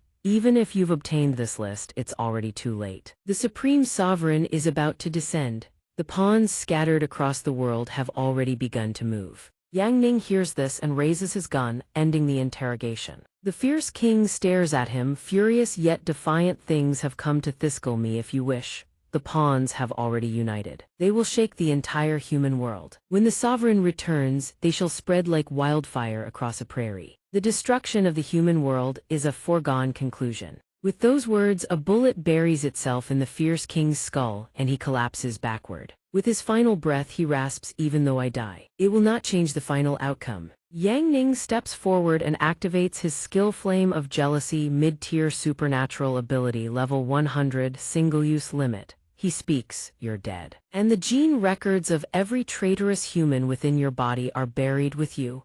Then a bolt of lightning erupts from his hand, annihilating the fierce king in a single strike. In another location, an army of fierce generals is on the march. Someone shouts, "Keep moving forward." Leading the army is the Grand General of the Zhao Kingdom, Wang Qi. He adds, "We must head to the Great Desert to greet the sovereign's resurrection." But then a surge of energy descends upon him. The soldiers watch in horror. The Grand General of Zhao Kingdom Wang Qi is dead. Zhu Lin of the Six Worthies is dead. The wealthy aristocrat of Jiangnan Shi Chong is dead. Panic erupts all around. Shi Deguo capitalizes on the chaos. The king of Xian is dead. His imperial father swiftly orders the execution of the entire Xian royal clan, 9 familial branches annihilated. Everyone sharing the same bloodline is eradicated in one sweep. Returning to the task at hand, Old Mo, I'm heading back first. This netherworld blue prison. I'm leaving it to you. Mo Li Ye Dai accepts the order. Your subordinate shall guard those monsters on the warden's behalf. I also implore the warden to deal with the supreme sovereignto. Let the 100,000 soldier souls within the Usura realm Pearl find peace at last. Yang Ning agrees coldly, no problem. Outside in the real world, the fierce king's true body is engulfed in flames. Dunan watches in shock. Why is he suddenly on fire? The hidden weapon Venerable chimes in. Judging by the situation, the fierce king has likely been dealt with by Yi Shen. Over here, Yang Ning gradually comes to. He slowly approaches the group. I'm awake now, let's go. Jian approaches him with adoration brimming in her eyes. Yi Shen, even without you saying a word, I would follow you anywhere. Chunfeng speaks up. The sect master was just dreaming about our master. Min speaks up loudly in denial. How could that be? Donghua steps in. One throws the bait, the other catches. Yi Shen is flustered, looks like something definitely happened. Looking at the lot of you makes me even angrier. You two fox girls have way too much free time, don't you? Come here, I'll give you a task. Go smash that gate down. Consider it a test of your training results from the ancient demon battlefield. Upon hearing the order, they immediately comply as you command. Let's smash it to pieces. Suddenly, a voice booms from within. Stop. This is the forbidden domain of the Supreme Sovereign. Insects, halt your steps, those who trespass shall die. The hidden weapon Venerable recognizes the source and speaks. 10,000 beast slaves. A controller of 10,000 beasts, twin pearl spirits among the ancient demon kings. Fang Xing grows wary. The strength of these twin sisters surpasses even the fierce kings.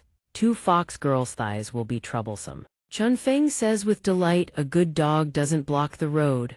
The twin pearl spirit queen retorts instantly. A weak fox clan dares to act insolent. Then from the ground, a sprout emerges, rapidly growing into a towering tegu demon-devouring orchid. Sensing danger, Chunfeng screams, dodge no. Donghua dodges in time, but Chunfeng takes a brutal beating. Donghua assesses the situation and offers her insight. Chunfeng, circle around and smash the door down. She replies, got it. She immediately charges forward, but the red-haired little spirit steps up to block her path. Halt. How strange, you 2 Fox clan members actually side with humans. Since ancient times, the Fox clan has always been enslaved by the ancient demons. Only through us can you ensure true prosperity. Come witness a fraction of your ancestors' power. With those words, demon foxes appear one after another. 3 of them turn back in unison. Chunfeng's eyes widen in shock. Fang Xing, who has been observing the entire time, remarks, legend says a demon fox leaving its mountain can effortlessly shift an entire mountain range. She merely summoned 3 on a whim.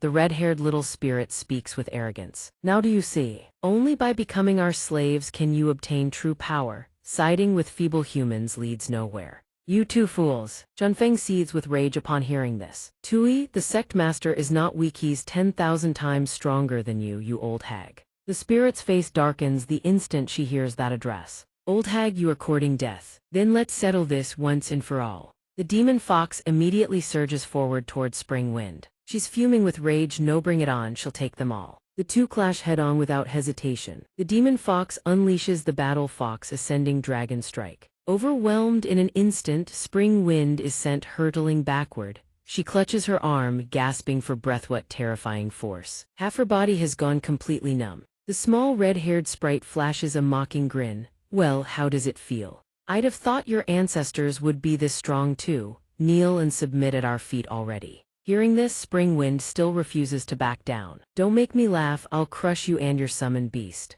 She lunges forward, wreathing herself in the blood-burning demon protection kill fist. Spring Wind moves with blistering speed, striking at her target.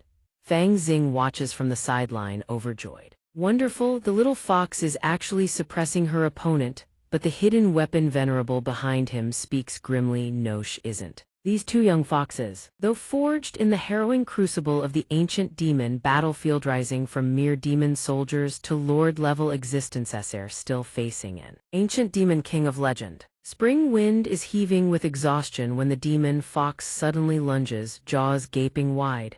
In a single savage bite, it snaps up Spring Wind's body. East Moon dashes over in a panic. Suddenly, a blue-haired sprite materializes from within Spring Wind's soul. Little treasure, eyes on me, you cannot afford to lose focus. East Moon, distracted by concern for her companion, takes a devastating blow. Spring Wind, muscles bulging with raw power, bellows to reassure her, don't worry. I won't lose, I can take this. The blue-haired sprite continues her tirade, a flying celestial spirit foxo, I've always wanted to raise one of those. Among the Spirit King clan, we simply adore keeping foxes as pets. You lot are practically our exclusive playthings. How dare you cling to humans? East Moon can't hold back any longer and curses under her breath. Go to hell. The green-haired sprite sneers at Yang Ning, that pale-faced bookworm. What could he possibly teach you? Claiming to grant you true power, that one behind you certainly has an inflated opinion of himself. It's time to release the preliminary training limiters on that little fox. Yang Ning snaps his fingers and Spring Wind's power surges exponentially. East Moon receives the same treatment. Limiters released. Next stage, battle fox fusion. Their eyes blaze with searing flames, brimming with the will to fight. East Moon and Spring Wind erupt with overwhelming power. The hidden weapon Venerable gapes in astonishment. Primordial Battle Fox, the ultimate combat evolution of the Fox clan. The two merge completely, and even their fox tails unfurl to their full, magnificent extent. Emerging Cloud. Guang Hui watches, equally stunned. Spring Wind and East Moon have fused into their primordial battle fox form, the ultimate state. Fang Xing observes and can't help but marvel. Is Junior Brother some kind of creator god? He's evolved both types of battle fox to their ultimate forms. The twin spirit sisters stare at the spectacle, equally dumbfounded. Three demon foxes redirect their assault. The fused form of Wind and Moon lets out a low growl, instantly sending the red-haired sprite flying. Tears of fury brim in the green-haired sprite's eyes. Sister, that wretched fox, how dare it resist our supreme and exalted ancient demon tribe? With that, she summons a divine dragon. The fused form shows no weakness. Now die. Summoning Coiled Dragon.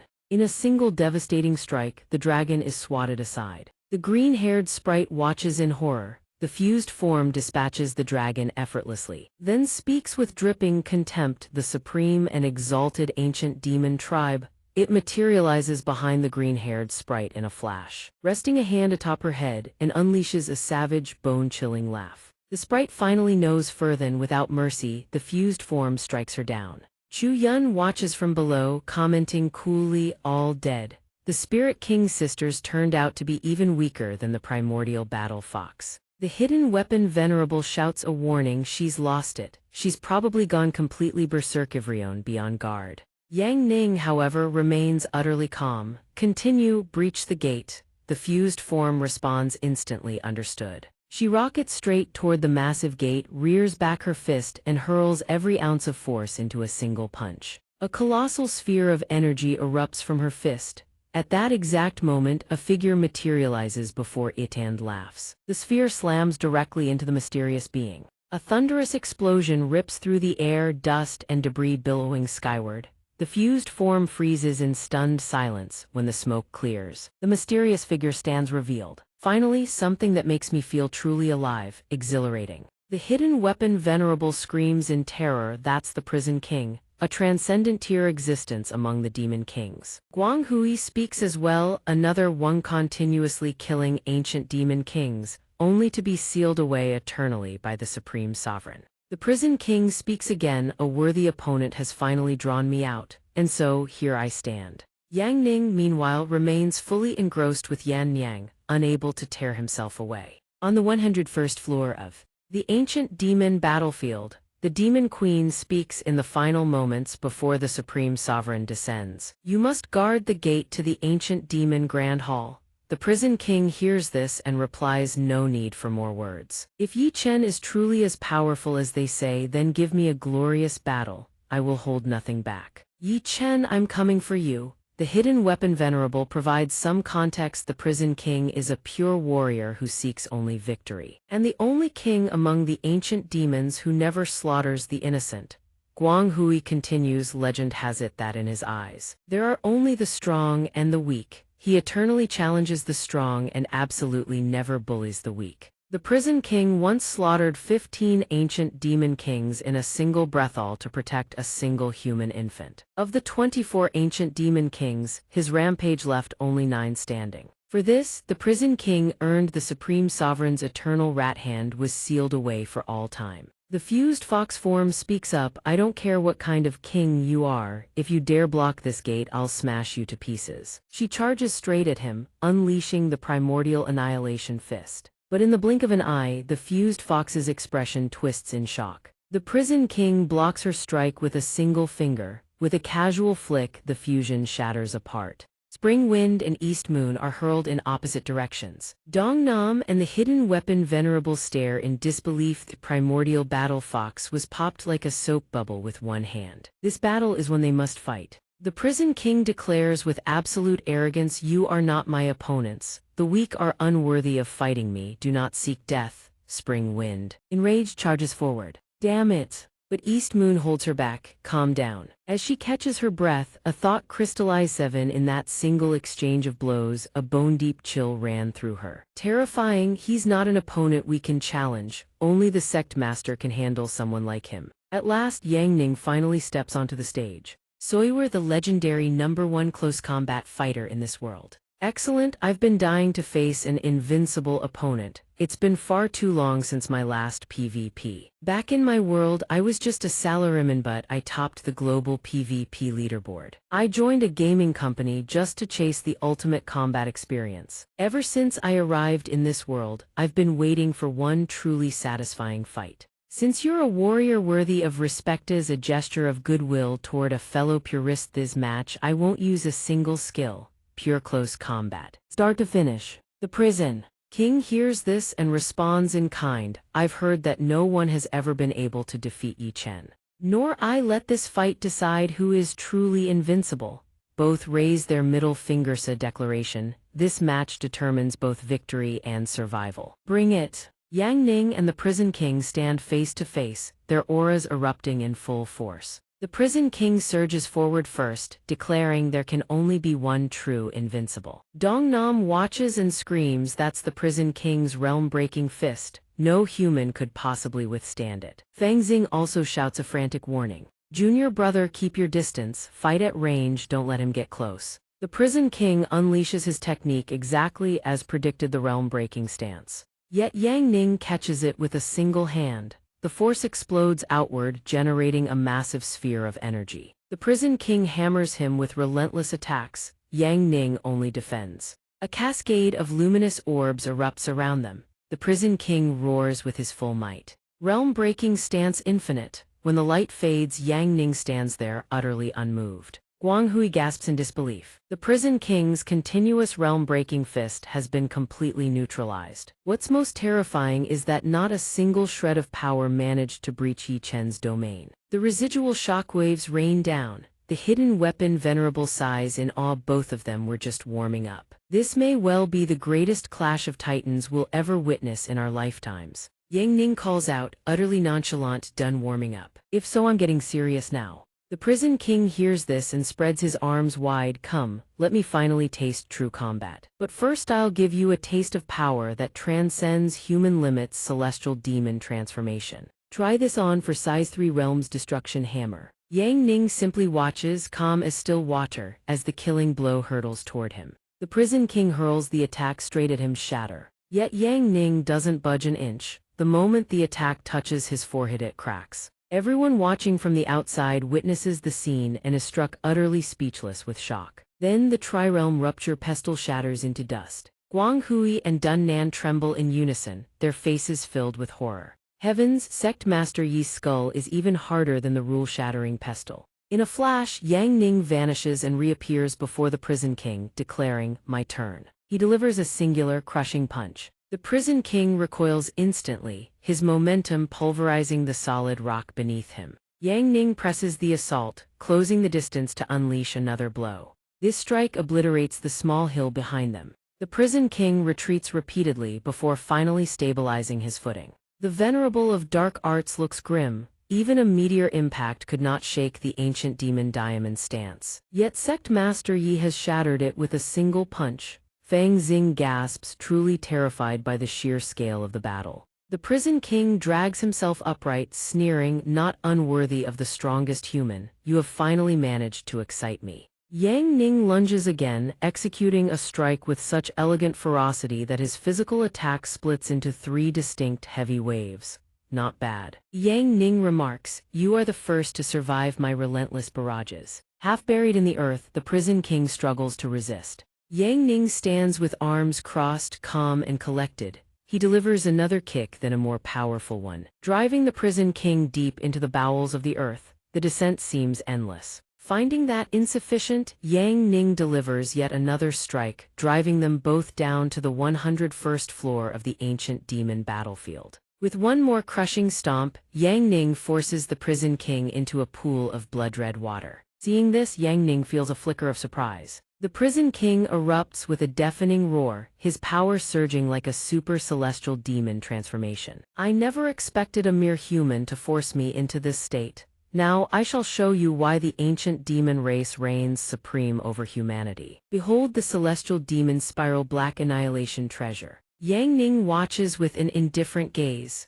Above, the venerable of dark arts observes the world below being consumed by a black cyclone. As if the apocalypse has arrived. The prison king has activated the black annihilation treasure. Fang Xing warns frantically, junior brother, you must dodge that. Yang Ning leaps upward, offering a faint smile. Interesting. Without hesitation, he dives directly into the swirling vortex. The prison king is stunned. Yang Ning flies straight at him, head-butting him with full force. Yang Ning is exhilarated. The prison king breaks his shackles and lunges in to meet him. A massive sphere manifests before Yang Ning. Without a moment's doubt, he vaults to the very summit of the orb. The prison king booms, welcome to my domain. The prison god's gravity field descends with 10,000-fold pressure. A book falls from Yang Ning's person and he panics. The prison god's gravity domain. Yang Ning sinks down in a state of agitation. Treasure. Bei, you must not come to any harm. The prison king leaps to the attack, declaring, I will not show mercy. A thunderous punch slams down. The prison king follows with a swift kick, but Yang Ning evades it with ease. Blow after blow rains down, but Yang Ning weaves through the strikes with fluid grace. Once more the prison king swings and misses. He wheels around, eyes wide with disbelief. Dun Nan uses his power to project the battle for all to witness. He turns pale, gasping, is this truly the battle of supreme experts? The prison king must be losing his mind. The venerable of dark arts nods in agreement. The prison king is truly terrifying when he loses control. Only in this state of absolute rage is he the true prison king. The prison king is driven to madness. Yi Chen, do you dare to evade my absolute killing blow? He manifests the demon annihilation giant statue. Yang Ning remains focused only on DI1EC5M Nuang. Thank goodness she is safe. Now let us continue. As he turns, the demon annihilation giant statue charges. Yang Ning remains perfectly calm, merely raising a hand. The moment the statue's fist makes contact, the arm disintegrates. The prison god's field flickers and the sphere is enveloped in shifting, phantasmagorical light. The prison king is sent flying by Yang Ning, his body crashing through mountain after mountain before plummeting back into the crimson pool. As he rises, he gasps, I have always pursued the peak of martial Tao. I have yet to see the end of power. How could I fall here? I cannot be defeated. Unleashing the final form, the ultimate celestial demon body, he screams, I cannot lose. Raising his head, the prison king bellows, reverse the stars, Yi Chen, withstand my strongest blow. Yang Ning remains serene. Only DI1EC5M Nuang could ever disturb his composure. I understand, since you have single-mindedly pursued strength, I shall grant you the respect of a true warrior. Observing closely, Yang Ning allows his power to erupt. The prison king lunges to kill. Yang Ning raises his hand. Let me allow you to experience a layer of power you could never hope to reach. Reality shatters. A blinding light manifestation of Yang Ning's power descends as a super heavy blade strike, tearing the void asunder. A vortex appears above the prison king. He turns, his expression one of profound awe. The void is severed, I see it, finally I see the power I have searched for. Thank you. The prison king's form begins to fade. He dissolves into the void and the spatial rift begins to expand. Space itself is torn apart. Fang Xing and the others are frozen in shock. Guang Hui, having regained his senses, stammers, "Heavens. Yi Chen just shattered the world with one blow." Fang Xing asks in disbelief, is this truly A-grade power as he claimed? Yang Ning appears and confirms, naturally it is A-grade. She immediately calls him junior brother. Yang Ning smiles softly. I only used a fraction of my strength. Come, let us go deal with the sovereign. In the Four Seas city, a cluster of buildings appears. In a tavern, a woman walks in gracefully. A man holding a cup of wine approaches Feng Hao, drooling. D.I.1EC5M Nuong's underwater ambush of the protagonist was truly magnificent.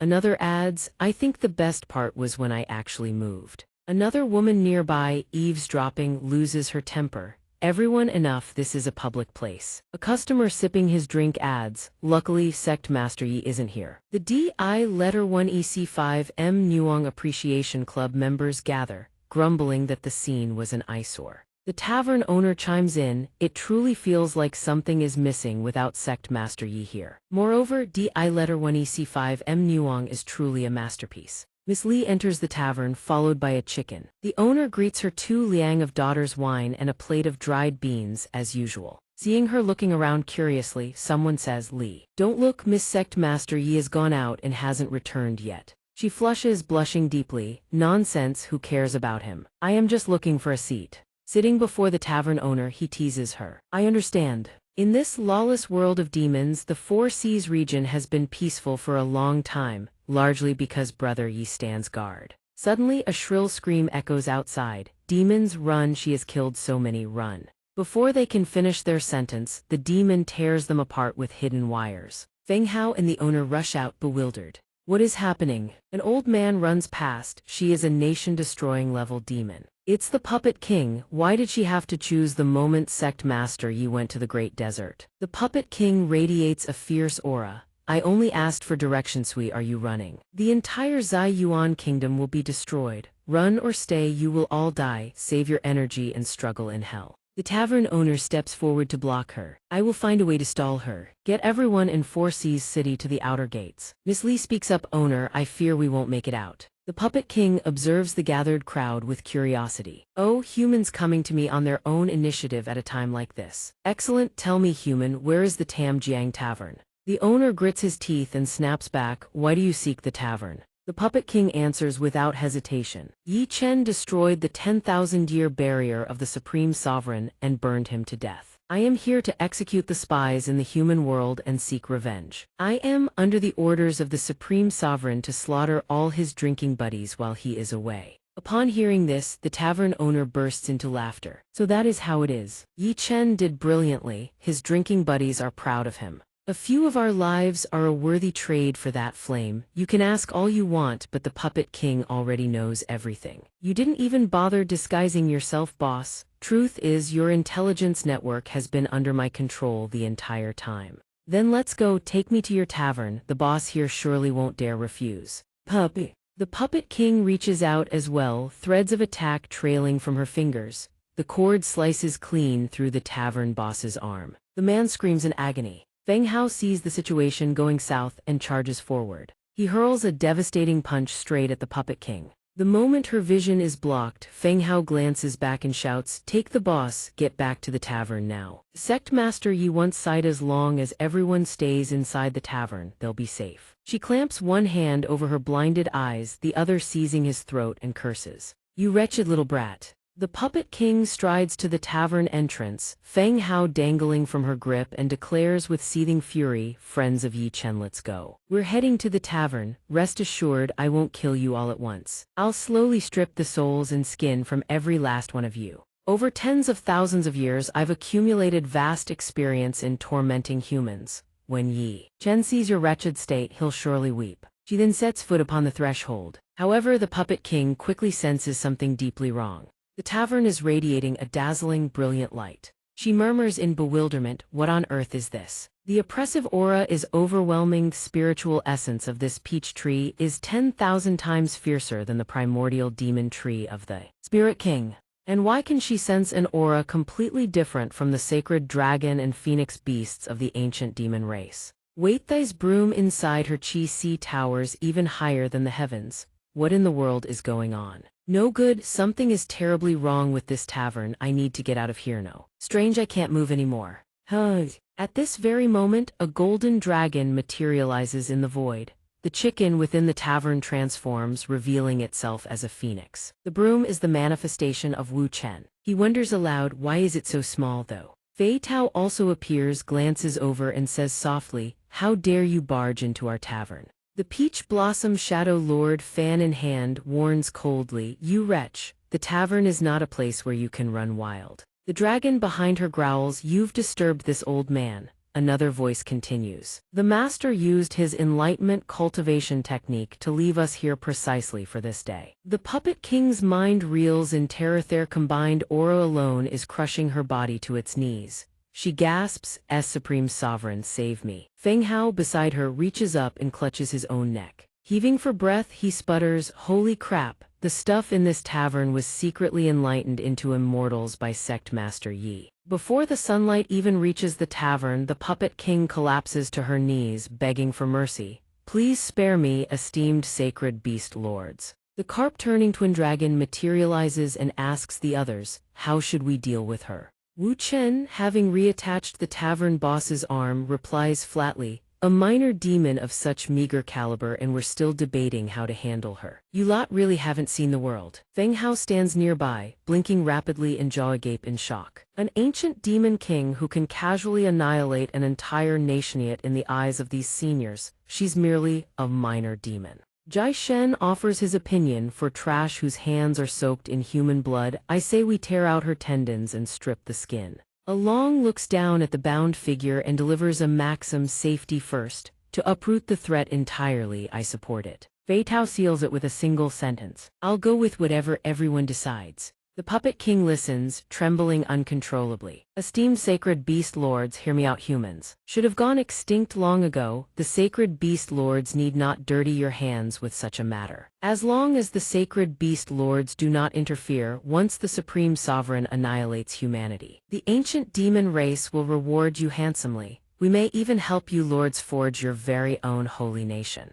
Everyone in the tavern stares, dumbfounded by such brazen shamelessness. Jai Shen speaks up, is she a brain-dead fox or something? Our master is human and she's asking us to help exterminate humanity. Wu Chen continues, what use is a so-called holy nation to us? The mission our master entrusted us with is to protect this tavern. The Puppet King listens to their exchange, utterly incredulous. You lords actually have a master. And he's a human. How can a human possibly possess sacred beasts as terrifyingly powerful as all of you? Wu Chen responds with calm indifference, terrifying us. Truly, a country bumpkin who has never seen the world is a pitiable creature. Along flies to his side and adds, if she saw the master's strongest summoned beast, she'd probably have pissed herself by now. After reaching a consensus, Wu Chen points a finger and fires out a shimmering rope of light. Lock her up first, can't let this wretched body dirty our tavern. In an instant, the Puppet King lets out a shriek as she is strung up in a humiliating pose.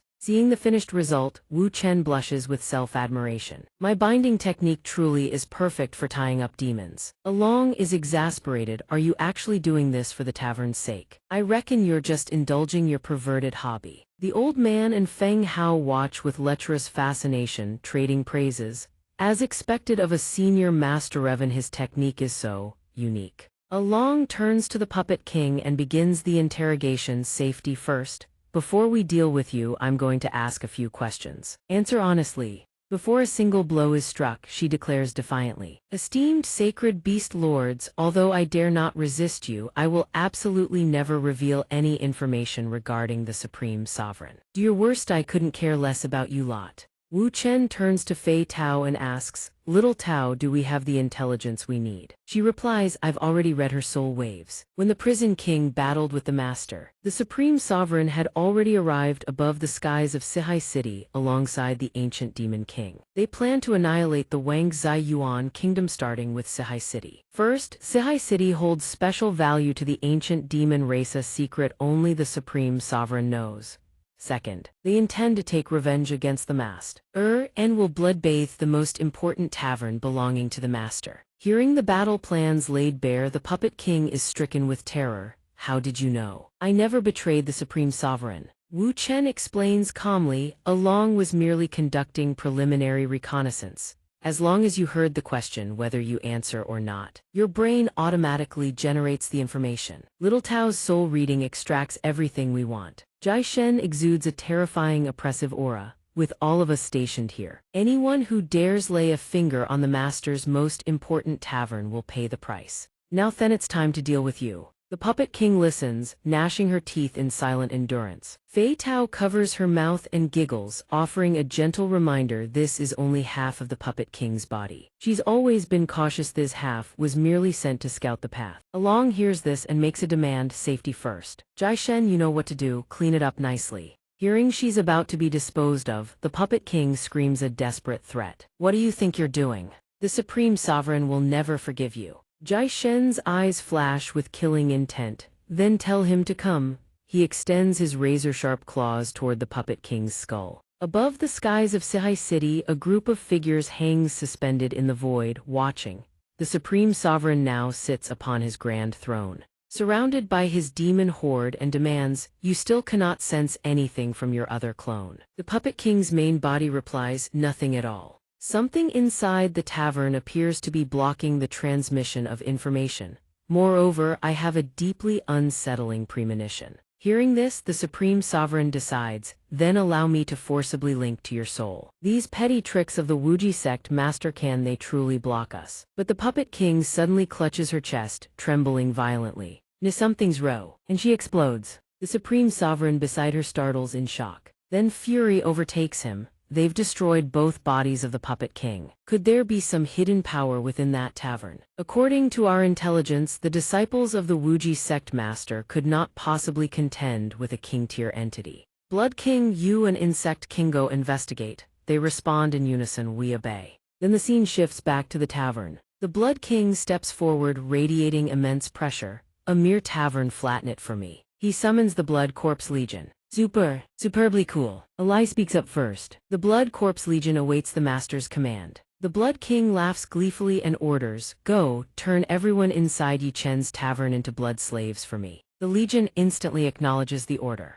Yes, master. Standing behind the Blood King, Alai cautiously speaks up, master, the puppet king already perished in that tavern. Should we exercise a bit more caution? The Blood King responds without the slightest reservation, belittling his subordinate. That wooden-headed puppet was simply too weak. Our great blood race army has annihilated hundreds of human nations. Can we not conquer a mere tavern? Alai immediately reminds him, humans have a saying. Caution above all. This servant suggests leading a small squad to scout the tavern first. The Blood King hears this and smiles with praise. Very well. You have followed me for 10,000 years. We have carved through countless massacres together. Your loyalty and wisdom are beyond question. Go, after we breach that tavern, I shall bring you before the Supreme Sovereign to serve alongside me. I have long known you harbored such ambitions. Hearing those words, Alai blushes and shyly swears her oath. Thank you, master. Alai swears unwavering loyalty unto death, never to change. Standing at the head of the legion, she shouts her command, move out. We advance on the tavern at once. Suddenly, a golden dragon materializes behind the tavern.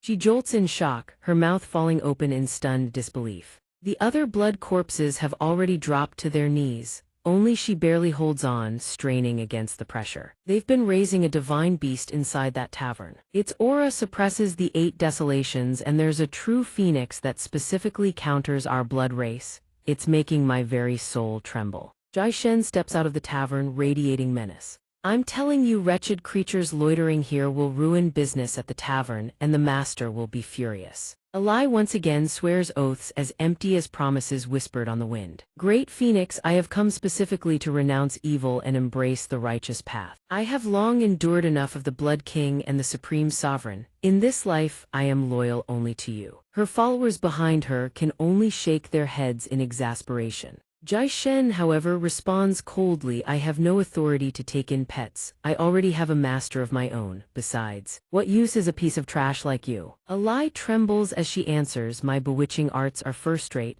My body is supple and yielding. I will surely bring your master, the great phoenix, to the heights of pleasure and earn you great favor. Hearing that nonsensical drivel, Jai Shen is baffled. What in the world is this gibberish? At that precise moment, Wu Chen appears. With a flick of his sleeve, he bellows, "Worthless trash, know your place, shut your mouth." Instantly, a lie is locked in place by his binding technique, frozen in a humiliating pose. On the side, Feng Hao and the old man are treated to yet another eye-opening spectacle. Senior Wu Chen is exorcising demons again, and this time he's invented a brand new method. Wu Chen speaks with utmost pride, "The Tao of demon slaying must constantly innovate. I shall open your eyes to many more of my demon-subduing techniques in the future." Standing behind him, Fei Dao raises a reminder. Aside from this group inside the tavern, there is still a massive horde of demons outside. Along chimes in with his usual line, "Safety first, no reckless moves, no half measures, wipe out every last demon in Sihai City in one fell swoop."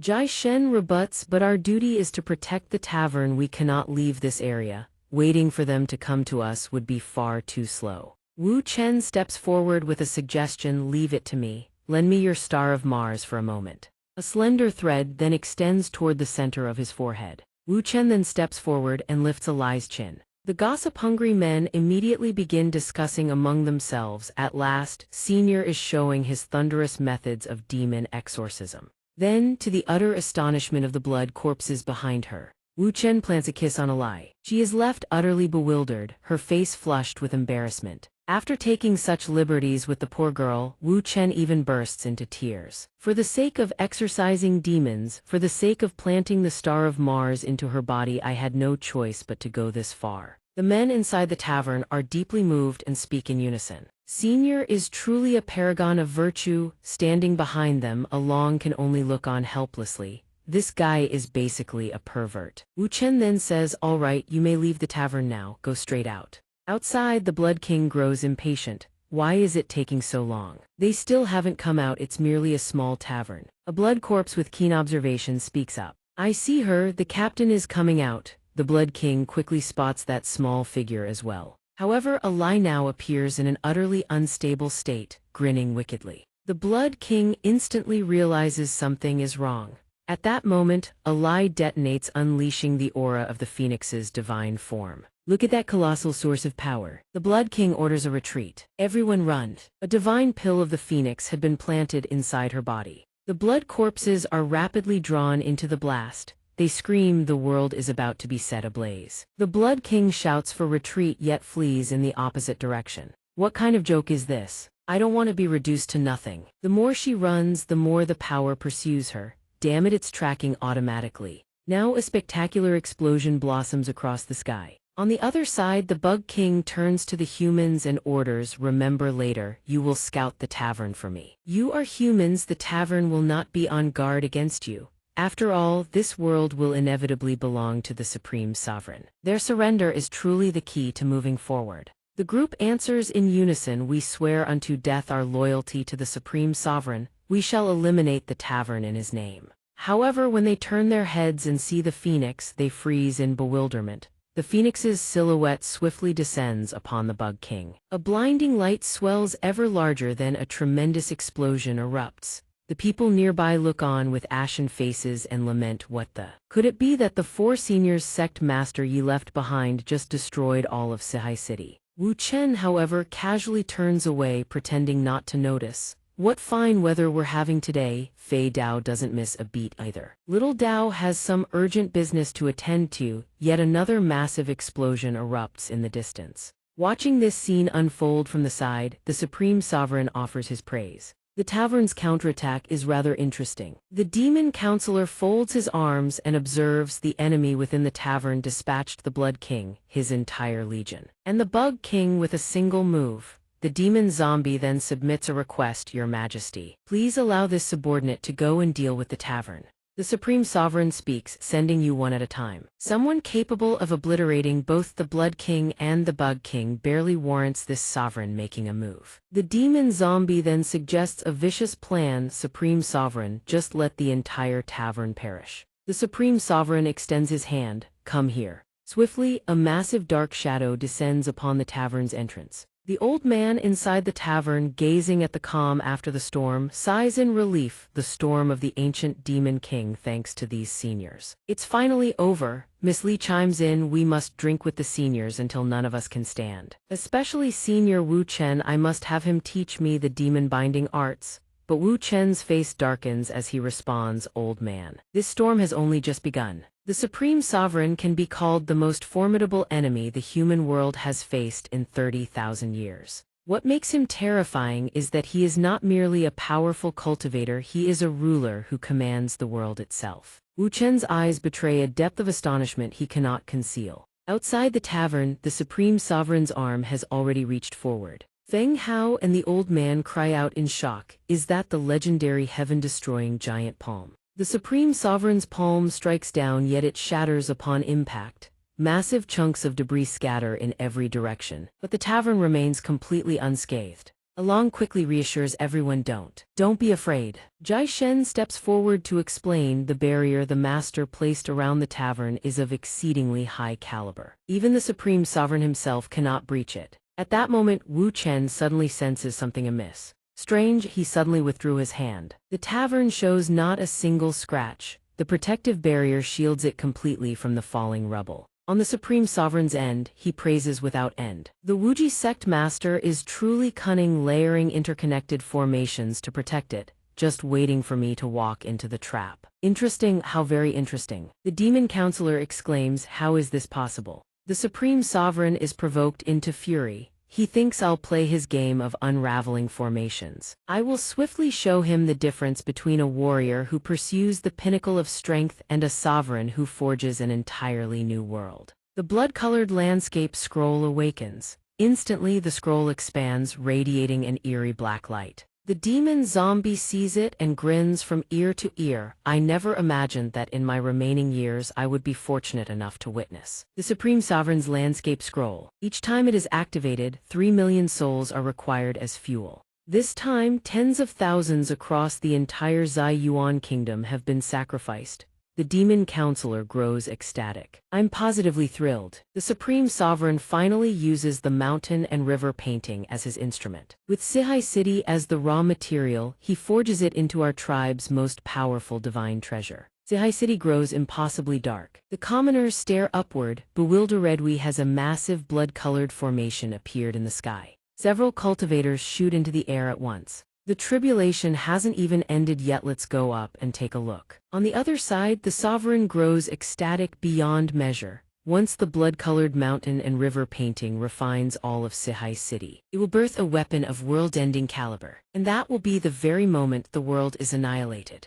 It begins, the instant his words fade, pillars of blood-red light erupt throughout the void. The cultivators soaring upward are instantly engulfed by that terrible power. In an instant, the blood-colored mountain and river painting rips their very souls from their bodies. The martial arena of the Ziyuan kingdom, where soldiers stand in ranks, is no exception. Even the Chancellor's manor, where revelry and debauchery run wild, falls under its shadow. The Chancellor and his wife shriek as their souls are torn free. Every last soul streaks toward a single point. They all converge upon the blood-colored mountain and river painting. The old man in the tavern gazes outside and wondersweet has everyone beyond the door frozen completely still. Are they dead? Wu Chen, standing behind him, begins to explain. Not dead, their souls have been drawn out by the formation in the sky. That formation requires souls, which means as long as their souls return to their bodies, they can be revived. Beside him, Fei Dao adds, once the formation absorbs 3 million souls and turns golden, all of Sihai City will be refined into nothing. No one knows what the sovereign truly intends, but during the refinement, every living soul will be obliterated. That may well be the moment the world's destruction begins. Watching the devastation unfold outside, the old man blurts out, what do we do now?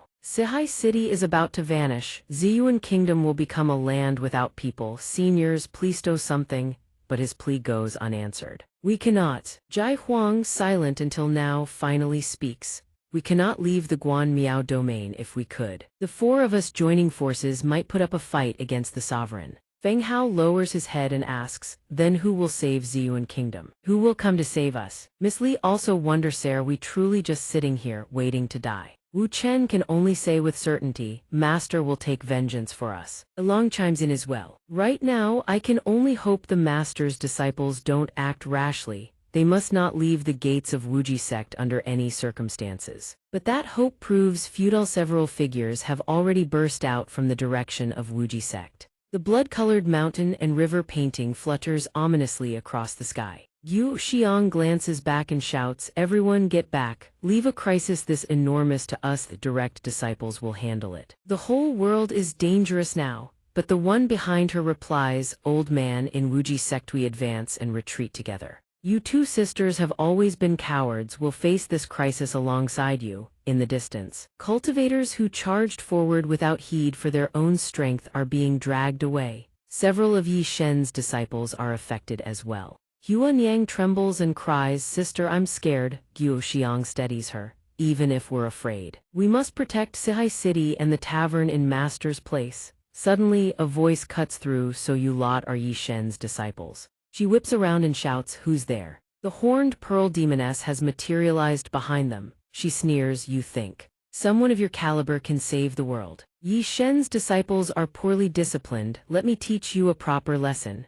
Guo Xiang, burning with fury, hurls a talisman and snarls. You old hag, who teaches whom is still up for debate. In an instant she summons her Shikigami evil bone. Take down that woman at maximum speed, then dismantle that blood-colored formation. Swiftly, Guo Xiang's arrow and evil bones attack lock onto the horned pearl demoness. A thunderous explosion tears through the air, obliterating everything in its path. Guo Xiang cries out in elation, hit, but immediately senses something is wrong. Impossible! From within the white smoke, the horned pearl demoness speaks completely unscathed. Yi Shen's disciples are nothing more than thisfit, only to serve as fuel for the mountain and river painting. The two papaya sisters are blasted away, screaming in agony. Moments later, the blood-colored mountain and river painting devours their souls as well. Meanwhile, Guantong erects a protective barrier around Lu Qing and says, are you stable now? The soul-pulling force of the sky formation grows stronger by the second.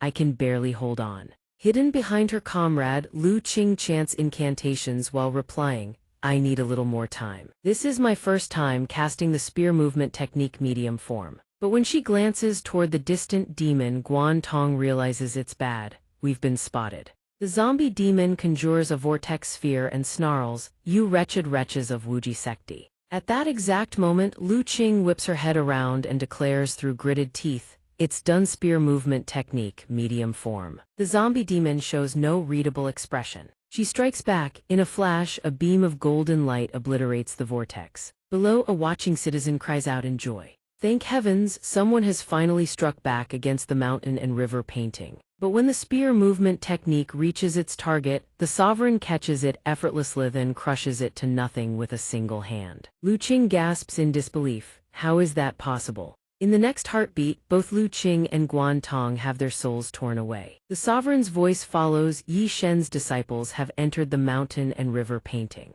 Gazing at the brilliant golden glow, he thinks with satisfaction, completion rate of the blood-colored mountain and river painting formation 95%. Down in the tavern, the old man weeps bitterly. That painting is nearly complete. Who will come to save us? Wu Chen's expression turns grim. Powerful cultivators from across the Ziyuan kingdom have rushed here from every direction, only to have their souls devoured in return. Along continues, in the sovereign's eyes, every cultivator under heaven is nothing but a pawn. The sovereign casts his gaze downward and sneers, you wretched piles of bone. From the direction of Wuji Sect, a clear, piercing voice rings out. Everyone dodge no. Yi Zhen, piloting the mecha, declares, I'm heading out. The other junior sisters rush to stop her. Second senior sister, that's just an engineering puppet master gave you for digging. You'll be walking straight to your death. The steward bird perched atop the mecha also pleads, Lu Qing and Nangong were far stronger than you and their souls have already been taken. Don't throw your life away for nothing, senior sister. But Yi Zhen refuses to relent. Lord Bird, you said it yourself, the blood-colored mountain and river painting is completed. Every junior sister whose soul was taken will have their spirits shattered and die. I must stop it from being completed. I absolutely cannot let them die. The mecha launches skyward. The steward bird shrieks in panic quickly. Turn back, a junior sister murmurs in confusion. The second senior sister has always been the gentlest person in the sect. Why does she look like she's gone completely mad? She's always looked after everyone's daily lives. She has no talent for combat whatsoever. What does she think she's doing? High in the sky, the blood-colored mountain and river painting blazes into existence. Beyond it looms the supreme sovereign. Yi Zhen, inside her mech, faces him head-on. Yi Zhen calculates her target is those bones, destroy them and the junior sisters will be saved. Master and the senior sister won't have to grieve. Everyone can return to a peaceful, happy life. You absolutely cannot die. A little closer, I have to get closer. The mecha that Master forged is incredibly sturdy. I can break through. At the same moment, the Phantom Shadow Guard Legion surges out to block her path. Mortals are forbidden from entering the sovereign's domain. They unleash a relentless barrage upon Yi Zhen. As she closes in on the sovereign, she keeps urging herself on. Hold on, Master's mecha can withstand the firepower. Facing Yi Zhen, he cannot help but wonder, why do humans do this? Inside the cockpit, tears stream down her face. She makes her decision to perish together. Every last one of you junior sisters, you had better come back to me. Her hand darts toward the red button. 6 months ago, on a rooftop, Yang Ning and Yi Zhen converse. What do you want? He asks. You're the devoted #1 caretaker of everyone in Wuji Sect. It's about time you started a new career combat. I don't want anything. I have no interest in cultivation. I just like taking care of everyone. I'm an orphan. I've lived alongside everyone here since childhood. Eldest senior sister protects everyone with her sword. I protect everyone in my own way, be looking after the lives of all. Everyone. Yang Ning has watched her for a long time. I see you've been absorbed in excavating and repairing the sect grounds lately. Here, a construction mecha refined by your master. It can handle all the heavy labor. Holding the small cleaning robot in her hands, she beams. Thank you, master, I love it. He continues, I hear you don't even have a proper name. From now on, you're Yi Zhen, meaning precious jewel. She turns to look at him. Master. Returning to the present, Yi Zhen steels herself with unwavering resolve. Thank you, master. I'm glad to be called a jewel. Now it's my turn to protect everyone. In moments, she pilots the mecha straight before the sovereign. Without a moment's hesitation, she moves to press the red button. But in that very instant, Yang Ning appears at her side. Yi Zhen turns to his master in shock. Master, why is it you? He replies calmly. How could your master teach you to self-destruct? This keyboard is how your master summons his ride. Now, let me take the wheel, I'll handle this. A colossal surge of power erupts before the Supreme Sovereign. He watches the robot nose soaring away, in an entirely new form, utterly bewildered. The robot now bears a shape completely different from before, radiating an oppressive pressure that makes one's very soul tremble. Even the Supreme Sovereign himself senses the ominous shift. Wu Chen below also realizes his master has returned. Fei Dao cries out in joy, the old master is finally back. The formation is nearly complete, will we make it in time? Yang Ning shoves the lever forward once more. In an instant, a barrage of devastating slashes rains down. The formation array shatters into countless fragments. The onlookers watching from the tavern gasp in shock. The scarlet landscape painting has been destroyed, completely and utterly. Along watches and praises without restraint. As expected of the master. Jai Shen nearby remarks nonchalantly, a world-grade artifact, and the master just dealt with it in a single strike. The Supreme Sovereign pulls the souls back toward himself and declares, the landscape painting is destroyed. This sovereign has no more use for these soul remnants. These 3 million souls shall be imprisoned within this Asura world pearl for all eternity. Yang Ning responds coolly, simple enough, then I just need to destroy you. Yi Zhen confronts the merciless enemy, commanding the release of every soul and soldier spirit imprisoned for 30,000 years. The Supreme Sovereign retaliates without hesitation. You can't even claim a single soul. You and every remaining human soul shall be devoured by me. With that, he transforms into his immortal demon lord battle form. The Supreme Sovereign raves on. I will consume the souls of every last human. Yang Ning remains cold and unmoved. Below, the old man and Feng Hao exchange words, one gleeful, one terrified. This is a heaven-annihilating strike capable of leveling an entire city. Sect Master Yi, be careful, you cannot withstand this blade of destruction. Yet Yang Ning simply raises his robot's arm, points straight at his enemy and declares, "You're the one I'm coming for." Wu Chen and Fei Dao are left speechless when he charges in head-on with the mech. The Supreme Sovereign swings his arm down and roars, "My single slash can rend heaven and earth asunder." Die! Yang Ning refuses to be outdone. He launches himself forward, closing the distance, and unleashes his super-heavy strike. From the Supreme Sovereign's side, he too cleaves downward heaven-rending annihilation slash. Two pillars of light clash against each other in the night sky. The Supreme Sovereign cannot believe his eyes. How is this possible? I, the Supreme Sovereign, cannot defeat a mere piece of scrap metal. Impossible, you disguised this worthless tin can into something this powerful. I refuse to accept this. In the void beyond the planet, the ship's hatch opens. 100,000 treacherous human cultivators cry out in disbelief. We were told that surrendering to the Supreme Sovereign would spare our lives. What is this place? Where are we? I can't breathe. SOS. At this moment, Yang Ning pilots the robot to face the Supreme Sovereign head-on. Smoke billows beneath their feet as the situation grows truly tense. The Supreme Sovereign's reckless banter cannot halt the reborn immortal demon lord, Yi Shenming, even one step. The old man is driven to madness, utterly powerless against Yang Ning. He screams, determined to strike once more, then he launches himself at Yang Ning. Seeing the stubborn fool refuse to relent, Yang Ning pulls his leg back, building momentum ready to deliver a kick that would send the man into the heavens.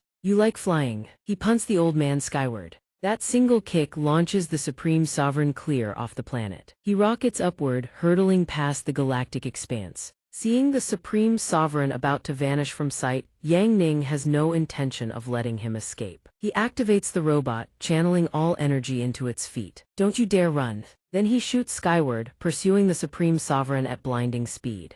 And so begins their game of the hunted runs, the hunter chases. Yang Ning's speed surpasses even a bolt from a divine bow. Across the starlit void, two streaks of light blaze through the heavens. The Supreme Sovereign, seeing Yang Ning has caught up, shows no fear. Instead, he turns back with a fierce grin. I was waiting for you to follow. The words barely leave his lips before they clash in a chaotic brawl. No technique, no finesse, nothing but raw power and primal instinct. The sky shatters with every exchange of annihilation slashes. The more they fight, the fiercer it becomes. Yang Ning's punch shatters several of the old man's teeth. Get lost. The blow is so devastating the Supreme Sovereign cannot even resist. The old man is sent reeling backward. In that instant, Yang Ning seizes him by the ankle. He spins the old man round and round before hurling him with tremendous force.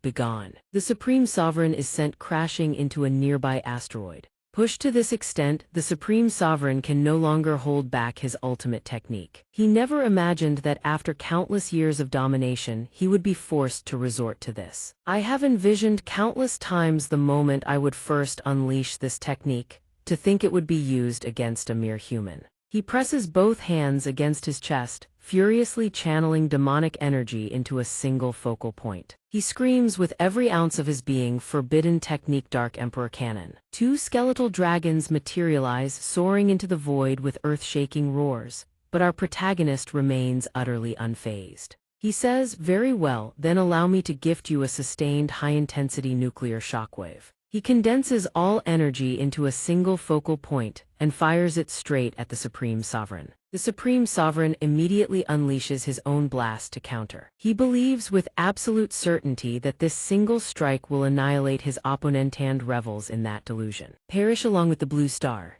The moment the two forces collide, it becomes glaringly clear Yang Ning's power overwhelms by twofold. The Supreme Sovereign's blast fails to withstand it and is violently pushed back. The old man's eyes widen in horror. Before returning to dust, he cries out in defiance, "No, stop this!"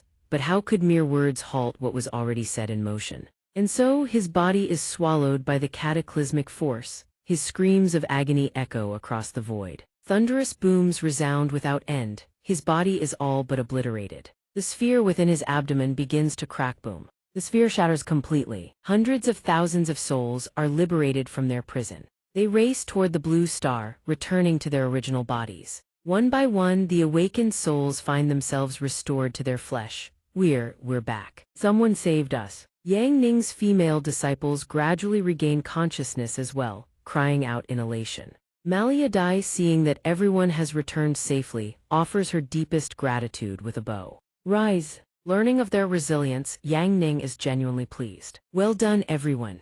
Those in the tavern seeing him weep tears of joy. I knew you would return to protect us. With Sect Master Yi here, old masters like us can finally retire in peace. Sect Master Yi, tonight we drink until we can no longer stand. Yang Ning smiles faintly, bidding them farewell with a promise to meet again. Tomorrow, I'll head back to the sect first. I've been away long enough. Tomorrow we'll have ourselves a proper feast and drink our fill. With that, he turns to Leva, not forgetting to call for Yi Zhen. Yi Zhen, let's go. She obediently runs after him. Yes, master. In the great desert, a pair of feet bearing shackles that look extraordinarily familiar steps forward at a slow, measured pace. He stops just 3 meters away and softly calls out to the woman before him. Pray, Vect my lord. She crosses her arms and glances over her shoulder. You've arrived. He bows his head deeply. Apologies for the long wait, my lord. She turns around, smiling at him, and gives a soft hum of acknowledgement. Prison King. He lifts his head high, his entire body covered in wounds, and looks at her. In the great desert, Lan Yu stands with her back to the Prison King and speaks. Master held back, spared your life by casting you into the void. You owe the Wuji sect a life debt. Yi Chen could kill me as easily as flipping his hand, he replies, pressing a hand to his wounds. I do indeed owe the Wuji sect a life debt. Whatever you need from me, Lan Yu, just say the word. Lan Yu turns to face him. I won't hide anything from you. The demon bloodline within me will fully awaken very soon. And what I become in the end will give you your answer. I do know, he answers gently. The demon bloodline within you is the same as our ancient demons. We all come from the same world. She immediately asks, are you saying the monsters sealed within the wall at the world's center also came from the same world as yours? He realizes Lan Yu already knows her bloodline originates from within the wall. As he explains the full truth, terrifying shapes begin to take form. They don't just border on godhood. The ancient demons also came from the primordial world, same as those creatures. The primordial world is a ruthless realm, countless demon races slaughtering each other without end. The Chaos Clan stands at the apex of power. Half your bloodline comes from them. In their mad pursuit of evolution, they devour and hunt every other race of in their own kind. Our ancient demons fled to the human world 100,000 years ago to avoid extinction. 30,000 years ago, the Chaos Realm's energy source ran dry and began to collapse. The Chaos Clan as well came to this world and brought humanity to the brink of extinction. In the end, humanity paid an enormous price to wound them, then sealed them away within the wall. Lan Yu's expression turns grave. I heard the Supreme Overlord cast you into the abyss. The charge was slaughtering ancient demon kings at will. But the truth is, you defied the Supreme Overlord and you couldn't afford to provoke the Chaos Clan. He holds firm to his convictions. Challenging the strongest, that is the meaning of my existence, now and always. She tilts her head slightly. Then how about we join forces and deal with the Chaos Clan sealed within the wall? My bloodline awakening has granted me certain information. The Chaos Clan has been using every means to breach the wall. There are others with Chaos bloodlines like mine in total on the outer wall. Any one of them could become their wall breaker. The Prison King furrows his brow, unconvinced. So the plan is to join forces and hunt down these wall breakers. I'll find the wall breakers myself, Lan Yu adds calmly. Not a single one will escape. You need to handle something even harder for me. The Prison King blazes with fighting spirit. I'll do it. The Chaos Clan is the enemy I've been wanting to face for 10,000 years. Besides, after receiving Yi Chen's guidance in our battle, I will face the Chaos Clan no matter how impossible the challenge. I will go. She turns to him with a soft smile. Very well, once I help senior sister Chuoba stabilize the Great Desert in half a year, we'll enter the city together and take them on as one. The Prison King clasps his fists and shouts, it's settled. 3 months later on the streets of Sihai City, Yandu cheerfully posts flyers as she talks. After finishing this street we move on to the next one, she says. Ling Luoxu snatches one of the papers, her voice laced with irritation. Who told you to post these? But Master's been missing for over a month, Yandu stammers. We've tried everything, there's not a single lead. I'm out of ideas too, she admits. Ling Luoxu's tone turns severe. No, Yi Chen's disappearance must absolutely not be made public. Right now, Master is the guardian deity of all East Yuan. Without him here, every demon and monster will come swarming in. Yan Du cuts in immediately. With Master's heaven-reaching abilities, there's no way anyone could scheme against him. Could he have gone back to his homeland on Earth? Ling Liuxu grows worried hearing this and voices the question. If Master went home, he wouldn't leave without saying goodbye. Something must have happened, something completely unexpected. Don't panic, everyone, Xiao Gui reassures. Don't forget we have already hired Sihai City's top detective. He's been investigating for a while now and there's been a new lead recently. Everyone head back to the sect first. At the Wuji Sect's sparring grounds, Yan Du suddenly speaks up.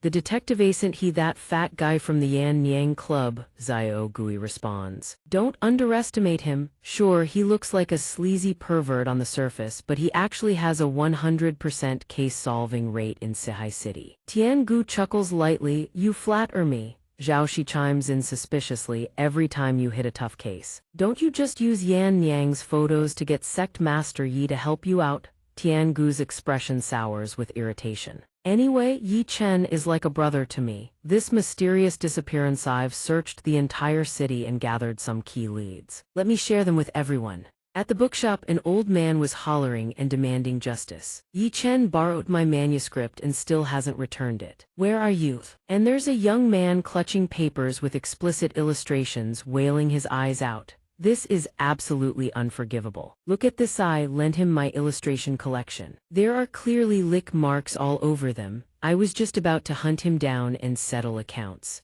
The scene shifts to a gambling den. Yi Chen hasn't come here in a long time. The sounds from the back rooms have all gone silent. He used to come play a few rounds whenever he was short on cash, the man recalls cheerfully. Our three bosses always ended up losing their own shirts to him. Next, at the Lihua brothel, a girl cheerfully pitches while trying to drag Ling Liuxu inside. I'm Ling Xiaoxu, Yi Chen is my master. Come inside and I'll give you some information. She. The girl in the black hat also recruits for Su Shu's faction.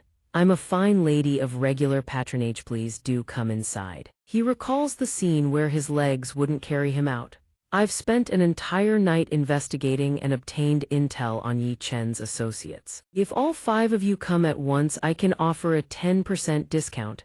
Yan Du snaps at Tian Gu furiously. What the hell kind of nonsense is this? Why is there no lead for me to follow? Easy, easy, Tian Gu explains nervously. I just saw how tense everyone was, so I cracked a little joke. I've handled thousands of missing person cases. Actually, I've already reached a conclusion. Despite her anger, Yan Du still wants to hear his verdict. She looks up at him. He speaks with emotion, completely blind to the murderous expressions on the 4 women's faces. Yi Chen and Little Fox have eloped. They're a pair of lovers forbidden by the world. They've cast everything aside and fled to the distant Pinglai immortal realm, where they'll live happily ever after. Yan Du explodes, kicking Tian Gu square in the gut. I've put up with you for way too long, cut the crap. The others behind her all think the same thing. I nearly lost it myself. Ling Liuxu turns around, her voice like ice. Escort him out. Constable Tian, the Wuji sect has treated you more than fairly, or even lent you money to pay off your debts. If you can't find Master, every last coin with interest gets repaid 100-fold. And that's Sihai City's top detective signboard. I'll tear it apart with my own hands. Tiangu clutches his head in sheer terror. Rest assured, Goddess Ling, he shouts while running. Yi Chen is definitely hiding in some corner of this world. Even if I have to search every last horizon, I'll find him. Yan Du screams after him. If you don't find Master, don't bother coming back. He trembles inside. Ling Liuxu, the world's perfect, kind-hearted goddess, has turned absolutely monstrous over her master's disappearance. Downright terrifying. How strange, it's as if Yi Chen has vanished from existence entirely. Could Yi Chen have suddenly turned into a child and started a new life? The answer remains unclear. Only heaven knows that somewhere in Nanling City a baby is clutching its stomach from hunger. She startles, realizing he's hungry again. Oh no! Yang Ning looks up at her on the verge of tears. The girl standing before him is Si Gaioni of the 5 demon-slaying ghosts. She frowns, turning to look at him, thinking this little creature she picked up must be cursed with the worst kind of bad luck. Every time his emotions become unstable, something terrifying happens. Last time he cried from hunger, the moon literally exploded. The cracking image flashes in her mind after Yi Yang shattered the moon. She had to craft a replacement using an energy construct. Last time his hunger turned to rage, every passerby's clothes disintegrated into shreds. Si Gui still hasn't found a solution. The words slip out, what do I do now? Meanwhile, Yang Ning's patience has run out, he's reaching his breaking point. His face twists with rage, a growl rumbling in his throat. Si Gui shifts her tone, the corner of her lips curling into a smile. She has to control his emotions to prevent him from unleashing a catastrophic curse. Looks like I'll have to sacrifice my body to keep this little brat happy. Si Gui holds a red rose between her lips and leans her stunning face closer to the man. What are you afraid of, little one? The two standing outside couldn't hide their excitement. She's the lust ghost, the most depraved of the 5 ghosts of the demon marsh. She's the one with the heaviest tastes. Don't go near her, she loves flirting with men of the most ordinary appearance. Guess what I like most about you? It made his face flush red, his breathing growing ragged. How could someone like you possibly fancy me? She merely smiled. I just happen to like chubby men like you. He stammered, still trying to process it all. But over on the other side, Yang Ning was thrashing wildly in a fit of rage. Limbs flailing in every direction, making the lust ghost break into a cold sweat. It's over, raising a child really does burn through money, and there goes another outfit. Tears streamed down the man's face. So you already have a child. Don't you dare violate me. The lust ghost stared blankly. Hey, he's not mine, I picked him up off the street. At that moment, no one knew why the plains had turned into an abyss. This time, it was her turn to well up with tears. She had led him straight into the most goddamn romantic entanglement imaginable. Hurry up and feed him, if you don't, the world will be destroyed. Over on Yang Ning's side, he was still rolling around on the ground with all his might, wailing ceaselessly. Before long, Yang Ning was brought to an eatery. He devoured everything in sight, stuffing his mouth ravenously. In no time, tray after tray of pastries was stacked high across the table. His monstrous appetite left even the waitstaff stunned. The lust ghost slumped across the table, looking utterly wretched. I'm about to go bankrupt, for crying out loud. Forget it, you'll be dead in 3 days anyway. The money's useless by then. Picking you up at a time like this is nothing but a cursed fate. Fine, I'll take you home. Atop a mountain peak within a small weathered temple, voices echoed through the halls. I'm back. The lust ghost strolled in, Yang Ning tucked under her arm like a sack of grain, entering the rebel resistance's makeshift stronghold. A voice rang out from inside, the lust ghost is back, I won the bet. I knew she still couldn't seduce a single man, the girl inside said smugly. You lose. Tonight you're spending the night at the pleasure pavilion to serve this old lady. It turned out this girl's name was the glutton ghost. Fan Shu merely smiled and pointed toward her. Look carefully, the one who ultimately lost is you. She brought a man back with her. Only then did the glutton ghost notice Yang Ning cradled neatly under the lust ghost's arm. When did he fall asleep? The glutton ghost gasped in surprise. So the lust ghost finally has a kid of her own. A monk, calm as still water, chimed in, when you visit the pleasure pavilion, remember to sleep with 5 girls tonight. The glutton ghost heard this and flew into a rage. Cut the nonsense, I'll call the 5 mountain stronghold leaders to replace you, Lang Liuxu. From outside, the little ghost trudged in wearily, a child dangling from her hand. I'm back too, today was absolutely exhausting. The lust ghost glanced over lazily. Huh, the little ghost sighed tiredly. The strongest part-timer just broke a new record again. Today she single-handedly lured 200 customers to the pleasure pavilion in one go. Lingnan had just opened for business. The lust ghost looked at her and sighed. You'd take any part-time job just to afford alcohol, the little ghost replied matter-of-factly, obviously. Then she suddenly looked down in surprise. Huh, a kid. Little Bao, held in the little ghost's arms, suddenly felt something strange. This aura, this suffocating pressure, it was terrifying, as expected. It was Uncle, why was Uncle here? The little ghost furiously jabbed a finger at her. Lust ghost, have you lost your mind? We're about to march into certain death and you picked up a brat, get that crap out of here. The lust ghost retorted, Little Bao, aren't you the one who always carries her around everywhere? The little ghost raised her voice. How can an ordinary child compare to Little Bao, who carries the bloodline of the dragon clan? Standing next to Little Bao, the kid would be scared witless and piss himself. But in the very next instant she froze in shock, her gaze snapping toward the 2 children. Wait, little Bao is kneeling. She's kowtowing frantically before Yang Ning. Uncle, I'm sorry, little Bao must not have done well enough. Which is why you came looking for me yourself. I'm sorry, little Bao won't dare do it again. The two women immediately asked in unison. Huh, little Bao, what are you doing? Little Bao instantly went stiff. Oh no, the secret about Uncle disguising himself as a child can't be exposed. I have to help Uncle hide this, should I? Silence the little ghost permanently instead. The glutton ghost, still reeling from shock, remarked, Little Bao is already making friends with the new kid. She really is well behaved. Fan Shu's expression turned grave in an instant. This is bad, something is approaching us and the numbers are enormous. Hearing those words, the lust ghost and the little ghost tensed their gazes. The glutton ghost and Fan Shu also raised their guard. Above, flying warships streaked toward the temple entrance like shooting stars. The demon commission, the council that orchestrated humanity's annihilation, was here. Panic rippled through everyone inside. Fan Shu spoke cautiously. They're the three great demon envoys of the demon commission, the ones charged with planning humanity's eradication. We've been tracked, what do we do now? I fear a traitor among the humans has already exposed our movements. A furious gale roared across the sky. Trees shook violently and leaves scattered in all directions. The four stepped outside. The lust ghost assessed the situation. We few carry the entire human resistance on our shoulders. Our mission is to assassinate the chairman of the Demon Commission. Now that they've found us, we're in deep trouble. The three demon envoys leapt from their warships, streams of blazing energy trailing behind them. Their landing shattered the ground. Earth and rock cracked apart, sending debris flying everywhere. The glutton ghost rushed forward in alarm. We haven't acquired the assassination divine artifact yet. We're no match for the three great demon envoys. I'll hold them off. The lust ghost immediately threw out her arm to block the girl's path. Let me handle it. Use your unique technique to teleport everyone into the spatial fold. Hurry, we can't beat them anyway. If one person has to die, let it be me alone. Take care of that cursed child for me, he must survive.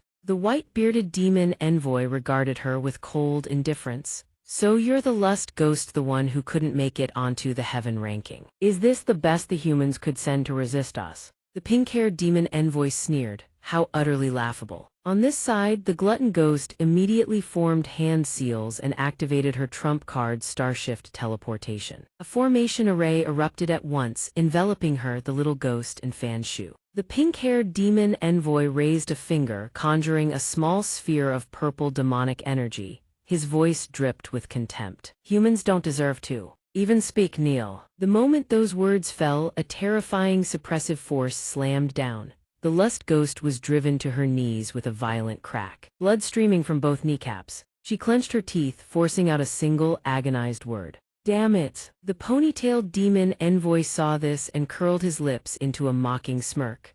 You're buying time so your comrades can teleport into a spatial fold, aren't you? What a pity, the space has already been sealed. Every last one of you humans will die. At that very instant, Yang Ning's eyes suddenly blazed with a brilliant crimson light. The lust ghost remained pinned to the ground under the crushing gravitational force. She furrowed her brows and muttered through gritted teeth, damn it. The pink-haired demon envoy spoke in a frigid tone, the weak should not exist. In the very next second, the distant fleet erupted in a catastrophic explosion. The blast was so massive that the pink-haired demon envoy whipped his head around in shock. It turned out Yang Ning had merely pointed a finger and the entire warship fleet was obliterated in an instant. Seeing this, the ponytailed demon envoy staggered back, his eyes wide. He screamed, the fleet. It's been annihilated in the blink of an eye. In that very instant, all three demon envoys were seized by an invisible force and yanked forward. They couldn't resist, not even a fraction of it. Their bodies shot through the air and plunged headfirst into the earth. Witnessing this, the lust ghost couldn't help but gasp in disbelief. What is this? One of the three demon envoys groaned from the crater. What the hell just happened? Another croaked weakly, I can't even stand up. A moment later, the long-bearded demon envoy struggled upright, his face twisted with fury. He roared in rage. Lust ghost, what kind of trick are you pulling? Do you have any idea what the consequences of offending us will be? The little ghost's jaw dropped as she shrieked. What just happened? Little Bao, sitting off to the side, calmly blew soap bubbles. She thought to herself, Uncle made his move. I have to pretend I know nothing and keep up the act as an ordinary child. Yang Ning swiftly flicked soap bubbles forward with his fingers. The long-bearded demon envoy caught sight of him acting and jolted in terror. He scrambled to his knees in a panic, begging, "Don't kill me, spare my life, I'll leave at once and I'll withdraw from the demon commission entirely." Seeing the long-bearded demon envoys groveling, the lust ghost couldn't help but speak in utter bewilderment. "I didn't even do anything." Seeing the long-bearded demon envoy's reaction, lust demon was utterly baffled. "I didn't even do anything." Suddenly, the long-bearded demon envoy flips on a dime, a dagger springing from behind his palm as he roars, "Wretch, even in death, I'll drag you down with me." Yang Ning calmly blows those soap bubbles forward. They shoot straight ahead and slam into the long-bearded demon envoy. In the blink of an eye, he is sent hurtling backward.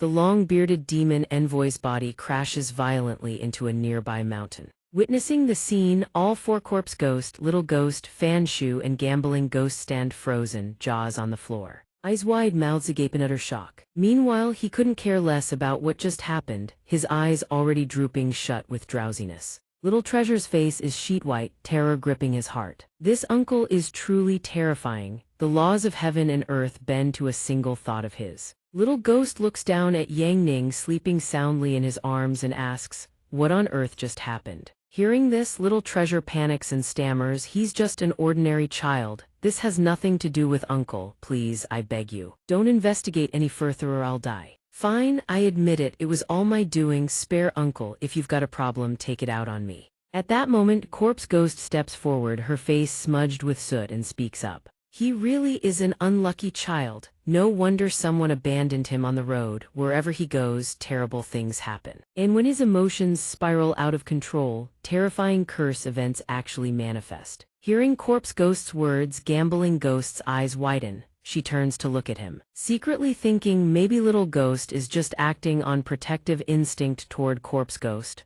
Perhaps I was overthinking it. She finishes her thoughts and speaks up, "Take the Little Ghost and go. In 3 days, we set out to assassinate the chairman of the Human Purge Committee." Gambling Ghost crosses her arms, her gaze deep and somber, and adds, "The survival rate is practically 0. We can't let him die alongside us." Fanshu frowns and chimes in. Although Yi Chen nearly wiped out all 12 demon lords, the 2 strongest dragon demon and tiger demon still live. They are great demons who secretly devoured the ancient demon king's corpse.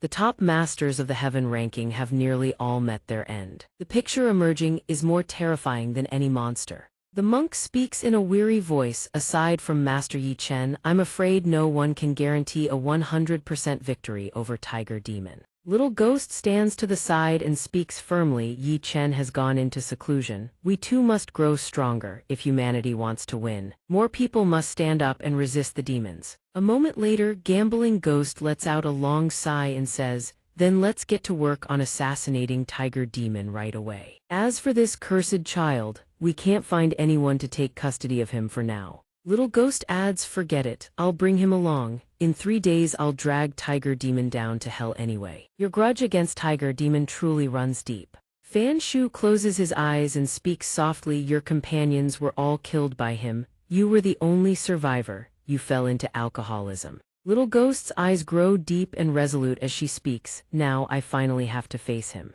I know, no matter how drunk you get, eventually you have to wake up." A while later, night falls. Someone speaks softly. "Those guys have all gone outside. Bring that cursed child and toss him out for me." Little Ghost sits quietly by the nearby campfire, drinking in silence. As she drinks, she lifts her head to gaze at the brilliant moonlight hanging in the night sky and murmurs, "Brother Yi Chen, I wonder where you are right now. Your disappearance, I'll keep it a secret from the monk. Without you in this world, we'll protect it in your stead. You always used to ask me why I loved drinking so much. I'll tell you this secret now, because only when I drink myself senseless can I see them again." Meanwhile, Mini Yang Ning has tumbled into the hole he just dug. He looks up at Little Ghost with an innocent gaze. In a hazy stupor, a blurry silhouette materializes before her eyes. A man walks up to Little Ghost and speaks gently. "Kid, you're sick." Little Ghost responds with a hint of cheer in her voice. "Old Captain, we meet again. Don't call me sick like that. I'm still doing my best to eat. See, I'm not even your real daughter. You talk too much.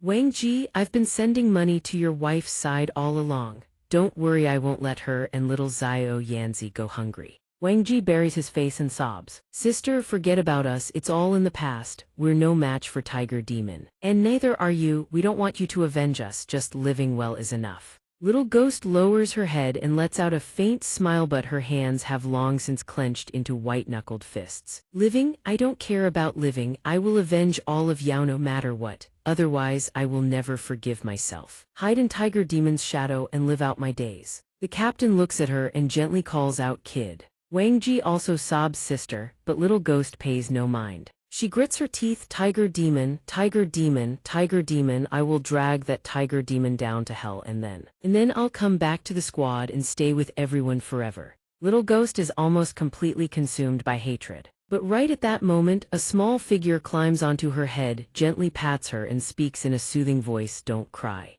Under the vast moonlight, an indescribable loneliness pervades. Only the gentle whisper of wind remains. Inside an abandoned house on the outskirts of Nanling City, Gambling Ghost, visibly irritated, asks, how much longer do we have to stay in this godforsaken place? Little Ghost walking behind reminds them in a hushed voice. Don't anger these people, otherwise we won't be able to get the most critical assassination artifact for this mission. We'll end up leaving our lives behind here too. In the shadows, a group of sinister-looking people eye them and flash a cunning grin. Gambling Ghost is still fuming. It's just a deal, isn't it? This is so damn annoying. Security checks alone had to be done multiple times. It's not like we're going to meet the Emperor. Fan Shu steps forward to shut her up, girl. Getting this merchant to see us is harder than getting an audience with the Emperor. After all, he's the only merchant in the world who can obtain anything. But his moods are wildly unpredictable. One wrong word and the deal turns to slaughter. The North Horse family fortress, most prestigious in Jiangnan. Thousands were slaughtered in a single night, all their wealth plundered clean. Gambling Ghost grows more and more furious, grinding her teeth as she snaps at the monk. This guy is nothing but a mad bandit. Why the hell do we have to deal with him? Fan Shu, who was just acting all ominous, now looks visibly frightened. We have no other choice. This deal concerns our lives. In short, when we meet him, everyone must watch their words. Corpse Ghost rests her chin on her hand, calmly musing, where on earth does this mysterious merchant come from? The monk wags his finger as a signal, quiet, he's here. From within, a tall, imposing man steps out. He speaks, relax, I'm no demon. You've come all this way, you understand my rules, yes. Fan Shu is the first to answer. Every deal you make comes with an additional random condition. Refuse, and the deal is off. Tone Ban nods approvingly, truly. Quite something, go ahead and check the goods first. A Model 97 Nade rifle. Gambling Ghost steps forward curiously to inspect it. So this is the legendary assassination artifact. The monk finds this item oddly familiar. It looks somewhat similar to the kind Yi Chen's disciple once used.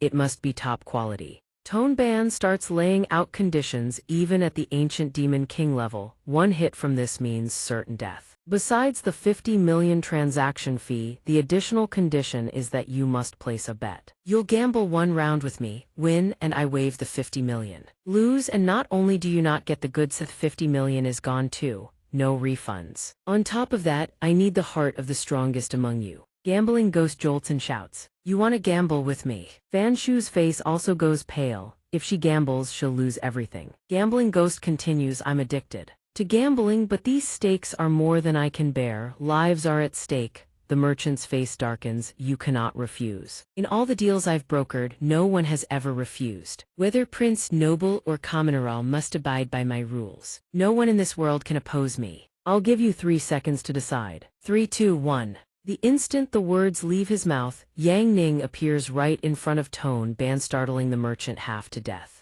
Tone Ban frowned, and in that instant, he ate a clean punch straight to the face. Blood and teeth scattered everywhere. All four of them, Fan Shu, Lust Ghost, Little Ghost, and Gambling Ghost, wore the exact same expression, ghost white faces.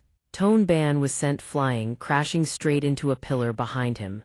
Boom. Fan Shu's jaw dropped. It's over. Lust Ghost reacted fast, snatching Yang Ning back. Sorry's just a kid, he doesn't know any better. Right then and there, Tone Ban and every one of his men dropped to their knees. Your servant had no idea the master was here. Please forgive our offense, please spare our lives. Gorgos still had no clue what was going on. Her head was full of question marks. Why did everyone who met this kid immediately drop to their knees? Lust Ghost grabbed Yang Ning and pressed his face into her chest. wondering to herself, is this some kind of ritual before killing a child? He recalled the day Yang Ning had set them free. His instruction was crystal clear: after I break the seal and release you, the first rule is do not approach me unless summoned. Tone Ban's master was currently in a sealed memory state. Although we violated the taboo, it wasn't intentional, it was an accident. Besides, no one in this world can harm the master anyway. For now, let's just cover for him. Tone Ban stepped closer. His expression was somewhat strained, barely concealing his true thoughts. I really do love cute children.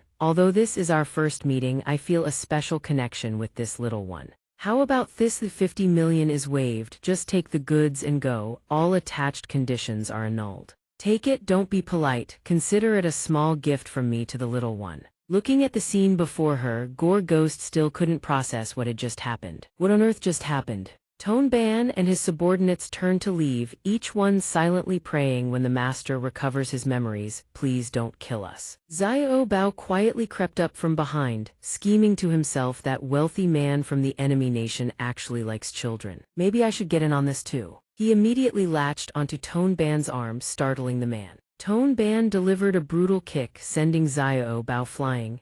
Get lost, it's getting late, I take my leave, I wish you all a successful assassination. Fan Shu, watching from below, saw Xiao Bao slam into the wall and broke into a cold sweat.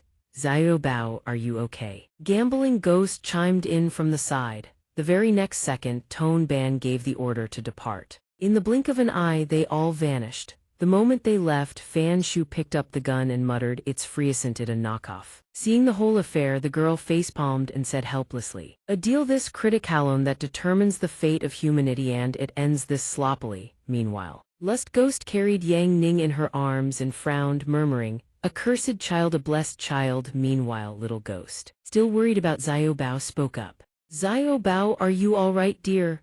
At the same time, Tone Ban was aboard his fleet, thinking to himself, I never expected to run into the master here. I need to tell the others immediately. No sooner had the thought crossed his mind than he raised his hand, channeling a spell, and called out, friends attending the War Council. Instantly, a large screen materialized before Tone Ban. Someone on the other end asked, how's the progress? He answered gravely, you'll never guess what just happened. I ran into the master by accident this time. It genuinely scared the hell out of me.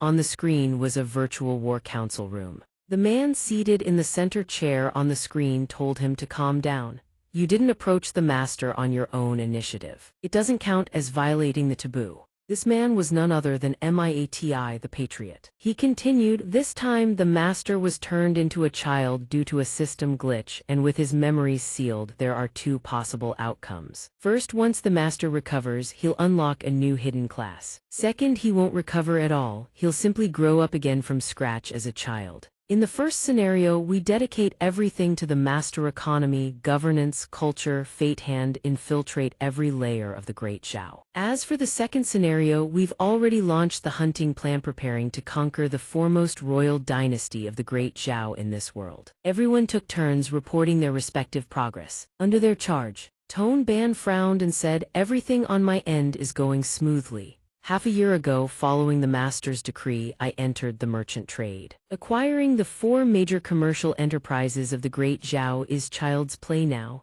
The woman Lai Kao spoke up with a smug expression. As for me, I recently killed the saintess of the Church of Light and used her identity to infiltrate the imperial palace. Hearing this, Miati smirked and replied, excellent. I've been guarding the underworld dungeon and haven't been able to leave. But I don't know how Wu Chen is doing. The one called Chicken had their face darken, speaking in a cold voice.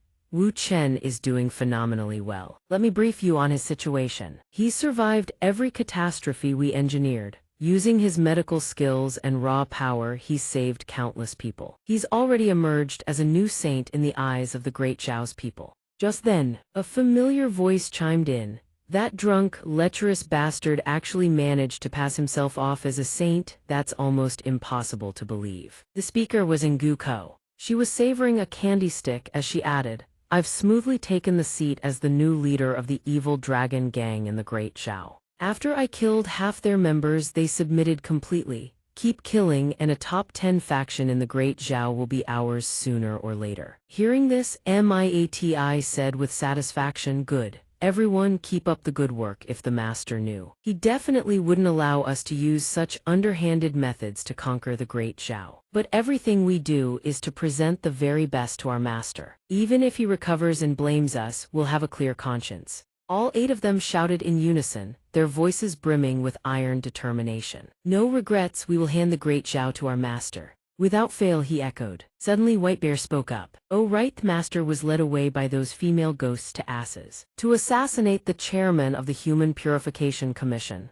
Do I need to intervene? I'm a bit worried. Miati sat firmly in his chair, took a slow sip of wine and replied. No need, we absolutely cannot go near him. Besides, whether they succeed or fail, the master won't be harmed. For now, the master's side doesn't need our concern. Cut to the other side. At that moment, a group of people in the valley below were fleeing in a panic, screaming, "Run, run faster!" One man was sprinting for his life, tears and snot streaming down his face, screaming at the top of his lungs. That damned tiger demon had appeared out of nowhere. A massive foot with razor-sharp claws was descending straight toward them. The foot stomped down with brutal force, sending a shockwave that hurled rocks and debris in every direction.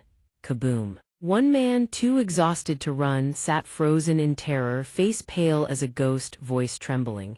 Don't come any closer. The massive figure looming over them was the tiger demon, terrifying to behold. It growled, "Become my slave and I'll let you live." The man on the ground trembled. I'm human, but the very next second his eyes hardened with resolve and he screamed. Humans will never stop fighting, we'll battle to our last drop of blood. The moment he finished, the tiger demon stomped its foot against the cliff face, cracking it apart. Brimming with killing intent, it shrank down into human form, looming over them with menace. You wretched humans think you can hide in the shadows like rats for the rest of your lives. Wipe out every last human here. Its underlings obeyed instantly, responding in unison. The tiger demon's minions dove straight down to attack. One of them sneered, "Look at them, humans are so pathetic when they tremble." Another chimed in, practically salivating. "I can't wait to bite one to death." Corpse Ghost rushed over, grabbed him and pulled him to safety. "What are you standing around for? Move." He was screaming through tears and snot. "Let go of me, I don't want to run anymore, my family is dead, there's no point in living." Little Ghost appeared, frowning. "Hey, didn't you just say you'd fight back against the demons? Stay alive and you'll have a chance to fight back. Stay alive and you'll see the day of vengeance." Hearing her words, something seemed to click. His eyes widened, though the fear still lingered. Then, without a shred of hesitation, Little Ghost marched straight toward the tiger demon. "Corpse Ghost, take him and go." Lust Ghost turned around in a daze and called out to Drunken Ghost. She strode straight ahead without looking back. Before she left, she didn't forget to say goodbye. Farewell. The tiger demon's underlings spotted Little Ghost and immediately flew toward her. "This is Gore Ghost's sealed space, you wretched woman." They scattered to different positions and shouted in unison, "Find Gore Ghost quickly. Don't give them a chance to act." Little Ghost raised both hands before her and began forming hand seals. She screamed, "Infinite binding curse." In that very instant, torrents of red and black energy erupted from her palms, tremendously powerful. They surged straight toward the tiger demon. Those red and black streams wrapped around it like chains, catching it off guard.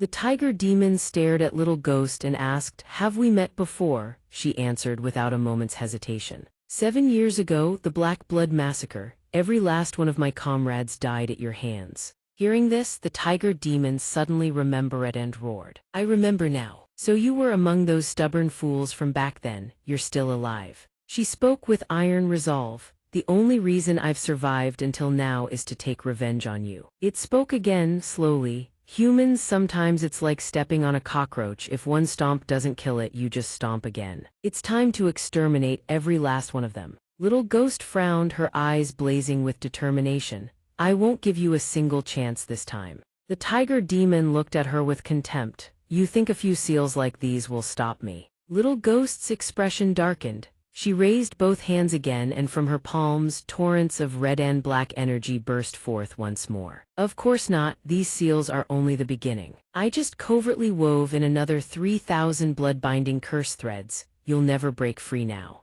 The tiger demon snarls in fury, baring its razor-sharp fangs. It growls with seething contempt, "Despicable human, you've bound yourself to me with a blood pact. If I die, you die an untimely death." The little girl pays its words no heed and continues circulating her internal energy. "No matter, tiger demon, in the end, I can drag you down into the abyss of hell with me. This is the decisive moment. Monk, what are you waiting for?"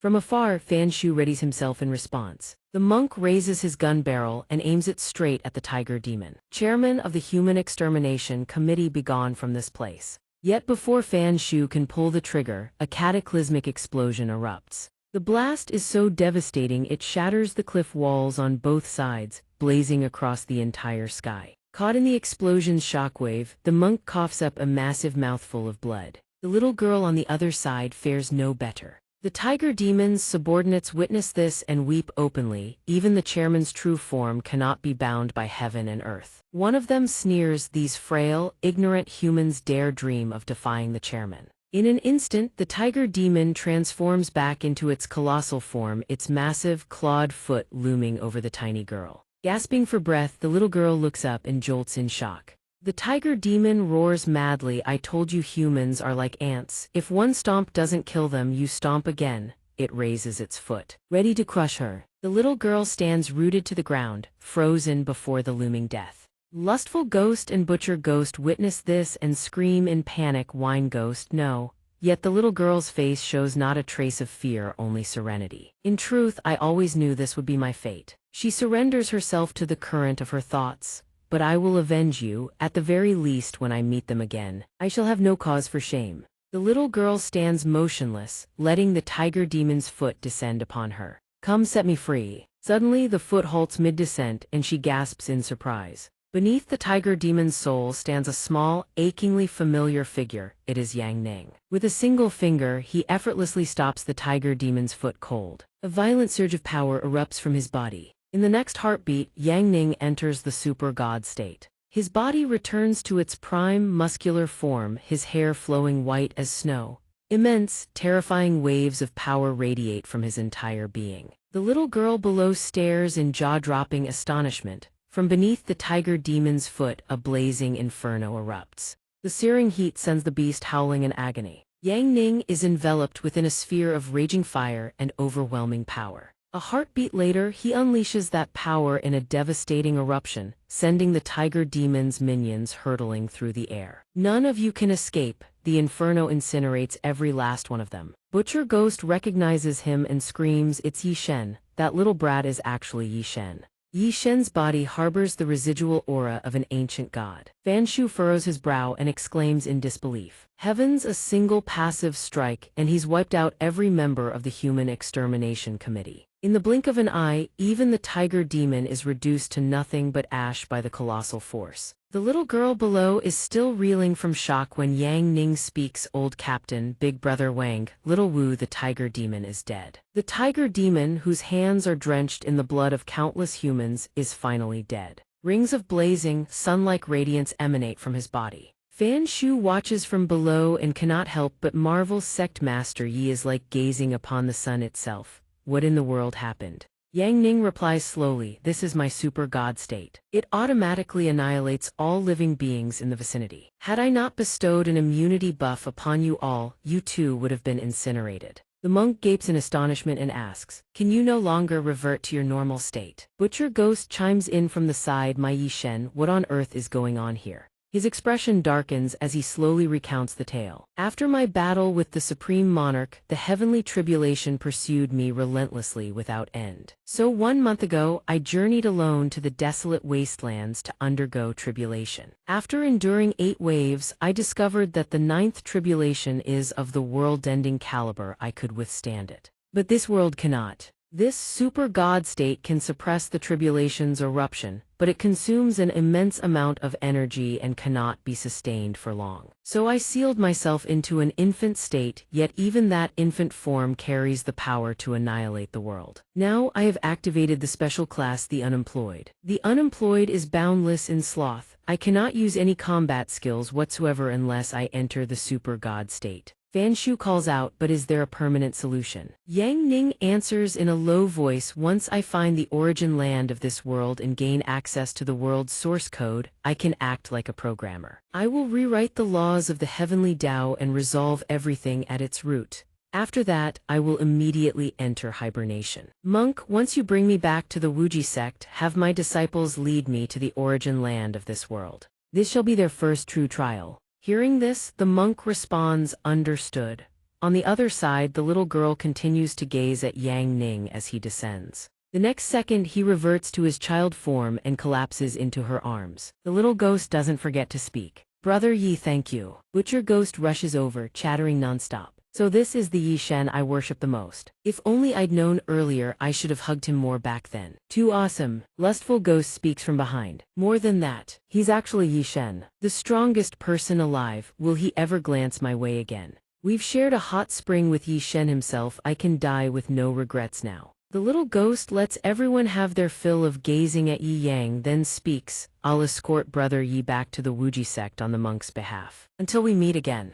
On a solitary cliff face, a young boy converses in hushed tones. Old Ma, I just detected that the master briefly awakened a short while ago. We suspect the game system encountered another bug. The boy with the obscured face, a mask covering his features, is none other than Bu-er. He is reporting everything he just witnessed. The master turning into an infant that was likely intentional on his part. The man on the screen studies the information carefully and offers his deduction. After the master sealed his original consciousness, all our summoning spells and NPCs received autonomous mode. Just now, the master did not disable us, so the boy asks again. His eyes narrow with cunning calculation, which means the master has no intention of stopping us. Then let's proceed according to our own plan. First, seize Great Zhao, then wait for the right moment to claim this world. The boy is left utterly speechless by such wild imagination. I suspect the master simply forgot about us. That said, I do support the plan to take Great Zhao. Consider it a surprise gift for the master. No one knows what these two discussed, but after a long while the storm passes and the sky is clear. The air within the Wuji Hall brims with renewed vitality. Yi Yang has yet to fully recover from his earlier bout of unconsciousness. Meanwhile, within the Wuji Hall, Luo Zhu exchanges careful words. Has news of the world's origin land been found? Zio Hai enthusiastically delivers the report. I and the Crow Lord have scoured every corner for intelligence. True to our mission, we've finally found it. The garrulous crow butts in based on clues gathered from multiple sources. The Death God's land opens once every 3,000 years. That is where the world's origin lies. In 10 days, when the Death God's land opens, cultivators from all across the land will flock to it. The trials of the Death God's land are extraordinarily perilous. Throughout all of history, those who have obtained the divine wish can be counted on one hand. Luo Zhu pays no heed to the crow's self-aggrandizing report and rebuts. We don't care about any divine wish. All we need is to get inside and find the world token. Zio Hai objects. The world land is incomparably vast. The world token won't be easy to find. What do we do? The pretentious crow butler pipes up once more. However, our Wuji sect happens to have someone who has been there before. That person can serve as our guide. Zio Hai glances over and lets out a complaint. The last time was already 3,000 years ago. This person must be incredibly ancient by now, right? This piece of information is truly baffling. The crow sighs. Even it doesn't know how old she is. All I know is that she is the first generation bull demon lord. Luo Zhu catches the key phrase and repeats it. First generation. The image of the bull demon king, twin horns crowned atop her head, surfaces in her mind. The first generation bull demon lords first appeared over 100,000 years ago. Each of them was a being no lesser than an ancient demon king, and each possessed unique abilities of their own. The primordial bull demon lord was an even more malevolent figure, the most powerful among all demon lords. Luo Zhu suddenly jolts and asks in disbelief, the demon lord is also imprisoned in our demon prison hall. The crow lifts its head and answers honestly, indeed. Among the 4 great beast guardians of the demon prison hall, she has lived the longest. She is also one of the beings the late sect master warned about in his dying words, extremely dangerous and utterly mysterious. She must never be allowed to leave the demon prison. However, in this entire world, the only one who likely knows the location of the world token is her. Hearing this, the entire team finally concedes there is no other way. Then master, you must go meet her. The moment the scene shifts to the prison, the sky plunges into darkness. Luo Zhu and the others stand before the cell where the bull demon king is imprisoned. The bull demon king's pitch-black eyes gleam, her delight reaching its peak. Wuji Sect, so the day has finally come when you lot come crawling to me. Inside the cell holding the bull demon king, Luo Zhu steps forward and offers a greeting. We trouble this senior. The bull demon king cuts her off. I know why you're here. My rule is simple. Anyone who seeks my aid must give me a full night massage to help me unwind. Only then do we discuss business. Which one of you will do it? The moment they hear this, every single one of them flushes scarlet. Enhan-du mutters under her breath, pervert. Without even getting consent, she's already jumped to step 2, choosing a bed warmer. Luo Zhu is an absolute gem, and she's practically the goddess of all humanity. If she could spend the whole night chatting, Xiao Hai deflates. She never imagined the bull demon king could be this depraved. The first-generation bull demon lord is immeasurably wanton. Her reputation is well-earned indeed. Su Shu, on the other hand, looks genuinely interested. It's just a massage, right? Leave it to me, I'll be perfectly relaxed about it. Enhan-du, calm as still water, responds without hesitation. You have no idea what she actually means. The bull demon king shifts her gaze. Su Shu isn't bad. Long legs, looks rather foolish, a fine specimen. Yi Chen's disciples are indeed all top quality. Now that Wuji Sect comes begging for my aid, having them all in the palm of my hand. How delightful. Yi Yang's reflection suddenly appears before the prison cell. He greets her casually. Hey there, little miss. Long time no see. The demon king freezes, stammering, It's you, weren't you supposed to be in slumber? This reflection of Yi Yang is merely a subconscious projection in an incomplete state.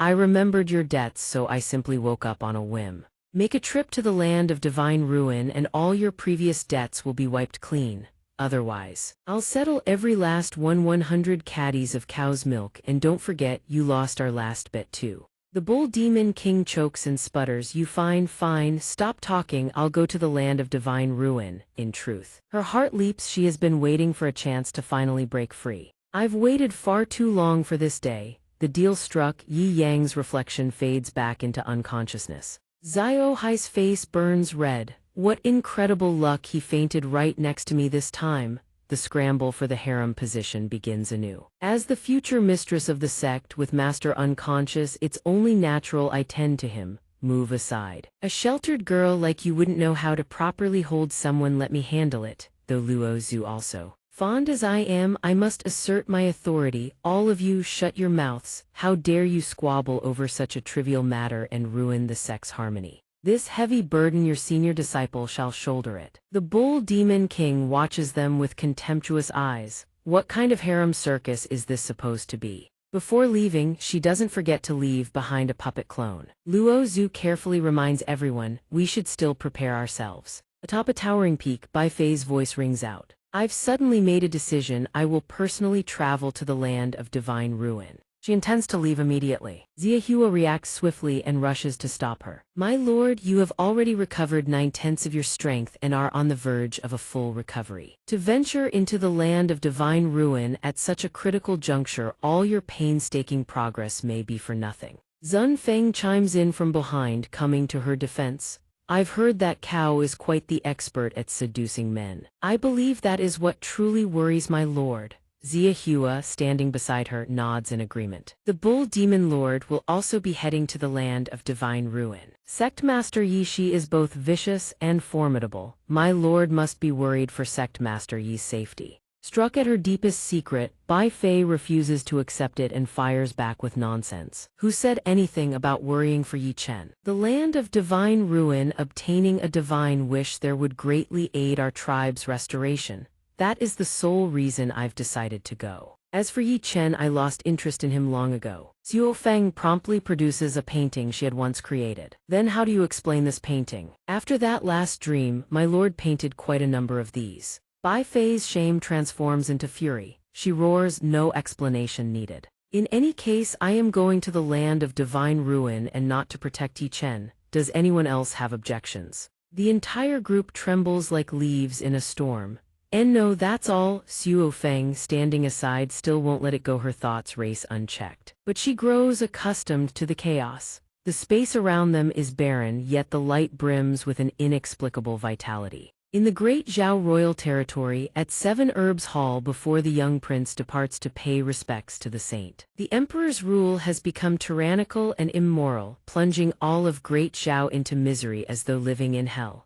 Only the young prince, compassionate and wise, guards this nation teetering on the brink of collapse. But he suddenly wants to venture into a place as perilous as the land of divine ruin. If he leaves, then Great Zhao will be thrown into grave danger. We implore the saint to stop him. The seventh prince, Zhao Ying, says nothing. He simply stares at the elegant silhouette within the ancient pavilion. The moment Zhao Ying steps inside, a voice from within questions him. This time you've come to see me, it is to tell me this, that you are determined to go to the land of divine ruin. He falls silent for a moment, then speaks. I must go, but before I leave there is one thing I cannot let go of. The white-haired mysterious figure calmly sips his tea.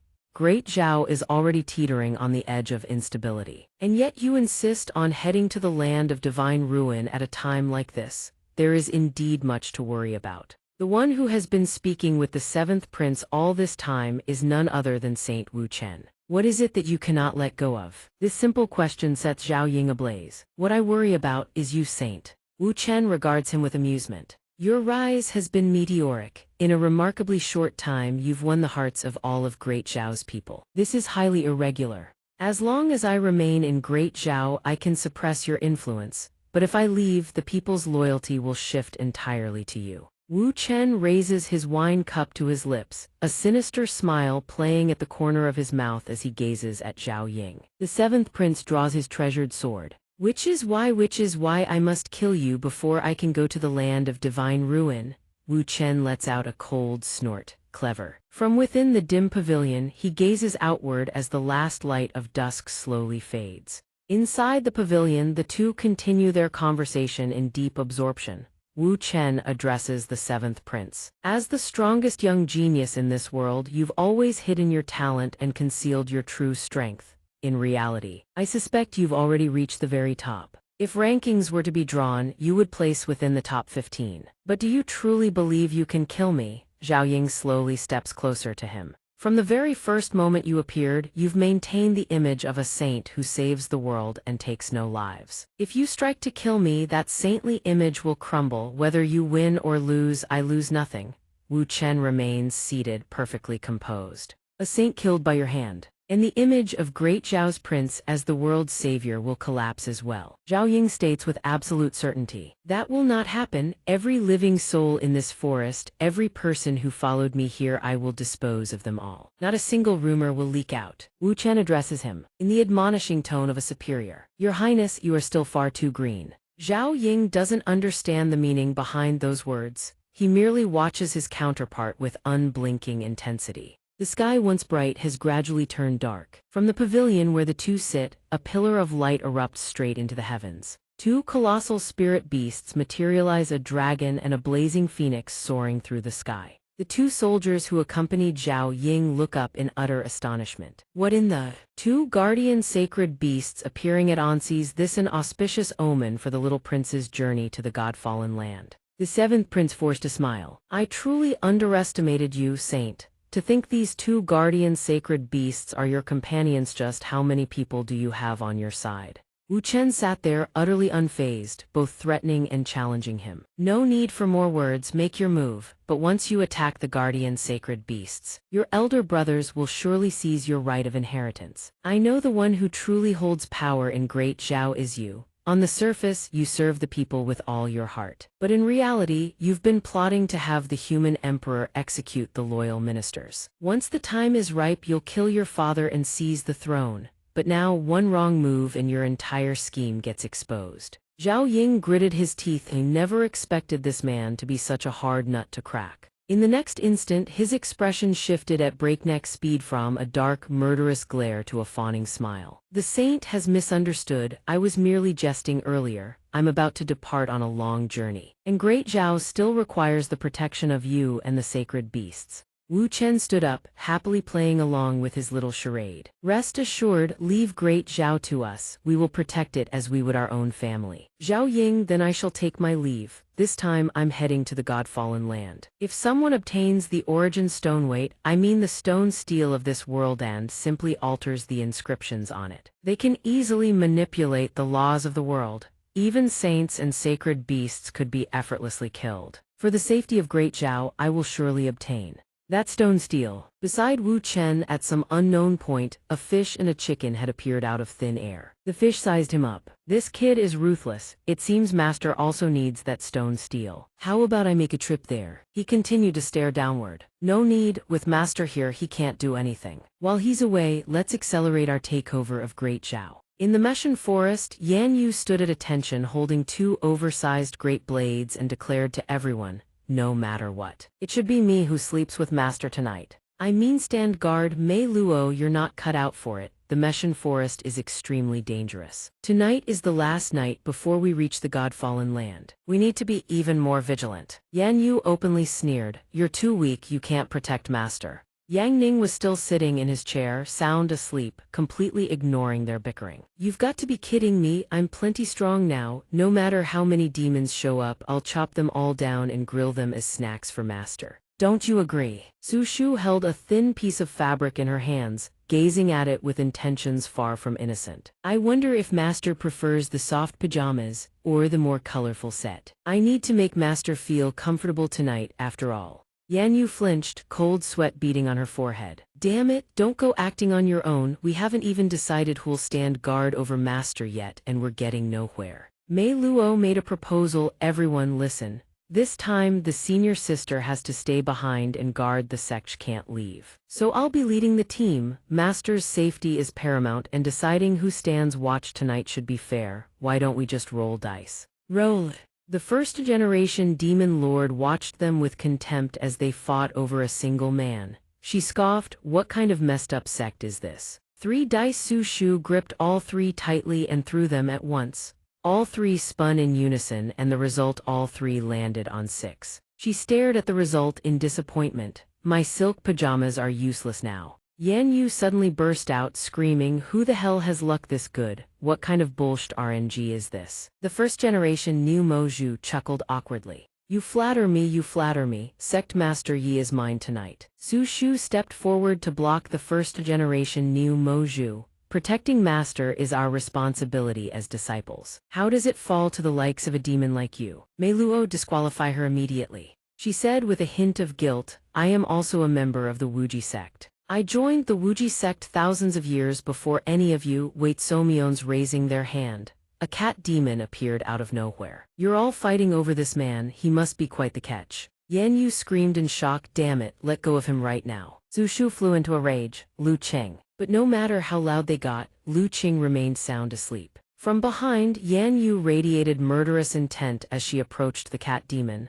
I'll give you 3 seconds to let him go. But the cat demon wasn't fazed in the slightest. It swiftly lifted him up. It turned around and said with a taunting voice, when food's already in your mouth, why would you let anyone else take it? Su Shu hastily threw out her hand to stop it. Don't eat Master, I'm more delicious than Master. Eat me instead. The cat demon swiftly lifted him up and bolted off. I'm taking this meal too, you lot can entertain yourselves. Yan Yu immediately gave chase, with Su Shu right behind her. You wretch, I'll kill you, let's go, hurry. Niu Moju finally spoke up, the food. Once the cat demons of the Meshan forest pick their prey, no one has ever gotten it back, you know. The vast forest, which had been so noisy and bustling moments ago, fell deathly silent. The first-generation Niu Moju asked Mei Luo, they've all gone to save Sect Master Yi. Why are you still standing around? Looks like you don't care much about your master. Mei Luo walked over to undo the spell on Lu Qing.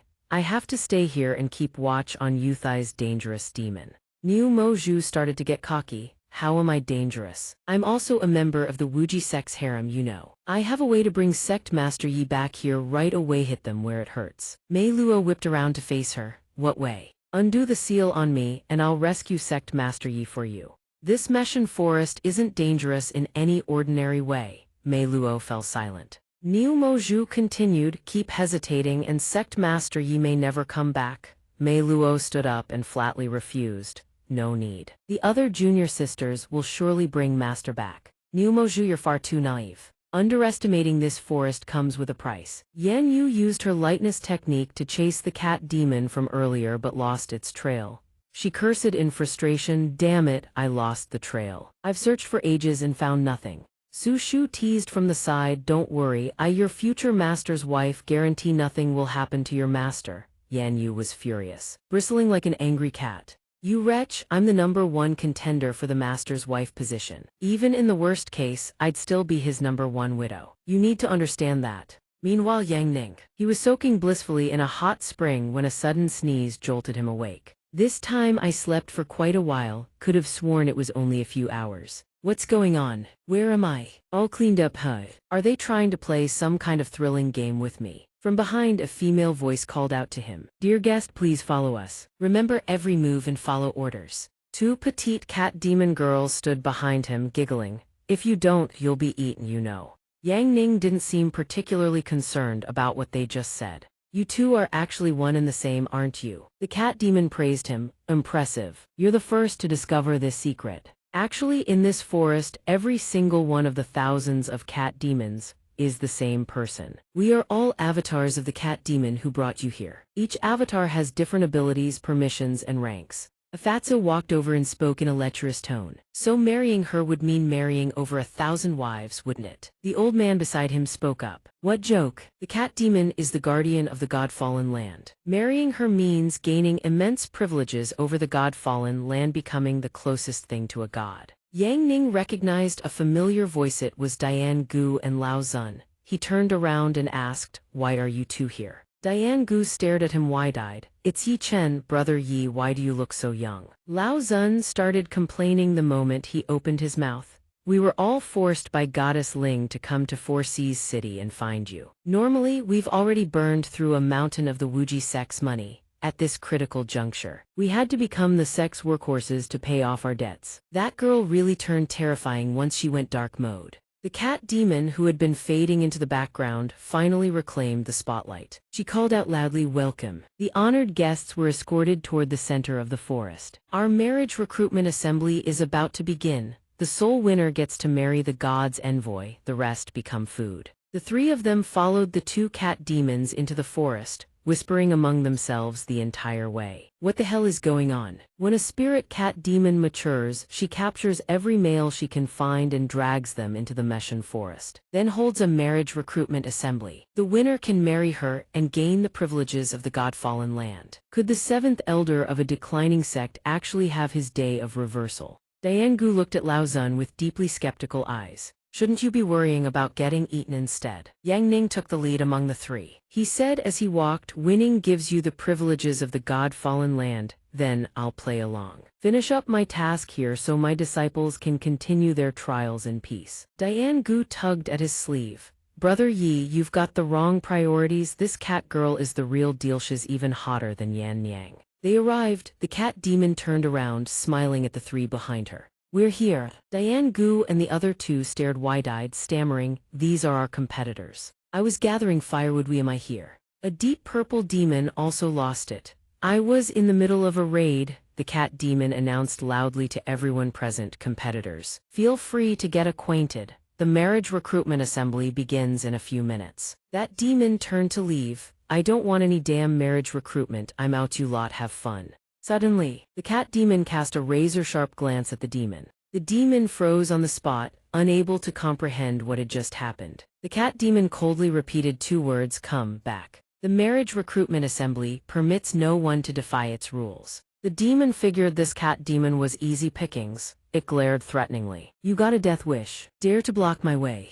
The demon hoisted its massive iron club ready to smash the cat demon flat. But before it could swing, the cat demon flicked her wristband. The demon exploded on the spot. Yang Ning watched the scene unfold, eyes glued in fascination. He couldn't help but praise her. Impressive, truly impressive. The cat demon waved her hand. A white mist materialized out of thin air, engulfed the purple demon and swallowed it whole. Two men perched on a large tree branch who had been watching the show from start to finish, shuddered violently. No one else dared to act out. Everyone stared at the cat demon with fear in their eyes. Diane Gu's face went pale as he stammered a string of curses. Holy shit, holy shit. After dealing with the demon, the cat demon turned around and smiled sweetly at them. Dear honored guests, I didn't scare you, did I? The first to respond was the Azure Dragon Venerate of Great Zhao. It's fine. Xuanwu Venerate, White Tiger Venerate, let's get started already. Juk Venerate, no issues here. Someone in the crowd recognized the four of them.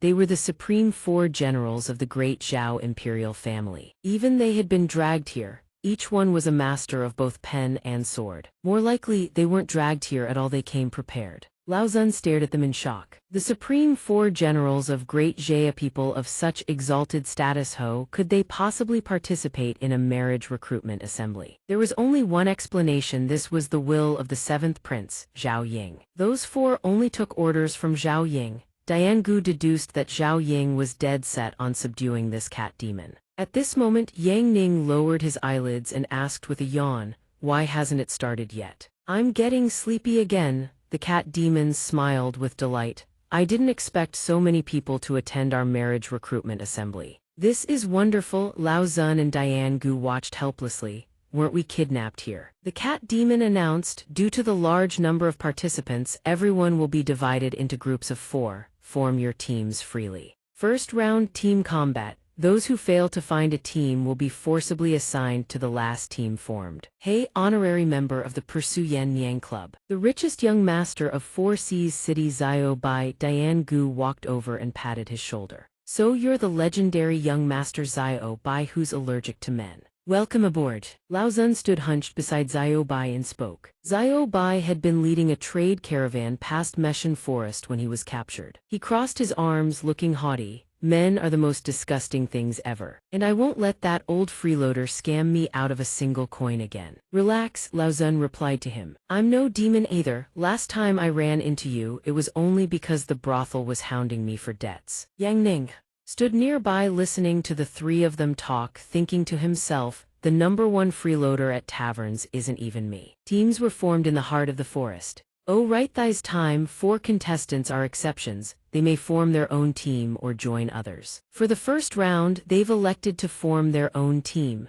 The supreme 4 generals of the empire gathered together. Everyone around them kept their distance. It was the 4 venerate generals. Diane Gu whispered to Xiao Bao, 4 freaks, who the hell can beat them? He sized everyone up. Other than the 4 generals, the rest all looked like cannon fodder. Diane Gu suggested, "Sect Master Yi, you can't use combat skills right now. How about we enter the match and sneak away the first chance we get?" "No need." 5 cat demons stood in a row. The cat demon in the center announced the rules. First round of the marriage recruitment assembly. Rules are as follows: the god's envoy requires a husband who is equally accomplished in both literary and martial arts, someone who can sing and dance. First round, musical instruments. Each team selects their opponent to challenge. A maximum of 2 contestants per team may PK. Everyone give it your all. 4 dark-bodied demons huddled together as one group. They turned toward the human group and issued their challenge. "Hey, you human dads over there, you're our opponents. Nobody here knows any instruments, might as well just kill the other side to secure the win. How is that even a solution? You protect me, I can't run, can't fight back, we are dead for sure. I'm only 8 years old and I'm already being forced into a marriage competition.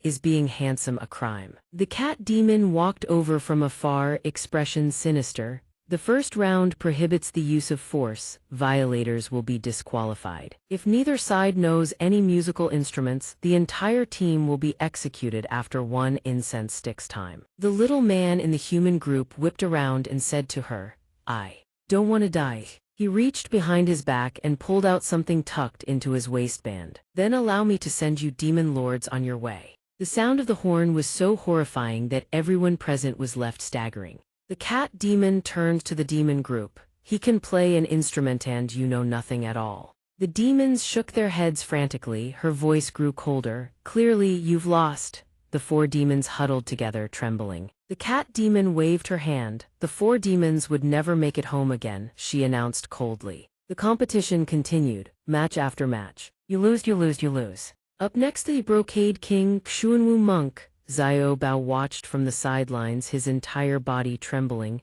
"That cat demon is way too violent." Diane Gu finally realized the key point. We seem to not know any instruments either, we're dead. The Xuanwu monk was the reigning zither king. His temperament was rigid and fierce, often using music to suppress his own demonic energy. They say his music is so wild it can overwhelm 10,000 armies. God help whichever team gets unlucky enough to be chosen by him. The Xuanwu monk walked toward where Diane Gu's group stood. Your Grace, it's been a long time. He turned left and right, bewildered, searching for whoever the Xuanwu monk had just greeted. Sigh, this old man Zhao Zun left great Zhao many years ago. I'm no longer any prince, just a minor elder of a small sect, nothing more. The holy monk is too kind. Xiao Bao scrutinized the old man from head to toe. Wait, seriously. The freeloader king is actually the younger brother of the great Zhao human emperor. The prince who shuns all power and only loves to mooch, is that really him?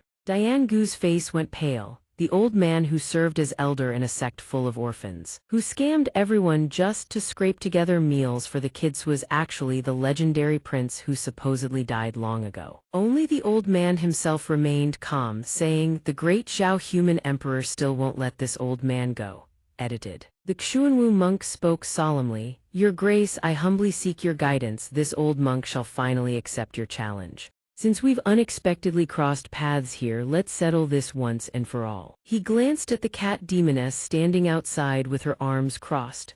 Girl, might this old man borrow a chin? She crossed her arms and gave a curt nod, arranging it. Everyone watching from outside murmured among themselves as the two prepared to duel. The Xuanwu monk is the continent's #1 chin king. That poor old man, this little squad is dead for sure. The old man's fingers danced across the strings. The sound was undeniably flawless. Nine heavens flying crane melody, Diane Gu cheered from outside. Never expected the old man had skills like that. Go old man, Xiao Bao exclaimed, utterly shocked. This old man's been hiding his skills deep. The Xuanwu monk sneered and began running his calloused fingers across the strings, launching the mystic annihilation celestial melody. Their melodies clashed like a dragon and a crane locked in fierce combat. Diane Gu suddenly cried out in panic, "Old man!" The old man propped himself up, coughing up a mouthful of blood. The cat demoness stepped forward and declared, "It seems the outcome is clear. Your old man has lost." Suddenly, a voice sounded from the side. That chin sounds pretty good actually. I'll use this leaf as my instrument. A young man stepped forward, glancing at the scene with contempt. That young man is out of his mind. Using a leaf flute to challenge the Qin King, he's absolutely insane. Yang Ning paid no mind to their words. He raised the leaf to his lips and gently blew a melody. The flute maiden listened to his melody, then gazed at him with trembling eyes. Combat skills can't be used by a jobless class, but all kinds of survival skills still work. Amidst the vast, deep green ancient trees, a melodious sound echoed in every direction. It flowed into the cat demoness's ears like a gentle stream, making tears cascade down her face for no reason she could fathom. How can a leaf flute sound this beautiful? And why am I crying? Behind her, the wailing of her followers erupted all at once. Xiao Bai over there sobbed uncontrollably, hands clasped, alongside the self-reproaching Diane Gu. I feel so guilty toward this world. From the moment I peaked to the moment I got caught, simple problems, just throw money at them. So sad, so heartbreaking. Xuanwu suddenly spoke up. It's just a flu to show some backbone, you lot. Why do I feel so sad too? At the same time, Yang Ning's figure stood towering in midair as he answered. Because destruction is coming. The words barely left his lips when a brown, stone-like object suddenly plummeted from above. The stone slammed onto the green creature, cracking the ground wide open beneath it. It kept swelling larger, crushing everything beneath it flat. Meanwhile, Xuanwu's side began spitting blood in agony for no apparent reason. Xuanwu looked at the scene before him, still standing nonchalantly as the two old men began composing their pieces. The Qin King losing to a young man. Xuanwu's musical ear has reigned supreme in the Jianghu for decades. But that young man's leaf flute is at the divine level. We lose it completely and utterly.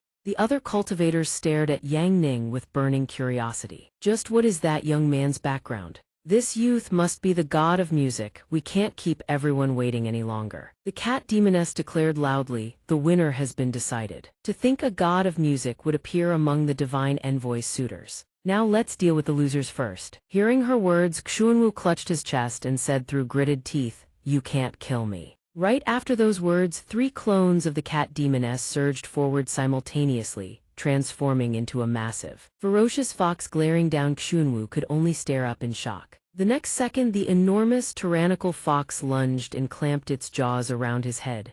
Xuanwu barely managed to choke out, "Damn it." Watching the scene unfold, Bai Hu broke into a cold sweat but still bellowed furiously, "Illusion technique. It's all part of the seventh prince's plan. Everyone hold it together. We kill the prince and the boy soon, and not that's all that matters." Xuanwu fell silent, arms crossed, while Qinglong seethed in disbelief. Truly unbelievable. Xuanwu, however, gave them no chance to calm their nerves. The cat demoness flipped her expression faster than turning a pancake, announcing the next round with a coquettish flair. The next round is also the final round of the literary trial, Divine Envoy's greatest passion: calligraphy and painting. Her dream groom must be a grandmaster of literature as well. The rules for this round still require team-based combat, but each team may submit only one painting and one piece of calligraphy.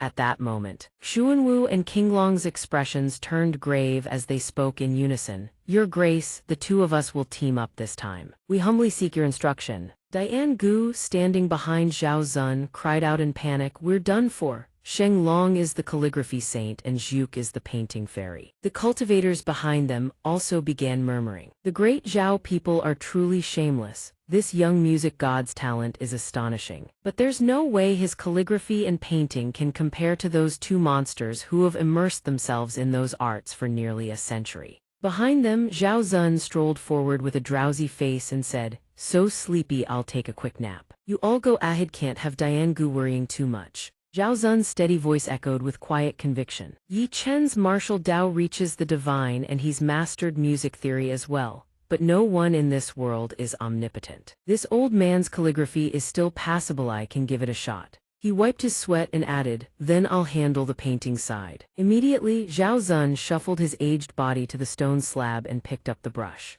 An ancient, verdant character materialized as his brush traced through the air. The calligraphy, swift as a forest forming in an instant, appeared across the ancient trees, forcing everyone below to crane their necks in awe. This calligraphy is, at the spirit communicating level, extremely powerful. But he wasn't done. As Zhao Zun continued writing golden characters onto the stone, a mysterious figure of a man emerged from its surface. Immortal spirit calligraphied ascended to the mortal realm. Even the gossipy onlookers erupted into fervent discussion. The calligraphy saint wields the brush like a god, truly deserving of his title. I declare him the strongest on the continent. His opponents, though they're utterly doomed. On the other side, as the two stepped up to compete, Diane Gu watched helplessly as Xuanwu waved his hand and began his display, making the wind scroll above grow even larger while he himself just stood there, swearing under his breath. One hand holding a painting, one hand holding a brush, a black bird flying overhead, and Diane Gu's face turning purple. "Do you really need to pull out such a huge move just to deal with a small fry like me?" At the same time, hushed voices from two bystanders reached his ears, piquing his curiosity. It's over, are they gonna die in this round? If those people die, so be it. But that young music god, that'd be a real shame." Yang Ning raised his hand into the air and began to draw. "Sketch done, now let me add a few lines of verse." A purple seal simultaneously appeared on the stone steel. The steel cracked open and a brilliant golden figure burst forth, forcing the onlookers to dodge in terror. But it didn't stop there. He waved his hand and channeled spirit energy, sweeping the wind scroll right out of Diane Gu's hands. The two opponents in the arena stared upward in shock. The empty wind scroll began transforming into a breathtaking galaxy. Xuanwu, who had been watching all along, stared with wide, shocked eyes. The onlookers gaped with mouths agape. Heavens, that grand landscape painting is nothing compared to this cosmic masterpiece. The painting fairy lost completely and utterly. Who knew the music god was also a calligraphy god and a painting god? Good heavens, someone who achieves divine mastery in all three: calligraphy, painting, and music. Qinglong beside him collapsed to the ground, his body trembling like a leaf. "Zhuke, hurry, let us kneel before the god of calligraphy and painting. This level of mastery with just a few strokes, even if we lived 3 more lifetimes, we could never reach it." The next second, all three dropped to their knees and kowtowed in unison. Yang Ning, oh my god, come quick, look, the Wenchu star has been reborn. It's really the Wenchu star, even Tiangu over here is starting to regret his life choices. If I'd known, I would have kept that IOU sect master Yi wrote last time, I'd be filthy rich by now. Meanwhile, the cat demon stood alone, her face flushed red. This man seems to attract everyone else more than he attracts me. Moments later, Azure Dragon and Black Tortoise lay battered beyond recognition, a pitiful sight. The cat demon appeared like a demoness stepping out of the abyss, her blood-soaked hands raised. You think you can break the rules of my game? As she spoke, the game continued. A green goblin-like head suddenly soared into the air. Notification: congratulations, you have been promoted in the calligraphy trial. 3 contestants below are frozen in shock. Dugui leaned in close to Ngu and whispered, I don't even know a single character, yet we still won. It's like the Wenchu star splashed ink onto our paper just now. Our RNG luck is insane. The next second, the cat demon turned to face the forest and shouted, the final round is about to begin. This round is a survival game. You two get out here now. After her command, 2 dual-element serpents burst forth simultaneously, squeezing into view before the stunned crowd.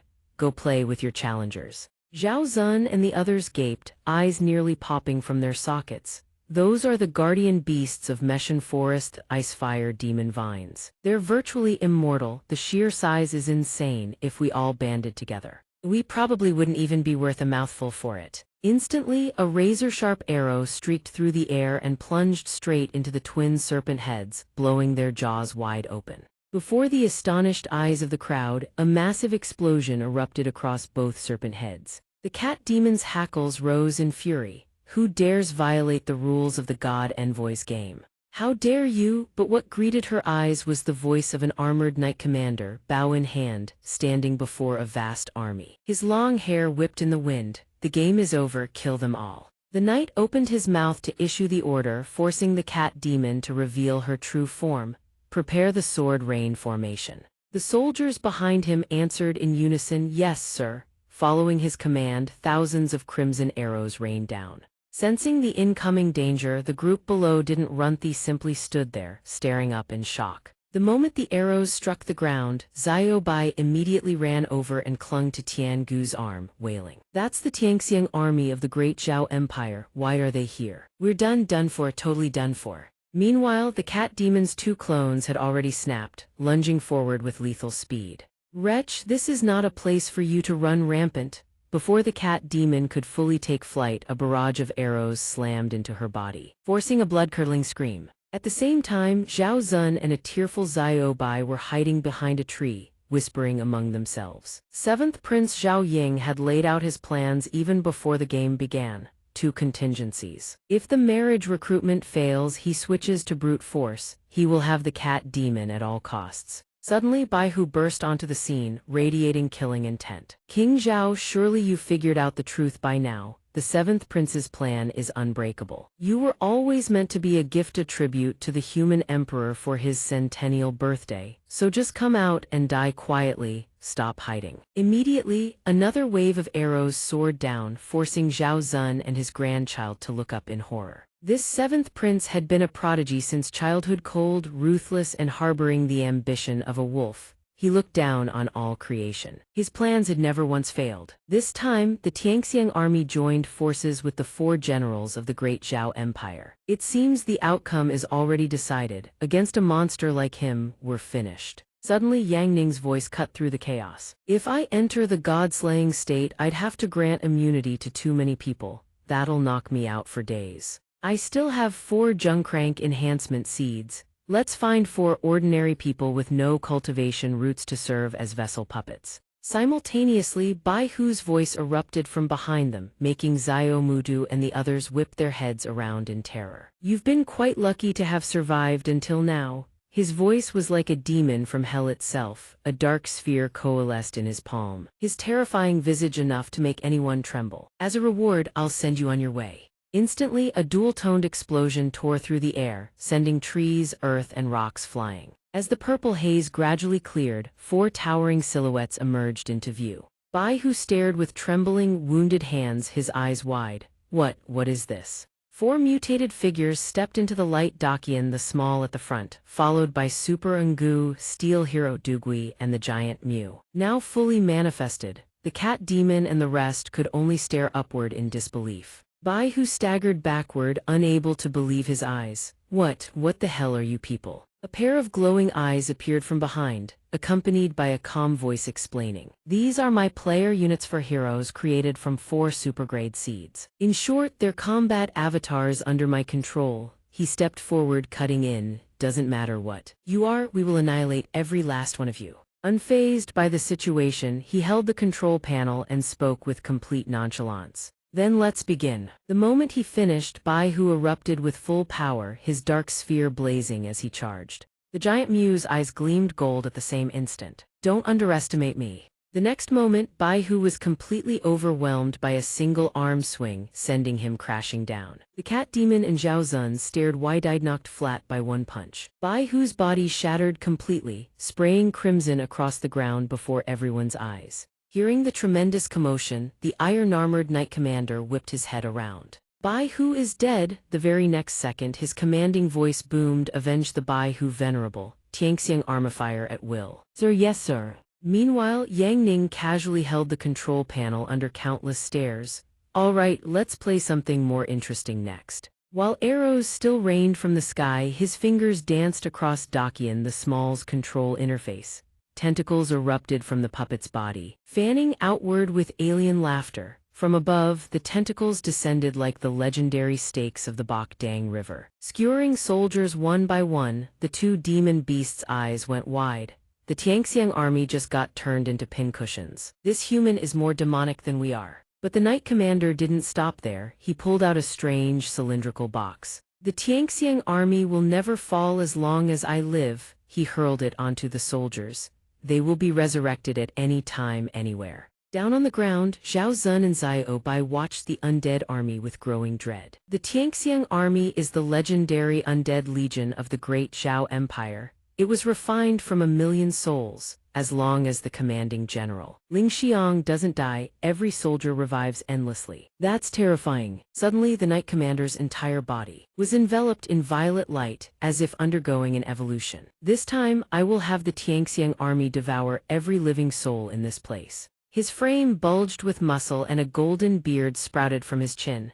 No one will be spared. Yang Ning, controlling his units on the battlefield, finally grew serious. Your turn. The golden-bearded knight now stood above 10,000 troops, gazing down, then leaped across dimensional space. He was startled to see a razor-sharp face hurtling toward him. His thoughts raced. He jumped over my entire army and appeared right in front of me. The intruder's grin turned vicious as a long slash arced straight toward the knight's widened eyes. A nuclear-class slash that sundered both bodies clean in two, and the knight's final, stammering words tumbled out. My immortal body. The instant the words left his lips, his body split in half along the sword's path, even as the soldiers behind him screamed in horror. Immediately, cheers erupted from the people on the ground. One slash to wipe out 1,000 soldiers. These 4 heroes, they're the new saviors. Before their eyes stood the 4 mutated figures, alien-like beings huddled together. That's right, they're the saviors. The next second, the 4 of them suddenly reverted to their original forms amidst a puff of white smoke. Xiao Mudu and Ngu's terrified screams echoed from behind.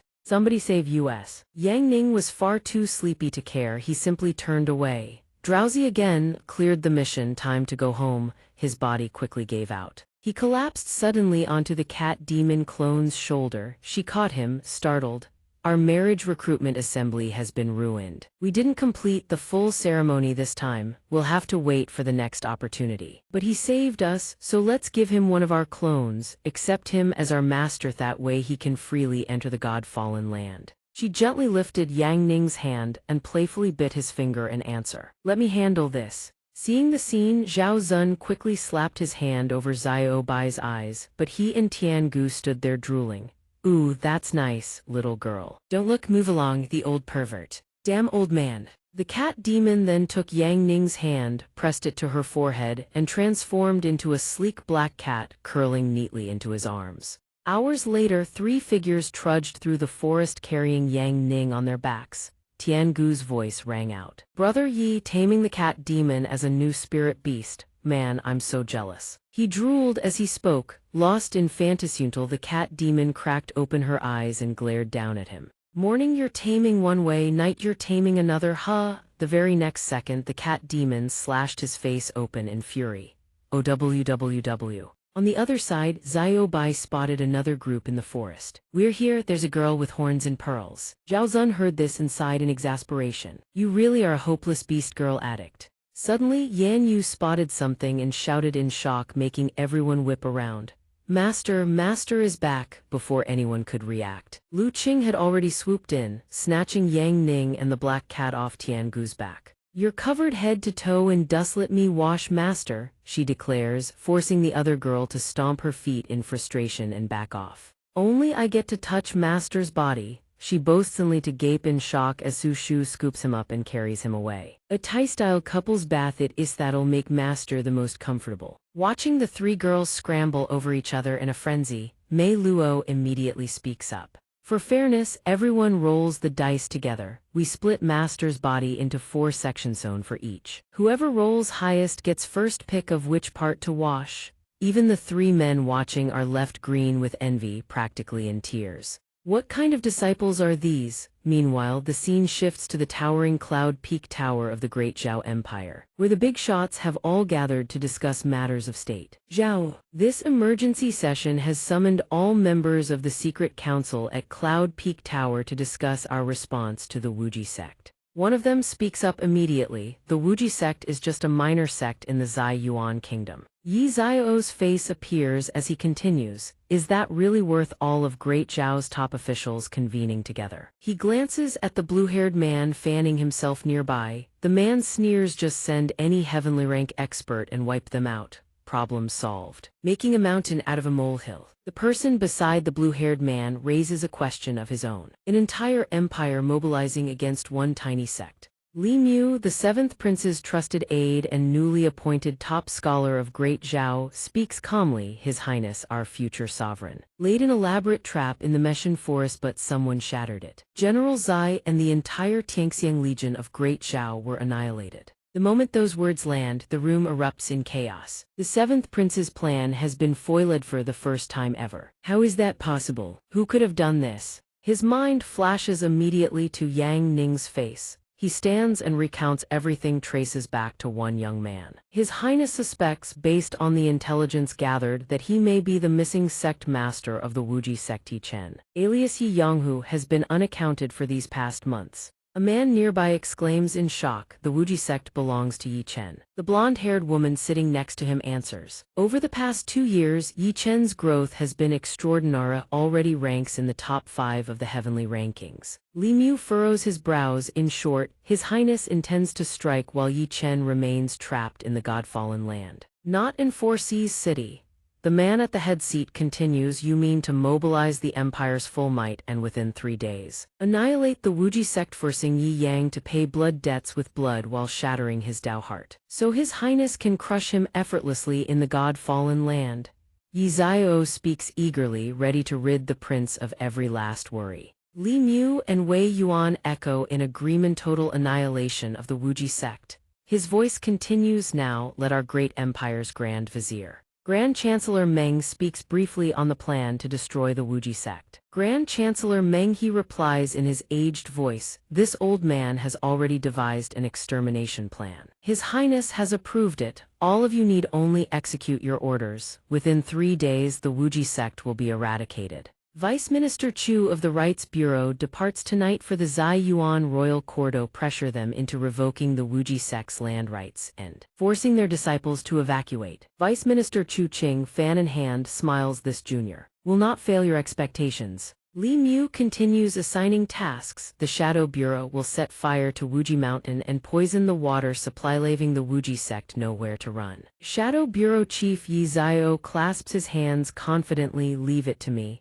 Not a single soul in the Wuji sect will survive." Assignments quickly pass to the blonde-haired woman next. Miss Mu handles intelligence, spread rumors across the Zai Yuan kingdom that Yi Chen consorted with demons, completely isolating the Wuji sect from humankind.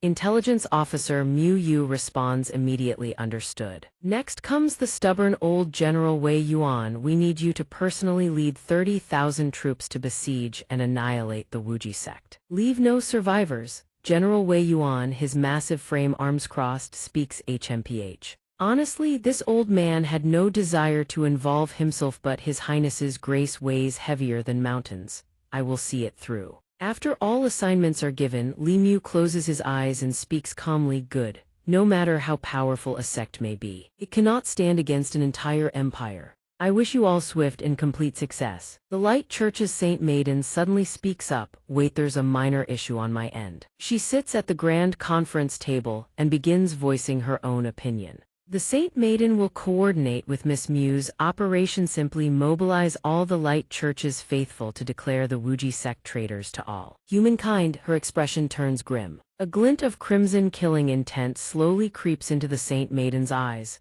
That's not the issue. What I want to know is, no matter what happens in here tonight, no one outside will ever find out, correct? Li Mu answers at once. Of course, this is a top-secret meeting protected by barrier formations. The Saint Maiden needn't worry about leaks. Hearing this, the Saint Maiden breaks into a devilish grin. Good, then. She shoots forward like a bolt of lightning. In the blink of an eye, she's already upon Meng He and cleaves his head clean off. With that single sword strike, blood splatters across the entire room. Li Mu, witnessing this, breaks into a cold sweat. The Saint Maiden still holds that blade, an inhuman smile slowly spreading across her face. The one who devised the plan is dead. Good. Now for the executors. Suddenly realizing something, Li Mu screams from behind. The Saint Maiden was a demon in disguise all along. How dare you infiltrate the secret council? She smirks wickedly and turns her gaze to Chu Qing. Vice Minister Chu, let's start with you. Hearing this, Chu Qing immediately tears at his robe and sneers. I'm not like the Chancellor. He swiftly produces a flurry of violet talismans and hurls them forward with full force. As a mere scholar with weak arms and legs, the Saint Maiden spins around instantly, beaming with eyes that shine as if she's just found priceless treasure. She swings her blade, shredding every talisman to pieces, then bursts into laughter. Watch out! Yi Zio reacts in a flash, charging forward with a warning. Careful, this demoness is not to be underestimated. Mu Yu calls from behind, let's join forces and suppress her. The Saint Maiden laughs wildly, you're all far too slow. Mu Yu and Yi Zio mid-charge are both cut down by a single devastating slash. The general charges in. Foolish girl thighs. Old man's Vajra battle body is impervious to all blades. The moment those words leave his mouth, he's struck by two X-shaped sword slashes from the Saint Maiden. Blood sprays everywhere. The Saint Maiden presses her blade's edge against Li Mu's throat. The mastermind behind the plan to exterminate the Wuji sectier turn has come. Before he can even react, a sword pierces straight through the center of his chest. That day Cloud Peak Tower is dyed crimson with blood. Li Mu is sent crashing into the wall shatters on impact. He coughs up a mouthful of fresh crimson blood, his body riddled with wounds. Even in this state, Li Mu still somehow believes he can threaten the Saint Maiden. Don't kill me, I'll pretend none of this ever happened. You can keep your identity as the Saint Maiden, continue hiding in Great Zhao, do whatever you please. She scoffs, the title of Saint Maiden, what is that worth? Could it possibly matter more than my master's Wuji sect? The Saint Maiden laughs a wild, unhinged laugh. Immediately after, Li Mu is blasted out through the wall, looking back inside. She stands tall atop the pile of wreckage, longsword in hand. Now no one will disturb Master's mood while he plays his little game in the God-fallen land. The God-fallen Gatido obtained divine wishes. Countless cultivators have gathered before its entrance. A group of men step forward, gawking. The goddesses of the Wuji sect have arrived at the God-fallen gate, and they even survived the most dangerous stretch of Meshan forest. Those long legs of fire goddess Misu, and the innocent face of goddess Lo Lai is absolutely intoxicating. Zhu Shu pushes Yang Ning's wheelchair from behind. She leans down and whispers, old Zun, they've been gone for days now, and Master's been sleeping for so long, how about we massage his legs a little? Mei Luo warns, fine, but this time don't accidentally let your hands slip somewhere else. The onlookers spot Yang Ning sitting in a wheelchair and their faces drop. A groundbreaking discovery, the all-female Wuji sect actually has a male disciple. As the only man in the entire sect, no matter how weak he is, they can tell he's being pampered to oblivion. jealousy overload, and he even brought a cow along to supplement his nutrition. Everyone at the Wuji sect needs supplements too. But that cow looks really strange. Niu Moju glances behind and curses inwardly. 3 morons. Should just kill them and be done with it. They're standing right behind you lot, and haven't you noticed the male disciple has been asleep this whole time? Must have been absolutely wrecked by all those goddesses last night. I despise that freeloader. The 2 companions console the black-haired man. This trial forces participants to act on their own. If he sleeps through the trial, he'll be disqualified. Senior brother, you'll finally get to prove yourself in front of Miss Su. I'll stomp that freeloader into the dirt, then Miss Su will see me in a whole new light. System power assessment trial initiated. The man steps forward and throws a full power punch. The stone erupts with a thunderous boom. Results flash. 760,000 energy output exceeds 50,000 jin. His 2 lackeys cheer and flatter. Incredible. Boss is amazing, and right when that freeloader's up next, no prove to Miss Su who the real strongest is. Behind his back, the fist he just punched with has swollen up badly, still trembling from the pain. Now prove to Miss Su who the real strongest is. Behind them, the other 2 men laugh mockingly. Yang Ning, how bizarre. Someone like him actually showed up for the trial. First time I've ever seen a vegetable walk into a combat trial. He's just here for the ride. That freeloader is really embarrassing the Wuji sect. The cat steps forward and punches the stone pillar. They still stand there, smirking with contempt, actually sending out a kitten to sweet-talk its way through. Does he think he can charm his way through an examination the same way he charms women? I'm dying of laughter here. Suddenly, the stone pillar cracks wide open with a deafening roar. Those who were just laughing now stare, eyes wide as saucers. System Booth 1378 has passed the strength test. What just happened? That cat is terrifying. A pet can punch like that. Damn it, this guy is utterly shameless, not just leeching off women but off pets too. System next trial speed test. The participant's body must cross the finish line. Pets do not count. System speed test is about to begin. That fanboy of Su Shu sprints ahead. By the time you wake up, I'll have already crossed the finish line. Miss Su, please watch me. The black cat behind the wheelchair pushes it forward with 1 paw, rolling the wheels ahead. In an instant, Yang Ning swiftly overtakes all 3 of them. The 2 runners trailing behind never expected something like this could even happen. The black cat sprints ahead and is the first to cross the finish line. The others chase after it, seething with regret. System Booth 1378 has passed the speed test. System all other participants have been eliminated from the contest. 55.5555. Damn it, I actually lost to a vegetable. System next trial large puppet combat test. The combat puppets are enormous. The black cat perched atop Yang Ning's head lets out a single meow. A moment later, a mountain of defeated combat puppets lies scattered at his feet. The battlefield over there reaped so many casualties and he just slept through it. Bottom line, I still don't accept this. He's just a freeloader who leeches off women and pets, that's all. System puppet combat test has concluded. System congratulations to Booth 1378, the first to pass all trials. You have earned the qualification to enter the God-fallen land. Yang Ning remains fast asleep, completely oblivious.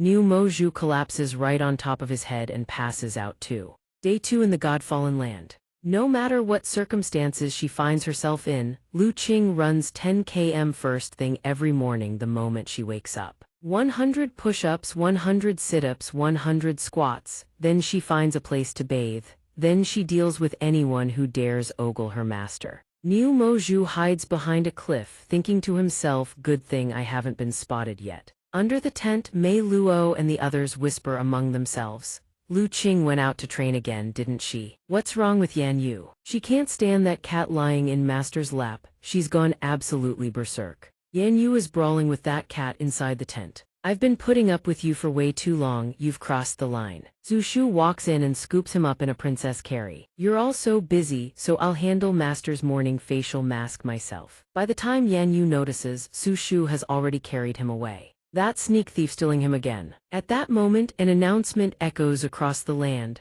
System all cultivators who have entered the God-fallen land hear this. System the first trial of the God-fallen land is about to commence. All participants will be transported to the sea of the deceased.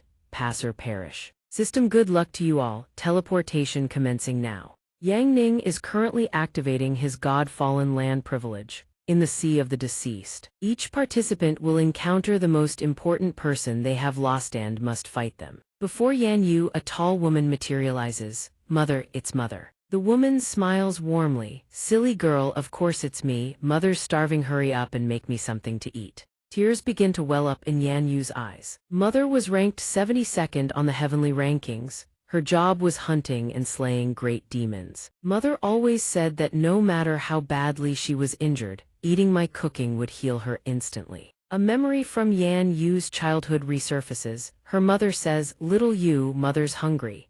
The innocent young Yan Yu replies with a smile. "I'm all ready. My childhood dream is to cook the most delicious food in the whole world for you, Mother. Mother is sorry, dying at the hands of demons forced you to grow up in such loneliness. Come, follow Mother from now on. I'll eat your cooking every single day. I'll never leave you again." Yan Yu speaks softly. "No, Mother. There's no need. I was so happy just being able to cook for you. I've grown up now, and in the future there's someone I want to cook for all my life." Her mother's expression darkens. "Silly girl. Looks like some no-good man has tricked you. Mother will have no choice but to take you by force." She pulls out Yang Ning's enchanted profile scroll and presents it to her mother. "Mother, wait, this is his information. Please read it first. Name Yi Yang Ning, gender male, age 24, height 180 cm. Assets owner of an ancient sect that once stood at the pinnacle of the world. Hobbies immerse himself in reading. Elegant, refined man. Personality upright and righteous. Flawed, dangerously attractive. Doesn't understand social boundaries." The woman fades away. "Mother, I didn't choose the wrong person. Don't worry about me. I'm not lonely anymore." On the other side, Lu Qing drives a spear into the chest of a man lying on the ground. He too fades away. "My comrade in arms shall not be disgraced." Lu Qing is then teleported elsewhere. She approaches the other three and asks, "You all made it?" Yan Yu calls out. Lu Qing, Su Shu and Mei Liu, those two didn't even do anything and got teleported out just because they took one hit from the cat. Incredible. As expected of Master's cat, Niu Moju asks the four of them in a deep voice, "Have any of you noticed? The most dangerous cultivator in the God-fallen land has appeared. This may very well be the most dangerous human I've encountered in all my years of existence." According to this game's logic, the most important deceased person for each participant appears. So it can only be you, Father the Human Emperor. "Zhao Yan, it's been too long." Seventh Prince Zhao Ying gazes upon his father. "Meeting you again, Father Emperor. I'm filled with mixed emotions. But the great Zhao Empire no longer needs you to worry. After I personally killed you, I used a puppet disguised as you to take your place. The great Zhao Empire carries on as usual." The human emperor asks his son, "Then what exactly do you want to lead the great Zhao Empire toward?" Zhao Ying turns around, his gaze fixed on the distant horizon. "You should be asking what direction I want to lead this world in.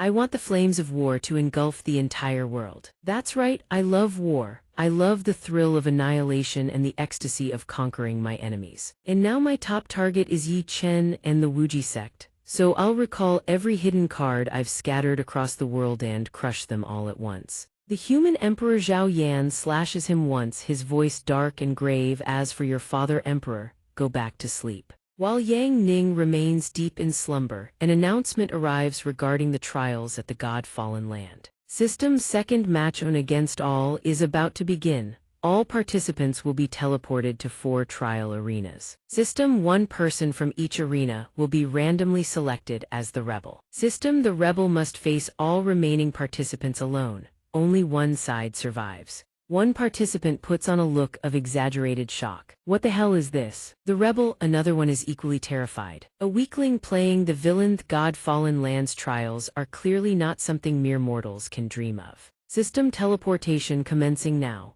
On a rocky cliff shrouded in dense mist. This is the first arena. Everyone stands in a daze, none understanding what's going on. "Hey, where is this place?" Yan Yu can barely handle herself, yet she still worries about her teammates.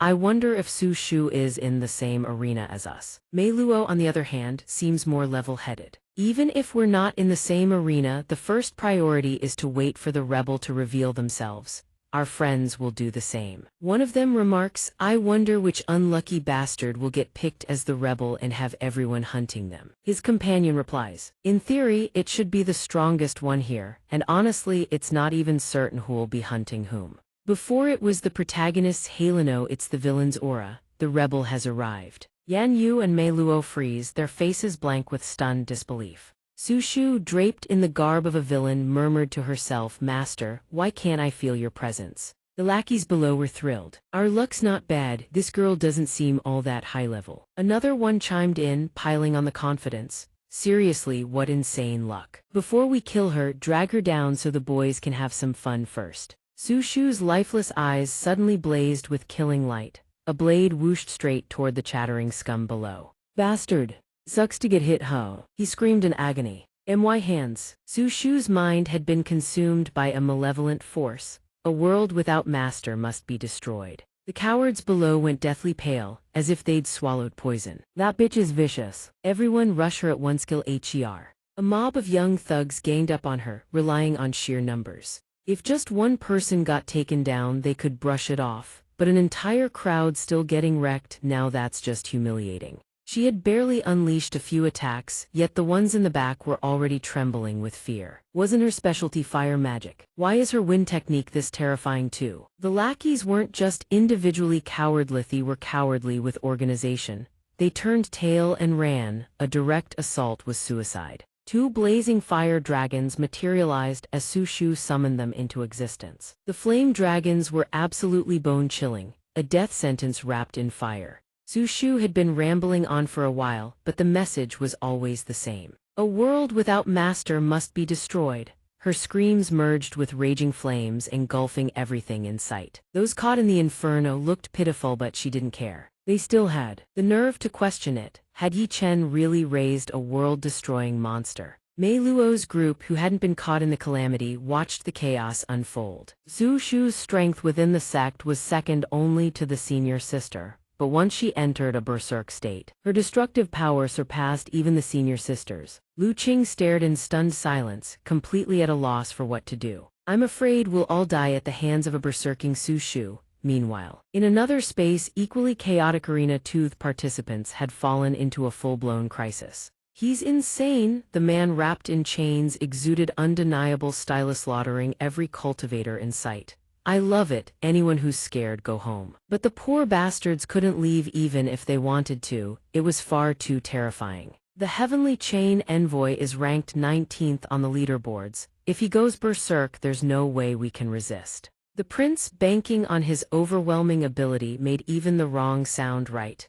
"If you want to claim the divine wish, you'd better be prepared to pay the price." But this one versus all match seemed to aim for something far greater. The cultivator decided to fight poison with poison. The prince hurled out chains of his own, matching the berserker's flashy gear. He delivered his verdict with zero patience. "I've lost interest in playing these stupid games, let's end this." Swish, one technical success, his opponent gets sent straight to heaven. A system notification followed. Notification: berserker eliminated. The surviving participants, their pride wounded, nonetheless thanked him profusely. "We thank the prince for his gracious intervention, saving us from this calamity." The prince stared down at the blissfully ignorant crowd below, irritation flickering across his face. "Fools, insects, they don't even realize they're already dead." Then he moved on to another space. Another berserker. Arena 3, the berserker here was actually quite beautiful, but her words dripped with venom. "Just slaughter all the shrimp. Why do you even need to go berserk?" The final space, none other than Arena 4, perhaps out of sheer adoration. This berserker walked a path so ridiculously foolish it was almost endearing. Seventh prince, I swear I will clear every obstacle and help you claim the divine wish. Not the sun, yet Su Shu blazed brighter than anything in existence.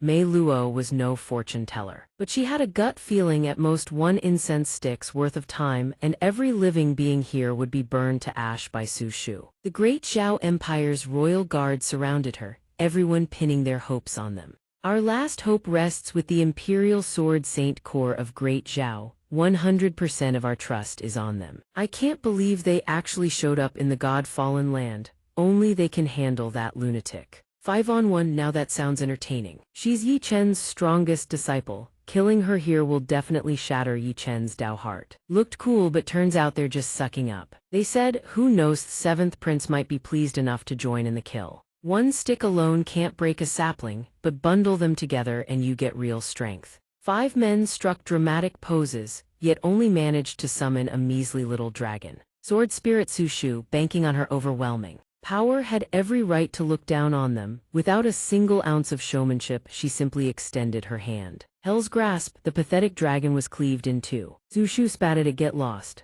Without wasting a single ounce of energy, Su Shu could even absorb incoming attacks and convert them into her own power. The second move flopped spectacularly. The great Zhao royals talked big but delivered nothing, consoling each other with bitter pride. I can't believe she forced us to use our ultimate technique. Everyone prepare yourselves. Before they could even make their move, Su Shu beat them to the punch with a taunt. Too late, a massive orbinormous Colossaloff hellfire condensed high in the air. Delay even a second and the fun would be ruined. She didn't keep them waiting, the orb detonated. Boom, the entire space was engulfed in an expanding wave of fire and smoke. The third berserker surveyed the carnage and muttered, that girl, Su Shu, she'll become the strongest female cultivator on this continent someday. The prince was also drawn by the massive explosion, so that's Yi Chen's disciple. On Mei Luo's side, panic was setting in fast. Su Shu had completely lost control. After she killed everyone here, her consciousness would likely collapse entirely, turning her body into a puppet exploited by the god-fallen land. Lu Qing, acting on her anxiety, stepped forward. Once I'm done, I'll open a spatial passage immediately. We have to reach Master's side and wake him up to stop Su Shu. With all her strength and conviction, she launched her blade of love straight forward. Lu Qing's blade flew toward Su Shu, aimed at breaking through and awakening her. The love Lu Qing tried to deliver was caught mid-flight and snuffed out by Su Shu. Her face was terrifying beyond words, radiating pure menace. Before this world is destroyed, no one leaves. This is all your fault. You failed to protect Master, you let him vanish. And I will punish every last one of you. Yan Yu pulled out a painting, eager to help. Right now, only Master can calm Su Shu down. This is a painting I made when Master was admiring Yan Niang's portrait. I wonder if it'll work. Lu Qing, unconvinced, shot down the girl's idea immediately. Don't be silly, the painting will turn to ash the second it touches those flames. Mei Luo, lacking confidence but still wanting to try, stepped up beside them. A mental attack, let's go. She raised her staff with a determined expression. I have to make her calm down. The psychic assault successfully lanced into Su Shu's mind. From terrifying berserker to dreamy love-struck mode, instant switch. Su Shu cooed in a soft voice, Maz, can I really do whatever I want with you? Through psychic projection, Mei Luo manipulated Su Shu's consciousness, implanting the image of Yang Ning. Of course, anything you want. Su Shu forcefully locked her lips onto the illusion of Yang Ning. Then I want Master to. Mei Luo was too flustered to even breathe, her face flushed crimson. She never imagined Su Shu knew so many techniques. Lu Qing watched helplessly from the side. Yan Yu felt sympathetic. Mei Luo's personality had always been conservative. This time, having to play along with Su Shu, she had surely experienced the full, uncut, top-tier 18 techniques that Su Shu had learned from her books. Thanks to the passionate kiss gradually unraveling her rage, Su Shu's flames began to die down with the wind. Even though it was only an illusion of her beloved, she drifted into sleep with a satisfied smile.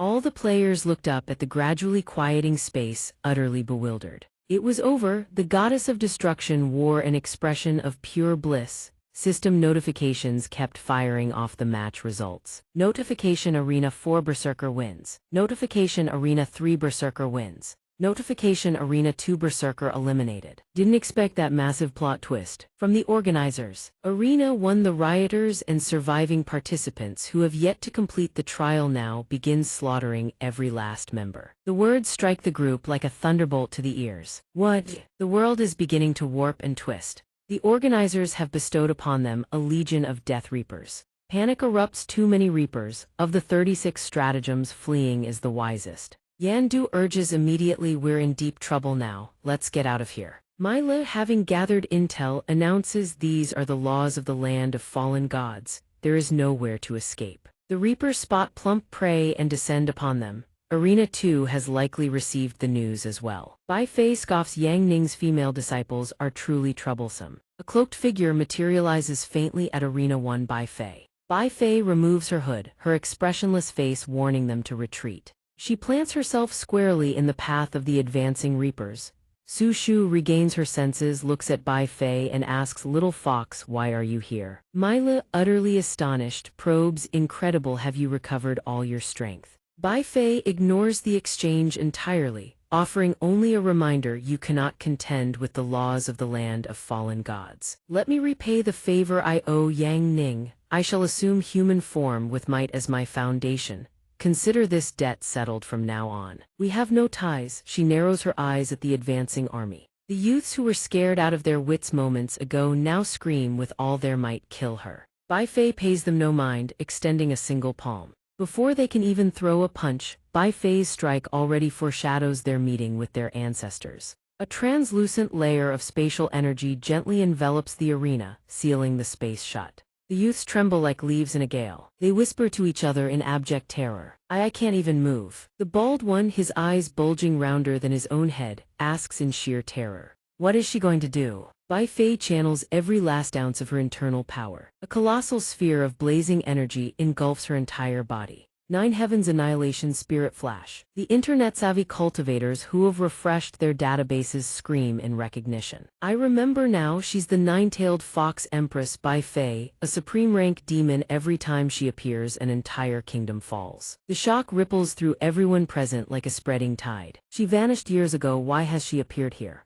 Su Shu lies nestled in those arms. Truly, only women can bring each other happiness. Leave this place at once, I've already opened the barrier for you. Bai Fei passes the dazed Su Shu back into Lu Qing's arms. She asks, the punishment is over, why is she telling us to leave? Myla answers the question without hesitation. She shattered the laws. The land of fallen gods will not forgive the one who defied its rules. Bai Fei does good deeds but loathes the attention. She flicks her fingers dismissively. Enough talk. She arrives swiftly and departs just as fast. One teleportation, and her silhouette vanishes without a trace. Bai Fei's actions never fail to catch everyone off guard. Lu Qing asks, she doesn't want the divine wish, why would she defy the land of fallen gods for our sake? Yan Du quickly picks up the thread and chimes in, perhaps she came out of concern for Master's safety. She couldn't care less about the divine wish. A massive vortex erupts in the sky. Bai Fei gazes upward, her aura surging in open defiance. The rules of this antiquated realm still dare presume to restrain her. She relies more on sorcery than brute force.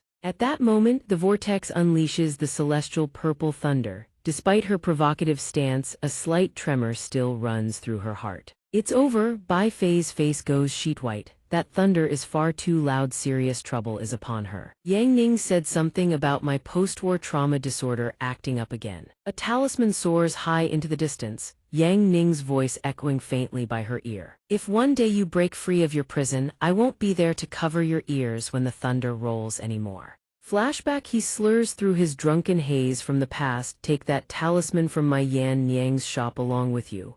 At the time, Bai Fei had been absolutely furious. Yan Niang again. Yang Ning, indifferent to her anger, explains, it will protect you in my stead once more. Returning to the present, the talisman inscribed with a girl's image blazes with radiant light. Though it is not human, it bravely intercepts the devastating attack. Every torrent of power that crashed down is absorbed by the talisman. A blinding streak of light erupts with devastating force. The war has ended, yet dawn still refuses to break. These youths are as rowdy as an airport departure lounge. The heavens truly defy all reason. To think someone actually blocked heavenly lightning with a sheet of paper. Exclamations of shock ring out without end. That sheet of paper devoured the entire lightning domain of the land of fallen gods. Though he follows no Buddhist path, Bai Fei seems blessed by the Buddha himself, deeply moved in his heart. Yi Yang, just how powerful are you? A faint glow flickers across the sky. Whether it heralds fortune or calamity, none can say. A spatial gateway tears open before them. This is the gate of judgment of the land of fallen gods. A voice of profound melancholy echoes from within the gate. What is happening? Has the order of laws been shattered by a single sheet of paper? God's envoy Hound speaks aloud, the doubt gnawing at his heart. Perhaps a powerhouse beyond our wildest imagination has appeared this time. Atop the cliff's edge, the God's envoys face one another. A divine council is in session. God's envoy Hound speaks at length during the council. Those who defy order can only be destroyed with divine punishment. Divine punishment triggers spatial collapses long as the remnant soul of the God Lord remains unaffected. there is no reason against its use. The hound's temperament is easygoing by nature, but his flaw is a quick and childish temper. That fox killed a spirit essence and shattered the laws of Orderthis is a direct challenge to the supreme authority of the land of fallen gods. In contrast, the god's envoy of the graceful horse maintains her composure, appearing far more serene. Spirit cat blocks the divine punishment. Are you in heat, desperate to mate with a human? Spirit cat frantically demands to clear her name. I am not. The god's envoy of the graceful horse refuses to relent and continues, then activate divine punishment and purge all trial participants. Those who are fated shall survive. What blazes opposite them is not the sunit, is a god's envoy burning with radiant fury. The one favored by the graceful horse, could it be the seventh prince? I have my doubts. The seventh prince is the strongest among them, so why wasn't he chosen as the instigator of this chaos? Could it be that he has already won the heart of one of the god's envoys? Receiving such misplaced protection, the god's envoy of the graceful horsegentle by nature finds herself flustered, sweating as she hurriedly corrects them. I am a lofty god's envoy. I would never be bewitched by a mere mortal. The one burning as bright as the sun is none other than god's envoy Tuy letter 1 EC7 Vierne. Though no one has provoked her. Her brow remains furrowed in displeasure. We have guarded the land of fallen gods for far too long. It is only natural that some waver, after all. There were those who went mad and perished beforeing those who betrayed us to become the very first demon lords. Tuy letter 1 EC7 Vierne's anger is merely the crudest expression of her disappointment. We are running out of time if we fail to find a suitable candidate this time. The last remnant will of the God Lord may fade into nothingness forever. I believe in Spirit Cat Woman's loyalty. Though she is weak, she possesses the attribute of immortality, can reincarnate without end. With each reincarnation, she seeks a new master, but that master must withstand divine punishment to claim her. Spirit Cat listens, slightly dumbfounded. Tuy letter 1 EC7 Vierne maintains that such mortal passions do not exist and therefore Spirit Cat is bound to remain loyal only to the gods. Standing atop the highest peak, God's envoy Tuy letter 1 EC7 Vierne delivers her final decrees. The grand envoy remains in deep slumber. I have decided not to activate divine punishment. Let these participants proceed to the fallen god tower to undergo their final judgment. If among them lurks one whose power surpasses our imagination, then let that one become our god's vessel. The assembled gods' envoys obey the decree in unison. Yes, ancient Tao of the fallen god. The final trial's destination, fallen god tower. A crowd surges forward along the path. The one at the front urges the group behind him, pick up the pace, everyone, no stopping. Whoever reaches the fallen god tower first stands the best chance of claiming the divine wish. The red-haired one, knowing a thing or two about this place, boasts smugly to the rest, there are no rules on this ancient path. Why don't we thin out the competition first? But at that very instant, a streak of light blazes past them. The entire group freezes in place. It turns out to be a demon. Having already cut the group clean in two, he says coldly, those who block the way die. Another figure approaches and says sternly, you've killed again. He replies with utter dissatisfaction, the prince told us to exercise restraint. So I merely severed their tendons and gouged out the eyes of those who blocked my path. That way I'm both merciful and satisfied. I want to find some wuxia sect disciples to play with, satisfy myself a little. She immediately objected to his plan to go pick a fight with the wuxia sect. That won't do. The prince ordered our sword demon troops to head to the god-fallen tower first.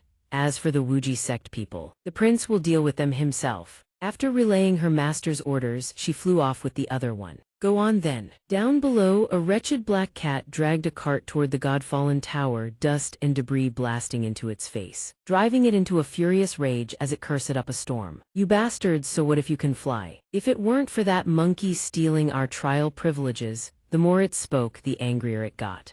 The cat pointed a claw at the sky and cursed, I already got the master into the tower in the blink of an eye. Bai Fei, displaced by the woman beside him, grumbled in annoyance. Hearing this, the cat's blood boiled even hotter. The master is unconscious and I'm out here dragging a cart just to keep up, that's bad enough. But what's with the two women up there? She was simultaneously trying to snatch Yang Ning from the first-generation new Mo Zhu and cursing at the old woman's shamelessness. Get off now, this demon who loves treating men as slaves and toys. Stay away from Yi Yang. The old woman stubbornly refused to let go, not forgetting to mock her. How strange, wasn't it you who said you'd lost all interest in Yi Yang? Having her old words thrown back at her, Bai Fei's embarrassment turned to fury. How I use Yi Yang is none of your business. Sure, I may not care about Yi Yang anymore, but I still have ties to Wuji. Those female disciples are as close to me as sisters. I can't just stand by and watch you destroy their master. Zhu Shu watched the scene unfold and couldn't hold back. Close as sisters. She always calls us foolish humans and claims she's allergic to us female disciples.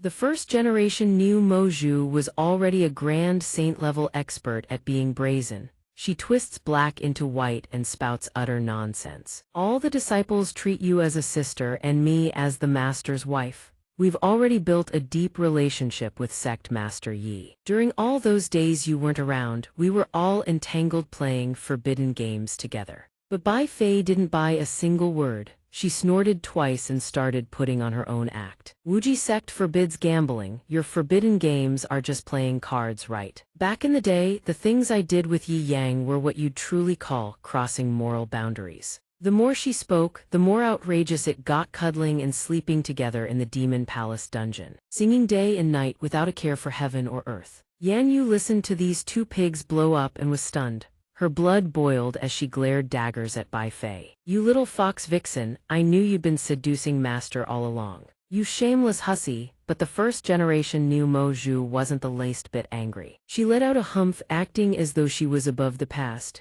It's all in the past now. Now Sect Master Yi is head over heels for me. Suddenly, a loud bang erupted, and white smoke billowed out, engulfing them all. Bai Fei reverted to her original form. She pulled Yang Ning over, letting him rest against her chest. Relying on you, the only one who can make him lose his mind is me. My waist. My skills, there's not a single thing your short little self can compare to. The first-generation new Mo Zhu bristled with anger. Being both a mature goddess and adorable, how is that not enough? Ha, I'm juicier, no man can resist me. Two passing cultivators, drawn by the deafening argument, wandered over to gawk. One even recognized the identities of the two women. A bunch of women fighting over a vegetable and two beast broilers about to throw hands. One is the fox queen Bai Fei and the other is the first-generation new Mo Zhu. The blue-robed one stared at their faces and couldn't help but get a nosebleed. His voice turned sour with jealousy. Both of you are beauties who could topple Kingdom Show. Does this vegetable have such insane luck? Yan Yu drew two swords, ready to cut down both these demons. Release my master now. Suddenly, Su Shu leaped onto the cart and sat down, speaking in the tone of the legal wife as master's lawful wife. I can let you have his love, but his body is mine to keep. She saw that Su Shu wasn't helping her at all and was spouting nonsense instead. She was livid. What are you doing up here? Mei Luo didn't want to be left out either. With a dead serious expression, she asked for a spot beside Yang Ning. We're all getting on. As a Libra, I feel that master's body belongs to everyone. She hopped onto the cart and said, we're coming too. The cat was driven nearly to the point of vomiting blood by these ravenous women. At this point it was like magma erupting. Boom, boom, boom. The cat whipped its head around, glaring at the whole deranged mob and cursed. All of you women just pile onto the cart. Have you ever once considered the feelings of the cat pulling it? It kicked the cart over, screaming, go die, all of you, get off me. Yet another crowd was drawn over by the commotion.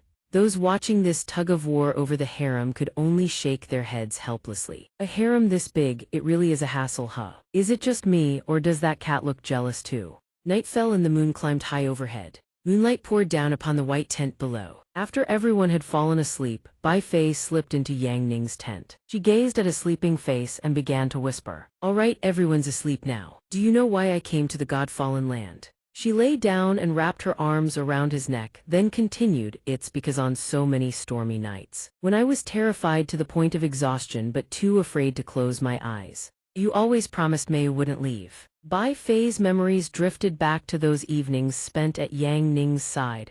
It was precisely those warm memories that made her heart stir for him. Bai Fei's cheeks flushed as she gazed at him with tender eyes. When I drifted off to sleep, you were always there watching over me, so now that you've fallen asleep, I'll come watch over you. You fool. In the flickering firelight, Bai Fei's faint, barely audible voice drifted through the air. Though her words sounded cold and final, her tone was thick with reluctance. In any case, once I've repaid my debt to you during this God-fallen land journey, we truly will have nothing to do with each other anymore. At the God-fallen tower, Su Shu stood guard over Yang Ning's cart alongside Yan Yu and Mei Luo. Lu Qing stood nearby. She suddenly wondered aloud, is the tower about to open? Those two demon women had vanished without a trace. Yan Yu spoke coldly, her tone tinged with disgust. Good riddance. Hidden behind the clouds above, two figures lurked. Bai Fei demanded, out with it. What exactly are you after by coming to the God-fallen tower? The first-generation new Mo Zhu answered in a lazy drawl, naturally to guide Sect Master Yi.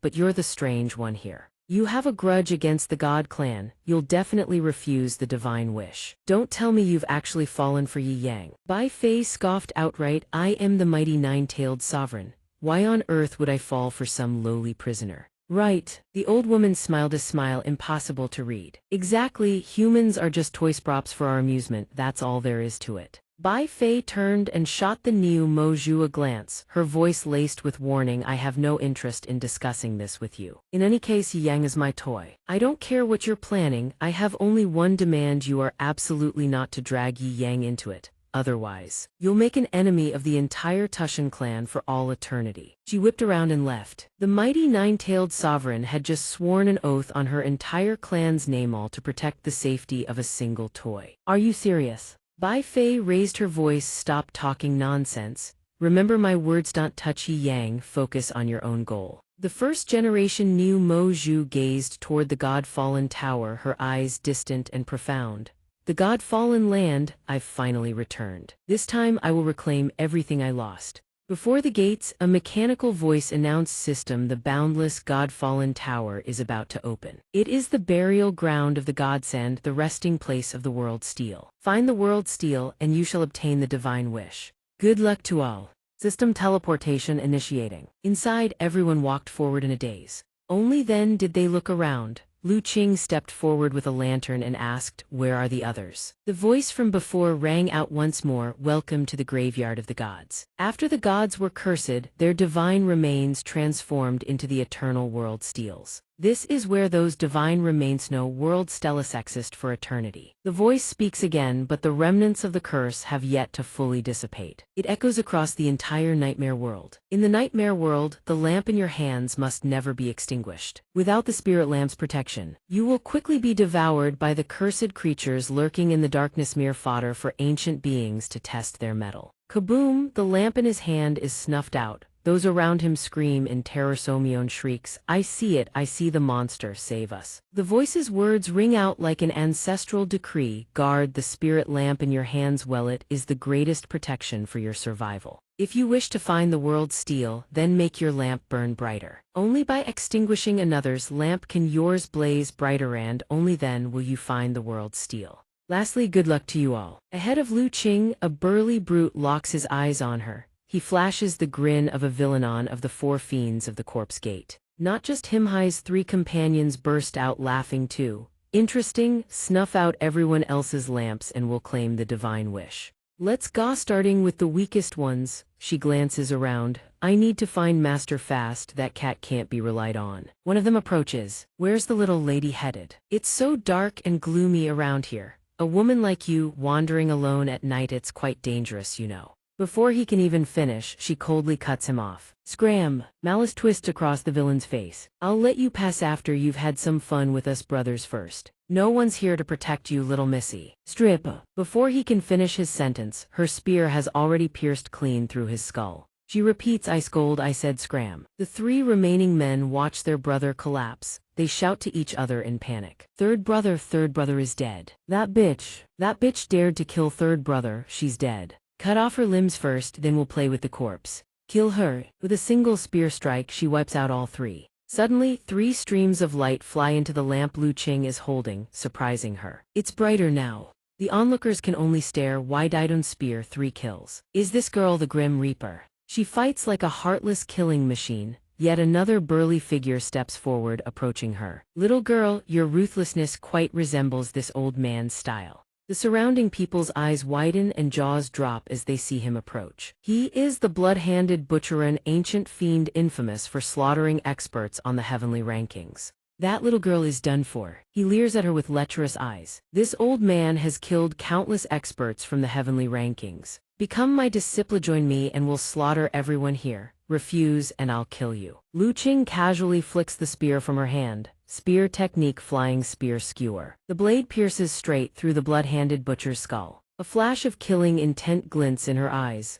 I told you to scram. The surrounding crowd is stunned once again. The heavenly ranked blood-handed butcher killed by a single spear thrust. Another person shouts, I remember no Shi Chen's disciple. Rumors call her the spear goddess, but Lu Qing couldn't care less about these people right now. She thinks to herself, I need to hurry and find master. Meanwhile, Yang Ning is alone in a desolate place and he's sleeping. He slumps his head to the side, mumbling in his sleep, Yan Niang. In his dream, Lady Yan Niang is wearing a seductive outfit. She speaks in a coquettish voice, Sect Master Yi. What part of me do you like the most? Yang Ning blushes, stammering his reply. All of it. In the darkness, a flickering lamp glows dimly as two voices ring out, it's over. I haven't even found a normal man to marry yet, am I going to die? Run! The gambling fiend shouts while running, we only have one lamp left. As long as it stays lit, we won't be swallowed by the darkness. The lust fiend guesses that demon is killing with wild abandon, it probably won't chase us. Behind them, two men carrying lamps follow the two women ranked 71st on the heavenly rankings, Master Tam among them, even if they give chase. This old man can handle it, we're only running to conserve energy. The lust fiend curses in regret. If I'd known earlier, I wouldn't have come seeking the divine wish. This place is literally hell. The gambling fiend drops a philosophical line, life is always a gamble. Then he spots something, someone's coming up ahead.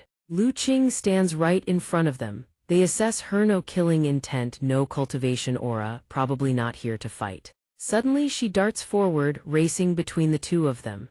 The gambling fiend calls out a kind warning, girl, it's extremely dangerous up ahead. Don't go, your lamp will just get snuffed out. Miss, come with us, we've got a top-tier heavenly rankings fighter. Master Tam adds, protecting one more person will cost extra. The gambling fiend curses, then tells Lu Qing that gambling addict you'd have to pay him. She coldly rejects their invitation all the same. No need. The lust fiend steps forward, intending to knock Lu Qing unconscious before she rushes headlong into danger. Sorry, I can't let you run to a meaningless death. But before the lust fiend can reach her, Lu Qing has already sprung into the air. Lu Qing dashes forward, Master, I will never stop slaying demons. The lust fiend is still behind, trying to stop her. Brighten your lamp and you can teleport to the world steel. The steel. The lust fiend is still behind, desperately trying to stop her. Don't go. She charges at a massive demon holding a lamp that emits an eerie blue glow in the darkness. The lust fiend still tries to chase after her, but it's too late. Lu Qing has already reached the demon and strikes, boom. The impact staggers her for an instant. After recovering her footing, she charges in again. No good. I have to go save that reckless fool. The gambling fiend is also behind, trying to stop her. Get back here, you're way too reckless. Suddenly, the lust fiend freezes in place, staring in shock at the scene before her. Up ahead, Lu Qing stands tall atop the demon's corpse, spear in hand, her skirt and hair billowing in the wind. The lust fiend looks up at her, lamp raised high, standing on the demon's head, unable to believe her eyes. What just happened? The gambling fiend still can't grasp the situation. This great demon just suddenly died. They really can't gauge the level of power at play here. Master Tam asserts firmly, the heaven-devouring demon must have been rampaging everywhere. Its lamp oil was nearly depleted. That's the only reason she could claim the kill. She has no cultivation realm after all. Lu Qing remains indifferent, paying no mind to those below. She continues forward with her lamp, thinking that one's dealt with. Then the lust fiend calls out from behind, girl. Even though you have no cultivation realm, I can tell you have real strength. But in this nightmare world, you definitely can't survive alone. Your lamp will be targeted by many, why not join us? Right before Lu Qing's eyes, booming male laughter echoes. The corpse of this heaven-devouring demon is ours. You pieces of trash actually managed to take one down together. What dumb luck. Ranks 42 and 43 of the heavenly rankings, bone-devouring twin lords. The other one speaks up with a provocative tone. You old coot, you're here again.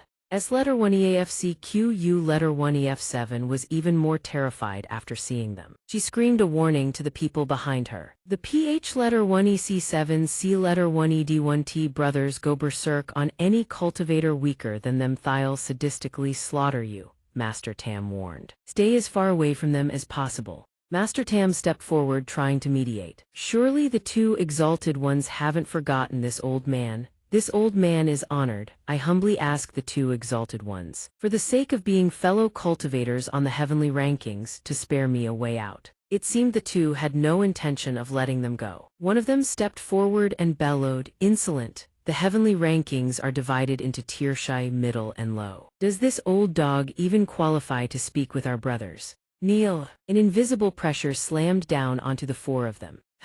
The PH letter 1 EC7 C letter 1 ED1T twin sovereigns continued, we're not ones to forget old favors. Tell you what, we'll let you die a little slower than our other prey. On one side you get to enjoy our signature bone flaying, tendon stripping techniques. On the other you thrash and bleed out in agony. Whoever can actually catch us, I'll call that a loss. While the two were still reveling in watching others squirm, a spear materialized from nowhere and pierced clean through both their throats. They collapsed simultaneously, their lanterns slipping from their grasp. Lu Qing descended from the sky, the spear already in her hand. The PH letter 1 EC7 C letter 1 ED1T twin sovereigns, holes punched through their throats, let out a horrified scream once they registered what had just happened. Light erupted from their two lanterns and surged into Lu Qing's, making it blaze even brighter. She turned to the four kneeling figures and spoke, my apologies. I cannot travel with you. Master Tam prostrated himself on the ground. Benefactor, please wait. This shameless old fool once said he wanted to charge the benefactor a protection fee. This old man was truly out of his mind. Please forgive me and take me as your disciple. Lu Qing gave them a helpless glance. I wasn't paying attention to what you said before. Besides, I don't have the qualifications to take disciples. Be careful and leave this battlefield as soon as you can. S letter 1 EAFCQU letter 1 EF7 stepped forward and asked solemnly, Hero, may I ask your honorable name? D-stroke letter 1 ED3QU letter 1 EF7 behind her exclaimed, she's so young. Yet one spear strike killed two top-ranked experts in the top 40. On the heavenly rankings, she's an absolute monster, a name known throughout the world. She had already walked far but turned back to answer, I am Lu Qing, disciple of Yi Yang from the Wuji Sect. D-stroke letter 1 ED3 QU letter 1 EF7 found the name somewhat unfamiliar. She'd only heard of the young sword saint Ling Liuxu and the divine Su Xuanx. Never expected Yi Chen to have a disciple who wielded a spear. Master Tam recalled the moment she announced her name. She was the spear saint, who had once appeared at the blood-drenched arena. She'd never been seen in the martial world since. He never imagined she'd be this terrifying. S letter 1 EAFCQU letter 1 EF7 heard the familiar name and fell into deep thought. Every single disciple of Yi Chen could probably stand at the pinnacle of the Grand Tao. Come to think of it, I'm actually lucky I once got to sleep in Yi Chen's arms. As for where Yi Chen Yangning was at this moment, he was sitting pretentiously on a cart, a whole row of lanterns laid out before him. More lanterns meant more prey lured in. Meanwhile, Master Tam's group hurriedly urged each other to pick up the pace. The disciple ran and asked, how much longer until we reach the teleportation point? I don't want to stay in this hellhole for even one more second. Zok QU letter 1 EF7 ran alongside and replied, who the hell knows, as long as I make it out alive. First normal-looking man I see, I'm marrying him on the spot. D-stroke letter 1 ED3 QU letter 1 EF7 chimed in with a teasing tone. I bet he'll reject you, but if he accepts, you'd better include me in the marriage too. Master Tam suddenly shouted a warning. Up ahead, a demonic presence with insanely violent killing intent is approaching. Everyone dodge. Before their eyes, a tall gaunt man with long flowing hair appeared. I just spotted a lantern glow top 35 on the heavenly rankings. Huang Tian, the heretical sovereign. He flashed a sinister grin. Come on out, hiding is pointless, get out here no.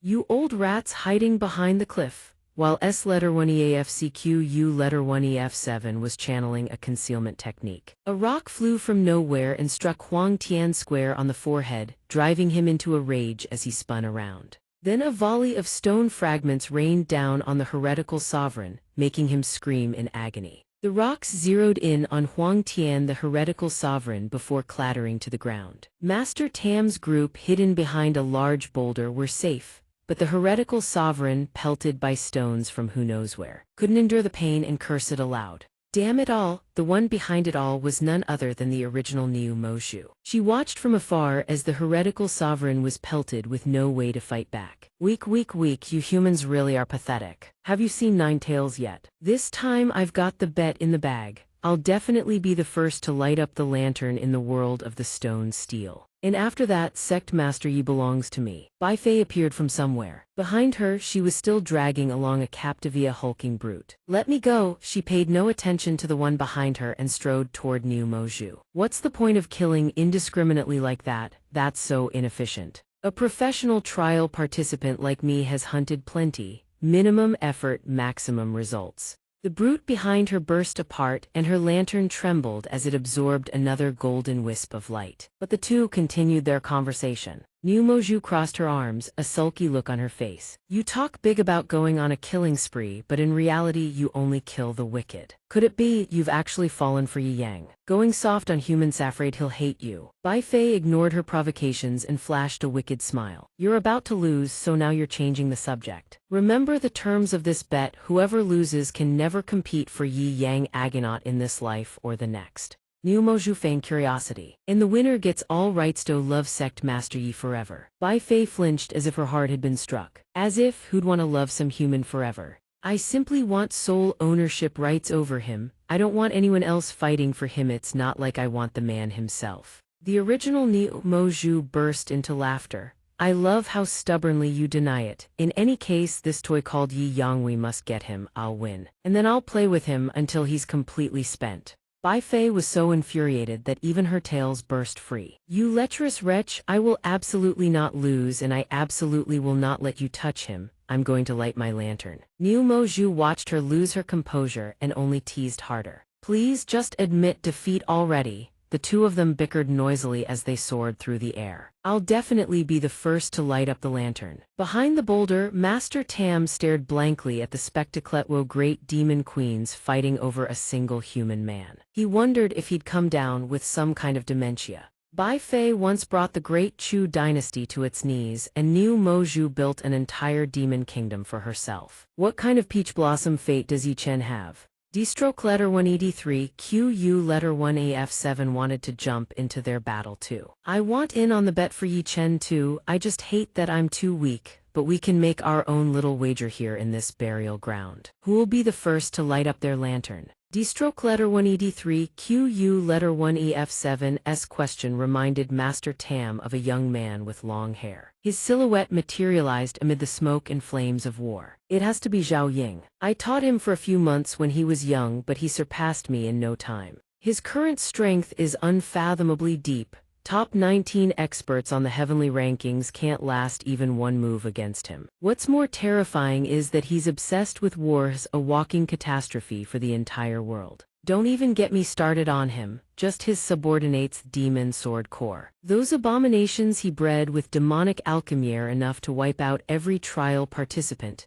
Each one of them is horrifying. Our nation was destroyed by a single female demon sword warrior. S letter 1EAFC QU letter 1EF7 shrank back involuntarily as the master recounted Zhao Ying's atrocities. I really hope we don't run into those freaks. I'd rather not die before I get the chance to marry a man. Elsewhere, Mei Luo was fighting alone, simultaneously protecting Su Shu and Yan Yu from three hulking figures who had them surrounded. The Demon Sword Gate and the Wuji sect are officially at war now, she cursed helplessly. Holy hell, they fly through the air, each one built like a tank, hauling around swords longer than a man. They spoke. The Demon Sword Gate and the Wuji sect were both once the world's finest. Now we've returned to our peak. But here's the thing, there's only one Wuji sect, and they produced a Yi Chen. We of the Demon Sword Gate willingly became dogs for the seventh prince in exchange for unlimited body-refining demonic elixirs. This battle we must win, no matter what. Mei Luo panted heavily but shot back with contempt. What you freaks call declaring war is just disguising yourselves as our master and luring us into a trap.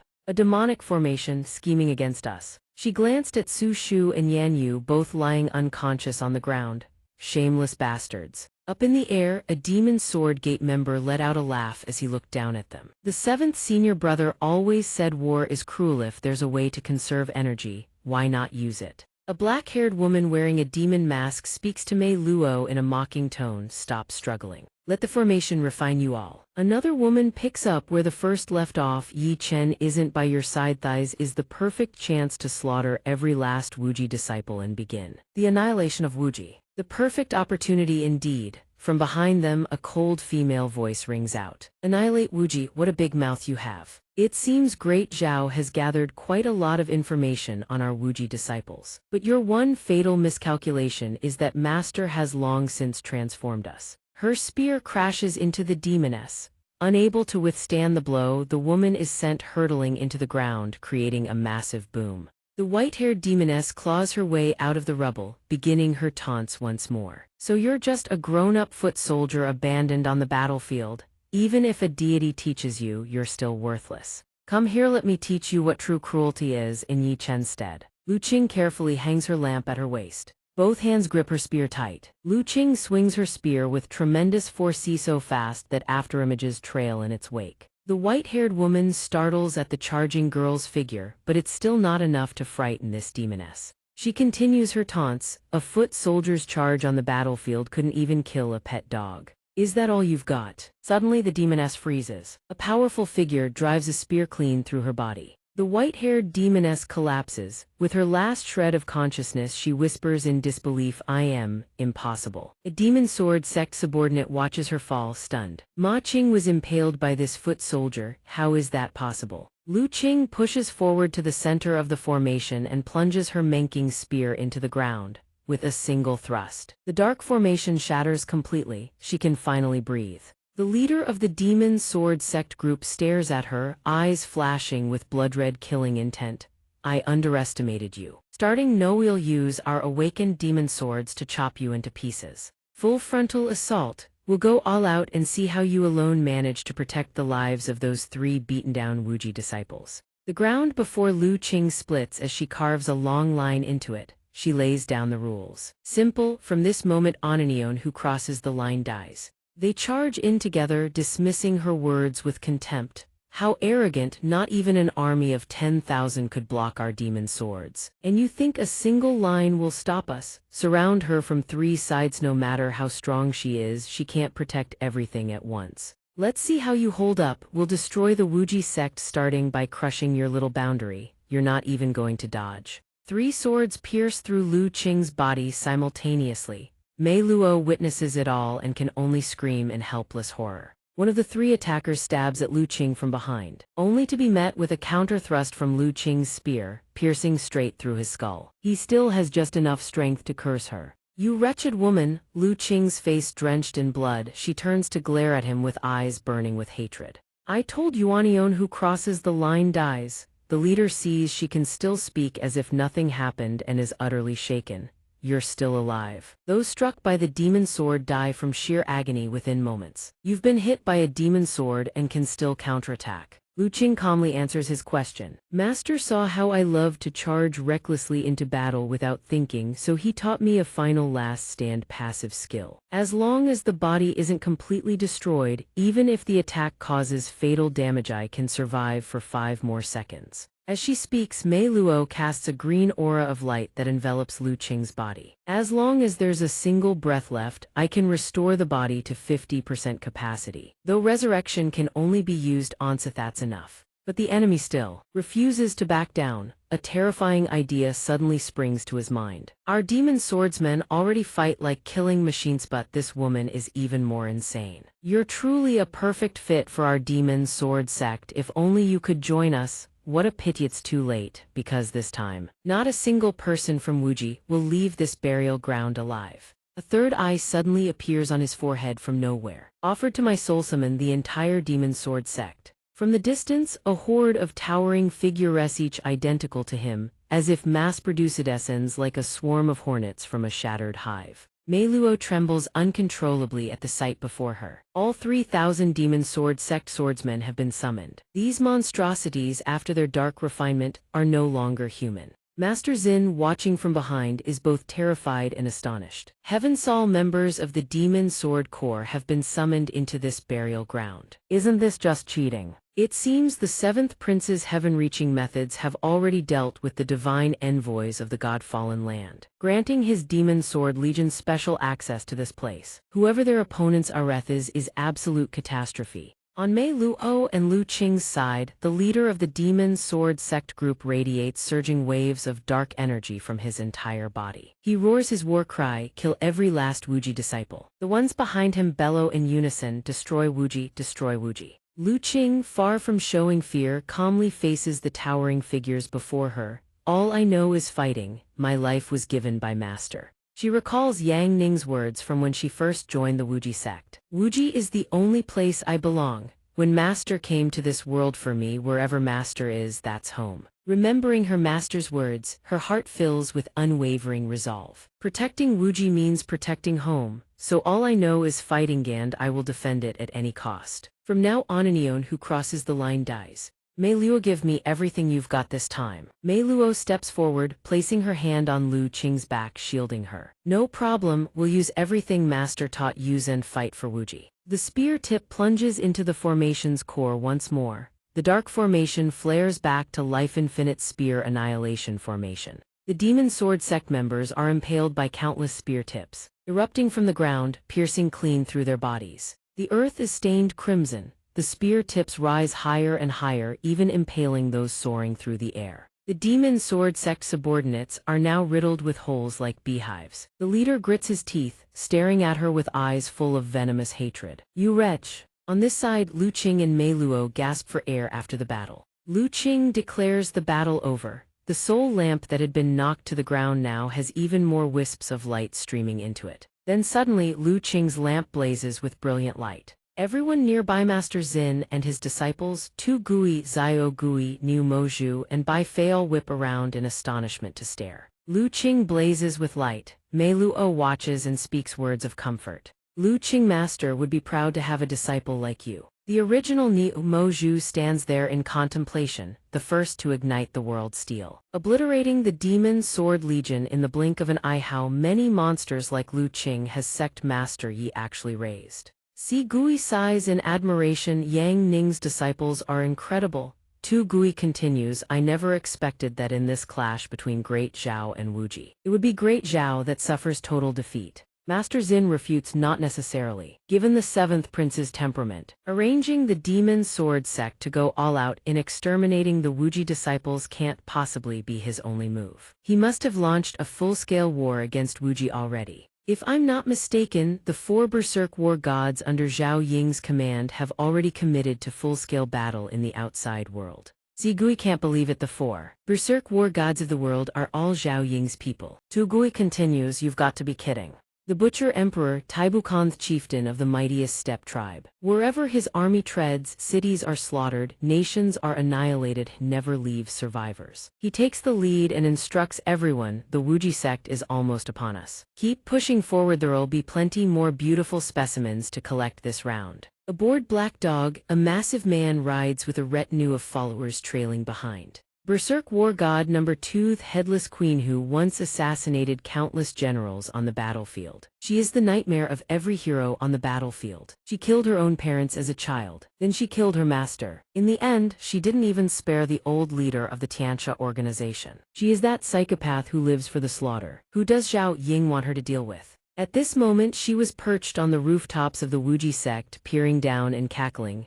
All confirmed. The Fu family's vassal network is the primary financial artery of the Wuji sect. Wu Chen's domain, the Black Dragon Gang's 8th princess. Every power that has infiltrated the Great Zhao Empire, all bankrolled by you. The Fu family fortress declared, "Then let's sever that golden lifeline of yours." Among the 4 great war maniacs, the most terrifying of all were the war god Absolute Dominion Kao Shan and the #1 imperial power broker under heaven, Bai Tianj. Kao Shan the Invincible walks forever with solitude as his only companion. This drunken demon and savage butcher serves as the war god of the great Zhao dynasty, a being whose single punch can obliterate thousands of troops and tens of thousands of cavalry. Ranked 8th on the leaderboards, even he is just a chess piece in Zhao Ying's hand within the great Zhao imperial palace. Bai Tianzhi rose from a penniless schoolteacher to become the grand imperial preceptor of the great Zhou dynasty. Rumor has it he climbed the ranks by bedding the wife of every major minister in the dynasty. Never thought our first time joining forces would be to deal with the monsters under Yi Chen's command.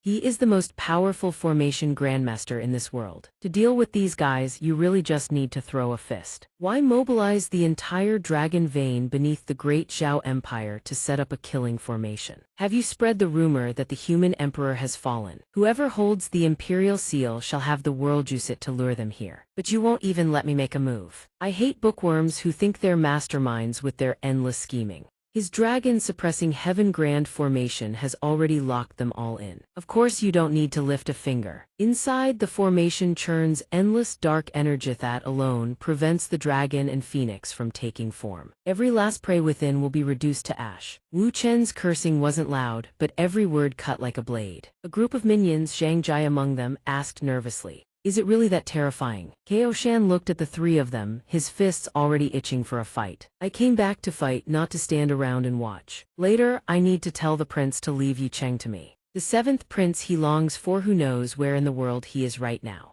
The Godfallen Hall. By now a horde of cat demons lay fallen here. Every single one met a gruesome end. One arrow straight through the heart. The cat girl who had once captured Yang Ning was also imprisoned. She was utterly battered, yet she cursed the man before her without restraint. "You bastard, we did even Yalma have to die. She liked you so much." The 7th prince turned his back, answering the cat girl's question with the casual indifference of a deadbeat father. "She was nothing but a tool. The god executors don't even regard you awakened as worth looking at. Am I just a container for the divine sense? It's just that this time none of you expected the awakens target wasn't just the world Stealthy intended to devour the divine sense itself." She clutched herself in agony, but with her last ounce of strength she was determined to seek justice for her fallen comrades. "Screw your divine sense. The only thing I hate is that you deceived Yaomaused her to sneak into the Godfallen Hall. Used her to infiltrate the Godfallen Hall. Used her to lead the entire Sword Third Squad into the burial grounds, throwing the god executors into chaos.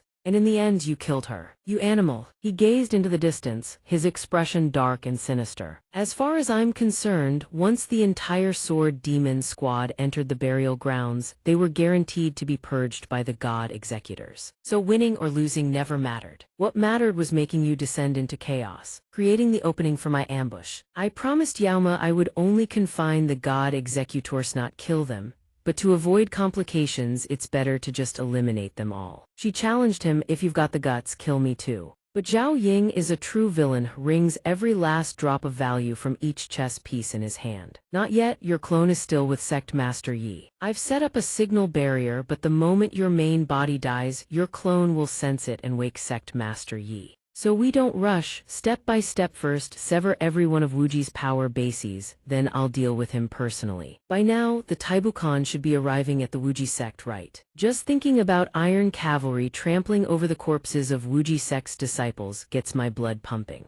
Meanwhile, on Taibu Khan's end, He was marching along when something suddenly made him stop. From afar he spotted a small, solitary figure blocking his path. "Who goes there?" The figure replied coldly, "I am no human." Taibu Khan snarled a threat, "You dare block the path before my great army, whether you're human or demon. I'll send you straight to hell." The figure soared into the air, voice still cold as the grave. "What a coincidence, I came here precisely to open the gates of hell." A massive explosion erupted, the earth within that radius torn asunder. Taibu Khan.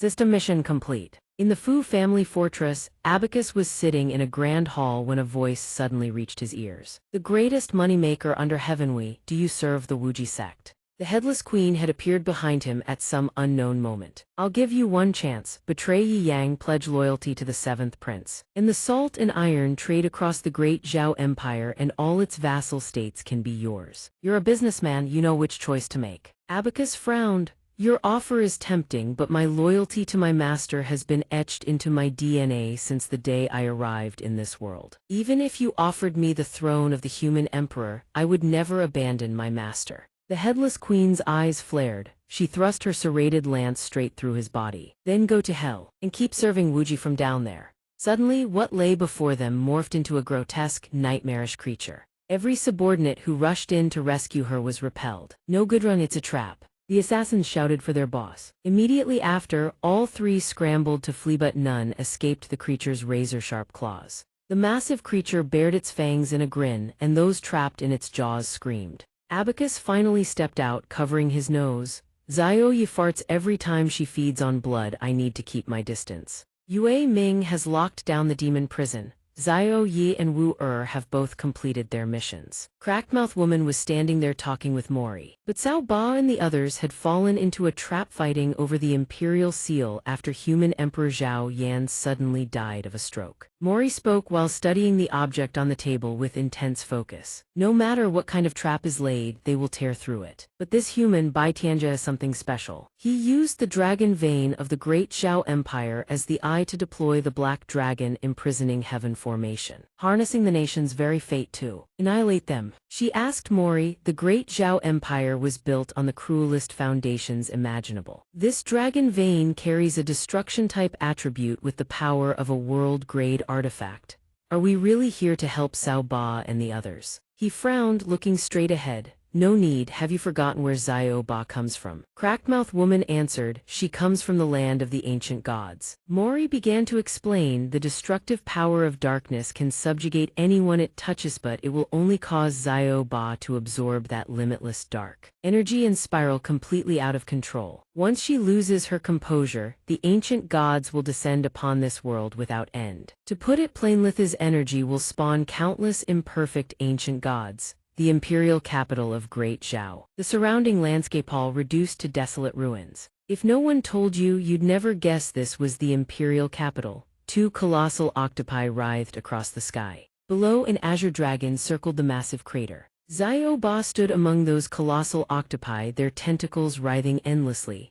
The people of Great Zhao stared up at the sky, not daring to show their faces. It was too terrifying. The clash between the two sides swallowed the imperial capital in an instant. "No matter how massive this monster is, the ancestral dragon vein of our Great Zhao will surely suppress it. After all, this is the undefeated national fortune of our Great Zhao." Kao Shan soared upward, his hair whipping wildly in the wind. He sneered. "Bai Tianj, you used the dragon vein national fortune to suppress those weaklings. No, I don't even have a chance to make a move." The man flew parallel to Kao Shan, a smirk curling at the corner of his lips. This little octopus girl was rather strange. Even cornered like that, she could still summon so many monsters. He scoffed. "So what? Against the ancestral dragon's national fortune, all it takes is a single claw to scatter their souls to oblivion." The outcome was sealed when suddenly, a tentacle shot out and crushed the man beside Kao Shan into pulp. His face drained of all color as he stared at the little girl cackling maniacally before him. Below, Wu Chen and his two spirit beasts shout to each other, "Run! Faster, hurry!" Everyone was fleeing Gaul except Kao Shan, who stood rooted in place, gripping his banner and raising it high. "It's fine, as long as the ancestral dragon's national fortune remains. Every sacrifice has meaning. Even if I turn to dust, Great Zhao will endure forever." The black dragon swooped in, jaws gaping wide. Igniting its own bottleting, the ancestral dragon's primordial flames incinerate everything and absorb the dark matter. The black dragon was seized by the octopus's tentacles, constricted so tightly it couldn't breathe. A strangled croak escaped its throat. In an instant, its colossal body was ripped clean in half. Kao Shan stood frozen, watching the mighty dragon he had worshipped being torn apart, while the officials below knelt and wailed. "The ancestral dragon's national fortune is gone. What will become of our Great Zhao? Without the ancestral dragon, Great Zhao is doomed." The ancestral dragon, our Great Zhao's ancestral dragon. He went berserk. His disheveled hair thrashed so violently that even the vermin clinging to his head were shaken off. His massive frame erupted with swirling black-handred demonic energy. "You destroyed Great Zhao's ancestral dragon national fortune. Even if I die, I'm dragging you down with me, you little demoness." He launched himself forward, his entire body blazing with blinding golden light. The octopus demoness merely opened her mouth hand. It was already dozens of times larger than his entire body. Kao Shan froze midair. Kao Shan had been swallowed whole by the pitch-black octopus. The three officials gaped slack-jawed. This is it, the general is gone, done for in a single bite. Meanwhile, little Ba went completely berserk in the sky above. Wu Chen watched from the sidelines, feeling that little Ba was seriously unhinged. This situation was way off. We need to stop little Ba. Or when the master comes back and finds Great Zhao gone, he'll definitely punish us. I don't know anything, I'm just an ordinary fish. I don't even know little Ba, counting it up our Great Zhao is pretty much done for. I just wonder if the master will be shocked or heartbroken when he returns. Under the gloomy sky, a towering stone stele hovered in midair. Lu Qing stood atop it, puzzled. What does this stele inscription even say? She read it several times but still couldn't understand. But why was she the only one transported to this stele world? Where is everyone else? Suddenly, from behind her, a barrage of strange objects hurtled toward her at breakneck speed. Whoosh, they shot past her back and slammed into the ground, creating a massive explosion. From within the smoke, a group of ragged figures stumbled out, awakened once more. Master Tam and the Lust Demon. The demon exterminator and his disciple watched from afar in terror. Heavens! We've run into ancient demon ancestors who have been dead for tens of thousands of years. These trial takers look quite appetizing. An old ape eyed Lu Qing hungrily, licking its lips. Wan Ling Yuan, Bei Ming Lang, Tushan Fox, Tianqiu Crane, stop causing trouble. Our target is the one sleeping over there. Master Tam was horrified. The powerhouses from every era have come to the God-fallen land. But why are they wearing prisoners' garb? Are they actually still alive? The Black Mountain Cat Elder, rarely getting the chance to stretch its legs, naturally wanted a taste of human blood. Crap, every single one of them radiates a bloodthirsty aura. Suddenly, they all changed direction, leaving everyone bewildered. They've all flown off. Where are they going? Those creatures that had just vanished now landed in unison before the sleeping Yang Ning. The cat on Yang Ning's lap felt something strange coursing through its body. Crap, its movements were completely sealed. Its true body must have been bound by the god lecturer, making this impossible. Unless the god has awakened, but without finding a vessel, how could it awaken? Could there be another possibility? The god has been absorbed by someone else, which means these god slaves were all released by that person. These god slaves are far too powerful. Even self-destructing wouldn't push back more than a handful of them. Crap, a hand with razor-sharp claws gently landed on its head. Cat child, what are you so afraid of? Then the cat was grabbed by the scruff and lifted clean off the ground by Bai Fei. Give me some room. Where are you esteemed seniors rushing off to in such a hurry? The dangerous beings that had just broken free didn't deign to give Bai Fei a second glance. A nine-tailed fox with barely any cultivation. This old one respects that your cultivation wasn't easy. Step aside and I won't kill you. She showed not the slightest fear of the stinking old rat's words. Please. The rat hurled its lantern aside and shot straight forward. Boom, suddenly its body exploded into pieces. The other beasts quietly took a step back. A flash of killing intent blazed in Bai Fei's eyes. She asked again, are you all sure you want to continue pushing your luck with me? An old fox stepped forward and asked, you are a descendant of our Tushan bloodline, are you not? Bai Fei didn't recognize who this was. She asked, and who might you be, sir? This old one is the third-generation Lord of the Nine Tails. Bai Fei greets the most powerful Nine Tails ancestor in history. He clasped his hands behind his back. The newest Lord of the Nine Tails is a girl. It seems our clan has suffered a great calamity, rest assured. This ancestor will see justice done on your behalf. Bai Fei bowed. I thank the ancestor. However, the ancestor is imprisoned here only. By killing that young man can you regain your freedom. By my reckoning, you and he share a karmic entanglement. You carry the blood feud of our entire clan. How can you sink into romantic feelings for a mere human?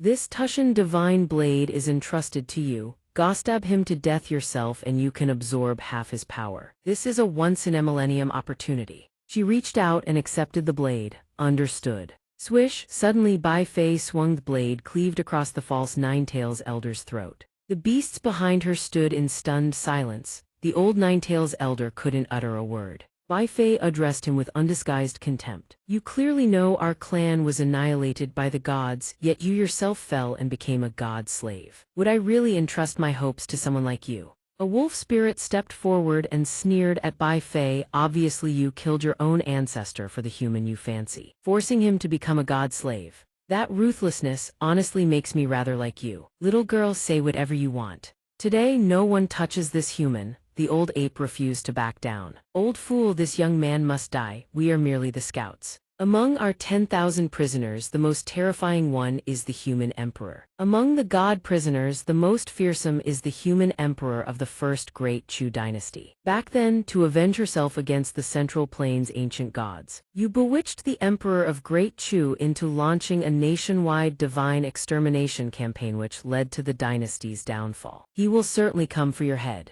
I too once harbored that hatred, making things no easier for you, little fox. I advise you to leave now. Don't throw your life away for some lowly human scum. Bai Fei planted herself in front of Yang Ning, resolute. I won't leave. I once swore if the day ever came when he fell into slumber, I would protect him wholeheartedly. Suddenly a voice called out from behind. Little fox, what if I wake up on my own? His black cat jolted, looking up at its master in shock. Yang Ning floated into the air, looking utterly slovenly at his entire being radiated overwhelming, immortal energy. Greetings everyone, little fox, long time no see, you've gotten even more beautiful. Bai Fei blushed and whipped her face away, scolding him. What nonsense are you spouting? Listen carefully, the strongest powerhouses of every era in the God-fallen land have all become God slaves. And right now their target is to kill you. There's no time to explain anything to you. Little kitty, take your master and get out of here, now. He can't enter a combat state, run as far as you can.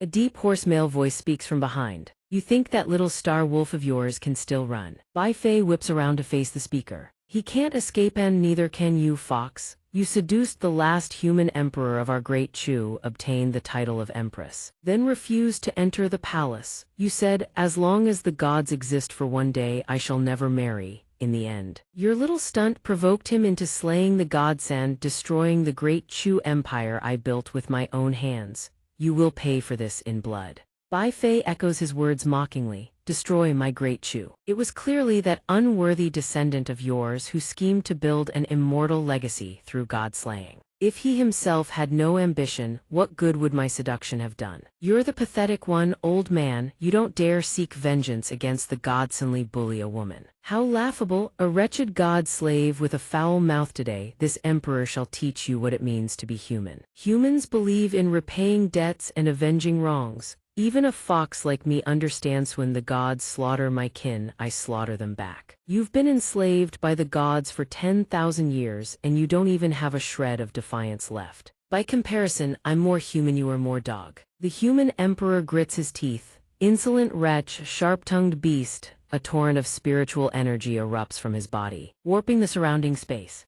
Kneel before me. He slaps himself across the mouth. Bai Fei is forced to her knees by the overwhelming spiritual energy, her face twisted in defiance until a blinding, unfamiliar light flashes before her eyes. The human emperor takes the hit clean, his face twists sideways, and not just his face. Several teeth scatter to the ground. Yang Ning, his long white hair cascading to his waist, hovers in the sky, with a casual flick of his wrist. The stone steel suspended in midair fractures, entering the supergod state. Lu Qing looks down and spots Yang Ning in his supergod state below. A flicker of joy crosses her face. Master has awakened. Yang Ning returns to normal and touches down beside Bai Fei. This space is too fragile. The supergod state would trigger spatial annihilation. Stay in it 1 second longer and everyone here gets erased. The steel world itself would collapse. Bai Fei's face goes pale. A single slap just killed the Chu human emperor. He still hasn't realized how terrifying his own strength is. I honestly didn't expect the first-generation human emperor to be that weak, he says, utterly nonchalant. She turns to him. Who in the world are you? His black cat explains on his master's behalf. Master, among these god slaves, Xiu Yang is not the strongest. The strongest is the third-generation human emperor of Great Zhao. Master, you must be careful. They intend to rally every god slave and unleash a combined 10,000-man strike against you. 3 figures wreathed in billowing black chi descend from the sky. Let all of us, the divine retinue, join forces to send this sleeper to his grave. The prisoners who just broke free are instantly seized and controlled. Fate decrees the sleeper must die. Bolts of lightning rain down from the heavens in unison. The escaped prisoners are yanked into the air, fusing together into one. Bai Fei rushes forward in a panic. I know you're strong, but a combined strike of 10,000 god slaves is something no one can block. Run! The black cat chimes in. This is trouble, master. You'd better figure something out. The weakest of the 3 human emperors stop their combined strike from forming. Yang Ning waves his hand. Picking them off one by one isn't efficient. Better to go professionalus. The lamplighter's art extinguish the flame. One of the 3 great Zhao human emperors suddenly frees. Shi's spirit lamp snuffs out. Why has everyone's lamp been extinguished? In an instant, countless god-slaying curses materialize in the darkness. Everyone be careful, don't come closer, somebody help. Someone save me. Behind a boulder, the 4 of them watch the spectacle in stunned silence. What just happened? Once those gods lost the protection of their spirit lamps, every single one was killed by the god-slaying curse. Yi Chen and Bai Fei stare wide-eyed in shock. Yi Yang, how can you manipulate the spirit lamps of the god-fallen land? Is there anything you don't know? If my lamplighter's art can extinguish every lamp in this world, then sure I've got plenty I don't know. Like love, for instance. Wait, my own lamp just got lit. Yang Ning turns around, calm as ever. Finally, no, I can go check out the Steel World. Bai Fei, let's meet up in the Steel World. The Godfallen Summit. The cat demon lord stares in horror at the corpses of the cat demons before him. You killed these divine emissaries. He doesn't turn around, but he already knows exactly who stands behind him. The Godfallen Land's traitor, aren't you here to take revenge? He asks. I slaughtered all your former comrades on your behalf. You should be thanking me, so why the rage? The first-generation bull demon lord trembles with fury. Gods can only be slain by gods. How dare a mere human like you presume to kill them? Zhao Ming sneers. Gods, you're nothing but god slaves. Strictly speaking, I am your master now. He gnashes his teeth, his long white hair whipping wildly. You got ahead of me and devoured the god's remnant consciousness. While you haven't fully fused with it yet, let me carve it out of you. Forbidden god realm descend. Zhao Ying sneers. A mere divine emission like you dares challenge a god. Ridiculous, standing before the massive skull of the bull demon lord, he's nothing more than a gnat, yet his power is immense. He swings his arm and she's sent flying. The bull demon lord is blasted away, plummeting straight down. Zhao Ying turns to the cat girl. Now it's your turn. She can barely fight back anymore, but that mouth of hers just won't quit. My master will never let you get away with this. He crushes her last hope. Before entering the Steel World, I erased every last inscription on the stone steel. He won't find a single piece of information. If he forces his way into the god-fallen land in his super-god state, he'll tear this entire world apart in an instant, plunging himself and everyone else into the chaos void. As for you, I'll gift you a little parting favor. If you're lucky enough to run into your master, you'll self-destruct. His entire body erupts with a violent surge of black chi. The wuxia sect is finished, he growls, his voice deep and hoarse, dripping with hatred. Yi Yang Thighs is no longer a war between Great Zhao and the wuxia. This is divine punishment raining down upon the wuxia sect. The first step of God's punishment: bury half the world alongside the wuxia, seize the planet. Go, I will head to the realm beyond the heavens. There is cosmic energy there. It will allow my body to achieve complete divinization. As for this place, wait here for annihilation. In the sky, an asteroid hurtles toward the Earth, its descent visible to the naked eye. Those trapped inside stare up in terror at the object plummeting at blinding speed. The sun, it looks like something's blocking it out. That thing is getting closer and closer to us. Standing by the riverbank, Master Xin and 3 others gaze up at the incoming object with perfect commas, if nothing is wrong, casually debating among themselves. So this is how the end of the world begins. The world outside the god-fallen land descends into total chaos. Little Bao, a pacifier in his mouth, looks up. Did I drink too much? Is the sea about to blow up? The kid shows zero overreaction, simply watching the asteroid fall. You didn't drink too much, that's just the apocalypse. Lightning strikes cascade down one after another. The ground beneath their feet cracks and splits apart. Fan Shu's face drains of all color. A catastrophe descends. Heaven and earth undergo apocalyptic transformation. The others drop to their knees, kowtowing frantically. We must have offended the gods. Please, divine ones, forgive us sinners. Withdraw your punishment. Luo Zhu breaks into a cold sweat, eyes locked on the plummeting asteroid. A sudden weight of responsibility settling onto her shoulders. Master isn't here. I have to protect this world in his place. On the ground, dragon elephants and thunderbolts rain down in unison. The highest plateau in the world, heaven's pinnacle. Luo Zhu lands on the ground, Fan Shu and the goddess Ling right behind her. She's finally arrived. Pei Fan, ranked second on the heavenly rankings, the only powerhouse who stayed behind to protect the world. You are the disciple of Yi Chen. Aren't you Ling Liuxu? This old man of the heavenly rankings and your master share a bond of fate. You came because of the comet crisis too, didn't you? Liuxu replied politely, yes, senior, it's almost here. He asked her one more question. The planet is already very close. How do you think we should deal with it? Liuxu answered without the slightest hesitation. Destroy it. Pei Fan praised her. The younger generation is truly admirable. You strike first. Liuxu summoned her sword. She launched the sword. In the blink of an eye, it pierced straight into the heart of the celestial anomaly. The sword hurtled onward without stopping, aimed directly at the asteroid racing toward Earth. As it drew close, Liuxu chanted again to make the sword fly faster, but her plan seemed to fail. Liuxu coughed up blood and collapsed backward. Pan Shu cried out in panic, Goddess Ling. She stood up, blood at the corner of her mouth, and said, this comet is too resilient, it suffered no damage at all. Pan Shu, standing behind her, couldn't help but feel terrified. Goddess Ling's sword seemed comparable to a divine artifact, yet it was useless. This planet cannot be destroyed. This old man will split it apart and redirect its trajectory so it falls on the northern wastelands where virtually no one lives. Thank you for your trouble, senior. What kind of stellar shifting technique is this? The asteroid came to an abrupt halt, no longer moving.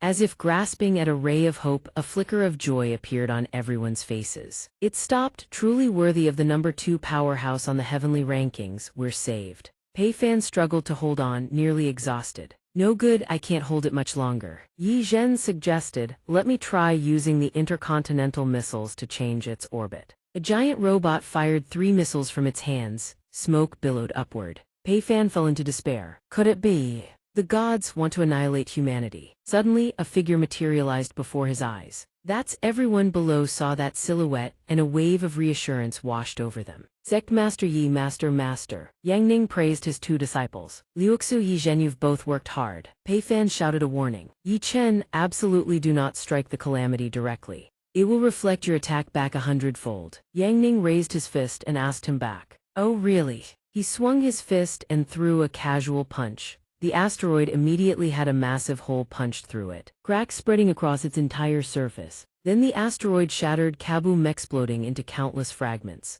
Debris scattered across the universe, propelled by the sheer force of the explosion. Yang Ning clenched his fist, his expression serious as he looked ahead. Some of the fragments hurtled toward Earth like meteors. A massive ring of light appeared in the sky, radiating a strange glow. In the next instant, Yang Ning appeared in midair without warning. The crowd below erupted in cheers. It's Yi Chen. Yi Chen, who disappeared, has returned. Kid, Xiao Bao, everyone shouted his name, overcome with emotion. It's Yi Chen, he'll always be a god. Pei Fan witnessed it all and spoke. A world-ending catastrophe, shattered by a single punch from a mortal body. Liuxu gazed upward and said, in this life, being able to serve Master, it was all worth it. Yi Zhen also choked up, calling out Master. Yang Ning nodded in acknowledgement. Liuxu, Yi Zhen, wait for me, I'm heading up there for a moment, I'll be right back. With that he shot straight up, leaving Earth behind. In another dimension, the 7th prince blocked his path and said, we finally meet, after so many clashes between us. I believe this is a moment we've both been anticipating for a very long time. Yang Ning frowned and asked, who are you? What clashes? Isn't this our first time meeting? The 7th prince asked in disappointment, you've never once noticed my existence. He replied bluntly, no clue what you're talking about, I just saw you causing trouble up here, so I came to mess with you. The 7th prince's expression twisted upon hearing that. Fine, one last question, how did you manage to leave the God-fallen land? Clearly, the world's steel was erased by me the very moment I became a god. Right as you were being teleported. There's no way you could have known the corrections needed to the heavenly Tao to overcome the heavenly tribulation and reclaim your freedom. Yang Ning answered calmly, simple. Lu Qing read the complete world steel for me, I just scanned and copied her memories, that's all. The 7th prince paused, then admitted, actually, this works out. I was just looking for someone to test my divine power on. Yang Ning continued, this opponent is somewhat interesting. The 7th prince spoke again, a mortal like you has no right to fight a god, you're nothing but prey. The divine hunt begins now. With that, a wave of power erupted from his body, surging toward different planets. This was the grand star-devouring technique. Then he chanted each element in succession: fire, water, earth, wood, metal. His body split apart, generating multiple clones, each wielding a different elemental attribute. Yang Ning observed, his eyes flashing with interest, refining entire planets into clones. The power of a god truly is nothing like the enemies I've faced before. Now I'm a little interested. The seventh prince responded with relish. To make prey like you unleash your maximum battle potential and truly excite me. I'll tell you plainly, I'm going to destroy the very planet where all your disciples are. What will you do about that? Yang Ning merely flicked his finger. Simple, just set up a barrier. If you want to break through the barrier, you'll have to defeat me first. A layer of barrier instantly enveloped the planet. He leaped down and said, "Come, this is the battlefield where we clash." The seventh prince spoke again. Even in this situation, you still want to seize the initiative and turn from hunted to hunter. What perfect prey you are. Let this god, the lord of this domain, with you. He announced the start of the test. I hope you can last more than 3 seconds, he said, then unleashed star domain descent. A surge of power erupted from his direction. Yang Ning remained calm. He threw a star-shattering fist, blocking just in time with his hand. The collision of the two forces lit up the entire space. He couldn't see Yang Ning's figure anywhere, the seventh prince thought. Then Yang Ning suddenly appeared on his opponent's arm.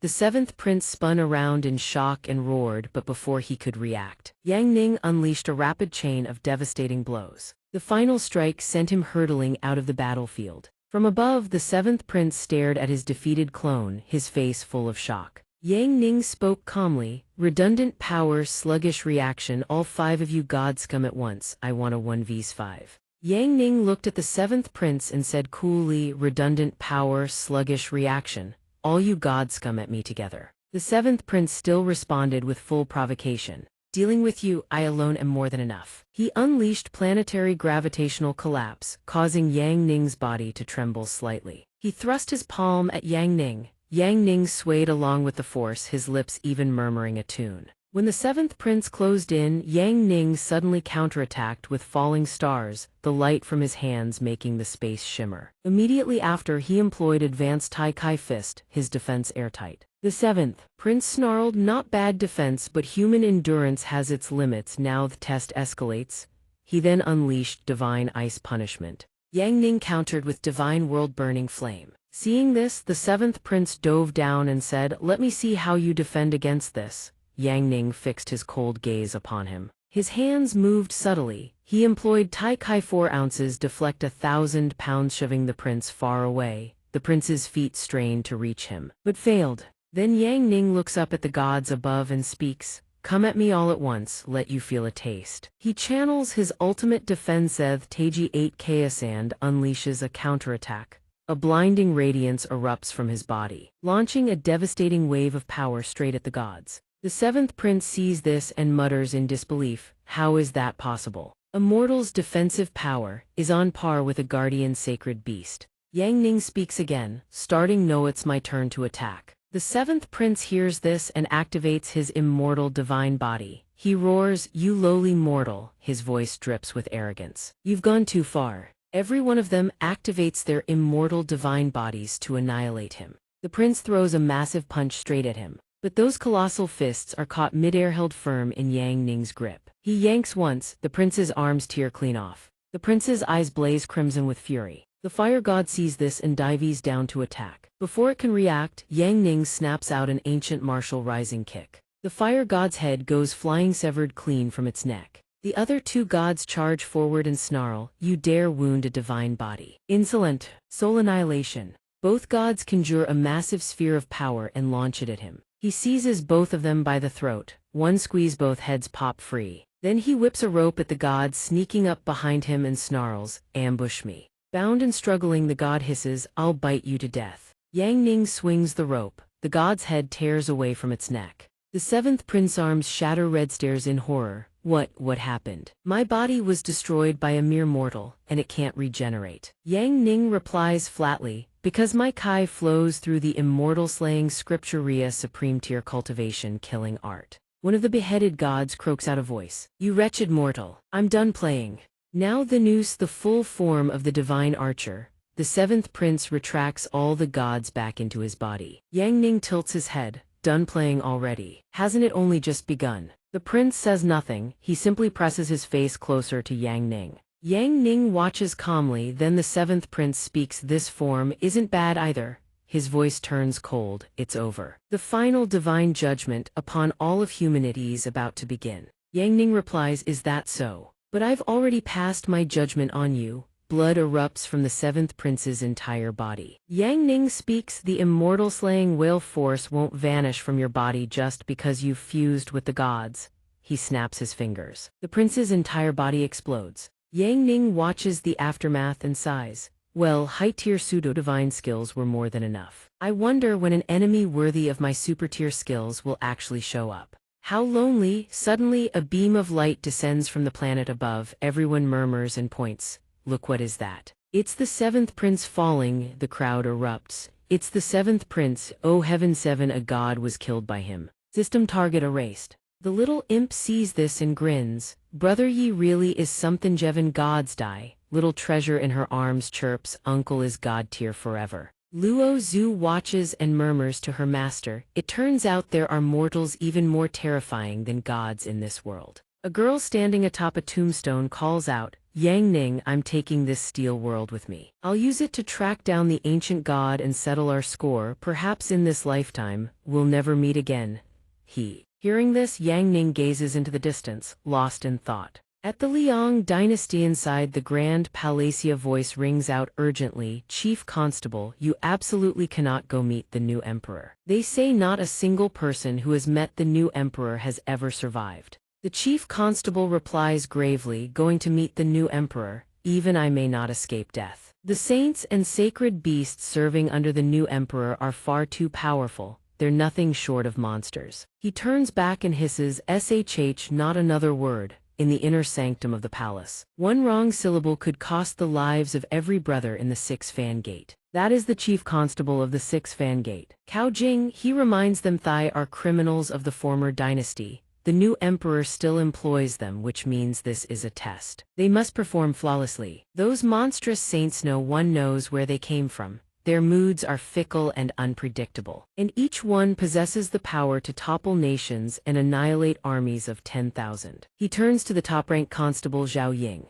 Zhao Ying listens and says, Chief Constable, we must be absolutely cautious when facing them. He replies, rest assured. No matter the cost, I will protect the lives and livelihoods of every brother first. As for the new emperor, I'll go in alone. You wait outside. Absolutely do not act rashly. Understood. The fate of the entire 6-fan gate rests on our shoulders. A voice summons Cao Jing into the hall. He clasps his hands and bows. Your Majesty, but the throne is empty. Then Prime Minister Moli Yati speaks. Enough. Lift your head and speak. In Cao Jing's mind, a cold realization hits. The new emperor isn't here. So it was a trap. They used the new emperor's name to lure me here to die. He speaks, your subject knows the gravity of his crime and deserves death. But I beg the esteemed lords to show mercy and spare my subordinates. National Guardian Saint Wu Chen sees this and reassures him, don't be afraid. Don't believe the rumors that meeting the new emperor means death. In truth, no one in this entire dynasty has ever actually met the celestial emperor. We summoned you here because we need you to protect the new emperor. Cao Jing is utterly astonished. He stammers. You want this subject to protect the new emperor. Xiao Ba presents a portrait of Yang Ning. Look closely, this is the portrait of the new emperor. In this world very few people know, you may be the only one. The Minister of Revenue strokes his abacus and mutters, so few that even the new emperor himself doesn't know he is the new emperor. You bastards had the guts to conspire and seize the dynasty, yet you don't dare acknowledge your own master. The Minister of Revenue, Xiao Ba, cuts in with a warning, if you've got the guts, say it louder. Aren't you afraid the master will fly into a rage and slaughter everyone? Moli Yati speaks, the Maz. Tur is unfathomable, stop gossiping. Yi Chen's name is known across the world, but very few have ever seen his face. In any case, the master will arrive at the royal capital tomorrow to attend the calligraphy signing event hosted by author Yan Yang. We absolutely cannot allow a single slip-up. At this moment, Cao Jing takes the portrait and steps outside. The new emperor prefers to live an ordinary life. I must remember in his presence, I must pretend he's just an ordinary person. Simply disguise yourself as a guide, serve the new emperor, protect him, and handle all troubles. Suddenly, Zhao Ying rushes over and shouts, "Chief Constable, are the saints trying to breach the world wall to make a move against the new emperor? Their activities have been aggressive and rampant lately, and our Liang dynasty sits right at the exit point of the world wall." He replies, "No, to make the saints completely submit, the new emperor must possess heaven-reaching power. What worries me most is whether I can pass as a qualified guide."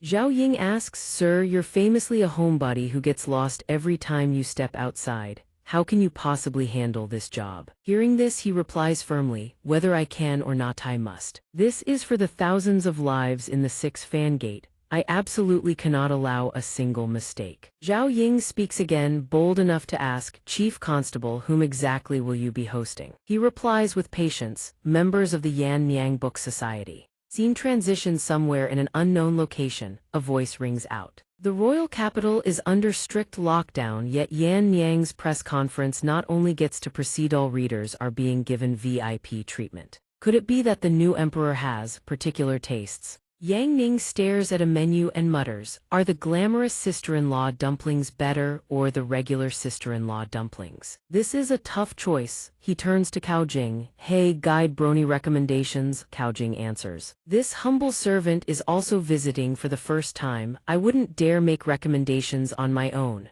In his mind, he thinks, if I recommend the wrong dish to the new emperor, the thousands of lives in the 6 fan Gadathil all perish here. I absolutely cannot take a single wrong step. Suddenly, someone taps his shoulder. "Brother Yang, I brought you to the sister-in-law's dumpling shop not for you to study the menu. That's the president of the Wang Tu Book Society. Brother Z." He points, "Look at the sister-in-law's right over there." A woman approaches from afar and speaks. "Readers of Yan Niang across the world are all one family. It's the widow Wen Kaiyan." She smiles, "It wasn't easy getting here. Today's dumplings are on the house. Big sister is treating you." Yang Ning looks surprised. "Thank you, big sister, now I remember. You're the woman from the season 5 poster of Yan Niang." It was a poster depicting a seductive woman in a red dress. The men around her nodded in agreement. Of course, she was the most dazzling beauty in the place, and she was especially good at doting on the boys. Another one chimed in, "This time we absolutely have to get our hands on this wench." Then he continued, "So the little miss favors that side but looks down on us. How about you waive our table's bill too?"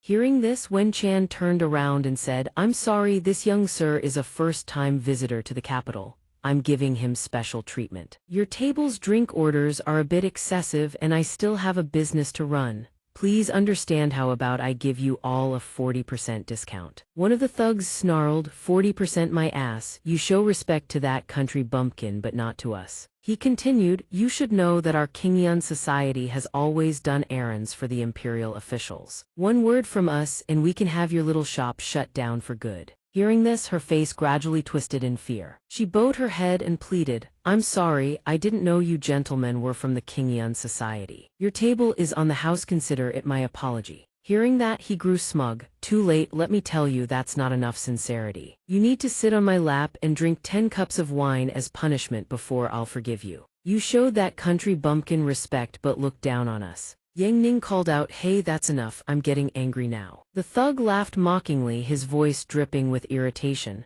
"This country bumpkin says he's angry, go ahead, threaten us." He burst out laughing. "This is the royal capitalpur is everything. A nobody from the sticks with no backing and no connections. And you think you can play hero for someone else?" Cao Jing saw this and said, "Oh, so you lot like talking about power and influence. Huh, do you even know who I am?" He stared at Cao Jing's face, puzzled. Isn't he just a tour guide that this country bumpkin hired? "Hey local, don't stick your neck out for outsiders. Be careful you don't drag your whole family into this." Cao Jing sneered, "Drag my family into this? That would implicate several thousand of my brothers." "You," he roared, "you've got some nerve, slap him." He thought, as if the likes of you could destroy the 6 fan gate, even the furniture at headquarters has been through worse than you. He mused to himself, 10 years of self-cultivation and temperance without throwing a single punch. Looks like he can't help breaking that streak today. "Let go of me, you stinking old man. Let me tell you, we've got connections in the imperial court. If you mess with us, you're dead for sure."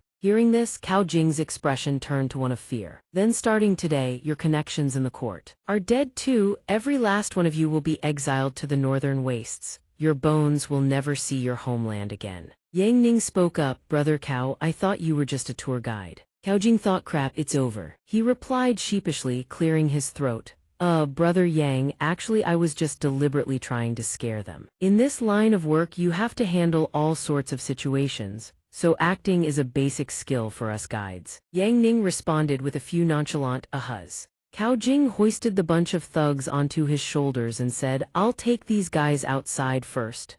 As they were carried away, they screamed, Put us down. Stinking old man, they howled. He then told Wen Chan, the capital really is full of hidden talent. 7 A tour guide has aces up his sleeve. She smiled. Her voice was full of gratitude. Thank you, Brother Yang, for stepping in. You look rather thin and frail. But just now you dared to stand up and act. You truly are a learned man. He rubbed his head and said, It was nothing really. Mainly it was my guide brother who did the heavy lifting.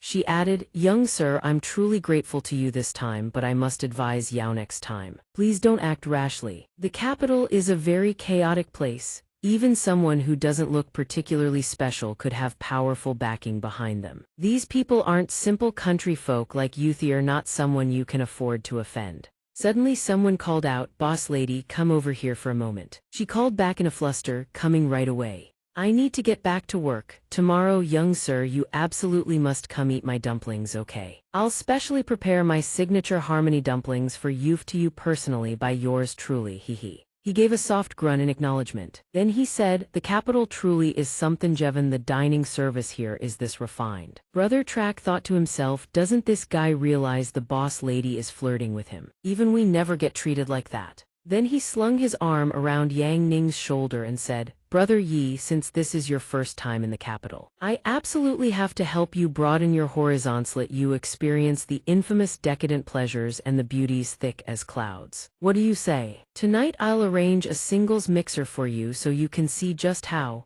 open-minded the ladies of the capital are. Hehe. Hearing this, Yang Ning replied, I'm just worried whether any of them have read the tale of Yan Yang. Would we even have anything to talk about? What's wrong with that? At the 6 Fan Gate headquarters, a voice spoke. In short, everyone on this list and their families are to be exiled to the northern wastes immediately. If anyone petitions for leniency on their behalf, exile that person too. The messenger relayed the order, and upon hearing it, everyone responded in unison. Yes, sir. Someone muttered, who exactly did these people offend? Another replied, the boss has always been fair and just. This time he didn't even give a reason, he just acted directly. The messenger continued, tonight I've got a social mixer to attend, so there's nothing urgent left. So there's no need for me to stay at headquarters. If anything comes up, just ask Zhao Ying and Li Heth, top constable of the 6 Fan Gate and the world's greatest divine constable. I'm heading out. Suddenly Zhao Ying called out, Boss, I'm afraid you can't leave just yet.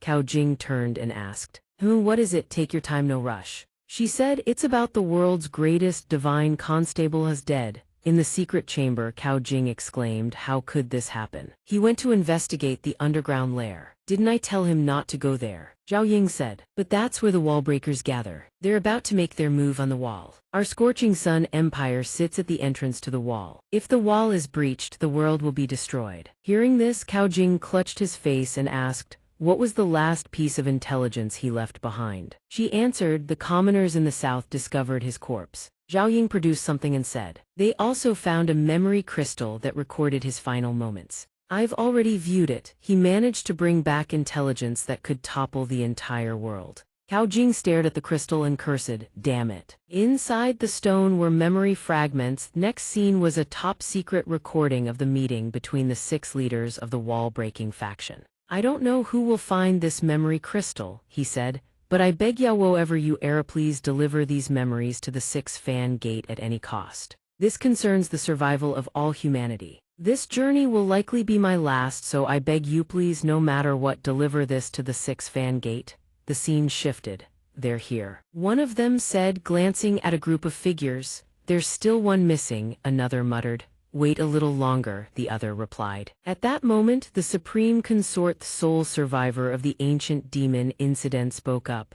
Why the hell isn't that bastard here on time? They're about to breach the wall. A bird perched on a branch spoke calm. Down, our plan is meticulous, nothing will go wrong. Hearing this, a man spoke, we've waited far too long for this day. It was the Longma Demon King, the moment is finally upon us. An old man behind them said, to breach this wall we've had to sacrifice far too much. The seventh prince was a member we cultivated for so long. The supreme consort replied, the seventh prince was far too arrogant. He obtained a fragment of divine sense and became so full of himself he forgot his own limits, truly stupid beyond measure. That waste dying was hardly a loss. If only this divine sense had been given to Jai, that would have been enough. A man sitting on a nearby rock spoke up, forget it. The divine sense he obtained was nothing but a broken shard. Jai is number 1 on the celestial ranking. He continued, I've already consumed 3 complete divine senses. I have no use for broken fragments. The bird then asked, at this very moment the entire world believes you've already entered the wall. He replied, that was merely my clone, I sent it in to deceive the world's eyes. In any case, nothing is more important than the wall-breaking operation in 7 days, the man hiding nearby answered. 7 days later, suddenly something tapped the top of Jai's head. The man thought, not good, that was too loud. Jai leaped down from the rock and said, Jing. It seems the last member of our wall-breaking faction has arrived. Upon hearing this, the man thought, seems like they haven't discovered me after all. The final member, the bird flew over and said, you've finally arrived. Everyone then spoke in unison, we greet Yi Chen. The man's face was drenched in cold sweat. Suddenly, the sky above churned with a vortex bearing the faces of 2 men, both lost in deep thought. It's over. Cao Jing stared at the crystal, his face slightly panicked. Seeing this, Zhao Ying said, the memories end. Harith recording cuts off abruptly. Li He was killed. I never expected the wallbreakers to hold such prestigious identities. Cao Jing replied, what I never expected is that the newly appointed savior Yi Chen is the leader of the wall-breaking organization. Li He, I swear your death will not be in vain. Hearing this, Zhao Ying asked, what do we do now? Listen, he says, gazing out toward the road. Zhao Ying speaks, those at the pinnacle of the heavenly rankings only care for their own path of ultimate strength. They have no concern for the world outside. The entire world believes Yi Chen is the savior. Once word spreads that he is the one who breaks the wall, Cao Jing continues, the whole world will fall into turmoil, turning into a crusade against him. The world against him. Therefore, this information must never be leaked, otherwise, the world will descend into absolute chaos. Zhao Ying asks, must Brother Xia sacrifice himself to bring this news out only to be suppressed? He replies, the greater the matter, the more cautious and evidence-based we must be. From now on, gather everyone in the capital connected to the wall breakers. Capturing one will make finding the truth much easier. She nods in agreement, understood. The 6 doors has been monitoring 3 targets. One of them is likely a member of the wall breakers. But they all entered the city under the guise of Yan Niang's book club members. Can we move against them, Cao Jing? Hearing this, his face fills with confusion. He shouts, what did you say? Members of Yan Niang's book club. He then says, do not touch them today. Wait until after tonight's Yan Niang meeting, then we shall see. We must not ruin that man's refined interests. He continues, give me the dossiers on those 3 targets first. Zhao Ying replies, yes. Inside the small Leijiang tavern, someone is screaming loudly. How could anyone swallow such pathetic, meager food and wine? Suddenly Bai Lu, the 3rd-generation saintess of the light divine Sect who had been dormant for 1,000 years, appears from the Holy Land for unknown reasons. She says, you low-born commoners, bring out your most expensive food, offer it all to me. 2 men behind her whisper to each other. She really is a member of Yan Niang's book club. The other replies, she's acting wild in here, that's for sure. Suddenly she snatches a piece of candy from a man's hand and exclaims, ah, there's candy. Cao Jing thinks to himself, once a weirdo sees candy, they lose all self-control. Nearby, a girl arm wrestles a man and says, you men in this city are truly too weak. With that, she crushes the muscular man in an instant. The 2 men behind whisper, the muscles of our city dwellers are impressive. How could he lose to a female reader? The other replies, is she really a wealthy beauty from Jiangnan? That is Shangyuan Yin, leader of the rebel army. As the head of the strongest rebel faction, she appears whenever there is a riot. Her motives are unclear. She wins the match and smugly says, almost forgot. Now I am. A wealthy beauty must not be too vulgar. She turns and says, "A penalty of 3 cups, everyone drink up, this old brother here, drink with me too. Come, come, come, drink." She pushes the wine cup to Cao Jing's lips. A moment later, he stands in the hallway. This violent girl doesn't seem like part of the Wallbreakers organization. He looks down and says, the final target has arrived. It is a girl holding a beast. She is the 3rd target, a cold-blooded assassin who has never failed on the continent, trained as a killing machine.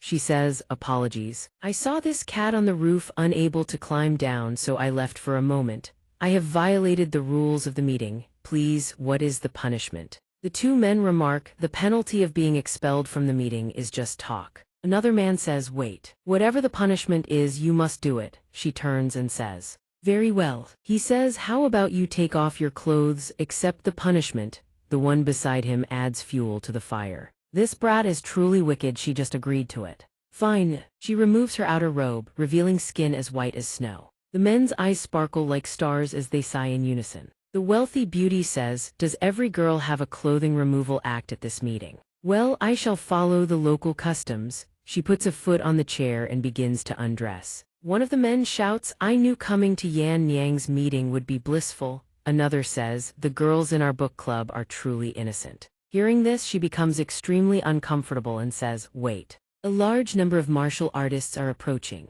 The wealthy beauty thinks, "It's over. It seems my true identity has been discovered. I disguised myself as such a perfect wealthy beauty, yet I was still discovered." Cao Jing thinks, "It's over. Zhao Ying is acting too rashly. What to do?" Suddenly, the cold-blooded assassin approaches Yang Ning and says, "Apologies, little brother." Cao Jing panics and yells, do not abandon him, spare the little brother, take me instead." A guest remarks, "Your guide in the capital is truly of high quality, he is actually sacrificing himself to save a customer." She continues, "Rest assured. I won't hurt the weak, just cooperate and I will let you go." He looks at her and replies, "Oh, inside." Someone suddenly says, "Since you have discovered my motive for coming to the capital is to assassinate the Qin Emperor, then I have no choice but to cross the Rubicon." "Zhao," she says, she is one of the Wallbreakers. Assassinating the Qin Emperor is indeed one of their actions. Once the Qin Emperor dies, the great Liang dynasty will fall into chaos, making it easier to break the wall. Cao Jing hears this and says angrily, "Stop analyzing. The little brother is in danger now, think of a way to save him." Seeing this, Zhao Ying wonders, the boss has always been cold-blooded and ruthless. Why is he panicking so much now? Did he get too deep into his role as a guide? She kneels and says, "Heroine, I beg you to spare this little brother, we will agree to any condition." She then picks up Yang Ning and warns, "Do not follow me, do not search, otherwise the hostage's life will be at risk." Cao Jing cries out, "Little brother."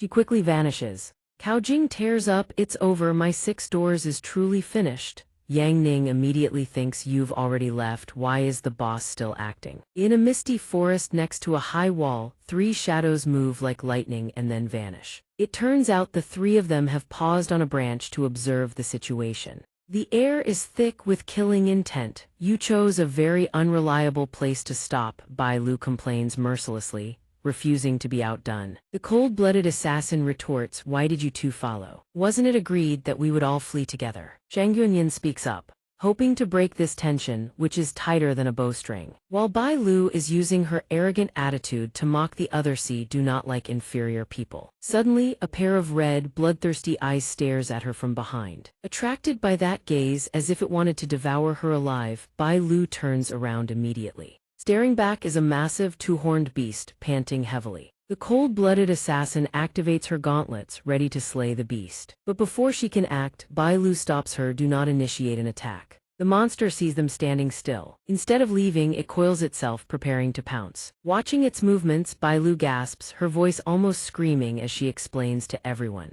"This is an infernal hell python." No sooner had she finished her sentence than the snake opened its massive jaw filled with fangs and lunged at them. In the midst of the total chaos, only Yang Ning stands there reading his book. Yang Ning notices the monster heading for him first. He doesn't panic, still focused on his book. Raising his other hand, "Can't you let a man read in peace?" However, before Yang Ning can show his own skills, Shang Yuanyin rushes up, using her polearm to smash the snake's head with a heavy, painful strike. Meanwhile, Yang Ning is grabbed by someone and whisked away. The one who took him away is the cold-blooded assassin. Escaping the battlefield, she whispers, "Apologies, you must have been terrified." This is near the wall. Beasts infected by the wall's killing intent evolve and become incredibly dangerous. On the other side, the python is too strong, batting Shangyuan Yin away and shattering her polearm into pieces. Because of the force, Shangyuan Yin is sent flying uncontrollably. Seeing the invulnerable monster, she begins to lose all hope. This hell python that has evolved into a stone-swallowing python will never stop hunting us. We probably won't be able to escape. After tumbling uncontrollably, Shangyuan Yin finally finds a tree branch to steady herself. Stabilizing her body, she curses angrily. "Damn it! This thing is invulnerable. My polearm is broken. Everyone stay alert and keep it away from the little country boy." She warns. The cold-blooded assassin stands in front of Yang Ning, observing the python, and says, "This is troublesome," while no one was looking. Yang Ning took out a slip of paper and scribbled a talisman on it. Immediately after, Yang Ning swings his arm, launching the paper talisman straight at the python. Then something incredible happens. The python is sliced into pieces by the paper talisman. Even as its head and body separate, it cannot believe it. Not only the snake, but even the trees behind it are cut down. When the talisman's effect ends, the python's mangled remains fall to the ground alongside the unlucky trees. Witnessing this, the three of them, Bai Lu, Shangyuan Yin, and the cold-blooded assassin, gape in shock, their faces filled with existential dread. This area is near the wall, so it might be connected to the wall's defensive formation. How lucky of us. In total contrast to their fearful, blank expressions, Yang Ning still holds his book, yawning lazily, wondering to himself, "Wait, did you guys not clearly see me strike? Could it be that my hand speed has increased from using it too much lately?" The cold-eyed woman gazes ahead, her voice emotionless. This region is suppressed by the wall's formation. Flight is impossible here. And the area is crawling with ferocious beasts. My apologies for involving a scholar like you. I fear I cannot ensure your survival out of this place. Duong Nin stands there, completely bewildered by her apology. Suddenly, a shocking turn of events unfolds. The woman tears off her outer robe, revealing a figure that would make even other women envious, her face flushed with shyness. "If I have dragged this village lad into this, I must take responsibility according to our rural customs. So be it. I shall leave my offspring with you as a mark of my responsibility. We shall follow the procedure. You may jump in here now." Breathing heavily, her words and actions leave Duong Nin blushing bright red. "Are you a robot?" Everything follows a procedure, but the madness does not end there. Shangyuan Yin suddenly joins in. She reaches out to undress. "The customs in this city are truly complex, but I shall adapt. As the saying goes, when in Rome, do as the Romans do." With that, she sheds her outer layers, revealing a curvaceous frame. "I too shall leave my offspring with you."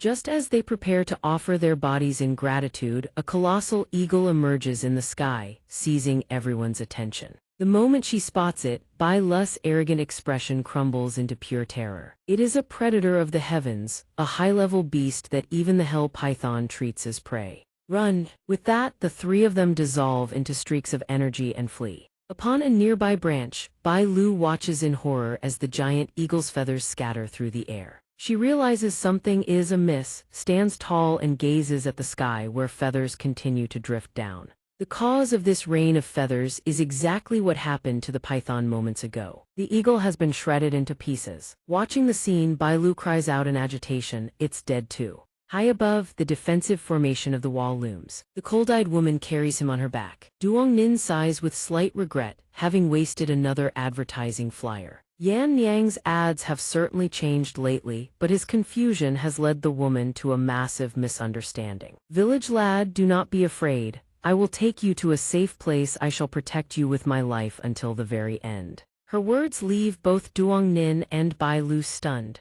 Ignoring the absurdity, Bai Lu voices her burning question, "Assassin, are you truly part of the Wallbreaker organization? Have you ever met the 6 great leaders of the Wallbreakers?" Facing the question, the assassin looks up at the blue sky and replies, "I am merely a speck of dust. I have no qualification to meet the 6 great leaders." The assassin ranked in the top 10 of the continent calls herself mere dust. She finds it hard to believe. This Wallbreaker organization is truly terrifying. She turns and walks forward. Listening to the exchange, Duongnin is lost. What is this wallbreaker organization? She walks to the edge and points to a distant wall, answering his question. The Wallbreakers are an organization founded by several contemporary great supreme experts. This organization stops at nothing, pooling all their strength for one purpose: to shatter the eternal, unbreakable wall. Hearing this, Duongnin judges briefly. Is it really such a hassle to break an old wall? Can you just smash it with your fist? To prove his point, Duongnin raises his own fist. His comment leaves both the assassin and Bai Lu with black lines running down their foreheads. Bai Lu glares at him with dead fish eyes, mocking him. Still you with your nonsense. Seeing his puzzled expression, Bai Lu is too exasperated to even speak. You ignorant commoner, you understand nothing. The wall is indestructible and guarded by a saint knight. Why else would they go to such lengths to break it? She pauses, then frowns in confusion. But what I don't understand is how this girl ever thought she could assassinate the new emperor. Shangyuan Yin, who has been silent until now, chimes in, agreeing with the assessment. Indeed, the new emperor is protected by saints and guardians, saint beasts terrifying existences. Attempting to assassinate the new emperor is no different from seeking death. Listening to them, Duongnin remains perplexed. Is the new emperor truly that terrifying? The subject of the conversation, the assassin, finally speaks up. My superiors do not care whether I succeed in assassinating the new emperor or not. I am merely a pawn in their grand plan. I know it is a death wish, but that is my fate. After hearing this, Duongnin offers a simple solution: why not just leave the organization? She turns pale and shakes her head. Impossible. They have implanted a super-tier prohibition device within me. They can detonate it at any time, anywhere. The assassin sets Duongnin down, her face unreadable. She stares intently at her own wrist. Bai Lu realizes what the item on her wrist is. Distaste and annoyance etched on her face, she cannot help but sneer. The Wallbreakers are certainly generous. That prohibition was crafted by an ancient artificer. It is incredibly durable. Not even the heavens collapsing could break it. Suddenly, something happens that causes the assassin's face to turn purple with terror. It turns out that the indestructible prohibition is now lying in two pieces on his hand, broken just by him pulling at it. Duongnin wears an innocent expression. The action leaves Bai Lu and Shangyuan Yin completely traumatized. Looking at her bare wrist, the assassin cannot believe her eyes. It broke simply from being pulled. It takes quite a while for Bai Lu and Shangyuan Yin to regain their composure. They stare at the broken device, struggling to rationalize it. The device must have been malfunctioning, a dusty antique, perhaps. Even though she is free of one burden, the assassin looks no happier. A broken prohibition device is useless. Every member of the Wallbreakers bears a demonic sigil. One of the 6 leaders branded our souls when we were children. It is permanently bound to our spirit. It is an eternal mark, right here on my thigh. As she speaks, her gaze shifts downward. Duongnin follows her gaze. Before anyone can react, he naturally lifts the hem of her skirt, revealing a smooth thigh marked with the sigil. Oh, so this is it. The assassin blushes deeply at his actions, while the other two are stunned, followed by sounds. Moans ring out. "Ah, don't, it tickles." Duongnin continues to fiddle there, comforting her. Bear with it, 3 seconds is all it takes. Bai Lu stands behind, bewildered. What is he doing? Leaving offspring. Shangyuan Yin, taking it literally, curses, damn it. There, you are free. After a moment of work, Duongnin finishes his task. The terrifying sigil on the assassin's thigh has vanished, leaving only smooth porcelain skin. The other two are shell-shocked. He even managed to erase the brand itself. Without the brand, this thigh looks so alluring. I really like it. Shangyuan Yin's face flushes, her eyes gazing at her with fascination. Duongnin ignores her state. He continues, "You are free. From now on you can go wherever you please." The sigil left by the 6 leaders is gone. "Lad, who on earth are you?" Shangyuan Yin is suspicious. Isn't he supposed to be a weak scholar? The assassin cannot help but confirm. "Am I truly free? Can I really go home now?" "Of course." Yang Ning confirms it with absolute certainty, staring at her own hands. Her voice trembles. "I've imagined my own ending 1,000 times, but never once did I think there'd be a day I could go home. No father, no mother. Growing up clinging to my big sister, snatched away by the wall-breaking organization as a child, forced to live like a puppet. Never once did I imagine I'd actually get the chance to go home and find my sister." Emotion wells up in Ice Cold's chest. Her mind drifts helplessly back to the days of her childhood. Back then, a little Ice Cold was chasing after her big sister and tripped. "Mei Luo, sister, wait for me." Sister, seeing this, turns around and gently reminds her, run a little slower, watch your step. Just thinking about it brings tears flooding to the corners of Ice Cold's eyes. Can I really go back? Let's go home. Yang Ning offers comfort, expecting her to brighten up, but Ice Cold only sinks deeper into despair. But master, she will never let me go. She's the head of the Shadow Division, she won't spare a single traitor. Yang Ning will handle everything, simple as that. He snaps his fingers. Tu, come here, I need you for something. Following his snap, a white-haired masked figure materializes from thin air and bows deeply to Yang Ning. Tu, at your command, master. The one who appeared is none other than the Minister of Works of the Blazing Sun Empire II. Seeing the person he needs has arrived, Yang Ning gives the order, extract her master's genetic signature from inside her. Then perform a spatial lock. Yes. Without another word, Tu reaches out to her forehead and streams a chain of data into it. Right before Ice Cold's stunned, wide eyes, he turns away. Bailu has been frozen in shock ever since Tu appeared. Isn't this guy supposed to be a high-level exorcist? He's a puppet master on top of that. That puppet seems to have the ability to control a slice of heaven and earth itself. Shangyuan Yin quietly adds a remark. A short while later, Tu finishes the search and reports the results to Yang Ning. Spatial coordinates locked, target located at Shadow Cloud Peak 30,000 miles away. Hearing the result, Yang Ning shifts into kill mode. Then let's go pay them a visit. Let's go. With that, he and Ice Cold vanish on the spot, leaving Shangyuan Yin standing there, utterly bewildered. So this is the legendary teleportation, 10,000 miles in the blink of an eye.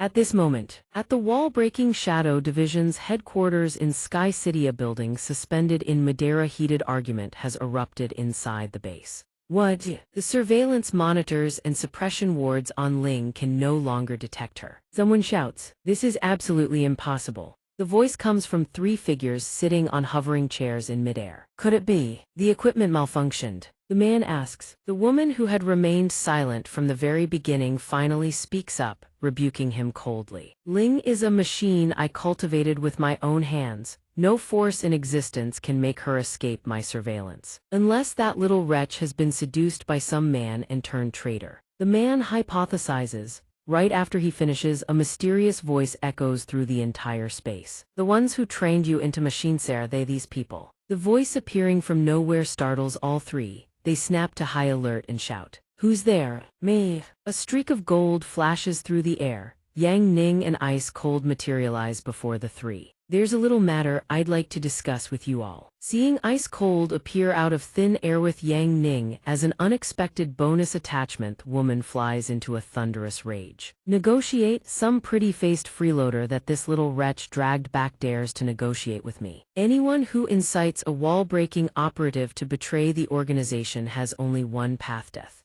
The man beside her is equally displeased. He can't hold back his mockery. "Women so easily swept away by emotion. Let me extinguish that little love flame by killing this skirt-clinging pretty boy. Then I'll send you to the bug pit for some serious reflection." With that, he clenches his fist tight and surges forward. After just a few swift, effortless steps, the man has already materialized behind Yang Ning's back. He slams one hand down on Yang Ning's shoulder and summons a crackling purple sphere of lightning in the other. Wall-breaking art. Even with an attack incoming, Yang Ning doesn't budge an inch. Then something unbelievable happens. The man's hand begins smoking violently. His eyes go wide with sheer disbelief. Immediately after, something even more shocking occurs. His entire body erupts into raging hellfire, incinerating everything, leaving not a single bone behind. Everyone present stands frozen, jaws dropped, eyes bulging, unable to believe the scene before them is real. After a moment, the flames die down. Nothing remains but a thin wisp of smoke. Ice Cold begins to seriously question everything she knows about life. Could this be the righteous aura of a scholar? The remaining man watches this scene unfold, analyzing while formulating his counterattack plan. There's something wrong with this man's body, can't touch him directly. Then, without hesitation, he manipulates a pitch-black cocoon covered in bizarre rune-like spirals and hurls it straight at Yang Ning. Infinite Desolation Wood Exorcism Pillar. The black cocoon rapidly morphs into a colossal staff the size of a building, intent on crushing him flat. Just like before, Yang Ning makes no obvious countermove. Only when the massive staff is nearly upon him does he casually reach up and catch it with one hand. This is your life-bound artifact, isn't it? Your life and death are tied to it. Before the man can even answer, Yang Ning merely flicks his wristband. The jade staff splits clean in two. The blunt half clatters to the ground. The sharp shard, however, is hurled straight back at the mana single strike that punches clean through his chest. At this moment, among the three leaders, only the woman remains seated alive and intact. She glares at Yang Ning and screams with fury, "Damn it all." The subordinates watching from below, having witnessed the entire spectacle from start to finish, are equally shell-shocked. Where the hell did they find this monster? Is he going to kill everyone? Run for it. Perhaps it's already too late. Only now does Yang Ning remember there's another person here with him. He turns to Ice Cold, asking for her input. "Your master wasn't willing to negotiate with me. Is there anything you'd still like to say to her?" The response comes as a cold, clipped voice. "No." Only now does the woman learn what fear truly tastes like. "Damn you!" Receiving Ice Cold's answer, Yang Ning raises his hand high and summons a crackling sphere of energy. "Then let's end this." The sphere starts small, then swells larger and larger and larger. Finally, the sphere detonates. Every living soul in the base is obliterated, reduced to dust and nothingness. Only two survive the blast: Yang Ning and Ice Cold. Standing beside him, she stares, and a new feeling stirs curiosity. "Are you a god? Just a member of Yan Yang's place?" He answers with practiced humility. The base shattered into countless fragments after the explosion. With nothing left to hold it, aloft plummets straight toward the earth below. Right at that moment, a contingent of soldiers arrives and stares at the scene in stunned silence. What in the world happened here? At the head of the group stands a man clad in full armor. He senses something strange about the situation. "We were ordered to surround and eliminate this place. How did it get blown to Kingdom Come before we even made a move?" But he quickly composes himself. "Forget it, then let's just clean up the Shadow Division's remnants." The soldiers obey the command, marching forward while shouting in unison, "Eliminate the Shadow Division remnants." Ice Cold, hovering in midair, naturally spots them too. Her face darkens, recognizes them instantly as soldiers of the Blazing Sun Empire. "Young man, don't worry about me. The fate of a wall-breaking tool person like mine was sealed long ago. Neither light nor darkness accept me. You absolutely must not defy the Blazing Sun Empire on my account. Those people are the new emperor's direct subordinates, beings that even the gods themselves fear 3 parts over." Bing Leng delivers her final words as if she has no further attachment to this life. Ignoring her, Yang Ning flicks his finger. Instantly, a figure materializes from thin air and drops to his knees before him. "Rachnamku, greetings, master." The newcomer is the Minister of Justice from the Liat Yang dynasty. Upon recognizing him, Bing Leng shrieks in terror. He is the Minister of Justice of the Liat Yang dynasty. "I have perused the roster." Her words send a violent jolt through him. Bing Leng quickly realizes the implication, turning to stare at Yang Ning in utter disbelief. "He calls you master." Yang Ning asks calmly, "What was that? Is that acceptable, minister?" Faced with his question, he frantically waves his hands, then drags Bing Leng aside to whisper into her ear. "Under no circumstances are you to speak of this." He glances back to monitor Yang Ning's reaction. "It is nothing, merely a title. I shall not hold him accountable for it." "My command." "Rach, escort her back to her homeland. Do not let anyone impede her and ensure she returns in complete safety." Acknowledging the order, Yang Ning retrieves his familiar book and takes to the skies, leaving them behind. Rach bows respectfully as he departs. "Safe travels, master." As she watches his silhouette vanish into the distance, Bing Leng murmurs to herself, "We shall certainly meet again." Once he is gone, Rach approaches the army with a grave expression. The crowd yields, parting into 2 rows to clear a path for them. As their figures fade from sight, the commander bows low. "We shall obey the sacred decree of the minister." As they walk, Bing Leng begins to deduce Yang Ning's true identity. The country boy is truly the emperor. Seeing her about to speak, Rach raises a hand in a silencing gesture.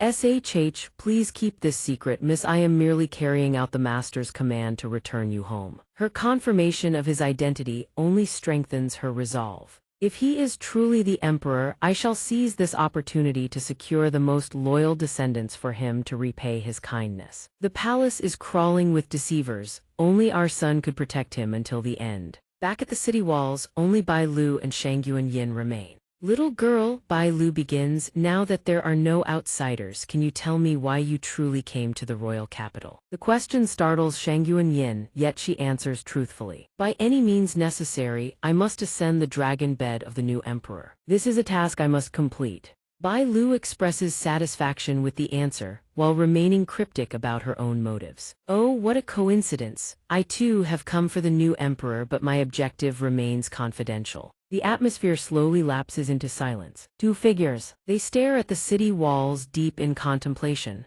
The new emperor is profoundly mysterious, and it is uncertain if risking their lives and fortunes will even grant them a single audience with him. The following day at the Jiangli Inn, the hustle and bustle of guests fills the air. In a secluded room, Yang Ning stares in shock, his face flushing crimson at the scene unfolding before him. Lying beside him is Shangyuan Yin, stark naked, her face flushed and her eyes hazy. Good morning, I apologize for the indecency last night. I am usually a very refined person. Of course, things did not end there. Fang Xing clutches a pillow and murmurs in a sleepy, defensive tone at Shangyuan Yin's remark. Refined? What nonsense. You reckless woman, you even left me in pain. Her voice causes Yang Ning to jerk his head around, his eyes wide in astonishment. As he regains his composure, Yang Ning hurriedly pulls the blanket to cover himself, trembling with shock. Why are you here? As he pulls the sheet, someone loses their support and tumbles from the bed onto the floor. Just then, the lust demon enters. Seeing the situation on the bed, her worldview begins to crumble. Just how many people are on this bed? Caught off guard, he has no answer. My apologies. Suddenly, something moves beneath Yang Ning's feet, causing his heart to skip a beat. Immediately after, a green-haired girl with a haggard expression and dark circles under her eyes appears, giving Yang Ning quite a fright. Is it morning already? A gloomy night indeed. The girl quickly collects herself, throwing off the blanket with a dissatisfied pout. The daughter of the prestigious Shen clan, have suffered such a humiliating night. The green-haired girl is none other than the 83rd ranked on the heaven list, the Xianxia Phoenix. Yang Ning, still bewildered by the events, finally cannot help but ask with an incredibly blank expression. Can someone please explain to me what happened last night? As soon as the question leaves his lips, Bai Fei emerges from nowhere, burning with rage. Don't pretend to have amnesia with me. Men are truly devoid of any virtue. You, a man with no sense of shame, don't even know how to restrain yourself. Her overbearing aura makes both Yang Ning and the Xianxia Phoenix shrink back. Bai Fei marches toward him, ready to grab him by the throat, unable to contain her temper any longer. Fang Xing sits up abruptly, furious. If you hadn't interfered, Bai Fei, we would have already succeeded. Bai Fei is not a pushover, she retorts immediately. What interference? Yang Ning's disciples and I are like. How could sisters be so heartless as to not protect the virtue of their master? Trapped in the middle of this heated argument, Yang Ning can only look on helplessly. The lust demon watches the bickering from the sidelines, completely at a loss for words. I've had enough of these wretched women. They fought all night long, and none of them managed to take advantage of Yi Chen.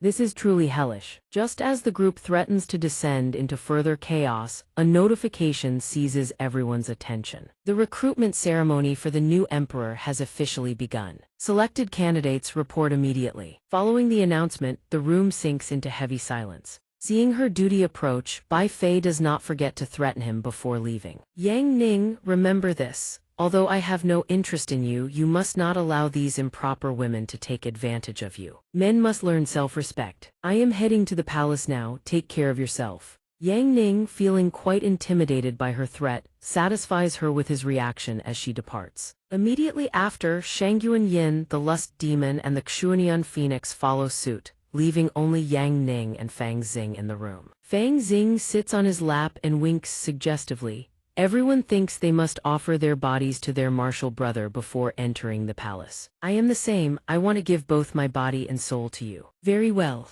My tryst with the new emperor is just for fun, I won't let him get the better of me either. With that, Fang Xing flies away. Watching them go, Yang Ning is thoroughly confused. Why is everyone so desperate to participate in the new emperor's recruitment? What kind of charm does this new emperor possess? At that moment, a strange movement under the bed catches his attention. Who is hiding under the bed? Come out at once. After his words, a beautiful pink-haired girl crawls out from under the bed. Master, it's me, Xiao Tao. The newcomer is none other than the Peach Blossom Hermitage Master from the Liang dynasty, person in overall charge of the concubine selection. Yang Ning stares at her reaction, utterly speechless. His mind a tangled mess, he voices the doubt gnawing at him. What exactly happened last night? And what's the deal with you being a peach tree? Xiao Tao just wanted to take advantage of the chaos and snag a little. Zoop! Yang Ning takes one look and knows she's lying. He stares at her in exasperation.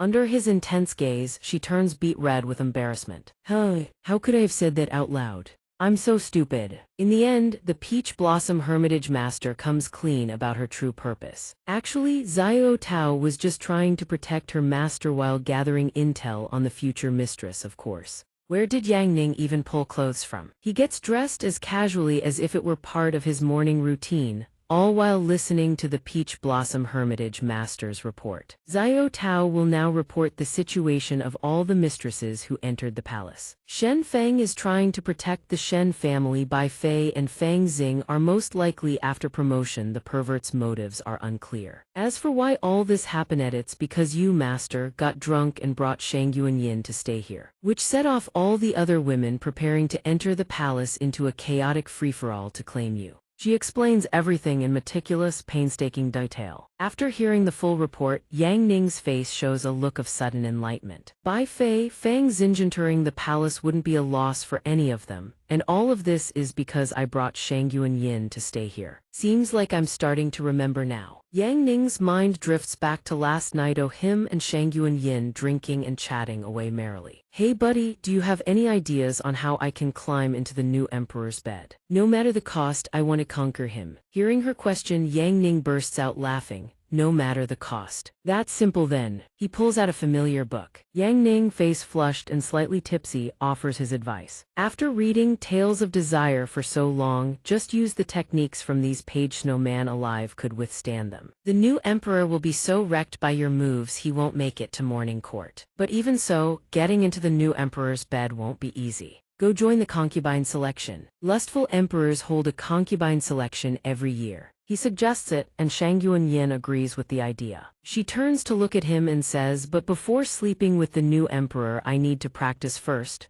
so I'll let my buddy here take the hit. Let's find an inn and practice. If he were sober, Yang Ning would never agree. However, he's dead drunk. He agrees without a moment's hesitation. Sure, I'll help out. Back in the real world, Yang Ning gazes up at the distant sky and sighs. Shang Yuanyin wants the new emperor. All these other women want the new emperor too. Is this new emperor cursed or blessed? Truly impossible to figure out. The Peach Blossom Hermitage Master stands behind him and suggests, Master, why don't we head to the palace? Yang Ning says they might as well take a trip to the Imperial Palace, wrapping up his conversation with her. Yang Ning steps outside to take in the streets. He gazes at the bustling crowds, and as he walks he still feels utterly puzzled. Xiao Tao is weird to actually telling me to go to the palace. What's so interesting about the palace? To go stare at a bunch of stuffy officials. Yang Ning begins to speculate about why the Peach Blossom Hermitage Master wants him to visit the palace. As he walks, a peculiar scene suddenly catches Yang Ning's attention. Before his eyes a crowd has gathered, chattering excitedly. The more he looks, the less he understands what's going on.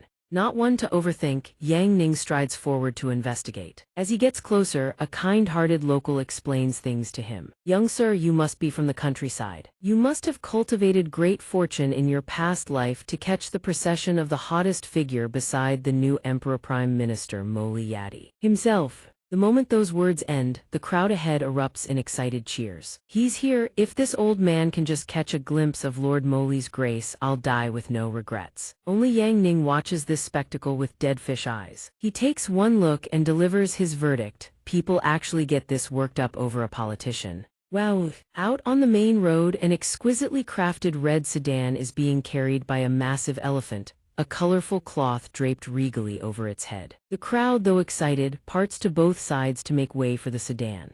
Despite the grand procession, the curtains of the sedan never part even once. Staring at the sedan, Yang Ning offers his objective assessment. This prime minister must be quite the distinguished figure. Too bad he's hidden inside the sedan and can't be seen. Meanwhile, in a corner no one notices. The very person Yang Ning just called distinguished is trembling like a leaf, his face twisted as if he just committed a crime. Thank goodness Master hasn't noticed me, that scared me half to death. Back on the street, while Yang Ning is still staring intently, someone approaches and gives him a firm pat on the shoulder. Startled, Yang Ning whips around to find the culprit. Oh, standing before him is a delicate girl with a petite figure. Hey handsome, I've finally caught you. I've been waiting forever for you to come eat harmony dumplings with me. This is the first time Big Sis has been stood up by a man you know. At her words, Yang Ning can only muster the most painfully awkward smile imaginable. Seeing his bewildered, clueless expression, the girl bursts into cheerful laughter and steps forward to walk shoulder to shoulder with him. I'm just kidding, you're here to see the flair of the hottest celebrity beside the new emperor too, right? I was just passing by. Yang Ning scratches his head, a bit flustered, and delivers the most textbook answer possible. The girl hears his answer and nods with an expression of deep understanding. Makes sense, wanting to see him on purpose is pointless anyway. Lord Moly is a man who stands above tens of thousands second only to one. For the likes of us, we're from two different worlds, that's a realm high in the heavens, completely out of reach. If only we could marry the new emperor, step into that world and all our troubles would vanish. Hearing her words, Yang Ning stops and looks at her, then offers a suggestion. The new emperor is holding a concubine selection recently. His idea makes her burst out laughing. The girl tilts her head, looking at him with a gentle expression. I'm joking, a drop of water can't quench a desert's thirst. How could I ever catch the new emperor's eye? I'd rather keep company with a country boy like you who reads tales of desire and similar smut. Oh right handsome, if you're free, do me a favor. He is indeed free, so Yang Ning agrees without hesitation.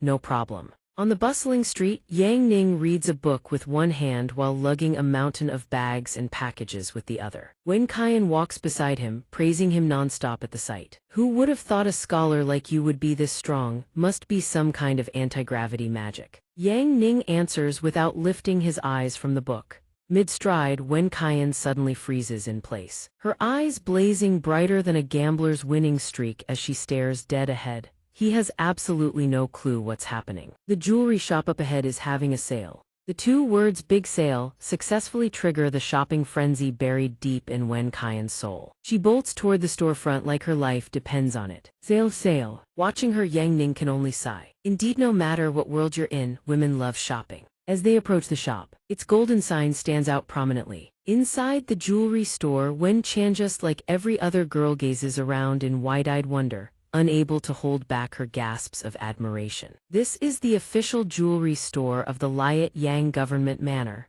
Only the nobility can afford to shop here. What luck, today happens to be a special sale day with tons of jewelry on discount. Yet all she can do is stare in longing. There's nothing else she can do. So exquisite, pity that even after the discount it's still pretty expensive. Yang Ning doesn't know when he appeared behind Wen Qian, offering a gentle, reassuring smile. Don't worry, just keep looking. No matter how much he tries to comfort her, Wen Qian still can't shake the feeling of regret. So beautiful, but it costs 2,000 taels of silver. Yang Ning admires the piece alongside her, but something about it feels oddly familiar. The design style of these jewelry pieces, it's as if they were created by two different designers. In another corner, a woman with orange hair has been watching the two of them. No longer content to spy from a distance, the orange-haired woman hooks her arm around a portly man and struts right up to them. Stop drooling, even on sale you can't afford a single piece in here. This place is for the elite. You and that man beside you don't belong here. Wen Qian turns to see who it is. Her heart skips a beat. Cousin. Ah, the woman turns out to be none other than Wen Qian's cousin, Zhao Man. She puts on her most arrogant voice and starts bragging. The most important thing for a woman is knowing how to pick the right man. Even a crow can turn into a phoenix if she lands the right one. Look at my fiancé, young Master Wang is one of the 4 young masters of the capital, a regular at this very shop. Now look at that poor country bumpkin beside you. His entire fortune probably can't buy the cheapest hairpin here. The man beside her seems to thoroughly enjoy her flattery. Humiliated beyond measure, even the gentle Wen Qian flares up, veins popping on her forehead. "You wretch, insult me all you want but leave the young master out of this." Her reaction only delights Zhao Man, who continues to mock, feeling sorry for him. "You there, your taste in men is pathetic. Young Master Wang is a VIP customer here. One word from him and that country hick gets thrown out on his ear." Wen Chan refuses to back down and fires back immediately. "Impossible, this is government territory, there have to be rules." The man beside Zhao Man, who has been silent until now, finally speaks up.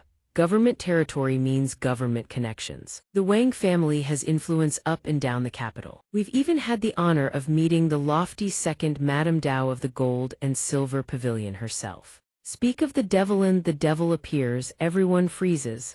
Ah, second Madame Dao herself has arrived. The woman who just appeared is a stunning beauty, trailed by two maidservants. Gazing upon Dao Rui, every girl in the store can't help but exclaim, "Second Madame Dao is the proprietress and she holds official rank. She always carries herself with such aloof nobility. Even princes and aristocrats don't earn a second glance from her." The woman approaches where Wen Chan's group stands. Seeing her come, the portly man points straight at the two of them and demands, "Second Madame Dao, you've come at just the right time. This pauper has no money to buy anything here, must have come to steal. Please have him thrown out immediately." However, she says nothing. She walks silently up to him. Without a single word, second Madame Dao raises her hand and slaps him so hard blood spurts from his nose. Wen Chan and Zhao Man are utterly stunned. Even Yang Ning, who had been absorbed in his book, looks up to notice the man clutching his swollen, slap cheek. He still hasn't recovered from the shock. Why would you do that?" Ignoring his question, second Madame Dao turns to Yang Ning, her expression softening with warmth. "Honored guest, please forgive this humble shop for failing to entertain you properly. This wretch has disturbed your reading." With that said, she turns her head and issues an order. Guard seize these two criminals who attempted to steal government jewelry and deliver them to the magistrate for punishment. "Yes, ma'am." Dragged away, the man and Zhao Man struggle violently. "Please spare me, my body is frail, I won't survive the magistrate's punishment. We're innocent, we're truly innocent." "Silence."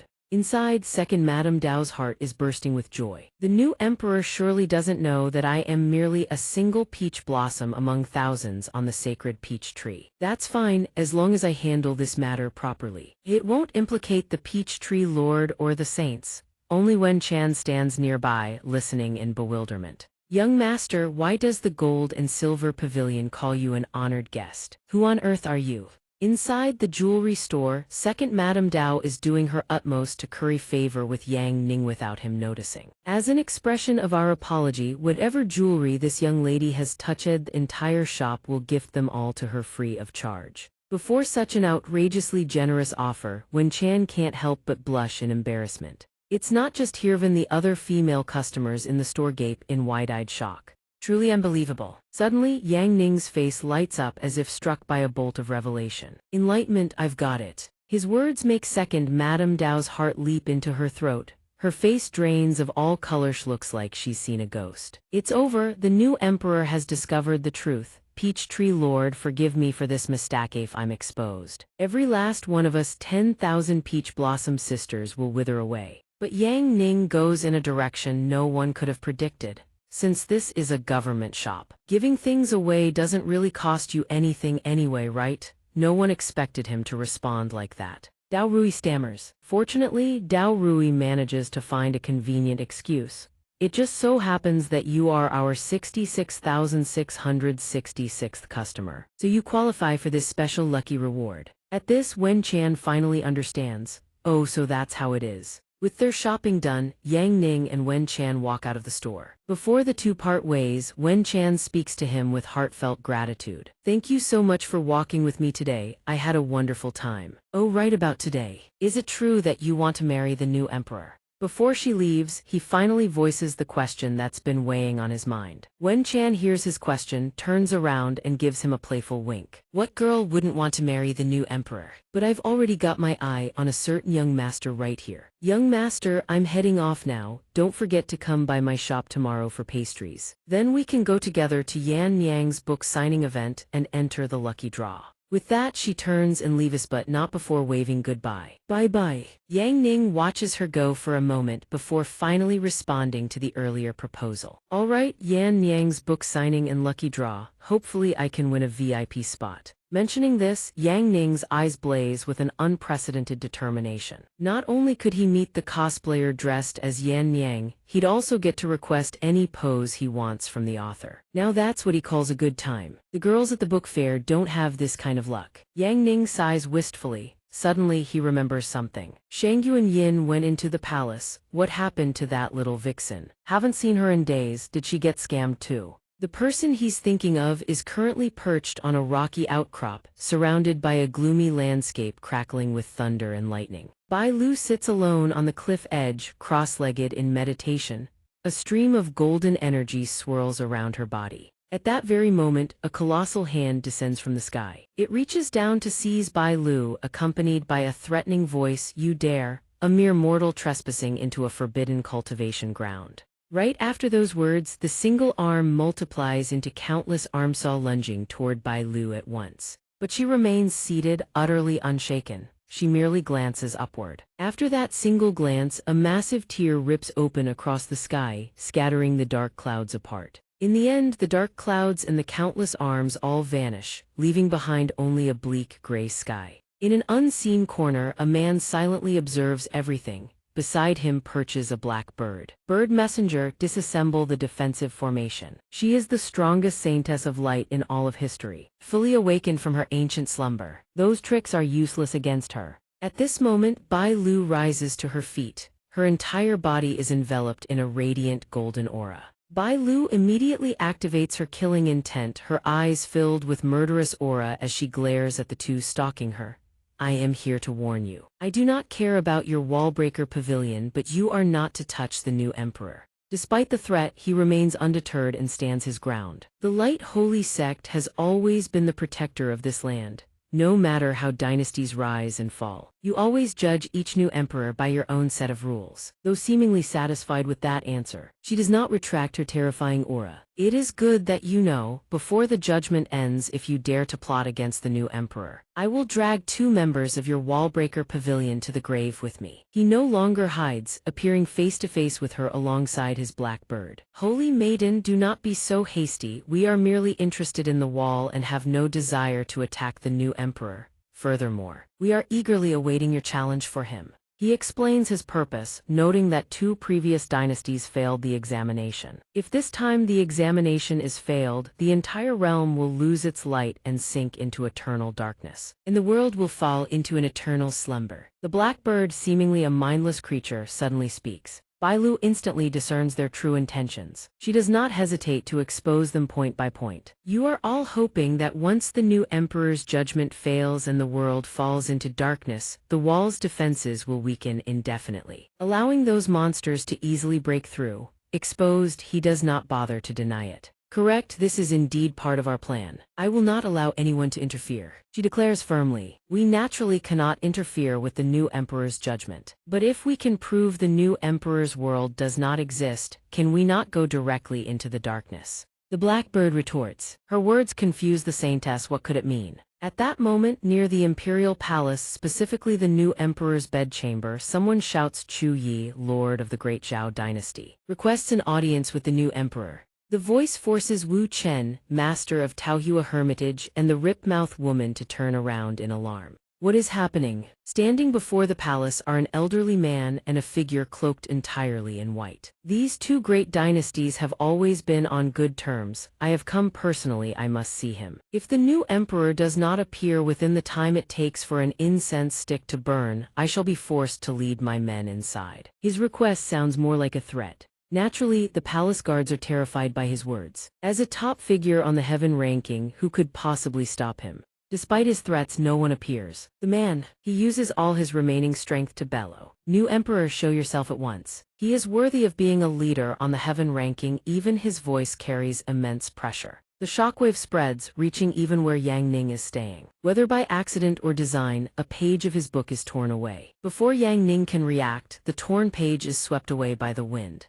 Seeing the page fly off, a rage erupts in his heart. Whoever dared to blow away this lord's page will pay. Yang Ning successfully transforms into a ferocious monster. Climbing out the window, Yang Ning is seething. I will beat you until even your mother wouldn't recognize you. The book club for the reader Yan Yang is hosting a major giveaway nearby. Everyone is lining up to receive freebies, but at this critical moment, Yang Ning's face darkens as he struggles with his internal turmoil. Meanwhile, Chu Yi and Mishiati exchange words under the bright moonlight. Standing on the rooftop, he calls down, whoever violates the dragon majesty of the new emperor shall pay a price they cannot bear. He remains calm and asks, does the prime minister wish to make a move on this old man? The other man does not intervene, standing silently while clutching his sword. Moyi looks up and expresses his goodwill. The first in the heaven ranking, you do not fear provoking the divine might of my Liang, but I do have a gift for you. Hearing this, he seems slightly surprised by the decision. At the border of Liang and Great Zhao, if I do not block it, then in the time it takes an incense stick to burn, 1,000,000 black cavalry units will launch a full-scale attack. Chu Yi does not want to listen to Mo Yi, prompting him. General, do not underestimate the cavalry of our Great Zhao. However, the general remains unconcerned by his skepticism. It is fine, my 1,000,000 black cavalry consider sacrificing themselves for the new emperor and honor. But if the war begins, Great Zhao will lose 30% of its population in 3 days. As a ruler, you will lose the hearts of your people, he reveals, having been pushed too far. Although he speaks with a light tone, it enrages Chu Yi below bastard. Modi has said all that is needed. Now it is time to conclude. Time is short. Your only choice is to leave Liang. Cede 30% of the Yufeng Heaven territory, and I will temporarily overlook the matter of your unsubmitted credentials. You dare to barge into the imperial city and violate the new emperor's majesty, I shall not act without notice. 10 seconds left. When the incense burns out, I will strike. Chu Yi's skeletal army is already in formation and ready for battle. All forces prepare to charge. However, upon reconsidering, he realizes the timing is not right and changes his mind. Cease, we are withdrawing. I cannot afford to lose my title as a human sovereign right now. Modi warns him, naturally, you cultivate the way of the saint and all your strength comes from the faith of the great Zhao people. If you thoroughly lose the hearts of the people, you will become a cripple. General, I shall not see you off then. At this moment, Xiao Ba appears from above, looking down to assess the situation. How disappointing. Everyone finish up. Annoying. The humans of the great Zhao dynasty look delicious. In the meantime, as night blankets every corner, a very lively activity is underway. Naturally, Yang Ning cannot miss out on these activities with the demon maidens. The item is already in hand. Suddenly, Wen Kaiyan appears, forcing him to switch to his serious persona. About the missing book page, Brother Yi I Yan Yang have patched it up for you. Yang Ning shows concern for her and asks, sister-in-law, why have you come here? She does not hide it, to take you to the Harmony Cake shop. Then we will go together to participate in the Yan Yang autograph event to draw prizes and get tickets. Yang Ning's face turns bashful upon meeting Wen Kaiyan. How exactly does one eat a Harmony Cake? Hearing this, Wen Kaiyan decides to take him there to enjoy it. Follow me, you will know soon enough. At the residence of the Third Dynasty elder, the Wufeng demon concubine is furious. These barbarians actually chose to storm the palace. They truly look down on the bird monsters protecting the Liang dynasty. Liang's momentum is too strong to attack head-on. Sabotaging from within is the king's way. Facing her anxiety, her subordinate reassures her. Don't worry, demon concubine, I will certainly make the internal affairs of the entire Liang dynasty collapse. Wufeng demon concubine has already made her own decision. Naturally, as a Third Dynasty elder, every generation of the imperial court admires you. The integration of old and new forces of the various dynasties cannot happen without you. Who would have thought you were my man? Third Dynasty elder Jia Beiyuan, I was saved by the demon concubine. Naturally, I will follow you even in death. Wufeng, demon concubine walks forward slowly and announces, 3 days from now, all the big shots of the wall breakers will act together. It is the final day of breaking the wall. Before then, no matter what, you must obtain the array blueprint of the wall. I will not disappoint you, Beiyuan commits.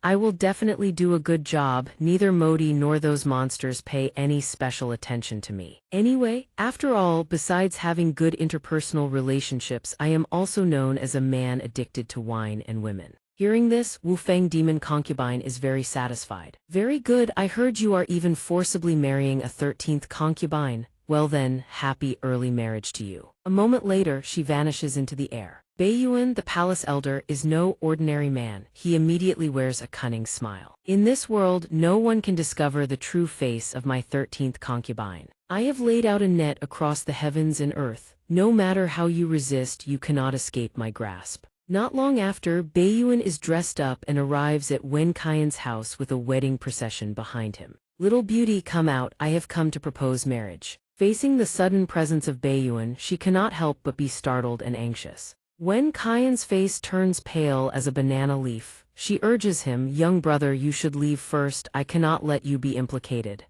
Yet, in this very moment, Yang Ning remains unfazed, savoring his steamed bun with complete composure. Seeing that Wen Qian keeps them waiting, they press on, Miss Wen, we have waited long enough. Lin Xian, the steward of the elder's mansion, has personally come to receive the bride. He shows great sincerity. Do not push your luck. Wen Qian, still stalling, stammers, I need more time to think.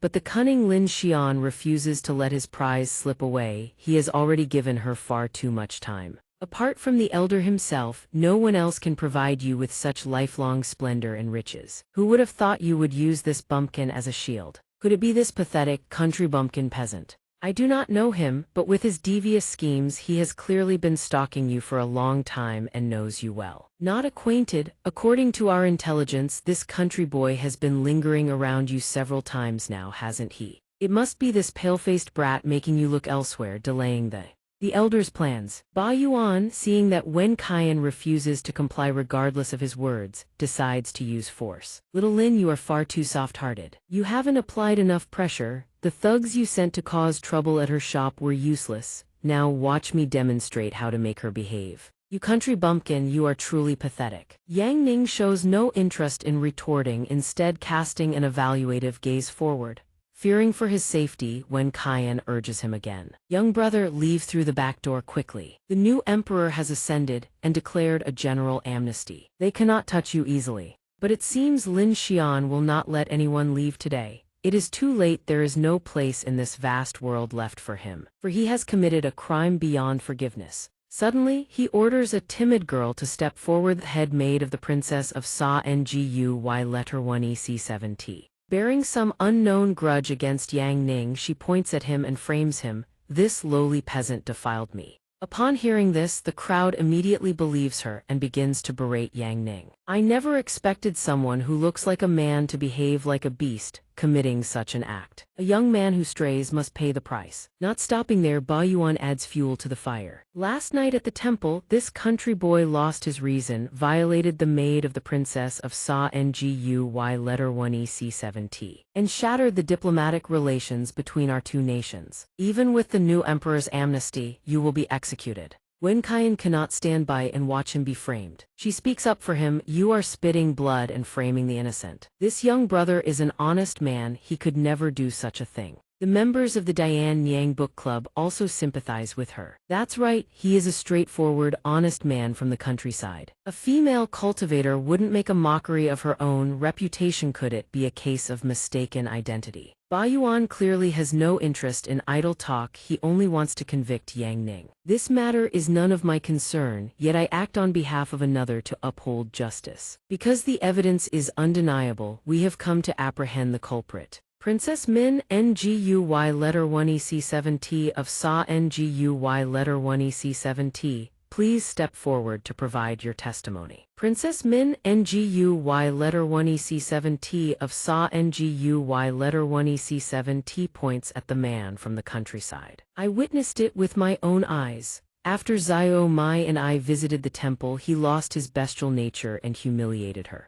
Facing these baseless and heavy accusations, Yang Ning remains as calm as possible. Oh, since arriving in this world, this is the first time someone has tried to frame me. This is somewhat interesting. Baiyuan and Min Nguy letter 1 EC7T have clearly made a secret pact to destroy Yang Ning. I have helped you secure your concubine. Next time, it is your turn to repay Sa Nguy letter 1 EC7T. I am grateful to Princess Min Nguy letter 1 EC7T for helping me deal with this lowlife. Once the little beauty is in my hands, I shall reward you handsomely. In the name of justice for the princess's maid, take this lecher to the elder's mansion for interrogation. Seeing Yang Ning in trouble because of her when Qian can no longer stand by, she agrees, I will go with you, just let him go. But a cunning, old fox like him intends to crush everyone, leaving no one a chance to rise.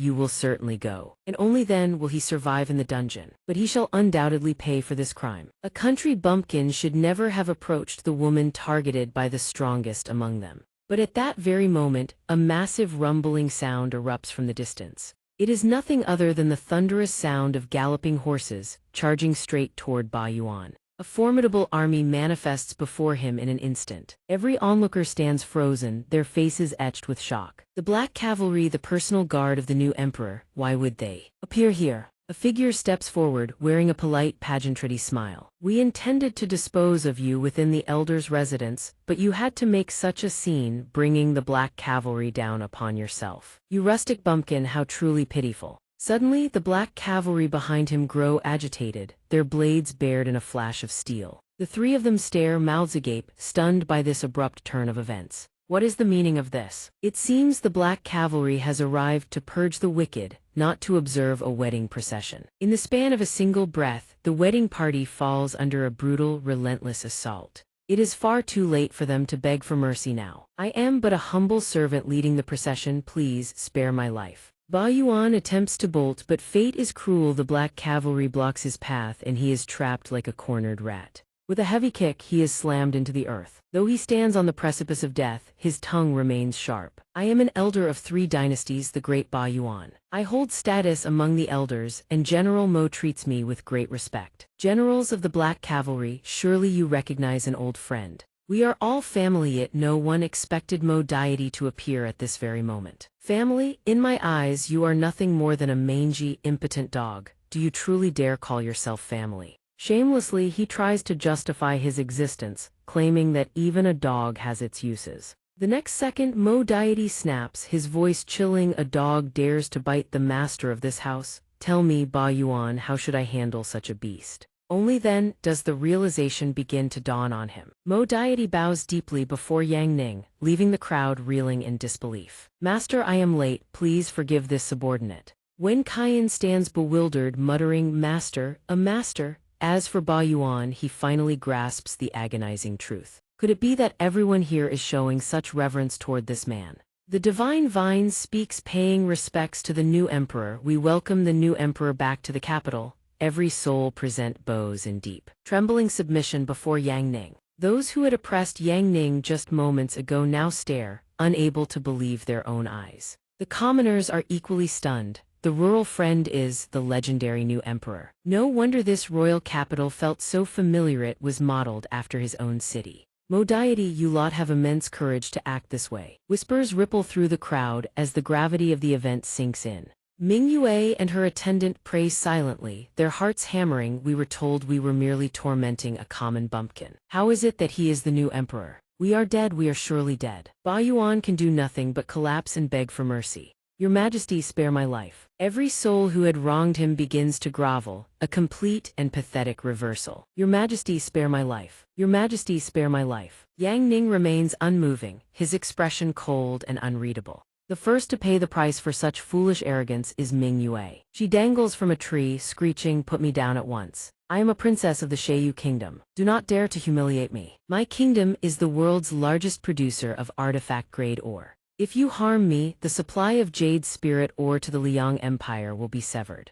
Apologize now while you still can. You are not someone who can touch me at will. Yang Ning barely registers her words, his figure blurring as he closes the distance in a killing strike. Who would have expected that he'd actually give Ming Yue a slap so hard it stung to the bone? Then he looked at Ming Yue with eyes full of contempt, slandering the former emperor. Coercing your maidservant, what the hell is your jade crystal ore worth anyway? Even if you offered your entire Xianxia kingdom, it still wouldn't be enough to make up for your foolishness. Ming Yue at this point not only showed no shame for what she had done, she even had the audacity to threaten him, my father the emperor won't spare you. Since that was the case, the flayed one wanted Ming Yue to witness the scene firsthand. He waved his hand forward and tore through the dimensional fabric. Suddenly, a rift tore open in the void. Through it, she could see her own kingdom, and standing before Ming Yue right now was her own father. So this old man is the father emperor you said wouldn't spare me.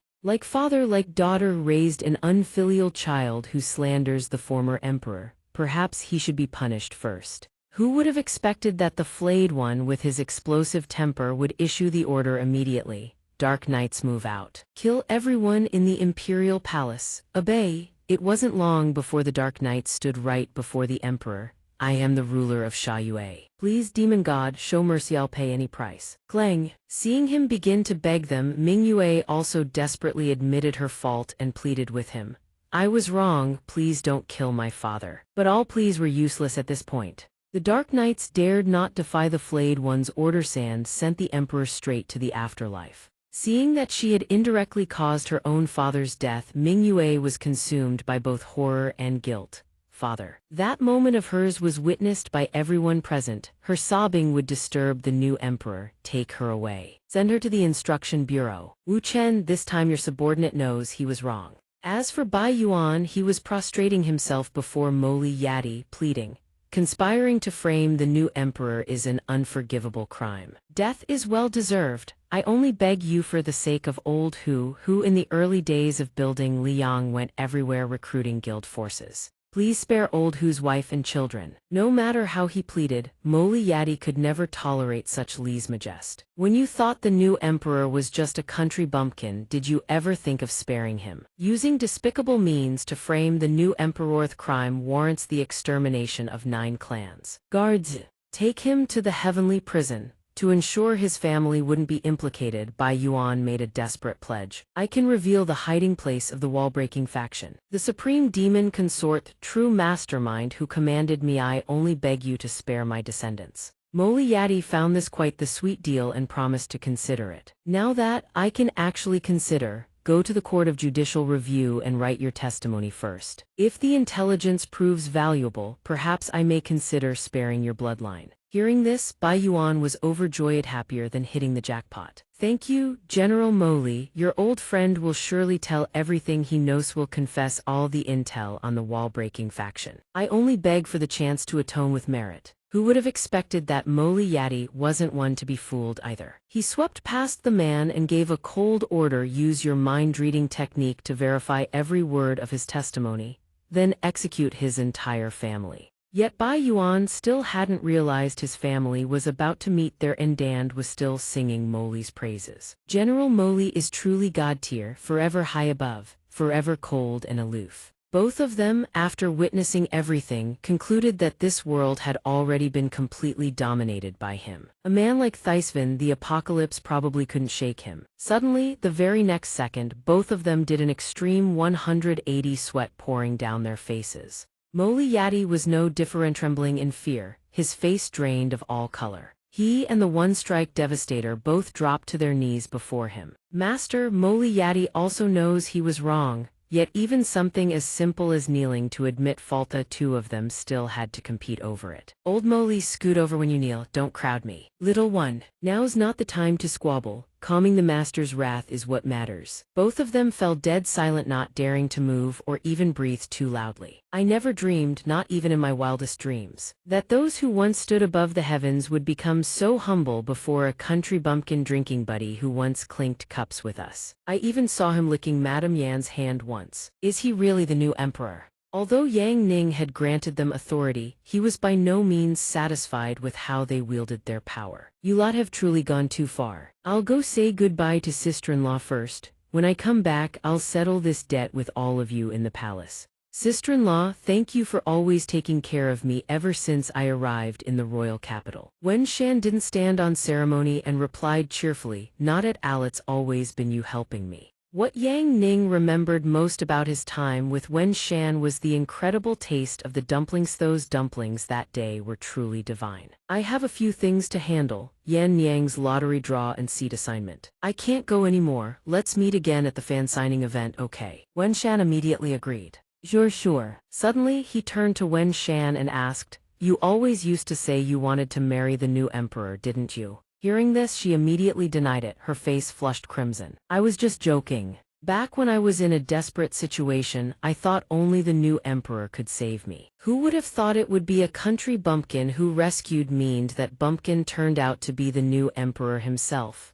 How could I not dream? I only hoped that 3 days from now I might see him one more time. That alone would make me happy enough. The new emperor returns to the palace. Scene transition a short time later. The one-strike devastator and Madame Tao Xin stand amidst a landscape of rolling mountain peaks. Both of them were here to scout out a few things. The supreme demon consort had deeply manipulated Bai Yuan into hiding within the 100,000 Great Mountains. According to his testimony, this was the exact location. She couldn't act rashly or make any hasty decisions, yet decided to be patient a while longer. Using my peach blossom soul-sensing grand art, I can sense her presence. It's just that there are countless defensive formations laid out here. I need a little more time. I don't have the luxury of screwing around here. Active skill super beast transformation. Suddenly, a powerful surge of energy erupted around the one-strike devastator. Its colossal body swelled even larger, as if about to break through to the Frost Earth Fist realm. The one-strike devastator suddenly transformed into a living fireball, plunging the entire area into a sea of flames. Rocks and earth shattered apart. Before its incredibly violent eruption, Madame Tao Xin simply stepped aside with a remark. A plume of white smoke then billowed up, blanketing the entire sky. The supreme demon consort, who had been sleeping peacefully, was rudely awakened by the one-strike devastator and was absolutely furious. White Bear, you destroyed my 72-chain formation of the Earth Palace. I will make you pay. But before she could even resist, the one-strike devastator struck first. Active skill intermediate beast art devour. It immediately sucked the supreme demon consort into its maw along with the surrounding rocks and earth. And so, the one-strike devastator enjoyed a delicious feast tade courtesy of the supreme demon consort herself. Madame Tao Xin hadn't expected things to unfold in the blink of an eye. Like that, it struck way too fast. I still wanted to ask her about the ancient demon war. How did she manage to survive that? She mused aloud. The master should be heading back to the palace from the court of judicial review by now. I hope those consort candidates don't cause any disgrace. Meanwhile, a eunuch was running frantically to report to Lord Li. Lord Li, it's terrible. The consort candidates in the harem suddenly started fighting violently. Hearing this, Lord Li's eyes lit up with excitement. Was about to witness some top-tier palace drama unfold. They've finally started fighting over the new emperor. At last, some real palace intrigue atmosphere. He couldn't afford to dawdle a second longer and rushed over immediately.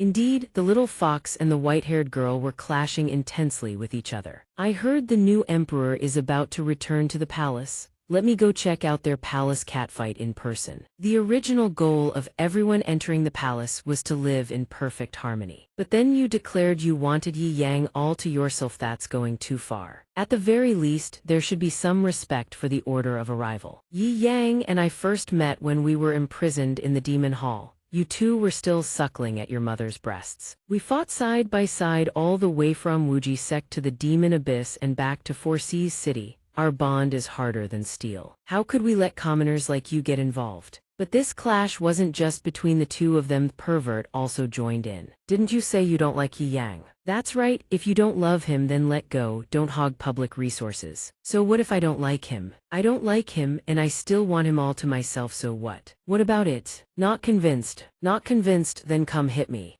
The little fox showed absolutely zero fear, displaying a fierce attitude and refusing to back down against the two of them. Everyone had split into two factions at this point, and it was very likely the little fox was about to pull off an epic 1v2. You wanna fight? Bring it on. Who's afraid of who? We fight the nine-tailed fox and take Sect Master Yi back. Come on, all of you, charge together. Shangyu and Yin, standing nearby, could only watch as the three of them looked no different from a bunch of street thugs fighting over turf. This scene, I swear I've seen this somewhere before, looks exactly like our bandit crew brawling over territory.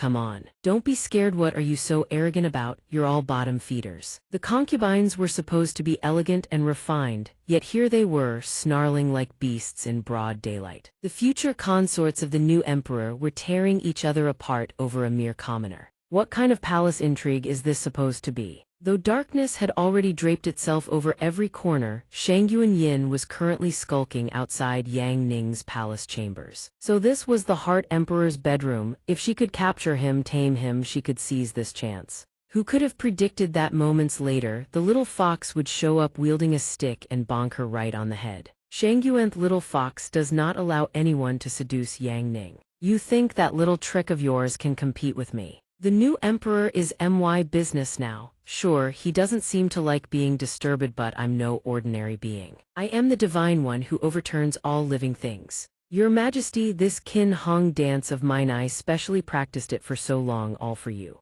Moments later, the little fox performed a spectacular Qin Hong dance. Yet all she received in return was an eerie, crushing silence. After Yang Ning flat out ignored her with zero reaction, she froze stiff. Impossible! How can there be someone in this world unmoved by my Qin Hong dance? He's testing my limits. I have to go further, feeling that just standing outside was getting her nowhere. The little fox steeled herself and slipped into his bed. Your Majesty, faced with Yang Ning's utter indifference, the little fox couldn't help but freeze up in disbelief. After deploying all 49 stratagems of the beauty trap without so much as a glance from him, she finally snapped, refusing the toast only to drink the forfeit.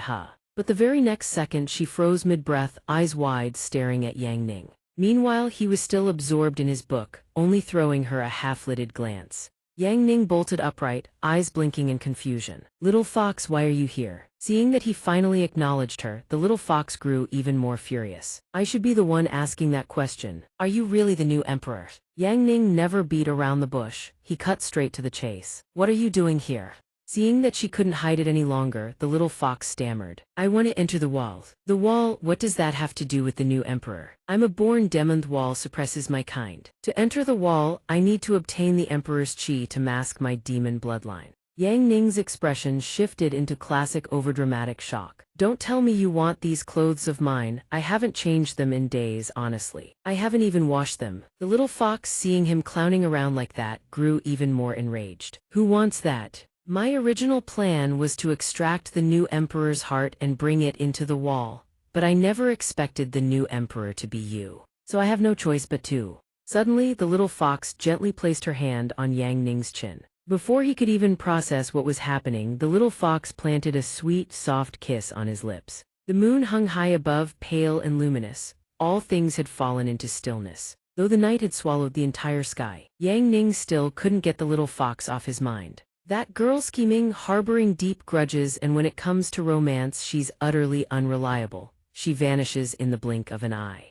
But was she using me, or was she actually into me? Forget, I'd sort it out later. Time to sleep, early tomorrow. He had to settle accounts with those troublemakers. The next day finally arrived. The moment the sun climbed high, Yang Ning gathered everyone and gave them all a thorough dressing down. As he ranted, they could only sit there in silence, taking the scolding. Not one dared to speak up. I truly can't believe you lot had the gall to pull off something this insane. You reckless, arrogant fools. No, sit down, be honest, and tell me everything. Besides this little stunt, have any of you done anything else shady behind my back? Yijai Baoxing fumbled for words, stumbling through an explanation. Master, you know me, I never think before I act, but I'm the most loyal to you. This time, everyone said we should storm the dynasty. And I figured Master would be thrilled, so I jumped in. Jipai Lai Fu, meanwhile, broke out in a cold sweat as he tried to justify himself. Master, you understand me best. Sure, I'm a little eccentric, but my loyalty is beyond question, even more than everyone else's. When we were raiding the Imperial Palace, everyone else was busy collecting rare treasures and exotic artifacts. What I collected were all kinds of spring paintings, sir, erotic scrolls and the hottest illustrations.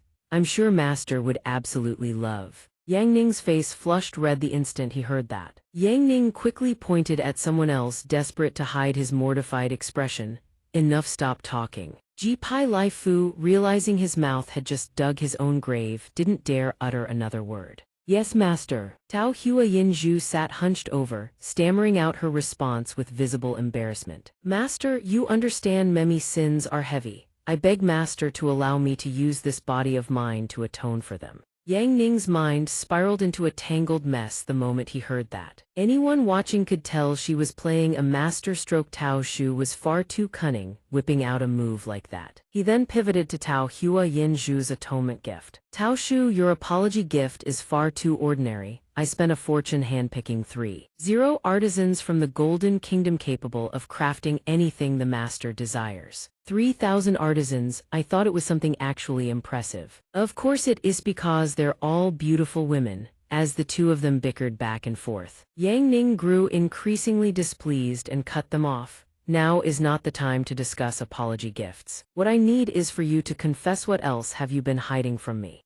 The two ringleaders were Mo Liyati and Wu Chen. The two of them were expected to give a full account. Who could have guessed that Mo Liyati, trying to save his own skin, would betray his closest ally right beside him? Master, you misunderstand old Mo. I am loyal to you. The sun and moon can bear witness. I've always been guarding the nether prison for Master when I received Wu Chen's proposal. That madman, I treated him like a brother and he couldn't stand it anymore, so he burst out and dragged me into this whole scheme. My original suggestion was whoever said Master could be kept as a growing child's form, just hand the great Zhao dynasty over to Master as a gift. How did it become my proposal? You laid out the entire plan. You want Meth one most loyal to Master to take the fall. Truly shameless, Wu Chen. Yang Ning couldn't stand listening to their verbal sparring match anymore and shut them down. Enough, you bastards. Can't you let me just read my erotic novels in peace back at the sect? You've left me holding the bag for a mess this big, but since you've already built a new dynasty, you're responsible for the common folk and your national prosperity and people's well-being. Give them comfortable lives. Now stand up, all of you. For now, Yang Ning let them off the hook. All of them answered in unison, yes, Master. But no matter how he thought about it, he still couldn't feel at ease about them. Running a country is such a pain in the neck. And the sect is giving me a headache too. Yijai Baoxun couldn't understand why he was reacting so strongly. Wasn't Master always just focused on reading his erotic novels? Since when did he start worrying about the sect? The other two, seeing him looking like a lost fawn, took it upon themselves to explain. Originally, having old Mo handle sect affairs would have been the most reassuring, but he's stuck guarding the nether prison. That place is the zone with the highest frequency of northern outbreaks in the game. Countless times, it has nearly caused the game world's total annihilation. So old Mo must rush back to the nether immediately to stand guard. MJ, after gathering intelligence through his own efforts, delivered his report. Your subordinate was just about to report this matter to Master. The nether prison is on the verge of spatial collapse. Your subordinate must return to Lai Yang at once. I can no longer afford to attend to matters on this side. Yang Ning then revealed something related to Lan Wu as well. Actually, having Lan Wu take over would be the most suitable. But after leaving Great Mo, she requested a year-long leave of absence from Mesed. She wanted to go traveling. I already approved it. I can't exactly derail her future over this. So which of you is going to take over? Both he and Slitbelly shook their heads. Furious Linabody wanted to shoulder this glorious burden. The truth was, Yang Ning had already handpicked the most suitable candidate among his disciples. Liuxu could technically handle it, but she was wholly devoted to the sword, couldn't cage her in political affairs. I think you already have the most suitable successor in mind for this empire, don't you? When he asked for her opinion, Mo Deep put forward a standout name. Your subject indeed has someone to recommend. Is the foremost strategist of the empire, and also one of the 10 great beauties. Tingshuan. Yang Ning also found her quite decent, possessed both beauty and intellect. Tingshuan, of course, still had her flaws, but they were fixable. Though she had the ability to govern, she harbored an intense bias against the new emperor, convinced he would lead the nation down the wrong path. That was why she'd always been locked away in prison. If you wish to make use of her, I'm afraid you'll have to convince her in person, Master. Yang Ning decided he would meet Tingshuan and see for himself what kind of person she was. No problem, winning people over with virtue is my specialty. Arrange the meeting immediately. Let's go. Once she's dealt with, I can head back to Wuji. I've played dating sims before. My skill at persuading beautiful women should be a piece of cake. Everyone was buzzing with curiosity, wondering what decisions Yang Ning would make next. Since when was he into conquering beauties? Honestly, it feels more like the girls are the ones reverse conquering him. Just hearing it is unbelievable enough. In another location, Shangyuan Yin and her companions were lurking in the shadows, plotting something. One of them, unable to fathom why they had to do this, asked, "Boss, didn't you already go to kill the new emperor? Then why are we forcing ourselves into such a desperate situation?" Even so, Shangyuan Yin preferred to handle things herself. Originally, she had planned to seduce the new emperor in bed, then take his head to trade for the lives of the Blood Alliance brothers. In any case, that path is blocked. I will save every Blood Alliance brother's life with my own hands.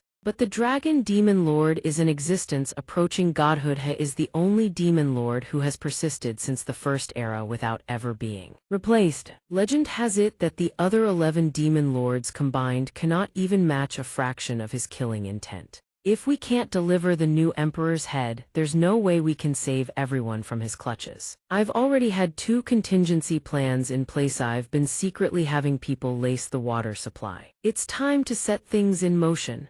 Shangyuan Yin and one other companion were going all in. Tadathi could only bet their lives. The next moment, that person raised a smoke tube to their lips and blew out a dense cloud of white mist. The mist drifted over the people lying bound on the ground. And then the mist quickly reached the demon lord. He still had his eyes shut, no reaction whatsoever. Shangyuan Yin, seeing the demon lord completely unmoved, quickly decided to ambush him. "Let's go, I'm going to take the dragon's head myself. No need to trouble the new emperor." The subordinate standing beside her still couldn't fathom what kind of person the new emperor really was. "This is the first time I've ever heard boss keep bringing up a man like this. I've heard that Miss is the foremost Go master in the world. How about we settle this over a game? If I win, you manage the governance of Liang for me." In another scene, Yang Ning was playing a game of Go with Tingshuan. "If you win, I'll set you free." The moment she met him, she had already formed an opinion. The new emperor is every bit as arrogant as the legends say. He knows my Go skills are the finest under heaven. Yet he dares to challenge me on the board. One Strike Fury was deeply impressed by Yang Ning's expected of the master, using a mere square-tier Go skill to deceive someone. The poor human might as well be playing against the strongest Go player in existence. Yet Tingshuan immediately rejected his proposal. "However, I must refuse. Go is but a minor art while governing a nation is the great Tao. Pitting a minor art against the great Tao is simply unfair." Hearing this, Yang Ning was somewhat puzzled by what she considered right. The man standing nearby could already tell convincing Tingshuan on this trip would not be easy. "It's over, Miss is truly too headstrong. In her heart she's already pegged the new emperor as a wall breaker. Liang will eventually fall to wall breaking. How could she possibly govern it for the new emperor? Hopefully things just keep developing on their own. Don't drag my 6-fan gate into it." Tingshuan truly only follows her own moral compass. She has no interest in anything else. "I must be completely honest with your majesty. This humble woman has already been entangled in the affairs of court. Now my heart belongs solely to the great Tao. For the rest of my life, I wish only to strip away all darkness and seek the truth of existence between heaven and earth. Even if it costs me my life, I shall have no regrets." Slitbelly also thought she was far too stubborn to listen to anyone. "Looks like the master can't tame this obstinate woman. All right." Seeing Tingshuan growing a bit agitated, Yang Ning immediately moved to calm her. "Don't get worked up, how about some tea first?" But she still refused. "No need. Your Majesty knows I'm passionate about the way of tea, but both Go and tea are merely minor arts. All I seek now is the truth and the great Tao. Your sword is old." Without a word, Yang Ning suddenly drew the sword from its sheath right in front of her. Tingshuan's eyes now brimmed with confusion as she looked at Yang Ning. "That is my life-bound spirit sword. What does your Majesty intend to do?" Yang Ning hurled the sword out the window with absolute decisiveness. "A friend of mine is in a bit of trouble. I'll borrow your sword for a moment." The sword, propelled with immense force, pierced straight through the wall and continued hurtling forward without slowing like a shooting star. A blue book sitting on the table suddenly radiated a brilliant light. At this moment, Shangyuan Yin had been discovered by the demon lord and he now gripped her by the throat. "So this is how humans resist. I already gave you the chance to trade the new emperor's head for the lives of the entire Blood Alliance. But you chose wrong." Yet even in this moment of mortal peril, her heart remained loyal to Yang Ning. "Kill me if you want. The new emperor is a good man. Even if we die, we will absolutely not drag a good person into this. Stubborn fools, I'll kill you all first, then destroy the new emperor." His face was the very picture of a villain, threatening to send her to the afterlife for her defiance. Just as he was about to send Shangyuan Yin to meet her maker, he sensed something. Something's approaching. The sword Yang Ning had hurled was still tearing through the air, hurtling forward. Like a tempest, it bored through every layer of the hardest rock and earth, seeking its target. The sword carried an absolutely terrifying destructive power, now poised to send its target straight to the grave. The demon lord spotted the sword and moved to shatter it on the spot. So it's the esoteric technique of sword control. Useless, once I snap this blade, I'll make the one controlling it explode. But life isn't a dream. The sword not only failed to be destroyed, it continued hurtling straight at him. And so one arrow struck two targets. Yang Ning had both proven himself to Tingshuan and saved Shangyuan Yin. Before this sudden turn of events, she couldn't help but stare blankly ahead. Even he himself hadn't expected heaven and earth to be split apart like that. After sending the demon lord to meet Yama, the sword still didn't stop. It completed a full orbit around the globe. It annihilated everything at every point it passed through. After circling the entire earth, the sword returned to Yang Ning. He swiftly extended his hand and caught the sword with calm composure. Tingshuan now looked at him with entirely different eyes. A single sword strike had slain the dragon demon's strongest wallbreaker of all eternity. Yang Ning then set the sword down. All right, returning your sword. Tingshuan fell deep into contemplation. The sword went and came back. Turns out the world is round. The sky is round, the earth is square. So that was wrong all along. The world is round, the world is round. And then, in the very next second, she drops to her knees before him. Just one performance from Yang Ning was enough to completely overturn Tin Tian's convictions. I have attained enlightenment. That single sword of the new emperor shattered my darkness and revealed the truth to me, if you would not disdain it. I am willing to devote my strength. I would serve the new emperor with unwavering devotion. Dying without regret, I only beg that you take me with you to seek the truth for the rest of my days. Afraid she might misunderstand, Yang Ning quickly explains, "You're really way too intense. I just borrowed your sword for a moment. What truth-seeking nonsense, you're blowing this out of proportion." But Tin Tian's mind was already made up. She immediately bows before him. "Please, new emperor, take me with you to seek the truth." 4C City. Greetings everyone. I'm Xiao Dao, your host for the world's greatest sect showdown. This time, the Wuji sect, as the Eastern host, will face the final showdown tomorrow. Can the Wuji sect rise to the #1 spot in the world? The rules of the ultimate showdown require Wuji to win 5 consecutive matches. The key player entering the final match is none other than Lady Su Shu. She will be going 1-on-5 in a solo against Sword Sect's entire squad. Standing in Wuji's path after 4 consecutive victories is the Thunder Sword Sect, renowned as the fastest blade under heaven. Fast as lightning, swift as shadow, impossible to pin down. Meanwhile, Lady Su Shu is infamous as a borderline accuracy master. Her hit rate is practically 0. That's why Su Shu's betting odds have skyrocketed to 1500 to 1. Xiao Dao is a diehard Yi Chen fan, so I'll still throw 1 silver coin on Lady Su Shu. Everything else I own is going on Thunder Sword Sect. And the crowd's pick is Thunder Sword Sect, Thunder Sword Sect.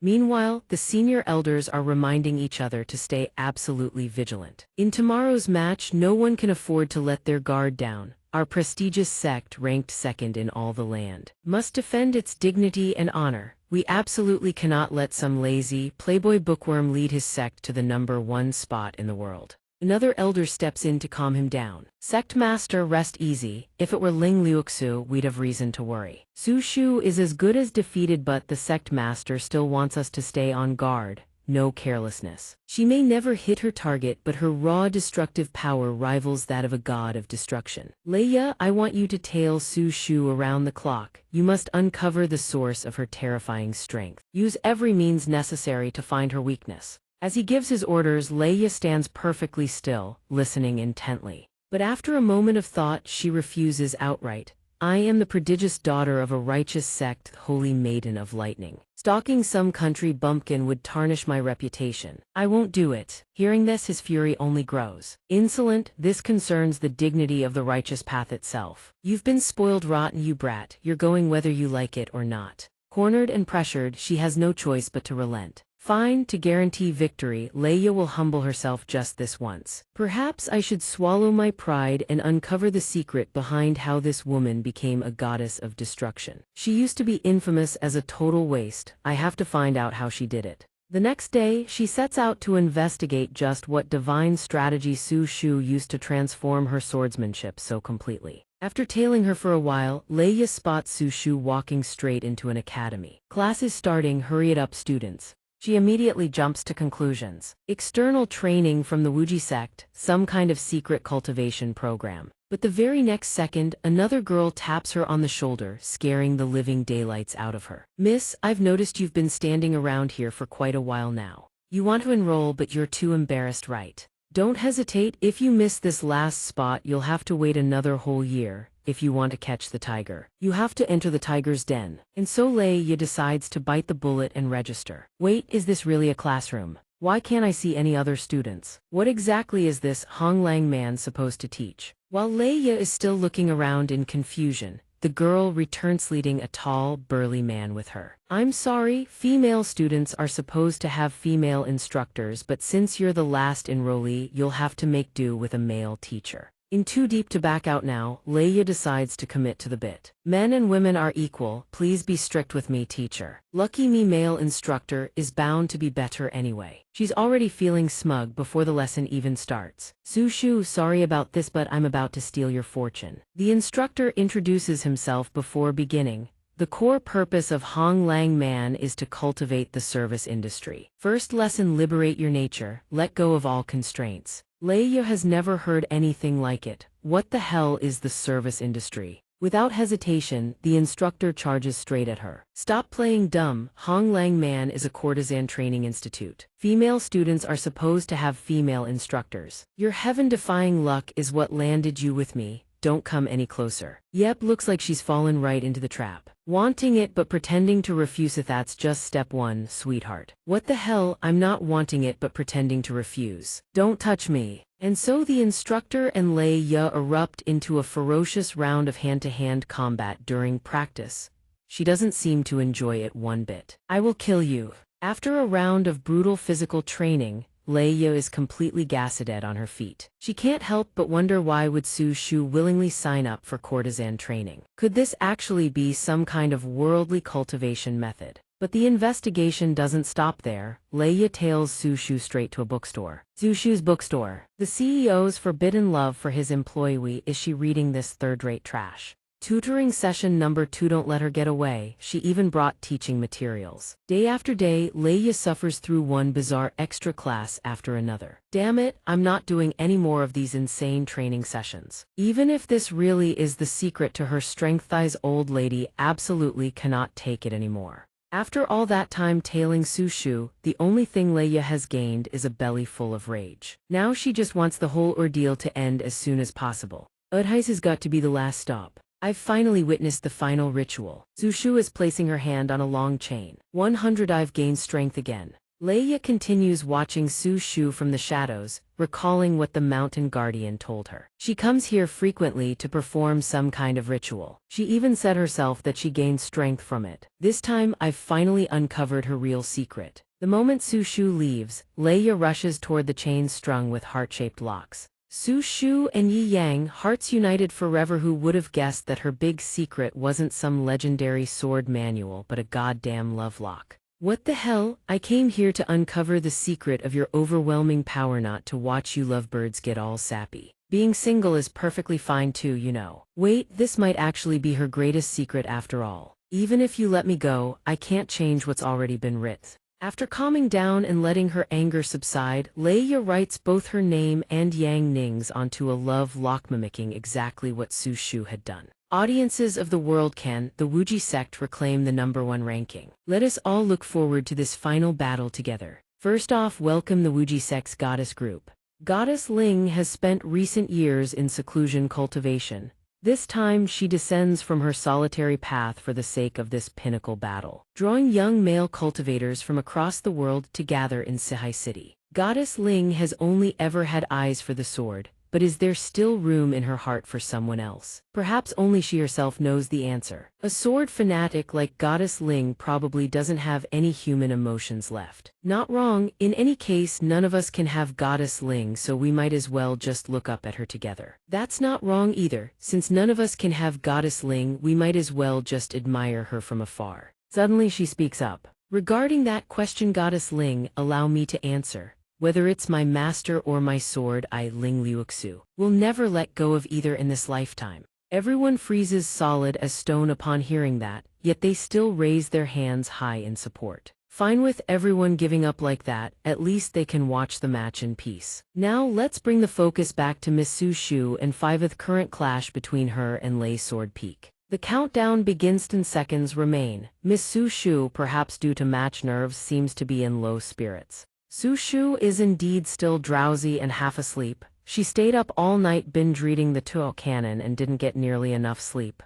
So sleepy. The 5 members of Lei Sword Peak remain fully on guard, obviously. They assume this is Su Shu's deliberate ploy-faking weakness. Truly worthy of the world's second-ranked powerhouse, most highly regarded major sect. Everyone, who do you think will take the win? Everyone shouts in unison, Lei Sword Sect. The sect master doesn't want any mishaps, so he's prepared a few contingencies. Based on our research, Su Shu's playstyle revolves around overwhelming summons, will definitely call forth a massive horde of fire slaves. So Lei Jai, you're in charge of opening a thunder vortex space and sucking those fire slaves inside. Lei Ya, deploy the family thunder orb and use the thunder blast magnetic field to disrupt her. Lei Fan, you use thunder potion formulas for a close-range ambush strike. Everyone follow the plan. Within 3 seconds we must nullify all of her attacks. And the match begins now. Truly worthy of the grand Lei Sword Sect, you can see their absolute confidence and flawless strategy on full display. Next, let us witness the peak of their performance. Here it comes. But shockingly, before they can even touch a single hair on Su Shu's head, they drop to their knees. Just like that. They knelt way too fast. What the hell is happening? Full team synchronized kneel down. Su Shu's opening move is utterly devastating. Her ultimate fireball technique leaves the entire audience in stunned silence. High above, a blazing sphere of crimson energy materialized, radiant and terrifying, no different from a second sun. The sphere is so massive it could swallow the entire earth whole. No one expected someone supposedly unskilled in swordsmanship like Su Shu to unleash a technique this apocalyptic. They were dead wrong to underestimate her power. Now every single one of them is in full-blown panic. Miss Su Shu, we came here for a friendly match. You're taking this way too seriously. It's just a competition between 2 sects. No need for this. We're dead. I'm still a virgin. Please have mercy. Don't destroy the world. Voila, my fiancé back home is still waiting for me to finish this match and come back to marry her. Our audience is innocent. Lei Sword Sect concedes. Don't drag our audience into this. Lei Sword Sect, have some backbone and surrender already. Don't force us to invoke the authority of the Hongyuan Holy Court. Master, your disciple feels that second place is actually pretty good. Well said, at least we don't have to die. And just like that, the match that never truly began ends, brought to a close by Su Shu's earth-shattering display of power. So let us all congratulate them together. The Wuji sect has reclaimed the world rank 1 position. I may be bankrupt, but hey, at least I took down Yi Chen's Lei Sword Ross sect faction in the process. That 3,200 was my entire life savings. While the MC is enthusiastically announcing the results, Su Shu's opponents are seething with fury mad as hornets. Yet Su Shu remains incredibly humble, thinking she's only achieved a fraction of Yang Ning's true power. At last, your disciple has reached 11,000th of your fireball power, master. At last, your disciple can finally make the most primal wish a young girl could ask of you. Miss Su Shu's eyes glisten with tears of excitement. The Wuji sect reclaims world rank 1. After so much turmoil, wonder if Yi Chen is shedding tears right now too. Meanwhile, the 3 girls are discussing Yang Ning's recent situation. I think the last time Master cried was while reading a book called Madame Yan XX. Children, don't talk about such things. The news of our Wuji sect reclaiming world rank 1 has already been reported to Master. Master told me to take everyone to soak in the hot springs and relax for a bit. Whenever Yan Yu thinks of that, she can't help but feel bitter about Lan Yu. Every time they go to the hot springs, the thing that makes everyone the most furious is Queen Lan Yu. I wonder where she is right now. I want to tell her that we've reclaimed world rank 1. Based on what she knows, Liuxu reveals junior sister Lan Yu said she went traveling, but it seems she hasn't received any of my messages. Junior sister said she was going on a trip, but the messages I've sent her don't seem to have been received. I've been worried something might happen to her. I hope I'm just overthinking it. Inside the wall, the sky burns an ominous, bleak, foreboding scene that signals nothing good. Lan Yu and a white-haired old man are indeed traveling, or rather, they're desperately fleeing from some entity pursuing them. She's running until she can barely breathe. Sarami's speed boost ability has hit its limit. The old man reassures her. It's fine, those black mists can no longer chase us. Let's find somewhere to rest for a bit. Akimi body recovers incredibly fast, but I never imagined the inside of the wall would be this terrifying. Those wandering black mists can devour all living spirits in heaven and earth. And if we stumble into that kind of territory, the true lords here are the chaos race. How do you even fight something like that? Let's not think that far ahead for now. The most urgent priority is finding a blood-soaked cave before nightfall. Once darkness falls inside the wall, what appears isn't just black mist. Only by finding a cave before sundown can we survive. Suddenly, he raises a hand and clamps it over Lan Yu's mouth. I sense something. It seems they aren't the only ones here. A third party has entered the scene. In the vast, sprawling forest, they look impossibly small. Neither knows what dangers lurk around them, hiding behind massive tree trunks. Neither dares to breathe. The very nerve stretched taut. Will they find us? Don't speak for now. Suddenly, a colossal tree trunk crashes down from above, but it's no ordinary tree. It's a giant tree entity moving right before their eyes. The sun giant sentinels inside the wall are extremely sensitive to body heat.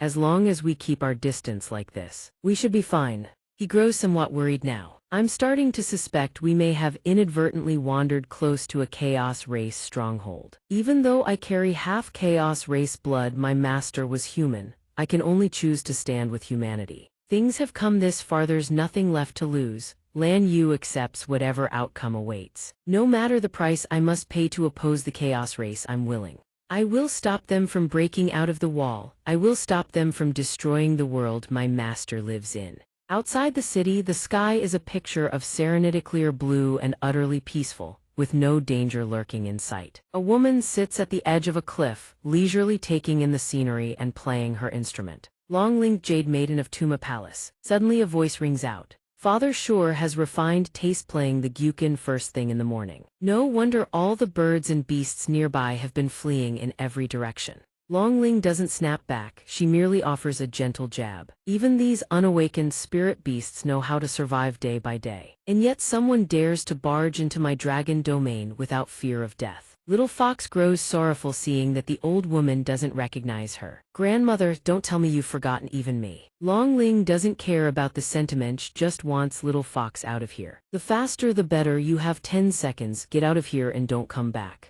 But once its mind is made up, it never changes. Grandmother, you truly are formidable, but my resolve is absolute. No matter how you try to stop me, I will enter the wall. Seeing her words carry no weight, she sighs. It seems I've truly grown old. Even a little girl like you dares to look down on me. Little Fox quickly explains herself. Grandmother, you are the mightiest battle dragon under heaven. Little Fox would never dare look down on you. I just know that your heart truly aches, and that you wouldn't lay a hand on me. Longling could see that Little Fox was truly perceptive, but she too had a few words that needed to be said. Child, you are brilliant beyond measure, yet hopelessly stubborn. I already know I cannot stop you. I came here this time to see you one last time and to give you a parting gift. She suddenly hands Little Fox a screen, and the wallpaper shows Yang Ning and Little Fox together. It's so sweet. But what makes Little Fox squirm and blush is the question: how did this end up in her hands? How could this have been brought here? Longling then reveals a mind-blowing truth. This is the only item that Sect Master Yi brought from the other world to give to you. Last time you escaped in such a hurry that you dropped it in Tuma Palace. I've brought it here for you. You young people really do know how to have fun. Little Fox stares once more at the photos before her, her hands trembling. Every photo captures moments when Little Fox was by Yang Ning's side.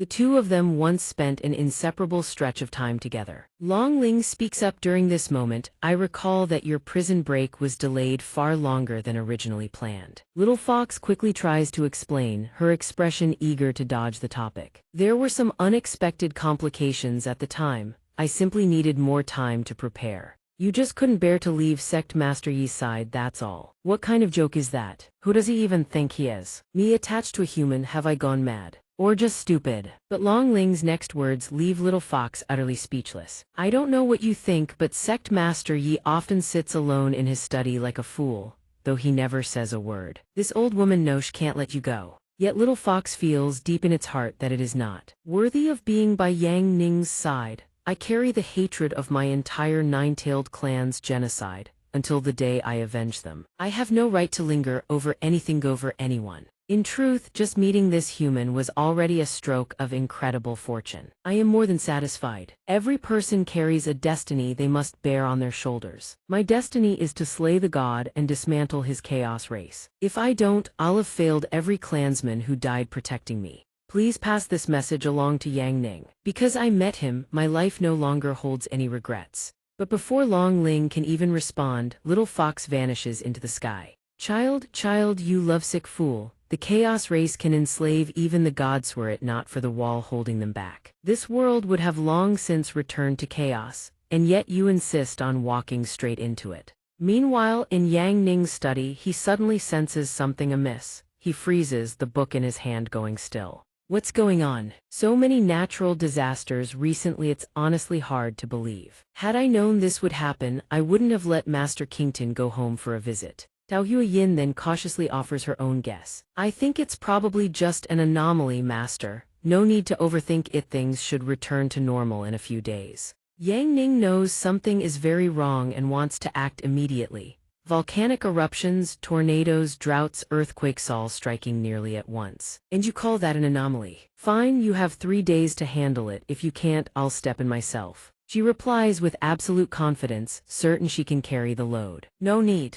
A matter this trivial, we can handle it ourselves. Master, you really should review the imperial consort candidate list first. It includes noble heiresses, cultured scholars from literary sects, righteous heroines, bewitching enchantresses, and alluring swordswomen. Yang Ning suddenly realizes something and asks, why do I see so many familiar faces in this beauty selection booklet? But do I really have to pick just one from these candidates? Of course not, you can choose them all. Donghua Yin reassures him. Little Dao will go handle the disaster situation and report back with good news for Master very soon. Go.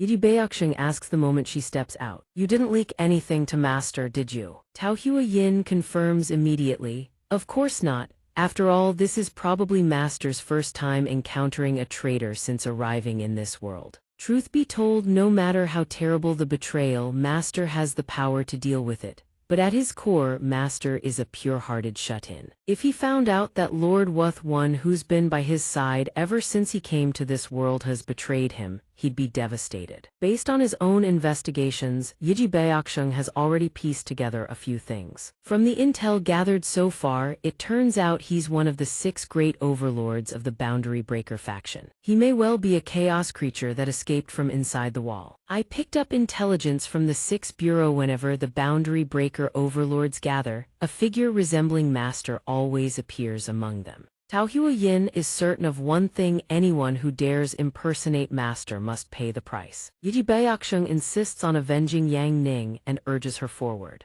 Let's go, we're settling this right now. How many schemes are lurking right under Master's nose? More importantly, we need to find out exactly how many chaos creatures have escaped from inside the wall. From what I've heard, Tai Yi is extremely powerful. It's been too long since I've had a real fight. The two of them waste no more time deliberating and seal the deal. Let's move, kill them, I'll leave none standing. Both of them burn with fierce determination in their hearts. But for all their earlier enthusiasm, the moment they set off, they're completely lost. I think we're lost. Damn it, we are too late. Xiao Chu is on the front line and about to be in serious danger. Donghua Yin has done some light recon on that one as well, so she quickly shares what she knows before they rush off. Here's the deal: specializes in assassination. Once Jiao Feng plays his hidden card, his combat power drops to virtually nothing. Xiao Chu has already been spotted by that bird. Things have gone this far. All we can do is get there as fast as possible. Hopefully he can hold on.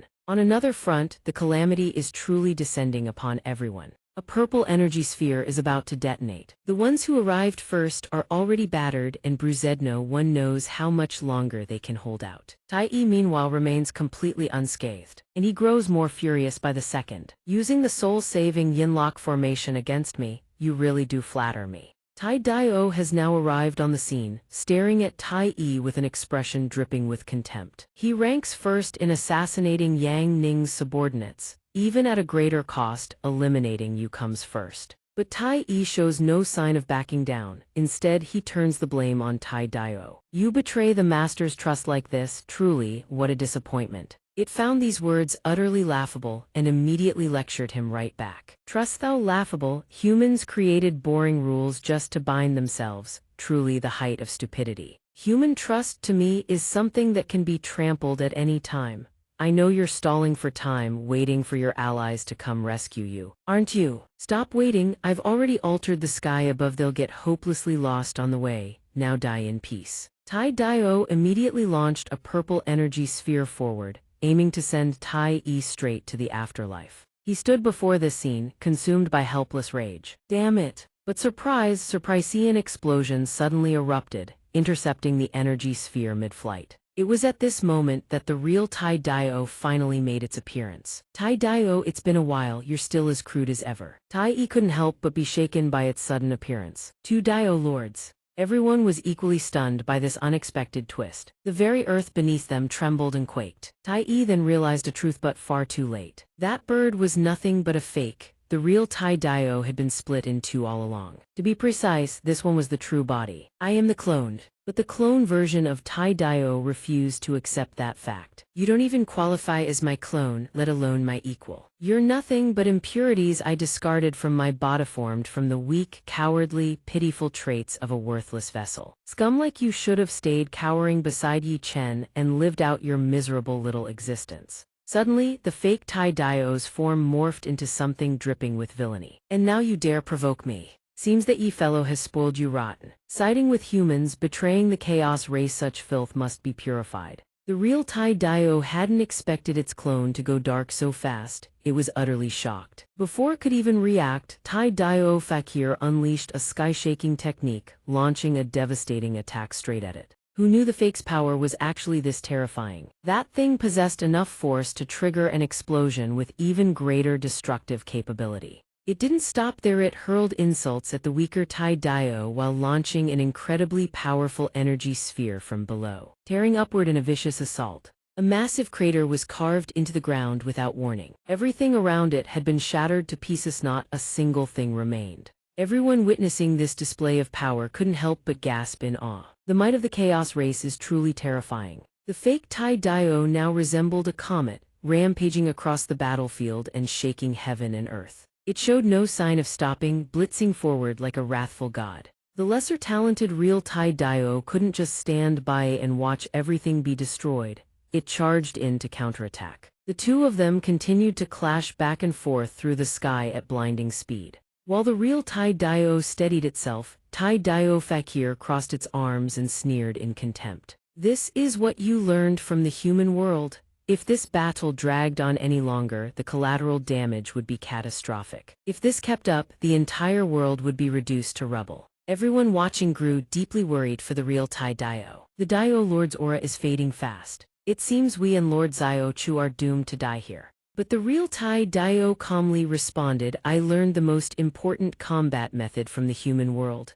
Tai Dao Fakir crossed its arms, thinking it was just showing off and putting on airs. But this time it was dead serious. Behind the real Tai Dao, a colossal entity materialized. Skill-activated soul synchronization seal. After all its tough talk, the fake Tai Dao now found itself bound by chains of sealing energy, unable to move an inch. The thing was both furious and smugglingly sealing itself to immobilize itself. This is the foolish, self-destructive combat style that humans taught you. In 10 seconds, I'll break free. Meanwhile, you'll be paralyzed. This self-destructing technique burns out in 3 incense sticks time. But what it didn't expect was that this battle had one more participant, Donghua.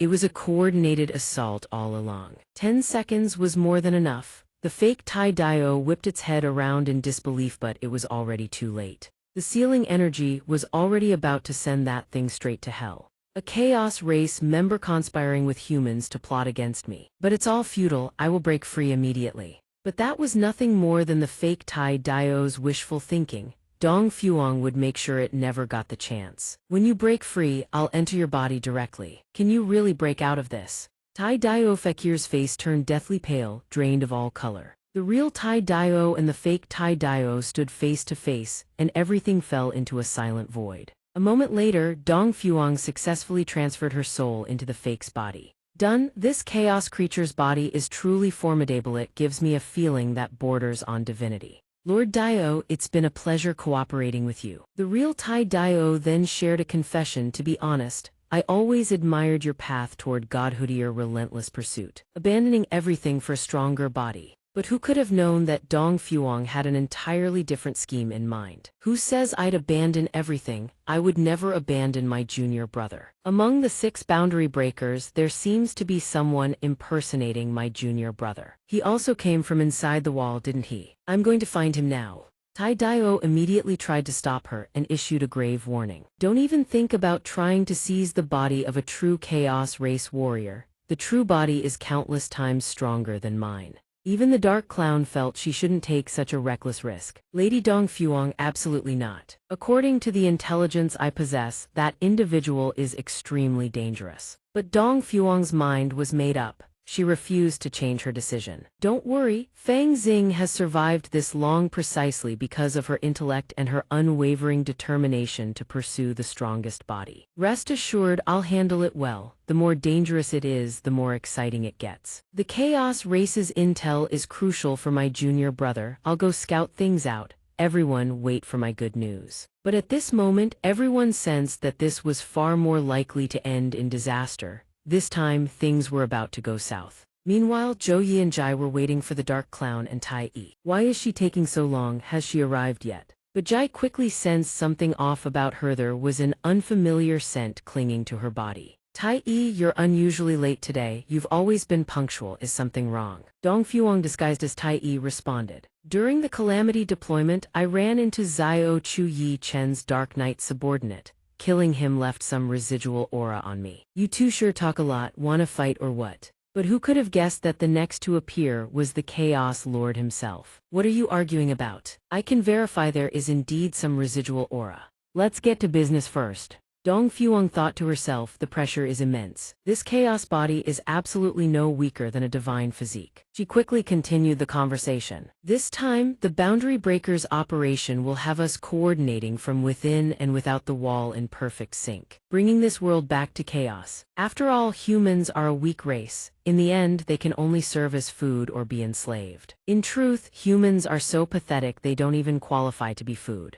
Tai Yi, what do you think of humans? Dong Fuang wholeheartedly agreed and chimed in. Humans, of course, are nothing good whatsoever. Zhou Yi and Jai are human. That's the original sin. We should just kill them outright. Zhou Yi couldn't help but feel puzzled after hearing her words. Who would have thought the Chaos Lord wouldn't object? Tai Yi's words weren't without reason. Humans are indeed an unstable factor. They truly must be. But before he could finish his sentence, a sudden backhand left everyone there stunned. Dongfang was instantly sent flying into a tree, splitting it clean in half. She coughs up blood, her injury severe. Under the supreme power channeled through Yang Ning's body, the tree can't hold and is utterly destroyed. As for Dongfang, she's blasted straight backward, the ground and rocks cracking and shattering beneath her. Dongfang immediately asks, her eyes hollow with shock, what do you mean? If she truly doesn't understand, the Chaos Lord will help her understand. No matter whose shell you wear, the soul inside your body is purely human. Fang Xing, you truly have some nervous, sneaking into the boundary breakers and now even setting your sights on the Chaos Race's holy ground. Zhou Yi can't hide his surprise either. Xianxia, Dongfang is now ready to accept any fate. Exposed, she has nothing left to say. Kill her, torture her, do whatever you want. Suddenly, Yang Ning summons a chain and hurls it forward. Dongfeng is quite taken aback by his reaction. The Chaos Lord doesn't attack her, only binds her tight in chains. How could I possibly kill you? You're far too useful as a trump card. Before Yun returns to recover his strength within the wall, killing Yi Chen would cost me dearly. But with you in my grasp, a smooth return inside the wall is guaranteed. No matter what he says, she still wants him to send her to the grave. You're overthinking it. My junior brother despises me, would never compromise for my sake. You should kill me while you still can. Hearing this, the Chaos Lord finds it laughable. You're that afraid of dragging Yi Chen into this? Who would have thought that the legendary freak among freaks, Fang Xing, was someone bound by such meaningless human emotions? Let us go, the boundary breaker operation is officially underway and the final reckoning approaches. And now, the dark, villainous version of Yang Ning prepares for his large-scale offensive. The entire space is now draped in a gloomy pallid world stands on the brink of an unforeseen grand finale. The World Wall Defense Legion has already taken their positions, ready to engage the chaos race. Everyone stands at rigid attention. Motionless, not even a twitch, when the general suddenly spots a lone figure holding a guzheng right at the edge of the world's forbidden zone, where no one is permitted to approach. Yet he pays no heed to the warnings and continues advancing. The Chaos Lord sets the instrument down and begins playing a melody of death. By pure chance, I stole a tune from someone called Yi Yang. Care to have a listen, gentlemen? Everywhere his fingers pluck the strings, tornadoes spring to life, tearing through the entire army and wiping every last soldier from existence. After a single piece, there's nothing left here, absolutely nothing. Not a single soul remains around him. The general has survived, but his face is deathly pale, drained of all color. He has no one left alive. The general can't believe the hellish scene before his eyes. He trembles like a leaf, his face green as death, having just witnessed a massacre unfold in the blink of an eye. He can't linger here a second longer, turns tail and bolts at full speed. I must report to the Grand Commander. The general sprints straight ahead, desperate to deliver the devastating news to the Grand Commander as fast as possible. But before the general gets far, a violent inferno erupts right before his eyes. And so, before he can even report anything, the man finds himself buried in rubble, only his head left exposed. The Grand Commander, while still struggling, unsure of what to do, suddenly sees a girl descend from the sky. Looking for this old man. I'll bring him to you myself. I am a good person after all, nothing beats being in your own body. Before the Chaos Lord's shameless impersonation and theft, Dongfeng is consumed with fury. You actually dare steal my junior brother's music? You've got some nerve. I won't forgive you for this. He also remarks, I never imagined Yi Chen's music carried such immense power. 100,000 wall soldiers annihilated in the blink of an eye. I've cleaned up battlefields countless times after Yi Chen was done. Reading this melody from the memories of those he defeated, it made me tremble with excitement. The power of this Qin melody is truly perfect. Yi Chen is truly a treasure trove. I will kill him one day and devour every last memory. Dongfeng, faced with the Chaos Lord's brazen shamelessness, is utterly enraged. You despicable bastard. Zhou Yi quickly reminds him the most important thing right now is to enter the wall and obtain the Void Severance's power to kill him. But the moment he finishes speaking, blinding beam of light grazes past him, and an explosion detonates right behind Zhou Yi. This leaves him utterly stunned. The Chaos Lord did this precisely to put Zhou Yi in his place. Are you trying to tell me what to do? Zhou Yi immediately speaks in a hushed tone. I wouldn't dare. Everything is according to the Chaos Lord's plan. Yet at that moment, Jai feels that Zhou Yi better keep his mouth shut. Don't open your mouth, Aguiner, you'll get yourself killed. The Chaos Lord can no longer wait and decides to depart as soon as possible. But Mo Deity and her comrades will never let the Chaos Lord achieve his goal. You won't be returning to your new world. All that awaits you is endless hell. Right now, Yang Ningyao's army has been standing here since afternoon, ready to engage him in battle. Everyone is determined to join forces and drive evil from this world. The human world doesn't exist for you to come and go as you please. Dongfeng hesitates at this moment. The Chaos Lord, having never shed tears until seeing the coffin, still holds them in contempt. You think those useless things Yi Yang created can challenge the Chaos race? He turns to face them, his eyes burning crimson, radiating murderous intent. Have you even considered the consequences? At this moment, Dongfeng quickly urges everyone to stay calm and not act rashly. Old Mo, he's replicated many of my junior brother's techniques. Don't be reckless. But the more she hears about his crimes, Mo Deity's fury only doubles. Then killing him only becomes more justified. Stealing the master's techniques has only one ending. Both of them look like they've been holding back for far too long, ready to settle the score with the Chaos Lord. And the one whose patience runs out first is none other than Yiji Baoxing. Its face clearly shows a ravenous hunger to devour him alive. It can no longer hold back. With boxing gloves strapped on, Yiji Baoxing charges forward like a frost god of war, heavenly strike incarnate. Though it's about to unleash a heaven-shaking blow against the Chaos Lord, he remains perfectly still, not moving an inch. The massive impact sends sparks blazing across the entire sky. The ground splinters apart, unable to withstand their divine destructive power. Meanwhile, Zhou Yi and Jai watch with bated breath, uncertain of the outcome. How is it? Just wait a bit longer. And yet, the Chaos Lord catches Yiji Baoxing's attack barehanded, or more precisely, with just a few fingers. All of this is possible because he has perfectly replicated Yang Ning's every technique. Yi Yang's heaven void supremacy truly can suppress all things in this world. Upon realizing he can't even touch a single hair on the Chaos Lord, Yiji Baoxing grows even more enraged. He shows no fear, confident he can take him on, ready to try his ice fist once more. The Chaos Lord clenches his fist and raises it, ready to strike. Yiji Baoxing and the Chaos Lord clash fists. The friction is so intense it generates lightning between them, yet his power still dominates. Moments later, Yiji Baoxing is sent flying. It crashes down to earth like a meteor, generating a devastating shockwave. Yiji Baoxing, his body riddled with wounds, slowly forces himself up from the shattered ground. But he has no intention of giving up. He glares at the Chaos Lord with a mix of fury and barely concealed terror. Right then, someone else appears. Stepping forward to block his path, Zhou Yi fall back for now, but it doesn't matter who stands in the way. The Chaos Lord is confident he can flatten this entire place. The battle ends in a flash. A shockwave crackling with blinding lightning descends from the heavens, illuminating the entire sky. Moments later, the one who charged forward is buried from the waist down in rubble. Even they cannot withstand his divine-level counterattacks.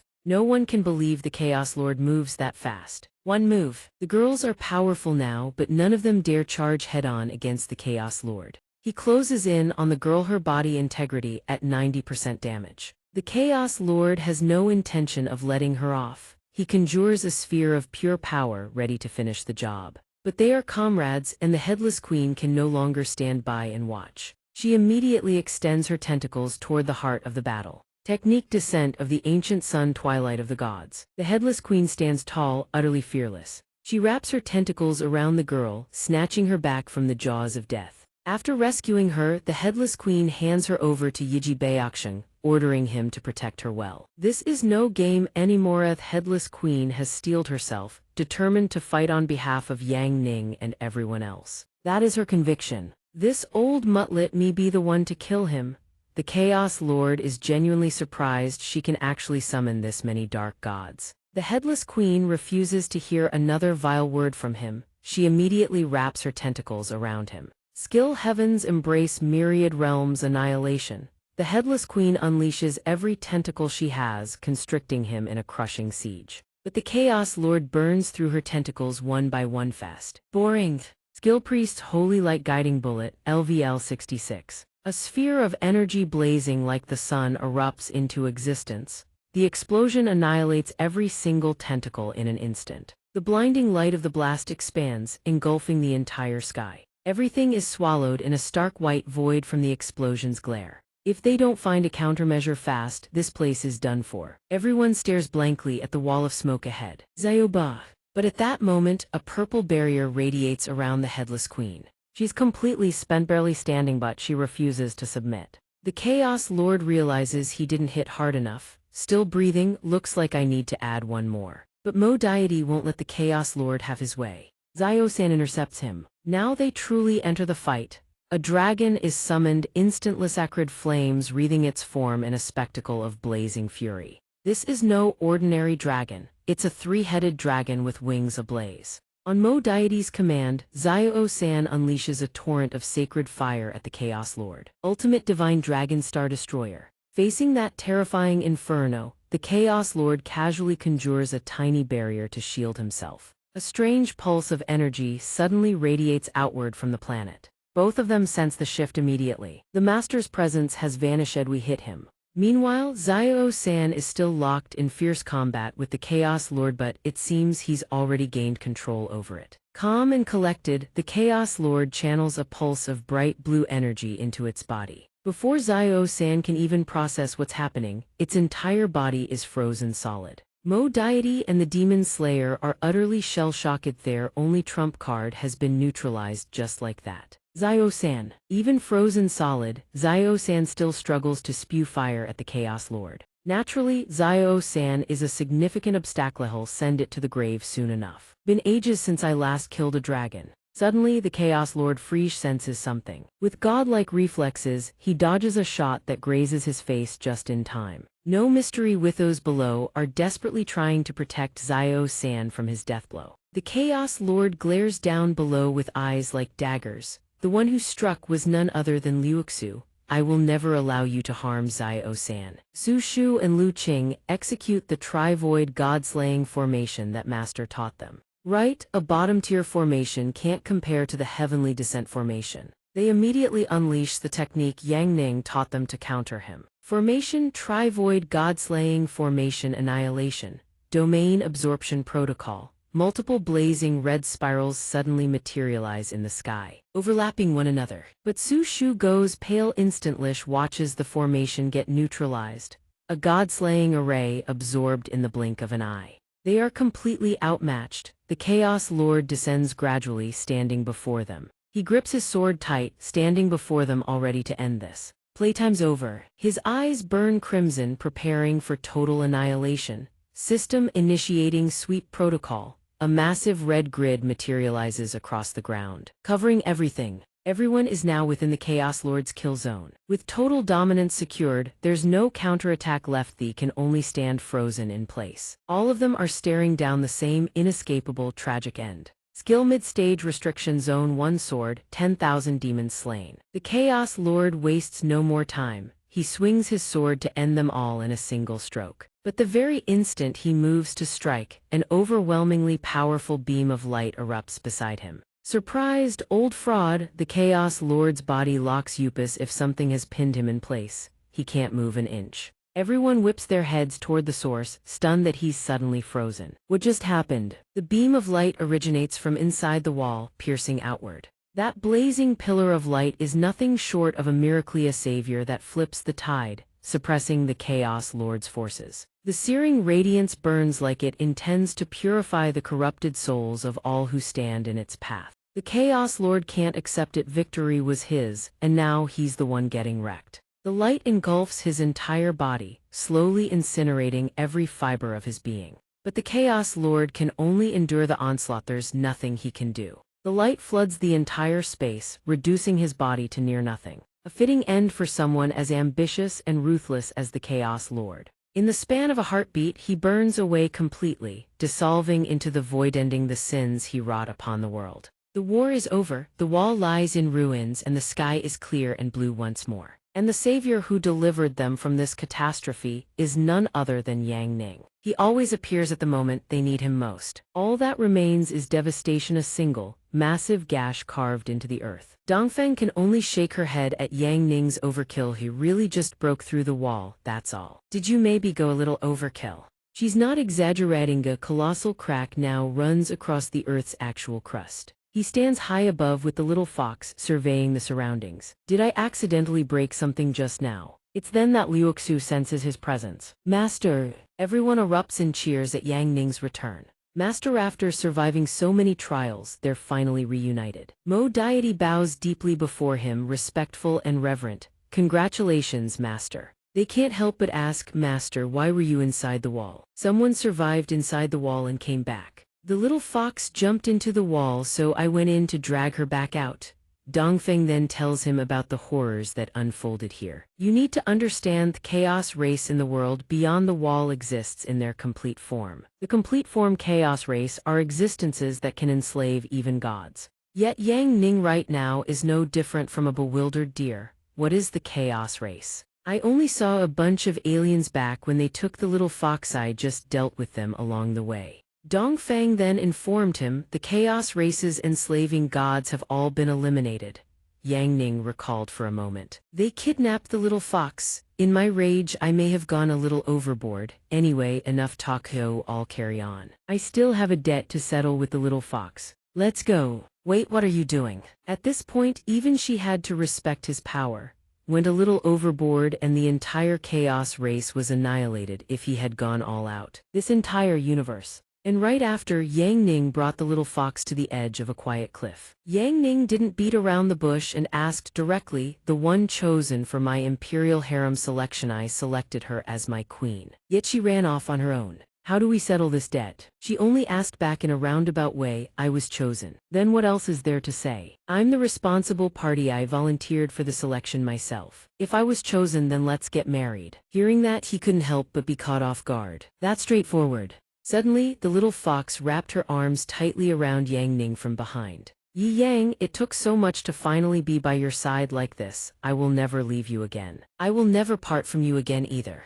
And so the two of them made a promise to each other never to part again. "Let's get married." "Really? Then it's a promise. We will never be apart again for the rest of our lives. Deal." Sometime after that, everything settled down and their lives returned to normal. She stood before a wooden box and announced, to avoid any disputes among the sisters, "We have specially organized a lottery drawing for the disciples. Only the one lucky enough to draw the winning slip shall represent all disciples in attending to Master. All others must yield." When the results were checked, Su Shu stepped forward with a confident air. "I already said it, win or lose, I'm still going to take care of Master." She claimed the results didn't matter, yet she actually drew the winning slip. Su Shu was overjoyed beyond words. "I won. I really was fated for this." Not just Hirvan Liuxu got the same result as Su Shu. "I won too." But what was even stranger was that everyone had won. "I won too." Seeing that everyone who drew also won, they immediately turned to confront her. "Oh Yang, what the hell did you do? How did everyone win?"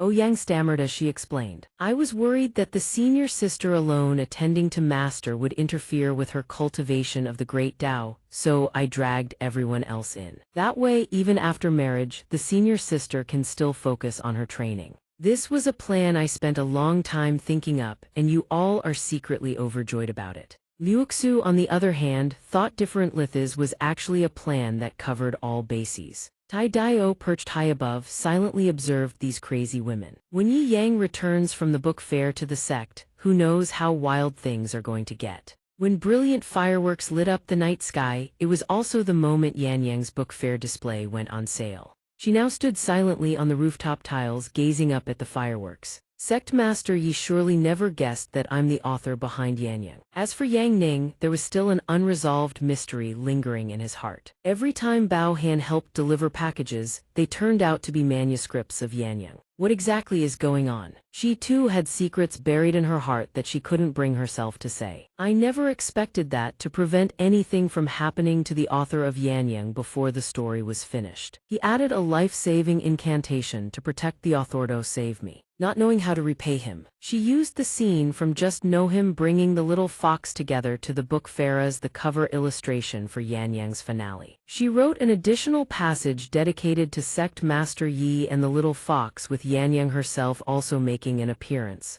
At this moment, everyone together looks up to admire the magnificent fireworks. Meanwhile, the little fox clung to Yang Ning without letting go for even half a step, making him a little uneasy. "There are so many people here, get down already." But she refused, whining coquettishly. "You say get down and I just get down." Turns out even Yang Ning couldn't resist the little fox. "This is so embarrassing," he muttered. "Hold on tighter then." A moment later, the two of them watched the fireworks side by side. This was the moment of peace and happiness they truly deserved. After all the turmoil, his disciples returned to their daily lives once more. Yan Yu continued serving as the head chef of the entire sect. Xiao Hai remained as attentive as ever, tending to everyone from their meals to their sleep. Liuxu held fast to her passion for the sword, training diligently every single day. Lu Qing never gave up his burning passion for physical conditioning, running enthusiastically day after day. Su Shu finally found the recognition and inner peace she had always sought. Everyone now lived a life of tranquility.